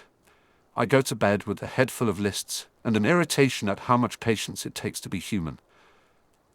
Other nights I fall asleep easily, thinking of a small boy with bandaged hands and a smile, of Lily's precise critique, of Remus knitting badly yet persistently, of James's absurd private kindnesses that he manages to disguise beneath bravado. They are human details, they are everything. When I thought of fatherhood that term, I did not picture cradles. I pictured duty wearing the quiet clothes of midnight vigils and small, unremarkable acts.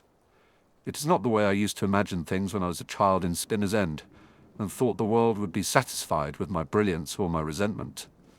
Those childhood illusions have been shaved away by reality and replaced with the more awkward but true thing. What keeps people alive is small service repeated. There is a warmth to that, even for a man inclined to sarcasm. I have found that warmth like a well-kept fire, its embers not glamorous, but reliable. We are, each of us, a match. Together we make a bonfire if we choose to. When we left the library that evening, the scrap folded carefully in a pocket. We shared the sort of silence that precedes action. Outside, the air was cold and promising. There is a difference between feeling frightened and recognizing the necessity of action. We felt both. I had, in my pocket, a promise I had made weeks earlier to Lily. I had undertaken to be present. It sounded impossibly small when I first made it. Now it was a lodestone.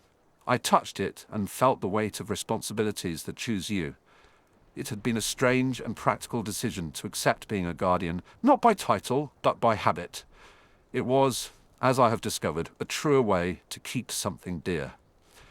We walked out into the corridor together, a ragged line of souls bound by small insistences and mutual stubbornness. The castle's torches threw our shadows long and correct on the walls.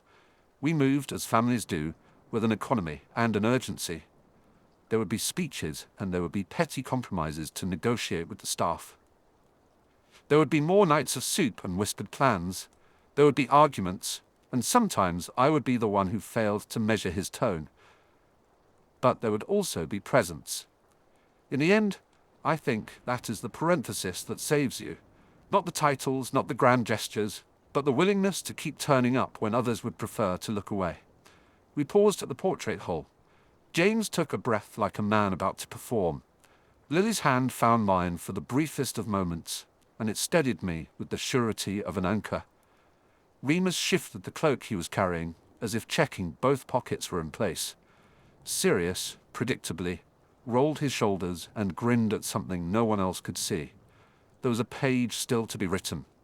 The scrap we carried might be nothing, and it might be the thing that reveals much more. We could not know. That uncertainty is perhaps the shallow end of courage. I let the portraits swing open for them. My own feet followed after, because promises are less noble in the telling than in the keeping. The corridor receded behind us, and ahead, as always, loomed the sort of trouble that requires a household of odd, dedicated people to face it. We walked toward it together because what else was to be done? Chapter 30. A small court of imperfect heroes. Heroes in the stories I had loved as a child arrived on the page as if polished.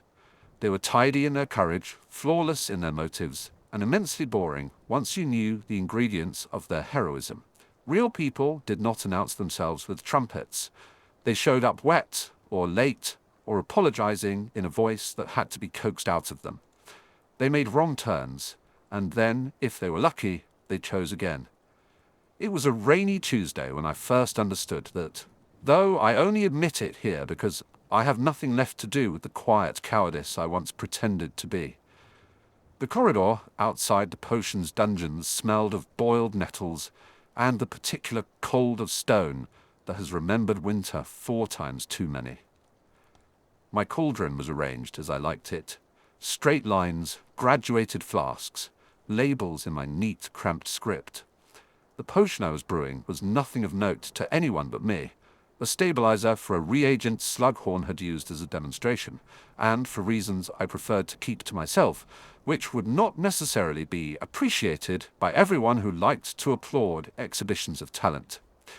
The door clicked open and Lily pushed her head through, rain lacing her hair into a dark halo. She smelled of soap and apples, and something that made the rest of the dungeon feel softer for a second. Her eyes were the green I had learned to read. They were quick to catch what she wanted to see, quick to skip the things she didn't think worth her notice. "You're in early," I said, because it seemed the smallest thing to do. I could have asked why she had left the warmth of the castle with rain on her collar. I could have asked about her aunt's temper. Instead, I watched her hands, watched the way they curled around the strap of her bag. She came in without ceremony, and looked at my setup as if it were ordinary. That was Lily's greatest and most exasperating gift. She made the extraordinary ordinary so that it could be handled. "Missed you in the library," she said. "Remus thought we'd better check on Marigold. She says someone's been taking things from the Gryffindor common room." A small mystery at the heart of the term.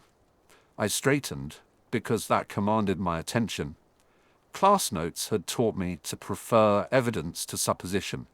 I had a natural aversion to overheated moralizing. But accusations, particularly of theft, ate at the edges of everything we did. Houses decide at a glance whether you are the sort who will keep a secret or the sort who will employ a secret as a weapon. Houses keep records, people keep grudges. Lily's mouth tightened. That meant she had a conviction, but not yet a solution. "Who?" I asked. "Marigold is a first year," she said. "She found her locket gone and a scrap of ribbon in its place. Others have lost things too. Someone in the kitchen's lost their mother's brooch. A Slytherin's pen went missing from the common room. It's petty, but it's climbing." It was a small thing. Too small for a full inquiry, too small for public headmasterly pronouncements, but not small enough to ignore. The castle was made of small things stacked, and small things, if left to fester, could rot the whole edifice. We both understood that. We both had learned, in our different ways, to look further than the first bruise. "You want me to test the ribbon?" I said. It was the practical solution. Potions could detect residues, could tell whether an object had been touched with the same hand, could reveal oils and oddities left behind even after laundering. People always underestimated the things left on things. Lily smiled, not the laughing smile that made me want to be better at being charming, but the focused one that made plans. If you can find anything, we'll know whether this is a prank, a targeted thing, or an experiment in social panic, I finished. Because I had seen that before, and it pleased me to name it. Lily's jaw worked. Bring Marigold down this evening, she said. Remus will come too. We need someone who won't draw attention. Tonight, I said. Don't tell Marigold anything that could alter what she feels this afternoon. Whatever she thinks now will help the sample. Lily hesitated on the threshold, as if weighing the options between a confession and a polite withdrawal. Who's going to trap the thief? She asked. Because I can't. She broke off. She never pronounced the words she did not believe belonged in speech when it was about other people. She trusted me enough to leave the rest unsaid. I will, I said, on one condition. You do have a condition, she said, smiling. You come prepared to apologize if I tell you it's far from romantic and mostly smells of boiled nettle. She put her hands on her hips. Rain dripped from the hem of her skirt onto my slate floor. I'll swallow anything for the good of others, she said, and then, as if embarrassed by the shine of her boldness, I always thought that sounded dramatic when you did it. There was beneath her earnestness the uncomfortable awareness that she had friends with an appetite for dramatic interventions and enemies who liked to make them. Across the terms, James Potter and his circle had perfected a theatrical cruelty that pleased itself, like a coach persuading the rest of the team to win at any cost. I did not believe in soft excuses for them. I suspected a lot of thefts carried the bright thumbprints of performance. If you could shame someone cleverly enough, you could elevate yourself without lifting a finger to any honest work. At 7 that evening, the dungeon was a little darker than usual. The corridor outside hummed with students returning late, the soft thuds of boots, the occasional shout. I had made a reagent that changed shade when it touched any residue connected to an object's owner. Skin oils, the peculiar perfumes people thought they washed off. It was not remarkable to me. It was very useful. It glowed, a muted, inconvenient blue when it encountered remnants from 3 different handfuls of hands. I had also taken the precaution of setting the potion in folds of old cloth. If anyone had watched, they would have called me obsessive. They were correct. Marigold, that was not her real name, of course. First years preferred pet names and whispered pseudonyms the way birds prefer empty nests. Arrived with Remus at her shoulder like a soft guard. Remus moved through the space like someone who knew how to respect the weight of other people's fears. He had the calmness of an old tree. He did not ask the sorts of leading questions James would have. He did not try to turn it into something to be watched for sport.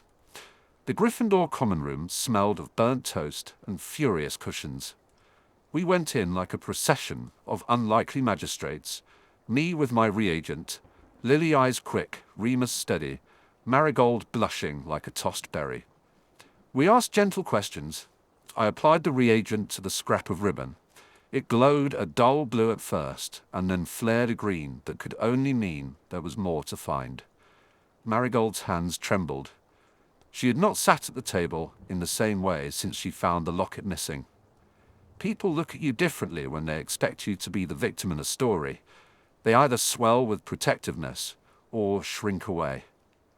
There was a small, terrifying possibility that the room would be thought to be too full of gullibility, and that the accusation would become the punishment of being suspected. It was a nuisance, and the best kinds of nuisances usually have a solution.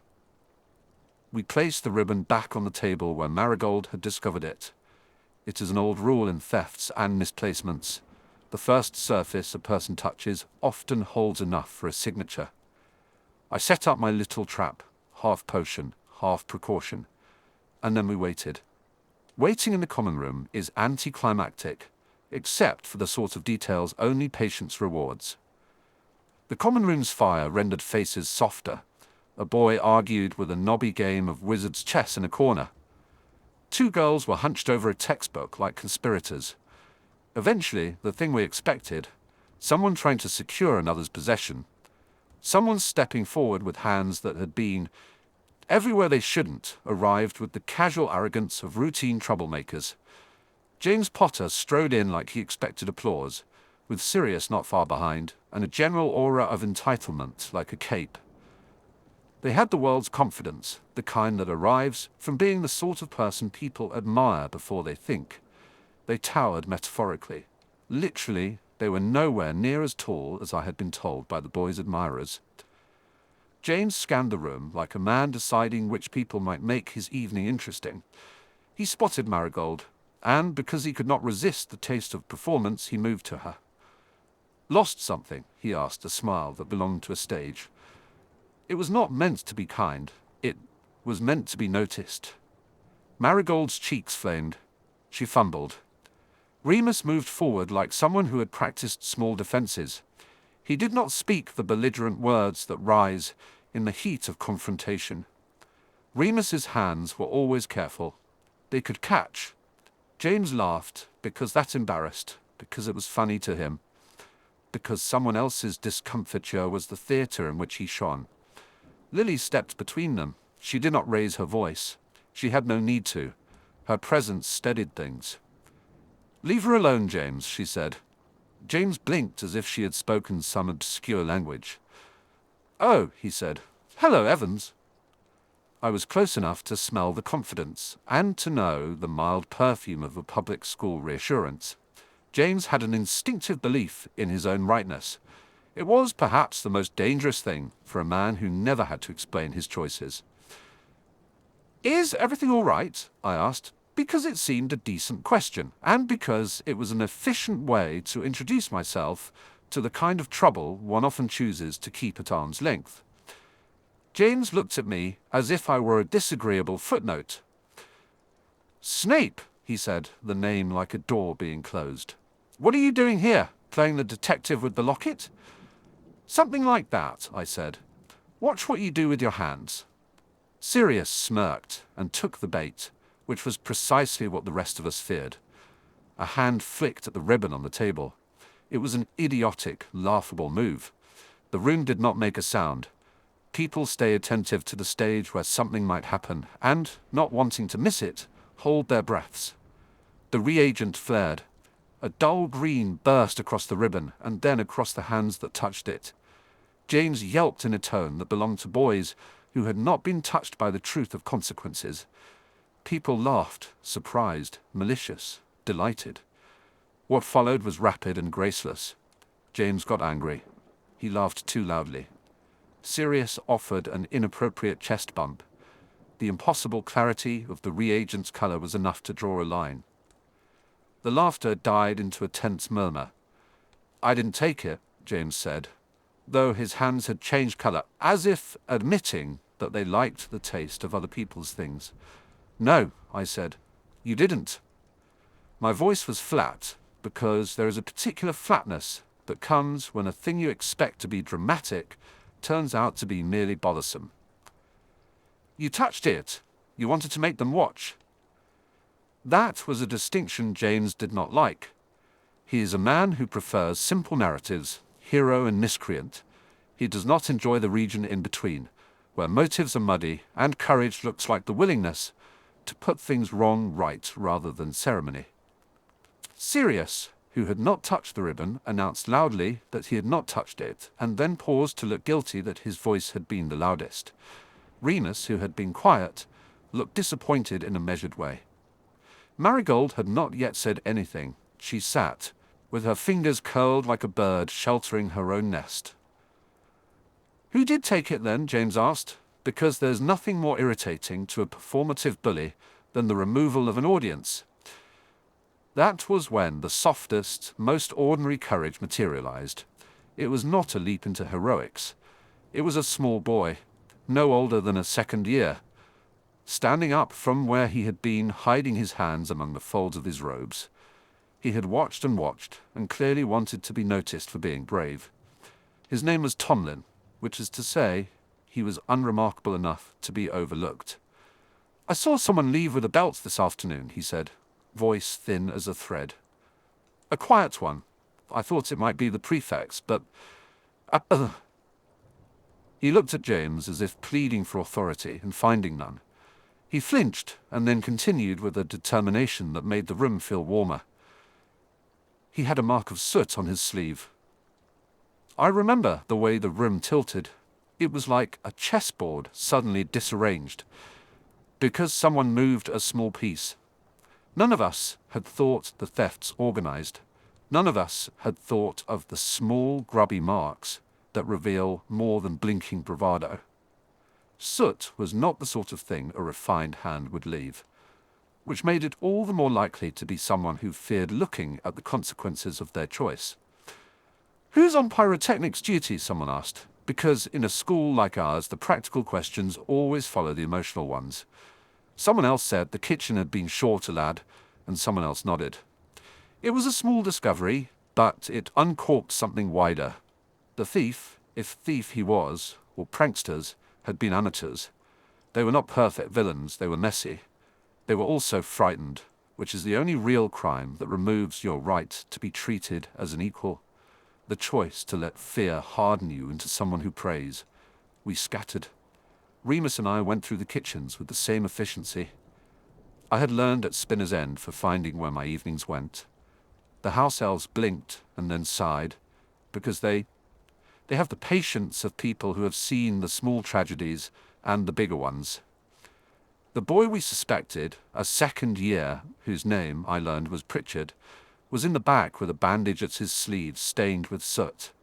He had been stealing as a way to pay a debt, which is a moral arithmetic I have no fondness for, but that I understand intimately. Debts make neat men do messy things. Why? I asked him. It was not the era's time for sermons, it was time for the practical. Malachi's angry, he's angry, he's angry, he said.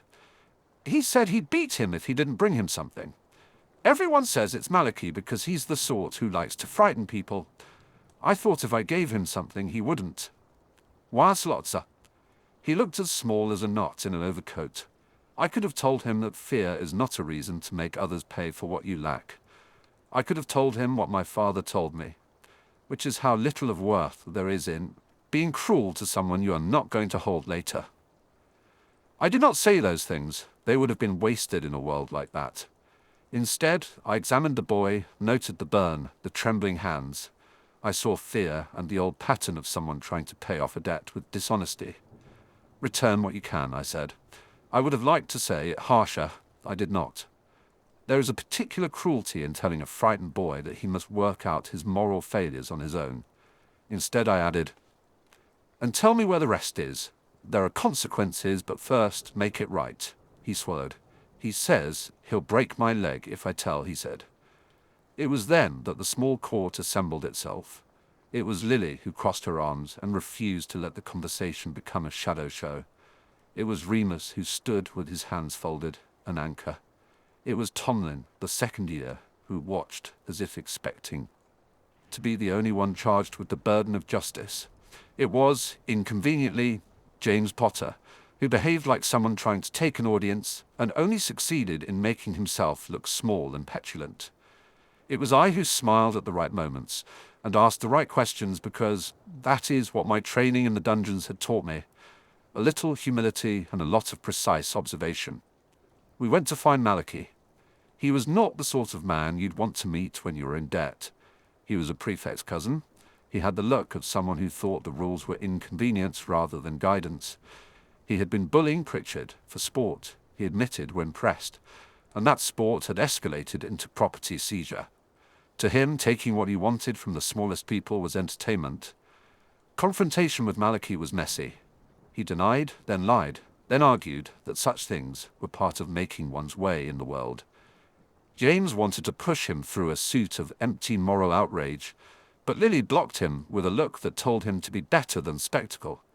Remus, who never liked the spectacle of violence, put himself between Pritchard and the rest of the world in a way that said, "We will not let you be alone." There are many ways to be brave. Remus has the sort of bravery that carries a light and waits for people to follow it. rather than forcing them to step into it. Lily's bravery is the sort that renders what is complicated into something that can be addressed without pride. Mine, the one I prefer not to claim, was the cold, efficient decision to make sure the consequences were not left to the people who were already accustomed to being above them. We arranged an improvised hearing in the library, of all the places. The library is the small court in a school like ours. It keeps its secrets between stacks. It is where the whispers that can become laws begin. We had witnesses. We had Pritchard, small and hollow-eyed. We had Malachy, who pretended to enjoy the debate as if it were a new game. We had Tomlin the second year, who stepped forward because he had watched and because he had the rare courage to show himself. We had James, who was unpredictable. He wanted the drama. And we had me with a vial and a ledger, and the capacity for the precise calculation that, in this sort of thing, matters more than righteousness. The head of house was equally frustrated and reluctant to be drawn into the sort of palaver that could escalate into house warfare. He agreed to listen because he is a man who prefers the appearance of control to its actual exercise. Prefects have a way of protecting their own. The school protects its own. But here was a case that cut across the neat boundaries of house politics. Something petty had metastasized into fear. We all recognized the taste of it. The head of house knew he could not hide from it. We spoke in measured sentences. Malachy objected that taking things was the sort of tradition that toughened boys into men. James could not help but roll his eyes at that. "That's not toughness," James said, and he did not mean it unkindly. He meant it like someone pointing at a patch on a cloak and telling you it's tat. It was untidy, honest, and deeply unsatisfactory to a man who enjoyed pomp. In the end, the solution was practical. We were not capable of dispensing perfect justice. No one is. That is the point. Remedies at Hogwarts are seldom pure. They involve conversations, apologies that will be made, while one thinks of better comebacks, reparations that will be fulfilled in fits and starts. Pritchard would have to return the items he had taken with a list and help to repair what he could. Malachy would be required to do community service. A phrase that sounds noble and, in our context, means endless labor for house points. The head of house demanded an apology from Malachy that was forced and therefore honest. He would be the adult who could insist on ritual, and from Pritchard a promise to seek help, rather than barter pieces of other people's lives for relief. We decided to keep it within the school because outside interests would have turned petty thieves into scandal and scandal into indictments that would, in the end, have hurt the smallest men among us. Houses have their own ways of swallowing mistakes. It is ugly. It is human too. That night, as I lay awake in my bed in the Slytherin dungeons, I thought of pride and how it tastes like dust. James had made a few clumsy attempts at conciliation, none of which had been particularly heroic. And then, murky and humiliating, he had returned to the sort of person he knew to be admired, loud, theatrically confident, quick to occupy space. He was a man who wanted to be needed. He was also someone who needed to be taught that being needed requires more than a flourish. I had thought, wrongly, for a long time that courage and hypocrisy could not be interlaced. I saw that term, how poorly people fit into the boxes we write in books. James could be a bully and still defend someone when actual harm appeared likely.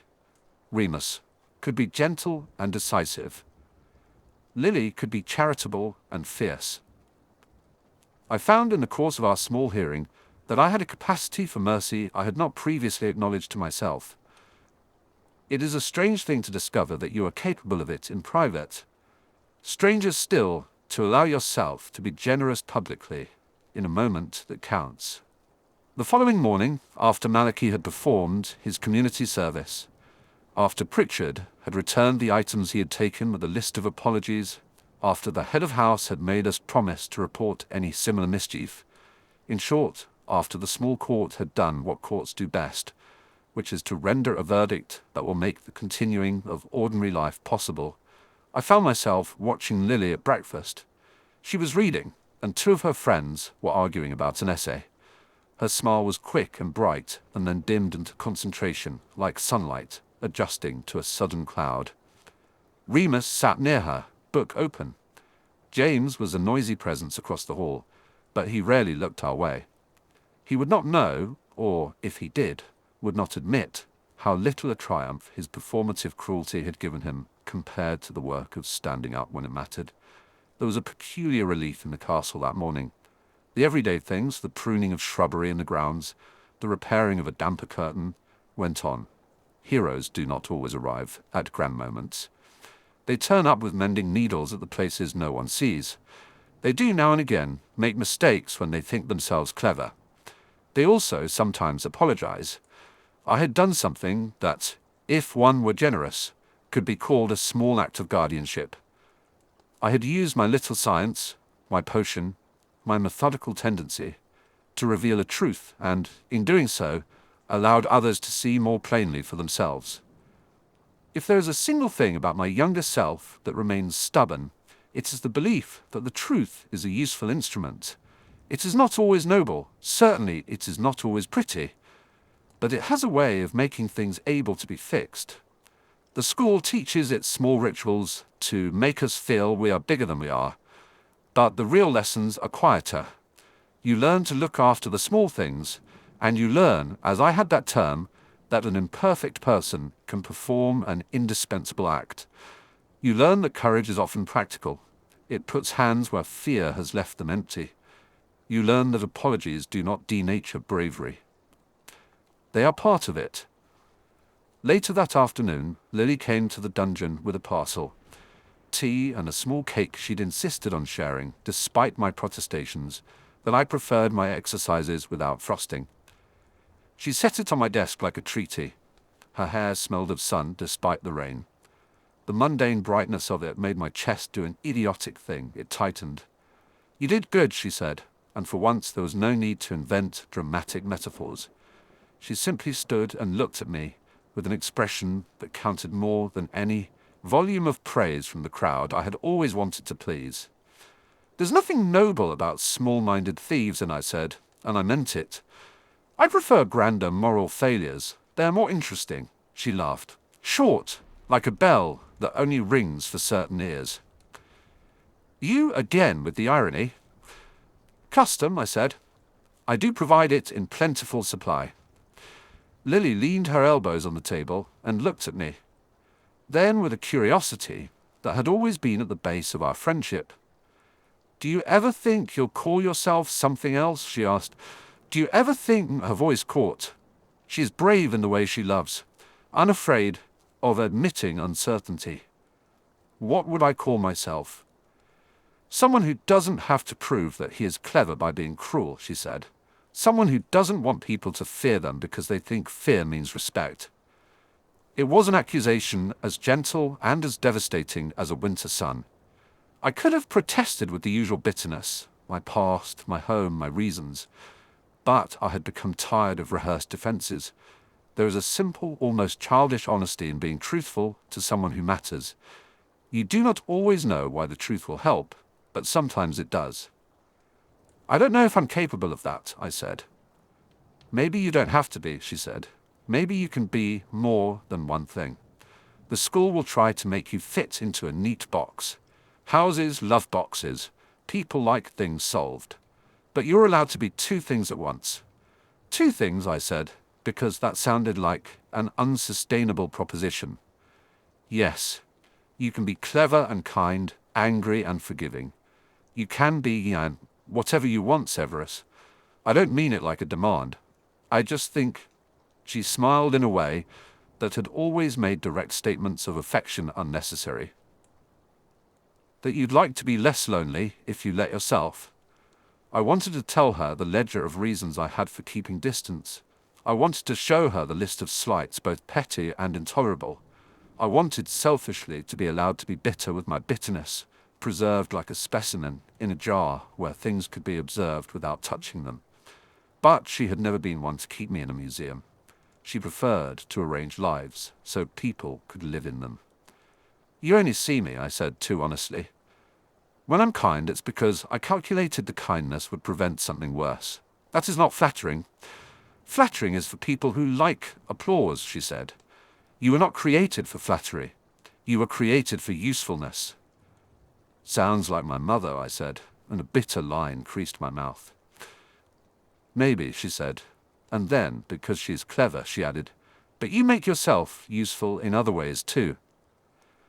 We sat there with a slice of cake between us and a silence that was not uncomfortable. It was a silence that had the shape of a decision. The school does not teach you how to be a found family. You construct it out of little misjudgments and bigger acts of attention. We had in our small court of dubious juveniles performed an act that kept a smaller life from being broken into pieces. That is the work of what I'd once called heroes, and it surprised me to think myself near them. This surprised me more because I had never imagined my name among those that would be remembered for kindness. There are many sorts of heroism. There is the triumphant kind sung about in halls, and there is the domestic sort that rearranges a life so it could continue. I prefer the latter because it is less showy. It requires a steady hand and a willingness to accept that you will be remembered imperfectly. The politics of the school will rearrange narratives. Presidents of houses will spin things as they see fit.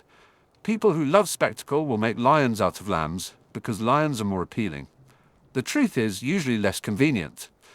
That evening, as I locked up, I found a small note slipped under my door. It was from Lily, as all of my small advantages in life eventually were. She had written, in a cramped, clear hand, a single sentence, "Thank you for today." Then a second line, smaller, as if apologizing for asking something so small. P.S. You asked if you might be more than one thing. I read it 3 times, like a man tasting salt from the sea. There is no map for what follows. There is only a procession of small choices stacked one on another until they become a life. We were all imperfect in our way that term, braggarts and cowards and kind hands. We were, in the way that matters, trying.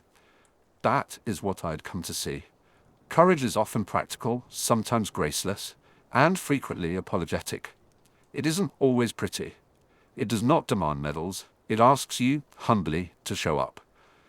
The castle hummed with the low sound of students returning to their rooms. Outside, the rain stopped and left a smell of freshness.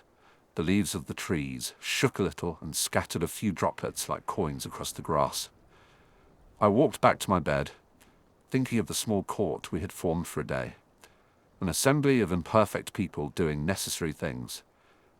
There is little glory in that, but there is a warmth that outlasts applause. When you measure a good act against imperfect motives, the math is rarely neat. But it is here I keep my receipts. Small, folded, practical tokens of a truth I would not otherwise speak. I had acted because I wanted to protect, because I could, and because the world requires a hand always ready to steady someone else. Perhaps someday I will learn to be that hand without so many reservations. Perhaps I will not. For now I will make potions, test ribbons, and stand in library hearings.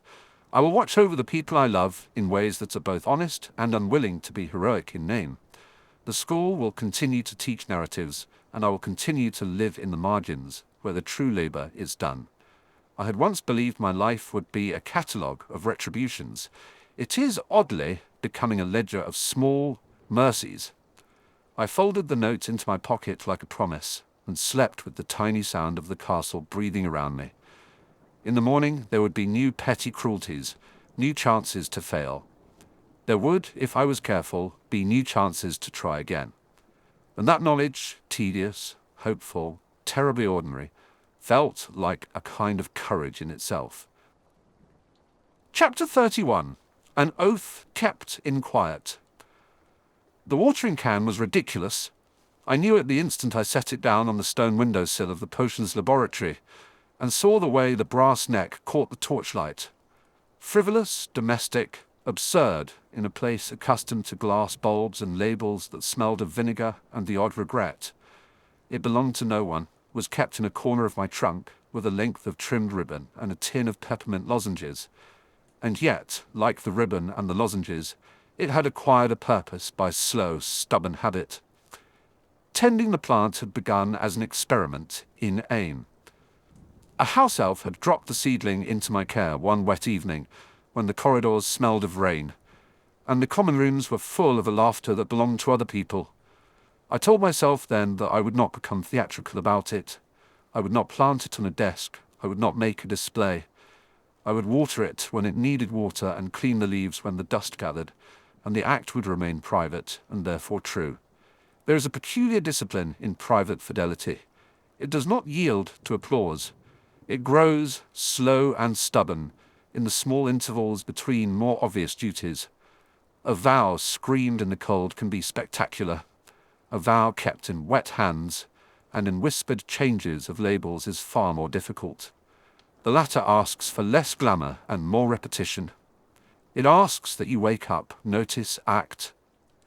It asks that your private life be of a certain temper, steady, practical, occasionally cruelly efficient. I had made one such promise once, in the kind of anger that leaves you braced on the edge of a precipice. The words had been sharp with the heat of a boy who believed he could still see the world as a knitting of choices, his own included. I remember the angle of her chin, the way her eyes narrowed, not in contempt, but in the clear, assessing way she had when I said something that sounded dangerously like surrender. She did not shout. She did not raise her voice to be dramatic. She turned, and there was an absence of everything I knew how to argue with. It was where she drew a line that told me, in the only way that mattered, that I had changed her opinion of me. So, I swore. I swore under my breath, the kind of vow that sounded foolish in a corridor but sensible in the quiet after. I could not undo what I had been. I could not erase what I had laughed at, what I had flirted with, what I had thought might win attention. That I could keep something else. I could keep a promise made to protect. To keep safe the person who mattered most, at a cost that did not demand fireworks. Just a long litany of prudent inconveniences. I learned early that such things are not dramatic. You cannot patrol another person's life with the grandness of a cloak swooping behind you.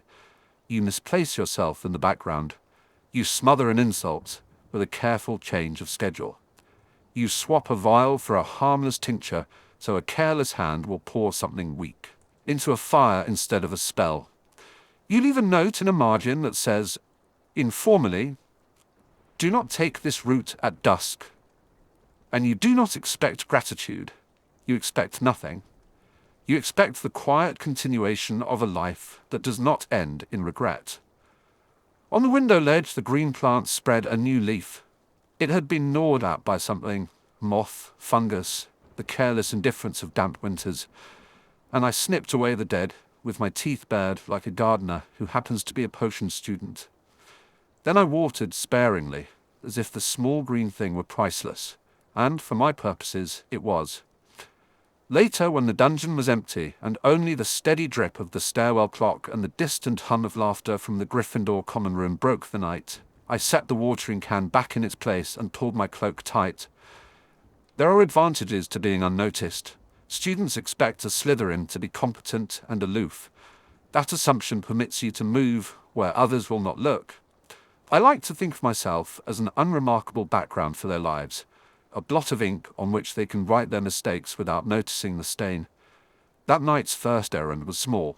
A Gryffindor boy had been observed, rather publicly, whispering in the corridor about a plan to drop a stink bomb into Lily's cauldron during their practical the next day.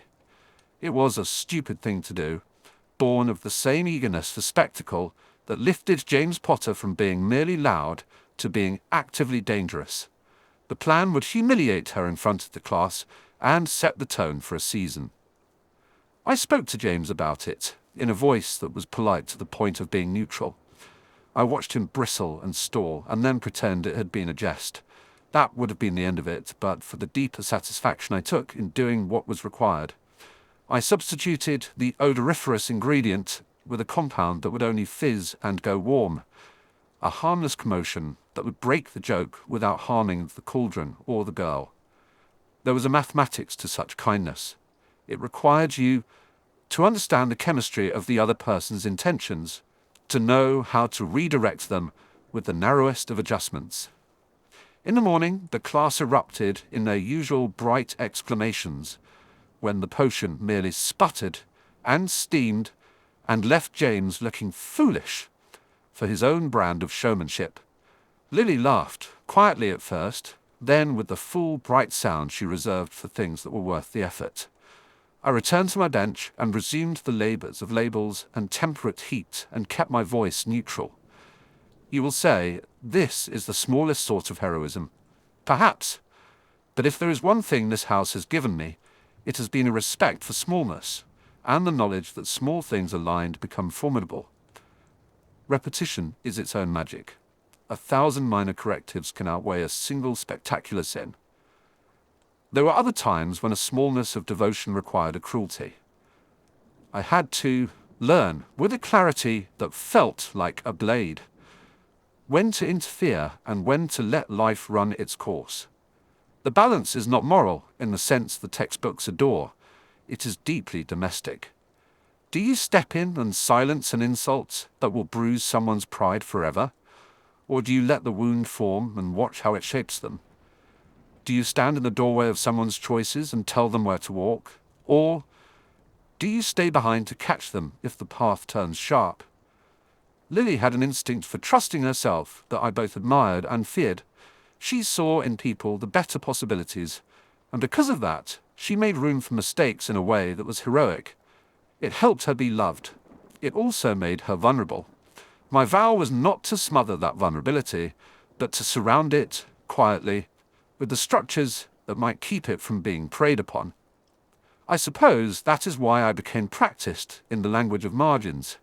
I annotated her textbooks in invisible ink that only revealed itself under the careful heat of the fingers. I left a spare quill tucked into the seam of her favorite potions reference when I noticed the spring was splitting. I took to visiting the library at odd hours where she and Remus sometimes worked, and, with surgical neatness, shuffled the returns so she would not be surprised by an earlier deadline. These are not actions that an audience approves of, but they are actions that keep someone from having to call on you. There is dignity in that. Remus was a patient steward of my more awkward confidences. He listened without astonishment when I described rearranging a supply cabinet at an ungentle hour because Lily casually mentioned she could not always carry heavy cauldrons. He had a habit of smiling as if he approved of the sentiment, and then, with his mild, unshowy humour, he would offer to help me lift the damn things. He was not the sort of friend to ask probing questions, possibly because his own history had taught him the usefulness of privacy. That silence became an unspoken covenant between us. We kept our small acts of protection for people we cared about, and we did not demand justification for it. There were nights I would find myself following the theatre of the castle, not with any desire for scandal, but to map the currents. Who came back late, and with what manner of hope or shame? Who had letters in their pockets that smelled of smoke or perfume? Who had been laughing earlier, but walked with a posture of danger now? It was a study in micropolitics. Who owed whom what? Who had received a kind word that could be traded later for silence?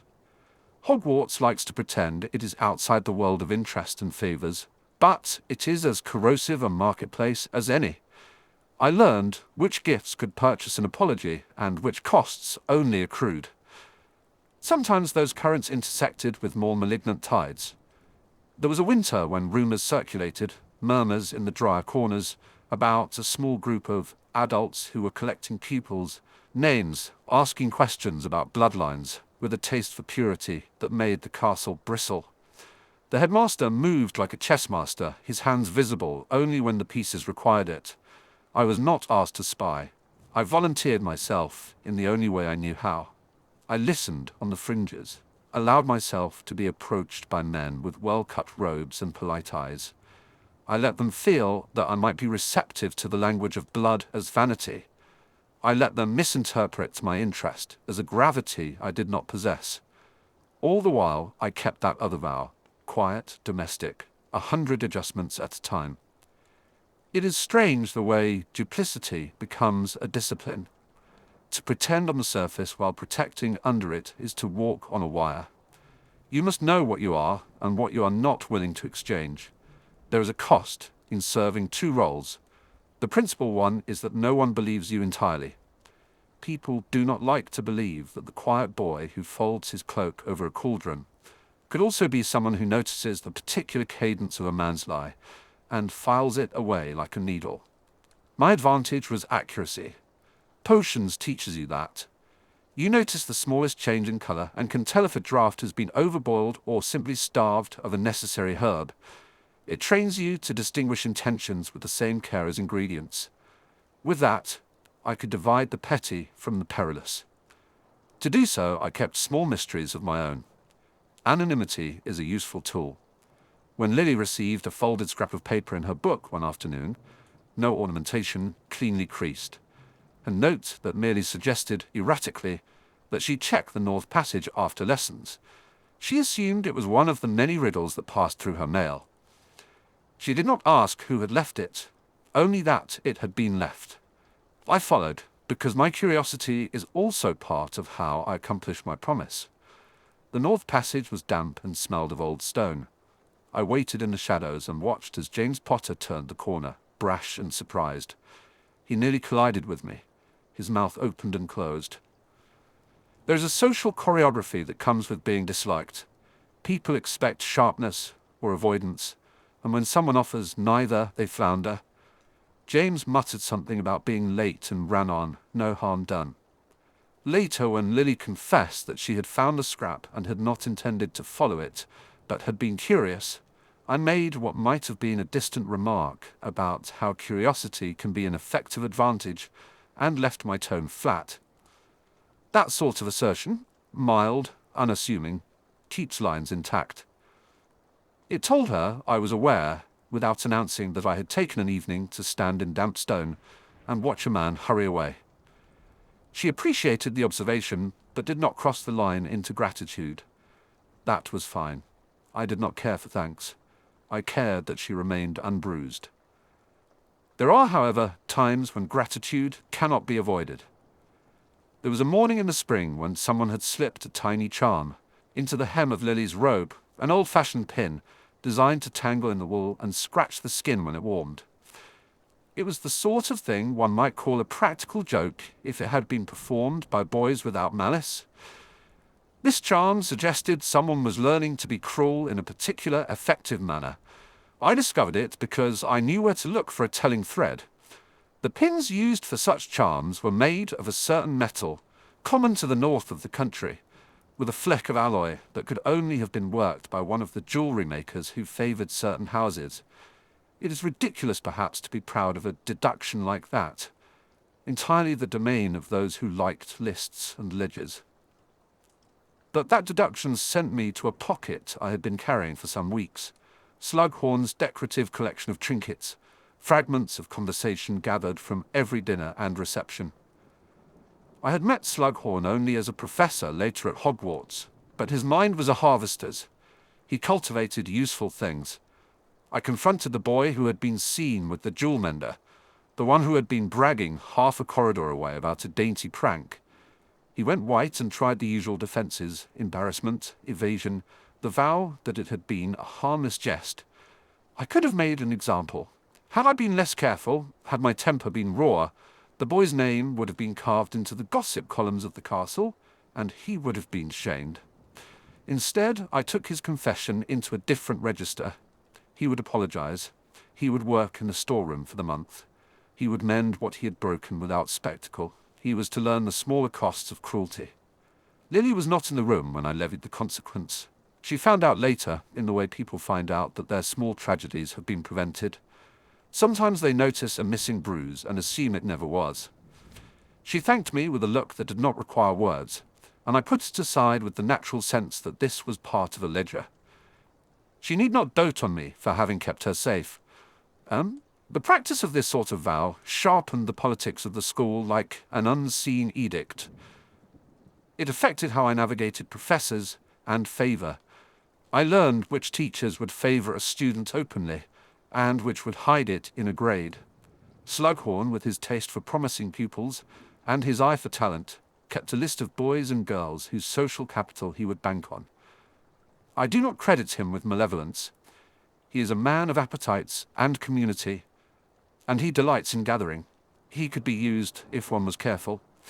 There were nights when I sold a troubling anecdote to Slughorn merely to gain access to the person he wished to host at the next dinner. Slughorn believed in favour for talent. He would arrange seating so that a promising Gryffindor sat near Lily, so that a pureblood ally was near enough to overhear and perhaps correct an inclination. I could not force hearts to change, but I could arrange the room so that small things nudged in the right direction. It is a slow method and hardly heroic, but it is practical and sometimes ruthlessly effective. Dumbledore saw such things with a surgeon's eye. He was the man who would correct the room without the fuss. He did not often speak to me in private, but when he did, it was with an economy that suited me. Once he inclined his head towards the common rooms and remarked, as if commenting on a weather pattern, that certain lives had about them a fragile grace, and that it would be a shame to see that grace broken because somebody sought to prove themselves through cruelty. He did not explain, he did not prescribe. I took that remark to be instruction and to be permission. It is peculiar the authority one feels when a man's mention is brief. It is like receiving a map with no legend. You know the terrain is important, you know why it matters, and you are left to choose your route.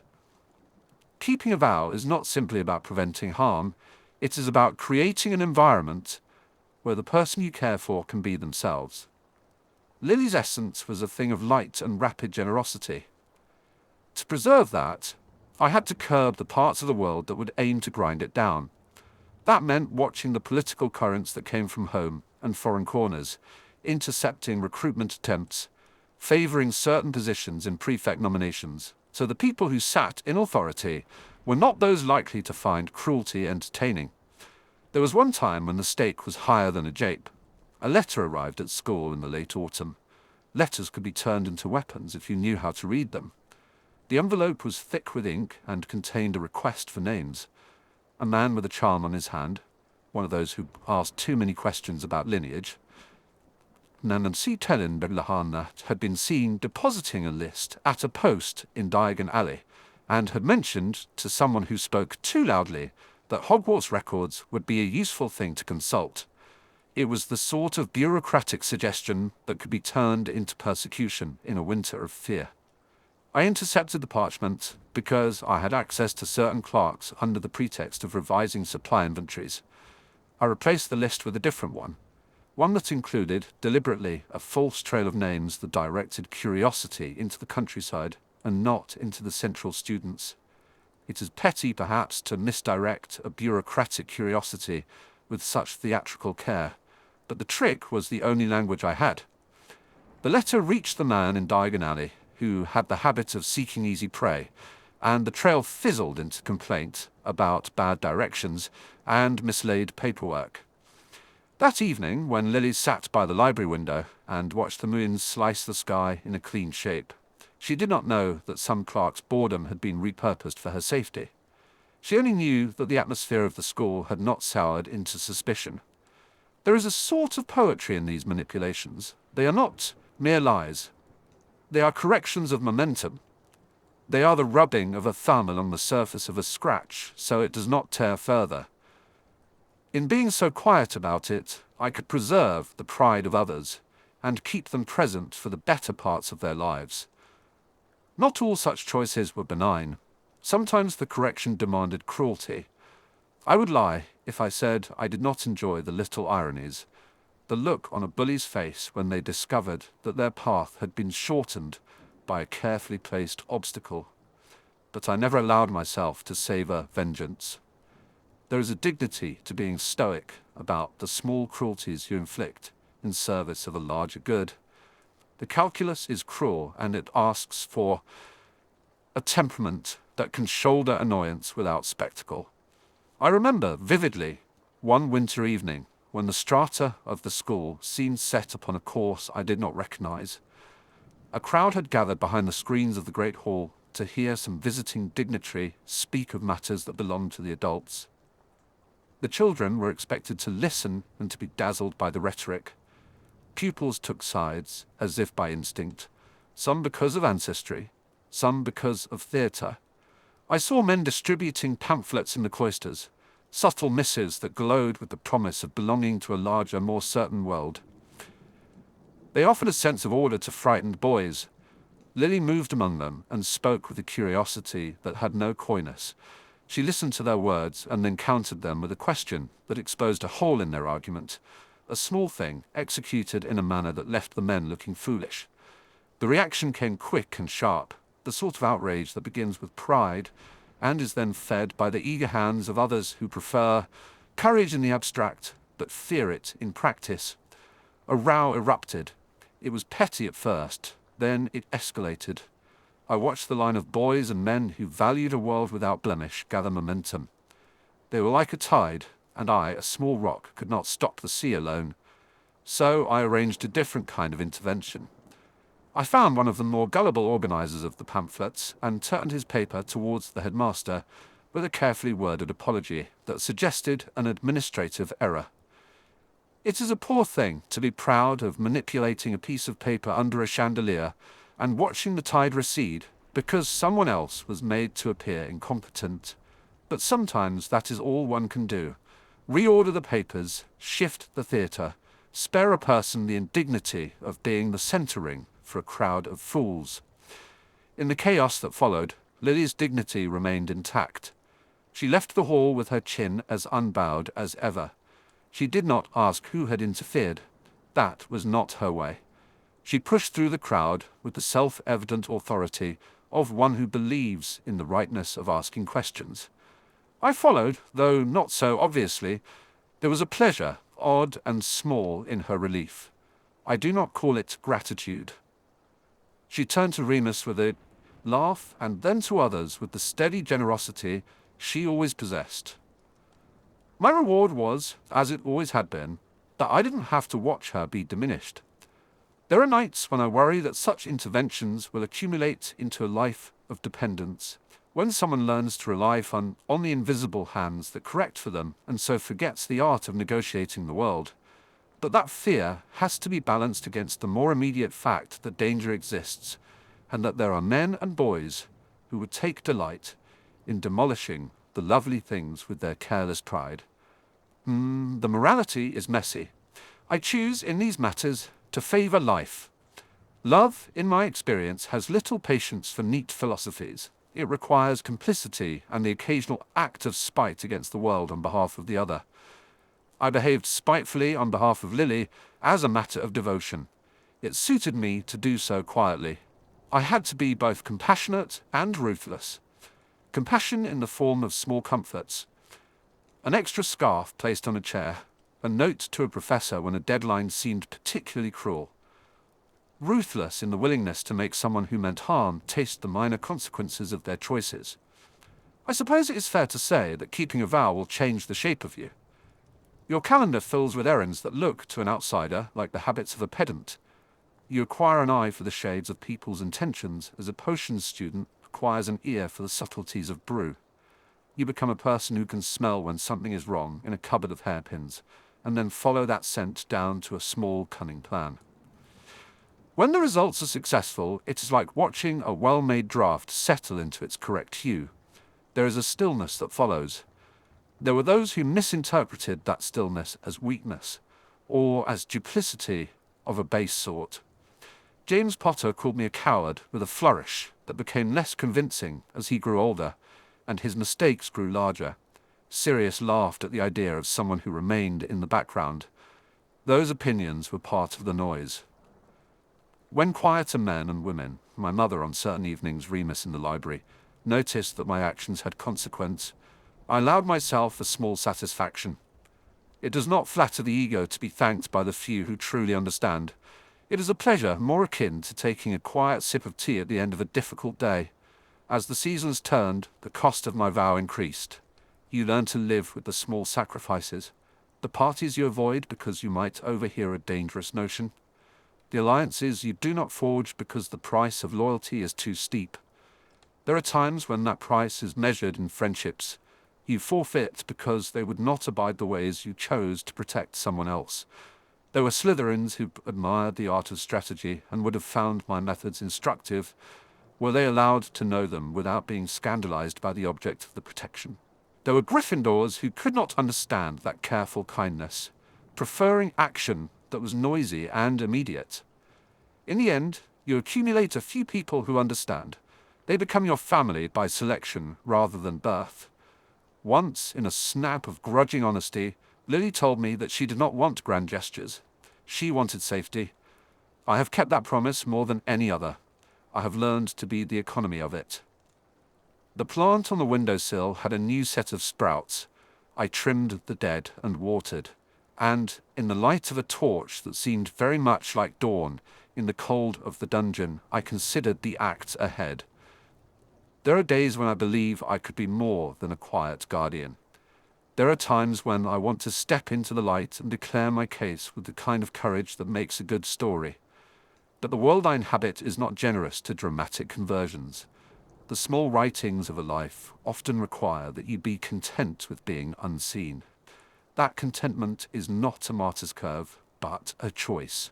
It is a preference for the safety of another, over the vanity of being praised. A new strand of trouble hummed at the edges of the year like a wire underfoot. Rumors of older men and cunning papers had found new patrons. The tone of talk had hardened. There were whispers, traded in the sort of inn where the embers in the fireplace were kept deliberately low, that sought to make the school an instrument of a greater purpose. The headmaster's eyes had been watchful lately, the way a man watches a chessboard, when the pieces are beginning to slide of their own accord. It suggested to me that the year ahead would not be one to be left to its own devices. I kept tending the plant, I kept cutting away the brown edges, I kept the watering can where it should be. I kept my hands busy with mundane things, so my mind could craft the plans necessary for whatever storm might come. There are vows that require levity and hope. There are vows that require the more sober courage of reading a name 3 times and deciding the correct course. If a person asked me now what fidelity asked of a heart that had already been broken, I would answer with the kind of restraint I have cultivated. It asked for laborious smallness. It asked for a stubborn refusal to let the world convince you that only spectacle matters. It asked for the quiet rehearsal of kindness. It asked that every day you prefer someone else's continued life to the temptation of being admired for keeping it. There are times in the sterile hours before dawn when I imagine that fidelity is an oath sewn into clothing. It presses in the shoulders. It tugs at the stitch at the elbow. It is not comfortable, but it fits, and you learn to move. I have learned to move in ways that are not always seen, and, as the wind turned its edge colder, I began to range myself for what would be asked next. The next morning I placed a folded piece of parchment on the headmaster's desk. It contained the small facts I had collected, a list of names scrawled in a hand that suggested haste, a reference to a dealer in the north whose shipments were too regular to be innocent, and a notation about a boy who had been bought, a chain of friendship he could not afford. I did not sign it. I never sign the things that matter. The headmaster would read it and know the voice. He had that habit of understanding without ceremony. He would move as a man whose chess pieces required little instruction. I left the room with the quiet satisfaction of a man who had done his duty. My vow does not end in a single act.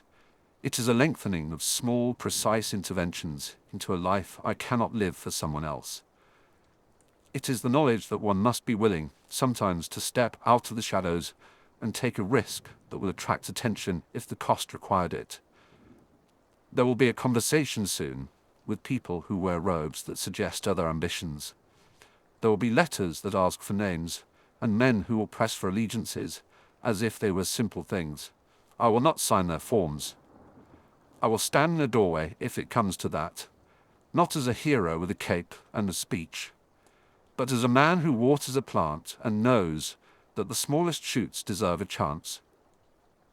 I straightened my shoulders, and, for the first time in many mornings, felt the full weight of what I had chosen. The plant would survive the winter because I had seen to it. There were other tasks to do before lessons began, a lecture to prepare, a pot to brew, and, because the world rarely offers a moment of rest, a message to leave quietly where one particular person would find it at exactly the right time.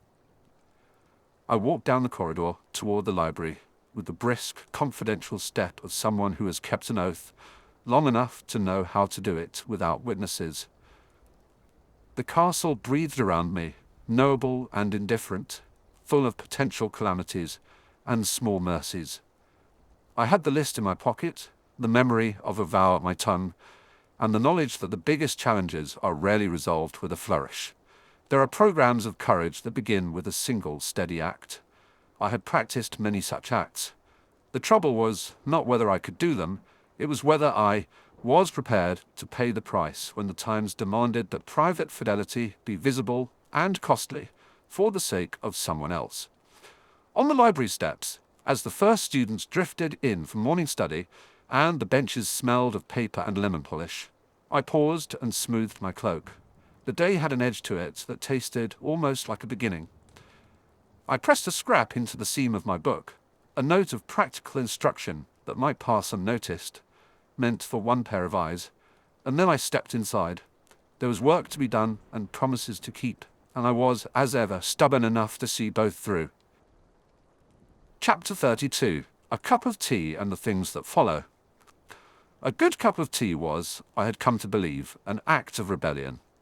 It was difficult to call anything at Hogwarts truly private, but the potions dungeons offered a mercy most other rooms did not. A certain kind of silence, thick as the dust on an old recipe book, that absorbed gossip and left conversation to its own slow work. On that evening, the kettles in the staff room had been put away. The dungeon's single brazier threw a small, honest heat. The mortarboard chairs smelled faintly of powdered bark and something sweeter. Mint leaves, crushed too roughly for comfort. I had been fussing over the teapot, as if it were a potion and I the examiner. A careful measure of leaves, not too strong, an entreaty to steep just so, the tilt of the lid judged by the slightest sigh of steam.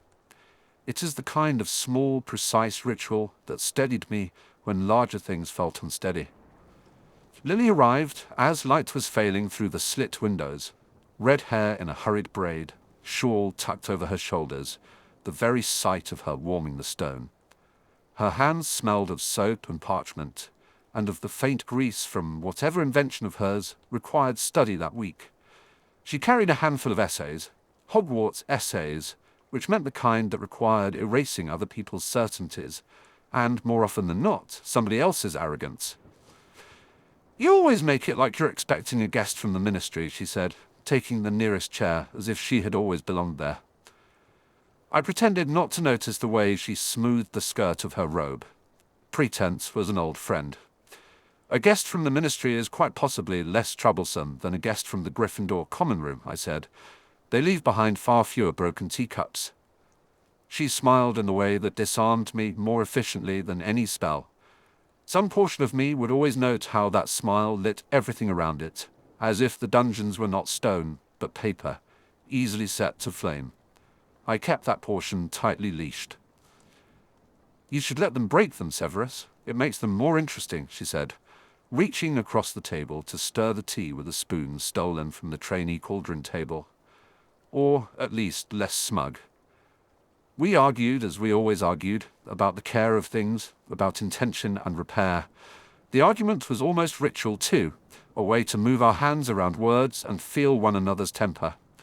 I argued that one should not romanticize damage. Lily argued that the damage had stories tangled in it, and that stories were worth saving. She tapped the edge of her cup and sent a tiny ring of sound out into the dungeon that reminded me for a second of summer rain against tin roofs back home. Remus came down by the back stair with his coat still dusted with the late autumn damp. He had a book under his arm and 2 apologies already prepared in his expression. One to me for settling in a damp stairwell instead of the common room, one to Lily for missing the last study group. Remus is the sort of man who carries reserve like an honest pocket watch. Quiet, reliable, slightly scarred in the hinge. "You two sound terribly domestic," he said, settling himself as if his bones liked the stone better than the common room armchairs. "Do you have jam?" "We only have truer things than jam," I said, "and better tea. He made an extravagant show of acceptance. There was something restorative, civic even, in the way friends gathered and made minor feasts of each other's company. Afterwards, even the castle felt rearranged into something livable. The small domesticities accrued like moss, none of them heroic on their own, but together they made a surface on which one could stand. We drank slowly and spoke of trivialities until the trivialities gave way to the various politics of the school. It began with house points. Spiel all consummate, lost points for insolence, regained points for a well-brewed salve and herbology, but slid ineluctably toward the large attention threaded through every corridor and staff room at the moment. There had been reports, things left in common rooms, an overheard phrase sugared with something ugly, a tendril of whisper that suggested a new sort of persuasion moving through certain younger Slytherins. It is remarkable how quickly a whisper can be dressed up as policy if enough people begin to repeat it. "It's not all Slytherin," Lily said, in the firm, public voice that sometimes slipped into the private softness when she spoke to me. "There are plenty of pupils who are confused rather than cruel." "We have a responsibility to account for both," I replied, feeling the old tightness under my ribs. "The responsibility in question is not, as some like to imagine, a neat ledger with columns and reconciliations. Responsibility is a hot iron, one accepts it and is marked by it. Confusion can be dangerous when it is fed cynically." She regarded me for a long moment then. "You sound more like a deputy head than a potions master." "One day I may take the title purely to enjoy the blasphemy of it," I said. We went on arguing, because that was how we settled things, by testing each other's edges. The arguments were a kind of careful map reading. We used them to determine where the other stood and whether we could trust the ground between us. Remus supplied a softer interrogation. "What did Professor Slughorn say when he last visited?" he asked. His voice was gentle. He had the annoying habit of extracting information by appearing merely curious. "Collected half a dozen compliments," I muttered. "Invited me to one of his gatherings, if one calls a series of expensive dinners a gathering. I did not like Slughorn. He has the sort of pleasantness that keeps itself well trimmed and polished, like a household pet given to foxes. But I had not yet decided whether the man's network was a rope to be taken, or a net from which one would not easily disentangle oneself." Lily's brow creased at that, and she set her cup down with a decisive clack. "He collects people," she said. "Not for the talent necessarily, but for stories to retell." "He collects, and he is collected by his own charm," I said. "There is an economy of flattery that leaves debts unpaid. I do not mind owing small sums for a book, though I will not be in hock for my conscience." Lily's expression softened then. I could read the negotiation across her face. There are many ways to accept the world, and few of them clean. She offered instead an observation about courage, how it sometimes looks like stubbornness, and other times like a deliberate willingness to be small so others may breathe.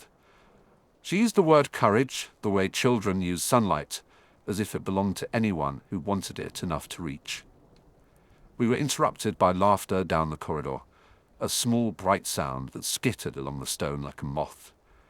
It was nothing more than first years, I told myself, fascinated with a new spell or a joke told at the expense of an overzealous portrait, yet the sound smoothed some of the busier edges of my mind. Hushed under the weight of worry, that single peal of laughter carried more insistence than any speech from the headmaster. It was ordinary and therefore essential.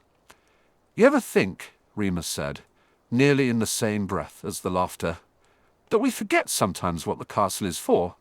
Not for politics or even points, but for the small things, for laughter." I could not deny it. I thought of Spinner's End then, not its blows, or the smugness of my father, but the small kindnesses too. My mother's soft humming, an extra scrap of meat saved for me because she noticed the way my chin bristled and my appetite did not. Houses make us into what we are, whether that house is built of stone and mortar or of habits and choices. And yet the whispering thing had more teeth than we first assumed. That night a scrap of paper found its way into my cauldron drawer, folded, inked in a hand I did not recognize. I keep a certain kind of order about my things. A place for pupil lists, another for receipts, another for recipes. The scrap should not have disturbed the balance of things, but it did. I unfolded it with the same care I reserve for delicate reagents. The sentence was small, economical. Do keep an eye. Names follow. There was no signature. There was only the implication of danger wrapped briefly in politeness. "You're going to tell me this was nothing," Lily said, when I showed it to her. She had a habit of making statements into challenges. I could not tell her then that the scrap had the narrow, straight quality of a note meant to scrawl a warning, not to soothe. It was the sort of thing left by a friend who feared the conversation would be safer off the record. "There are names circulating," I said. "Local houses, a list, Slughorn's people are involved as well." I could have lied. I chose otherwise. Lies are small and ugly in a teacup, and I had never been much for ornamentation of that sort. "Not all who have charm are harmless." "You mean some of his gatherings are a front," she said slowly. "For what? Recruitment? Privilege?"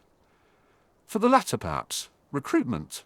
If you mean persuading the wrong sort of pupils that some rules are optional, that only certain bloods matter." The word blood tastes of iron to say aloud. My mouth tightened. Lily's face grew thoughtful, then hard. "We can't just let it go," she said. "We should talk to the head." I wanted to blindside her with my cynicism. Tell her that the head had his own chessboard, and sometimes needed pieces moved without explanation.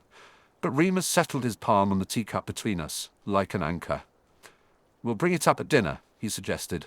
"Dumbledore likes a report." "Dumbledore likes reports," I echoed. The phrase was not a compliment. Yet I did not dislike the man.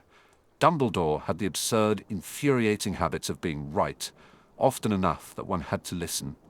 He had bent the institution's will into a shape that could hold more than it might otherwise have. But institutions have their own thermometers. The warmth of a school will not replace the warmth of a family. I thought, involuntarily, of the wide array of families I had wound into, invisible at times, and yet bearing the threads I had chosen, with Lily the bright thread in the centre. We debated strategy with the same pedantry I reserve for preparing a draft. Notify the head, gather evidence, speak quietly to those on the list.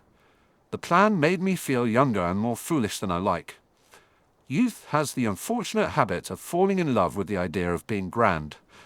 But we agreed to smallness, 3 people to ask, 2 to watch, and not to alarm students unnecessarily. Domesticity, again, manageable things. People can defend everyday life with unexpected ferocity. Sometimes all it takes is a kettle left boiling to remind them what they stand to lose. I slept poorly that night. Sleep for me is not a charity, it is a transaction. You surrender consciousness, and consciousness often takes with it a portion of one's courage. I lay awake thinking of lists and small papers, and how easily strings can be pulled. The school, for all its enchantments, is a place of small detachable pieces. It takes but a single careless remark to loosen a tile and set a corridor of consequence in motion. The next morning, life returned as though it had never left at all. Trays scraped in the great hall. The sudden noise of a cauldron overturned in charms. A younger pupil asking an entirely banal question that required no answer but one. There are moments in which the mundanity of a place is the most remarkable resistance. A kid practicing a misapplied charm and emerging with hair frizzed in an incandescent halo. A portrait squabbling over the proper branch of the river to paint. I found that watching such things was perversely a method of collecting strength for the less ordinary tasks ahead. When I confronted Slughorn later that morning, it was with the careful humor of someone who has been forced into civility. He found me in his preferred milieu. A chair, a bowl of sweetmeats, a conversation already halfway finished. There was flattery in the way he spoke, soft and rapid, as if he feared it would be interrupted. He praised my work in such a manner that I could feel the flattery attaching like barnacles. I do not mind being admired for my work. I mind being spectated. "You have a certain gift," he said. "Students notice, parents notice, connections are made." "You collect students the way others collect stamps," I replied, which drew an involuntary laugh from him that sounded too much like a shopkeeper's satisfied chime. It is an art, Severus. It is not always for no reason. He leaned forwards with a conspiratorial gleam. A young man with promise should be known, shouldn't he? I am fond of being known on my terms. I am resentful of being known as a thing to be paraded. I am not a specimen, I said. He smiled, unruffled. Of course not. He offered me the sort of puffed compliment one gives to an animal one has trained. But think of what doors one might open, the right introduction. He spoke like a man selling a season in a lesser climate and promised warmth. He offered me tea, which I declined. It is indecorous to take the tea of a man who will trade in introductions. I left with a card folded into my palm and the vague feeling of having touched a trap and found it tasteful. The card read, beneath an elegant flourish, an invitation to one of his gatherings. Beneath it, an address. There are decisions one makes that feel, at the time, like small acceptances. One said yes at a party, because not to say yes feels like a social slight. Later it turns out one has signed a warrant. I held the card in my hand and thought of Lily, and of the scrap of paper left in my drawer. Some things present themselves as choices, and others as avalanches. Which this was, I could not tell. That afternoon in the library, I watched Lily from across a table as she marked pupils' work with a patient, almost reckless tenderness. Her hand moved with the certainty of someone who trusted that sentences could be repaired with careful edits. A child ran past the stacks. First years are fearless among the shadows of books, and the sound of his laugh, bright and mischievous, darted through the aisles. For a second I felt the part of me that had been butchered back in Spinner's End repair itself. There is a restorative property in other people's laughter. It is as if joy, carefully observed, grants permission to survive. Severus? I looked up. Lily had wandered to me without making it obvious. She had a sheet of parchment, and her eyes were intent on mine. Her expression gave nothing away, which is a skill she wielded better than anyone else I know. Are you going? To Slughorn's, I asked. To whatever he calls one of his gatherings, she corrected. Yes. And if I go? If you go, you don't go alone, she said. You tell someone where you are. You don't make deals without laying them on the table. I almost laughed at that. Then I thought of the scrap of paper, of the warning, and of how easily one's loyalties could be reinterpreted. Lily, for all her warmth, was the most pragmatic person I know. She does not confuse sentiment for strategy. For a moment I allowed myself to think of all the ways one might repair the world with small, stubborn acts. We cannot save everyone. We cannot right every wrong. But we can offer a cup of tea, a mapped watch, a steady eye. Will you come? I asked. And the question was not so much about the party as it was about whether she would be with me when I stepped into that particular kind of light. She hesitated only a heartbeat. Not to the party, she said. I'll be where it's quieter. If you're in trouble, I'll be nearby. It was a wholly unsatisfactory answer. Equivocal, protective, and exactly the sort I expected. She would stand in the wings, and I would be the reluctant player on a stage, arranged by a man who collects favors like medals. And yet the knowledge that she would be there somewhere made the prospect less bleak. A child's voice sounded then, a voice that had mastered a new joke. And the castle's ordinary life continued, doing the work of ordinary courage without fanfare.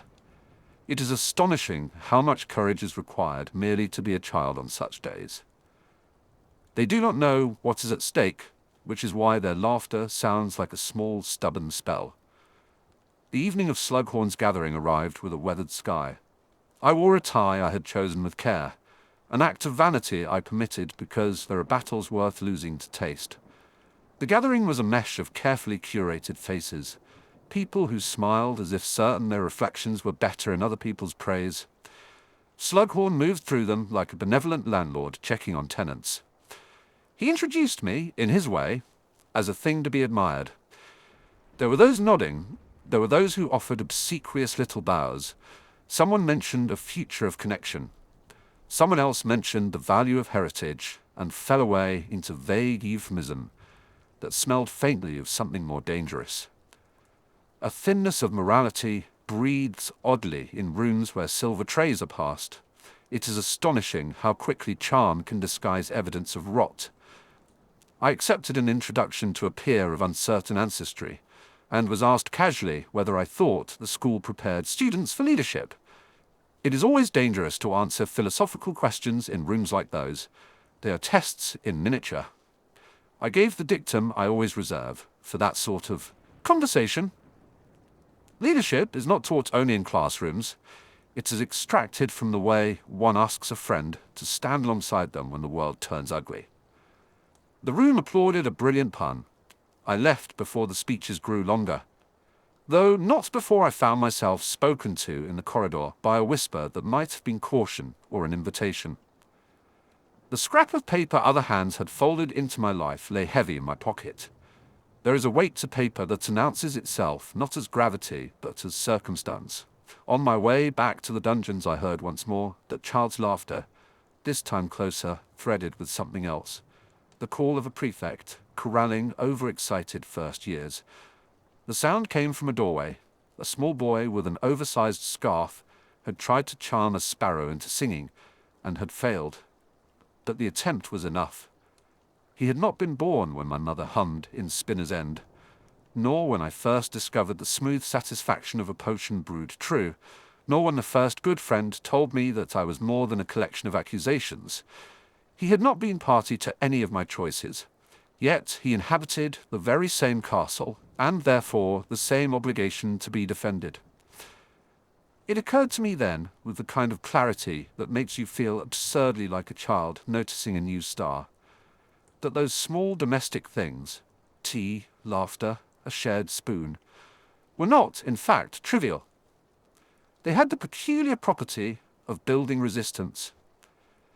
They were the small domestic forts behind which ordinary people could stand and, when necessary, put out a hand for someone else. They were the reasons one learned to be brave that did not involve heroics, but rather steadiness. The world would demand so much of us, and sometimes it is the small comforts that hold up the grandest of structures. Back in the dungeon, the brazier made an honest small light. I set the card from Slughorn beside the teapot, and watched the steam move in the half-light. There was a list of names that needed watching, a scrap of warning that had been delivered without a signature, a friend who, by habit and by compassion, would stand near when I stepped into a room I did not trust, and an invitation that felt both like a promise of recognition and a potential bargain. I knew, as plainly as I know, the precise flavour of wolfsbane when it has been improperly dried, what the next thing would be. One must choose the battles one will take on openly, and one must choose the lies one is willing to live with in order to protect others. There are vows one makes that are simple and clean, and there are those that eat at the edges of a life. A promise to watch and to act if danger approaches was not hard to offer. It would require, however, that I step into networks I mistrusted and listen closely and quietly for the ways in which people prefer convenience over courage. I took up the teapot then, poured myself another cup, and allowed the warmth to reach my fingers. The hour was late. The castle slept in the way of large houses, unsteady on the surface, honest at its bones. The child's laughter echoed faintly once more, as if reminding me from down the corridor of what, in the end, matters. I folded the card and placed it inside my robe, near a pocket, where my eye and my conscience could find it quickly. There were conversations to be had, names to be followed, and a small, stubborn assembly of friends to rely upon. Life returned in odd domestic moments, a shared tea, a debate that thinned the air, the sound of a child practicing excellence by mistake. These were not escapes from the world, but the scaffolding by which one could stand against it. I left the dungeon with a plan taking shape like the careful gradient of a potion. The right heat, the right patience. There would be a meeting soon. There would be questions to ask, and dangers to watch. But before I crossed the courtyards, I paused, listened, and let the ordinary sounds of a school, footsteps, a portrait's solitary complaint, a boy's innocent laughter, tell me that there was still worth in defending what we could. The next day, after a breakfast that tasted of toast and resolve, I sat down and began a list. It was not a ledger. It was an inventory of small human things. Someone to ask about Slughorn's gatherings, someone to watch the names on the scrap, someone to keep an eye on the corridors where laughter lived. At the bottom, I wrote a single line in the slow, neat hand I reserve for matters of taste. Keep Lily safe. It was not heroic. It was domestic. And it would have to be enough. Chapter 33. Endings and the work that continues. Endings have a way of looking practiced when printed on the announcements board. They sit there in neat type. Term ends, appointments cease, examinations graded, houses closed. In life, they do not line up like that. They leave behind cups unwashed, promises half folded in pockets, and questions that keep opening like snagged threads. I have come to know the work that follows an ending as intimately as any potion.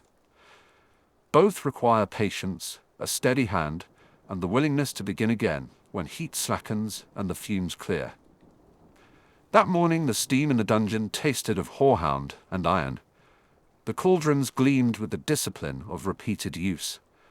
The labels on my shelves, rigid and sure, uncurled at the edges like old paper that has seen too many fingers. I arranged them by smell, as always. Smell is nearer to memory than sight. A single misplaced scent can pull you sideways into a corridor of ghosts. Someone had placed a small jar on my desk. It was the sort of thing students think, appropriate as apology or as flattery. Cheap glass, corked too tightly, a sliver of paper folded around the neck. The paper said, in a hand that had not yet learned to conceal itself, "For when you miss her." From a friend. I had the reflex to flick it into the wastebasket. Instead, I uncorked it, with the slow care of someone who has been surprised by tenderness, more often than by malice. The scent that rose belonged to damp earth warmed by sun, the faintest trace of ink, and something green and simple, grass crushed between two exam papers. Lily's smell. I do not imagine she ever kept a jar of it, and yet there it was, trapped and pressed into my hands by whoever had thought I would need such a thing. I spent the morning arranging antidotes and rechecking brews that would shortly be in students' cauldrons. The jar sat at the corner of my desk, innocuous, and every now and then I found my fingers straying to its neck. It was a small, ridiculous comfort. Endings have a habit of leaving one susceptible to comfort, no matter how ungenerous the habit might be. There is bravery required in letting yourself be comforted as much as in denying the comfort you do not deserve. School politics greeted me with the usual ceremonious grin. There was a staff meeting about the next term's curriculum. The ministry inspector slated to visit had recommended practical subjects be given priority. The phrase practical subjects seemed to mean subjects that keep us measurable. Instrumental education for neat reports, out of which committees could extract statistics for their meetings. I do not disapprove of usefulness. Potions is, if anything, useful to a degree that often inclines those without imagination toward thinking it merely a trade. But usefulness, without wonder, is a box with no lid. Children need both. That was the argument I arrived prepared to make. Minerva spoke succinctly and with the force of habit. She had a talent for turning political discussion into moral obligation. She also had the skill of appealing to the worst of a civil servant's vanity, and thus making them believe themselves heroic. She avoided both speeches that were sentimental and those that were merely strategic. She was a far better political creature than most people allowed. It is unfair to label her austerity. She believed with good cause that protection of children was not rhetorical. I was ready to back her. Dumbledore had taught me to make alliances of principle when they were necessary. And Dumbledore had been as deft with principle as he was with rhetoric. Potions is fundamental, I said, because I wanted to keep the meeting short. It teaches exactitude, observation, care with volatile elements. It is also a discipline of temperament. Students learn to coddle and to be precise in the same breath. I watched the inspector's face for signs of comprehension. There were none. The deputy from the ministry scribbled notes as if I were being metaphorical. I am not.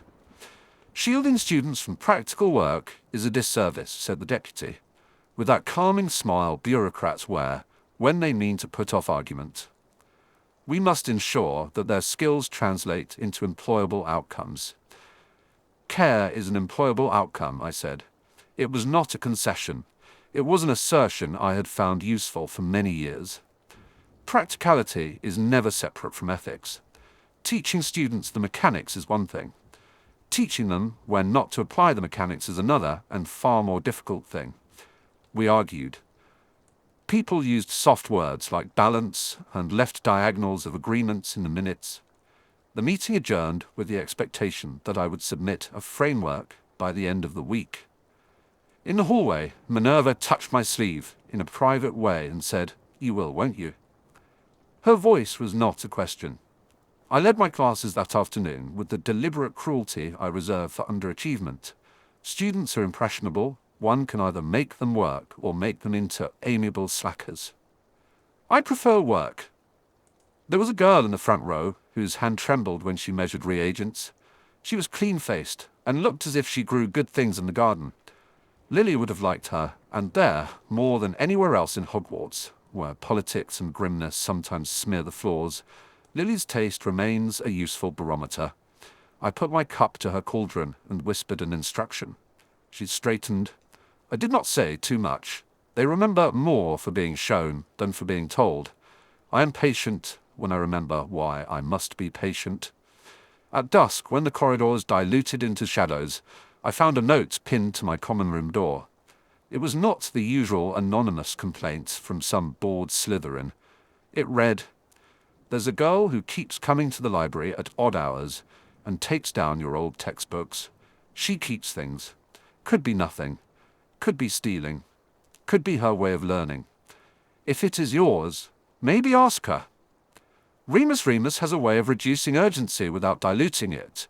He writes like someone who has sat with many late confessions and has learned to make room for the sort of mess that feels crucial but is survivable.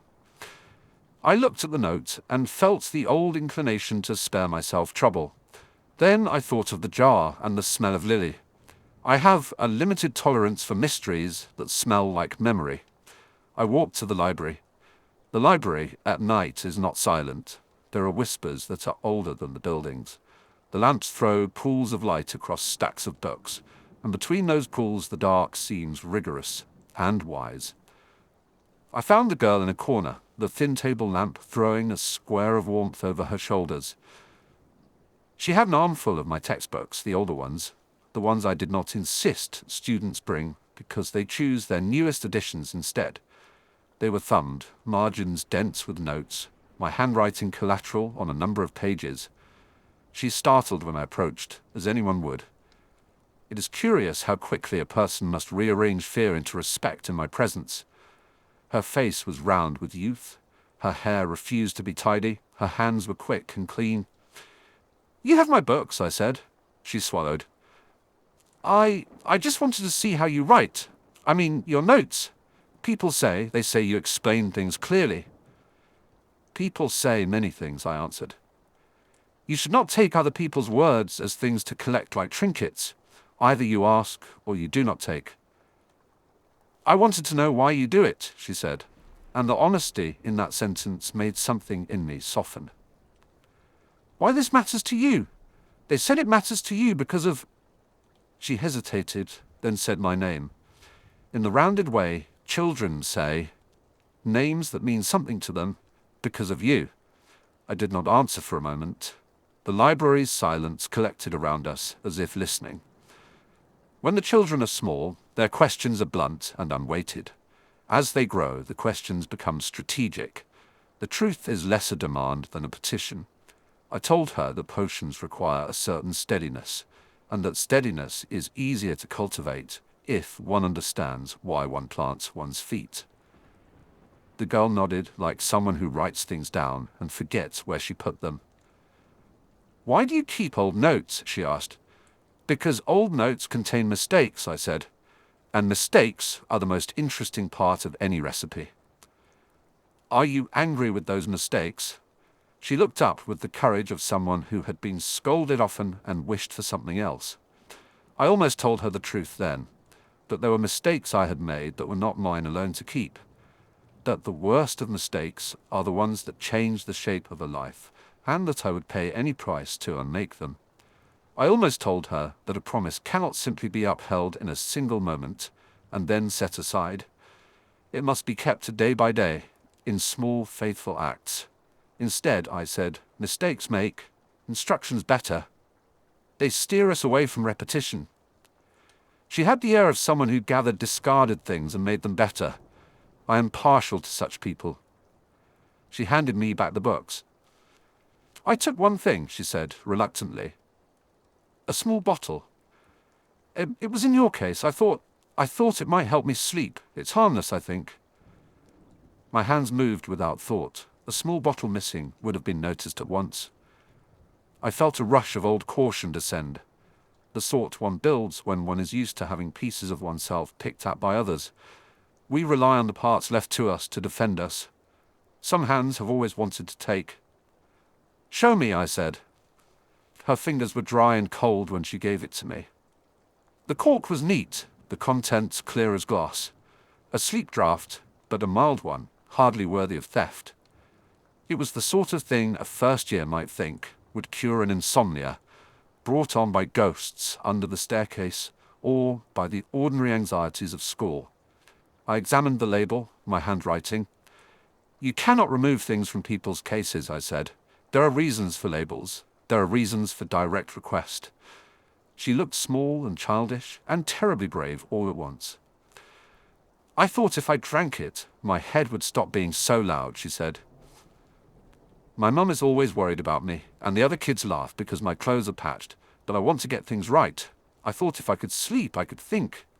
Her honesty fell into the space between us like a fragile glass. It was ridiculous to be moved by the matter-of-factness of such confessions. I had been moved in complicated ways many times before. But there was something in her candidness, in the straightforward, crude need, that reminded me of Lily when we were younger, when the world had not yet hardened its edges. I thought of Lily watching me balance reagents, scoffing gently at my tendency to hoard both measures and grudges.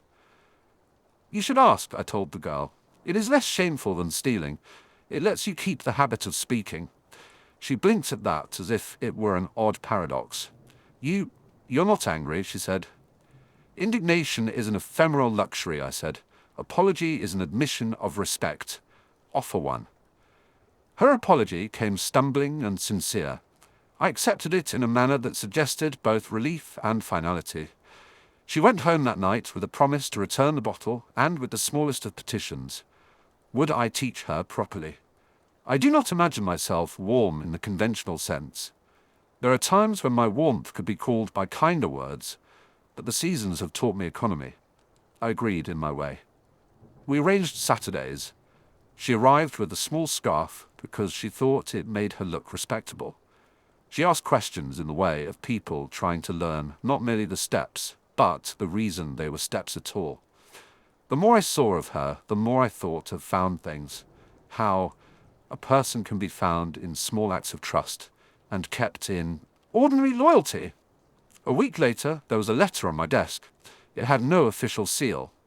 The handwriting was slanted and quick. Someone had written it late at night and had decided that the letter would be safer hurried than better formed. Severus, I have been reading your old notes.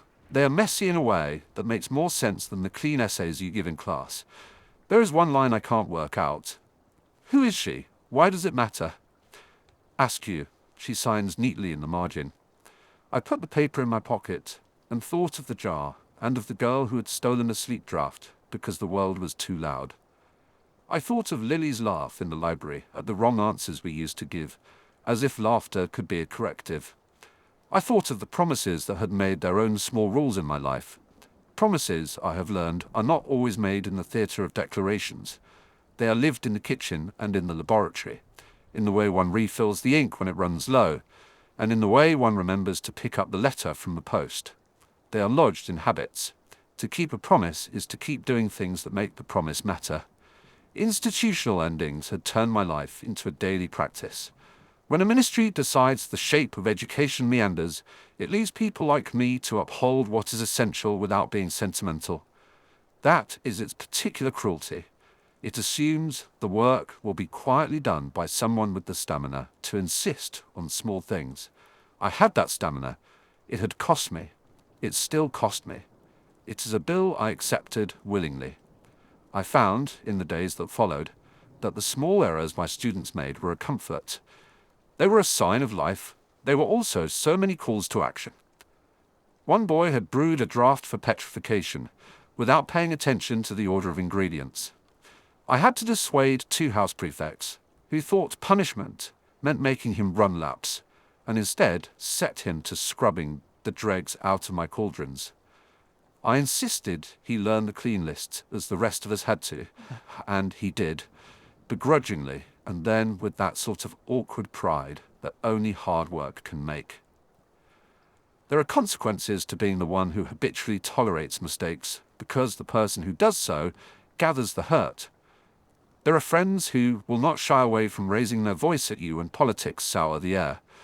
Remus will knock on my door when something worries him that he cannot unspool alone. Minerva will cut to the bone when she finds a principled error to be mended. I rely on them because the work of keeping a promise is not, in truth, solitary. It gathers those who are willing to carry it in absence and in habit. Then there is the small mystery I had not expected. A young man, formerly affixed to a circle that used to be called Notorious, returned to Hogwarts with a small wound I could not explain. He kept to himself and left questions like half-formed spells in the air. He had been expelled earlier for reasons he said were political, but the record was a blur, as many of those records are. Some people make their lives a puzzle you are not invited to solve. Others reveal themselves in the slow untying of knots. He had in his case one of my mother's old notebooks. It had the slant of Eileen Prince about it, efficient, pragmatic, annotated, with the sort of marginalia that suggested chores rather than musings. He did not understand the value of the book. He believed it to be merely a source of recipes. He had used some notes to create a tincture that causes a sort of forgetfulness, not a complete obliteration, but a smoothing. He wanted to erase a single moment, an embarrassment, something brief and autobiographical. He came to me to show me that I might nod in the manner of an indulgent teacher and allow him a small amnesty. I examined the tincture. It was clever, nearly elegant. It would not erase history. It would dampen the sharper edges of memory until the outlines remained. My hands tightened. Memory is a precarious thing. One does not cut out parts of it without the rest of the person becoming something else. There are uses for forgetting, certainly. We teach many children to let go of grief enough to learn. But to make a practice of removing pieces of oneself is to hollow a person into an image of what they think they prefer to be, rather than what they are. It is a dangerous art. "Why did you make this?" I asked him. "To forget when I did something that I wish hadn't," he said simply. "I thought if I forgot, it would make things easier here." "Ease is sometimes necessary," I admitted, "but it is also a solvent. You may have meant to clean yourself with a stain. You would do well to remember that stains are also directions." "You think I should keep it?" he asked, searching my face for some leniency I did not owe him.